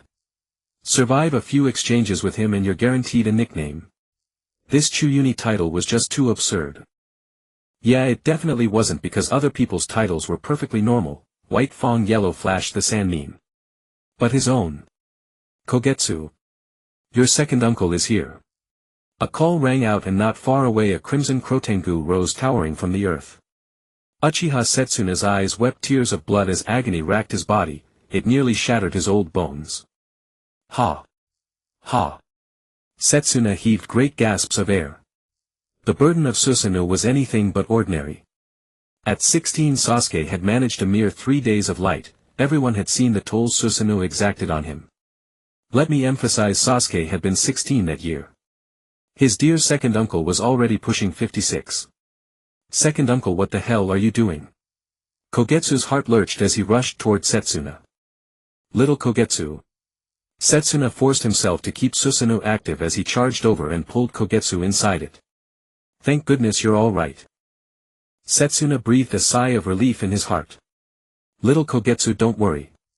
Your second uncle is here. Today Hanzo cannot take you, I swear it. Second uncle. Kogetsu's nose tingled with emotion, but inside he couldn't help but want to laugh. He really didn't want to burst out laughing, his second uncle's affection was genuinely touching. But the problem was, if not for Hanzo releasing the poison, he would have already killed Hanzo single-handedly. Second uncle, let's talk properly, how about you turn off Susanoo first? No, the complete form can block the poison gas. His poison can't get through. No, second uncle, it's actually fine if you turn it off. No, Kogetsu. Today your second uncle will protect you even at the cost of his own life. But second uncle, I really am fine. You too. Hanzo watched the uncle and nephew from afar, a vein bulging on his forehead. Uchiha Setsuna, are you deliberately trying to infuriate me? Do you even have this demigod in your eyes? He was in the middle of granting a title. What a solemn and sacred moment. Azure Flame, you may take your leave. Before long I shall pay you a personal visit. Don't give me that title. Kogetsu's eye twitched uncontrollably. If you dare make that title public, I guarantee I'll linger in your land of rain for quite some time. When that happens, I can't promise what might occur. You. Hanzo gnashed his teeth. Bestowing a title upon you, what a tremendous honor it was. Moreover, letting him remain in the land of rain was an unstable factor. Uchiha Kogetsu's strength was simply off the charts. Impossible. Hanzo insisted through gritted teeth. Once this old man grants a title, there is no taking it back. Then I'll just stay in your damn land of rain. Worst case, we'll have another battle. Humph. Azure Flame, we shall meet again. Hanzo mounted the salamander and turned away, departing without another word. His attitude was as if he truly intended to hold the line to the very end. No matter what, he would never retract that title. Your mother. May she enjoy good health. Kogetsu nearly had a heart attack on the spot, his face a spectacular mess of emotions. Kogetsu, what on earth is going on? Setsuna frowned. Second uncle, please hurry and deactivate Susanoo. I'm afraid I'll be erecting a tombstone for you any moment now. Kogetsu said with an awkward grimace. Fine, fine. Setsuna coughed violently several times before finally dismissing Susanoo. But the instant it vanished, his vision blurred before him. Sure enough, his eyesight had declined once more and his body had grown considerably weaker. Such was the price of the Mangekyo. Kogetsu gazed at Setsuna silent for a long moment. In his heart he asked the system. Is there any way to improve my second uncle's health? Young one, are you saying that you haven't even maxed out your own build yet, you already want to help others? Just tell me if there's a way or not. Young one, once your title reaches Kage level or you accumulate 5 billion in top-ups, the function you need will be unlocked. Really? What function? Give my things to second uncle and I'll top up another set myself. No. It's the Beyond Kage Privilege shop. Is it Beyond Kage Privilege or Privilege shop? It's the Beyond Kage Privilege shop. Fine, fine. You're forcing me to usurp the throne and rebel. Uchiha Chienyu inwardly drew a deep breath. You may choose to spend 5 billion. Heh. Uchiha Chienyu rolled his eyes. 5 billion. How much is the Land of Fire's annual tax revenue? Even the richest man in the shinobi world has at most 10 billion in assets, not 5 billion in cash. Compared with recharging 5 billion, rebellion is simpler, isn't it? However, this matter would have to be carefully considered. Tisk, I have to admit, Hitachi Uchiha's words were right. It is not by becoming Hokage that one gains everyone's recognition, rather it is by gaining everyone's recognition that one becomes Hokage. Uchiha Chienyu pondered this. If that was the case, building prestige was indispensable. If Hanzo kept his promise, his prestige would indeed be built up. Ending the war on one front, that kind of reputation was not to be underestimated. Moreover, there was a high chance he would simply be kept in Konoha. Chienyu, what exactly happened here? Uchiha Setsuna took a long while to recover before asking. Well, second uncle, I'll explain as we walk. First, come with me somewhere and rest properly. All right. Uchiha Setsuna agreed without the slightest hesitation. From the look of it, his little nephew had actually fought Hanzo to a draw just now. As expected of my nephew. Even Lord Madara and Lord Izuna probably couldn't have done that right. Uchiha Setsuna didn't know what Madara had done at age 9, but There was absolutely no way it could surpass his nephew. My nephew Qianyu has the quality to surpass Madara. For a moment Uchiha Setsuna was overwhelmed with emotion. He would need to use these eyes sparingly, once Qianyu awakened the Mangekyo Sharingan. He couldn't leave Qianyu a pair of eyes that were almost blind. Uchiha Qianyu did not choose to return to camp, instead he took Uchiha Setsuna to Yahiko's cabin. It was some distance from where they were but much closer than the camp. Not long into the journey they ran into Orochimaru. Orochimaru's face was full of guilt and he insisted on apologizing to Uchiha Qianyu. But Qianyu refused. After all, he had known from the very beginning that this was highly likely to happen and it had nothing to do with Orochimaru. The one he should really deal with was Danzo. After sending Orochimaru back to camp, Uchiha Qianyu and Uchiha Setsuna also returned to the cabin. Along the way Qianyu recounted what had happened during this period, picking and choosing his words. Naturally he didn't mention the surveillance of Nagato. He didn't want to drag his second uncle into matters involving Madara. Qianyu believed there was a high probability that Madara would try to fool him the same way he fooled Obito. After all, he had exposed too much already. If so, his poor second uncle would be in danger. The buffs were already maxed out. Kill off his poor second uncle to provoke him into awakening the Mangekyo, and then there would be a pair of ready-made Mangekyo eyes on second uncle. So once second uncle was dragged in. Tisk tisk tsk. The enemy was in the dark while he stood in the light. How could one guard against a thief for 1,000 days? His words to Hanzo about staying here were not baseless. Nagato absolutely had to be watched. Uchiha Qianyu planned to meet Hanzo again tonight. As they neared the cabin, Uchiha Setsuna had a grim look on his face. So that's how it is. Danzo really is a man who deserves to die. Well, second uncle, I'm perfectly fine, and I'm extremely strong. Uchiha Setsuna nodded in agreement. After all, not losing to a demigod was enough to say it all. Qianyu, rest assured. Danzo won't be making trouble anymore. Ha! Uchiha Qianyu was taken aback. He hadn't even started his revenge yet. Uchiha Setsuna smiled and said, when your second uncle received the letter he was so alarmed that he rushed to the Hokage's office, and as it happened Danzo was there. So this old man cut him down with one slash. What the? Uchiha Qianyu exclaimed in shock. Danzo is dead. No. Uchiha Setsuna said with some regret, he used our Uchiha clan's forbidden jutsu, Izanagi. But because of that this matter was exposed. Add to it his scheming against his own village's shinobi. If Hanzo keeps his word, Danzo will be utterly disgraced. This was the kind of thing even Hiruzen Sarutobi couldn't shield him from. He could prepare to spend his remaining days in prison. He had colluded with shinobi from other villages to scheme against the Uchiha clan's greatest prodigy, was inextricably linked to Uchiha Kageme's death, and had plundered the Uchiha clan's Kekkei Genkai. The third Hokage must give the Uchiha an explanation for this. In a time of war, if the Uchiha were dissatisfied. Heh. As he spoke, killing intent flashed in Uchiha Setsuna's eyes. That Danzo, his Sharingan and Izanagi must have been obtained from Kagami. He truly deserves to die. So that's how it is. Uchiha Qianyu suddenly understood. But this was fine too.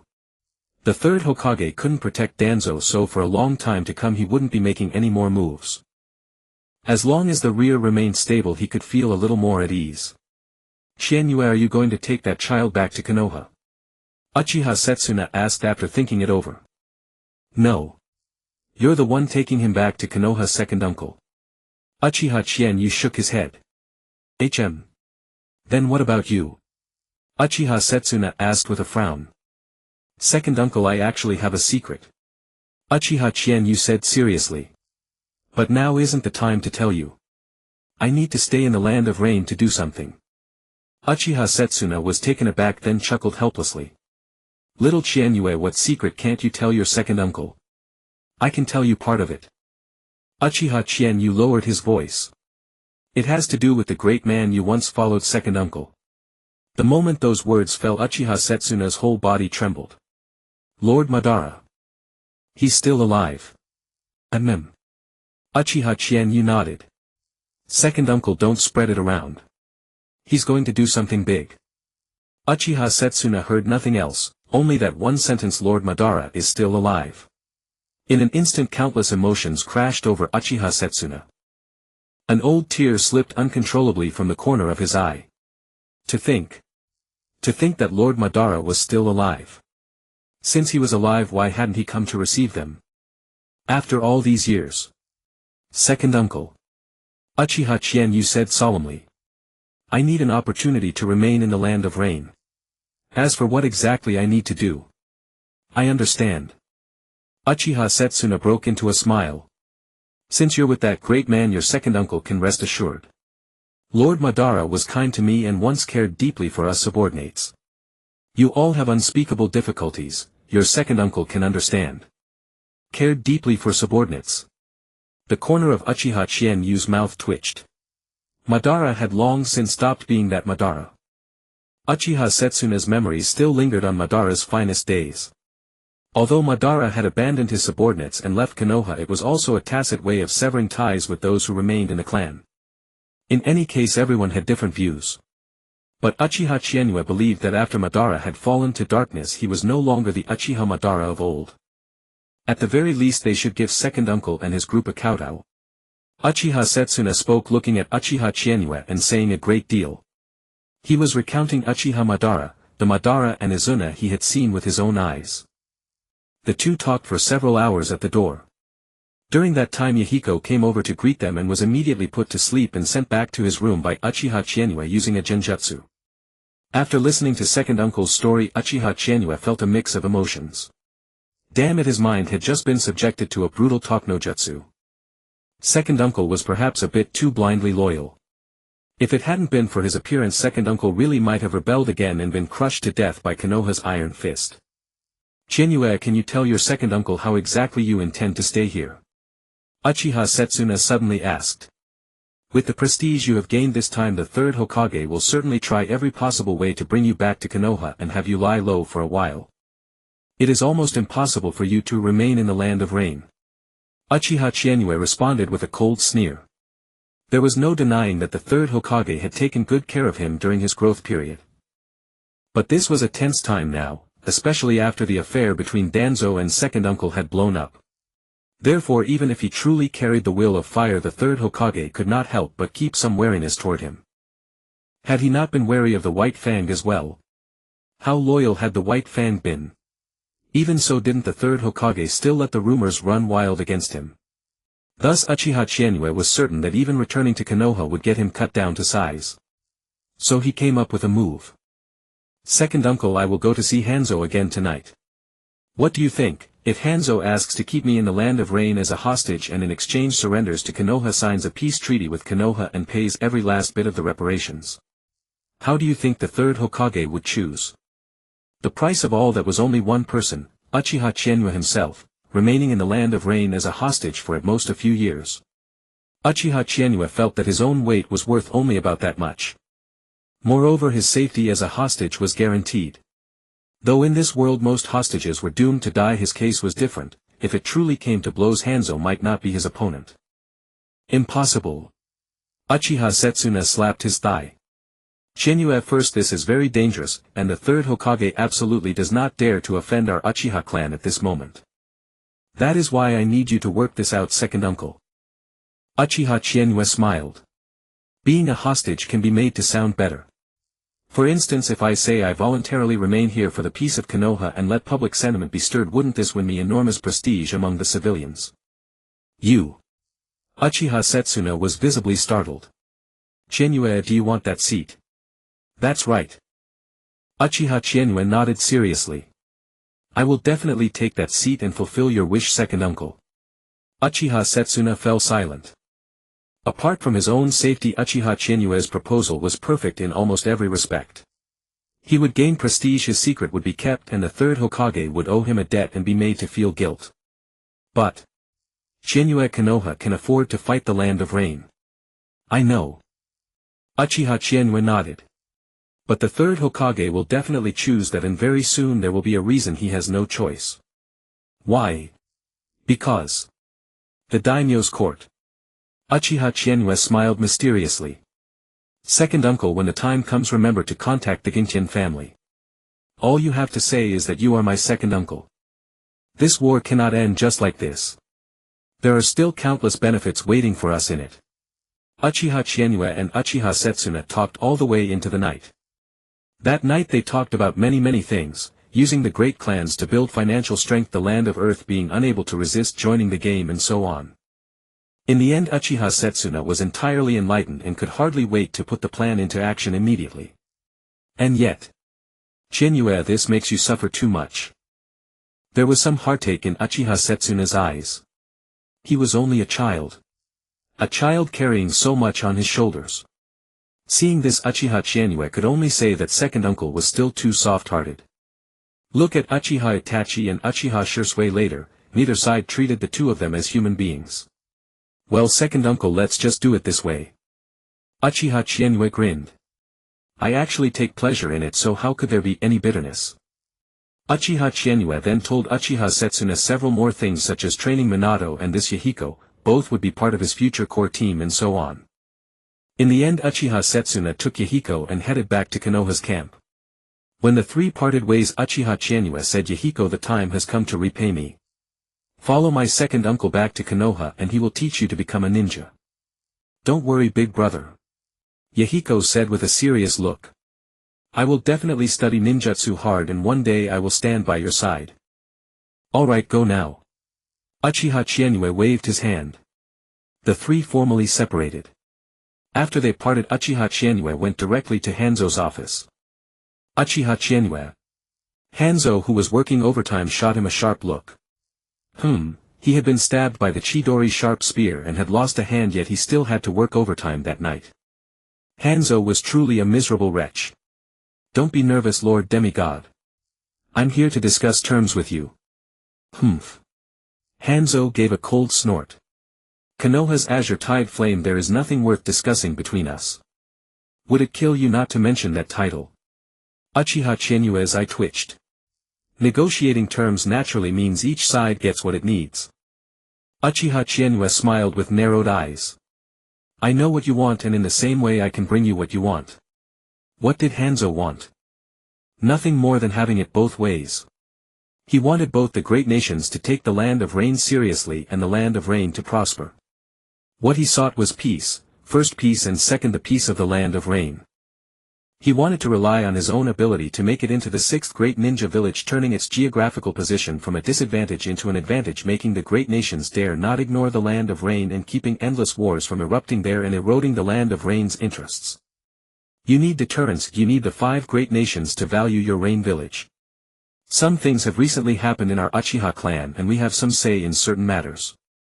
I have a proposal that can bring you into cooperation with Konoha and together with my second uncle achieve some of your goals. Uchiha Chienue had only just made the proposal, yet it already stirred Hanzo's heart. Wasn't this exactly what he had been seeking? Hanzo, though called a man of ruthless ambition by everyone, had truly begun with the sole wish for peace. To declare war on so many great powers over an uneven division of benefits, he did it above all to use his strength to win a measure of justice and to cow those powers into awe. He wanted to bring a little shock to the ninja world. Never mind how embarrassingly he would later lose his conviction, at this moment he truly counted as a real figure. What exactly are you trying to say? Hanzo said coldly. Very simple. I need to stay in the land of Rain to do something. We can be mutually beneficial. Uchiha Chienue laid out his idea. The whole plan was very simple, almost absurdly so. In short, they would spread the story that Uchiha Chienue had narrowly lost to Hanzo, and that Hanzo, playing the part of an ambitious schemer, had kept Uchiha Chienue in the land of Rain as a hostage until the war's end. On that pretext the land of Rain would surrender to Konoha.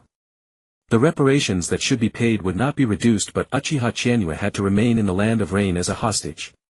To this end Hanzo would offer a reason the third Hokage could not refuse. That would be about Danzo colluding with him to eliminate Uchiha Chienue. That was the first layer of pressure. Even with just this layer there was already an 80% chance the third would not refuse.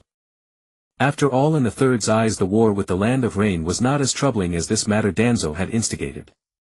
The second layer was the Uchiha applying pressure from within. They would use the fact that the Uchiha clan's foremost genius had been sent away as a hostage to pressure the third. And there was a third layer. At the daimyo's court, Uchiha Chizuki controlled the three great samurai clans, one of the Land of Fire's central pillars, commanding significant military, economic and political influence outside Konoha. What if they all counseled Hiruzen Sarutobi to stop one front of the war? In the eyes of those powerful nobles, they did not care who won or lost the war, nor did they value the lives of ninja. They only cared that continuing a war meant more funds had to be spent. How strong was the Land of Rain? Could it really measure up to Konoha? They didn't concern themselves with such things. All they knew was that fighting the Land of Rain required the national treasury. And the final layer, the Land of Earth, would step in. This was the Land of Earth's last chance to enter the stage. Because once the war between the Land of Rain and Konoha ended, Konoha's morale would swell. How long then could the Land of Wind hold out? Anoki had been eyeing the situation covetously for so long. How could he let the war end so easily?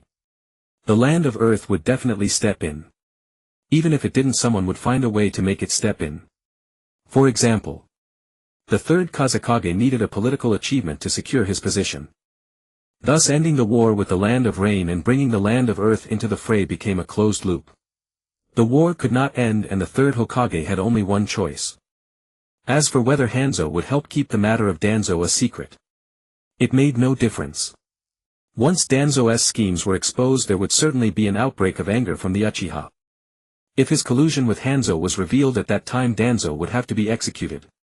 Otherwise, an Uchiha uprising at this moment would be the fatal blow. Of course, there was no need to worry about Danzo escaping from prison. In the current situation, not exposing this matter only bought Danzo some breathing room. Uchiha Chizuki had never taken Danzo seriously before. Your proposal is quite good, but I cannot feel at ease with your staying here. Hanzo's voice was low. You may rest assured on that point.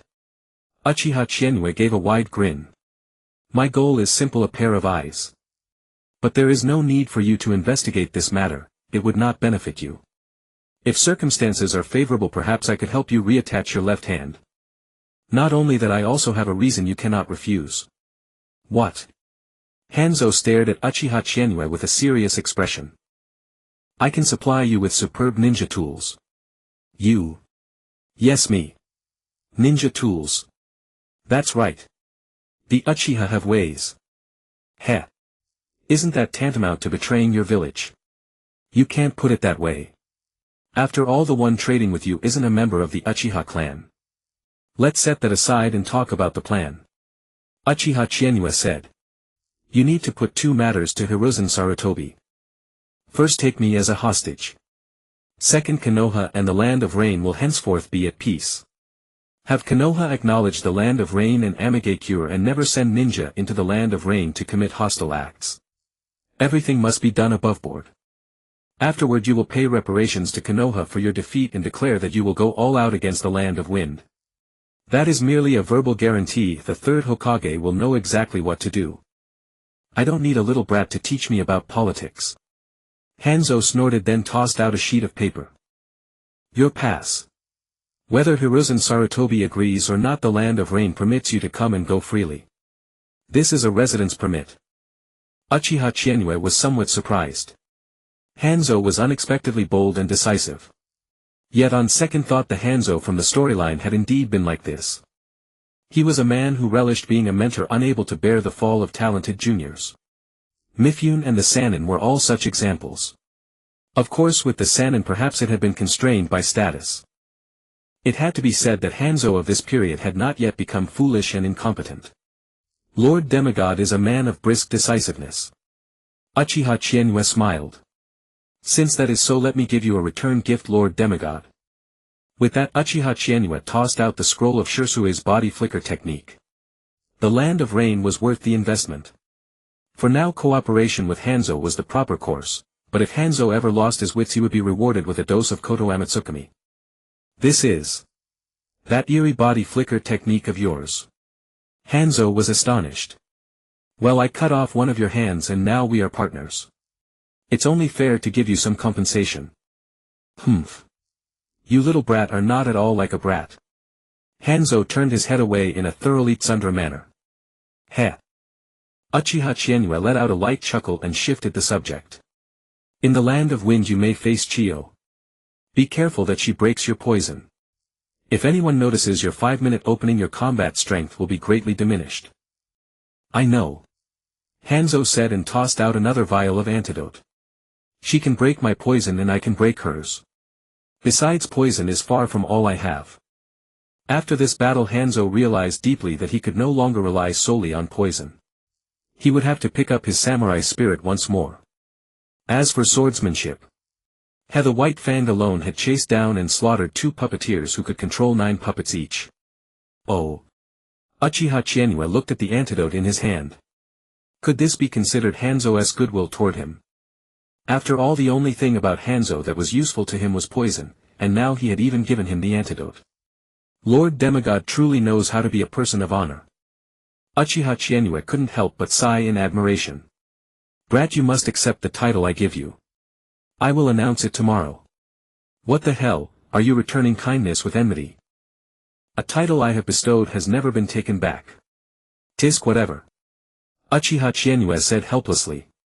His goal had been achieved. Hanzo could do whatever he liked from now on. But since he had decided to invade the Land of Rain, he still had quite a few things to prepare. The affairs left behind in the Land of Rain were nearly settled.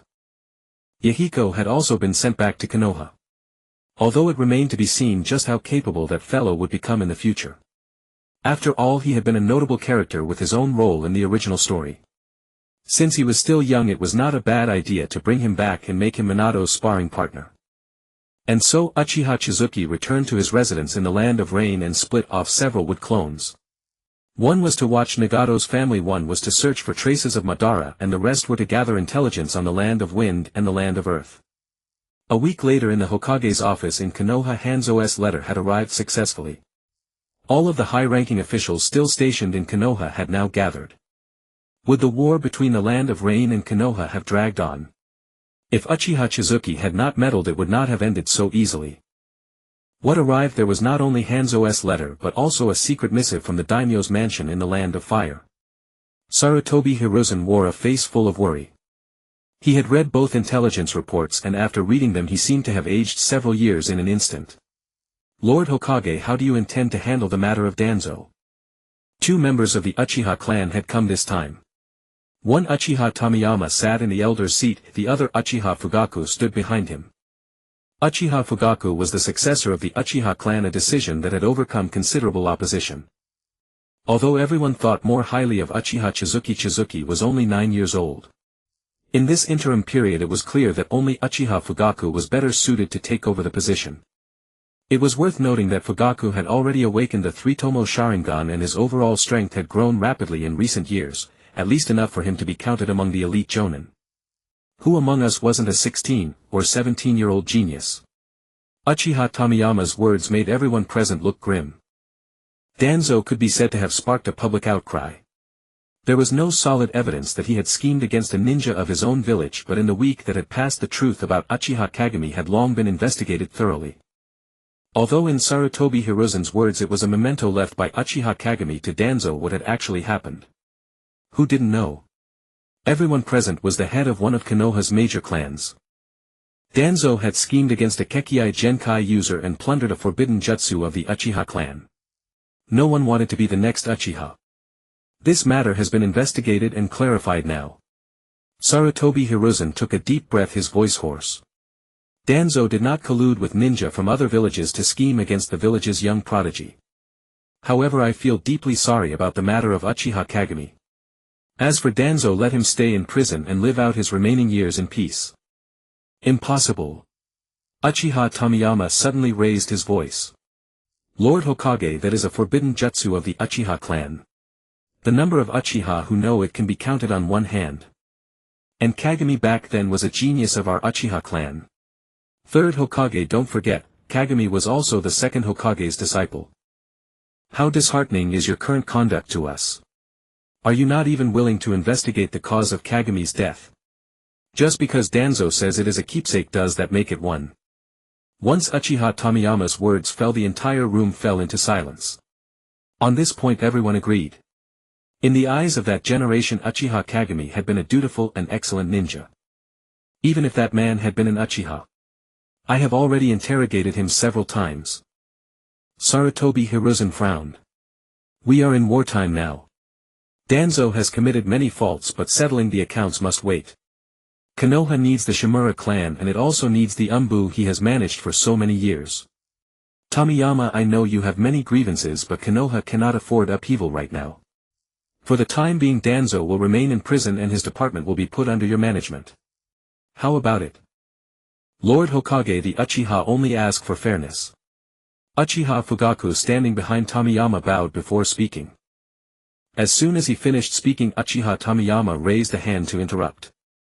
Lord Hokage, we have no need for such authority. We only hope that you will handle this matter properly. Please do not let our hearts grow cold. Just as Setsuna had said, Hiruzen would definitely not make a move against Danzo. But yielding at this moment was the best choice because they had to leave some room to maneuver for what came next. If they went too far, everything would be ruined. Then what about his route? Sarutobi Hiruzen was startled inwardly. He hadn't expected the Uchiha to be so easy to deal with now. Ahem. The Nara clan head coughed twice. Lord Hokage, this subordinate would like to correct one point, that is the Umbu, not root. The ninja under Danzo are all registered as belonging to the Umbu. Heh. Seeing this, Uchiha Fugaku sneered inwardly. The three Inoshikacho clans really were in the Hokage's pocket.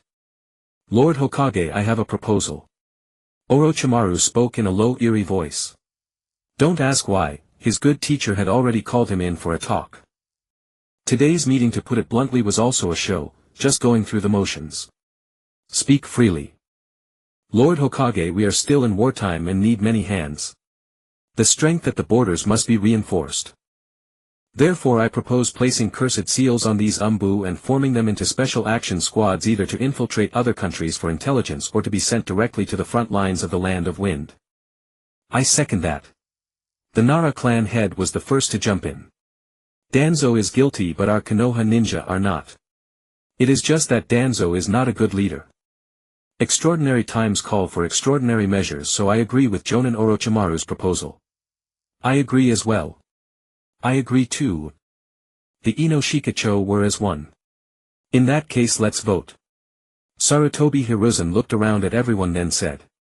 The two old-timers Yudatane Koharu and Mitokado Hamura had not said a word at all. The two of them were truly afraid now. The Uchiha were hardly backing down. Since the Uchiha had entered the political center, even Danzo had been removed. Wouldn't it be suicide for the two of them to stick their heads out now? Thus the outcome of this vote was already quite clear. The Uchiha abstained, while the rest could be said to have passed it unanimously.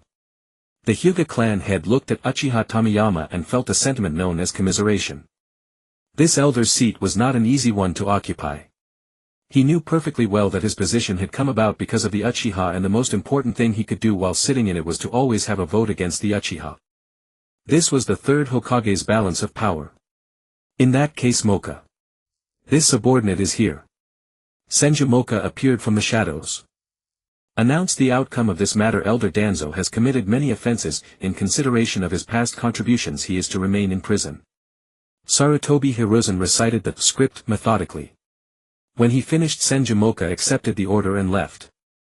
Everyone fixed their eyes on Sarutobi Hiruzen because the next topic was precisely those two intelligence reports. Hanzo has requested a peace negotiation, Hiruzen Sarutobi announced. No one spoke, for they knew more would follow. However, he has set forth two conditions and a list of reparations, Hiruzen Sarutobi stated calmly. First, he demands that Konoha acknowledge the existence of the Land of Rain and Amigakure. Hanzo claims he is not lacking in strength but merely wishes to avoid needless suffering and devastation. To this end, he will lead the Land of Rain to sign a permanent peace treaty with Konoha. The two nations will maintain friendly relations, and beyond this conflict's reparations, they will engage in annual economic exchange and share intelligence between the two countries. At these words, everyone was taken aback. This could be considered a tremendous concession. Hanzo's strength was undeniable to all. Friendly relations and economic exchange. In diplomatic terms it sounded pleasant enough, but in harsher words it was akin to paying tribute to Konoha. And intelligence sharing meant in essence tying themselves irrevocably to Konoha. Even if it was merely for show, other nations would have to carefully consider Konoha's stance when dealing with the Land of Rain. And when facing Konoha they would also have to fear this man known as a demigod. How was this any different from surrendering? It was merely more pleasant in name and he hadn't gone so far as full subservience. Yet it also revealed Hanzo's sincerity. Did he truly harbor such goodwill? Most were astonished but Orochimaru and Uchiha Tomiyama remained unmoved. Tomiyama had already known of the matter beforehand while Orochimaru had already spoken about it the previous night. Lord Hokage, is this truly Hanzo's intention? Even the Nara clan had found it hard to believe. Hanzo was not without strength. Konoha had even prepared for a war of attrition believing that aside from Hanzo the land of rain was insignificant. And yet this good fortune had arrived too suddenly. Settling the war in the land of rain in less than 6 months, barely over 4, was no small political achievement. And to have brought Hanzo to such a point was simply absurd. When had the shinobi world become so benevolent? Indeed. Hiruzen Sarutobi nodded. His list of reparations amounts to over 2 billion ryo in silver. A sharp intake of breath. Over 2 billion, that was practically stripping the land of rain bare. Did the entire land of rain even have 2 billion in total? Not necessarily so, for this money wasn't coming out of Hanzo's own pocket. The generous subsidies from the land of iron had long since reached his hands. The land of iron in terms of pure economics was anything but weak. After all, it controlled half of the shinobi world's weapon trade and possessed a unique method of forging chakra metal. In short, even if this nation was militarily unremarkable, it ranked highly in the entire shinobi world in both equipment and economy. Even the 5 great nations couldn't necessarily equip every soldier with armor, or perhaps barely half. Yet every soldier of the land of iron possessed it. Lord Hokage, didn't Hanzo have another condition? Orochimaru spoke and everyone turned to look at him. Hiruzen Sarutobi was silent for a moment, then took out his pipe and lit it. You all know the circumstances of this matter by now. Orochimaru's disciple Uchiha Chizuki encountered Hanzo while carrying out a mission in the land of rain. The two engaged in a great battle. Uchiha Chizuki was defeated yet earned Hanzo's admiration and was granted a title, the Azure Flame of Konoha. Hiruzen Sarutobi closed his eyes. He truly was ashamed to continue speaking. Rather than do so, he tore off a portion of the letter and pushed it forward. Written upon it were Hanzo's own words, "The Azure Flame of Konoha Uchiha Chizuki shall serve as the envoy between our two nations. He shall reside temporarily within the land of rain. Our nation shall provide his food, clothing, shelter and every convenience, though it shall take a few years perhaps to cement the relations between our countries. Should the Hokage accept the reparations from the land of rain shall be dispatched immediately, and our nation shall devote all its strength to the Wind Country front." Those 3 short lines caused everyone present to draw a sharp breath. Hanzo had calculated well. How was this any different from plunging Konoha into civil strife? What kind of people were the Uchiha? To detain the Uchiha's foremost genius now, was this not asking for internal conflict? Impossible. Uchiha Tomiyama stared fixedly at the letter. The Uchiha's foremost genius must never be kept within the land of rain. Indeed. Uchiha Fugaku's gaze also sharpened. In a foreign land, how can Chizuki's safety be guaranteed? How is this different from demanding his life? Ahem. The Hyuga clan head coughed, then said, "Being a hostage and keeping one's life are still different. Hanzo has already written here that he is merely an envoy simply to stabilize relations between the two nations. To simply stabilize relations, why go this far?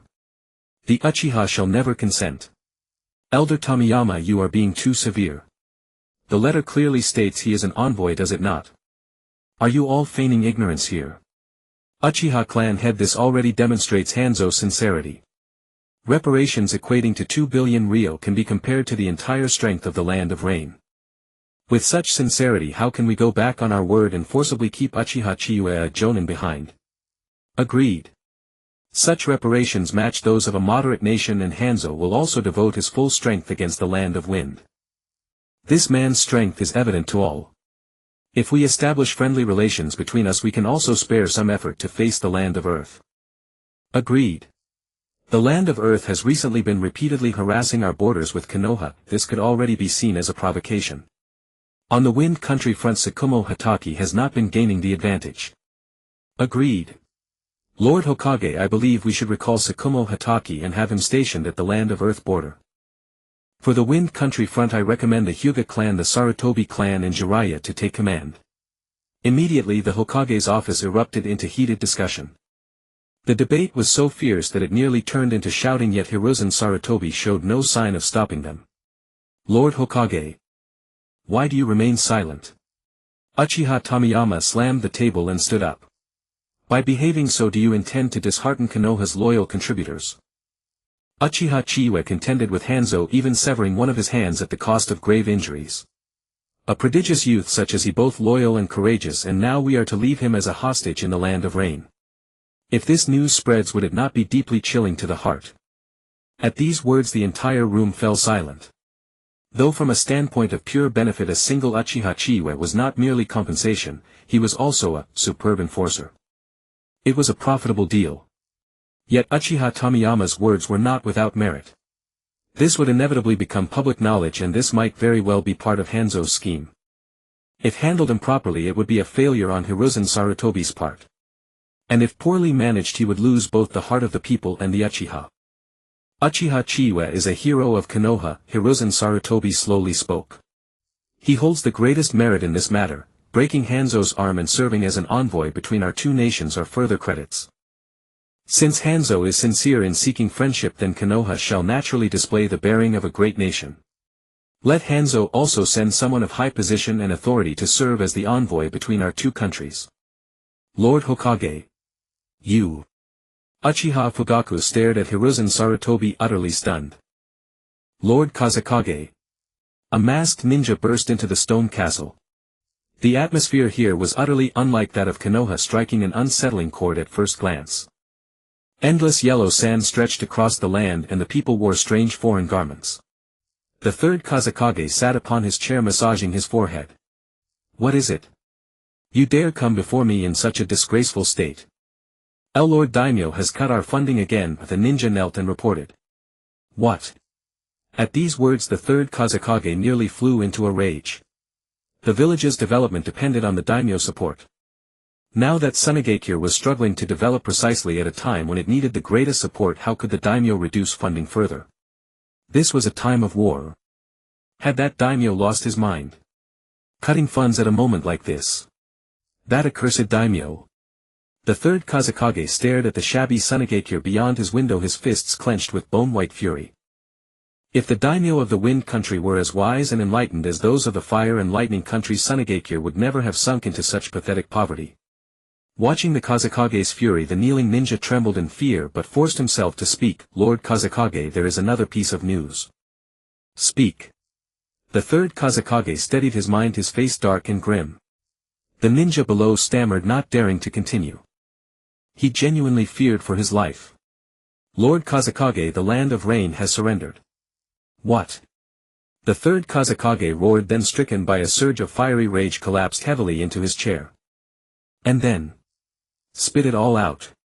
The third Kazekage was now practically beside himself with fury. The land of rain had surrendered.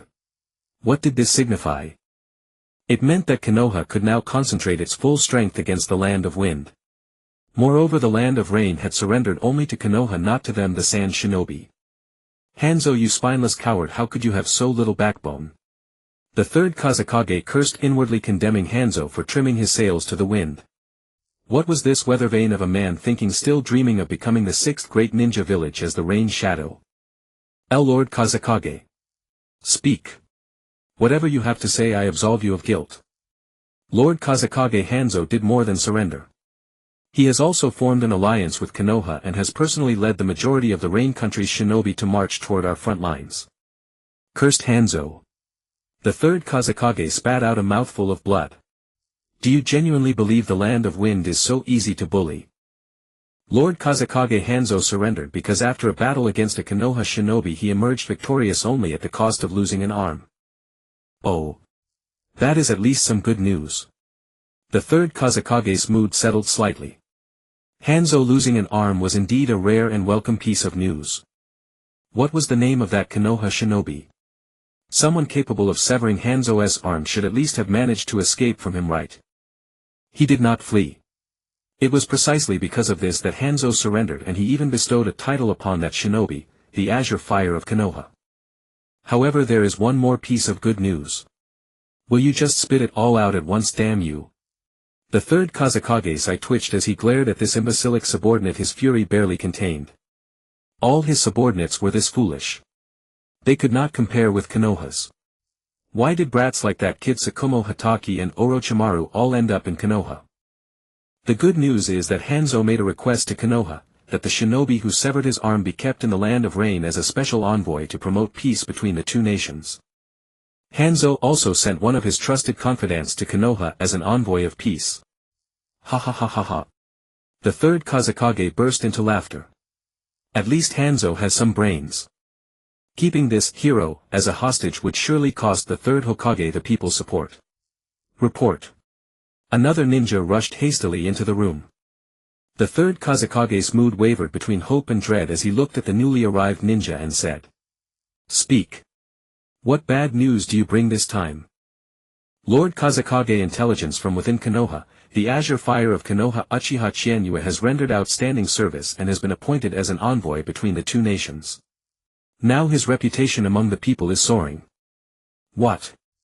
The third Kazekage was dumbfounded. He grabbed the ninja by the collar. What did you say? He stays in the Land of Rain as a hostage and those ignorant fools cannot see that. Perhaps they cannot see it. The seized ninja looked as if he might cry. He knew well that the new Kazekage was mercurial and unpredictable. Bah! The third Kazekage slammed his hand onto the table. Pass the order, all our spies in Konoha shall spread this.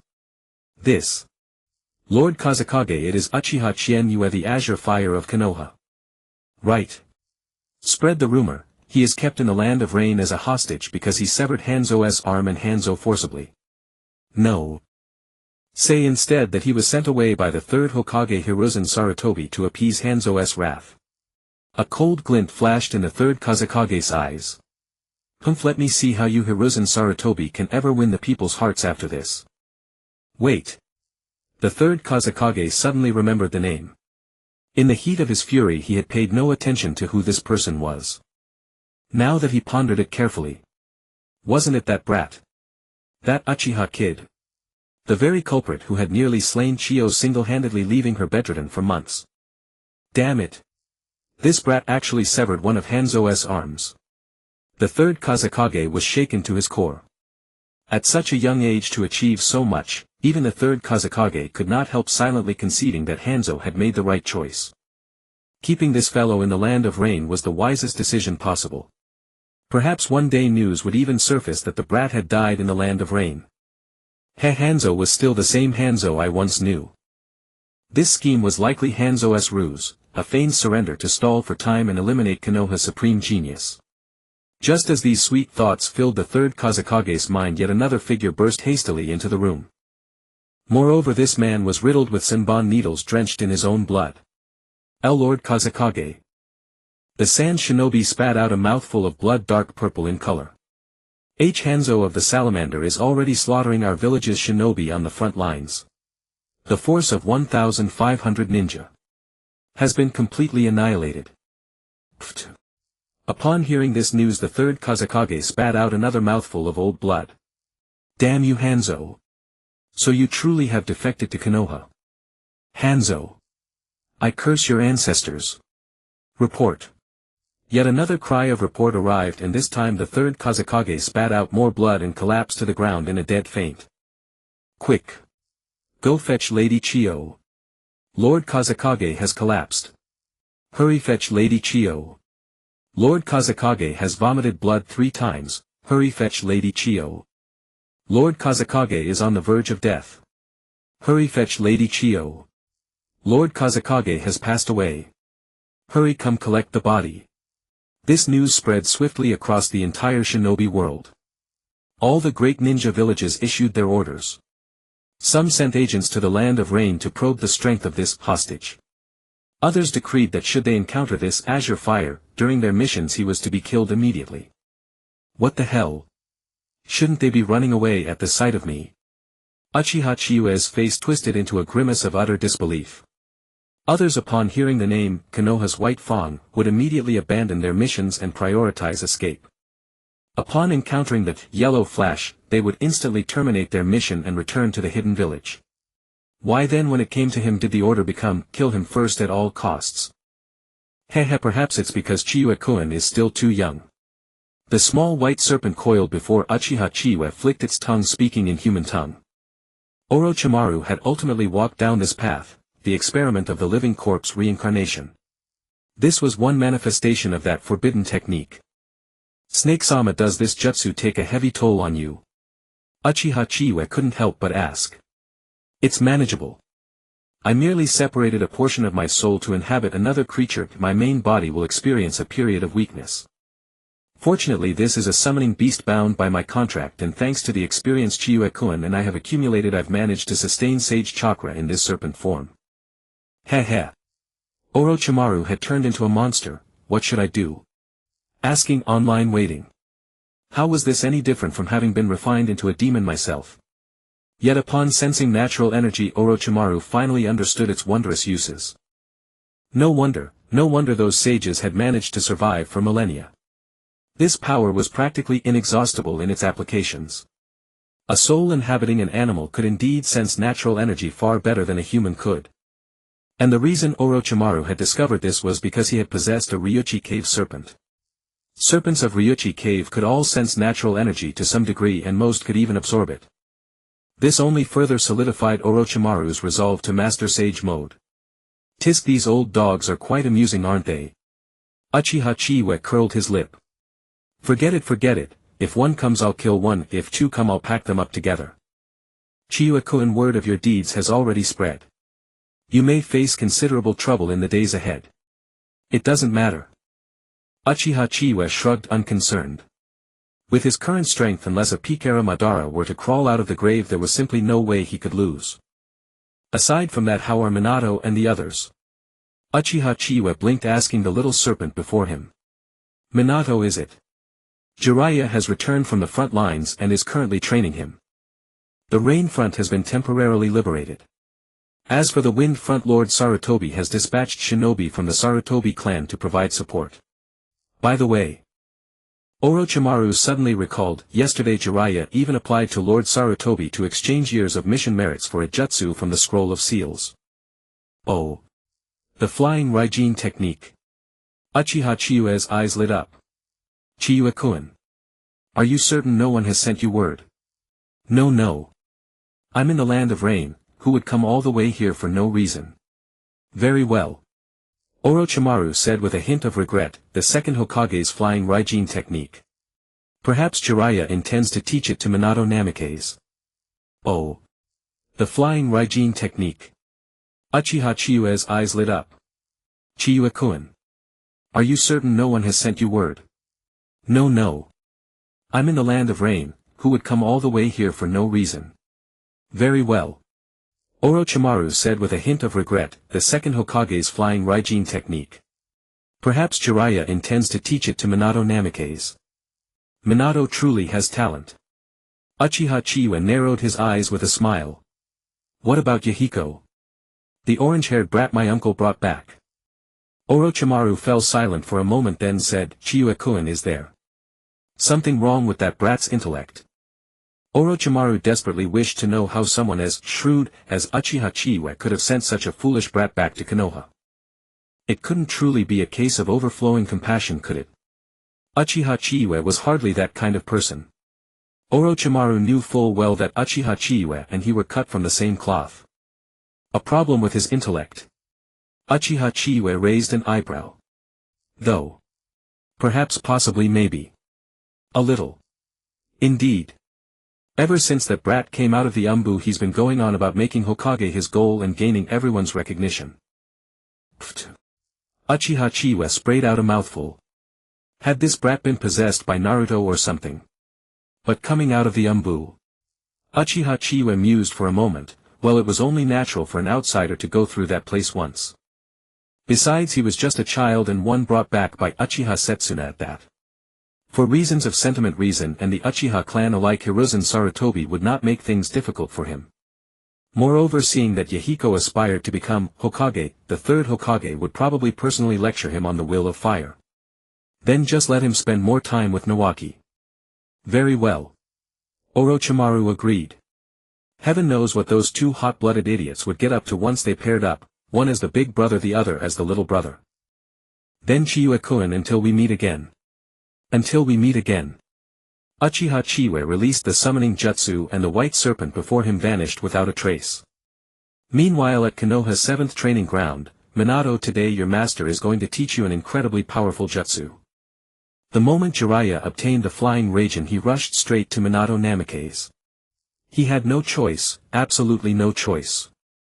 As Minato Namake's teacher, this disciple of his was simply too gifted. To this day Jiraiya had only managed to teach him a single jutsu, the Needle Jizo. Was the great Jiraiya master of countless jutsu and an elite among Jonin supposed to have taught his disciple merely a single Needle Jizo? If that got out, it would be utterly humiliating.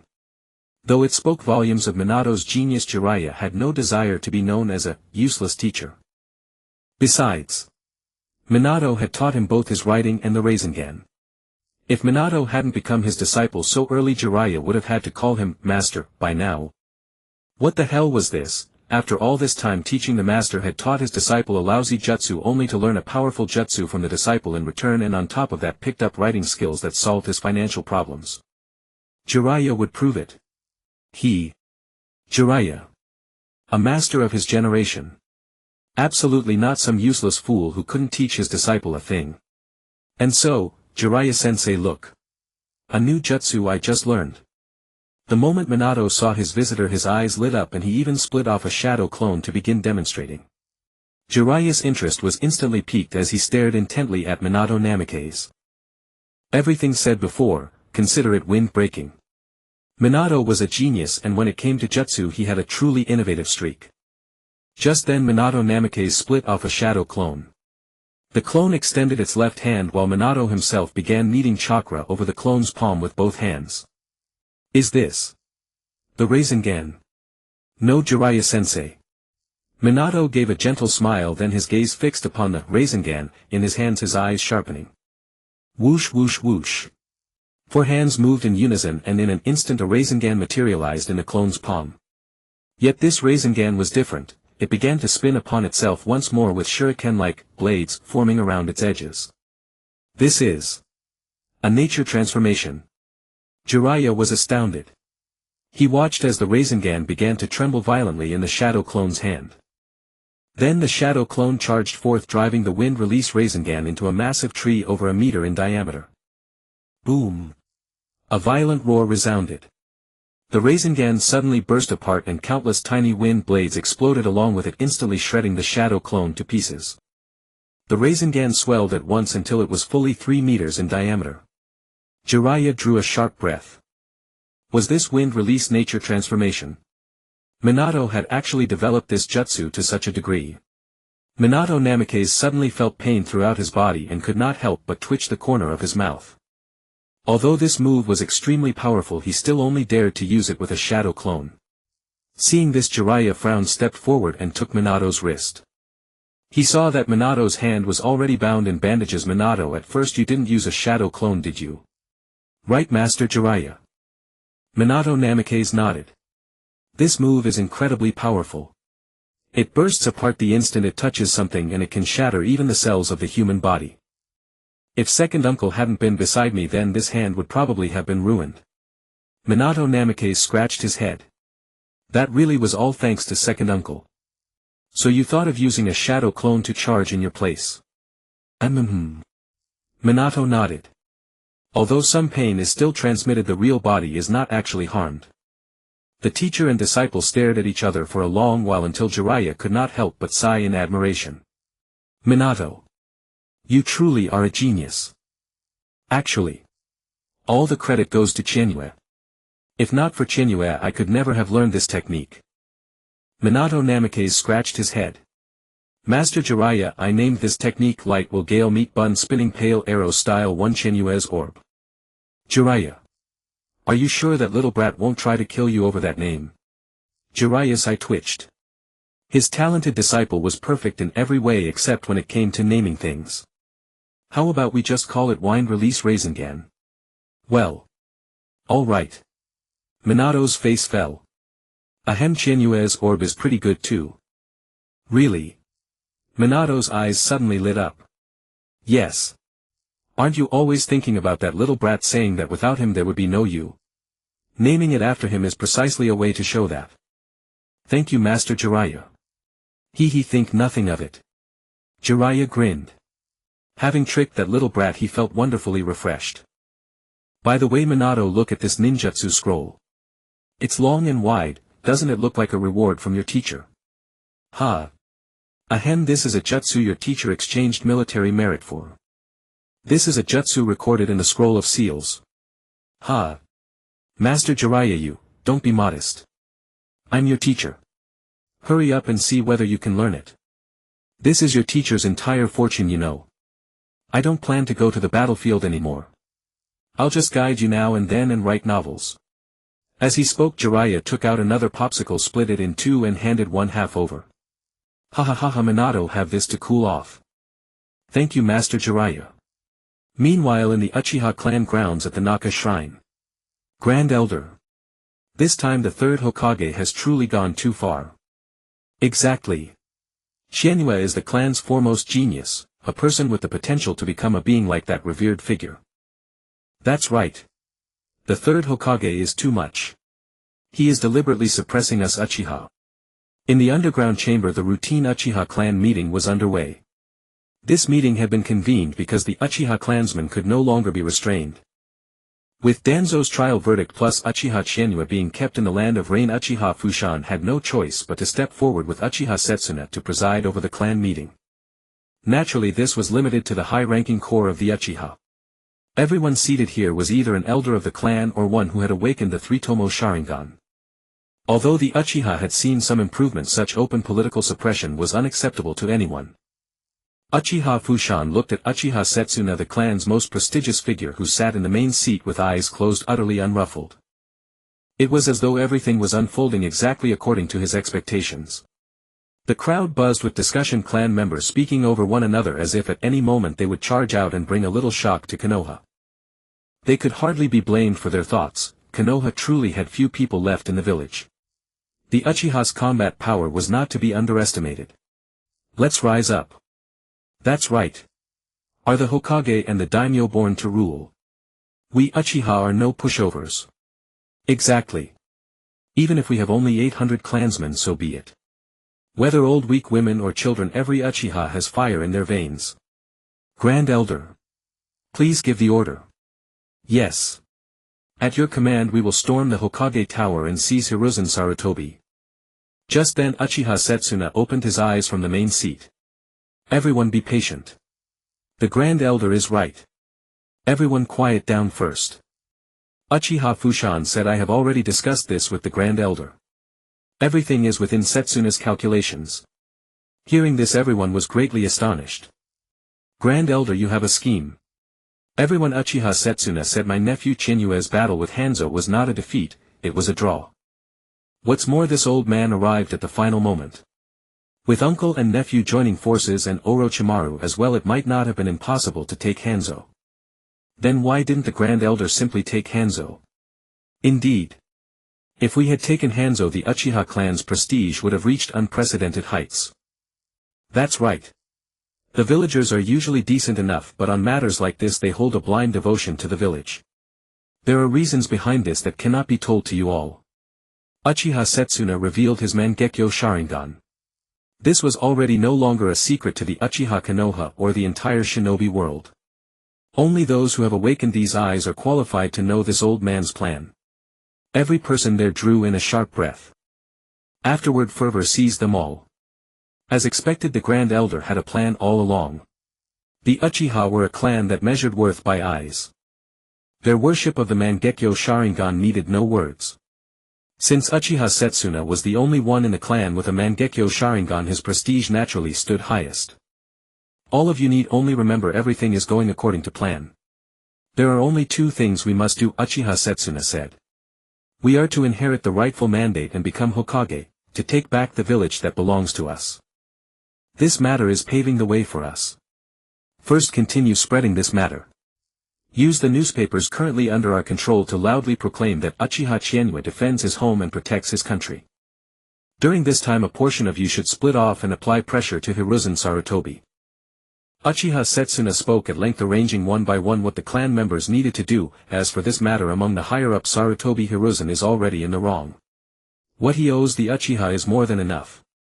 In the eyes of Konoha's villagers, Uchiha Chinue's prestige was still more than sufficient.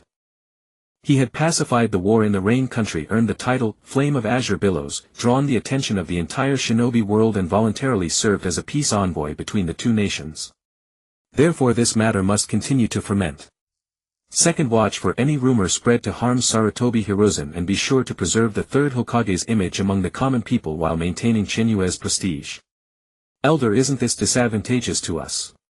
Why help the third Hokage? Heh. Uchiha Tomiyama chuckled.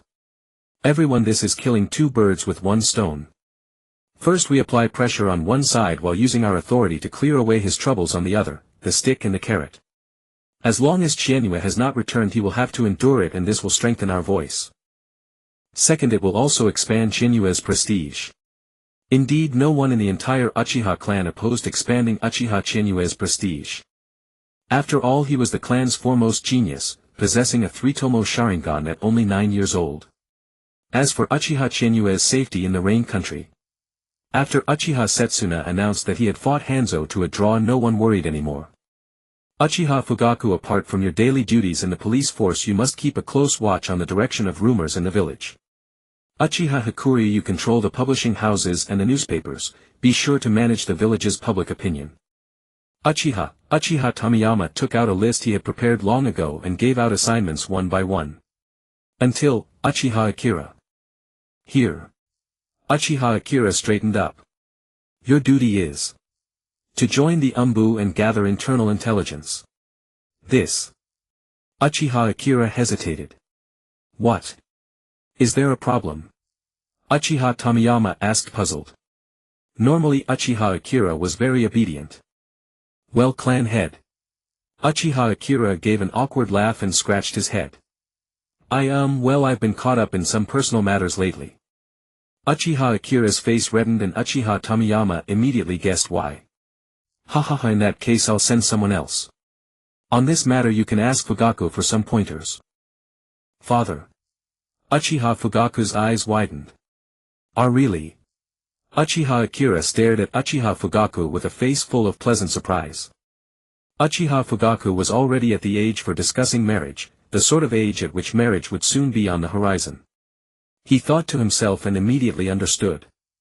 A cold smile crept onto the corner of his mouth. Finally it was his turn to guide Akira. Akira, this kind of thing can't be rushed. Uchiha Fugaku led Uchiha Akira out of the shrine, the two of them talking as they went. Uchiha Akira stood humbly at the side listening to Uchiha Fugaku impart his experience. Let me ask you, if you had to give a gift to a girl right now, what would you choose? Well. Flowers. Uchiha Akira hesitated. No. Uchiha Fugaku suppressed a laugh. While marshalling the smooth-talking words in his mind, he kept his face utterly serious. You should give her a shuriken. Fugaku, wouldn't that be a little bad? Who gives a ninja tool as a gift? This is what you don't understand. Is she a ninja? She is. Well then. If you give her flowers they'll wither in 3 days. But a shuriken. What about that? Think about it. If she uses the shuriken you gave her on a mission and it does her a huge favor, what would you say to that? This. Damn, that actually made sense. If she used his shuriken, wouldn't she think of him at once? And what if his shuriken ended up saving her life? Still it was best if no danger ever happened. But this only reinforced Uchiha Akira's conviction giving ninja tools was absolutely the right choice. It couldn't be just a shuriken, he needed kunai and explosive tags too. Only then would it. So Akira, have you seen the light? I've seen the light.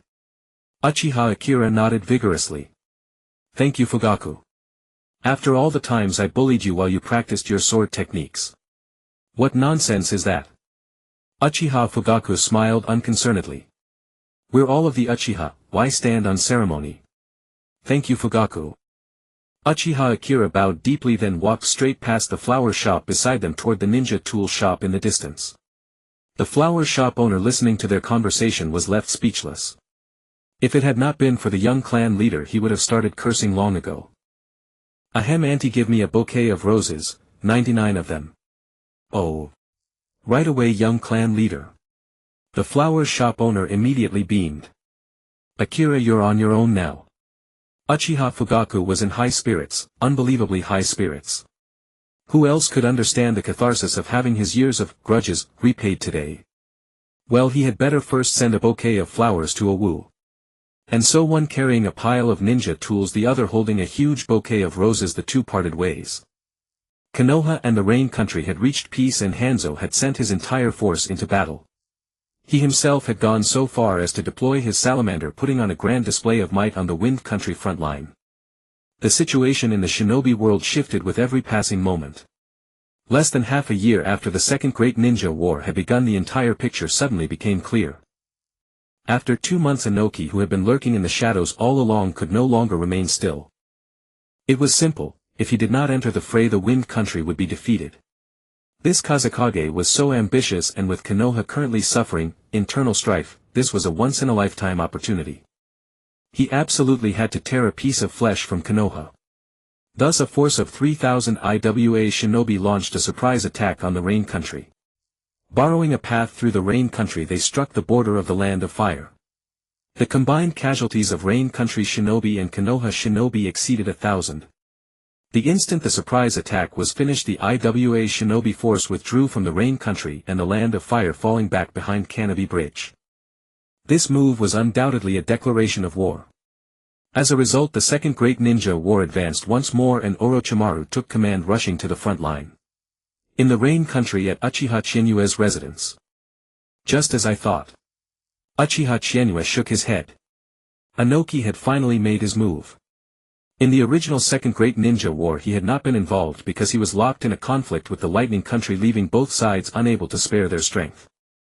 And now, the Land of Lightning had been crippled by a 5 billion Ryo blow and had shut its borders. The Land of Earth therefore had its hands free. Striking Konoha had become the consensus of the entire shinobi world. The third Kazekage was locked in a standoff with Hanzo. Konoha had developed an antidote, and Tsukumo Hatake was putting on a magnificent display of might. Therefore the Wind Country was in the position of suffering in silence. Its national strength was too weak and its budget had been slashed. The third Kazekage was nearly dead from headaches. If Inoki held back any longer, once the Wind Country lost the war, the opportunity would be lost. Inoki can't remain still, so how can Madara-sama still sit it out? Is he really not afraid that I'll simply gouge out the Rinnegan? Uchiha Chinue was puzzled. He trusted his sensory abilities, he would definitely be able to detect Zetsu. But right now there wasn't even the faintest shadow of him. What if he simply dug the Rinnegan out directly? Uchiha Chinue pondered for a moment. What he really needed right now was a gacha pool that could provide yin-yang release. Damn it, who knew when this gacha pool would update far enough to include yin-yang release? Right now he had yin-yang release chakra, but still couldn't use a single yin-yang release technique. At the very least the pool would have to update to the reanimated Nagato before yin-yang release techniques became available. You couldn't really blame Uchiha Chinue for not creating his own yin-yang release techniques. Without a guiding hand, this art was nearly impossible to master. Even Senjutsu chakra wasn't this difficult. And if he wanted to seal Black Zetsu, the first thing he needed was yin-yang release.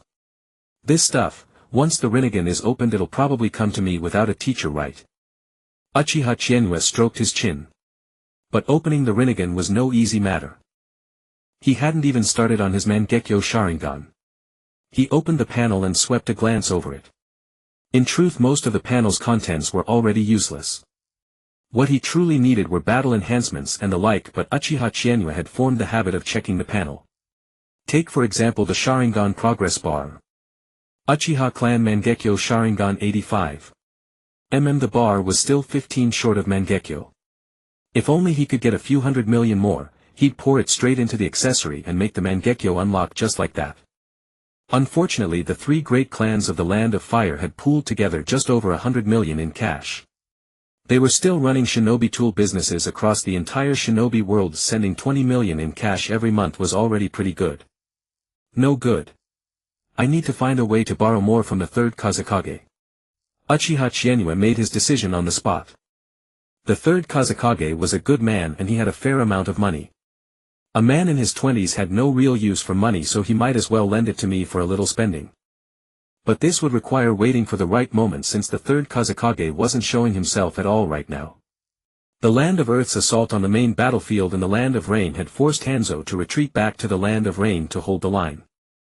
On the battlefield between the Land of Wind and Konoha, the Land of Wind had played every trump card it had, even sending monk Bunpuku to the front line to take command.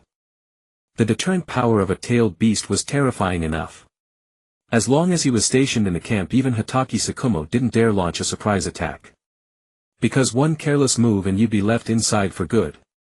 Sarutobi Hiruzen clearly had his arrangements for the Land of Wind front. Few people knew the Sharingan's secret, and Sarutobi Hiruzen happened to be one of them. The Sharingan controlling tailed beasts. That works, bro. That works. So it was truly hard to catch any trace of Uchiha on the battlefield. As for how Uchiha Huime got here, naturally old second uncle sent her. The longest road Hitaki Tsukumo had ever walked was old second uncle's scheming. The old white-haired man had toiled for so many years only to be completely ensnared by that day's conversation. That day at the Uchiha clan grounds. Uchiha Setsuna, Huime, I remember you. Uchiha Huime, great elder, my mother is Uchiha Jili. Uchiha Setsuna, right. I'm old and my memory isn't what it used to be. Uchiha Setsuna, back then you were still a little thing, and in the blink of an eye you've grown this big. After a bout of beating around the bush, old second uncle finally showed his cards. Uchiha Setsuna, Huime, you're not getting any younger. You're already past 20. How about I introduce you to a promising young man? And just like that, Uchiha Huime was slipped into the unit heading for the Land of Wind front. Who said Kakashi couldn't have a Sharingan? Uchiha Chienue had already adopted an indifferent attitude toward whatever might happen in the future. I'd better keep watching Nagato. Uchiha Chienue thought for a moment, then finally decided to wait it out to the bitter end. Because even Lord Madara had to scheme. He'd schemed for so long and his eyes were now on Nagato, there was no way he would give up. Wait then. Since he couldn't find Uchiha Madara, he would wait for Madara to show himself. Just then a figure pushed open the door of the wooden house. Hanzo walked in wearing an oxygen mask, no, a gas mask. How relaxed you are. Hanzo glanced at Uchiha Chienue and said with an exasperated expression. Is this what a hostage should be doing? Sleeping in here all day long? Lord Demigod, don't say that. Your Land of Rain rains every day, why would I go outside? Humph. Hanzo snorted coldly, then tossed over a scroll. This is the information you asked for. That family fled from the Land of Whirlpool some time ago and has been settled here for years. That red-haired woman is an Uzumaki survivor.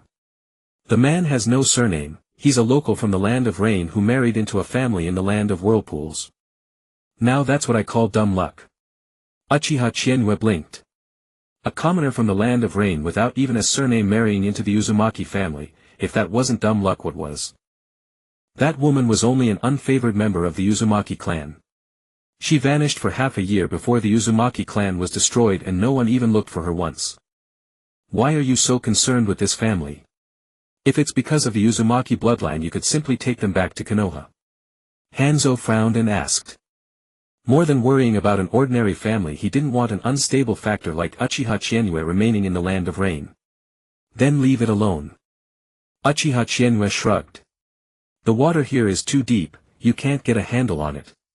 If Hanzo interfered now, Uchiha Chienue couldn't guarantee that Lord Madara wouldn't make a move.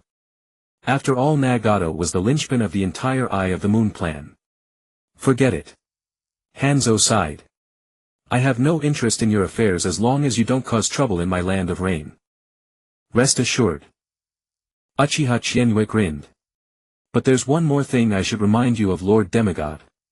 The Land of Rain's economy has become this poor, the people have no way to live and there are countless war orphans. Don't you want to do something about it? Hanzo clenched his remaining fist. You think I don't want to? Then gather the war orphans and train them as shinobi. Uchiha Chienue said.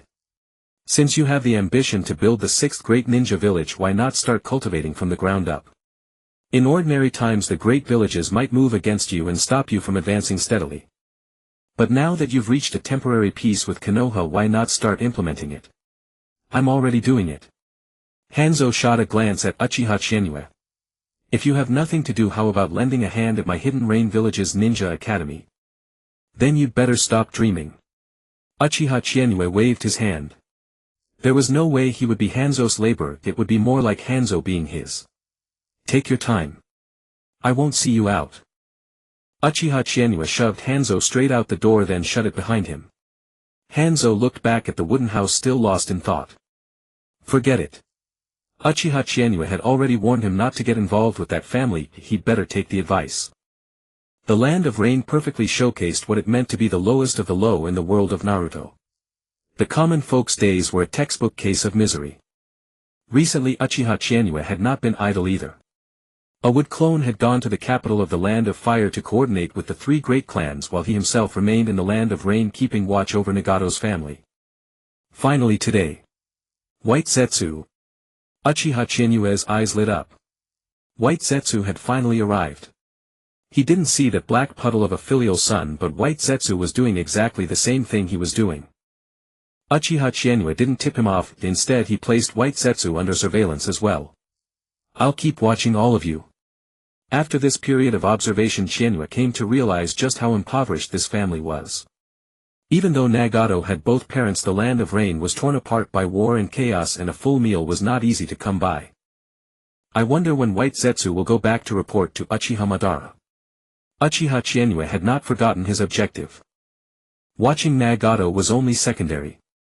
The main purpose was to find Uchiha Madara through Nagato. As for what he wanted with Uchiha Madara, first and foremost he naturally wanted to test his own measure. If he didn't take the opportunity while old Madara was still around, was he supposed to wait until the impure world reincarnation to dance? Secondly, Uchiha Chizuki knew that he was absolutely being watched. There was simply no reason not to watch him. Hey, you're quite clever. A hoarse voice disturbingly similar to Madara's came from behind him. Chizuki's whole body stiffened and he immediately leaped down from the tree. Turning around he saw a figure with a war fan on his back, dressed in Uchiha clothing, a spiral Zetsu. Beneath that spiral mask was a pair of scarlet three-tomo Sharingan. Uchiha Madara. Chizuki's expression turned grave. Though he was astonished as to when exactly the man had appeared behind him, this was clearly not the time to panic. I suppose you're wondering how I slipped past your perception. Madara's voice was ice cold. I have already gathered all of creation and obtained the power of the six paths. Lord Madara, how are you still alive? Uchiha Chizuki grinned and asked, simply changing the subject. This was called confidence. Why didn't he dodge? Because he wasn't afraid. What was there to fear from Uchiha Madara when the Rinnegan was not on him? Even if the Rinnegan was on him, Chizuki still had ways to escape. Any wood clone could summon him away, let alone his own mastery of spacetime ninjutsu. And, the Kamui trial card. Beneath the mask old Madara's vision darkened. He had imagined countless ways he might meet this genius, but he had never expected such an opening. What do you mean, how is this old man still alive? Don't you already know that I'm alive? And you were even plotting against me. Did you truly think I wouldn't know what you meant by watching Nagato? If you wanted to see me, here I am. Madara's voice was very steady, as if he was toughing it out. Lord Madara, you're the one who came to see me. I didn't ask for this. Hey, I know you. Madara didn't take offense. The Uchiha clan's #1 genius, the nephew of that little brat Setsuna. Born in the 24th year of Konoha. You only began to reveal your talent in the 30th year. Now in the 33rd year of Konoha you have already become the hottest rising star of the shinobi world, the Kanglen Fire. So, how do you know this old man is still alive? And why force me to show myself in this way? What exactly do you know? And what do you want to see me for? I have no idea. Chizuki spread his hands. If you're asking what I want with you, would it count if I had you kowtow to my second uncle in prison? Uchiha Madara. You really are blunt. The rain in the Land of Rain fell all year without end. At this moment the two faced each other in the rain. Chizuki saw the Sharingan beneath that mask and his own three-tomo lit up involuntarily. You have a very fine pair of eyes, Madara said coldly. But just how far can those Sharingan eyes of yours see? Is this an Uchiha tradition? The corner of Chinue's eye twitched slightly. With a sigh he answered, right now all I can see is the sight of you dead. Feel free to try. Whoosh! A gust of wind swept through and Madara had already flashed to Chinue's side, passing him by. Clang! The short blade and the war fan collided, scattering sparks. For an instant the rain around them seemed to slow down beneath the pressure of their auras. Little brat, let me see what kind of dance you can perform, prove your caliber. A crimson flash passed and the two joined in pure taijutsu combat. Clang! Clang! In the empty forest all that could be seen was sparks flying from one place to another. A fighting intent flashed within Chinue's eyes. Uchiha Madara. He was absolutely the strongest being still alive in the shinobi world today. Although he didn't know how old Madara had gotten out, he suspected it was connected to the white zetsu he wore on his body. Or perhaps this wasn't yet more than a decade later and Uchiha Madara hadn't aged beyond recognition. In any case, this battle was the one Shinue had been looking forward to the most. As a transmigrator, a cheater who had been here for so long, how could he not have wanted to cross swords with this great villain? Clang clang. In the blink of an eye they had already exchanged dozens of blows. With the Sharingan on both sides, their dynamic vision had been pushed to the maximum. Moreover, Chinue's physical condition was not bad, he was only at a slight disadvantage. Was it because of white zetsu or because Hashirama's cells had been integrated? Even with the physique of a high-level sage body he was still at a slight disadvantage. It seemed only a top-level sage body could contend with the current Madara. Ha ha ha ha. Come dance. The more he fought the more excited Uchiha Madara became. The exposed three-tomo eye was already brimming with admiration and excitement. Don't tell me that's adoration. Uchiha-style sword leap flame. Uchiha reflection. Chienue leaped into the air and slashed out 3 consecutive flaming sword chi. Uchiha Madara was in no hurry. He held his war fan horizontally and all the flames were absorbed. However, in the instant before the wind release could burst forth from the fan, Chienue had already flashed behind Madara, a ball of Chidori clutched in his hand. Bang! Uchiha Madara took the blow square, instantly flying back over 100 meters, smashing through several large trees as dust shot into the air. Fire release, great fire annihilation. A towering wave of fire slammed out from the dust. Chienue formed hand seals with both hands and the markings of sage mode spread across his face. Sage art, fire release, great fire annihilation. Boom! The fire wave collided head-on with the fire wave and it was obvious that Chinue's was the superior one. This was sage art. Thus in only a few moments Uchiha Madara had lost a step. Zing! A ray of light flashed almost like sword chi and split the sage art great fire annihilation directly in half. The flames opened like a gate and Uchiha Madara walked out from within. Boy, you are quite impressive. Uchiha Madara did not stint on his praise. But you have yet to grasp the Uchiha's true power. Susanoo. Whoosh. An azure skeleton enveloped Uchiha Madara and then flesh grew over the bones, forming a double-faced Susanoo. Don't ask why Uchiha Madara's Susanoo had 2 faces, it was because there was no one behind him. Uchiha Chinue's expression turned somewhat somber. It had to be said that Uchiha Madara's pressure was quite overwhelming. Especially since without his Rinnegan at the moment he had still brought out Susanoo. So just how did you manage to pull that off? Lord Madara, isn't this a bit too much of a commotion? Uchiha Chienue said. A mere display like this is already a commotion. Uchiha Madara looked down with arrogance as the spiral mask burst apart, revealing the white-haired figure within. Compared with the time he had saved Obito, Madara was not yet that old now. No. I just wanted to say that beating up an old man is not something I wish to do. Humph.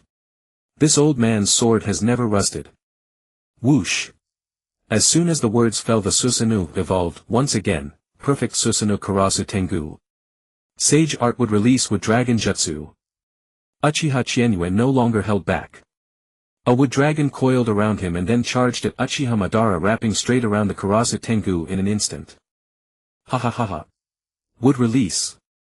Kid, your wood release is no ordinary wood release. This is the power of all creation, this is Hashirama's wood release.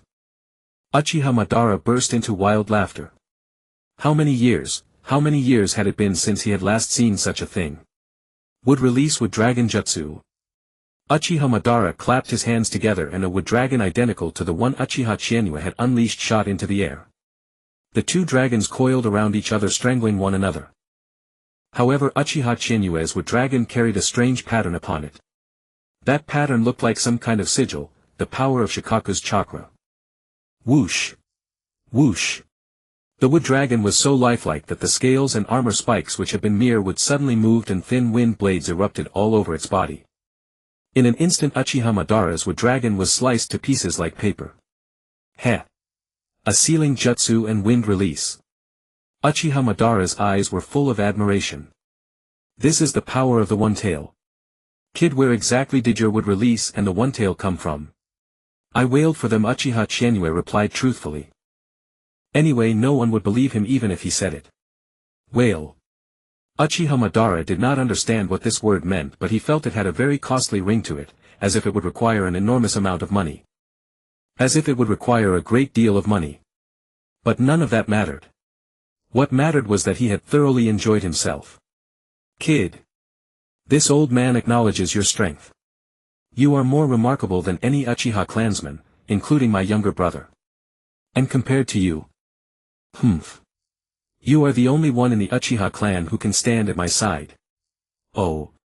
Then what about my second uncle? Uchiha Chienue's Sharingan blazed with crimson light. At that moment he was genuinely angry. Uchiha Setsuna is nothing more than a brat, he'll never amount to anything. Uchiha Madara said proudly.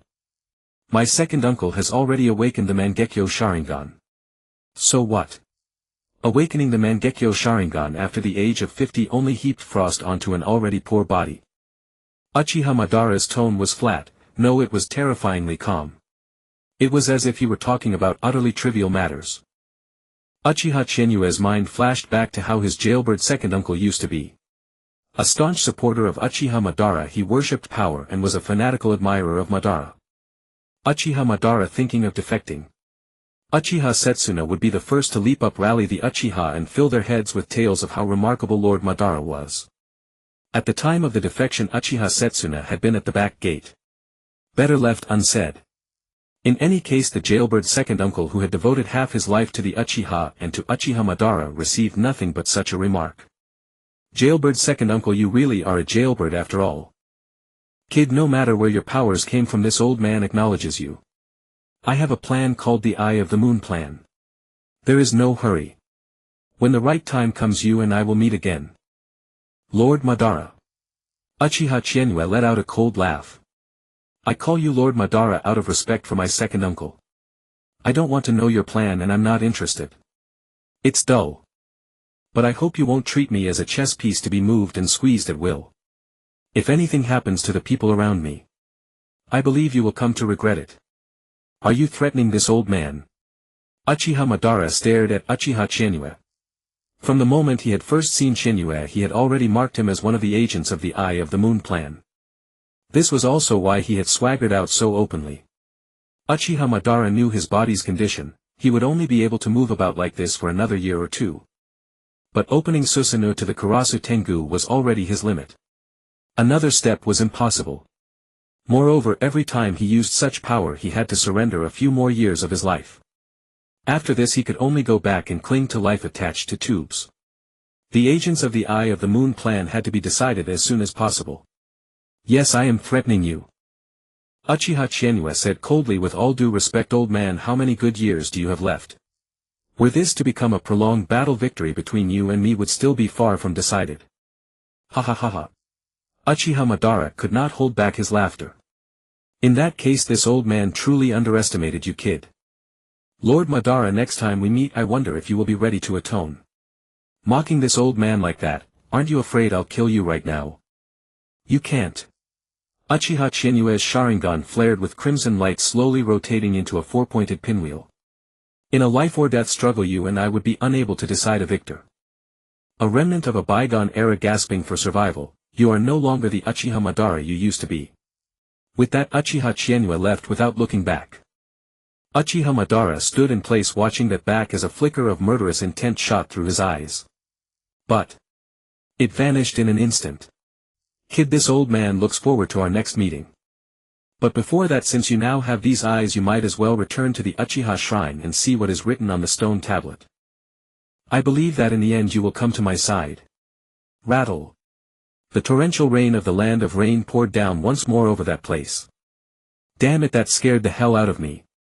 Only after Uchiha Madara's presence had completely vanished did Uchiha Chizuki clutch his chest. Uchiha Madara suddenly jumps out and whips out a Karasa Tengu. Was he still being suppressed in taijutsu? Was old Madara really that terrifying? Was this the half-dead, barely breathing Uchiha Madara? Uchiha Chizuki was afraid the old bastard would bring out a perfect Susanoo the next second. Then he would be absolutely no match. No. His cards were still too weak. When would the version update feature an eternal Mangekyo? Or better, let a windfall fall from the sky, something like a few billion. Since the battle with Madara, days had settled into an uneasy calm. Nagato remained under surveillance. Madara's intention was unmistakable now. He had set his sights on me. Who among those close to me could possibly be his pawn? Uchiha Chizuki pondered endlessly. In the end, it could only be a few members of the Uchiha clan, or perhaps Minato. But as long as they stayed within Konoha, there was nothing to worry about. His own presence beside Nagato was already a form of deterrence. He had to admire Madara's audacity. The old man hadn't even told him the full plan, yet he'd already dragged him into this mess. Surely the old bastard didn't intend to die a dozen years ahead of schedule. Alright kids, old man Madara has finally put on the number 24 jersey. So I did absolutely nothing when I saw Madara. Uchiha Chizuki wore an expression as if he'd bitten into a bitter persimmon. When he couldn't see Uchiha Madara, he'd plotted to give the aging Madara a little shock. But when they finally met, he discovered the old bastard could still fight. No good. Until Uchiha Madara was dead, he'd never obtain the eternal Mangekyo, and he'd never know peace of mind. Third Kazekage, I've come to borrow some money. Just as Uchiha Chizuki split off a wood clone and prepared to head to the land of wind in person, a faint rustling sound emerged within his perception range. Shinobi. Uchiha Chizuki was hardly surprised. He could smell that sand scent from miles away, yet these fools still pretended to be range shinobi. Why are you wearing range shinobi attire? Do you crave excitement that badly? Keep it down. This man's sensory abilities are absolutely terrifying.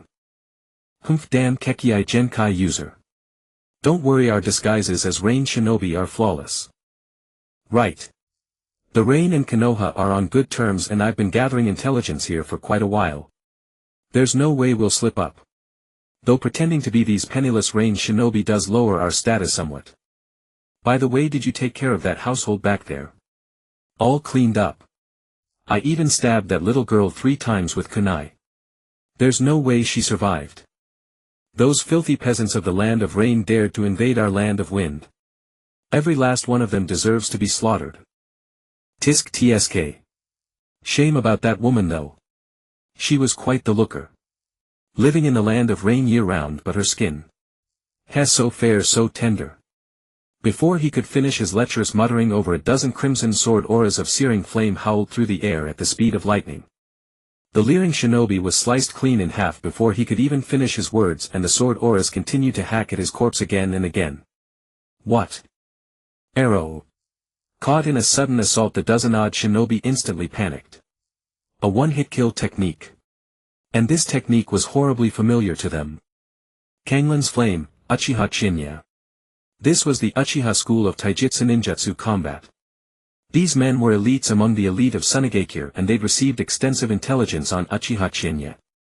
How could they not recognize that move? Uchiha Chizuki was without exaggeration the man who had pushed the Uchiha style of combined taijutsu ninjutsu to its absolute limit in this era. He was already on par with Uchiha Shisui of later years. Indeed, if one factored in Sage Art Chakra, he might even surpass Uchiha Shisui. It's Kanglin's Flame. Damn it, how did he find us? Kanglin's Flame, we are Lord Hanzo's personal guard. What do you mean by attacking us? The so-called rain shinobi shouted, yet their only answer was the piercing chorus of 1,000 birds. Shoo! Another piercing screech tore through the air. At that moment the cry of the 1,000 birds was like a death knell and dread seized every man present. The Chidori current, a lightning release jutsu of terrifying power. Whether it originated from Uchiha Chinya or Uchiha Setsuna remained unclear. But one thing was undeniable: only two people wielded this technique, Uchiha Chinya and Uchiha Setsuna. When activated, the sequence of jutsu produced the sound of 1,000 birds in unison, and it had become their unmistakable signature. Crackle. In the space of a spark, just as their tension peaked, a bolt of blue lightning shot straight out from the distance. Chidori sharp spear. At one end of the Chidori sharp spear was a range shinobi, whose shoulder had been pierced clean through. At the other end was Chinya, his Sharingan blazing crimson like fresh blood. You actually managed to dodge that. These men were at least the elite of Sunigakure. They'd managed to react in an instant, shifting the fatal blow from their heart to their shoulder. However. The Chidori sharp spear lashed upward, blood spraying through the air as a severed arm tumbled across the sky. Ah! My arm. 1 2 3. 17 jonin in total. The land of wind certainly has considerable strength. Damn it. We are Lord Hanzo's personal guard. That's right. We're not those great Sunigakure shinobi. We're shinobi of the land of rain. TCH. How on earth had these imbeciles managed to infiltrate this place? Everyone treated Sunigakure shinobi like filthy rats, only they themselves sang their own praises. Why have you come to assassinate me? Haven't you kept up with the latest updates? What updates? No. We merely came on Lord Hanzo's orders to observe your situation. Tisk tisk tsk. Uchiha Chinya couldn't help but sigh mockingly. You've all been lurking in the land of rain for quite some time now, haven't you? Don't tell me you haven't heard that my version has already been updated. Nowadays the other villages have all issued orders: if you encounter me during a mission, you may immediately retreat and abandon the mission. What? Since when was there such a thing? Brothers, he's trying to shake our resolve. Since we've been discovered, Lei Dong of Iwagakure will drop the pretense. That's right. Lord Inoki has never issued such an order.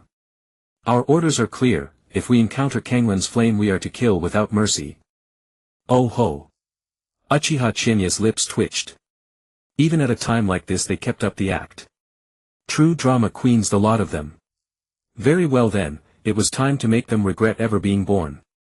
17 jonin, every one of them elite class. Though now only 16 remained, their combined strength would be a top-tier fighting force in any lesser nation.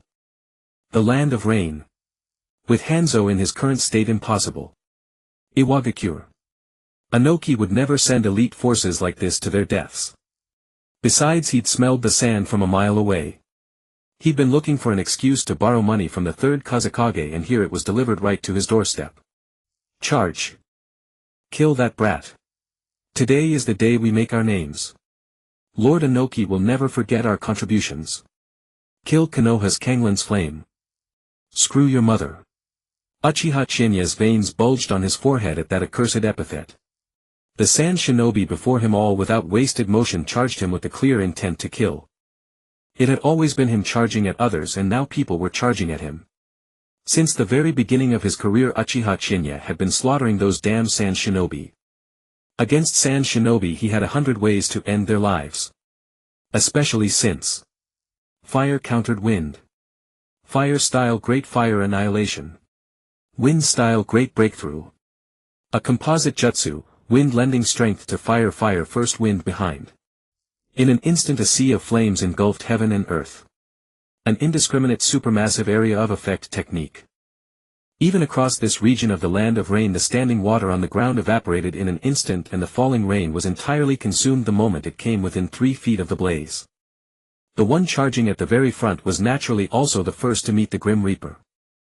Fire release combined with wind release, the impact these two ninjutsu had on the sand ninja before them was no less absurd than an earthling witnessing Trisolarans worshipping the Jade Emperor. Utterly beyond the pale. In an instant the sand ninja at the very front were engulfed by the sea of flames, cremated on the spot. What terrifying fire release! What are you standing around for? Hurry up and unleash your jutsu. Earth release earth flow wall. Water release water formation wall. Columns of water surged forward, yet even the combined water release of 7 or 8 jonin could not deplete even a fifth of the sea of flames. And the remaining 8 or 9 layers of earthen walls within only a few breaths were devoured by the flames and shattered into pieces. When the flames dispersed of the original 17, only 6 remained. Such terrifying fire release. Our water release stands no chance. Damn it. My best element is wind release. This brat is no ordinary foe, maybe we should run. Is this guy even human? They were all elites among the elites of Sunigakure. Though this village's elites might lag somewhat behind Konoha's, they were by no means ordinary jonin. Yet at this moment they tasted despair. Is it rain? No. It's sweat. Faced with such an opponent, they could no longer be certain whether the Uchiha Chizuki before them was still human. Is this truly something a human can accomplish? A single combined ninjutsu had driven them into a dead end. It wasn't that they didn't want to dodge or evade, the coverage was simply too vast. A jutsu of this scale, further boosted by wind release in both area and speed, there was no way to avoid it. The only option was to counter with ninjutsu of their own, yet. This one fire release was merely the customary way Uchiha Chizuki said hello. After all, when you're farming a dungeon, the first step is to clear the trash with an AoE skill, right? Only those who survived were worthy of a real fight. The moment the flames subsided, Uchiha Chizuki charged forward on his own. Zzz, the cacophonous chirping of 1,000 birds echoed through the void. Uchiha Chizuki had already appeared behind them without their knowledge. Nani? He was just that far away a moment ago. This was of course the power of spacetime ninjutsu.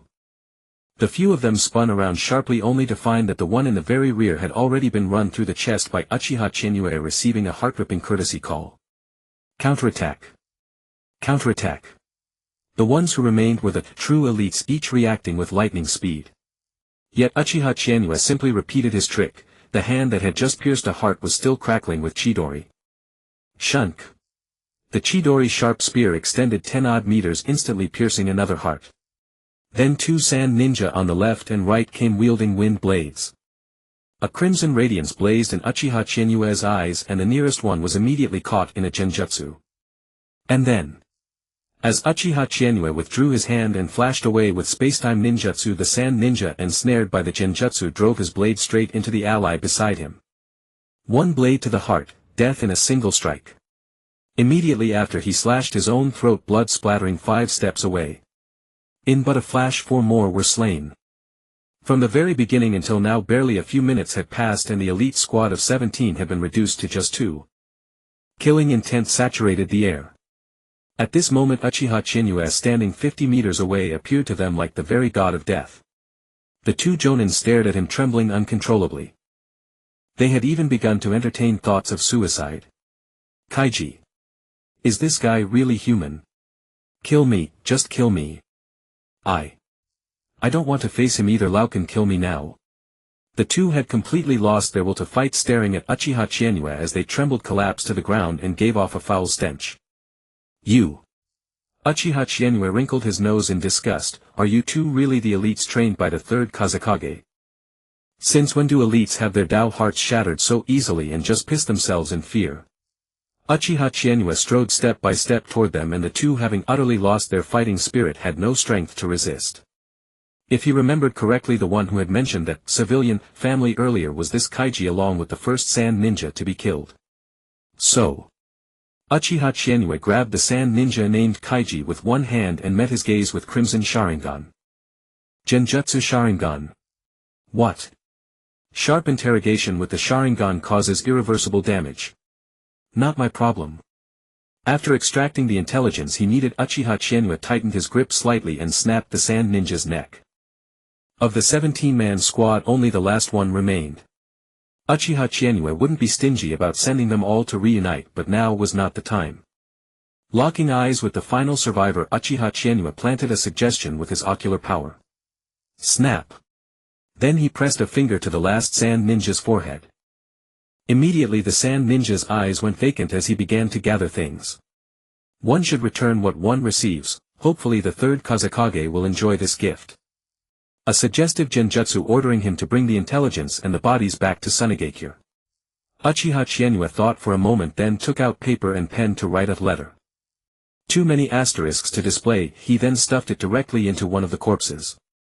Hopefully the third Kazekage will enjoy this gift. System restore my ocular power. Young man Silver Tails deducted successfully. Ocular power has been restored. With his ocular power recovered, Uchiha Chienue set off toward a location from the Sand Ninja's memories. If he wasn't mistaken, this household was Conan's. An ordinary home, Uchiha Chienue infiltrated it without the slightest difficulty. A bloody stench invaded his nostrils, sharp and pungent. In the living room lay a man and a woman sprawled in pools of blood. They looked roughly 25 or 26, the woman with light purple hair. Not far away there was also a little girl collapsed in a pool of blood. All the edible things in the house were gone, cleaned out completely. Uchiha Chienue was silent for a long moment, then crouched down. A face paint pattern emerged on his face as he steadily poured Senjutsu chakra into the little girl's body. This little girl was none other than Conan. As for the fate of this family, Uchiha Chienue had nothing to say. In the past period such things had been almost a daily occurrence in the Land of Rain. Ninja would break into civilian homes stealing or looting for supplies. Their methods were rather reminiscent of Chow Chow. It wasn't just Sunagakure, ninja of every great village including Konoha did the same. Plundering supplies on one hand, carrying out missions on the other. As for Conan's parents, Uchiha Chienue had no intention of dealing with them, because he could no longer do anything about them. They had died under wind-release ninjutsu. Conan's injuries by comparison were lighter, her body had merely been pierced 3 times by kunai. Uchiha Chienue was in a complicated mood, but not complicated to any serious degree. At the very least he had no grand ambitions like changing the entire shinobi world. If this weren't Conan's home he wouldn't have come even while scouting for information. As for why? Of course it had nothing to do with her gender. Who was Conan? She was the second target Uchiha Chienue was looking for in the Land of Rain. Why? All because of her explosive tags. Across the entire world of Naruto, what did 600 billion explosive tags even mean? Still, after seeing a real explosive tag, Uchiha Chienue could be certain that Conan's tags were a simplified version. But their power was still not to be underestimated. This was no 6-year-old war orphan girl, this was a veritable money tree for the Uchiha clan's grand cause. Where did she get her explosive tags? He had no idea how she made so many, but they certainly weren't bought, and they definitely weren't bought with Kakuzu's money. That was complete nonsense. 600 billion explosive tags, and to prepare that grand gift for Obito, Conan had even practiced it herself. So she had actually used far more than 600 billion tags. Now calculating with 600 billion as the baseline, during wartime explosive tag prices were inflated, several thousand ryo per tag. But even in peacetime a tag would surely cost around 2,000 ryo. So how much would 600 billion tags cost? Uchiha Chienue couldn't even count how many zeros that was. Bought with several quadrillion ryo. Did Kakuzu have that kind of money? It had to be a joke. The total productive capacity of the great nations combined wouldn't even be 1% of that. With that kind of money, why would Akatsuki be a terrorist organization? Why not just buy the entire shinobi world outright? So Conan's explosive tags were probably based on the same principle as the second Hokage's technique. As for making an explosive tag, paper was only the carrier. What was applied to it was a storage method similar to a ninjutsu scroll. And what was stored? Naturally it was chakra capable of exploding. In the shinobi world, chakra, that extraordinary substance, could replace far too many things. An explosive tag special drawn pattern was precisely what gave the ninjutsu scroll a trigger condition. For example, chakra control, summoning technique control, or automatic detonation when touching something. The principle was simple, but putting it into practice was not easy. No, once this woman wakes up I have to have her craft explosive tags for me. Uchiha Chinue's eyes were nearly bloodshot. The people he had positioned in the Land of Fire were already itching with anticipation. So what if the tags were simplified? Couldn't simplified tags still be used? Couldn't he just lower the selling price? Besides, if he didn't push her he would never know how much potential she truly had. He didn't need an excessive quantity, aiming for quality was fine too. As the #1 wholesale dealer of explosive tags, Uchiha Chienue had coveted this for far too long. So at this moment what stood before Uchiha Chinyue was no little girl, she was a veritable little god of wealth. This was a genuine money tree. He hardly dared imagine the enormous profits he could reap if he locked her in a dark room, had her produce explosive tags for him non-stop and then sold them all. Wouldn't buying his way through the entire Naruto world then be just around the corner? With the infusion of sage chakra, Conan's body gradually stabilized. This technique was a secret art of Ryuchi Cave. Originally Kabuto Yakushi was the one who knew it, and since Uchiha Chinyue had made a trip to Ryuchi Cave it was only natural that he knew it too. Seeing that Conan's condition was stabilizing, at least that she was no longer in mortal danger, Uchiha Chinyue cleaned up the house a bit. For one, he collected her parents' bodies. Damn, that nearly killed my money tree. The more he thought about it the more he felt he had suffered a loss. Uchiha Chinyue carried Conan and headed back the way he had come. Unfortunately neither the storage scrolls nor his system backpack could hold living things. Uchiha Chinyue tracked down the only surviving Suna shinobi once more, and the moment they met he pressed a finger against the top of the Suna shinobi's head. At that moment the Suna shinobi was carrying his companion's corpse, trying to leave the land of rain. After taking care of all that, Uchiha Chinyue brought Conan home. Tisk, looks like I'll need to summon someone who knows medical ninjutsu. Uchiha Chinyue stroked his chin.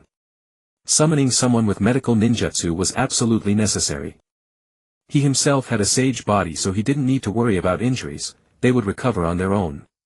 But others' injuries wouldn't. Moreover, once he learned medical ninjutsu he could also check on his second uncle's health now and then. What about trying the Sharingan to wake her up directly? Uchiha Chinyue stroked his chin and ultimately gave up on that idea. It was simple, the Sharingan could put someone to sleep, even permanently, but it had no way to wake someone up. All he could do was wait. And so 1 week later. Yellow sand filled the sky. At the Kazekage's office building. Lord Kazekage. Lord Kazekage. Stop shouting. The third Kazekage gritted his teeth, veins bulging on his forehead. Right now the thing he hated most was hearing those 4 characters, Lord Kazekage. Lord Kazekage. Something terrible has happened again and again. Hearing this, the third Kazekage merely let the veins on his forehead recede. He was used to it. What is it? Did the daimyo cut our funding, or did Hanzo unleash poison again? The third Kazekage said flatly. If it's the former, no need for details, just tell me how much was cut. If it's the latter, go straight to Chiyo and have her cure the ninja. No, Lord Kazekage. The ninja panted heavily, hands propped on his knees. Then what is it? Did Konoha's white fan go all out and cut someone down, or what? No, Lord Kazekage. The Suna ninja let out a long breath and after steadying himself said, all of our elite AMBU in Konoha were killed. The last one sent a summoning beast back with a message before dying. The message contained only one sentence. Speak. The third Kazekage frowned. These were troubled times, bad news came one after another. Lord Kazekage, stop provoking Konoha. That Uchiha Setsuna is a complete mad dog, the Uchiha clan's 10 great tortures are beyond human endurance. They were all captured by Uchiha Setsuna. The third Kazekage roared. This was genuine rage. What did it mean that only the last one remained? That meant his spies, including those who had been embedded for years, had all been rooted out by Uchiha Setsuna. Those were over 30 elite operatives. The ninja below did not dare say a word and simply lowered his head. After a moment the third Kazekage said slowly, send another batch of agents into Konoha.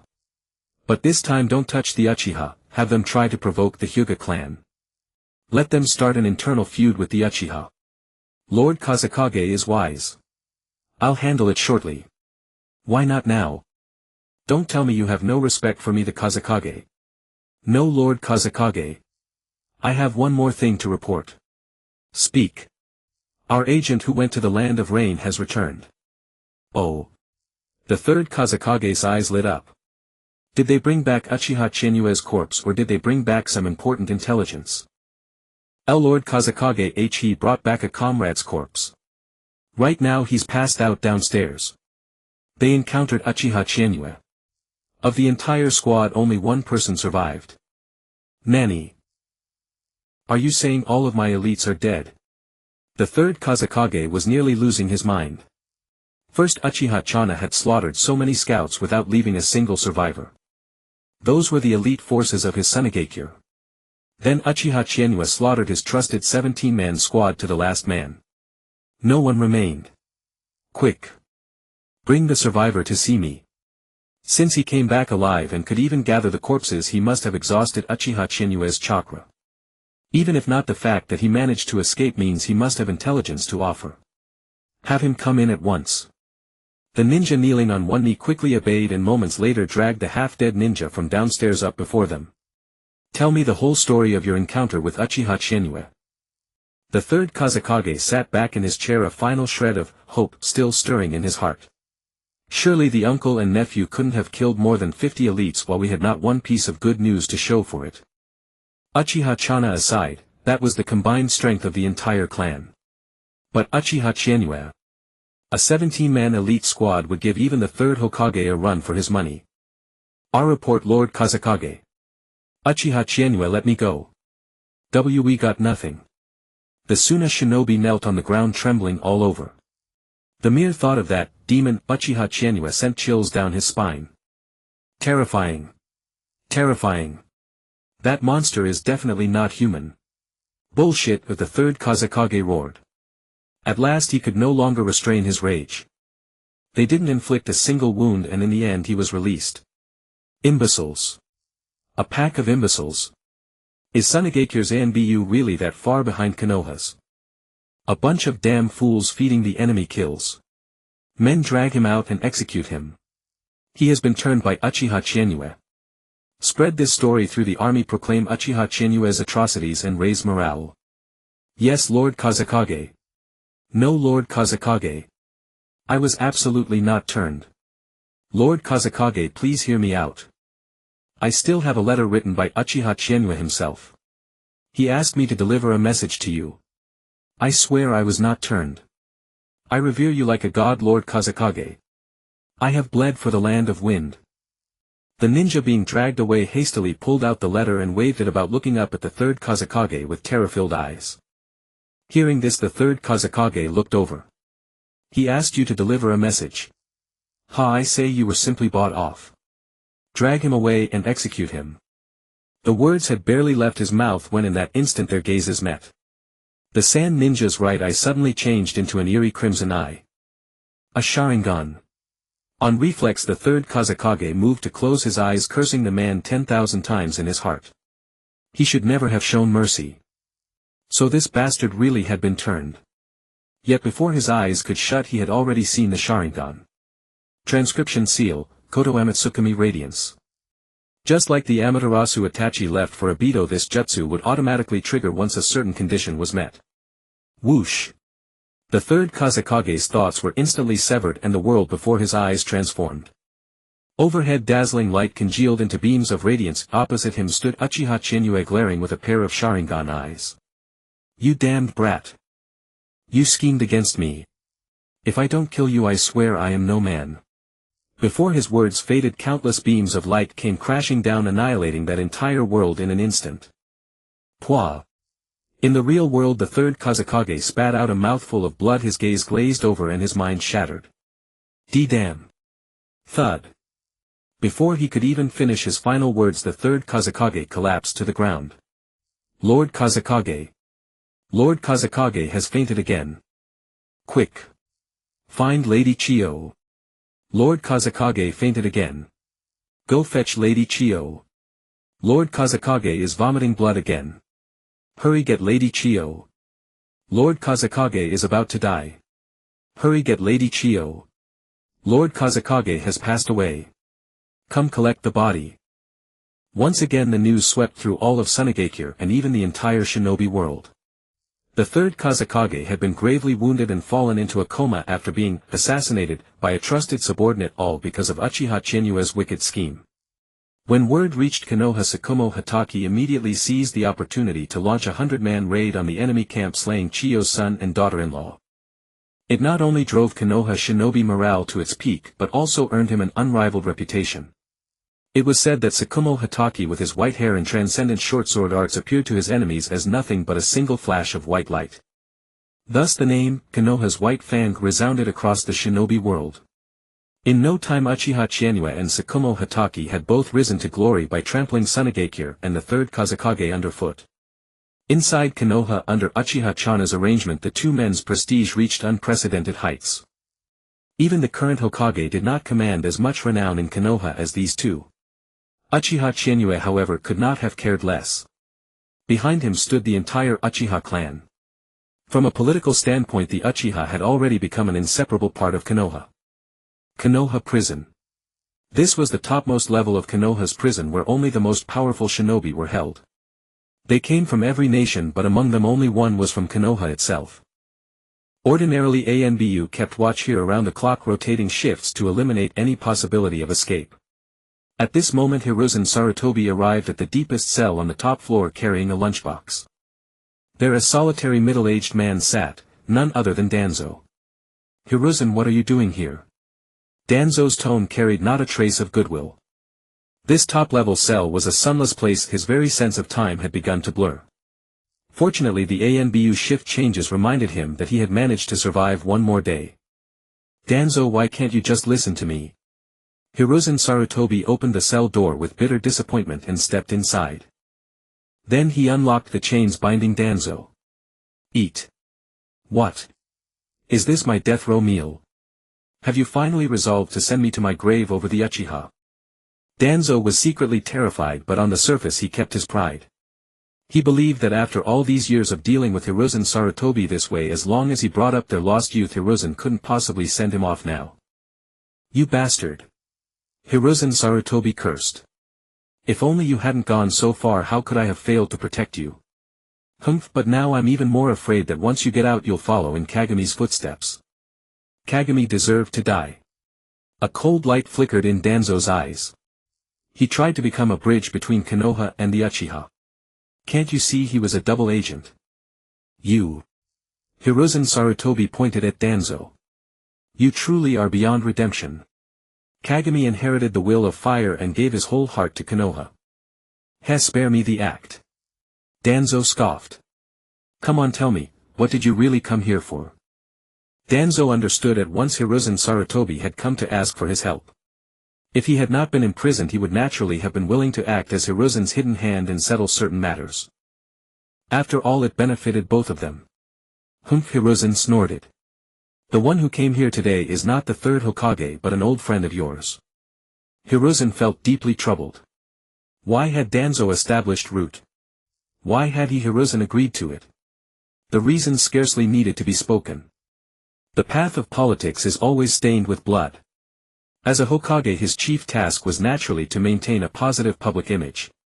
With Danzo imprisoned, Hiruzen could only silently curse him for being a fool. How many times had he said it? Chienue Uchiha had inherited the will of fire, and if he had not they would have to find a way for him to inherit it. By lineage he was Setsuna Uchiha's grandson. In strength he was a youthful prodigy that needed no elaboration. In prestige he had once been the head of the various great clans' young heirs, and now he commanded even greater renown. In just a few short months too much had happened. Originally Chienue Uchiha could only be called a young genius, far from commanding enough prestige. Hiruzen Sarutobi could still have made careful plans slowly guiding him to become the heir of the will of fire. And what happened? Everything changed overnight. It was all that idiot Danzo's fault. Did he truly believe that Setsuna Uchiha, whose heart was now devoted only to his nephew, would not dare to lay a hand on him? Setsuna dared to gamble because he possessed the Mangekyo Sharingan. He already had the strength to stand on equal footing. In all of Konoha Hiruzen could name only a handful besides himself who could face Setsuna Uchiha. Even so, Hiruzen was not at all alarmed by Setsuna Uchiha. That old man who refused to die was riddled with hidden wounds. The older a ninja grew the weaker he became. Even if Setsuna obtained those eyes he might well kill himself with them one day. In his heart the best course was to cultivate Chienue Uchiha as far as possible. If Chienue became the bridge between the Uchiha and Konoha, all would be delighted. If not, then once Setsuna Uchiha died there was nothing to fear. But Danzo had to grow impatient. "So then, old friend, what do you need me to do?" Danzo gave a cold laugh. He knew that from the moment he entered prison he had already become a discarded piece. I have no matter on which to seek your counsel, only to tell you of recent events. Hiruzen looked around. The ANBU around them withdrew on their own, and Hiruzen laid down a barrier. First, the land of Earth could no longer restrain itself and made its move. Second, the military achievements and prestige of Chienue Uchiha and Tsukumo Hatake have grown too great. Third, I need someone to counterbalance the Uchiha. I am commandeering your route to build up the Hyuga clan's reputation on the land of Earth front. Hiruzen, this is not like you, Danzo sneered. You don't intend to end the war as quickly as possible to display your benevolent reputation. Humph. Hiruzen snorted and said no more. There was no need for him to speak. Morale had soared on the land of Wind front, and allied with Hanzo they would surely be able to force the land of Wind to surrender. But if so, Tsukumo Hatake's prestige would be truly unprecedented. It would not be an exaggeration to say that he alone had ended a nation's war. Foreign wars were never what Konoha truly valued. Throughout the entire Second Shinobi World War, the most troublesome adversary had been Hanzo. But Hanzo had already fallen, even bowing his head in submission. The land of Wind's little tricks were truly unworthy of concern. Originally this war had been a political achievement prepared by Hiruzen to secure his own footing. Those he raised up for Konoha were all his own trusted confidants. He had sent Orochimaru and Jiraiya to earn fame in the land of rain and in the end bring down the demigod. All the military glory would belong to his disciples.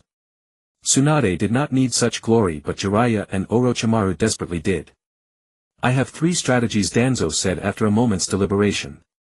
First, appoint a Hyuga as commander-in-chief to go to the land of Earth and dispatch Tsukumo Hatake to assist the veteran, thus suppressing his prestige. Second, praise Chienue Uchiha to death, spreading wild exaggerations about him in the village. Third, have your disciples end the land of Wind's war. One had to admit it was Danzo. He had conceived such a venomous scheme in a single instant. The Hyuga clan could build its reputation on the land of Earth front and count itself among the Second War's 3 great meritorious heroes. Moreover, he would recall Tsukumo Hatake and let his disciples take over the land of Wind battlefield, ideally leaving behind a title or 2 as well. Finally, given the relationship between Konoha and the Uchiha had only just gained a firm foothold in the village and had begun to improve their standing among civilians. Why not simply extol Chienue Uchiha to the heavens? Then find some level-headed people to point out the hidden scheme, saying the Uchiha had deliberately exaggerated Chienue so shamelessly that their intentions were worthy of death. Thus the Hyuga would check the Uchiha would lose the people's hearts, Tsukumo Hatake would be suppressed, and the Hokage's disciples would reap the benefits like a fisherman after the fight. No. Tsukumo Hatake stands alone in the world now. Although he does seem inclined toward friendship with the Uchiha, we must still guard against him and the Hyuga. Hiruzen said in a low voice. That is even simpler, Danzo said with narrowed eyes. Recall him. Announce that ninja from other countries have infiltrated Konoha and that a powerful fighter is needed to guard the village. Are you mad? Who would believe that? Hiruzen stared at Danzo blankly. Whether they believe it. Danzo said. You have more than enough ways to make them believe. Directly transferring him would win no popular support and would only draw condemnation. If we do that, it will cause unrest in the village. Hiruzen narrowed his eyes and fixed them on Danzo. A gleam of cunning flashed across his eyes. Danzo shuddered all over. What in the world was this man Hiruzen planning to do? Danzo, former root members have defected from Konoha and repeatedly infiltrated the village, attempting to break you out of prison. Therefore it is very necessary to have a powerful figure guard a criminal like you. You Hiruzen Sarutobi. Danzo cursed furiously. If you want to kill me, just say so. Do you really think I could run away from this prison cell? With such an excuse, when will I ever see the light of day again? Danzo, you must understand me, Hiruzen sighed. Only in this way can he be trapped within Konoha. Can't you stay in Konoha yourself? How could I alone handle Root's 500 ninja? Hiruzen. Where would I get 500 Root ninja? Danzo was so enraged that he kicked over the lunchbox. With an excuse like this, the Uchiha will certainly make trouble for you. Do you think they cannot see through your intentions? First, whether they intend to win over Tsukumo Hatake is still unknown. Second, I plan to make Orochimaru the commander of 2/3 of the Uchiha's ninja with Fugaku Uchiha as his deputy. I believe Elder Tomiyama Uchiha will not refuse. You. Hiruzen. You will regret this. Danzo. This time I may truly regret it. Hiruzen looked at Danzo. But all of this is your fault. If you had not been so impatient, why would I have been reduced to this? Hiruzen Sarutobi. You will die a horrible death. You are treating me as a discarded pawn now. Everything I did was for Konoha. Am I not also wholly devoted to Konoha? Every policy was so perfectly reasonable. That very night a prison break storm erupted in Konoha. The good news was that those people had escaped, the bad news was that they had left behind evidence that they were from Root. As a result, an urgent message was dispatched to the land of Wind Front. On the soft couch the lamplight shone on her face a little glaring. Conan opened her eyes, a wave of stabbing pain shot through her skull. Is this the afterlife? What met her eyes was the ceiling and light. Her memory stopped at the moment a kunai pierced her chest and she fell to the ground powerless to resist. Awake. A somewhat childish but very excited voice came from beside her. Conan tried to turn toward the sound but her neck refused to obey, it was too heavy. Whoa, don't move now, you'll hurt yourself. Your body hasn't fully recovered yet. Uchiha Chienue leaned in, eyes gleaming. He had waited and waited and his money tree had finally woken up. Hello. Are you the officer in charge of the underworld?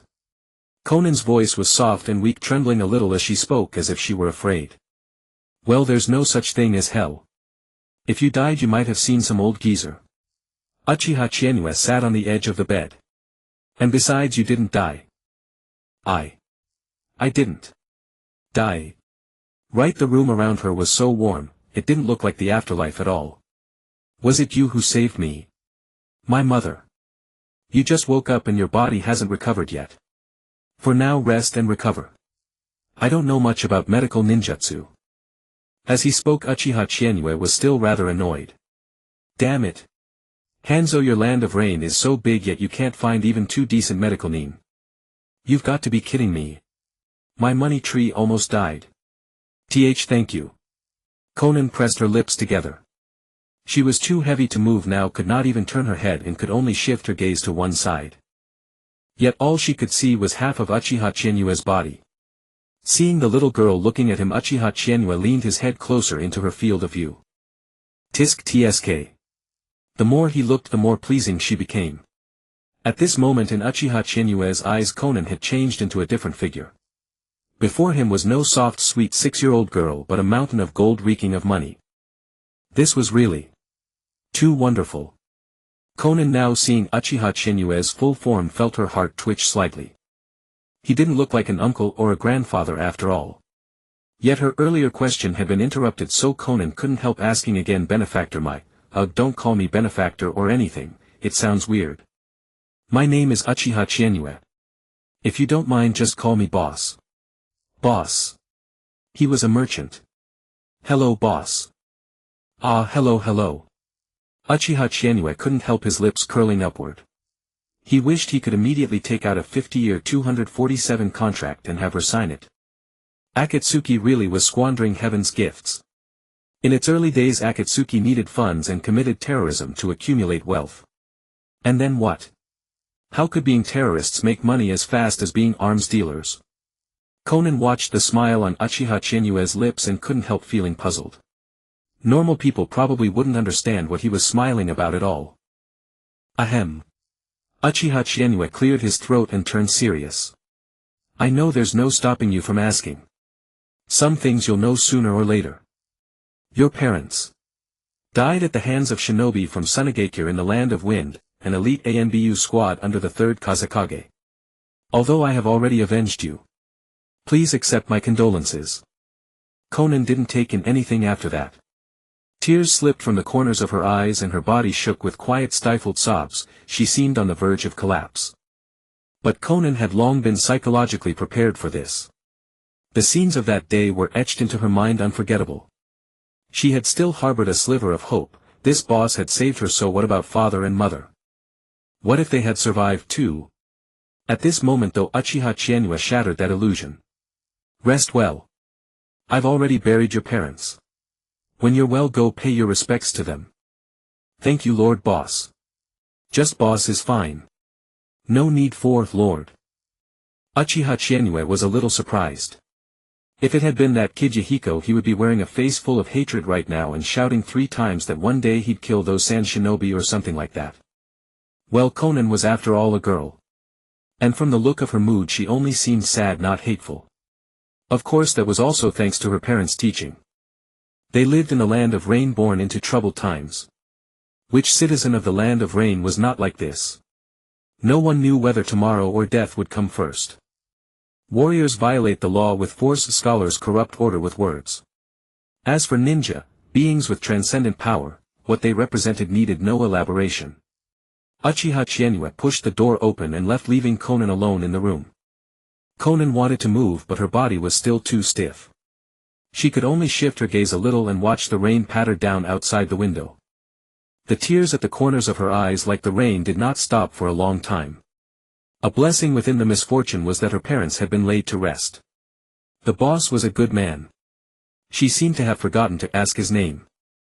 Meanwhile, Uchiha Chizuki, having left, was not idle either. One good thing about her waking up was that she could eat. Original, I've brought it back. Okay. Uchiha Chizuki took the ninjutsu scroll from the wood clone's hand. How could he waste something like this? He opened the scroll, formed 2 hand seals, and 2 insulated boxes appeared before him. Inside were nourishing medicinal dishes which Uchiha Chizuki had specially brought from the capital of the Land of Fire. When it came to enjoyment, the ninja of Konoha were nothing at all. It was those lord officials who really knew how to enjoy life. Over the next few days Uchiha Chizuki waited on his money tree, attentively afraid something might happen to her. And hobbies should be cultivated from childhood. That's right, Uchiha Chizuki decided to give Konan lessons. For the first lesson he brought out the long-cherished Uchiha-style chakra refinement technique along with a stack of blank paper. Origami would double as rehabilitation training. The chakra refinement technique would have to wait until she was completely recovered. In time the two became familiar with each other. Boss, you're truly a good person. Your great kindness is beyond repayment. Mother and father told me from a young age that if someone helps you, you must repay them. Ahem, it's nothing. Uchiha Chizuki grinned. First get your body well. After that I'll take you to visit your parents' graves. The war in the Land of Rain will likely last a long time, so for now why don't you stay by my side? You're only 6, the age for school.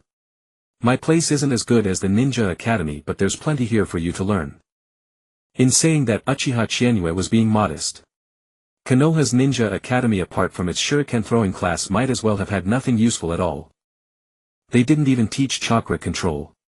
The entire teaching guide for the 3 body techniques was one sentence: feel the changes of chakra in the body and use hand seals to guide it. Wasn't that pure nonsense? Besides these useless courses, the rest made Uchiha Chizuki snort in disdain. Academic class, what a nice sounding name. But every academic class had to begin with giving thanks to the 3rd Hokage. That's right, first give thanks to the 3rd Hokage. The 1st and 2nd Hokage. Not familiar. They get only a few thin lines in the history books. The Ninja Academy was brought to its peak under the 3rd Hokage. As the epitome of the will of fire, he had also rewritten the Academy's textbooks. In short, it built an image for everyone of the 3rd Hokage as both supremely powerful and wonderfully approachable. Still, that was understandable, the 3rd only wanted to keep his regime stable. But what Uchiha Chizuki could not understand was how these textbooks contained not a single meritorious figure from Konoha. The Senju clan. None. There were only the names of 2 Hokage, Hashirama Senju and Tobirama Senju, both of them extremely powerful. The Uchiha clan. That kind of thing could never appear in a textbook. Instead, it was some of the minor clans that appeared, such as the Sarutobi clan and the Shimura clan. Naturally, there was also the declining Hitaki clan, the Inoshikacho, and the like. Wait. Uchiha Chizuki's expression suddenly darkened. He had never paid attention when he was in school before, but now that he looked, the stronger a clan was, the more completely absent it was. He had to admit his earlier choice had been right, restoring the Uchiha's image among ordinary civilians. Even without the title of village founders, it would save them far too much trouble later. Konan looked at the books on the table and tears began to well up in her eyes. Seeing this, Uchiha Chizuki comforted her. Just focus on studying, that's all. No, boss.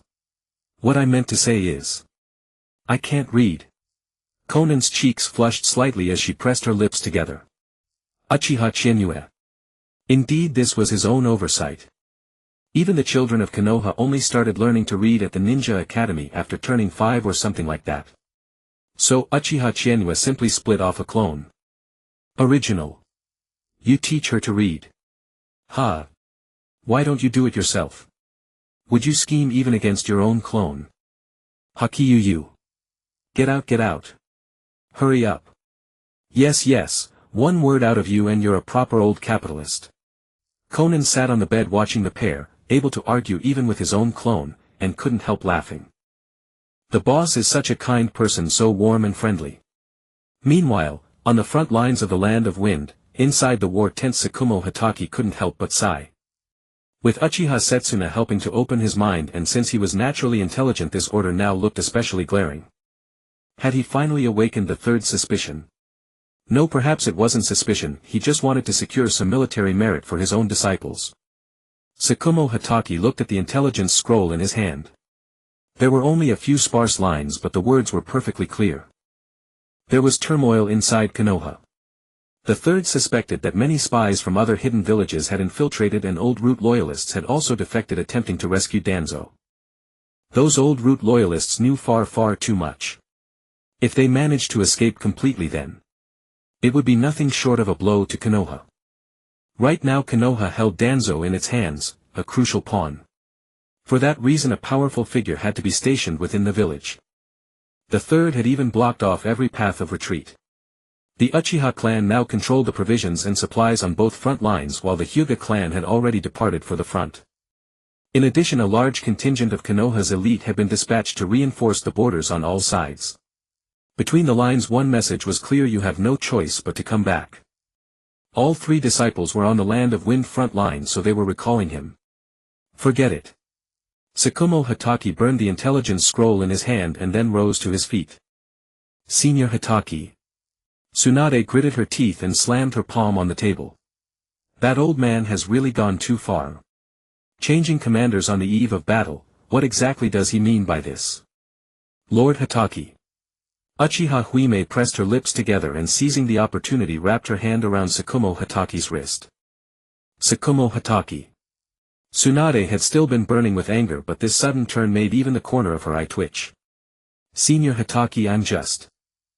suddenly I think it's not so bad if you go back. Well. Tsukumo Hatake gave a gentle smile. Princess Tsunade is right. I really should go back. I'll go with you, Lord Hatake. All right. Tsukumo Hatake did not struggle over it any longer. He had realized a truth: since he couldn't resist, he might as well enjoy it with equanimity. What he meant was marching back in triumph, not merely returning to Konoha. Heh. Tsunade chuckled with a hint of teasing. Looks like we'll be drinking wedding wine soon. Well, that's still far off. Tsukumo Hatake rubbed his nose. I've already stepped down as Umbu captain, and there's nothing left for me to do on the front lines now. When I get back I'll probably just rest for a... Before he could finish the sentence, Tsukumo Hatake paused. Better not say such things out loud. Tsunade, I'll leave the front lines to you. Tsukumo Hatake changed the subject and gave a bow. Tsunade returned the bow solemnly. At that moment Orochimaru walked in through the tent entrance. My apologies, Senior Hatake. Orochimaru spoke with a note of apology. The old man's decision was certainly good for his political interests, but when it came to people's hearts. Let's just say this is not a world where a pile of ordinary people can accomplish great things. The third Hokage had only lost one Tsukumo Hatake, and in return he gained military merit for his 3 disciples and balance within the village. He really is a sly old fox. That's what Chizuki calls him, isn't it? No matter.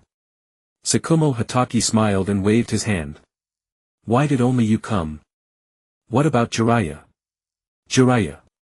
Orochimaru gave a low sigh. He refused to come to the front, saying he had to stay in the village to teach Minato and pass on his legacy.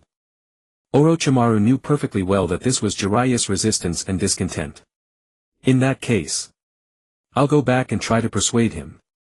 Tsukumo Hatake mused for a moment, then said. That would be even better.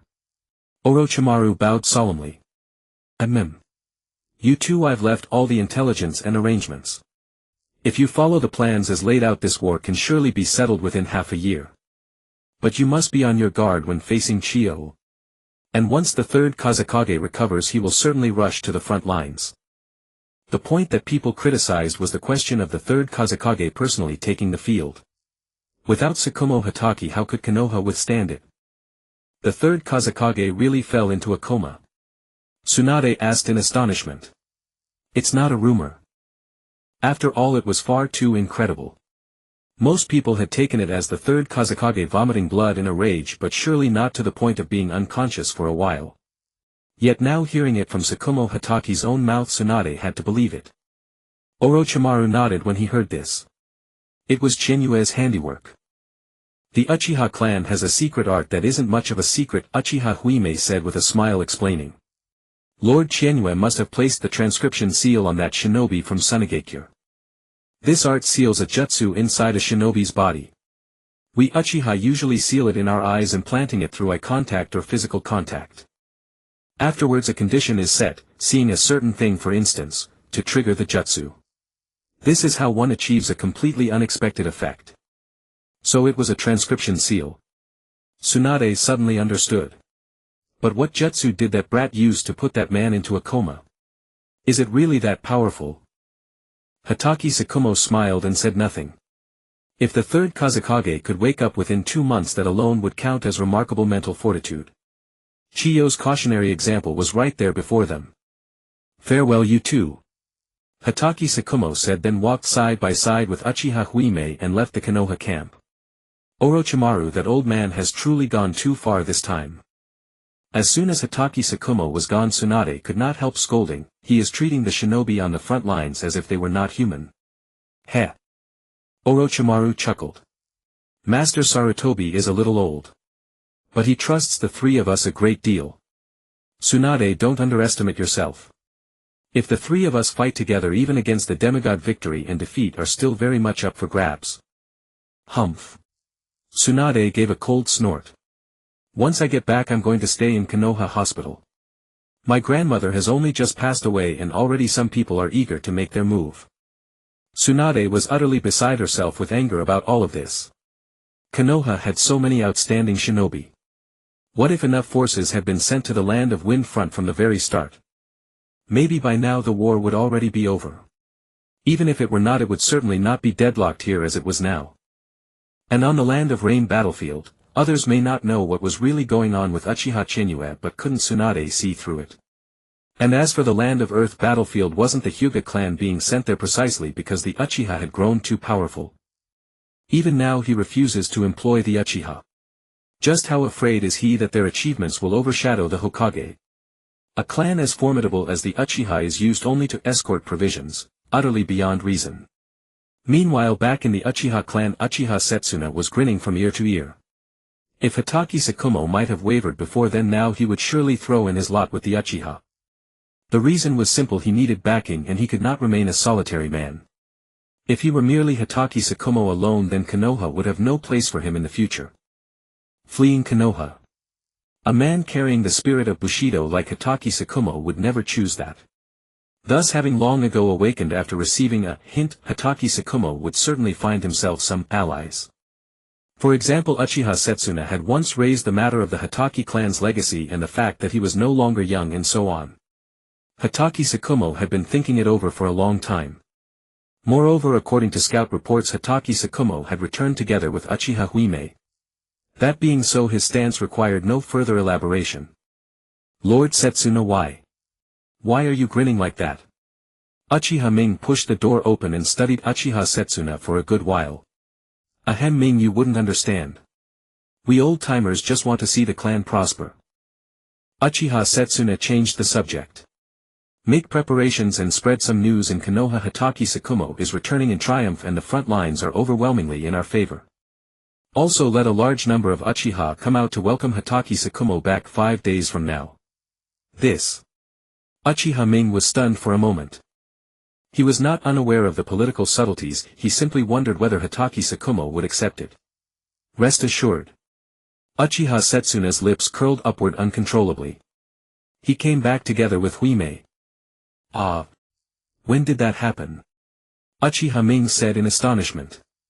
When had that happened so quietly? Well, the Grand Elder really was a terrifying old politician. On the other side of Konoha in Training Ground 7 while Uchiha Setsuna was celebrating Namikaze Minato was mired in distress. So. I'm actually this poor. Namikaze Minato sat on the grass. His money was all gone. And all because he had forged a single kunai made of chakra-conductive metal. Namikaze Minato looked at the kunai in his hand and let out a wry laugh. It was just like his original Flying Thunder God kunai except that the characters carved on it had changed. Moon Sword. Even so, it was even more cringingly Chinibu. Of course, Namikaze Minato's initial decision had been to create 10 specially made kunai. Moon Sword, Gate Sword, Qianhua Sword, Shinobi Love Sword, Shinobi Sword, Spiral Sword. In any case, he had thought of countless names and decided that each one would carry a different Flying Thunder God mark. But in reality he had forged only one before his family fortune was thoroughly drained, and he had only obtained even that thanks to Uchiha Setsuna serving as a go-between. Chakra metal, can you believe it's sold by the tael? One tael of chakra metal costs at least 100,000 ryo. Even a kunai if carefully forged would cost at least several 100,000 ryo. And Namikaze Minato's was custom-made, not an ordinary blade. Even the Uchiha blacksmith was stunned. It was the first time he had ever seen chakra-conductive metal used to forge a kunai. Thus, even with no labor fee and a discount on the chakra-conductive metal, Namikaze Minato still ended up trading 800,000 ryo for a single kunai. I wonder when Qianhua will be back. I really am a good-for-nothing. Namikaze Minato silently cursed himself. He had none of Uchiha Qianhua's ideas, nor did he have any backing. One never understands how costly daily necessities are until one has to manage a household. At this moment Namikaze Minato keenly realized that he did not have enough money. He had once thought that with nearly 1,000,000 ryo in hand he would not lack for money for at least several years. Even if Ichiraku ramen rose to 100 ryo a bowl, eating it 3 times a day, that would still feed him for 7 or 8 years. But then. Minato, why are you moping all alone? Come have a popsicle. Minato, don't eat the old white-haired geezers. Eat mine. Uzumaki Kushina was the first to hurry over. Seeing this, Jiraiya shot a meaningful glance toward the nearby woods. From the distance came a faint, barely noticeable rustling. Senjumohua chose to leave. Jiraiya's character was trustworthy, and this was not the first time something like this had happened. The reason was simply that Jiraiya did not want those umbu to be discovered. Uzumaki Kushina was a living, breathing person. Even a nine-tails Jinchuriki should be treated with dignity, not placed under round-the-clock surveillance. Of course, the most important thing was to keep Namikaze Minato from finding out. Though it was understandable to keep watch over the nine-tails, Jiraiya did not want these two children to witness such ugliness in their childhood. Minato, mine is strawberry-flavored. The old white-haired geezer is way too stingy. He only bought plain ones. Just eat mine. Hey kid, you don't know the value of money until you run a household. Jiraiya said with an exaggerated look, this one popsicle costs 10 ryo. The one in your hand is even more outrageous, since when did popsicles cost 60 or 70 ryo? A mere brat buying a 60 to 70 ryo popsicle is way too arrogant. None of your business. Uzumaki Kushina said huffily. I have money. Heh. Jiraiya sidled up. With the way you spend, no amount of money will be enough. Don't wait until the day you're broke before coming to this immortal to beg for a plain popsicle, ha. Who says that? Uzumaki Kushina put her hands on her hips. If I run out, I can always ask big sister Tsunade for some. The moment the words left her mouth, Jiraiya couldn't help but shudder. Tsunade? Where did Tsunade's money come from? Don't you have any idea in your hearts? Speaking of which, Jiraiya was reminded of those poor hard times back then. He hit dead ends in writing, hit dead ends in secretly taking missions. Finally, when he had barely scraped together some money, Tsunade robbed him of every last bit. Damn it. Jiraiya's heart was bitter. But now things were different. Under Minato Namikaze's guidance, he wrote at an astonishing update speed, completing a massive 1.3 million character long web novel in just 1 month, and became a best-selling author. Although he wasn't raking in money hand over fist, the 13% royalty was almost comparable to what he earned from missions. Continuing to go on missions was impossible, he could only support himself by writing books. Jiraiya-sensei, can you take me to the capital of the Land of Fire? Minato Namikaze scratched his head and asked. What are you going there for? Jiraiya was a bit puzzled, and so was Uzumaki Kushina beside him. Well. Minato Namikaze touched his nose awkwardly. I'm out of money. The Flying Thunder God technique requires forging a lot of kunai made from chakra-conductive metal. Ordinary kunai can't withstand it, and it's easy to cause huge mistakes. This was the experience Minato Namikaze had summed up during his recent practice. That thing was too hard to control. Is that so? Jiraiya slapped his forehead. That was inconsiderate of me. I didn't realize the practice cost of this technique would be so high. But it's fine, Minato. How much do you need? Your teacher will pay for it. No need, Jiraiya-sensei. Shinya-kun said that if I need money I can go to the capital. He has a small business there and is short-handed, he said. That brat has a business there. Jiraiya was startled, then said, it's nothing, just some chakra-conductive metal. Your teacher has quite some family fortune. Just say how much you need and I'll pay for it. No need, teacher. Minato, if you keep refusing I'll get angry. Jiraiya-sensei, I need 10 million ryo, at least that much. Minato, I'll take you to the capital immediately.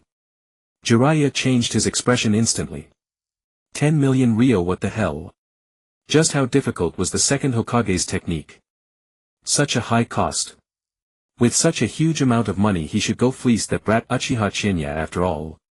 Humph. Uzumaki Kushina put her hands on her hips. Old white-haired man, it's only 10 million ryo. Do you have to make such a fuss?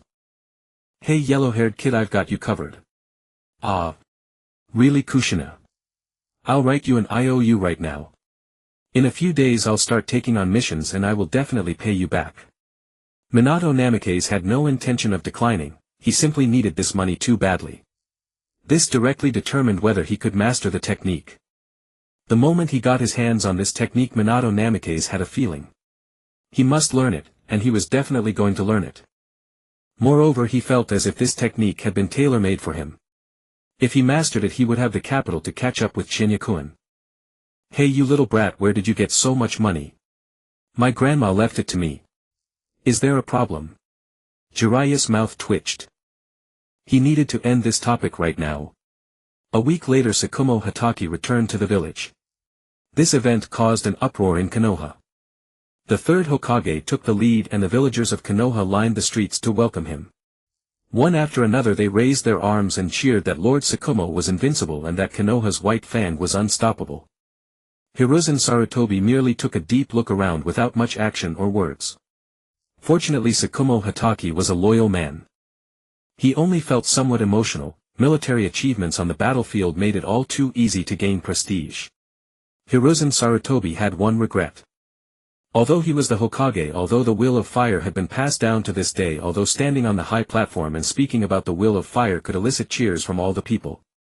But in the end he had never enjoyed such glory. Had he made a wrong decision? No. Tsukumo, welcome home. Hiruzen Sarutobi, following convention, said the words he was most supposed to say. Extending his arms, Tsukumo Hatake responded in kind. Smiles bloomed on everyone's faces. What have I, Tsukumo, done to deserve the Hokage himself coming all the way to welcome me? Tsukumo, you are too modest. You are the White Fang of Konoha, the meritorious hero of this battle and the one who laid the foundation for our victory. If it weren't for... Hiruzen Sarutobi deliberately hesitated, then smiled. Today we won't discuss anything else, let's hold a welcome banquet. Having said that, he took the cloak he had ordered prepared long ago and personally draped it over Tsukumo Hatake. This cloak was just like the divine robe Minato Namikaze would wear in the future, but it had no sleeves, it was merely a cloak and it didn't bear those large characters. Wave after wave of cheers came from the streets. The villagers discussed it endlessly. What a handsome cloak. Yeah, but I think the back of this cloak is a bit bare. Exactly. Wouldn't it be even cooler with the words, Konoha White Fang, written on it? The speaker was careless, but the listener took it to heart.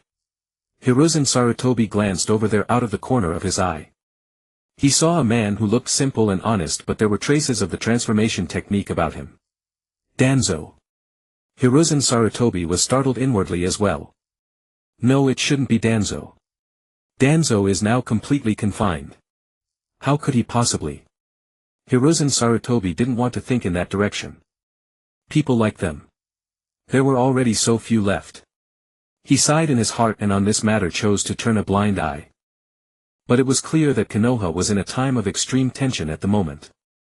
Even this subtle move was noticed by quite a few people. For example, second uncle couldn't help but smile. He was now taking things quite lightly. The Uchiha were only arrogant and their bloodline was hardly something that couldn't be passed on. Why did many villages set their sights on digging out the Byakugan instead of the Sharingan? The main reason was that the Sharingan once awakened could not be closed, and once closed it could not be opened. It was purely a matter of bloodline activation. For other villages, even if they dug one out, it would be tasteless to eat, yet a pity to discard. Therefore the Uchiha did not have as many rules about bloodline and descendants as the Hyuga clan. On the front line of Foam country, Orochimaru sat in the commander's tent gazing at his visitor with slight surprise. "Chienue. You're in Yu country?" Orochimaru asked, a note of bewilderment in his voice. What he really wanted to ask was, are you so free in Yu country? He knew that Hanzo had confined Uchiha Chienue to a deserted place. But he genuinely hadn't expected Uchiha Chienue to be able to leave Yu country at all. Wasn't it always through a summoning beast that messages were sent? Well, Hanzo is a decent sort. Uchiha Chienue flashed a grin and drew the little girl behind him into the tent. There are some things I need to take care of. I'm not comfortable leaving her in anyone else's hands. The little girl, of course, was Konan. Orochimaru stared in astonishment at the timid girl who shrank behind Uchiha Chienue. For a moment he could not quite fathom Uchiha Chienue's intentions. Who is she? She's someone I saved in Yu country. As a matter of fact, it was because of me. Uchiha Chienue briefly recounted the situation. Had he remained silent it might have been fine. After hearing the story, Orochimaru was even more dumbfounded.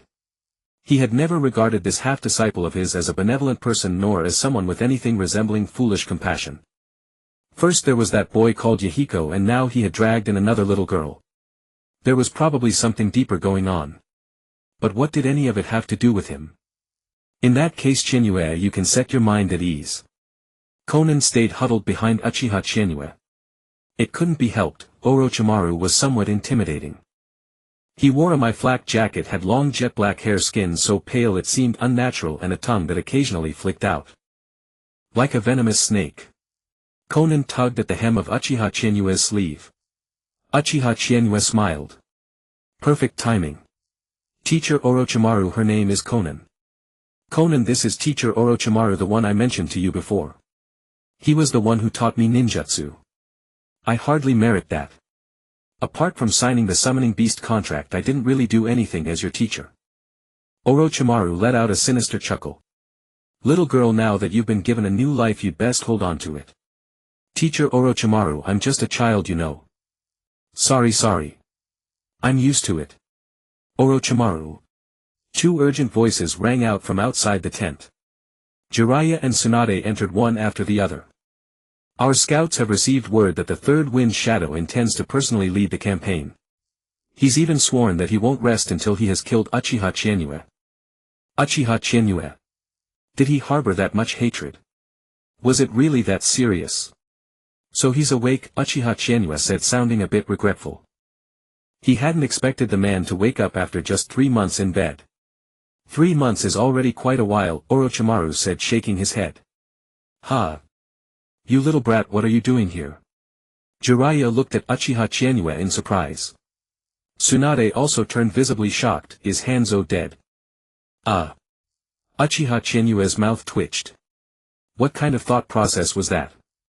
Who said a hostage has no human rights? This hostage status was actually his own request. Everything was simply to avoid returning to Mai and to use the 3 great clans to scrape together a bit of war profit. Hanzo isn't dead. I'm quite free in Yu country too. I'm a peace envoy after all. Uchiha Chienue said, rubbing the head of Konan, who stood only as high as his waist. Senior Tsunade, I think this child might have a talent for medical ninjutsu. Oh. Tsunade's eyes lit up at the sight of the exquisitely cute Konan. You little brat, don't tell me you're already thinking of. Senior Tsunade, please don't misunderstand. Uchiha Chienue said solemnly, I can't be bothered to explain the details again, but this girl has led a bitter life. Fine fine. Tsunade waved a hand. But whether she has talent for medical ninjutsu remains to be seen. As I see it, this child doesn't have much chakra at all. Uchiha Chienue intended to have Konan learn from Tsunade. After all, her paper transformation technique was inseparable from yang release chakra. And then there was the question of how 600 billion explosive tags were inexplicably connected to the paper transformation technique. In any case, it was absolutely necessary for her to learn a little from Tsunade first. One couldn't help but marvel at the power of backing. Think of the fate of the original trio. Orochimaru had intended to kill all three outright. But with Uchiha Chienue vouching for them, things were different. What are you doing here, you little brat? Jiraiya asked, a little puzzled. I didn't expect you'd grown quite a bit. Jiraiya thought carefully. If he remembered correctly, he and Minato were the same age. In fact, Minato was a few months older. What did this brat eat to grow like that? Minato probably only comes up to this guy's shoulder. I've been eating Gene Kila. What is Gene Kila? A miraculous medicine that can make living beings grow rapidly. Jiraiya blinked. Since when did the shinobi world have such a medicine? Don't let yourself be tricked, kid. Orochimaru and Tsunade were both speechless with black lines on their foreheads. Jiraiya had been fooled and couldn't even see it. Heh. Orochimaru gave a dry laugh. Jiraiya, perhaps it's the Uchiha's unique genes. Genes? What do genes have to do with this? Orochimaru. You idiot. If you don't understand, stop asking. Tsunade slammed her fist onto the top of Jiraiya's head. Jiraiya immediately clutched his head, howling in pain. Alright, let's talk about the situation in Foam Country. Orochimaru spoke. Chienue, I wonder if you have any thoughts on the matter. Advice. Uchiha Chienue blinked. What advice could I have? Just charge straight at them. Foam Country doesn't dare deploy a tailed beast. If they did, the one tail would likely target Sand Ninja first. Chiyo's son and daughter-in-law used to be a real pain, but Senior Hatake already killed them. There aren't many left who can stand on their own. So all Foam Country can offer is the Third Wind Shadow and Chiyo. The Third Wind Shadow has already been forced to rush to the front line. Uchiha Chienue's analysis was spot on. If the others nodded in agreement. Their opinions were much the same. By now the war had dragged on to the point where Foam Country was barely managing to cling to life. The morale on their front lines had plummeted to nothing. The old man's suggestion. Jiraiya's mouth twitched, gritting his teeth in contempt, is to write a letter ordering Hanzo to lead all the ninja of U Country in an attack. Hiss. At these words even Uchiha Chienue drew in a sharp breath. This was clearly meant to cut off Hanzo's roots completely. Tsunade too furrowed her brows upon hearing it. The wounds inflicted by war were too deep. By pushing Hanzo like this, wasn't the old man trying to force him into rebellion? Would a man like Hanzo lead his U Country into a suicide mission? Everyone understood what Hiruzen Sarutobi meant. It was a classic case of treating the people of U Country as less than human. When a general is in the field, he may refuse the sovereign's orders. Jiraiya frowned and said, for this battle we should only contact U Country and attack together. Approved. Orochimaru and Tsunade both chose to concur. What the old man was doing was absolutely wrong. There were quite a few familiar faces here at the front. Senjin Iwaki and Yakushi Nono were among them. Nono, however, was busy beyond measure in the rear. Protected by the three, Senjin Iwaki had never even had a chance to set foot on the battlefield. Take this very moment for instance. Big brother Orochimaru. Sis. I refuse to accept this. I want to go to war too.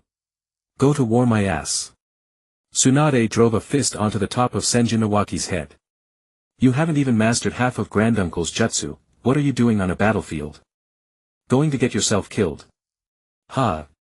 Senjin Iwaki was on the verge of tears. Sis, how could I possibly master all of Granduncle's jutsu? The second Hokage's arsenal of techniques was appallingly vast, and it included no small number of forbidden arts. Although all those techniques were kept within the Book of Seals, the Senju clan naturally had its own collection of them, including even impure world reincarnation. Humph. Tsunade added another punch. If you could master even half of Granduncle's water style, that would be enough. Sis. Those I really have mastered. Senjin Iwaki's eyes lit up. Hard whirlpool blade water severing wave water dragon bullet. I can do them all. Tsunade rolled her eyes. A little spray like yours can't even block a single punch from me. Sis. That's unfair. Even big brother Jiraiya can't block a punch from you. Jiraiya's mouth twitched. He flung an arm around Senjin Iwaki. Hey kid, if you're going to argue, why drag me into it? Tsunade glanced at Uchiha Chienue and Konan sitting nearby, a sly gleam flashing in her eyes. Nawaki, take the young lady to Nono. Stay beside her and observe for now. Ha! Only then did Senjin Iwaki notice the two people nearby. The instant he saw Uchiha Chienue, his eyes lit up. Chienue. Chienue, why are you here? Did you kill Hanzo? I knew it. You two siblings. Uchiha Chienue was left utterly speechless. In that case, Konan, you stay here with them for a while. Uchiha Chienue looked at Konan and smiled. All right, boss. Konan smiled, her eyes narrowing sweetly like a kitten's. Uchiha Chienue could not resist ruffling her head, then turned and walked outside. A sky churning with yellow sand had always been the dominant motif of the Land of Wind. Infiltrating Sunagakure was almost effortless. If anyone happened to spot him, Uchiha Chienue would treat them to a dose of Izanami. Take it up with my Sharingan. After entering Sunagakure, Uchiha Chienue immediately got in touch with his informant. He was a merchant from the Land of Fire who lived in the Land of Wind, wore clothing with Land of Earth styling, and spoke with a fluent Land of Lightning accent. His name was Gingtian Ryomu, a collateral branch of the Gingtian family. Originally he was not much favored. He had traveled through the Land of Earth and the Land of Lightning, doing business in various countries and working himself to the bone to send money back to the Gingtian family. Now, however, he had reinvented himself as a trusted favorite of the Gingtian family, adopted by its head as a son. The reason was simple: he had business experience in many countries and he was also a veteran intelligence agent. Lord Chienue. The two met inside a relay station. How are things? It was the first time Uchiha Chienue had come to meet them in the flesh. In answer to you, my lord, profits have been quite good, Gingtian Ryomu said. The third Kazekage has taken the lead in purchasing huge quantities of ninja tools and exploding tags. We hold an edge in price. Moreover, there is no ninja tool merchant in the Land of Wind who can supply an army of 8,000 shinobi. Our profit over this period is around 200 million ryo. Good. Uchiha Chienue grinned. It seemed the third Kazekage was truly preparing for a final showdown. Controlling the three great families was as good as controlling half the economy of the Land of Fire. The noble lords were the true masters above all men in this world. Prices for weapon materials were rising everywhere, yet the three great families could still obtain them at the lowest rate simply because they were aristocrats. What allowed them to ride high in country after country was chiefly this: plenty of merchants offered no price advantage, and those who did offer a price advantage could not match this kind of volume. An army of 8,000 shinobi. Every single soldier was issued at least 10 shuriken, a kunai or a short or long blade, and an exploding tag. Such was the standard equipment for a genin, for ordinary genin could hardly kill anyone with ninjutsu. And that set in the current market cost at least 15,000 ryo. These were the spoils of war. In peacetime all of these together cost no more than 5,000 ryo. The price had tripled outright. More elite shinobi required even more ninja tools. Here in Sunagakure especially there was a pressing demand for raw materials to forge puppets. Konoha's White Fang had practically by himself driven puppet prices through the roof. 1/1 puppet destroyed, and every destroyed puppet had to be rebuilt. And this time the third Kazekage's formation of an 8,000 shinobi army had netted Uchiha Chienue a tidy 200 million ryo from the cost of ninja tools alone. When the army's supplies and expenditures came due, the third Kazekage would still have to pour out more money. Uchiha Chienue weighed the matter for a moment, then said, after you return apply to Gingtian Dalong and go to the Land of Earth. The Land of Wind is too poor, there is not enough room to stretch your talents. Thank you, Lord Chienue. Gingtian Ryomu dropped to one knee, his face brimming with excitement. At last the moment to display his abilities had arrived. No need for that. Uchiha Chienue tossed over a ninjutsu scroll. This contains one of my clones. Open it if you face danger. Oh, and be sure to tell your adoptive father to have you promoted to an official rank and given a nominal post in the Land of Fire. Say it is my will. I thank you for your boundless favor, Lord Qianyue. Forget the single knee. When Gingtian Liumu heard the words, official rank and title, his head could not help but long to press itself against the floor. Uchiha Qianyue helped the man to his feet and went on, as for the money, keep it as before, send it to Gingtian Dalong first, then it all comes to me in one sum. Yes, Lord Qianyue. Gingtian Liumu's eyes burned with fanatical zeal. Rank and title were exactly what men like him sought. Could common folk become officials? Could ordinary people hold office? Could ordinary people become officials? Even among the aristocratic houses painfully few ever did. The impression the three great families gave Uchiha Qianyue was immediate and visceral. They were like the 5 surnames and 7 clans of his past life. They held the vital arteries of the Land of Fire, and most of those permitted to sit in council with the daimyo came from their ranks. It was only because the present daimyo was comparatively wise that they dared not make too many overt moves. Of course, the choicest issue lay in the shinobi system itself. Why did they denounce the hidden villages and the shinobi apparatus? Because shinobi were military assets and a hidden village was a large private army owned by a daimyo. It was not that they wished the hidden villages to vanish, but that they hoped the Hokage would be one of their own. In earlier days they had not dared to dream it, for the 2 Senju titans had been far too mighty. But now. Still, none of this had anything to do with Uchiha Qianyue. When the day came for him to become Hokage, they would already have become his engines of support. Shursui. Your eyes are far too useful. In high spirits, Uchiha Qianyue resolved to reward the future Uchiha Shursui handsomely. By all logic, Shursui should be Brother Minato's child, right? But Uchiha Shursui seems to be an orphan. Uchiha Chiwe rubbed his chin, thinking, so Brother Minato died young. Lost in thought, Uchiha Chiwe headed toward the Kazekage building. Out of money again, he intended to borrow some from the 3rd Kazekage to spend. Uchiha Chiwe glanced at his system panel, skimming past the status screen entirely. What drew his full attention was the progress bar for his Sharingan. 93%. Only the final 7% remained before he could awaken the Mangekyo. But that last 7% crawled at a snail's pace. The main reason it had risen this far was because he had poured resources into accessories. The benefits of those accessories needed no elaboration. The most anticipated was the Mangekyo. Uchiha Chiwe had a premonition that his Mangekyo ability would prove immensely helpful. Should I go find that little boy who loves action figures? Uchiha Chiwe pondered for a moment. In this worthless place called Sunagakure, only one infamous rogue ninja had ever emerged. But calculating by age, that boy was 4 years younger than him. At this moment he was still a tiny 5-year-old brat. Forget it. Uchiha Chiwe discarded the idea and continued all the way toward the Kazekage building. Inside the Kazekage building, a roundtable meeting was in session. The 3rd Kazekage's eyes were bloodshot, seemingly on the verge of eruption. Chiyo Ebizo and 2 unknown old fogies sat around the table. Uchiha Chiwe. If I don't kill this brat, I'm not fit to be called a man.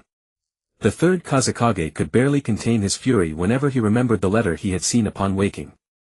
He had been struck by the light of Koto Amatsukami, so he never even saw the letter Uchiha Chiwe had left behind. That letter was retrieved by a Sunagakure ninja. Not only had they read it, but it had spread throughout Sunagakure. Its filthy words cursed relatives in every sentence, centering on parents and reaching all the way back to 18 generations of ancestors. The 3rd Kazekage, already lacking in political achievements, had now become a laughingstock. Even Chiyo began to doubt whether this man could truly lead them. Perhaps the young man was too hot-blooded. Lord Kazekage, the provisions have been replenished, the weapons have been distributed, and 8,000 shinobi stand ready. Chiyo spoke slowly, a flash of rage in her eyes. Her son and daughter-in-law had been killed by that bastard Tsukumo Hataki. The grief of losing her child made her look far older. Please decide the battlefield deployment, Lord Kazekage, Ebizo said. The 3rd Kazekage suppressed his fury. Chiyo, tell me about your method for dealing with Hanzo. Hanzo's true strength lies in his poison. A trace of pride flickered in Chiyo's eyes. There was no helping it, she had already deciphered the poison of the salamander, and after prolonged battle she had discerned Hanzo's weakness. I can now neutralize the salamander's poison. Though I cannot produce a perfect antidote, I can counter 70% of it, and with chakra suppression at least no one will die from poisoning. Furthermore, although Hanzo is skilled in swordsmanship, over the years he has grown increasingly reliant on poison and he has lost one palm. He also has a fatal weakness: filling the salamander's poison gas takes 5 minutes. Chiyo laid it all out piece by piece. By the time she finished, Hanzo had been thoroughly dissected, leaving no secrets untouched. Excellent. The third Kazekage made a sweeping gesture. Chiyo, you shall command the front lines in the land of rain. Resolve the Hanzo threat once and for all. Lead 200 Jonin and 800 Chunin, defeat Hanzo completely. Lord Kazekage, even if we defeat Hanzo, he will never offer us any reparations. Indeed, 1,000 elites would be better spent on the Konoha front, where we can secure far greater gains. I agree. Lord Kazekage, please do not act on impulse. Our military budget is already limited. We need to show the daimyo results, not continue pouring in resources. Damn it. The third Kazekage cursed inwardly. He had originally believed Hanzo had spine, that he would stand tall as a warlord and make the 3 great nations feel his power, so they would never dare set foot in his land of rain. And what was the result? The result was that this old bastard at the worst possible moment had surrendered to Konoha, and surrendered so thoroughly. Speaking of which, the third Kazekage could not help but curse Uchiha Chizuki once more. If not for that little brat. Why were all the geniuses born in Konoha? The first Hokage had dominated an era, the third Hokage had risen swiftly, the White Fang of Konoha had taken up the banner, and now the new generation had spawned Uchiha Chizuki. My decision stands, of the third Kazekage declared coldly. What we must do now is display the might of the land of wind. I have already contacted Inoki. In 3 days we launch a joint attack on Konoha. Konoha must suffer at least one defeat. We press in with our army, issue peace terms, and the third Hokage will have no choice but to comply. The third Kazekage was confident. What was there to fear from a Konoha on the verge of civil unrest? As for the reason, he had already met with Uchiha Fugaku in private. A man destined to become the Uchiha clan head in the future. The Uchiha would not need to do anything, merely seizing upon the matter of Danzo and Uchiha Chizuki on the political stage would be enough to put immense pressure on the third Hokage. As a promise, he had taken money from his own pockets and gifted 100 million ryo to Uchiha Fugaku. He had also tried to contact higher-ups within the Uchiha clan, but Uchiha Setsuna would kill anyone he caught, and Uchiha Tomiyama had completely delegated authority to Uchiha Fugaku and Uchiha Setsuna. Therefore contacting Uchiha Fugaku was his only option. Now the third Kazekage had no lingering worries. Joined with the land of earth, pushing 50 li into the land of fire would be more than enough. Moreover, the third Kazekage had spared no expense. He hired a horde of rogue ninja from the black market to harass the borders of the land of fire. All he needed was to survive to that one victory, and everything would be his. If he won, the land of wind would have no worries for the next 30 years, and he, the third Kazekage, would have ample political achievements, firmly securing his seat as the Kage. If he lost, impossible. Absolutely impossible. The White Fang of Konoha gave him some pause, but what was there to fear from the third Hokage's 3 disciples? That old fool was blinded by greed, sending his disciples to earn merits at a time like this. As you command, Lord Kazekage. Chiyo was the first to pledge. I ask that you remain vigilant should you personally lead the campaign, Lord Third Kazekage. No matter. The third Kazekage wore a proud expression. I will have to bear the reputation of bullying a junior. This time, to ensure absolute success, I plan to bring the one-tailed Jinchuriki along. You cannot. Lord Kazekage, this is absolutely impermissible. Indeed, if the tailed beast goes berserk, he might strike our own shinobi first. Yes, Lord Kazekage, the one-tail has always harbored hatred for our village. Enough. I have prepared a strategy called White Robes Crossing the Sands. I will dispatch 100 elite troops disguised as a merchant caravan entering the land of fire through the land of rain.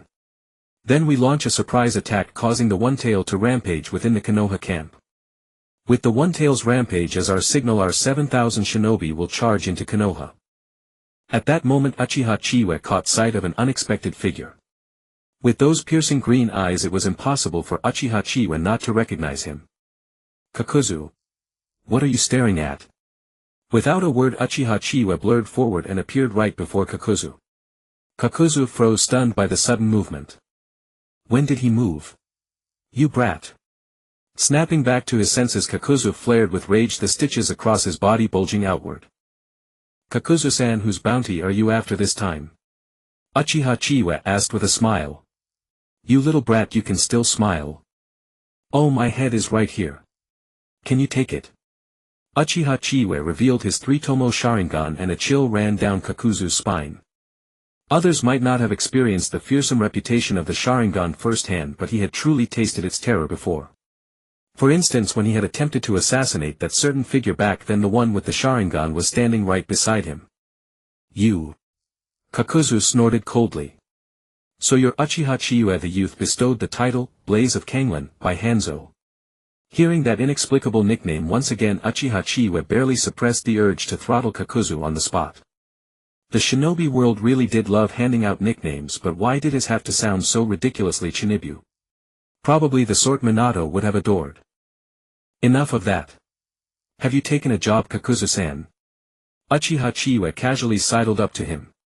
This guy was probably wealthier than the third Kazekage. To take your head. Excellent. Uchiha Chiwa clapped his hands and was just about to announce a robbery when Kakuzu spoke up again. However, this old man likely won't be able to take it after all. Farewell. Don't leave. Why not give it a try? Uchiha Chiwa hastily urged. No. This old man has a keen sense for danger. No, I really think you should try. The bolder the man, the greater the reward. No. I'd die. Aren't you down to your fifth heart? Don't worry, I'll leave you one. You. Kakuzu gaped in disbelief. Brat, what exactly do you know? I've already told you everything I know. Kakuzu grew eager to retreat. Those with the red-eye disease were either lunatics or psychopaths, and yet every single one of those lunatics was alarmingly strong. Even Hanzo had failed to kill this brat, and Kakuzu knew all too well his own limits in a straight-up fight. Farewell. Without another word, he activated his body flicker technique to leave. Uchiha Chiwa gave chase at once, looking regretful. Are you sure you don't want to try? Brat, what exactly are you after? You're really putting me in a difficult spot. I always insist on having proper justification for my actions. You. A corner of Kakuzu's eye twitched and the desire to flee grew even stronger. This one was definitely a psychopath too. This is a robbery. Hand over all the money you have. I want 1 billion. Uchiha Chiwa's 3-tomo spun as he stared intently at Kakuzu. Kakuzu's eyes turned green with fury. You damned brat. Stop stalling. Hand over the money. I don't have it. Crackle. Thunder roared deafeningly. Kakuzu turned his head in shock and found Uchiha Chiwa already speaking to him with his hand thrust through his chest. When did this happen? It wasn't that Kakuzu was unprepared, he had secretly activated Earth Release Hardening. Yet against this lightning release technique it proved utterly worthless. I can scoop out 1 heart and I can scoop out all 5. Bring out the money. Uchiha Chiwa clicked his tongue, then withdrew his hand. Pfft. Kakuzu spat out blood, then turned to look at Uchiha Chiwa. I don't have money on me, but I do have another deal, a bounty of 300 million. What kind of deal? Uchiha Chiwa's eyes lit up. The head of the daimyo of the Land of Wind. 300 million. Are you interested? Easy enough. Let's split it 90-10. You only want 10%. No, I'll give you 10%. You brat. Don't push it. Uchiha Chiwa raised his hand, Chidori crackling in his palm. Let's talk about how we're going to kill the daimyo of the Land of Wind. Cold sweat burst out across Kakuzu's forehead. Though he could replace his hearts, losing one still meant pain. He'd rather never have anyone scoop out his heart again. Fine. Uchiha Chiwa grinned. But I still need to meet the client. Kakuzu rose to his feet, sewing up the wounds on his body. The client arranged to meet me here. So you weren't here to kill me? It was just a side errand. And so the two waited there, even changing into attire more in keeping with the local customs of the Land of Wind. Are you two a pair? A sudden voice rang out. Both of them turned toward it and saw a figure wrapped up tightly with only a pair of eyes and hair exposed standing behind them. Kakuzu said gruffly, this is my teammate and also my partner. Once you reach the capital of the land of wind an informant will receive you. The newcomer said coldly, remember just kill the daimyo. Uchiha Chiwa scrutinized him carefully and the silhouette before him overlapped perfectly with the one in his memory. The Kazekage plans to assassinate the daimyo. Now that's a fresh one. You. The third Kazekage stared at them in shock. And it wasn't just him, Kakuzu was equally dumbfounded. Is this how politicians play the game nowadays? Friend, your teammate talks a bit too much. Murderous intent filled the third Kazekage's eyes. Sir, he's always been loose-tongued, but rest assured. A flicker of killing intent crossed Kakuzu's eyes and he exchanged a meaningful glance with the Kazekage. Only after a moment did the third Kazekage nod. Very well. Don't let this leak out. Someone in the capital will receive you. And since you already know this much, I'll tell you more. This operation is codenamed the Divine Wind Coup. You must slay the daimyo and the guardian shinobi beside him. Can the Kazekage-sama pay us in advance? Green eyes, are you breaking the rules? Kazekage-sama. Uchiha Chiwa sneered. No need to elaborate on how dangerous this mission is. There are only a few who could actually pull it off.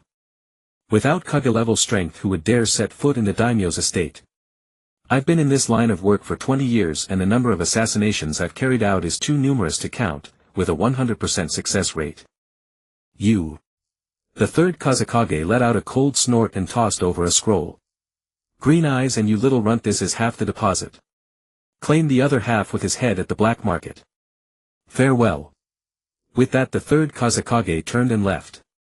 Uchiha Chiwa had already stored the scroll into his system inventory. Brat, have you carried out assassination missions? Nope. Then what was all that, too numerous to count? Oh, I've never done a single one, so there's nothing to count in the first place. Kakuzu's eye twitched. This was the first time he had ever met someone so shameless. Give me my share of the money. What's the rush for your 30 million? After the mission's done we'll claim it at the black market. Kakuzu gnashed his teeth but dared not show his fury. This damned brat. No wonder the third Kazekage had raised his bounty all the way to 300 million. Just his head alone was worth more than Hiruzen Sarutobi's.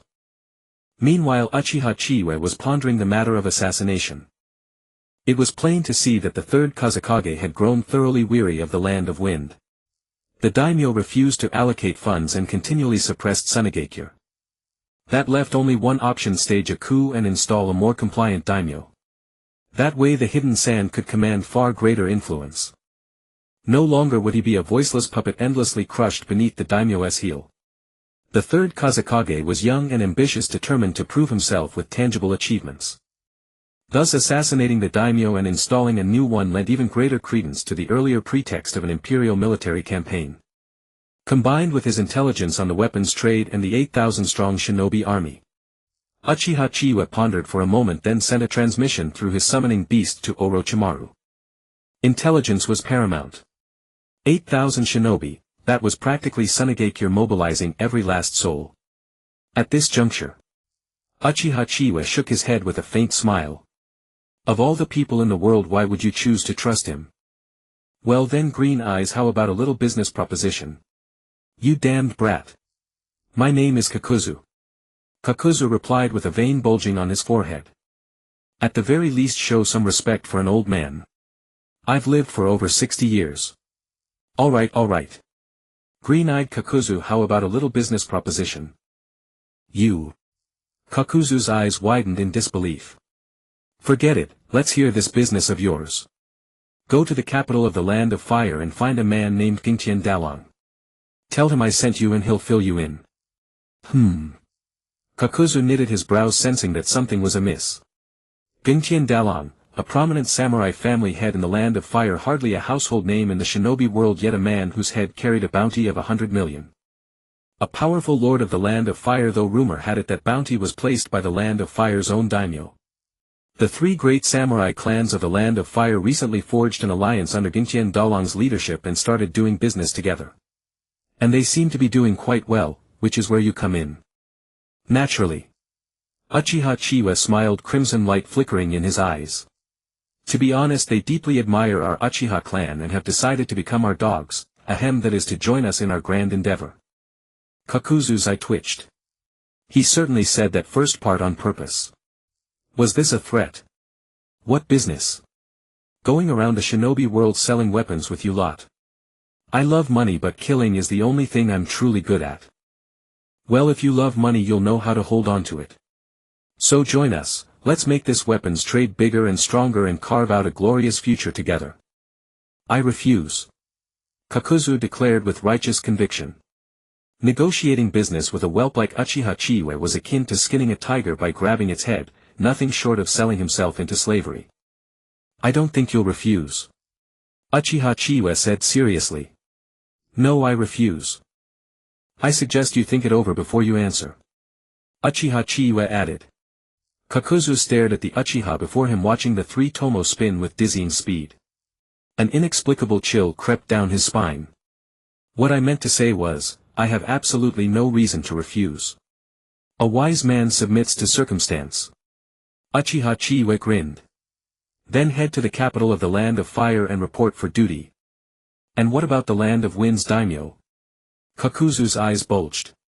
Oh, you can go deal with him yourself if you like. Then what about my money? My apologies, Uchiha Chiyo-sama. In his heart, Kakuzu cursed the young Uchiha 1,000 times over. The rage within him yearned to erupt then and there. That's my money. My money. Consider that 150 million ryo your enrollment fee. If you actually carry out the third Kazekage's mission, then that 150 million is yours. And now you're being generous. That was all my money. Mine. Kakuzu swallowed his fury. When under someone else's roof you lower your head.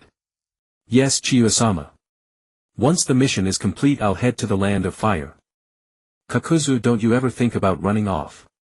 Don't imagine that once we part ways you can just go back to your old life and treat 150 million as a loss. And don't even think about biding your time for revenge, slaughtering a few Uchiha shinobi along the way. Kakuzu's pupils violently constricted. Could those Uchiha eyes truly read minds? If you do something like that, you'll put me in a tough spot. Uchiha Chizuki said with a troubled expression. After all, finding a financial steward as capable as you is no easy feat. Chiyo-sama, rest assured. See, this is exactly why you're dishonest. Uchiha Chizuki shook his head. Let me ask you, you know of the second Hokage, right?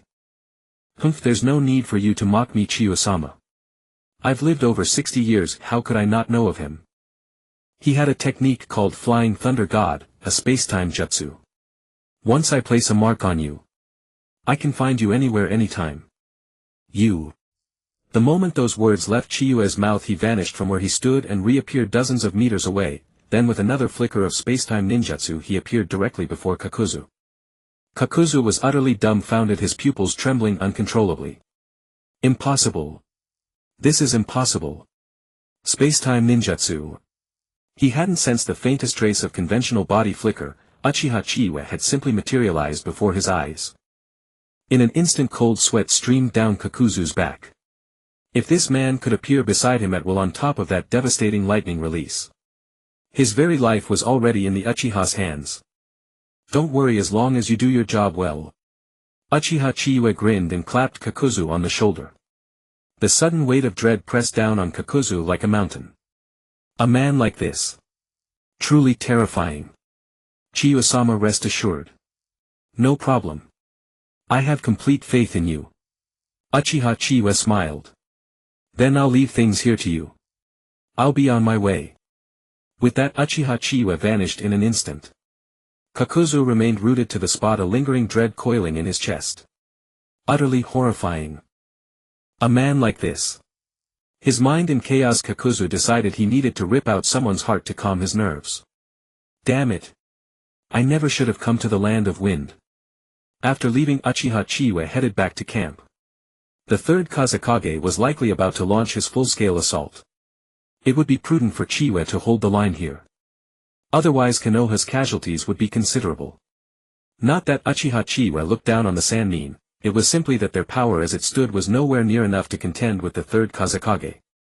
Tsunade, a master of taijutsu, but the Kazekage could fly. Orochimaru with his wind and summoning techniques, still at a disadvantage against a flying foe. The current Orochimaru was at best a youth version, far from the great villain of later years. Jiraiya. At this stage he was hard to assess as well. In short, the third Kazekage truly had power to back his reputation. Had he not been poisoned to death by a figure-collecting boy, his title as the strongest Kazekage would have been no empty boast. Even Tsukumo Hatake, facing the flying third Kazekage, would likely have come up short. Moreover, magnet release inherently countered blade wielders. Others might find him nearly impossible to overcome, but Uchiha Chizuki harbored no fear at all. So long as they locked eyes, the Kazekage would have no choice but to kneel on the front line of the Land of Earth. Since the Land of Earth truly lacked any formidable military commanders, the aged Inoki had no choice but to personally lead the campaign. Inside the commander's tent, Lord Tsuchikage. A war report from the Land of Wind. Oh. Has that brat finally lost his patience? Inoki set down his teacup, appearing before the messenger in an instant, and took the report. This happened to be a personal letter from the third Kazekage. Inoki opened it and scanned it from beginning to end, his brow gradually knitting into a deep frown. Humph, really attacking Konoha? Inoki cursed inwardly. He was already beginning to regret dispatching his forces.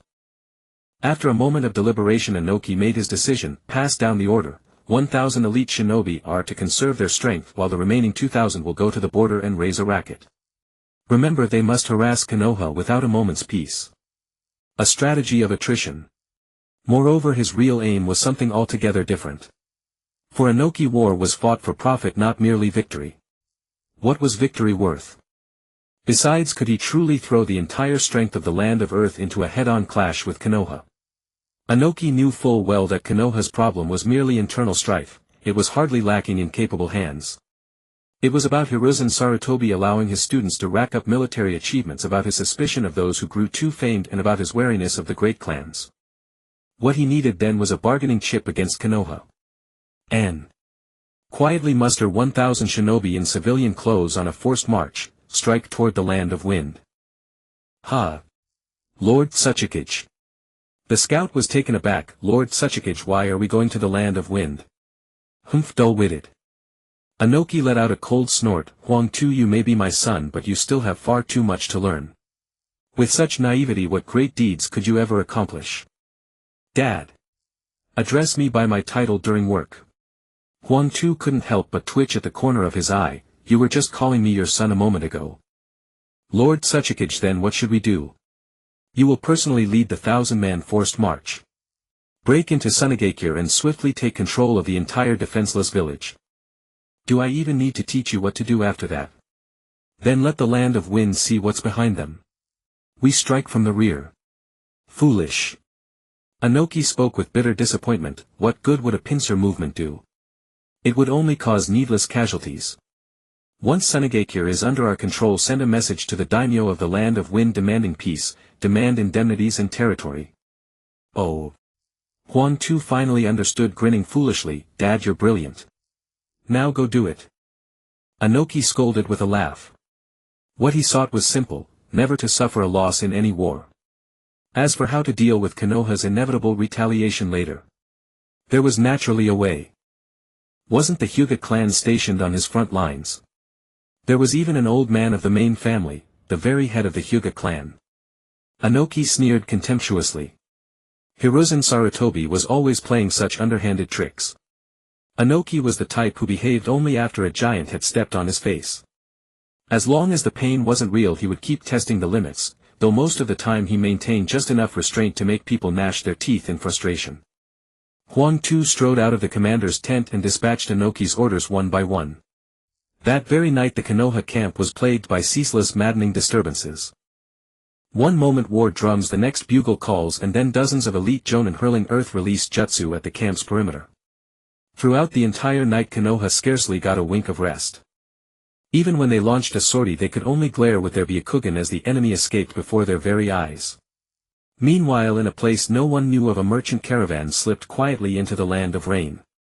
Along with it, a squad of civilian-clothed shinobi on a forced march infiltrated the Land of Rain as well, each group advancing toward a different destination.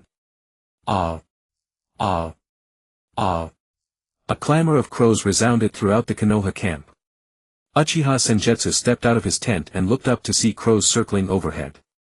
These were the Uchiha clan's battle crows, typically used as disposable tools for jutsu considered utterly beneath dignity. Some Uchiha even regarded them as a disgrace, preferring ninja cats as summon beasts instead. After all, crows were nothing compared to the ninja cat clan. There were truly cats that could speak and wield jutsu. But these crows could not. Uchiha Senjutsu awakened his three-tomo Sharingan and raised his arm. The crow descended directly onto his arm, a jutsu scroll tied to its foot.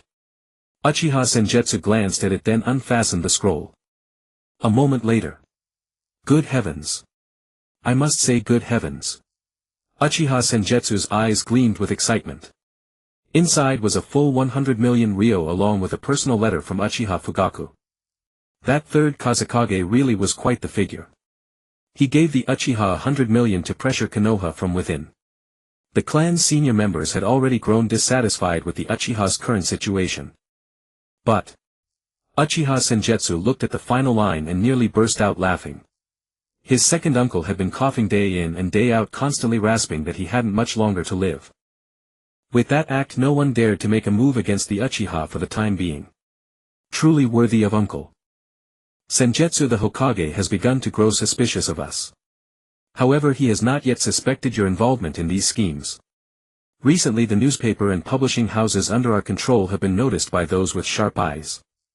Besides our Uchiha News, Konoha now has the Nara News and the Hyuga News, three factions dividing the public opinion arena. Clearly the Hyuga merely needed a platform to stir public sentiment.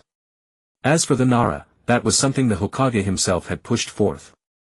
Uchiha Senjutsu had never expected the newspapers to accomplish much, he merely hoped they could tip public opinion in the Uchiha's favor and spread certain messages. But by now things had clearly veered off course. Newspapers had become an indispensable political tool. Then this land of rain truly is necessary after all. Uchiha Senjutsu furrowed his brow. If he were the Hokage, he would definitely conquer the land of rain. It was a tremendous geographical advantage. However, since he wasn't the Hokage, the only option was to cooperate with Hanzo. The groundwork was already in place and the scheme to rake in money could soon be set in motion. But all of that would have to wait until the Second Great Ninja War ended. End this war as quickly as possible. Clearly there was no more profit to be wrung from the weapon trade here. Perhaps he should try the smaller nations.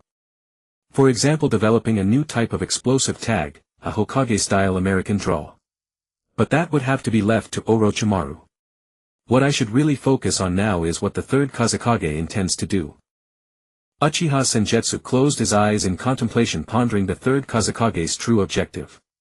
Using the Uchiha to restrain Konoha internally could accomplish many things, but the most advantageous outcome for the Kazekage at present was none other than ensuring Konoha could send no reinforcements. The decisive battle was likely imminent. What had given the third Kazekage such courage? A decline in morale from replacing a commander at the front lines? Or some secret pact he had struck with Inoki? Or had he somehow neutralized the tumor that was Hanzo? All three were possible. Orochimaru-sensei. With this thought, Uchiha Senjutsu hesitated no longer and went straight to Orochimaru. It was deep into the night and the four of them gathered for discussion inside the commander's tent. Konan Yakushi Nono and Senjin Iwaki sat quietly to the side listening in silence. It's so hard to understand. What on earth are they talking about? Nono, can you understand them? Senjin Iwaki looked at Yakushi Nono beside him and asked. I don't know either. Yakushi Nono smiled and shook her head.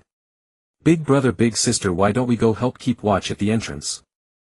Konan folded the paper in her hand into an origami crane and said to the two. Great idea. Senjin Iwaki's eyes lit up. Guarding the commander's tent to prevent information leaks must at least count as a B-rank mission. Mission? Konan blinked, puzzled. A mission is a task accepted by ninja. Yakushi Nono explained. Konan, you're not yet a ninja of a hidden village. I suppose after the war ends Chienue will take you home. Whoosh. Konan's face flushed crimson. Go home. That's right, Lord Chienue isn't just her boss, he's family. By that logic, Lord Chienue is family. Yakushi Nono. Did I say something wrong? Why is this girl blushing? She was suspicious but not overly so. Then she turned to Senju Nawaki. Speaking of which, Nawaki, why have you been so eager for missions lately? Yakushi Nono asked with some confusion. Arg. Senju Nawaki said frantically. Of course it's because even on the front lines I have no missions to do. I'm the man who will become Hokage. Brother Jiraiya said that to be Hokage you have to have completed the most missions in the village, right? Right now the highest mission record in Konoha belongs to Uncle White Fan. I can't do A rank or S rank yet, so can't I start with B rank? Hey you brats, keep it down. Tsunade looked over at them. I'll count it as an A rank mission. Go guard the gate and don't let even a fly in. Got it, sis. Senju Nawaki's eyes lit up and he dashed straight out of the command tent. Nawaki is full of energy. Konan snapped back to herself and couldn't help smiling. Yakushi Nono looked at Konan's fair tender face and couldn't resist extending her villainous hand to pinch it. So soft, so smooth. Big sister Nono. Sorry. Yakushi Nono quickly let go. I'm sorry, Konan. You're just too cute, I couldn't help it. What the hell kind of reckless words are those? The four people sitting over there, especially Uchiha Chizuki, were all speechless with dark lines on their foreheads. After the others left, the four turned serious. Kid, is your intel reliable? Of course. I have a spy close to the third Kazekage, Uchiha Chizuki said confidently. Wow, you actually have a spy? Jiraiya was astonished. There are all sorts of rumors now, like you're actually a sacred ground summoning beast that has reverted to youth, not human at all. Otherwise it's impossible for someone so young to possess such power. Who said that? Uchiha Chizuki. I twitched. Don't underestimate the Uchiha, damn it. Don't you know that the Uchiha once had that great man too? That great man? Jiraiya was visibly taken aback. A glint of longing flashed through Orochimaru's eyes. Tsunade however darkened. That fearsome man. Though Grandpa did admire him very much. He said the two of them had a battle at the age of 8, one that shook heaven and earth. 8. Jiraiya exclaimed. Shaking heaven and earth. I have to write this down. Jiraiya quickly took out paper and pen to record this anecdote about Senju Hashirama. A battle at age 8 that shook heaven and earth. Uchiha Chizuki really wanted to say that their epic battle was just a game of skipping stones, but after a moment's thought he let it go. Everyone, let's get back to the war. If what Chizuki says is true, the decisive battle will come soon. Then we'll just charge right in. Jiraiya slammed the table. I've mastered the sage mode. I can summon the two great sages to aid me. With the three of us joining forces, even the third Kazekage is no match. Jiraiya. You idiot. Bang. Tsunade punched Jiraiya on the head. Did you even read the intel on the third Kazekage carefully? Do you know you could die if you don't know the intel? Cough cough. Uchiha Chizuki choked for a moment. God, this Jiraiya and his damn intel. Ow. Jiraiya grimaced in pain. Tsunade, you're too violent. With that temper no one will ever want you. Scram. In an instant Jiraiya seemed to lose all his color. The third Kazekage's ability is simple, it's magnet release. But it's not omnipotent. I have a plan to get under the third Kazekage's skin and lock him down for 10 breaths. What is it? All three turned to look at him. Uchiha Chizuki grinned. A crow flew in from outside the command tent. This is a transcribed seal. Yes. This crow can release one of my genjutsu. If we use it at the critical moment, his mental strength means it will control him for at least 10 breaths. Enough. Orochimaru took the crow with a serious expression and gently stroked its feathers. 10 breaths is even more than enough. In a battle between ninja, 10 breaths are enough to accomplish far too much. Thus that very night the Konoha side made their move. The entire Konoha camp went on high alert, ready to move at any moment. Uchiha Chizuki still felt it wasn't safe enough, so he dispatched several wood clones to discreetly watch the surroundings of the camp. Who knew what tricks the third Kazekage might use? He did not intend to appear in this battle. Or rather, his main objective was the tailed beast. After all, if he showed up on this battlefield it would bring many unnecessary troubles. The three, Orochimaru and the other two, tacitly helped keep the secret. Tsunade's hemophobia probably won't appear again. Uchiha Chienue stood atop the tent watching Senju Nawaki dutifully guarding the entrance below and couldn't help but curl his lips into a slight smile. After all, I've changed history, haven't I? Just then another crow landed on Uchiha Chienue's shoulder. A small scroll was tied to its leg. Uchiha Chienue took it off and opened it. This crow was second uncle's personal summoning beast. Its feathers were an iridescent black, even more iridescent than other crows. To my nephew Chienue, may this letter find you well. Inside, Konoha second uncle has already stabilized things. The current situation is very favorable for our Uchiha. If we were to stage a coup, the success rate could reach 80%. But second uncle has chosen to trust you and at the same time fulfill Mito Uzumaki's wish. Let's set that aside. The main reason for this secret letter today is Tsukumo Hatake. Tsukumo Hatake has chosen to marry into our Uchiha clan. The first child will take his surname and the second child will bear the surname Uchiha. Second uncle has already tried to dissuade him, but he said a true man cares not for empty fame. Uchiha Chienue's jaw dropped. Was that really true? Hatake Tsukumo married into the Uchiha family. Their first child would bear his surname and the second would carry the Uchiha name. Absurd. Utterly absurd. Did that old second uncle actually pull it off? And what if they had twins? Hatake Kakashi Uchiha Shun's Hundong. Uchiha Chienue almost laughed out loud. This really was a bit funny. Suppressing his smile, he went on reading. He saw a few more lines below. Chienue, is Lord Madara truly still alive? Have you met him? Could you deliver a message for your second uncle? Of all us old comrades, only your second uncle is left. Could Lord Madara tell me why he defected without taking us along? Your second uncle really wants to know. Please. For a moment Uchiha Chienue felt bitter. Madara had long ago answered this question. He was a man who walked alone, he didn't care about the Uchiha. The Madara of now was completely mad, a madman deceived through and through. His eyes held only the eye of the moon plan. See? He had been pushed to madness in the name of peace. Uchiha Chienue looked at those words and could picture how his second uncle had felt then. They had been abandoned by Uchiha Madara. As remnants of a rogue ninja, what kind of life had they lived in the village back then? Lord Madara, you'd better kowtow to my second uncle or else I transmigrated for nothing. A cold glint flashed in Uchiha Chienue's eyes. His period of growth was still long. And Uchiha Madara had only a few years to live with little strength left.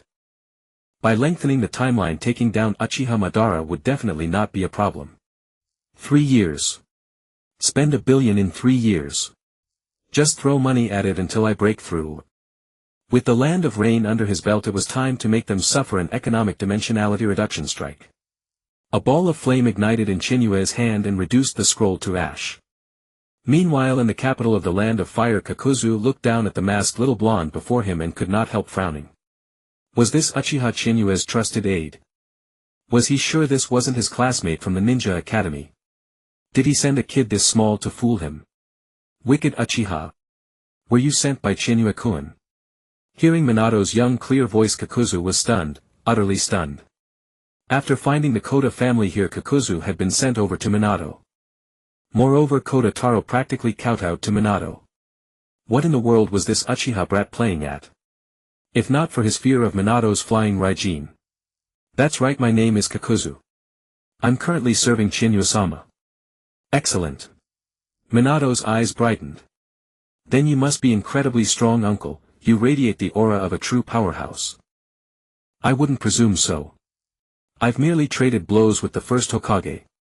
Kakuzu got a little carried away and directly trotted out his battle record. He had fought Hashirama Senju one-on-one to a 50-50 draw. The record could be checked. Anyway, no one could bring Hashirama Senju back for a confrontation. So wasn't this the same as beating Hashirama Senju? Sugoi. Minato looked at him with no small admiration. Then you must be a really amazing ninja, uncle. Are you in the ANBU? Little one, why don't you tell me what I need to do? Oh right. Minato scratched his head, then pulled out his moon sword. Uncle, hold this for a second, I'll go get the scroll we need to escort. The two of us can handle the escort. A scroll. Do we not need a wagon? Kakuzu accepted the kunai and his eyes turned even greener. Just how rich in the world were they? Escorting goods with a ninjutsu scroll. The more it could store, the more expensive it was. Scrolls that could hold a whole cartload were extremely rare, costing as much as a dozen carts. Well, Uncle Koda's family makes sealing scrolls and shinobi swords. I see. But shouldn't we go together? You alone? Kakuzu looked at Minato, his expression practically asking whether some little brat like him could really manage. Don't worry, Uncle Kakuzu. Minato Namikaze gave a gentle warm smile, then vanished from the spot in an instant. Kakuzu was stunned for a moment. In the blink of an eye, Minato was riding on his shoulders. Damn it. When? Kakuzu's eyes bulged, his green pupils turning even greener. What kind of jutsu was this brat using? Sorry Uncle Kakuzu, you were holding the kunai too high and I accidentally. Kid, what kind of jutsu is that? The flying Raijin technique, a forbidden jutsu developed by the second Hokage. I'm not allowed to teach it to you, uncle. Fuck. Kakuzu cursed inwardly. What was wrong with these brats? Was spacetime ninjutsu as common as cabbage? Why did every single one of them know it? Had the second Hokage's techniques lost all their prestige? Uncle Kakuzu, let's get going. This escort mission pays a full 800,000 ryo, how about a 50-50 split? Fine. Kakuzu nodded. He decided to stay close to Minato Namikaze and keep an eye on him. This brat definitely knew Uchiha Chizuki very well. At the very least. He needed to ask whether there was a way to remove the flying Raijin mark. Kid, you didn't leave anything on me, did you? Uncle Kakuzu, don't say something so easy to misunderstand. Had he been possessed by Uchiha Chizuki? Kakuzu was covered in dark lines. He felt his scalp was about to explode and his brains were about to burst out. I meant the flying Raijin mark. I left it. It'll make it easier for us to escort together. Also, if anything unexpected happens, I can go home with you. Why would you go home? I can leave a flying Raijin mark on an enemy, go home to restock and then appear on them at any time.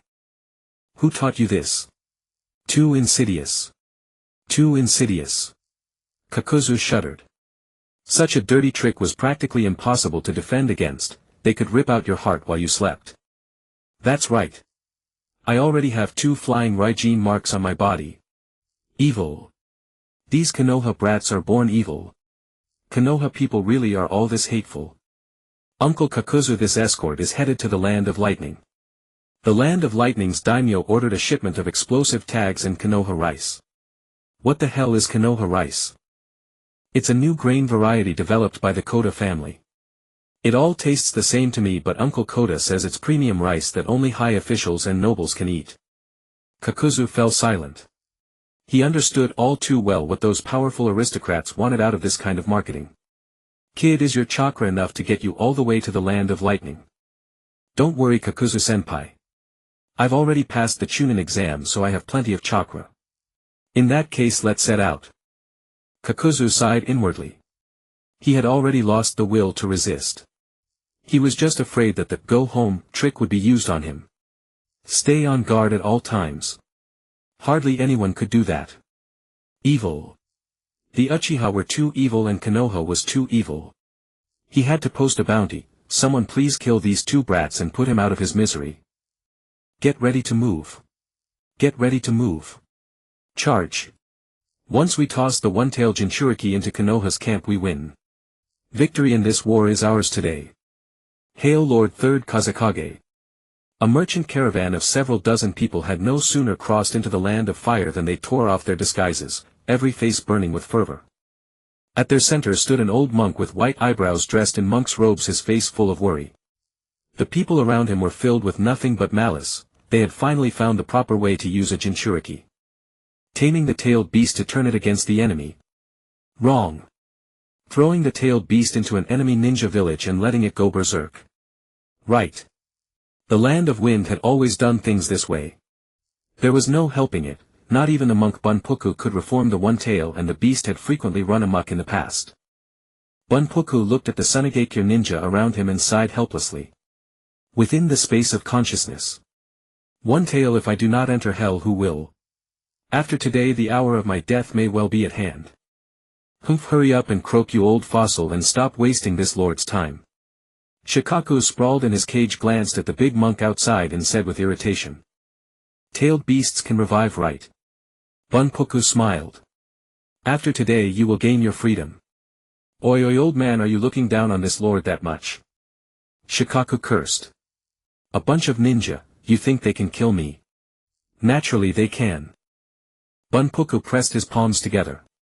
One tail, do not underestimate the power of human beings. You must also believe that in the end love and peace will come to exist among people. After saying this, Bunpuku lifted his head to look at Shikaku. Once upon a time he had so longed to let the one tail feel love. This humble monk is about to pass into nirvana today. Even if it means defying the third Kazakage's orders, the ninja of Sunagakure will probably kill me all the same. But before that, we have accompanied each other for a lifetime.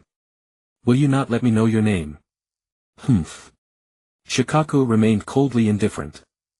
He knew this monk was a good man. But he hated humans even more, and hated those red eyes even more.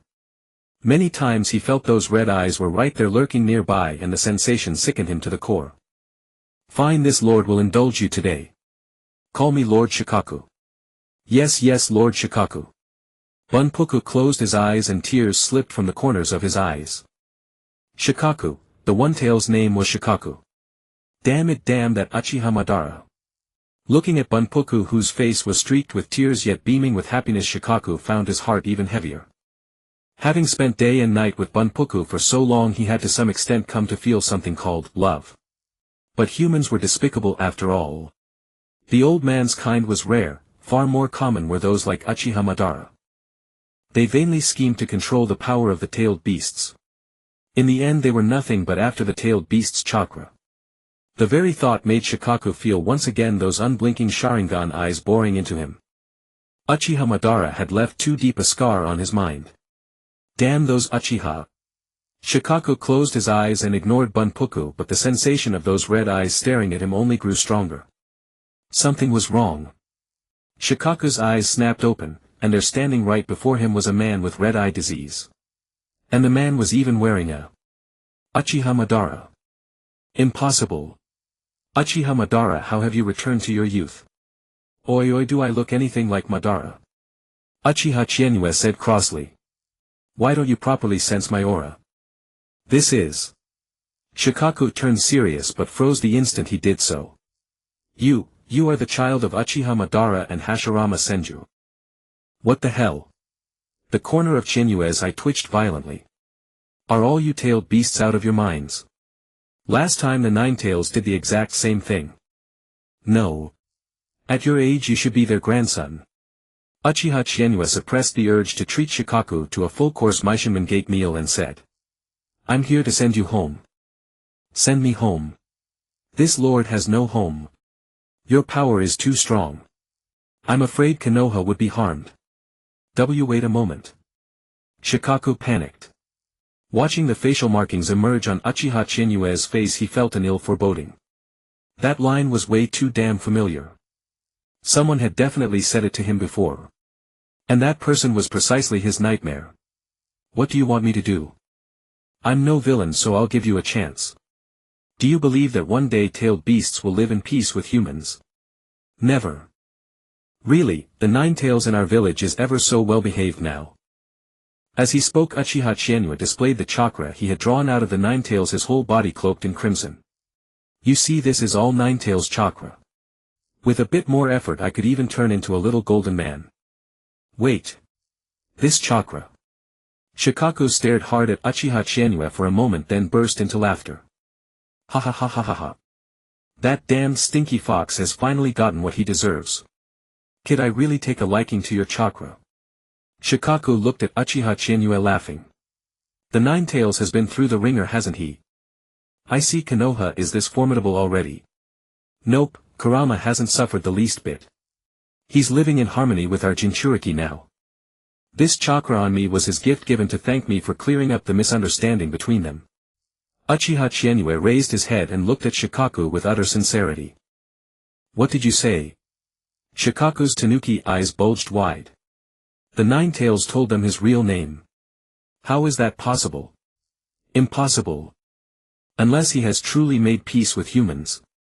How is this lord supposed to believe that, you bastard? How could that stinky fox ever bend the knee to humans? But the facts were staring him right in the face. Even if the Nine Tails chakra carried little weight, there was still the name Kurama. Kid. How do you know that? Calling me kid all the time isn't nice to hear. Uchiha Chizuki looked at Shikaku. Have you heard of the great toad sage? You know about him too. Our Jiraiya trains at Mount Mayaboku. There are actually people of your village training at a sacred land. Of course. Haven't you ever been? What the hell kind of thing is that to say? Since when was cultivating in a gathering place of natural energy so easy? Although as tailed beasts they had no need for it anyway. But the old sage of 6 paths and that toad. Humph. How could this lord never have gone? Back in the day those 2 toads even scrubbed this lord's back. Kid. Don't change the subject. Tell me about the Nine Tails. Well, the great toad sage has a prophecy. A red-eyed youth who calls the names of the 9 beasts and frolics alongside them. Shikaku was instantly speechless. A red-eyed youth. Are you shitting me? You're clearly a youth who's shaping up to be exactly like Madara. Are you sure it's not about controlling the 9 beasts? Seeing the doubt in Shikaku's eyes, Chizuki scratched his head helplessly. Alright, fine, it's actually a blue-eyed youth. Damn it, can't I pass myself off as the child of prophecy? What part of me doesn't look like the child of prophecy? Is this youth the Nine Tails Jinchuriki? More or less, he's pretty close with Kurama, you know. Minato, who was on a mission with Kakuzu, sneezed. He had an inexplicable feeling that he had taken on a huge trouble, but he couldn't quite put it into words. Hey brat, want to go soak in a hot spring? Kakuzu glanced over and said. Uncle Kakuzu, hot springs are expensive. The 2 of us would probably need tens of thousands of ryo. Minato scratched his head. Sure enough, he must have caught a cold right. Heh heh. Kakuzu chuckled. I have a good idea that won't cost anything. Uncle Kakuzu, we're ninja, but we can't bully people with our power. No need for that. I'll take you to a special hot spring. The 2 of them were in the land of rivers. After a while, Kakuzu led a deeply flushed Minato into a hot spring whose signboard was very provocative. Tsunegakure of the Land of Wind. Early this morning most of Tsunegakure's shinobi had already left the village. Those who remained numbered fewer than 500 in all, with only a mere 10 jonin. The 3rd Kazekage, leading the campaign himself, had already taken the shinobi army toward the Konoha camp. The clash between the 2 forces was about to begin. At that moment the sky was just beginning to grow light. Near the Konoha camp an inexplicable burst of chakra exploded outward and a terrifying pressure spread. Kill. Kill every Konoha ninja. Drive into the heart of Konoha. Charge. That's the signal that the One Tail has gone berserk. Everyone attack. Under the 3rd Kazekage's leadership, Tsunegakure's shinobi launched their assault. A full 8,000 ninja swarmed toward Konoha.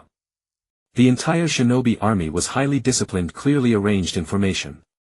The shinobi in the rear cast wind release techniques toward those in front, and waves of gentle wind accelerated their march. The vanguard hurled poison smoke bombs in all directions, then used wind release to spread the gas. In only an instant the entire area became a vast poison domain. The Sand Ninja are attacking. Do as Lord Orochimaru says. Release the snakes. Let me do it. Senju Nawaki's eyes flickered with an unusual light. He had waited far too long for this moment. Today. This was his first step toward becoming Hokage. Summoning Jutsu. Come out, Manda. Orochimaru, give me 1,000 sacrifices. Wait. This shoe size is wrong. The instant Manda appeared he felt the shoe size above his head. This isn't right. Damn it. It's Uchiha Chizuki. You damned brat. Last time you dumped me in the land of rain. What do you need me for this time? Ah. Boss Manda. It's me, Senju Nawaki. Ha. How did a little brat like you summon me? My grandfather is Hashirama Senju. Then never mind. Senju Nawaki's chakra reserves were enormous, so enormous that even Orochimaru was left dumbfounded. Maybe this was the Senju clan's heritage. Inawaki's chakra had already surpassed Orochimaru's. Brat, prepare 100 sacrifices for me. Boss Manda Chienue said that if you want sacrifices, ask him next time. Damn brat. Why should I? Ha. It's exactly as Chienue said. Senju Inawaki's eyes lit up. Chienue said that if you called him a damn brat and demanded, why, I should tell you whether you want to know what Patrick Star is. As his words fell, Manda shuddered, struck by a wave of dread. He remembered that a story Uchiha Chienue had told him before. A story about Patrick Star and a purple serpent. Humph. This is a battlefield, so I'll just eat whatever I want. Manda snorted coldly, then moved like a dragon and charged toward the shinobi army more than 10 li away. It's Manda. That's Lord Orochimaru's summon. Quick, follow it. Follow Lord Orochimaru's footsteps. Orochimaru is here. The third Kazekage's eyes lit up. He abandoned this section of the battlefield and flew straight toward the purple serpent.